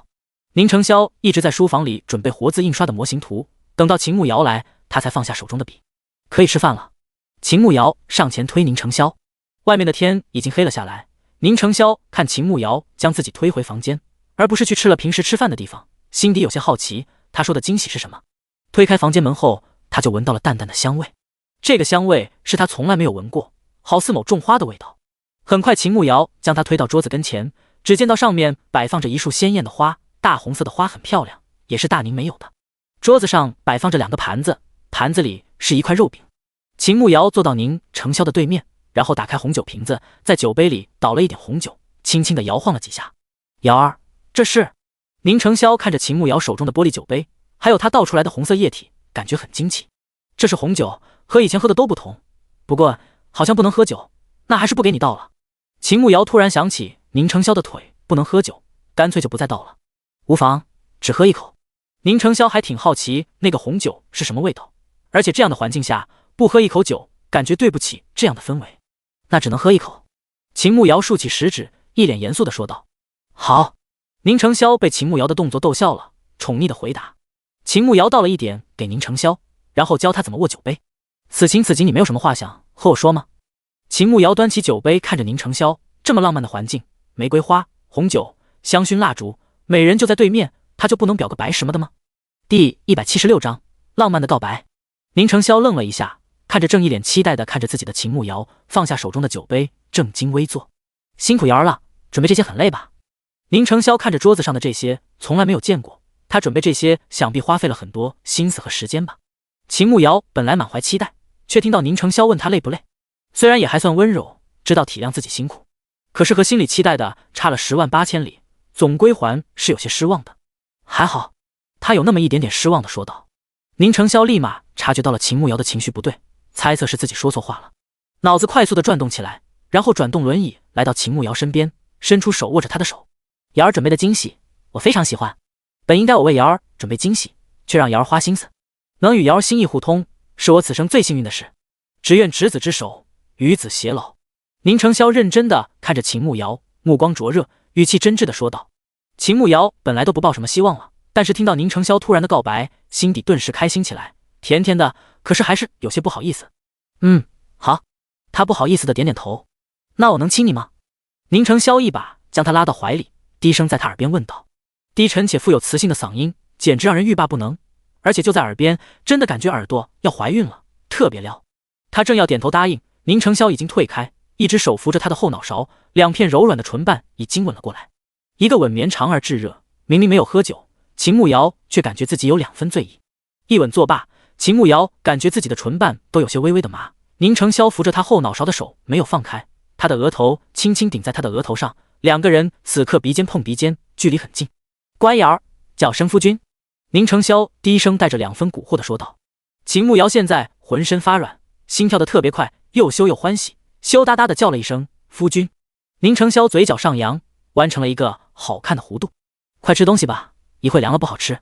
秦慕瑶脸好烫，真的好害羞。好，先吃饭。宁承霄点点头，放开秦慕瑶后，再回到自己的位置上。秦慕瑶看宁承霄回到位置上，红着脸端起桌子上的酒杯。那我祝夫君早日康复，未来繁华似锦。秦慕瑶看着宁承霄说道。那我祝夫人身体康健，永远貌美如花。宁承霄端起酒杯，勾唇笑着对着秦慕瑶说道。秦慕瑶笑了笑，然后举杯和宁承霄碰了一下。他仰头喝了一小口，红酒的品质不错，口感比较柔和，入口一股很顺滑，带有独特的香味。秦慕瑶给宁承霄倒的就不多，他已经很久没有喝过酒了，而且红酒还是第一次，轻酌一口，感觉味道很独特，不似以前喝过的酒，带着一点一点的酸，但是并不难喝，一点都不辣嗓子，反倒有一种独特的味道，很舒服。好了，你只能喝一口，不能再喝了。秦慕瑶看宁承霄将杯子里的酒都喝光了，直接将杯子拿走，不打算再给他倒了。宁承霄只喝了一口，还有点意犹未尽，但是看秦慕瑶将酒杯都收走了，想必不会给他喝了。好好，都听夫人的。他虽然挺想再喝的，可是为了自己的腿，他可以忍着。秦慕瑶给自己倒的酒稍微多一点，一边吃东西一边喝红酒，闻着薰衣草的味道，倒是挺惬意的。红酒的口感太好了，他没忍住贪杯，又倒了一杯。等烛光晚餐吃完后，他的脸颊有些发烫，感觉头也有些晕乎乎的，好像上头了。又喝醉了。宁承霄看着秦慕瑶脸颊绯红，双手托着下巴，眨巴着眼睛盯着自己，傻兮兮的笑，不由得想起了他上一次喝醉酒的样子。谁喝醉了？才没有呢。秦慕瑶才不承认自己喝醉了，他明明就喝了一点点，怎么可能那么弱鸡？是瑶儿没醉，是我醉了。那瑶儿现在想干嘛？宁承霄经过上一次对秦慕瑶到底醉没醉已经非常了解了，慢慢转动轮椅去他身边，宠溺地看着他问道：我要干嘛来着？对，跳舞，要跳舞。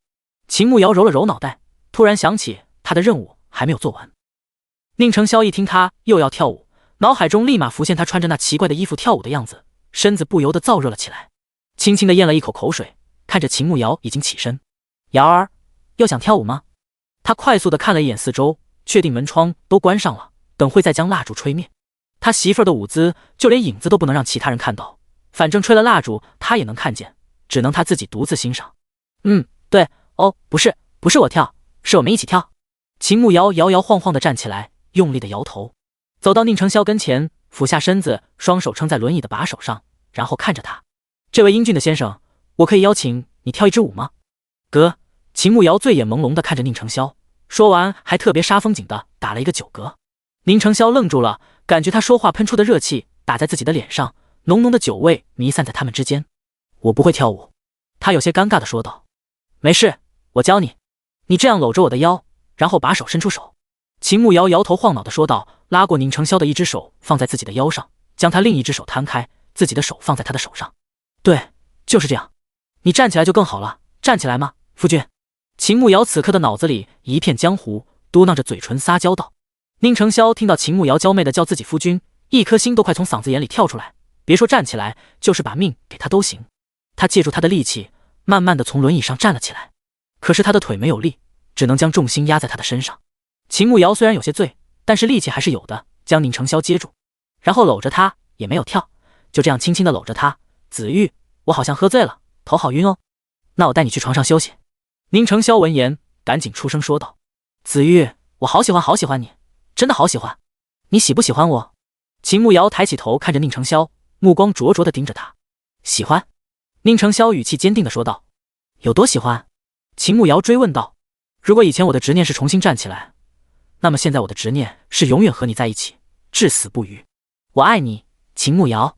宁承霄紧紧地搂着秦慕瑶，看着他的眼睛，每一个字都是发自内心深处，绝无半点虚假。秦慕瑶傻笑了一声，正要踮脚亲吻宁承霄，门口突然响起了敲门声。第177章，血光之灾。听到敲门声，秦慕瑶脑子清醒了1秒钟，慢吞吞地看向门口，气呼呼地问道：“谁呀？”只听到青阳的声音在门口响起：“夫人，下午我去盯着那2个木工做事，突然来了一个化缘的和尚，他说咱们那铺子会有血光之灾，让咱们最好别开在那里。”青阳盯着2个人干活，刚才回来，因为这件事他也拿不住，感觉和尚应该不会骗人，也不敢耽误，马上来和秦慕瑶汇报。秦慕瑶现在脑子一片混沌，根本没法思考，连话都没有听完整。知道了，明天再说，先去吃饭吧。宁承霄自然是听清楚了，现在天都黑了，有什么事都要等明天天亮了再说。是。青阳闻言赶紧退下去。等青阳走了以后，秦慕瑶身子一软，直接向着宁承霄倒去。还好宁承霄反应及时，一把将他抱紧，然后跌坐在了轮椅上。不过2个人的重量也不轻，加上突然跌下去，坐下的那一刻，屁股结结实实的和坚硬的木板撞上，尾椎骨一阵剧痛。他倒吸了一口凉气，也没有管自己的疼，紧张的看着怀里的秦慕瑶，担心的问道：“瑶儿，可撞到了？”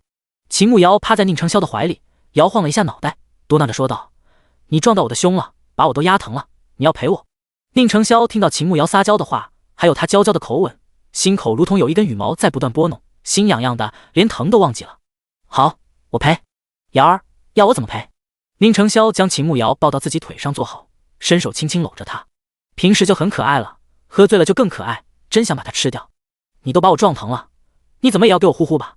秦慕瑶噌的一下坐直身子，板着小脸，气鼓鼓的说道。她现在已经完全醉了，说话根本不过脑子。宁承霄愣了一下，有些尴尬的问道：“什么是呼呼？你笨死了，呼呼就是这样。”秦慕瑶嫌弃的说道。说完就嘟着嘴在宁承霄的脖子上轻轻的吹气，给他演示什么是呼呼。宁承霄看了秦慕瑶的示范，这才知道什么是呼呼。好，那我们去床上，我给瑶儿呼呼赔不是。这个事情简单，他很乐意。秦慕瑶脑子晕的不行，靠在宁承霄的怀里，任由他将自己在腿上，然后转动轮椅，将他抱到床上躺下。宁承霄坐在床上，先帮秦慕瑶脱掉外衣，这会时间也不早了，他又醉成这样，也该休息了。秦慕瑶现在确实有些热，脸颊绯红，胸口闷闷的，头也很晕，躺在床上，眼睛都不想睁开，一睁开就感觉头顶的东西在转，转得他更晕了。宁承霄帮秦慕瑶脱掉外衣后，然后躺在他身侧，低声在他耳边问道：“瑶儿，还要我呼呼吗？”秦慕瑶脑子一片浆糊，胡乱的哼哧了2声，点了2下头。宁承霄看秦慕瑶点头，就当他是答应了，轻车熟路的解开他的里衣带子，本以为他又和之前一样，里面什么都没有穿，可是解开后，他看到它里面竟然还有一件小衣服，和以前的肚兜还不一样。这件衣服好奇怪，跟没穿差不多，而且比没穿又多了2分神秘感。黑色的布料包裹着白色的胸脯，随着呼吸上下起伏，又圆又挺。宁承霄感觉身子一热，口干舌燥，立马移开眼睛，用被子将它盖住，害怕自己一会把持不住。秦慕瑶刚才好不容易感觉没那么热了，这一下被盖住又热了起来，生气的将被子扯开，然后往宁承霄这边蹭了过来，胸在宁承霄的胳膊上蹭了几下，嘴里还小声的嘟囔：“骗子，都没有给我呼呼。”宁承霄身子僵住了，低头看着抱怨的秦慕瑶，他是想要自己的死吗？瑶儿乖，快睡觉。他轻轻的把被子给他盖上，害怕自己一会真忍不住了。秦慕瑶头确实好晕，浑身无力，动都不想动一下，靠在宁承霄怀里就睡了。宁承霄等了一会儿，确定秦慕瑶睡着了，才松一口气。这个小妖精，等他腿好了，定要狠狠的收拾他，让他天天折磨自己。秦慕瑶这一觉睡到第2天早上，醒过来的时候，太阳穴还有些疼。对于昨晚上的事情，他是一点记忆都没有了。一边揉太阳穴，一边起身，感觉胸口一凉，低头才看到自己胸口的衣服竟然是敞开了，而且白皙的肌肤上暧昧的点缀着几颗小草莓印子。他脸唰的一下红了，狗男人居然趁着他喝醉给他种草莓，实在是太坏了。他赶紧将衣服穿好，正要起床，就看到门从外被推开了，宁承霄出现在门口。瑶儿，醒了，饿了吧？正好给你拿了吃的来，快起来吃一点。宁承霄手里拿着一个托盘，里面放着1碗粥和2碟子小菜。秦慕瑶肚子是有点饿，慢慢从床上起来，走到桌子跟前，发现上面被收拾得干干净净，除了那瓶玫瑰花，别的东西都不见了。他想到红酒和红酒杯，这个时代没有，万一被其他人发现可就麻烦了。桌上的东西呢？他紧张地问道。红酒和杯子被我收起来了，盘子和别的我让丽娘拿去洗了。宁承霄知道秦慕瑶担心什么，立马和他解释道。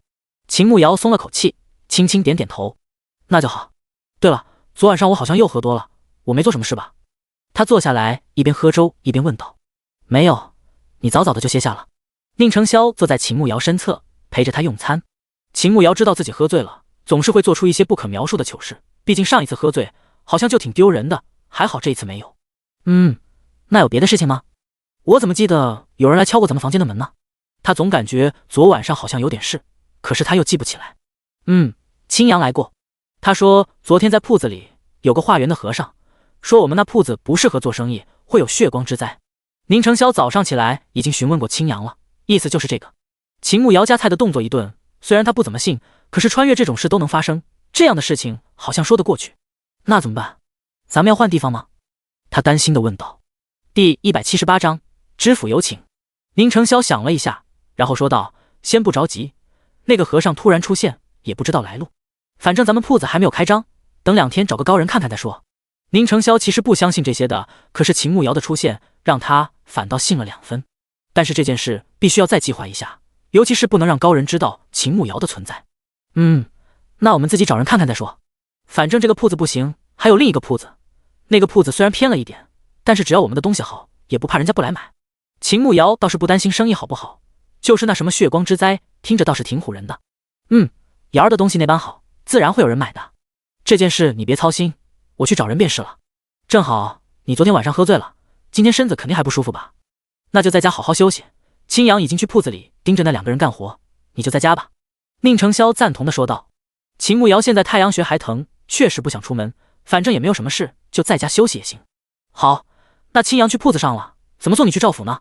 他想到宁承霄还要去扎针灸，青阳走了，他们又不会赶马车，他一个人去太不方便了。没事，昨天我已经和赵前辈的徒弟说好了，让他来家里帮忙扎针灸。最近5天不需要泡药浴，这样会比较方便。宁承霄说道。那就行，那他什么时候来？秦慕瑶点点头，林雨能上门来自然是最方便的，一会应该就到了。宁承霄看了一眼外面的天色，估计林雨也该来了。话音刚落下，就听到丽娘来敲门，说是林雨来了。你先吃着，我去书房让他帮忙扎针灸。宁承霄温柔地对着秦慕瑶说完，才转动轮椅出门去找林雨。秦慕瑶现在头还有点疼，什么也不想干，打算吃了早饭就继续休息。等他吃了饭后，把碗筷拿出去交给丽娘收拾，自己又回房间里打算躺下再休息一会儿，但是却怎么都睡不着，干脆去了空间。狗蛋，我的任务完成了吗？他喝多了不记得跳舞的事，但是共进烛光晚餐他还记得，不知道这样算不算完成了一半。恭喜主人，你已经完成任务了，奖励已经发放了，请注意查收。狗蛋热情地说道。秦慕瑶一脸懵逼，他竟然完成了，感觉有些不可思议啊，但是完成了当然是好事，他也不会傻的去问怎么完成的，开心的去查收自己的奖励。不过上次都忘记问奖励是什么了。来到爱的小屋，看到茶几上放着熟悉的礼盒，应该就是这次任务的奖品。他打开礼盒，发现里面有2个随身的小镜子，还有一个打火机，还有一把瑞士军刀，就没有别的了。秦慕瑶看着这些东西，谈不上好，但是也都还有点用。他这次完成任务都是稀里糊涂的，所以也算是捡了便宜。而且打火机很实用，火折子保存时间太短了，而且也不是那么方便，有了打火机就方便多了。将东西放到乾坤袋里，然后看自己的等级进度条，又多了一段，应该是这次任务给的奖励。去了农田的种子处，发现多了5株灵芝幼苗。现在他有10块农田了，刚好把地里种的蔬菜都收了，然后种了5株灵芝，5株之前奖励的人参幼苗。将农场打理好了，他又坐了一会儿才从空间里出来，反正也睡不着，干脆去书房看看宁承霄怎么样了。刚到书房门口，就看到林雨在给宁承霄拔针，应该是已经到时间了。等林雨把针取下来，秦慕瑶才开口说道：“林雨公子，留在家里吃顿便饭吧，这些日子辛苦你了。”不用，我约朋友，就不叨扰了。林雨将银针收好，委婉地拒绝了。秦慕瑶看人家这样说，也不好再坚持，只说改日一定要留下来吃饭。林雨收拾好东西，又叮嘱宁承霄好好休息，然后就带着药香离开了他们家。中午吃过午饭，秦慕瑶打算出去转转，顺便去看看铺子那边的情况。宁承霄也没事，陪着秦慕瑶一同出门。2个人一边走一边逛，突然被2个人拦住了。宁公子，宁夫人2位好，小的是徐知府府上的管家王杰，我家老爷有事，想请2位去府上喝杯茶，还望2位给个面子，随小的走一趟。王杰笑脸盈盈地说明了来意。秦慕瑶眉头轻轻皱了一下，徐知府不就是秦婉婉的舅舅，他突然找他们去干嘛？他看了一眼宁承霄，只见到他面不改色，平静地问道：“王管家，我们夫妻与知府大人素未谋面，而且我们只是一介平民，也没有犯事，不知道知府大人叫我们去所为何事？”王杰笑着说道：“两位别紧张，我们老爷派我来请两位，自然不是公事，就是一点私事。”宁承霄勾起嘴角笑了起来，意味深长地说道：“知府大人倒是挺有意思，我们夫妻与他从未有过交涉，找我们聊私事，未免有些说不过去。而且我们身份特殊，既然知府大人都不避嫌，那我们自然是要去的。王管家带路吧。”宁承霄倒想看看徐多良想干嘛，他可是秦正浩的人，算起来也是太子一派的，突然找上自己，想必没啥好事。秦慕瑶知道他们今后要在秦婉婉舅舅的地盘上讨生活，今天去也得去，不去也得去。现在他们就是一介平民，肯定没法和官斗，保持警惕就行了。两个人跟随王杰去了徐府，王杰倒还是挺客气的，一路笑脸盈盈。到了徐府后，两个人跟着王杰到了正厅，走到门口就听到厅里有人说话，听声音还有2分耳熟。第179章，你是秦慕瑶？走入大厅就看到陈文浩坐在徐多良身边，正在和他聊天。宁承霄看到陈文浩的时候，心里已经猜到徐多良叫他们来是什么事了。秦慕瑶推着宁承霄，看到陈文浩的时候，眉头轻蹙了一下，怎么哪里都有他？草民见过知府大人，因为草民双腿有疾，不能跪拜，还请知府大人恕罪。宁承霄双手作礼，微微躬身，对着徐多良行礼。民妇秦氏见过知府大人。秦慕瑶扶了扶身子，免礼，赐座。徐多良微笑着说道。秦慕瑶站起身子，然后推着宁承霄去了边上的椅子上坐下。想必诸位都互相认识吧，就不用我多做介绍了。今日派人去请两位来，也是知道两位和赵神医关系匪浅，想请两位帮忙在赵神医面前美言几句，请他帮忙为陈贤直的母亲治病。徐多良开门见山地说道。宁承霄看到陈文浩的那一刻，就已经猜到是为这事，一点都不觉得惊讶，淡淡的出声道：“说来这事，草民还得请知府大人为草民做主。这位陈公子多次胁迫草民夫妇，甚至派人想要绑架草民娘子，不知道作为抚州的父母官，在您的管辖范围内，子民受到迫害，这是应该如何处置呢？”徐多良还没有和宁承霄打过交道，倒是听他侄女提到过此人，说此人头脑聪慧，心思缜密，才华横溢，是个不可多得的人才。又因秦慕瑶嫁给他，也算是半个亲人，希望他日后多加照料。刚才的一席话说得有理有据，态度不卑不亢，即便坐在轮椅上，双腿不良于行，周身的气势不弱，给人一种很强的压迫感。宁承霄，你少胡说八道，我只是派人去请你们吃饭，你们一而再再而三的拒绝，不给我面子，现在反倒说我胁迫你们，你有什么证据证明我胁迫你们？陈文浩一听，顿时不乐意了，一把拍在桌子上，红着脸质问宁承霄。面对气急败坏的陈文浩，宁承霄淡定多了，轻轻地瞥了他一眼，然后才说道：“既然我们都拒绝了陈公子，但凡要点脸面的人，也不应该再而三地派人来打扰我们，甚至还让属下来告诉我娘子已经被你请去了，半个时辰我要是不到的话，就不能保证我娘子没事。请问这不是胁迫是什么？”宁承霄的语气越来越低沉，后面一句直接用了质问的口吻，目光冷冷地盯着陈文浩。陈文浩被宁承霄的目光看得心里一虚，明明他现在只是一个庶民，他可是礼部侍郎的儿子，根本无需怕他，可是为何心底就是没来由的生出一丝惧意？秦慕瑶坐在宁承霄身侧，看了他一眼，不愧是他男人，真的好帅。徐多良在官场混了几十年，这种场面早就司空见惯，连忙出声说道：“两位不要激动，我想这件事肯定有误会。陈贤直也是救母心切，难免着急了一些，并非是想胁迫两位，既然都是认识的，不如看在我的面子，之前的事情就过了。眼下确实人命关天，宁承霄，你们与赵神医关系不错，能否帮忙为陈公子的母亲说说情？毕竟为人子女，谁都不想自己母亲受罪，你们就看在陈公子一片孝心的份上，帮帮忙吧。”宁承霄对于徐多良这个态度一点都不意外，陈文浩的爹是正三品的礼部侍郎，又是京城的官，他想讨好陈家自然无可厚非。说来还真不巧，赵前辈前2日已经离开抚州去外地办事了，我本是来找他治腿的，眼下都是他徒弟在为我治腿，知府大人若是不信，去赵府一问便知。宁承霄坐在轮椅上，淡淡的说道。陈文浩身子一怔，愤怒的盯着宁承霄：“怎么可能？我日日派人守着赵府，怎么不见神医离开？你休想骗我！”陈文浩噌的一下站起来，沉着脸说道：“那你的人眼瞎呗，神医那么大一个活人都看不见，你这些下属看样子都不行啊，陈公子。”秦慕瑶闻言讥讽的笑了起来，真是蠢的要死。陈文浩冷眼盯着秦慕瑶，脸色非常难看，那眼神好像要将他生吞活剥了一样。陈公子这般看着我娘子作甚？你自己的人办事不力，自己养了一帮蠢材，还不让我娘子说吗？宁承霄看到陈文浩瞪秦慕瑶，下意识地将秦慕瑶往自己身边拉了一下，对上陈文浩的目光，冷冷地讽刺道：“徐多良闻言，赶紧出声对身边的人说道：“王刚，你马上去赵神医府上走一趟，看看神医是否外出了。”等徐多良的人走了以后，屋子里气氛还是很尴尬，谁也没开口说话。一直等到王刚回来，确认赵思邈已经离开抚州了，而且是2天前走的。陈文浩一听赵思邈真的已经走了，脸色顿时很难看，直接一甩手走人了。只是临走前，恶狠狠地盯了宁承霄2眼。原本以为赵思邈还在，想找徐多良做中间人，找宁承霄他们去给自己请人。现在人都走了，还请什么人？既然如此，那就不要怪他不客气了。这口恶气不出他枉做人。徐多良看到陈文浩就这样走了，连一句道谢的话都没有，完全不将自己放在眼里，心底虽然很气，可是面上却不显。时间也不早了，你们留在府上吃了晚饭再回吧。徐多良看着宁承霄，这人确实如秦婉婉说的那般，能屈能伸，不卑不亢，暂时的没落是困不住他的，可以打好关系。多谢知府大人好意，只是我们还有别的事情，就不叨扰了。宁承霄委婉的拒绝。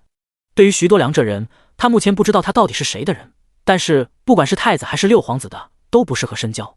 既然你们有事，那我便让人送你们出去。哦，对了，秦氏和我侄女婉婉是姐妹，婉婉也一直叮嘱我要多照拂你们，今后你们若有事，直接来寻我便是。徐多良看着秦慕瑶说道：“民妇谢过大人。”秦慕瑶闻言行了个礼，虽然他不会当真，但是面子功夫还是要做的。徐多良派了丫鬟送他们出府，刚走到徐府门口，就看到方雪玲跟一个女子走了进来，身后还跟了2个丫鬟。奴婢见过小姐。送他们出来的丫鬟看到人后，立马上前行礼。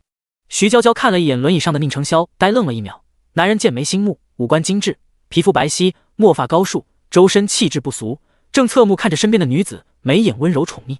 当看到男人身侧的女子时，他惊讶地问道：“你是秦慕瑶？”第180章说谎的和尚。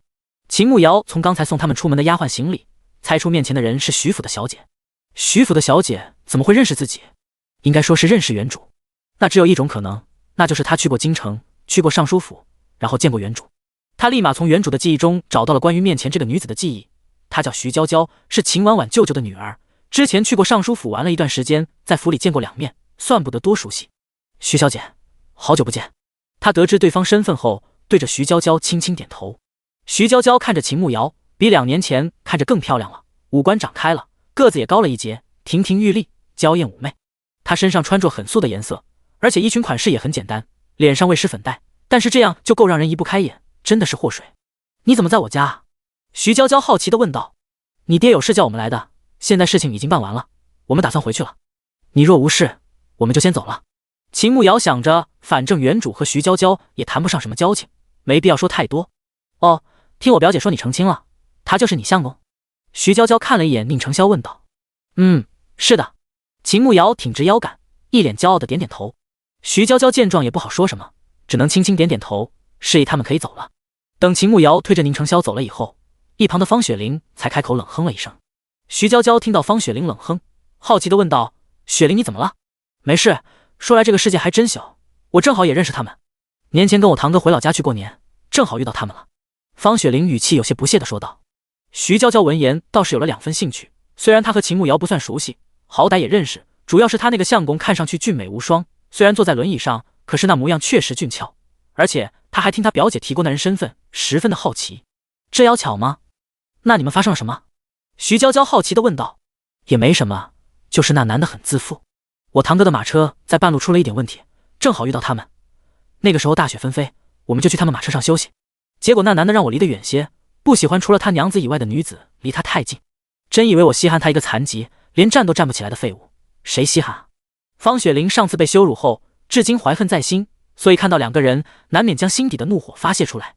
徐娇娇愣了一下，倒是觉得秦慕瑶的相公挺不错的，主动拒绝其他女子，眼里只有自己娘子，这种男人多难得呀。今天时间也不早了，我让人将那幅图纸给你拿出来，就不请你进去坐了。徐娇娇淡淡的对着方雪玲说道。方雪玲也没有在意，天色确实不早了，她还要着急回家。秦慕瑶和宁承霄离开徐府后，先去了一趟铺子里。青阳盯着那2人干活，2个人干活利落，已经将木材都加工的差不多了。看了一会儿，秦慕瑶就和宁承霄正打算走人，却看到一个披着袈裟的僧人走了进来。青阳见到那和尚，马上出声说道：“老爷，夫人，就是他，昨天就是他说我们铺子会有血光之灾。阿弥陀佛，小僧慧智乃是天灵寺的僧人，下山来化缘，路过此处，见此铺有不祥征兆，望施主多加注意才是。慧智上前看着宁承霄说道。宁承霄看了一眼慧智，下意识地将秦慕瑶拉到自己的身后，面露不悦地说道：大师昨日就来这里化缘，今日又来，我们这铺子与大师还真是有缘呢。慧智听到宁承霄的话，眼底快速地闪过一丝尴尬，然后才开口说道：确实，小僧昨日经过此处，感觉此处戾气很重，恐有不好的事情发生。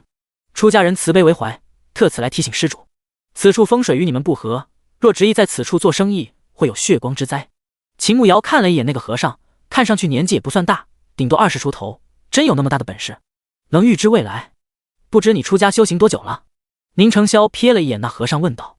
慧智愣了一下，随即说道：小僧16岁出家，今年刚好4年。宁承霄冷笑了一声，想必那天灵寺每日诵的不是经，读的都是天上神仙的谏言吧？4年就能参悟一切，就连我们的生辰八字都不要，就能算出这里和我们不合。你不应该下山化缘，你应该去摆摊问卦。他讥讽地说道。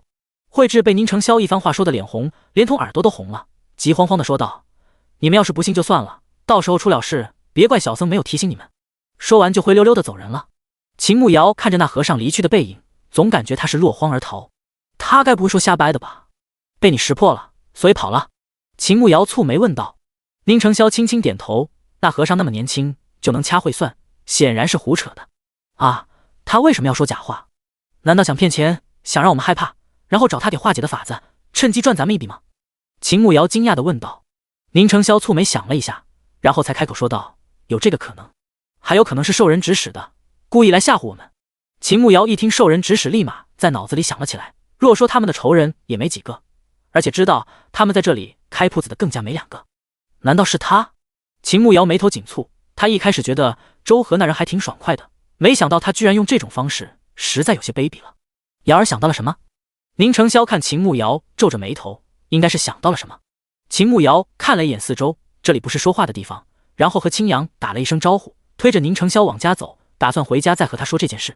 2个人刚走到他们住的小巷子，就被一群手里拿剑的黑衣人拦住了。拿下！为首的男人一声令下，身后的5个人立马冲了过来。第181章，我让你们都断子绝孙。秦慕瑶看着突然拿剑冲过来的黑衣人，心底一紧，下意识的想要将宁承霄拉开，可是却被他抢先挡在了他的面前。别怕，我来。宁承霄低声安抚秦慕瑶，怕他被吓到。秦慕瑶眼下可没空感动，目光紧紧盯着靠近的黑衣人，一个个气势汹汹，而且都有武器，不知道宁承霄能不能打得过，要是打不过的话，他能不能将他也带空间里去。只见到5个黑衣人上前，手中的利剑齐刷刷的向着他们这边呲了过来。宁承霄的反应很快，只听到嗖嗖几声响，几粒石子从袖子中飞了出去，击中其中3人的手腕，他们手中的剑顿时滑落在地上。宁承霄突然转动轮椅，身子快速上前夺过其中1人手中的剑，其他几个人都没有反应过来，尤其是后击中的几人，完全不知道发生了什么，只感觉手腕好疼，几个人面面相觑。废物，给我上！刚才发号施令那人见状吼了起来，大步上前，打算亲自出手。宁承霄看了冲过来的男人，勾起嘴角冷笑了一声，握着手中的长剑，在众人完全没有反应过来的时候，转动轮椅上前，快速出剑，几个人顿时都被利剑划伤。秦慕瑶都没有看清楚宁承霄的身影，就听到几个人闷哼一声，一脸痛苦地捂着伤口。宁承霄手中的剑上沾了血，显得剑身越发的锋利。几个人见状立马明白他们掉以轻心了，随即几个人握紧手中的剑，开始齐心协力地对付宁承霄。秦慕瑶站在一旁，紧张地看着打作一团的人，目光紧紧地盯着宁承霄，生怕他受伤了。毕竟他双腿不方便，一只手要拿剑，另一只手还要转动轮椅，而且对方人多势众，就怕他稍有不慎就受伤了。好在宁承霄武功高强，被几个人围住也暂时没有落下风，倒是那几个人身上的衣服都刺破了不少。秦慕瑶这边看得很专心，根本没有注意其中一个人竟然绕到了他的身后，一把搂着他的脖子，大声呵斥道：住手，否则我杀了他！宁承霄闻言眉头紧锁，马上停了下来。放了他！宁承霄冷声命令道。秦慕瑶脖子被勒住，呼吸有些困难，看到宁承霄将剑丢掉，眼底都是担忧。别管我！他艰难的出声。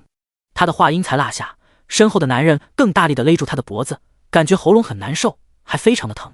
抬起自己的脚，大力的踩到男人的脚趾头上，他是一点力气都没有留，只听到男人痛苦的喊了一声，马上就将他松开了。秦慕瑶趁机脱开，然后再奋力抬起腿，猛地一脚踢到男人的裆部，挟持她的男人瞬间倒地，双手捂着裆部，痛苦的蜷缩成一团，嘴里不停地发出惨叫声。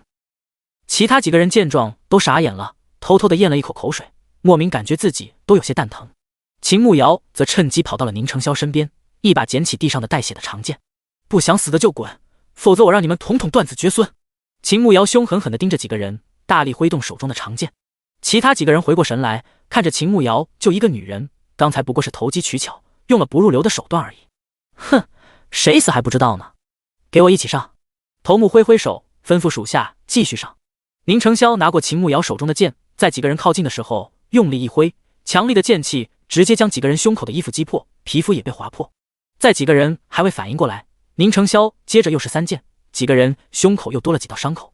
这下几个人算是明白了，他们即便合力也不是宁承霄的对手，再不走的话，小命都要搭在这里。几个人见状连忙后退，马上就要开溜。但是宁承霄突然往前，剑锋直指那个头目的喉咙，冷声质问道：“谁派你们来的？”男人犹豫了一番，然后才说道：“我也不认识，是一个年轻的男人，他给了我300两，让我杀了你们。没告诉我名字，我真不认识。”宁承霄手中的剑向前推了一截，就看到那人的脖子被划破，鲜红的血粒马流了出来。说，宁承霄沉着脸，低吼一声：“我真的不知道他是谁，只听到他身边的人叫他二少爷。”男人被吓得瑟瑟发抖，倒吸了一口凉气，颤巍巍地说道。宁承霄大概已经猜到是谁了，一把将手中的剑丢掉，滚！他知道，即便他将人扭送到衙门，徐多良也未必会为了他得罪陈文浩的爹，这个仇先记下，将来他必10倍奉还。几个人马上拿着剑扶起被秦慕瑶踢得在地上起不来的同伙，快速地从巷子里离开。等人都走了，秦慕瑶赶紧上下查看宁城。子玉，你受伤没有？宁承霄看到秦慕瑶担忧的样子，轻声说道：“就手臂被刺了一剑，一点皮外伤，没事的。”秦慕瑶闻言赶紧看向他的胳膊，果然在左边胳膊上看到袖子被划破，衣服上渗了一些血液出来。走，咱们先回家，我给你包扎一下。秦慕瑶赶紧推着宁承霄往家走，回到他们的房间，帮他把袖子挽起来，看到雪白的肌肤上一道长长的伤口，还有血珠往外渗。他从乾坤袋里拿出系统之前给的云南白药止血散，先拿温水帮他把伤口擦拭干净，再将止血散倒了一些在伤口上，最后拿了布条将伤口轻轻包扎起来。要是疼你就告诉我，我轻一点。秦慕瑶动作非常轻，生怕弄疼宁承霄了。其实这点伤对于宁承霄来说根本不算什么，但是看到秦慕瑶紧张担心的样子，他一颗心暖暖的，好像被什么填满了一样，充盈而满足。他故作难受的哼了一下，就听到秦慕瑶紧张的问道：“怎么了？是不是我弄疼你了？”“没，就是伤口有点疼。”他蹙眉一脸痛苦的说道。“那我给你吹一下。”秦慕瑶赶紧俯身嘟嘴要帮宁承霄吹一下，却被他一把拉起来，俯身吻上了他的唇瓣。秦慕瑶身子一怔，瞪大眼睛看着宁承霄，这人怎么受伤了都不消停。“不疼了，果然瑶儿是我的良药，亲一下就好了。”宁承霄看着秦慕瑶瞪大的眼睛，感觉太可爱了，笑着说道：“你这是耍流氓！”秦慕瑶嘴角抽搐了2下，这人越发不正经了。宁承霄倒也没解释，目光盯着他腰上的乾坤袋看，好似非常好奇。第182章，子玉，你害羞了吗？秦慕瑶感受到宁承霄的目光，心底一紧，刚才太担心他的伤了，也没有掩饰，直接就从乾坤袋里拿了出来。就在他紧张不已的时候，宁承霄收回了目光，伸出手拉着他的手，问道：“瑶儿，今天被吓到了吧？”秦慕瑶看宁承霄没有再问，心底松了一口气，赶紧回答道：“刚开始确实有点，后来还好，就怕你受伤。别怕，男人受点伤无所谓，我也没有你想的那么弱。”宁承霄将秦慕瑶拉到自己怀里坐在，轻轻搂着她说道：“我知道，我夫君自然是最厉害的，只是我担心你受伤。这次的人是不是陈文浩找来的？”秦慕瑶靠在宁承霄的肩膀上，轻声问道：“应该是他。”宁承霄轻轻点头说道。秦慕瑶眉头紧紧地皱起来，一脸生气地说道：“这人也太卑鄙了，求人没有好态度，现在居然还找人杀我们，他眼里还有没有王法？”宁承霄听到秦慕瑶义愤填膺的话，都能想象到他此刻的表情有多可爱，勾起嘴角笑了笑。他也只敢做这一次，现在他多半已经夹着尾巴连夜赶回京城了。瑶儿别气了，这笔账我迟早会找他算的。宁承霄搂着秦慕瑶轻声说道。秦慕瑶知道凭他们现在的身份，肯定不能拿陈文浩怎么样，而且官官相护，即便他们报官，徐多良也未必会帮他们。反正还有2年宁承霄就能翻身，到时候再找陈文浩报仇也不迟。只要他不再来惹事就行。对了，我给你一个东西。秦慕瑶从宁承霄怀里起来，起身走到衣柜跟前，偷偷从乾坤袋里拿东西出来，装作是从衣柜里拿的，将那把瑞士军刀拿到宁承霄面前，然后递给他。这个给你防身用，这个刀看着小，但是用处很多，而且好携带。宁承霄接过秦慕瑶递过来的刀，好奇地打量了起来，发现里面竟然折叠了很多东西，拉出其中一个是一把锋利的刀片，还有各种形状的，有些他甚至不知道用途。他惊讶极了，这个刀很实用，而且设计惊为天人，在大宁不会有如此手艺精湛的工匠，甚至做刀片的材质也并非普通刀剑的材质。瑶儿，这是何物？宁承霄从未见过如此精妙绝伦的刀。这个叫瑞士军刀，它有很多用途，由5种刀片组成，可以当成小刀、剪刀等等。秦慕瑶将刀片一一拉出来，和宁承霄解释。宁承霄看着小小的一把刀还能折叠，实在很方便。瑶儿，你自己留着防身，我不用。宁承霄将刀递给秦慕瑶，他会武功，一般人近不了他的身，但是他没有武功，除了力气大一些，也不会别的，留着防身正好合适。秦慕瑶摇摇头，反正认识我的人也不多，一般也不会对我下毒手，而且我还有别的防身的，还是你留着吧。反正要是真遇到危险，他直接躲到空间去就是了，那些人可找不到他。宁承霄看了看，最终还是收下了。好，那我收下了，谢谢瑶儿。等日后我找人为瑶儿定做一件防身的武器。宁承霄说道。好，那我就等着。秦慕瑶点点头。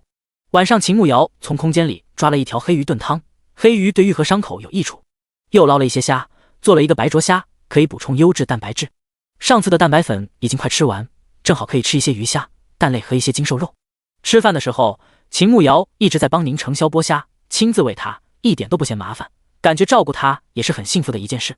吃过晚饭后，两个人回到屋内，宁承霄说想站一会儿。秦慕瑶有点担心他手臂上的伤，可是他却不在意，特别想站一会儿。他只好扶着他站起来，但是因为很久没有站了，他站了几分钟就满头大汗，双腿一直打颤。秦慕瑶看宁承霄出了那么多汗，就让他先休息，不能着急，这种事情急不得。宁承霄自然也知道这事不能操之过急，让青阳送了热水来，秦慕瑶帮宁承霄洗了脚，又给他按摩了半个小时。在按摩的时候，他总感觉宁承霄小腿的肌肉好像比之前长了一点点起来，稍微大那么一点点。你最近腿感觉如何了？秦慕瑶一边按一边问宁承霄。好像稍微有劲了一些，但是站的时候还是有些乏力。宁承霄说道。慢慢来，以后我会吩咐丽娘多做鱼虾、精瘦肉给你吃，增加蛋白质，有助于肌肉的生成。秦慕瑶解释道。好。宁承霄点点头，虽然好奇他为什么知道这么多，可是他现在不问，他知道有一天他会告诉自己的。你脚趾甲长长了，我一会帮你剪一下。秦慕瑶按到宁承霄脚背的时候，正好看到他的脚趾甲有些长。宁承霄愣了一下，这种事情以前都是府里的下人做的，之前自己也试着剪过，但是腿实再不方便，也不是那么方便。后来他发现太长了，也会自己断开，就干脆没管了。今天秦慕瑶要帮他剪，他还有些不好意思。虽然知道他不嫌弃自己，可是总觉得这样很委屈他。指甲长了会自己断，反正我平时也不走路，也没什么影响，还是不劳瑶帮忙了。他其实挺在乎自己在他心里的形象，想把最好的一面展现在他面前，又不是什么麻烦事，一会就修剪好了。自己断多难受，直接修剪好会舒服一些。秦慕瑶之前倒是没有注意，都不知道他是等指甲自己断开，感觉自己这个妻子太不负责。其实我不走路也还好。宁承霄倒是没觉得多难受，反正他都习惯了。那也不行，子玉不让我剪，是不是害羞啊？秦慕瑶抬起头看着宁承霄，怎么感觉他是故意不想自己剪的？没，就是觉得委屈你了。宁承霄摇摇头说道。委屈什么？我是你娘子，照顾你算什么委屈？以前是我粗心，没注意这些，今后你若是觉得不舒服，就提醒我，我帮你修剪了便是。秦慕瑶一边说一边从床上下去，然后假装去箱子里拿东西，将之前的指甲剪拿出来。回到床上，坐在宁承霄的脚边，抓起他的脚帮他修剪指甲。许是他没有走路，脚上的皮肤白皙嫩滑，一点死皮都没有。长得好看的人连同脚趾都一样的好看，脚上没有什么肉，脚长薄，脚趾头大小适中，长长的指甲。宁承霄看着秦慕瑶认真帮自己修剪脚指甲，一开始还有些紧张，毕竟这也是第一次让女子帮自己修剪脚指甲，还是自己喜爱的女子，紧张是难免的。后来慢慢放开了，心里又甜又暖。你对未来有什么规划吗？秦慕瑶一边帮宁承霄剪指甲一边问道。想到原文里他的下场，他不想他是那个结局，他想尽早问了，看看自己能否改变他的结局。他想和他白头到老，儿孙满堂。第183章，他今天不听话。宁成霄靠在床头，听到秦慕瑶的话，轻声说道：“先治腿，找证据，再为我爹翻案，取瑶儿。”秦慕瑶手上动作顿了一下，嘴角微微上扬。好，他愿意陪着他。瑶儿呢？宁成霄看着秦慕瑶，想知道他对未来有什么计划，或者有什么想做的，他一定会帮他做到。秦慕瑶想了一下，他穿来的时候，他们还在流放的路上，没吃的又是各种灾难，那个时候觉得活着就行。现在安顿下来，日子一天比一天好，好像是要规划一下未来。先把铺子开起来，多赚些钱，然后和你一起治腿。等你娶我，安安稳稳的过日子，去想去的地方，吃想吃的东西，再生一双儿女，幸福的过完这一生就行。秦慕瑶认真的说道。宁成霄勾起唇瓣笑了，他没有提走，而且所有的计划里都有自己，他心情非常的开心。以后瑶儿想去哪里，我都陪你，想吃什么，我找厨娘为你做。一双儿女肯定不够，至少要7、8个才行。宁成霄一把将秦慕瑶拉到身边，紧紧的搂着她，在她耳边小声的说道。秦慕瑶愣了一下，轻轻的推了宁成霄一把。我又不是母猪，生那么多，我想和瑶儿多要几个孩子，属于我们的孩子。宁成霄搂着秦慕瑶，他其实并没有那么喜欢孩子，但是他喜欢她，想让她一直在自己身边，肚子里有自己的种，他就哪里都去不了。才不要，生孩子很疼的，而且很辛苦，我不要。秦慕瑶红着脸，感觉挺羞人的。那就听瑶儿的，要2个就行。宁成霄轻轻将秦慕瑶放在床上，再慢慢的压下去，看着她娇羞的模样，实在太可口了，低头吻了上去。2个人亲了很多次，自然是有默契的。秦慕瑶一点都不反感，轻轻闭着眼睛，伸手搂着他的脖子，跟随着他的节奏，一点一点的投入。一个吻持续了很长时间，绵长而炙热，2个人都有了一些正常的反应，呼吸也变得炙热，还带着一点点喘息。老头说了，要你克制一点，你就不能听话一些？秦慕瑶感觉到宁成霄有点躁动，又羞又骚，不敢直视他的目光，红着脸小声的嘀咕。宁成霄以前觉得自己特别清心寡欲，根本没有那方面的需求，可是现在面对他的时候，感觉自己随时都能有反应，还不是瑶儿太诱人了。他手指温柔的帮他理了一下耳边的碎发，就这样趴在他身上，目光灼灼的盯着他，好想将他吃掉。那怪我哥？秦慕瑶撅着嘴巴，一脸傲娇的反问道。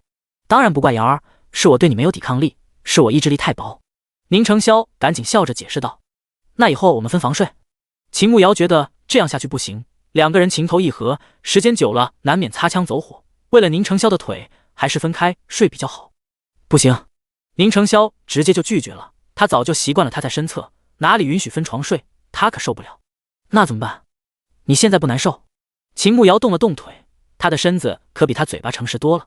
宁成霄轻轻蹙眉，然后将头埋到他的脖子处，小声的说道：别动，我缓缓就好了。秦慕瑶果然不敢再动，乖乖的躺在床上，睁大眼睛盯着床顶，感受到脖子处某人炙热的呼吸，痒痒的，弄得他心猿意马。时间1分1秒的过去，秦慕瑶感觉过了好长时间，四肢都有些僵硬了，可是也没有感觉到他好了。你还有多久才好啊？他小声的问道。宁成霄声音很低，还带着2分委屈，我也不知道，你先去洗漱，我一个人待一会儿就好了。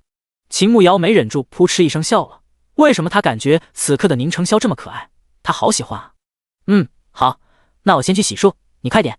他揉了一把宁成霄的头发，等他从他身上下去，看了他一眼。别看我，你快去洗漱吧。宁成霄感觉挺丢脸的，明明以前只需要一下就好了，今天他就死活不听话。秦慕瑶看到宁成霄微微泛红的脸颊，真的是可爱死了。好，我去了。他笑着说完，再慢悠悠的出门去打热水洗漱。等他洗漱好了回来，宁成霄已经规规矩矩的坐在床头，衣衫整齐，连头发丝都是整齐的，又恢复了平日里清心寡欲谪仙的模样。秦慕瑶将门关上，看着宁成霄笑了起来。他心底生出了一丝邪恶的念头，他很期待宁成霄这个清心寡欲的谪仙被欲望吞噬，丧失理智的样子。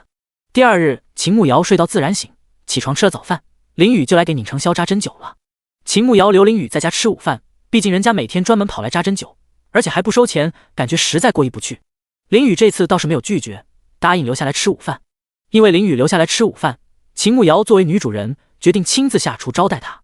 她先去空间里捞了1条大草鱼，用了来做水煮鱼，又捞了2条鲫鱼，用来熬鲫鱼丸子汤，再抓了1只鸡，一半用来红烧，一半炖了鸡汤。毕竟宁成霄昨天受了伤，不宜吃太辛辣的，鸡汤能滋补一点。又拿了一些素菜，炒了几盘素菜。吃午饭的时候，林雨看着满桌子的菜，香味四溢，白白的鲫鱼汤里面漂浮着肉丸子，看着就非常有食欲。先喝点汤，暖暖胃。秦慕瑶给宁成霄和林雨各自盛了一碗汤。林雨端起白白的鱼汤喝了一口，一点腥味都没有，又鲜又美味，味道真的特别好。宁夫人，这都是你做的吗？林雨问道。是啊。秦慕瑶点点头。没想到宁夫人厨艺竟然这般好。我倒是想起一件事，抚州首富何家老夫人最近食欲不振，看了好些大夫，开了很多药，都不见好。现在何家到处找人，要是做出的饭菜能让老夫人吃下，就可以得到100两银子，而且何家还能答应他一个要求。我觉得你倒是可以去试试。听宁公子说，你们打算在抚州做生意，何家是抚州首富，若是能搭上关系，对你们日后的生意也是有好处的。林雨说道。第184章打探消息。秦慕瑶夹菜的动作顿了一下，他觉得自己的厨艺其实不高，顶多算是食材优势。他们既然是抚州首富，肯定请了不少名厨，没有一个人能成功吗？他有些好奇。确实去了不少人，没有一个能成功的。林雨刚吃了一片鱼片，又辣又麻，非常开胃，而且鱼一点鱼腥味都没有，鱼肉非常嫩，入口香味四溢，比玉明楼的招牌鱼还要好吃。那你去帮他看过病没有？他是病理性的还是生理性厌食？秦慕瑶问道。我去帮他号过脉，他的身体没问题，并不是因为生病，应该就是厌食。林雨说道。秦慕瑶一听不是因为生病，单纯的生理性厌食，这个只能投其所好了。不过倒是可以试试，万一成功了呢？就好像林雨说的，他们要在抚州做生意，要是能搭上何家，他们今后的生意肯定不愁。相公，我打算去试试，你觉得呢？秦慕瑶看着宁成霄问道。宁成霄蹙眉想了想，等晚上我们商量一下，再做定夺。秦慕瑶点点头，这件事确实还要再计划一下，毕竟他们对何家一无所知，也不知道要是没成功会不会有什么问题，必须要打听清楚再说。林雨本就只是传达一个消息，去不去还是要他们夫妻自己决定。不过中午这顿饭，林雨倒是吃得挺满足的，每一道菜都不错，比他们赵府的厨娘厨艺好多了。等林雨走了以后，秦慕瑶问宁成霄，林雨说的事情咱们要考虑吗？一会我们出去看看，打听一下情况。宁成霄觉得这确实是个机会，毕竟一个地方的首富，生意这方面肯定不是问题，能攀上自然是好事，若是攀不上，今后也不至于被为难。行，那我们现在就出门去打探一下情况吧。秦慕瑶赞同的点点头。宁成霄本就没什么事，自然也就同意了。两个人直接去了抚州最大的茶楼清雅楼。茶楼是消息流通最快的地方，一般有什么大小消息，茶楼的人都知道。他们到了清雅楼，就在大厅里要了一张桌子，点了一壶茶和2份糕点，就坐着等消息。两个人坐了好一阵，都没有听到有人议论这件事，本以为要扑空了。又过了一会儿，一个中等身材的男人从外面进来，其他人好像都认识他，纷纷好奇地问了起来。周汉，今天去何家的厨娘，可有成功的？对啊，怎么样了？我记得你还推荐了3个呢，咋样了？快，过来坐下说说。何家那边到底啥情况？那何老夫人到底啥情况？听说何老爷都要去京城给他娘请御厨了。其他人纷纷的好奇问刚进来的男人。秦慕瑶和宁成霄对视了一眼，看样子传消息的来了。只见到那个男人大步走到了刚才问话的那一桌坐下，然后叹了一口气，才缓缓开口。哎，都不行，不管做什么山珍海味、家常小菜、名菜和老夫人都说没胃口，尝了一筷子就说不想吃，有些看了一眼就让撤了。周汉无奈的摇头说道。咦，这不吃那不吃，这都快半个月了吧？就不怕？男人做了一个抹脖子的动作，可不敢直接把死字说出来，怕被何家的人知道了，到时候说他诅咒老夫人，得罪何家，就别想在抚州城混了。谁知道呢？大夫也看了，都说身体不没事。何老爷又是大孝子，现在已经放话了，谁要是能做出让何老夫人喜欢的饭菜，直接奖励100两黄金。周汉说道。其他人一听100两黄金都躁动了。真是100两黄金？确定是100两黄金，不是白银？对，刚得到的消息是100两黄金。周汉确定的点点头。天啊，100两黄金啊！我要是会做饭，我马上就去试试，反正做出来和老夫人不喜欢，又不会有别的惩罚，万一成功了，可是100两黄金呢。就是，我家那女人做饭也一般，要不然我都让她去试试了。秦慕瑶虽然也觉得100两黄金不少，但是她更看重何家这条人脉。宁成霄自然也更看重何家的实力，如果能成功，自然是好事；如果不行，好像也没有什么损失，倒是可以试试。两个人又听了一会儿，知道去了几十号人了，反正没有一个成功的，想必难度还是非常大的。坐了一会儿，感觉听得差不多了，付了钱，两个人就离开了茶楼。这会还早，要不然我们再去何家门口瞧瞧。秦慕瑶看天色还早，既然决定要去，就去试试看。好，宁承霄点点头。两个人匆匆去了何家大门口，看到外面还有几个人在排队，好像都是去何家做饭的厨娘。有一个人坐着登记，将去做饭的厨娘个人信息都要问一遍，确保没有不良心思的人。他们在一旁看了一会儿，发现还需要找一个本地的人做担保，证明自己不是心思不轨之人，搞得还挺严格。可能是时间不早了，那几个人登记好了，让他们明天一早来，然后就没有人再来了。登记的人也打算收拾东西回府了。秦慕瑶见状，马上跑过去将人叫住：“这位大哥，请等一下，我想问问，试菜没有成功怎么办？”秦慕瑶上前问道：“不成功就走呗，你还想怎么样？还想要钱吗？”登记的男人看了一眼秦慕瑶，做了一天了，嘴巴都问干了，现在十分不耐烦。“没有，我就是问问没成功，就直接可以回家吗？”秦慕瑶只想知道有没有什么处罚。“对啊，直接就走人。”男人不耐烦地说道。秦慕瑶问清楚了，心里也有底了。秦慕瑶问完后，又快步向着宁承霄走了过去。“我打算明天来试试。”他说道。“好，明天我陪你来。”宁承霄点头说道。“不过要找一个本地人做担保人，我们还不认识人，该去哪里找呢？”秦慕瑶现在就担心这个。“林雨不是县城的吗？”宁承霄说道。“他愿意给我做担保吗？”秦慕瑶有些担心。“他会的，走吧，回家了。”宁承霄牵着秦慕瑶的手，让他别担心这些。秦慕瑶点点头，等明天林雨来给宁承霄扎针灸的时候，他再问问他。两个人慢悠悠地往家走，刚走到家门口，竟然看到林健站在门外。第185章试菜。秦慕瑶推着宁承霄走过去，林健也看到他们了，快步走了过来。“进屋再说。”在林健开口之前，宁承霄率先开口了。林健点点头，然后跟对着两个人进了院子。秦慕瑶其实还挺好奇林健怎么找到这里来的，他们前几天写了信报平安，应该还没有送到吧？难道林健和宁承霄有什么接头的暗号？回到屋子后，秦慕瑶知道两个人有私事说，找了个借口去了别处。林健跟着宁承霄去了书房，然后站在一旁。宁承霄看了一眼林健，问道：“我娘在家怎么样？”林健上前一步，低声说道：“老夫人一切安好。”“那你怎么会来这里？”宁承霄问道。林健看了一眼四周，然后上前两步，小声地说道：“属下奉主子的命令，护送贺小姐回京城，在来的路上，我发现了随风留下的标记，我跟着标记来到了抚州，我怀疑他现在人在抚州，正好我们也要路过抚州，我就前来告诉您一声，您可以留意一下。”宁承霄愣了一下，随风来了就好。我知道了。贺知烟呢？宁承霄低声问道。贺小姐在客栈里休息，我找了一个借口出来找您，我现在就回去，保证将贺小姐护送回京城。林健说道。宁承霄点了点头，去吧，人是你带来的，那你就好好给我送回去，若是中途发生什么事，你就不用再回来了。是，属下保证完成任务。林健双手抱拳，语气坚定地说道。林健走了以后，宁承霄就出去找秦慕瑶了。秦慕瑶回到家里，就直接去了空间，先将农场都打理了一番。正好看到他的传送包裹回来了，他兴冲冲地跑去查看送来的东西。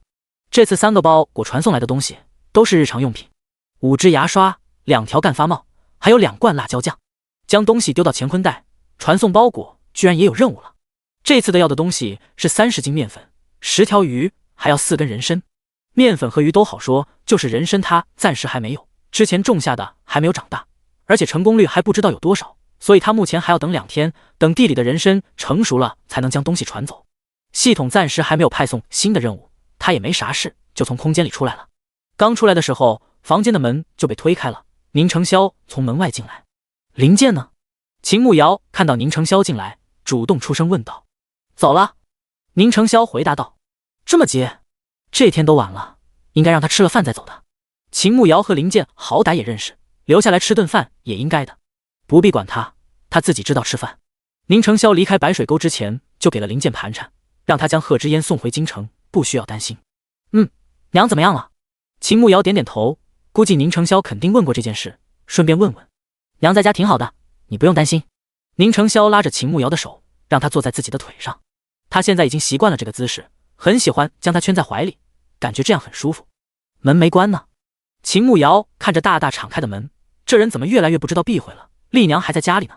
宁承霄看了一眼门口，勾起嘴角坏，笑着看着秦慕瑶问道：难道瑶儿想和我做些什么？害怕别人瞧见了？不是，我没有，别胡说。秦慕瑶赶紧摇头否认，他根本没有那个想法。这么着急否认，是被说中了吗？瑶儿说出来，为夫肯定会马上满足夫人的。宁承霄坏笑着说道。宁成萧，你在胡说八道！我晚上让你睡地上。秦慕瑶气鼓鼓地说道。宁成萧赶紧收起坏笑，一本正经地说道：好，不开玩笑了。你打算明天去何家试试吗？当然去，毕竟100两黄金可不少，而且还能搭上何家这条人脉，一举两得，傻子才不去。秦慕瑶激动地说道。好，那你打算做什么菜？宁成萧问道。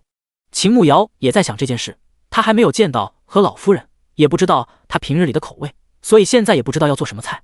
宁成萧想了一下，然后说道：我觉得瑶儿在家泡的酸辣萝卜挺不错，挺开胃的。秦慕瑶愣了一下，酸辣的东西确实比较开胃，而且泡萝卜脆脆的确实不错。那我现在泡一些，明天带一点去试试看。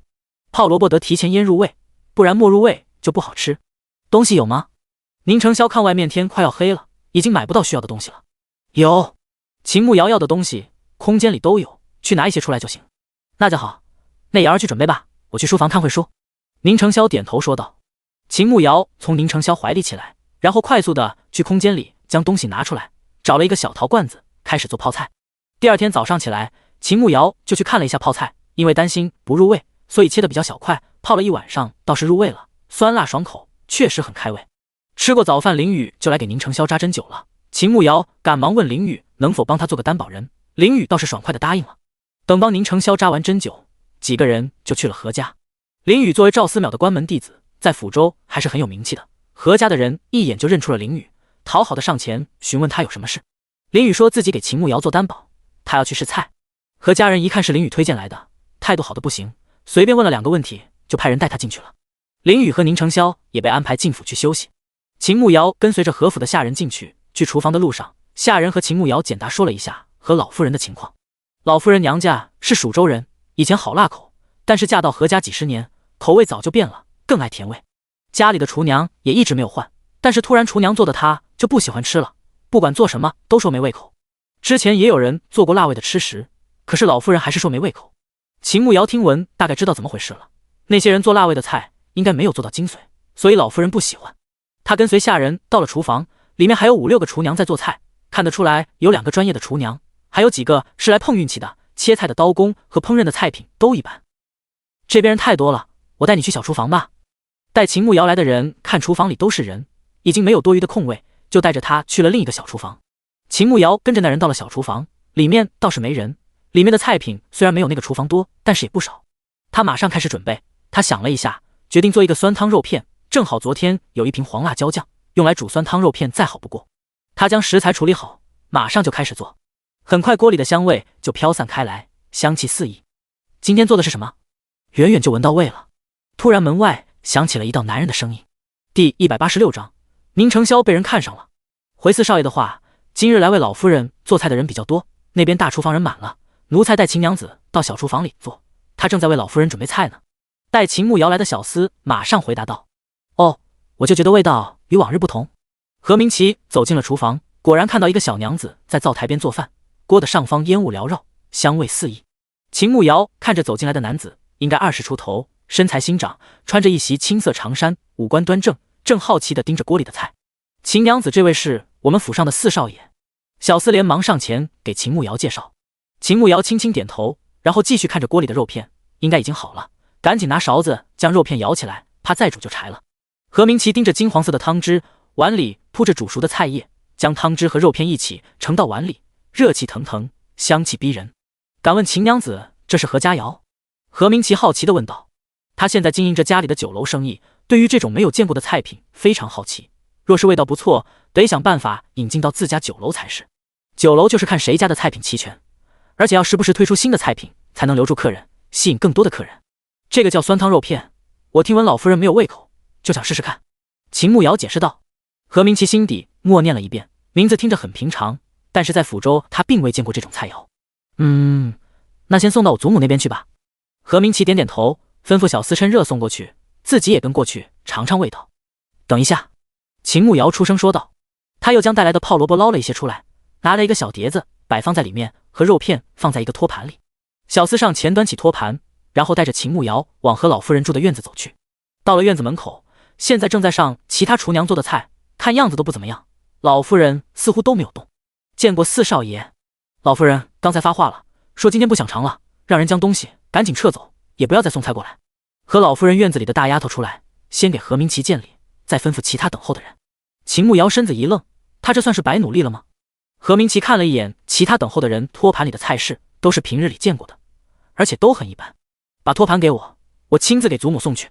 何明奇走到端秦慕瑶菜品的小厮跟前说道。小厮闻言，赶紧将托盘递给何明奇。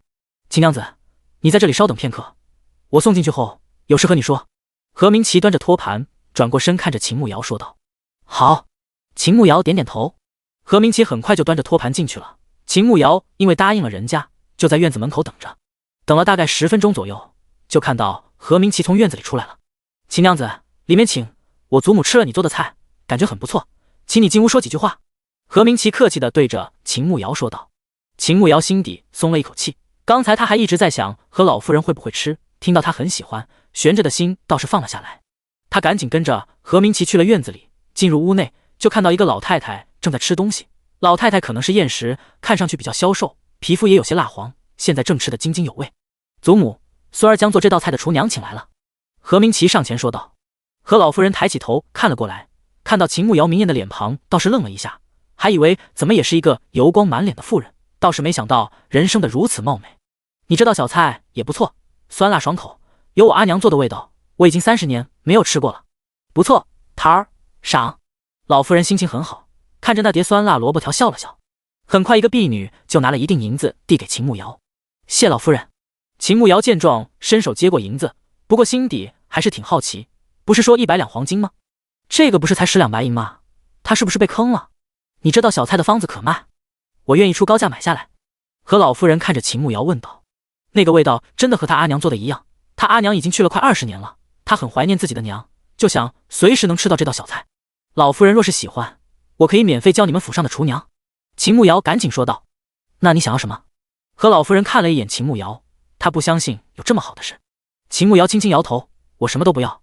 我看到老夫人就想到了我自己的奶奶，就感觉您特别亲切，应该这就是一种缘分吧。何老夫人愣了一下，随即笑了笑，这女人不仅漂亮，而且非常有脑子。既然你不要，我也不强求，他日若想到要什么了，就来何家找我就行。老夫人说完就起身回屋去休息了。何明奇等自己的祖母离开后，才对着秦慕瑶说道。秦娘子是吧？我们去那边谈谈。秦慕瑶点点头，跟着何明奇去了旁边的偏厅。我就开门见山的说吧，我刚尝过你做的酸汤肉片，感觉味道很不错，想向你买下方子，不知道你卖不卖？何明奇看着秦慕瑶问道。秦慕瑶愣了愣，怎么又是买方子？他不开酒楼，有人买菜谱也不是不能卖，就是做金汤的原材料有点麻烦，因为这个时代好像没有黄色的辣椒，我就算将方子卖给他们也做不出来。实在不好意思，这个方子是祖传秘方，不方便外露。他想了想，还是不能卖，毕竟那个辣椒酱没法解释，到时候说不定引来别的麻烦。秦娘子，价格好商量，你可以开一个价。何明奇以为秦慕瑶是担心价格，连忙出声说道。这不是钱的事，确实是有祖训，不能外泄，抱歉了。秦慕瑶只能找这个借口推辞。何明奇看秦慕瑶实在不肯卖，也只好作罢。好吧，那你随我去见我父亲领赏吧。何明奇起身说道。秦慕瑶见何明奇没有再问，松了一口气，马上起身随何明奇去找何家家主。刚经过一处小花园，突然看到宁承霄在角落里被几个小厮围着，一个肥胖的男子站在他的轮椅跟前，正趾高气昂地对着他说道。老子看上你是你的福气，你别不知好歹。我告诉你，这抚州我们何家横着走，连知府都要给我们家3分薄面，你要是答应还能少受一点罚，要是不答应，到时候看我不弄死你。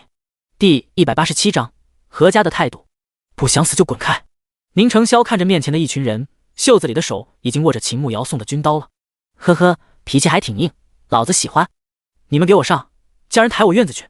男人退后一步，让自己的手下去抓宁承霄。秦慕瑶闻言立马向着那边跑过去，大声呵斥道。住手，你们敢动他一下试试。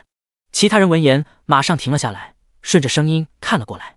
何明奇望过去，看到何明峰又在围堵男子，眉头紧紧地皱了起来，快步走了过去。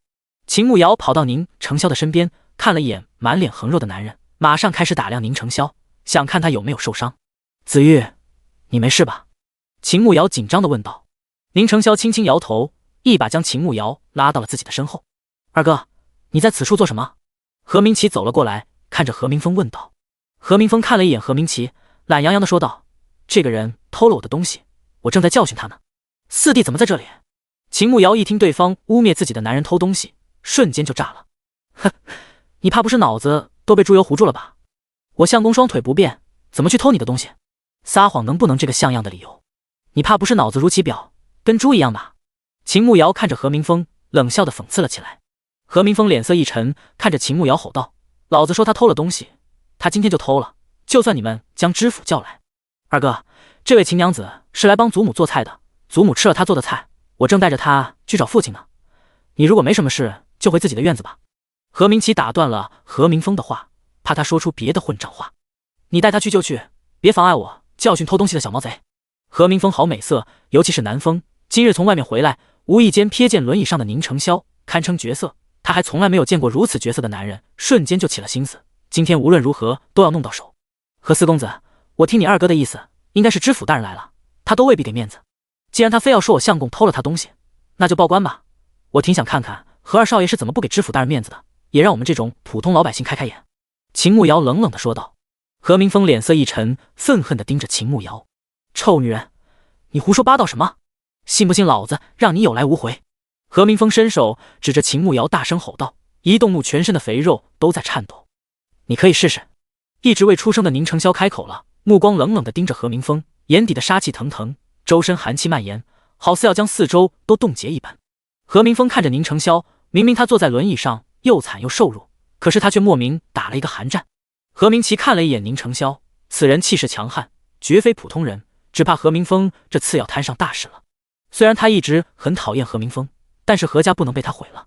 二哥，你还是赶紧带着你的人回你的院子吧，父亲还等着，别误了时间。何明奇拿父亲暗示何明峰，希望他赶紧滚蛋。何明峰看了一眼宁承霄和秦慕瑶，随即不甘心的甩手离开。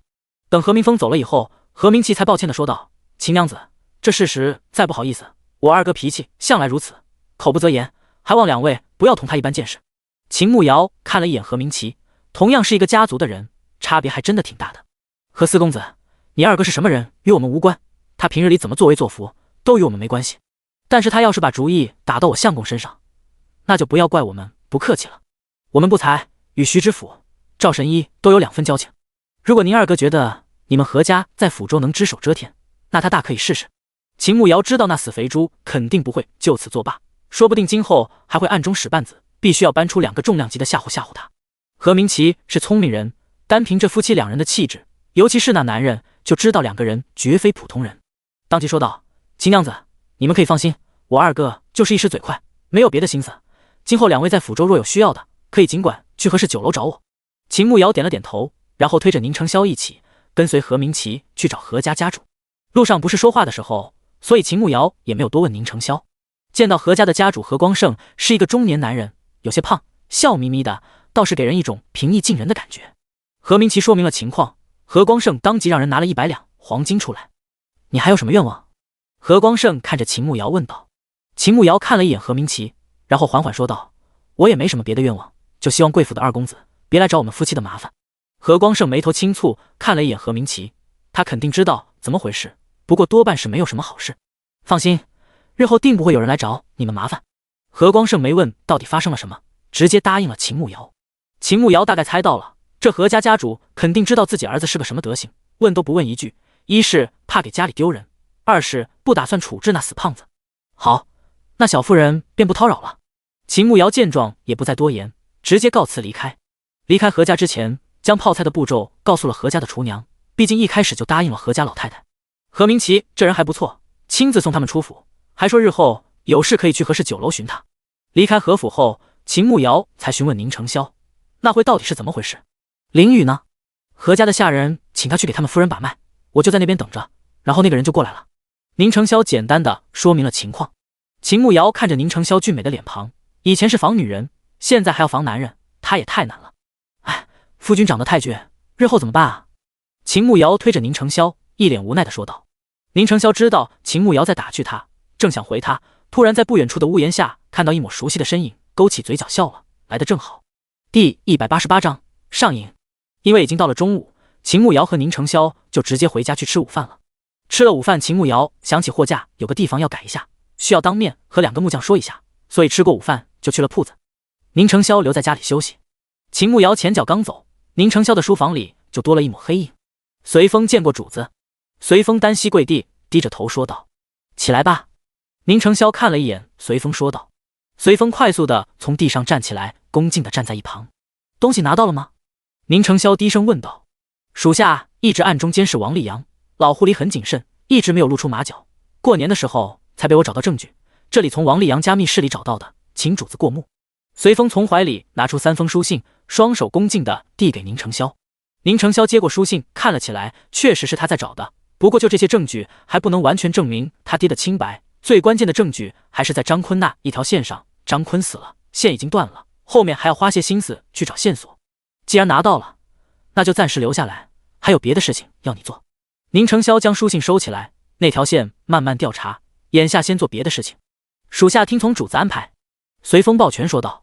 宁承霄对着随风勾了勾手指，示意他上前听令。随风马上走到宁承霄身侧，弓着身子听候差遣。3天后，我要听到何家2少爷的死讯。宁承霄低声在随风耳边说道。是。随风马上领命。事情办妥了，我会给你安排一个合适的身份来我身边。去吧。宁承霄说道。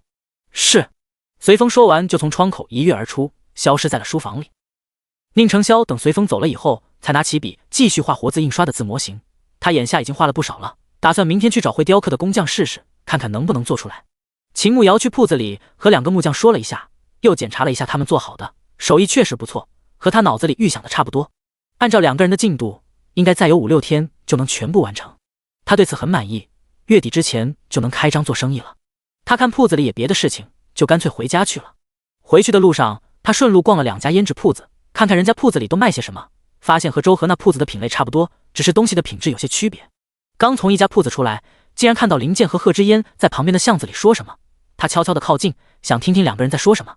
林健，你要是不告诉我表哥在哪里，我是不会走的。贺知烟赌气地说道。贺小姐，我真不知道，我劝你还是赶紧回京去，不要逼我用别的法子。林健板着脸面无表情地说道。你有什么法子？我告诉你，今天你要是不告诉我，我就不走了，我就留在福州，挨家挨户的去问，总能找到表哥的。贺知烟一跺脚，好像下了决心一样。贺小姐，我劝你还是赶紧跟属下走，别再耽误时间了，否则我只能得罪了。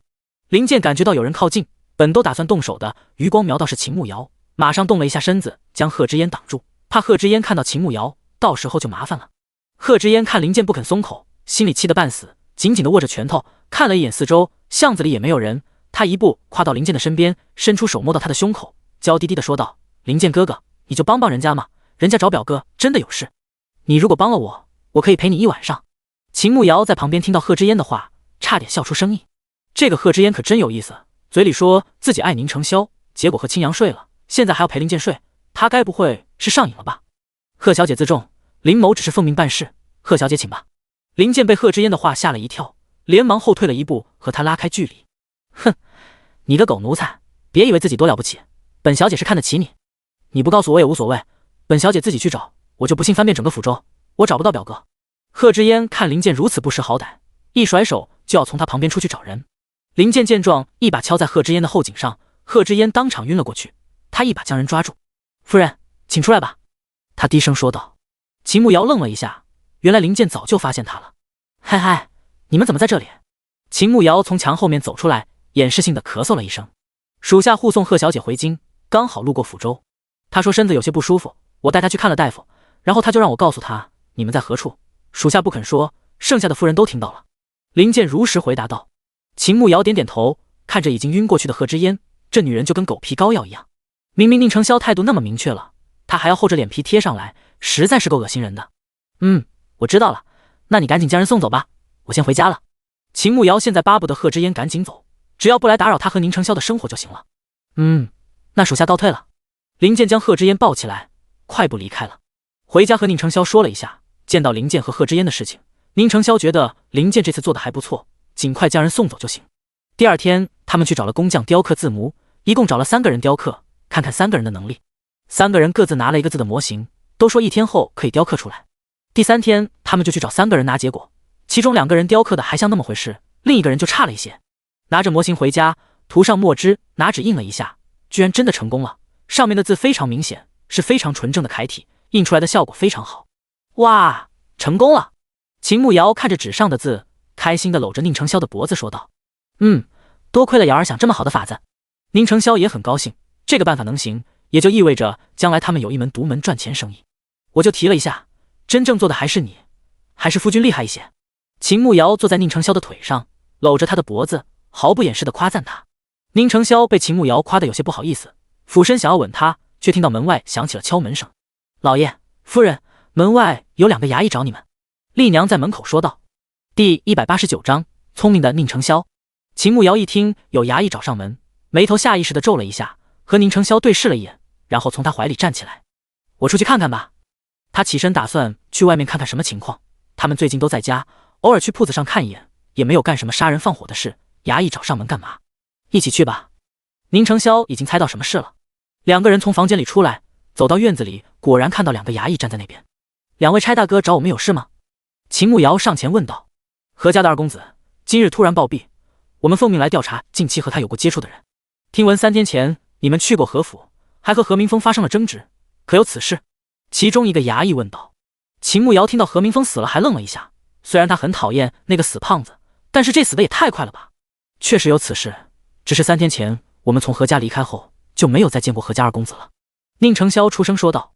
衙役听到宁承霄的话，马上将目光移到了他身上，打量了他一番，确实和何家人描述的差不多，俊美无双，怪不得那何二会生出那种心思。宁承霄感觉到衙役异样的目光盯着自己，眉头轻蹙了起来，脸色微微一沉，目光逐渐冷了下来，周身散发着寒气。一直盯着宁承霄看的衙役没来由的打了一个寒战，回过神后，掩饰性的轻咳了2声，才开口问道：那你们是因为何事发生争执？宁承霄面无表情地讲述起他和何明峰之前的事，简单明了地说了一遍，都是实实在在发生的。衙役听完宁承霄的讲述，确实和何家人说的差不多。那你们之间可还有说什么？衙役再一次确认起来。秦慕瑶刚才一直没有说话，听了宁承霄的话，他只说了和何明峰之间的争执，对于何明峰藐视知府大人的话一句没说。他马上想到了，何明峰已经死了，得到了应有的惩罚，他们现在若是还把那些话供出来，肯定要得罪何家，所以最好就是只字不提，两边都不得罪。没有了。宁承霄说道。最近这几天你们确定没有再见过何明峰？衙役又问道。没有。2个人异口同声地说道。衙役看了看2个人，最后也没有再说什么，只让他们最近不要出远门，随时在家等候官府询问。等2个衙役走了以后，秦慕瑶才推着宁承霄回屋。何明峰怎么突然死了？他总感觉这件事太巧合了，会不会和宁承霄有关系？可是最近这几天他们都没有分开过，而且林健还送贺知烟去京城了，家里除了青阳和丽娘外也没有别的人。青阳天天盯着铺子里的2个木匠干活，丽娘一个厨娘，除了做饭收拾屋子外根本不可能做别的。坏事做多了，遭报应了吧？宁承霄坐在轮椅上淡淡的说道。秦慕瑶也没有再多问，反正不管这件事和宁承霄有没有关系，我都不可能供出他，而且何明峰就是活该。第2日他去铺子里查看进度，大街小巷都在说何明峰的死，他是死在红雪楼的，还是死在一个小官的床上？据说死得特别突然，死相也特别恐怖，有说是七窍出血，还有说浑身抽搐，跟抽风一样，众说纷纭。不过大家都觉得何明峰死得好，这下抚州城就少了一个祸害，大家都拍手称好。秦慕瑶当然也觉得何明峰死得好，谁让他肖想自己的男人死了才好呢？铺子的货架还有2天就完全做好了，到时候将铺子打扫一番，再装点一下别的物件，只等门匾做好，再将货品摆放上去，他的铺子就能开张了。他在铺子里坐了一会儿，也没什么事，就起身离开了。刚走出铺子，就遇到了周和，他拿着手绢慢悠悠地走了过来。自从上次那和尚的事情后，他对周和就有了一些膈应，所以现在见到他自然也不会热情地去打招呼。可是周和却径直地向着他走了过来，拦在了他面前。秦妹子，好久不见，近来可好啊？周和笑着问道。秦慕瑶看周和好像没事人一样，还笑着和自己打招呼，脸皮真是够厚的。既然要演戏，那就陪他演。挺好的，吃嘛嘛香，身体倍棒。周姐姐最近是没有睡好吗？眼圈好黑啊，整个人怎么如此憔悴，怎么好像比上一次看着老了好几岁？秦慕瑶笑着说道。周和听到秦慕瑶的话，笑容僵在了脸上，伸手摸了一下自己的脸，神色有些尴尬。最近确实没有怎么休息好，之前遇到一个化缘的小和尚，说我今年财运不济，犯小人。哎，也不知道怎么办。我这上有老下有小，铺子里还有2个工人，作坊里还有几名师傅，都指着我吃饭，我这生意若是做不下去，他们怎么办啊？周和一脸忧愁，好像自己赚钱都是为了养活其他人一般。什么和尚？周姐姐还信这些啊？我可不相信这些。生意好不好，还是和自身的东西质量有关，还有自己的人品。周姐姐觉得呢？秦慕瑶皮笑肉不笑的看着周和问道。周和身子一愣，脸上闪过一丝尴尬，然后说道：“说的也是，没想到秦妹子小小年纪，懂得倒是不少呢。算了，不说这些了。你这铺子准备的怎么样？货品可是准备好了？打算什么时候开张呢？”秦慕瑶看周和眼睛一直在盯铺子里，眼底都是好奇，笑着说道：“不急，还没有准备好，等准备好了再开张也不迟。秦妹子，你这铺子的租金可不便宜呢，地段是抚州最好的，1个月租金也要好几十上百两吧？你居然一点都不着急？莫非秦妹子家底丰厚，根本不在意这点钱？”周和说道。还好。秦慕瑶慢悠悠地说道。那你的货品准备的怎么样？不知道能否给姐姐看看，让姐姐也开开眼界，顺便买上一些，也算照顾你的生意了。周和终于说出了今日来的目的之一。第190章意外。秦慕瑶听到周和的话，就知道他没安好心，估计是想看看自己有什么东西，然后让自己的人照着做，赶在他开张之前上到自己铺子里，到时候他可能一个客人都没有。他在心底冷笑了一声，看着满怀期待的周和，他突生一计。东西还没有完全准备好，不过我自己身上带了一盒口脂，周姐姐若是想看看，就给你看看，正好周姐姐经验丰富，可以为我提一点意见。秦慕瑶慢悠悠地从乾坤袋里掏出了一盒口脂，小小的陶瓷罐，上面有一个小盖子，白色的陶瓷罐子，简单又精致。周和目不转睛地盯着秦慕瑶拿出来的陶瓷罐，他倒要看看他的口脂和自己铺子里的有什么区别。秦慕瑶大方地将罐子递给周和，然后一脸谦虚地说道：“还请姐姐给妹妹提点建议，妹妹还是第一次做，经验不足，还要多向姐姐取经。”周和打开罐子，里面是朱红色的口脂，颜色纯正，膏体光泽，还带着一丝淡淡的香味。这个味道是他不曾闻过，好像是一种花香。他嗅到那香味，心底已经很惊讶了，毕竟大宁有的花他基本上都知道，但是这香味真不知道。伸出手指轻轻地蘸取了一点，指腹上马上就染上了颜色，一点都不黏腻，涂抹一点在手背上，一下就涂开了，颜色非常好看。秦慕瑶站在一旁默默地看着周和，虽然面上还比较淡定，但是他眼底闪过的惊讶和错愕早就出卖他了。周姐姐感觉如何？秦慕瑶问道。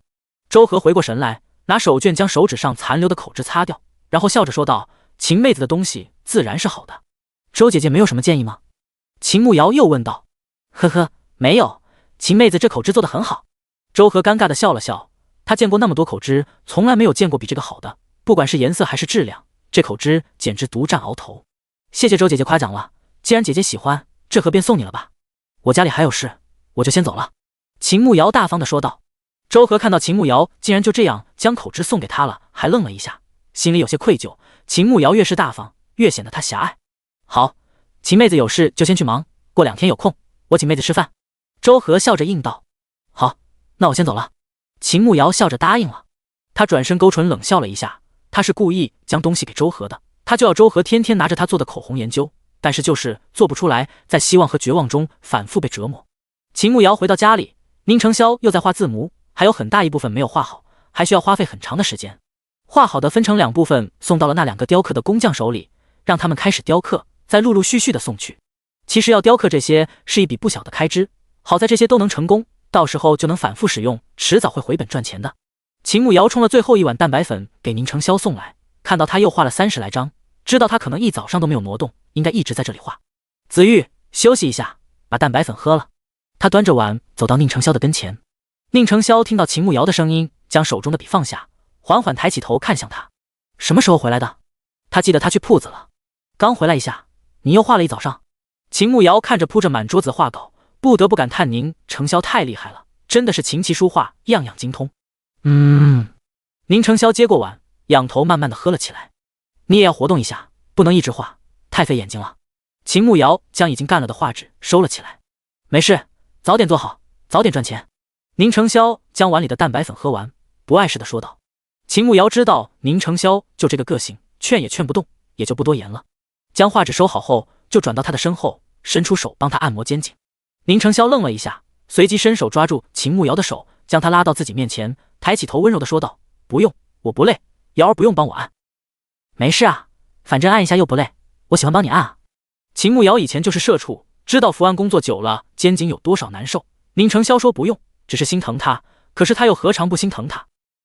宁成霄闻言勾唇笑了笑，宠溺地说道：“好，那便麻烦瑶了。”秦慕瑶再一次走到宁成霄身后，帮他按摩肩颈。你最擅长画什么？秦慕瑶一边按一边和宁成霄闲聊起来。山水、花草都还可以。宁成霄想说自己都会，又怕秦慕瑶觉得他不谦虚，所以就随便说了2样。哦，会画人像吗？秦慕瑶问道。会。宁成霄点头说道。那改天天气好了，你能不能给我画一幅像？秦慕瑶期待地问道。好。宁成霄立马答应下来，这对于他来说根本不是事，而且画自己媳妇儿，他也是很乐意的。秦慕瑶当即开心地期待起来，他还没有见过宁成霄画人呢，不知道有几分像。瑶儿，下午我们去一趟奴隶市场。宁成霄突然开口说道。秦慕瑶顿了一下，不解地问道：“你要买奴隶吗？”宁成霄轻轻点头，一把将秦慕瑶拉到自己腿上坐下，然后在他耳边小声地说道：“陪我去接一个人。”秦慕瑶身子一怔，眼睛快速地看了一眼四周，然后低声问道：“你的人来了？”“上面的人应该在暗中盯着，给他安排一个合适的身份。”宁成霄不打算瞒着秦慕瑶，他的事情会慢慢都告诉他。好。秦慕瑶赶紧点点头。在家吃了午饭后，2个人又在家休息了一会儿，就慢悠悠地出发去奴隶市场。2个人上次去奴隶市场买丽娘，中间也没有隔太久，所以人牙子一眼就认出他们了，马上热情地迎了上来。老爷夫人，这次打算买个什么奴隶？我这里什么都有，你们随便挑。人牙子热情地说道。秦慕瑶假装看了起来，其实是在等宁成霄挑。等了好一会儿，也没有见宁成霄选定人，他只能弯腰在他耳边低声问道：“相公，你挑到了吗？”宁成霄将笼子里的奴隶都看了个遍，并未看到自己要找的人，眉头微微蹙了起来。难道出了什么意外？第191章，宁家玉来了。宁成霄又看了一眼四周，还是没有看到随风的身影。暂时没有挑到合适的，改日再来吧。宁成霄轻声说道。秦慕瑶闻言就明白宁成霄要找的人不在这里面，想必是中间出了什么纰漏，现在外面人多眼杂，他也不好多问，只能随口说道：“好，我也没有看上的，那就改天再来吧。”杨大娘，这些我们都没有挑上，过2天等你这有了新人，我们再来看看。秦慕瑶上前和人牙子说道。哦，行，正好我男人去收奴隶，本该今天回来的，估计路上耽误了，还没有回来，估计最晚就明后天。你们要是需要的话，就过来看看。杨婆子和秦慕瑶他们打过一次交道，他们买奴隶很干脆，挑中了就直接买下来，也不怎么讲价，所以他还挺喜欢和他们做买卖的。好，那我们过2日再来看看。秦慕瑶闻言赶紧点点头。等2个人离开奴隶市场，又随便去别处逛了一会儿，买了一些小东西回家。回到家后，2个人直奔书房，将房门关上后，秦慕瑶才紧张地询问道：“怎么回事？你要找的人是不是出事了？”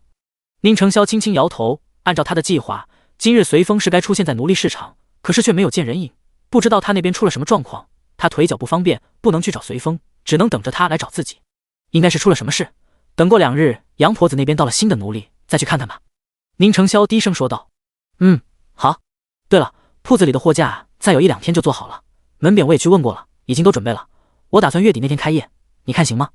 秦慕瑶眼下也没有别的事情做，他们虽然身上还有钱，可是多赚点钱才有安全感。可以，就按照你说的来吧。宁成霄点点头。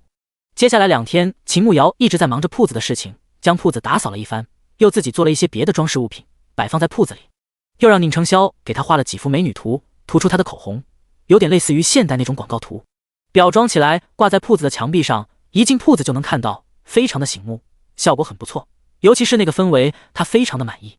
这也是他第一次看宁成霄画人像，而且还是他简单描述，让他随便画的。虽然是随便画的，可是在几幅美人图上总能找到一些他的影子，连丽娘看了都说，有的眼睛像，有的嘴巴像，有的鼻子像，反正都是好看的。2天后，他们又去了一趟奴隶市场，杨婆子的男人已经回来了，确实带了几个新面孔回来。秦慕瑶陪宁成霄挨个笼子的看，到了第3个笼子的时候，宁成霄看了其中一个蓬头垢面、衣衫褴褛、身上还有伤的奴隶2眼，秦慕瑶大概猜到就是那个人了，他也没有出声，而是跟着宁成霄又看了一圈。是那个灰色衣服的人吗？秦慕瑶小声的在宁成霄耳边问道。宁成霄点了一下头。行，那我去和杨婆子说。秦慕瑶低声说道。好。宁成霄点点头。秦慕瑶找到杨婆子，对着她说道：“杨大娘，你把那个笼子里那个穿灰衣服的奴隶放出来，让我看看，我看他体格不错，让他试试力气，今后好照顾我相公。”杨婆子一听他们选好了，顿时开心坏了，拿着钥匙就去将笼子打开，将人喊了出来。去那边把那块大石头抱起来。你要是抱不起来，最近2天都别想吃东西，赶紧去。杨婆子手里拿着皮鞭，对着随风身边的空气抽了一下，恐吓了一番。随风看了一眼，身子抖了一下，眼底闪过一丝惧意，然后再带着沉重的脚链，一步一步地走到那边的大石块旁边。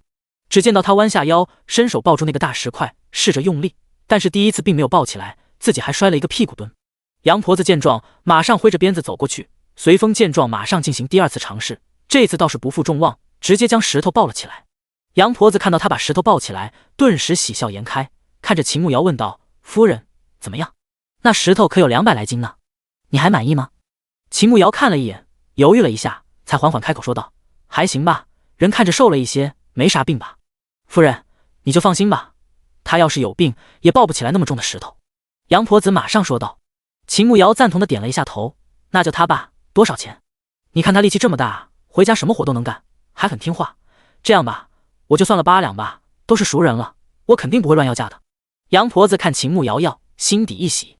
本来按照平时他要个10两都行，但是想到秦慕瑶他们是老主顾，而且那奴隶是他男人在半路捡到的，就给了2口饭吃，也没有花钱，而且他脑子也有点不好使，说话也说不清楚，卖8两银子也算是纯赚。秦慕瑶和杨婆子又讲了讲价，最后6两成交了。倒不是他差那么2两银子，就是如果太干脆的答应，怕其他人觉察那人的身份。谈妥了以后，一手交钱，一手交人。秦慕瑶和宁承霄将人领回家，让丽娘先准备热水。宁承霄将人带到书房去教规矩。为何比原计划晚了2天？宁承霄问道。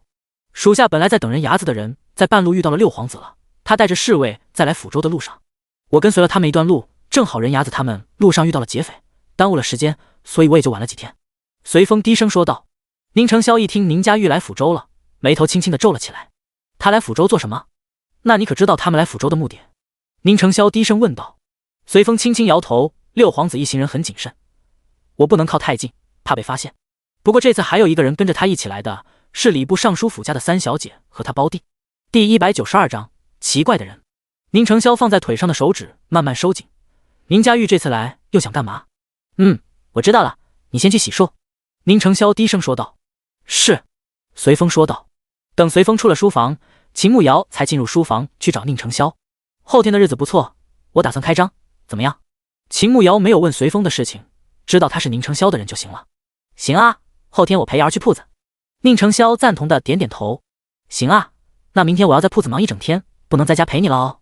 秦慕瑶发现宁承霄很黏他，只要他在家里，他都要他在身边，他出门也会尽量跟着，除非有事不能跟，他就反复叮嘱他，还会让他早些回来。后天开业他要忙好多事情，根本没空顾及他，不提前说一声，他又该生闷气了。我明天要去赵府，林宇要给我扎最后一次针灸，还要泡药浴，等我弄好了，我就去找你。宁承霄一把将人拉到腿上坐下，然后在他耳边说道。秦慕瑶点了点头。那明天让刚带回来的那个陪你去，他叫随风，以后就叫阿风。宁承霄轻声说道。好，那就让阿风陪你去，我吃过饭就要去铺子里准备。秦慕瑶点头说道。好，有什么事吩咐青阳去做，你不用那么累，你是他的主子，吩咐他做事是应该的。宁承霄轻声叮嘱道。他发现秦慕瑶对家里的下人很客气，好像没有将他们当作奴隶，反而像是朋友一样，每次他们帮忙做了事情，他都会说谢谢，非常的客气。其实在我们那里，人人都是平等的，没有高低贵贱之分，没有奴隶，也没有主子。秦慕瑶靠在宁承霄的怀里，低声说道。宁承霄身子一怔，怎么会人人平等呢？那是一个什么的地方？那谁管理朝廷？宁承霄好奇地问道。会由大家投票选举，所以他的孩子不能继承他的位置。秦慕瑶说的尽量简单一些，其实现代的选举方式远远不止这么简单。宁承霄大吃一惊，这还真是从未听闻过，皇位自古就是父传子，一代一代继承的，怎么会不能继承呢？好了，先不说这些了，我要去准备铺子里的东西，你自己休息一会儿。秦慕瑶知道想让一个古代人理解是不可能的，反正他也没想过要推翻这个封建社会，他也做不到，只是随口和宁承霄说说而已。去吧。宁承霄点点头。秦慕瑶离开书房后，就去了他们的屋子，将之前准备好的口脂拿出来检查了一遍，确保没有出问题。又把之前的眉笔拿了30支出来，还有12支香薰蜡烛，每种味道鸽准备了2支，到时候一起拿到铺子里摆放在货架上。口脂准备了100份，应该是够卖了。第2天早上起来，大家吃了早饭，就各自行动。秦慕瑶和青阳去了铺子，开始整理东西。青阳是男子，对女子的这些东西也不懂，只能听秦慕瑶安排，让他做什么就做什么。忙忙碌碌一早上，将装饰物品摆放好，又将商品都摆放到货架上。到了中午，也没有见宁承霄来，倒是看到随风来了。夫人，老爷在赵神医府上泡药浴，需要泡2个时辰，这会还没有泡完，他怕您等久了，特地派奴才前来告诉您一声。随风上前说道。秦慕瑶点点头，他就说之前顶多1个2个小时就搞定了，今天怎么这么久还没有来？没想到要泡那么长时间。好，我知道了，那你继续去照顾他吧，我这边还要忙一阵。秦慕瑶说道。老爷，让奴才给夫人带的桂花糕，怕您饿着，这个还是热的，您可以吃一点。随风将桂花糕递给秦慕瑶。他跟了宁承霄10年了，还从没见他对谁这般好，即便是王爷王妃都不曾，更别说是女子了。看来他主子是将秦慕瑶放在心尖上，能让他主子这般喜欢的女子，必定不是普通人，定有过人之处。秦慕瑶闻言，脸颊有些发烫，心里又甜蜜又幸福，他家子玉真好，最贴心了。随风走了以后，他和青阳又忙了一阵，终于将东西都摆放好了。好久不曾这般忙碌了，忙完才感觉到腰有些酸疼。夫人，奴才刚才发现门外好像有一个人正盯着我们铺子里，鬼鬼祟祟的，不像什么好人。青阳突然走到秦慕瑶身边，小声的说道。秦慕瑶马上抬起头看向青阳，再顺着他的目光看去，果然看到他们铺子的对面有一个男人正盯着他们铺子看。不过在他看他的时候，他马上将目光收了回去，还假装走开了。秦慕瑶皱了一下眉头，这种反应多半是有鬼。你在铺子里守着，任何人来了不准进，我去外面看看。他从沙发上起身，这是他专门吩咐木匠做的，做了一个木质沙发，下面铺着一层软垫，还有配套的茶几，可以给客人休息。他慢悠悠地从铺子里出来，然后就看到那个人刚走了几步又停了，看到他在看他，他又向前走了几步。那人长得挺普通的，就是路人甲长相，所以秦慕瑶确定自己不认识。不过这种时候鬼鬼祟祟跑到他铺子来，难不成是周河安排的人来？他这几天忙别的事情，根本没空管周河，他倒是挺积极，时时刻刻的安排人盯着自己。应该是没有研究出来那口红怎么做的，现在着急了吧？想看看他这边筹备的如何了，到时候好搞点小动作吧。他大步的向着那人走去，那人好像感觉到了，加快了脚步，越走越快，一溜烟跑了。就在这时，宁承霄和随风从那边走了过去，秦慕瑶快步走了过去。慢点！宁承霄看到大步走过来的秦慕瑶，以为他是看到自己比较高兴，心里挺开心的。那个人有问题，他一直在我们铺子面前瞎逛，看到我出来就跑了。你能不能把那人抓住？我要审问一下。秦慕瑶现在可没空管宁承霄的宠溺语气，他只想将人抓住，明天就要开业了，不能出岔子。第193章，果然是他派的人。宁承霄愣了一下，然后对着身侧的随风做了一个手势，示意他去处理这件事。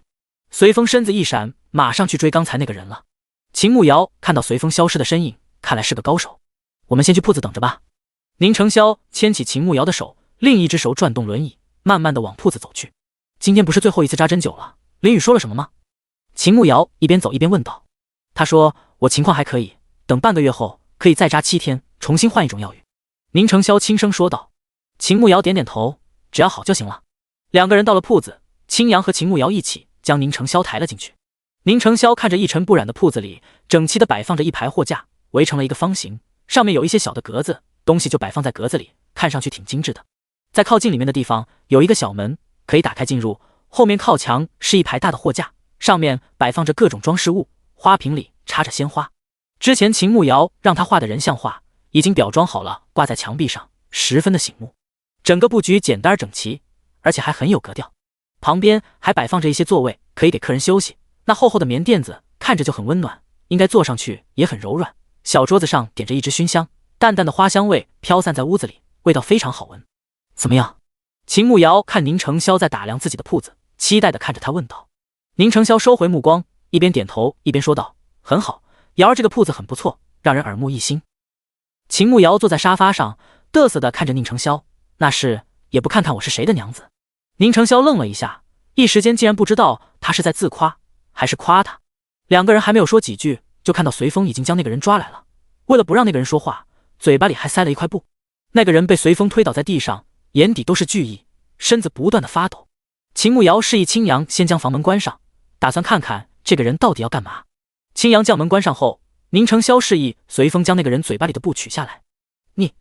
你们是谁？你们想干嘛？男人趴在地上惊悚地看着他们。秦慕瑶冷笑了一声，你鬼鬼祟祟的在我铺子门口盯着我的铺子，你问我是谁？”男人身子一怔，不敢直视秦慕瑶的目光，将目光转到旁边，嘴硬的说道：“我只是路过，哪有鬼鬼祟祟，我都不认识你们。你们快些放了我，不然我要去衙门状告你们。看来不来点硬的，你是不肯说实话了。”秦慕瑶看男人嘴还挺黏的，打算吓唬吓唬他。他的话音刚落下，就看到随风上前，只听到咔嚓一声，男人的一条胳膊就脱臼了。男人顿时疼得大叫起来，可是声音还没有发出来，随风已经再一次将刚才的布条塞到了男人的嘴巴里，所有的声音都堵回了肚子里。这一切发生的太快了，秦慕瑶根本没有反应过来。等他反应过来，看到男人痛苦的在地上打滚，才明白发生了什么。他看了一眼随风，这速度和执行力也太强了，他真的只是想吓唬吓唬对方的，没想到他真的动手了。偷偷的咽了一口口水，看了一眼宁承霄，他面色如常的坐在那边，好像什么都没有发生一样。现在还是不说吗？那另一条胳膊也卸了吧？宁承霄坐在轮椅上，慢条斯理的问道。男人痛得满脸通红，听到宁承霄的话，惊悚的瞪大眼睛，不敢置信的望着他。随风慢慢蹲下身子，正打算抓着男人的另一条胳膊，将他那条胳膊也卸下来，就看到他用力的摇头，嘴里不断发出呜呜声，好像是打算说了。随风伸手将他嘴巴里的布条去掉，另一只手还抓着他的那条胳膊，要是他乱说，马上就卸了他胳膊。我什么都说。男人嘴巴里的布条被拿掉，马上开口说道：“我是花月楼的伙计钱柜，我们掌柜让我来看看你们铺子怎么样了，准备了些什么东西。我真的不是坏人，我只是过来看看，我也不是小偷，我看了就走的，你们不要杀我，求求你们了。”钱柜这下什么都招了，一点保留都不敢有。秦慕瑶一听，果然是周河派来的人，虽然钱柜说自己只是过来看看，但是他肯定不能全信。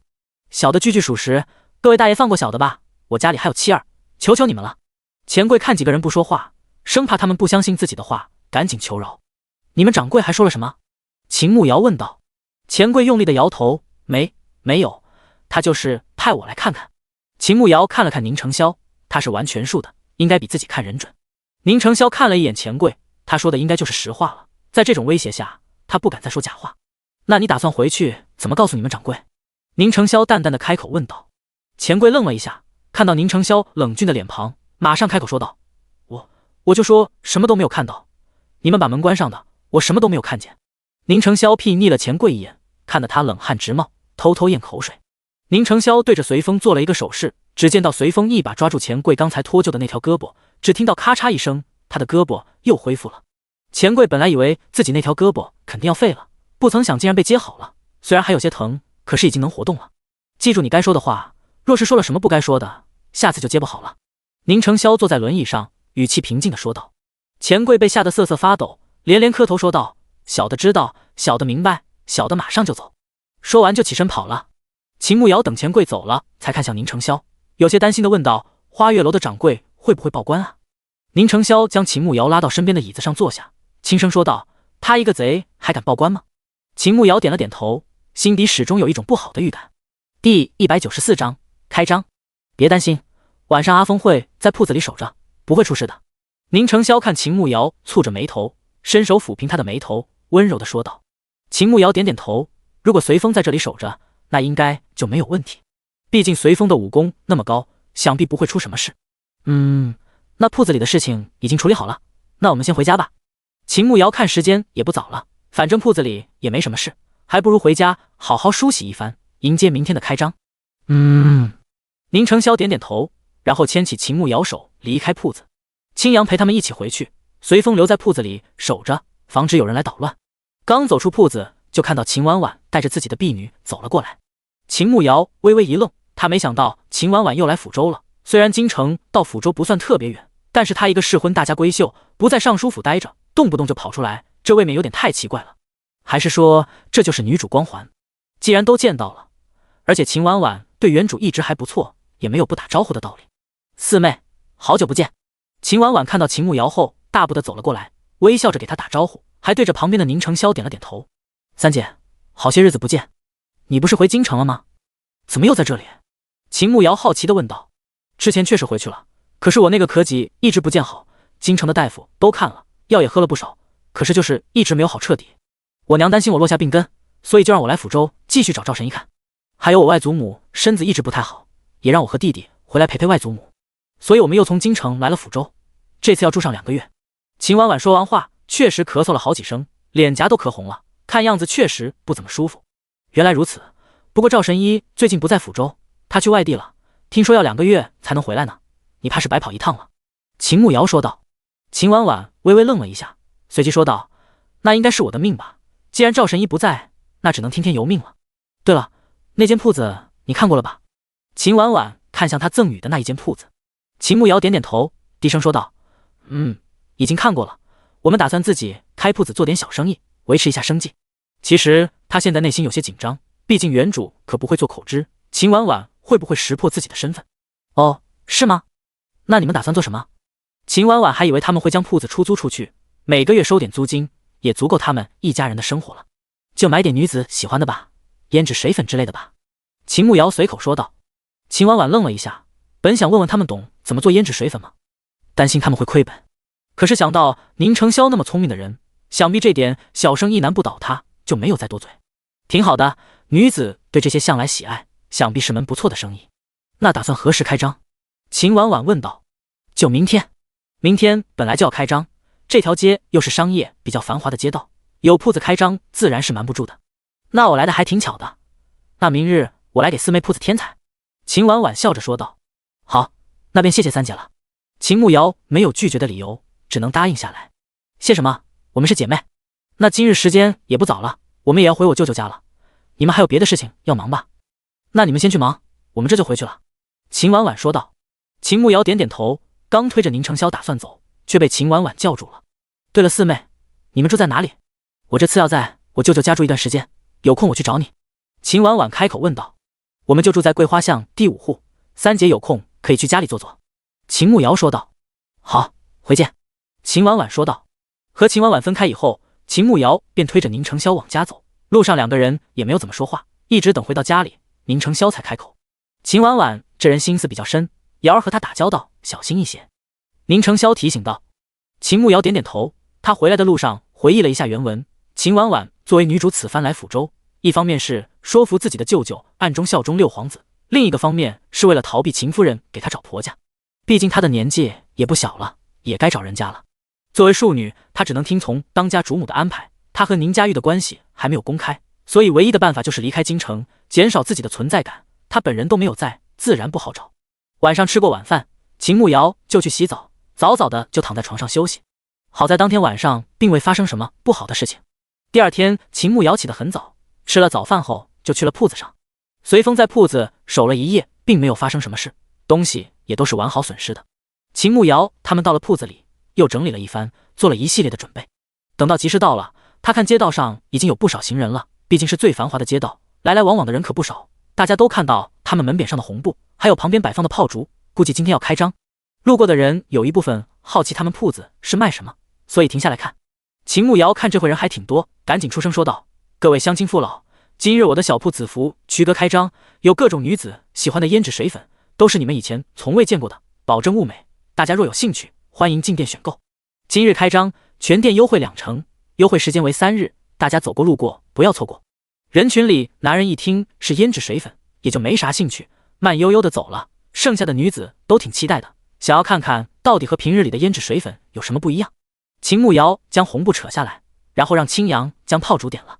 随着噼里啪啦的一阵响，吸引了好些人前来围观。只见到秦婉婉和徐娇娇带着婢女来了，婢女还提着2大包贺礼。四妹，我没有来迟吧？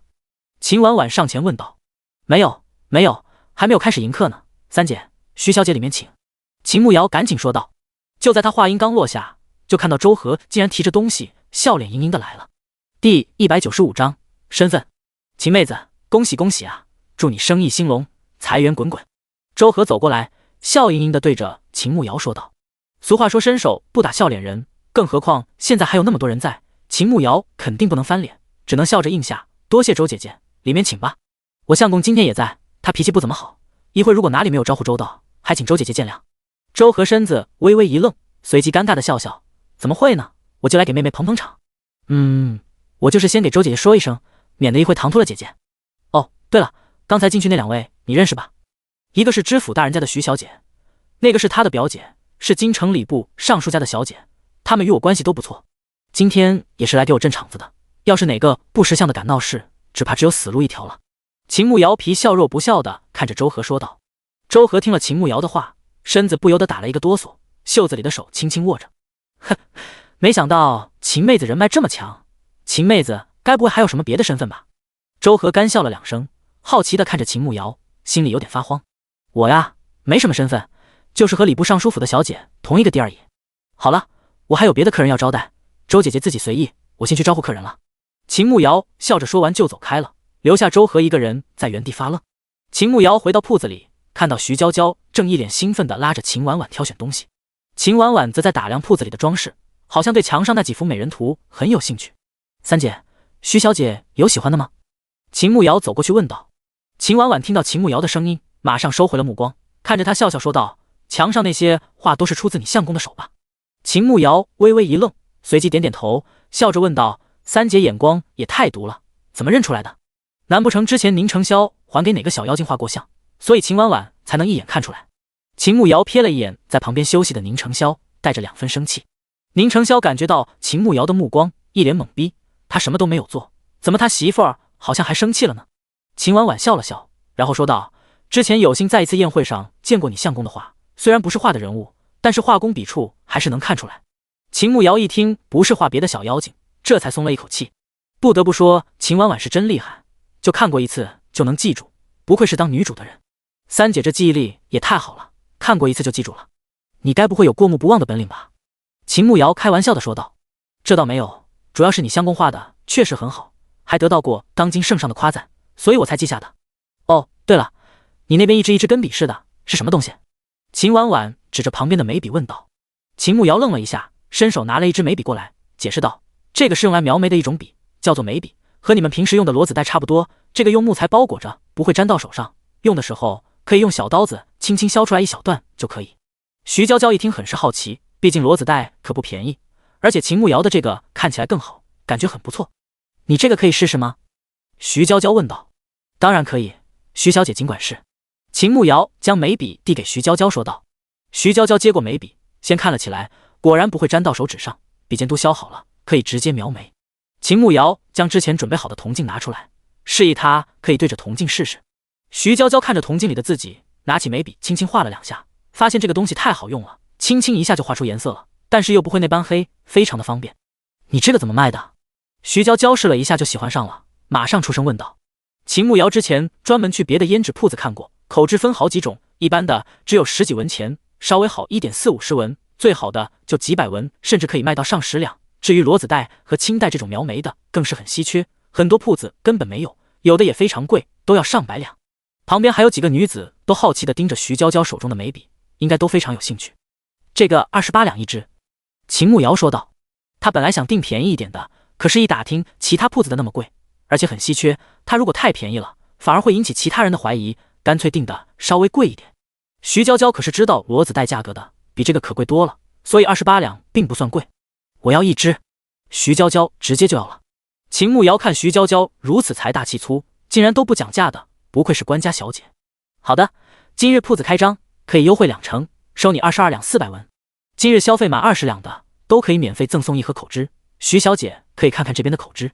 秦慕瑶拿了1盒口脂给徐娇娇。徐娇娇本以为免费赠送的东西应该不怎么样，当打开闻到花香味，倒是被吸引了。她试了一下，发现这个口脂不光颜色好看，而且一点都不干，也没有特别黏糊，还带着一点点香味，比之前买的口脂好太多了。你这个口脂也不错，多少钱1盒？徐娇娇问道。2两。秦慕瑶说道。那我要5盒，你给我包起来。徐娇娇豪气地说道。秦慕瑶愣了一下，随即才反应过来，赶紧给徐娇娇打包。秦婉婉在一旁看着秦慕瑶，一直没有出声，看着她熟练地接待徐娇娇，还有一些过来问的女子，她都从善如流，感觉和尚书府那个胆小不善言辞的她差别很大。秦慕瑶感觉到秦婉婉在看她，估计她发现自己与之前不同了，心里有些紧张。四妹，你改变太大了，这些东西都是你自己做的吗？秦婉婉等秦慕瑶忙完了，才走到她跟前轻声问道。第196章偶遇宁佳玉。秦慕瑶袖子里的手指一僵，她就知道秦婉婉肯定会起疑的。秦三小姐是觉得我们铺子的东西有问题吗？这些东西是我找师傅做的，不知道秦三小姐有何见解？就在这个时候，宁承霄的声音在一旁响起。秦婉婉听到宁承霄的话，身子微微一怔，看到他冷峻的脸庞，好似有些不高兴。这倒没有，我就是觉得这些东西都很不错，尤其是那眉笔，原来是宁公子找的高人。秦婉婉赶紧出声解释道。宁承霄只是冷冷地嗯了一声，没有再多说别的。秦婉婉见状也没有多留，自己也挑选了2样东西，付了钱就带着徐娇娇一同离开了。秦慕瑶又接待别的客人，但是因为他的东西定价都不算便宜，普通人家的女子都买不起，大家还是持观望的态度。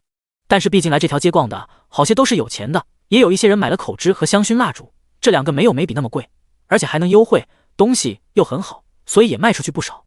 忙了一阵，等铺子里的人都快走完了，周和突然走了过来。秦妹子，你这开门做生意应该不会拒绝客人吧？周和问道。这个是自然。秦慕瑶大概已经猜到周和想干嘛了。那行，你的眉笔我能买上10支吗？周和明显松了一口气，连忙开口问道。当然可以。秦慕瑶点点头。其实如果一开始周和就抱着和他合作的心态，不暗地里搞那些事情出来，他会以更低的价格卖给他。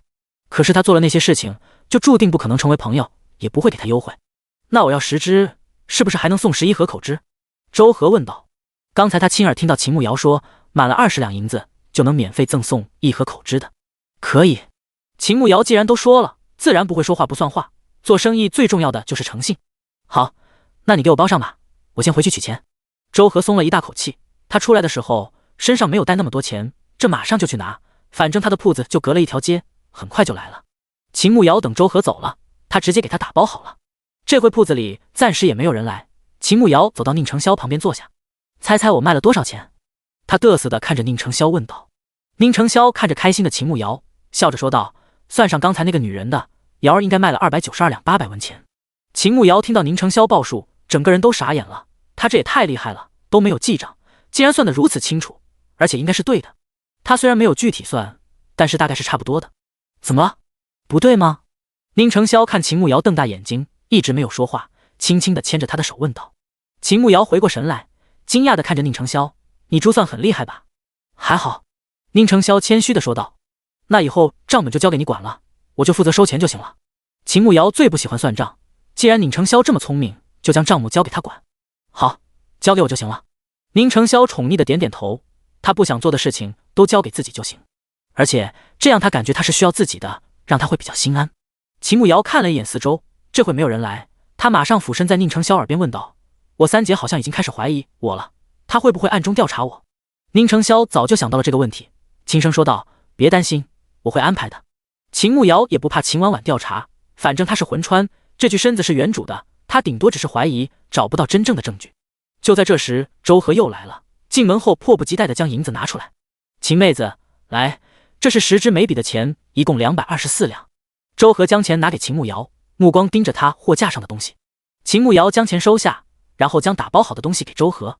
秦妹子，就是赠送的11盒口脂，我能拿3盒换成香薰蜡烛吗？周和盯着桌子上的香薰蜡烛，那味道真的太好闻了，他得买回去好好研究一番。这个不行，我们备货就是口脂，还请周姐姐不要为难我。本来香薰蜡烛的定价和口脂的定价是一样的，但是他就是不想这样给周和。那我买2支总没有问题吧？周和没想到秦慕瑶这么不好说话，只能咬牙说自己要买。可以。秦慕瑶这次到底很干脆地答应了。最后周和又花了3两6买了2支香薰蜡烛。秦慕瑶将人送走以后，就欢快地去数钱了，加上香薰蜡烛的钱，倒是和宁承霄之前说的数字对上了，不由得佩服他厉害。等到下午打烊的时候，秦慕瑶数了一下，自己一共赚了316两银子。没想到开张第一天卖了这么多钱，他自己非常知足，毕竟这些东西都没有花钱，也没有成本，就算是净利润了。走，今天晚上请大家去外面吃饭。秦慕瑶心情不错，决定去酒楼里吃饭，好好犒劳一下大家。宁承霄看秦慕瑶那么开心，不想扫了他的心，就答应去酒楼吃饭。青阳和随风作为奴才，自然是听主子的话。抚州的酒楼最有名的就是玉明楼，上次他们一起去吃过，感觉味道也就那样。于是几个人去了抚州第2大酒楼和氏酒楼，打算再去尝尝。虽然这会是饭点，但是晚上很多人都在家吃饭，只有几个外地来的会在酒楼吃饭，所以他们去的时候酒楼人不算多。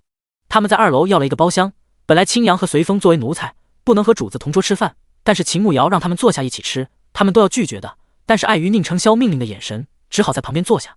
秦慕瑶点了6道菜，既然是来庆祝的，自然不能太小气。等菜的时候，秦慕瑶有点内急，下楼去上了一趟茅房。他上完茅房回来，刚走到包厢门口，竟然看到宁佳玉走了过来。嫂嫂，这要巧，你怎么也在这里？宁佳玉看得到秦慕瑶后，大步走了过来，一脸惊喜地问道。第197章，话里有话。秦慕瑶看了宁佳玉一眼，赶紧出声说道：“名副秦氏见过。别，我这次出来没有声张，而且我一直当子玉是自己的哥哥，我既称呼你一声嫂嫂，嫂嫂就别行那么大的礼了。”宁佳玉立马出声阻止他，似乎是不想让其他人知道他的身份。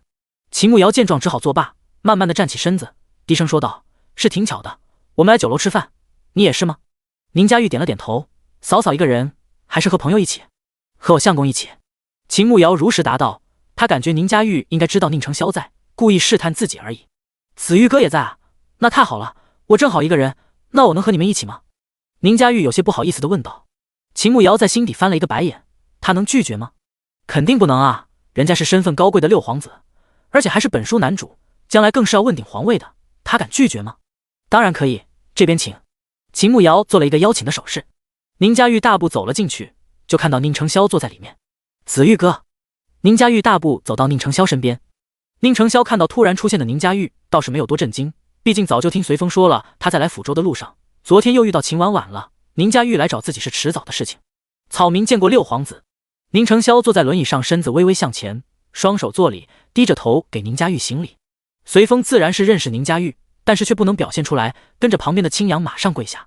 子玉哥，哎，你快免礼，我都说了很多次了，你我之间不必如此，你怎么就是要这样见外呢？宁佳玉将宁承霄扶起来，语气有些无奈地说道。宁承霄赶紧说道：“草民一介庶民，不敢与六皇子称兄道弟，还请六皇子莫要折杀草民。”宁佳玉看着非常和自己生分的宁承霄，无奈地叹了一口气：“哎，罢了，刚才我在门外看见嫂嫂，听说你也在这里，想着我们好久不曾一起吃过饭了，今日难得有机会，就厚着脸皮来了，你不会生气吧？”宁佳玉说道：“六皇子这是什么话？您能屈尊降贵来和我们吃饭，是我们的福气，我们怎敢生气？请坐吧。”宁承霄从始至终对宁佳玉的态度都是疏远的，保持着该有的礼数。宁佳玉掀开袍子坐在了宁承霄的旁边，看着旁边的随风和青阳还跪着，赶紧说道：“这两位是我娘子最近开了一个铺子，怕我双腿不方便，没人照料，就买了2个家奴。”宁承霄出声解释道：“哦，确实该买2个奴才伺候，那你们先起来去门外候着吧。”宁佳玉看了一眼2个人，吩咐道：“是。”随风余光瞄到宁承霄做了一个让他照做的手势，赶紧起身跟着青阳一同去了门外。“嫂嫂，过来坐呀。”宁佳玉看秦慕瑶还在一旁站着，招呼他过来坐，好似自己做东一般。秦慕瑶尴尬地笑了笑，走到宁承霄的身边坐下。秦慕瑶坐下后就没有人说话，气氛有些尴尬。好在很快小二就送饭菜来了。等他们点的菜上桌后，宁承霄恭敬地问宁佳玉：“不知道六皇子驾到，就点了这几样，六皇子是否还需要再点几道菜？”“不必，去年大宁遭了灾，国库紧张，在京城的时候，父皇就要求我们要节约，不可浪费，这几道菜就够了。”宁佳玉赶紧拒绝：“那既然六皇子这样说，就不加了吧。”宁承霄淡淡的说道：“虽然不用加菜了，不过我们很久没有把酒言欢了，今日难得有机会，不如再要一壶酒，我们俩好好喝2杯，如何？”宁佳玉问道。“六皇子，这个可能不行，赵神医让我相公敬酒，他的腿不宜饮酒，所以他没办法陪你喝了。”秦慕瑶闻言赶紧出声说道：“宁承霄的腿好不容易好一点，不能因为喝酒出变故，不然之前的努力又白费了。”“哦，这样啊，那是我唐突了，那就不喝了。”宁佳玉一听马上就说不喝了。“谢六皇子体谅。”宁承霄拱手作礼说道。“对了，子玉哥的腿怎么样了？那赵神医怎么说？应该能治好吧？”宁佳玉问道。“谢六皇子关心，神医没有明说，而且他暂时没有在抚州，只是控制病情不要再恶化，治好想必不容易。”宁承霄低声说道。宁佳玉点了点头，鼓励地说道：“我相信神医肯定有办法的，子玉哥的腿肯定能好起来的。借六皇子吉言。”宁承霄客套地说道。客套完了，大家就开始吃饭。有宁佳玉在，秦慕瑶显得有些拘谨，她总感觉浑身不自在，也没有什么胃口，夹菜就夹面前的一盘菜。宁承霄见状，往秦慕瑶的盘子里加了不少菜。宁佳玉笑了起来：“子玉哥现在改变也太大了，也会怜香惜玉了，嫂嫂有福了。”面对宁佳玉的打趣，宁承霄面不改色地说道：“六皇子说笑了。”宁佳玉看宁承霄态度那般疏远，也没有自讨没趣的继续聊下去，继续吃着饭。等大家都吃完饭了，宁佳玉看了一眼秦慕瑶，明显是有话要说。嫂嫂，我有几句话想和子玉哥单独说，能否请你先去外面等一下？宁佳玉看秦慕瑶不打算走，只好自己开口说道。秦慕瑶刚要起身，却被宁承霄一把拉住了。六皇子要说的话，如果是关于朝堂的，那就不必说了，我一介草民，那些事情与我无关。如果是说别的，那我娘子听听也无妨。宁承霄看着宁佳玉说道。宁佳玉愣了一下，没想到宁承霄会这样说，自己还没有开口，他就直接拒绝了。呵呵，子玉哥确实变了太多了，或许有些事情你不想知道，但是有些人却并不会让你安心过日子。你这般在意嫂嫂，想必也想让她安安稳稳的过日子吧？宁佳玉明显是话里有话。第198章，宁承霄又吃醋了。宁承霄的脸色阴沉了2分，低声在秦慕瑶耳边说道：“瑶儿，先去门外等我一下。”秦慕瑶看了一眼宁佳玉，俯身在宁承霄耳边说道：“那你自己小心一点，有事就叫我，我就在门口。”宁承霄轻轻点头，轻轻捏了秦慕瑶的手一下，示意他不用担心。好像在他心里，自己这个相公很弱，随便一个人都能欺负自己。秦慕瑶起身退出包厢，然后将房门关上，也不敢走远，就在房间门口站着。等秦慕瑶走了以后，宁佳玉才开口说道：“子玉哥和嫂嫂感情挺深厚啊。”谁敢动他一根汗毛，我必倾尽所有讨回来。宁承霄紧握拳头说道，脸色阴郁，周身散发着寒气。宁佳玉见状，心底愣了一下，没想到宁承霄竟然这般在意秦慕瑶，看来想要拉拢他，就必须要讨好秦慕瑶。子玉哥可知我这次来抚州是为了什么事吗？宁佳玉赶紧换了一个话题，聊到了正事上去。不知。宁承霄也不啰嗦，冷冷地说道。宁佳玉看了看四周，才压低声音在宁承霄身侧说道：“其实我此番来抚州，是父皇让我暗中调查李县前县令贪污一事。虽然王文志已经认罪服诛了，但是事情绝非那么简单。父皇希望我能暗中将这件事调查清楚。而我发现王文志一事，或许和你父王那件事有千丝万缕的关系。”宁承霄心底愣了一下，但是面上却不显。既然皇上派殿下调查此事，想必也是相信殿下的能力。殿下要是调查出来，也算是为老百姓做事，到时候必定会获得老百姓的拥护的。我在此恭祝殿下早日破案。宁承霄不急不缓地说道。宁佳玉本以为宁承霄知道这件事和他爹的案子有牵连，会比较激动，可是他竟然如此淡定，丝毫没有一点惊讶。他难道真的不想替他爹翻案吗？还是说他爹本身就做了那些事情，所以他已经认了？难道子玉哥就不好奇吗？宁佳玉没忍住，还是问出了口。殿下想要我好奇什么？宁承霄反问道。难道子玉哥就不好奇这个案子与你爹有什么关联吗？宁佳玉问道。我现在是一介庶民，无权无势，即便知道了，我又能做什么呢？宁承霄不能确定宁佳玉是否真的会帮他，之前绝对不会在他面前表现出一点异样。当今圣上肯定不希望他暗中做什么，至少这2年事，不然他的威严往哪里放？宁佳玉看宁承霄这样说，一时间也不知道该说什么，只能无奈地叹一口气。哎，既然这样，就算了吧，我会尽快去调查清楚这件事。如果真与苏王叔的案子有关系，我会继续查下去，将事情调查清楚。今天时间也不早了，嫂嫂在门外也等着急了吧？那我就先走了，我最近几个月会一直在抚州，子玉哥如果有事可以去东郊的别院找我。宁佳玉说完就站起身打算走人了。恭送殿下。宁承霄恭敬地说道。宁佳玉看了一眼宁承霄，低声说道：“子玉哥，其实你可以试着相信我，我真的相信苏王叔是被冤枉的。”宁承霄没有接话，依旧低着头恭送宁佳玉离开。宁佳玉快步走出了包厢，推开门就看到秦慕瑶站在那边，看到他打开门，马上就望了过来。嫂嫂，放心吧，我没有将你相公怎么样，只是说了2句话，他还好好的。今天时间也不早了，我就先走了，后会有期。宁佳玉笑着对秦慕瑶说道。宁佳玉五官生的极美，是那种模糊了性别的美，这一笑倒是晃了秦慕瑶的眼，真的算得上是一笑倾城了。这还是秦慕瑶第一次见如此好看的人笑，不由得多看了几眼。正巧这个时候，宁承霄从里面出来，看到他盯着宁佳玉看，还不肯移开眼睛，脸瞬间沉了下来。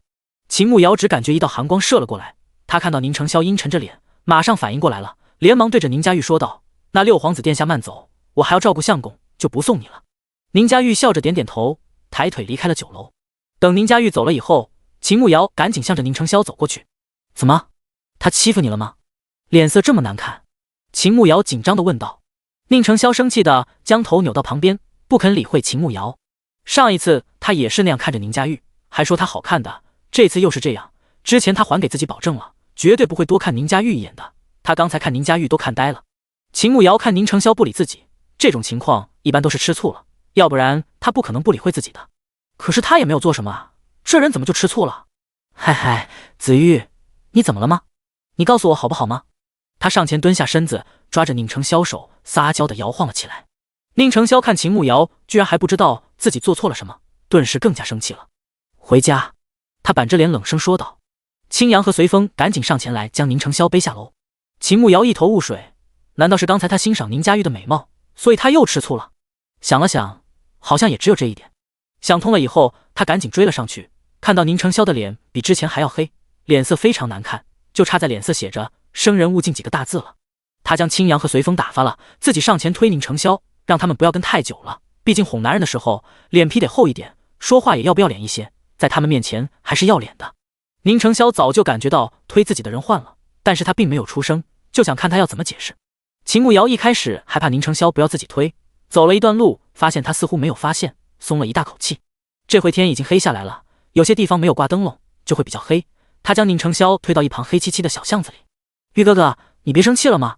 我错了，理我吗？好不好吗？秦慕瑶拉着宁成霄的手，开始撒娇卖萌。宁成霄听到秦慕瑶撒娇，心跳加速，气瞬间消了一半。就在这时，他突然感觉到巷子里有人靠近，而且来者身上的气息很强大，绝非一般人。第199章，有几分熟悉。秦慕瑶突然感觉身后一道强劲的冷风袭来，他还没有反应过来，突然被宁成霄一把拉到了怀里。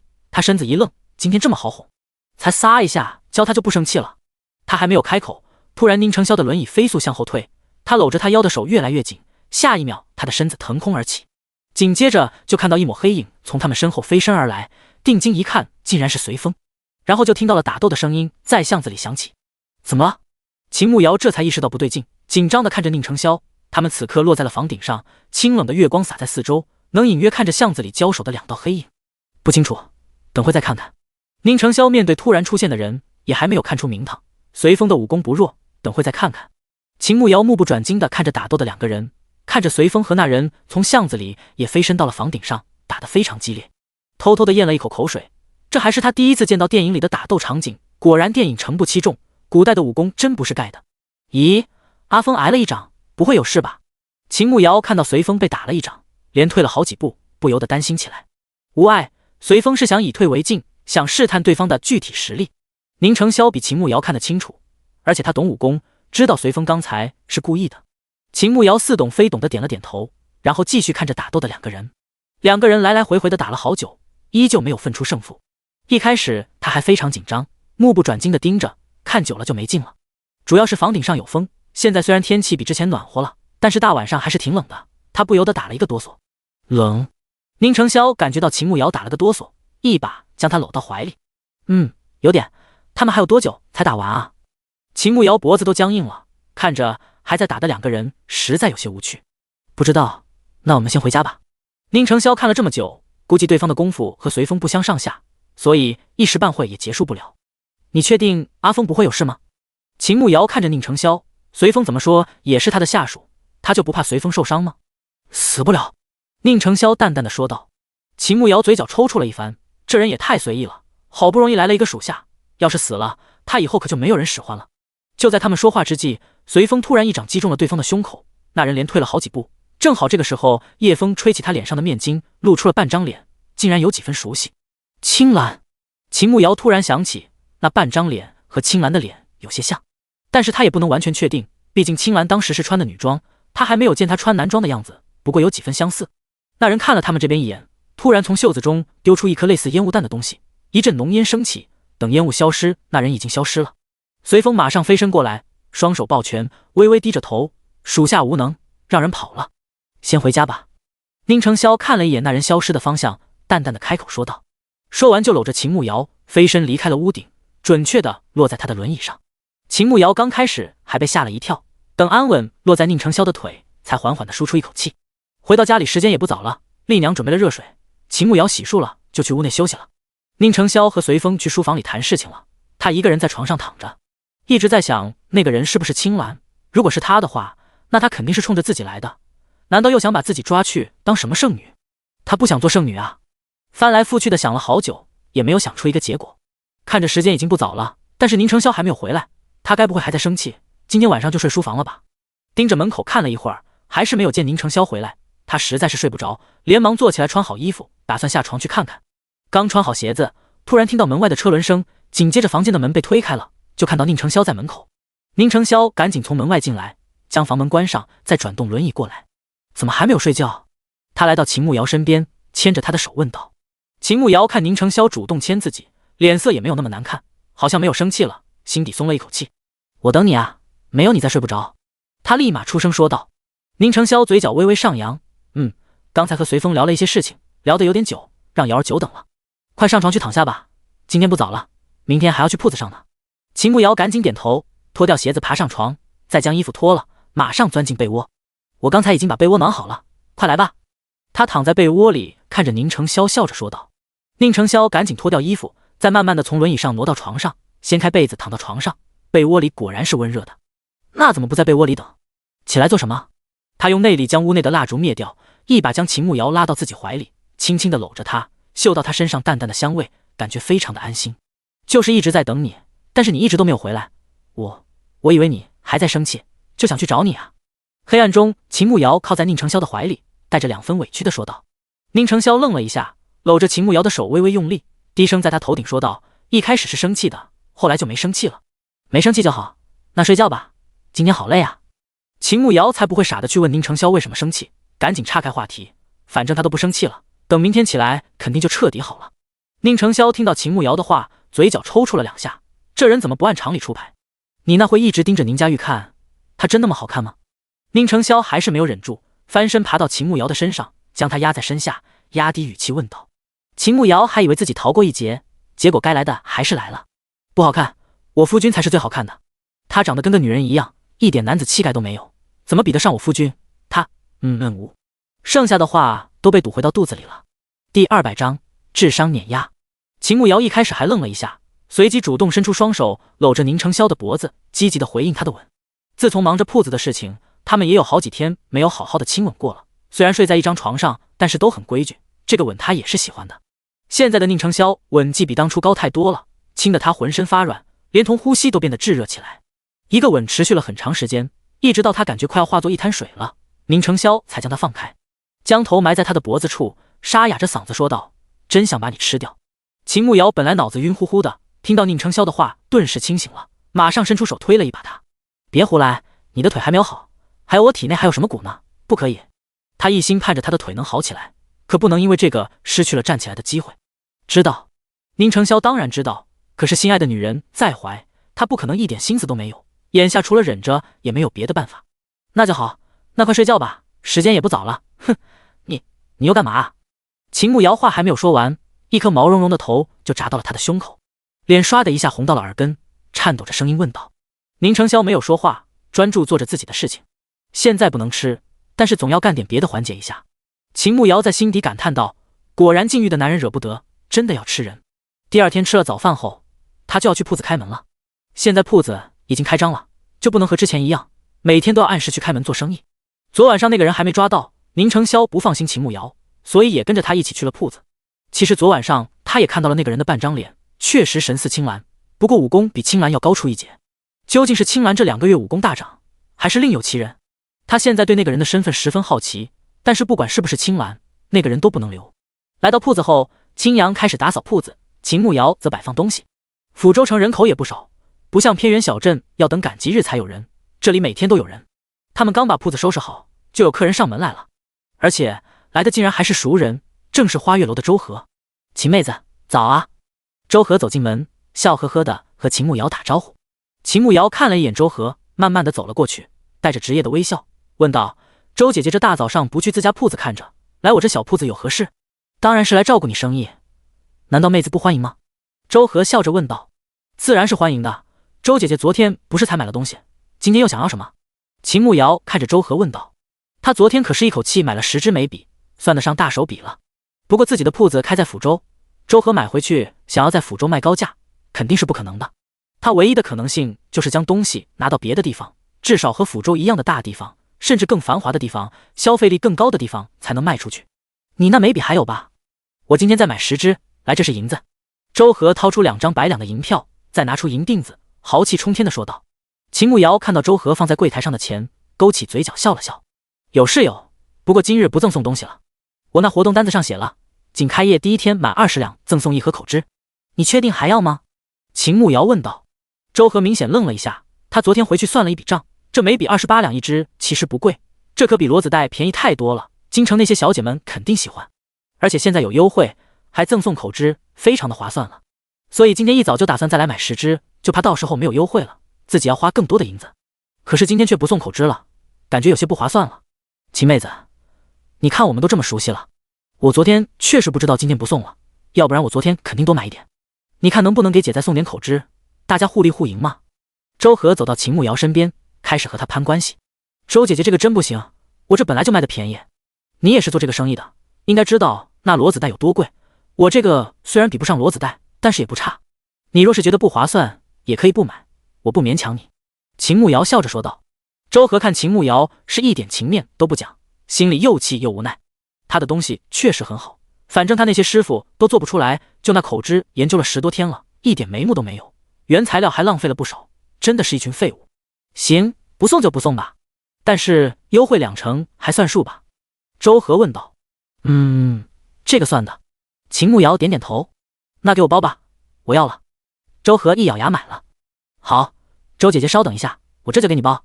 秦慕瑶看周和肉疼的样子，心情好得不得了，把10支眉笔给周和包上，他拿着眉笔就走人了。秦慕瑶笑呵呵的将周和送出去，怎么说人家也算他铺子的财神，送也是应该的。等周和走了以后，这会没什么人，他就去里间看宁承霄，他在里间画字母图。刚才又卖了10支眉笔，我的管家公，快帮我记账，把钱收好。他将银子丢给宁承霄，一屁股坐在他旁边的凳子上。瑶儿真厉害。宁承霄刚才在里间已经听到他和周和的对话了，但是还是觉得他很厉害，毫不吝啬的夸赞起来。必须的。不过周和一次买那么多眉笔，他打算去哪里卖？秦慕瑶随口问道。京城。宁承霄一脸笃定的说道。你怎么知道？秦慕瑶好奇的看着宁承霄。比抚州更繁华的地方有3个地方，怀州、灵州和京城。距离抚州最近的是怀州和京城，怀州需要走水路，他们应该没有自己的船，需要搭乘别的船。骡子带别说在大宁，就是整个炎夏大陆都是非常珍贵的，所以他肯定不会带着那些东西坐别人的船。去京城就方便多了，而且他们应该会从京城进货，所以应该会去京城。宁承霄有条不紊地分析道。秦慕瑶听完宁承霄的分析，不由得佩服他聪明，这脑子简直绝了。2个人正在说话，青阳突然进来说道：夫人，您的3姐在外面找你。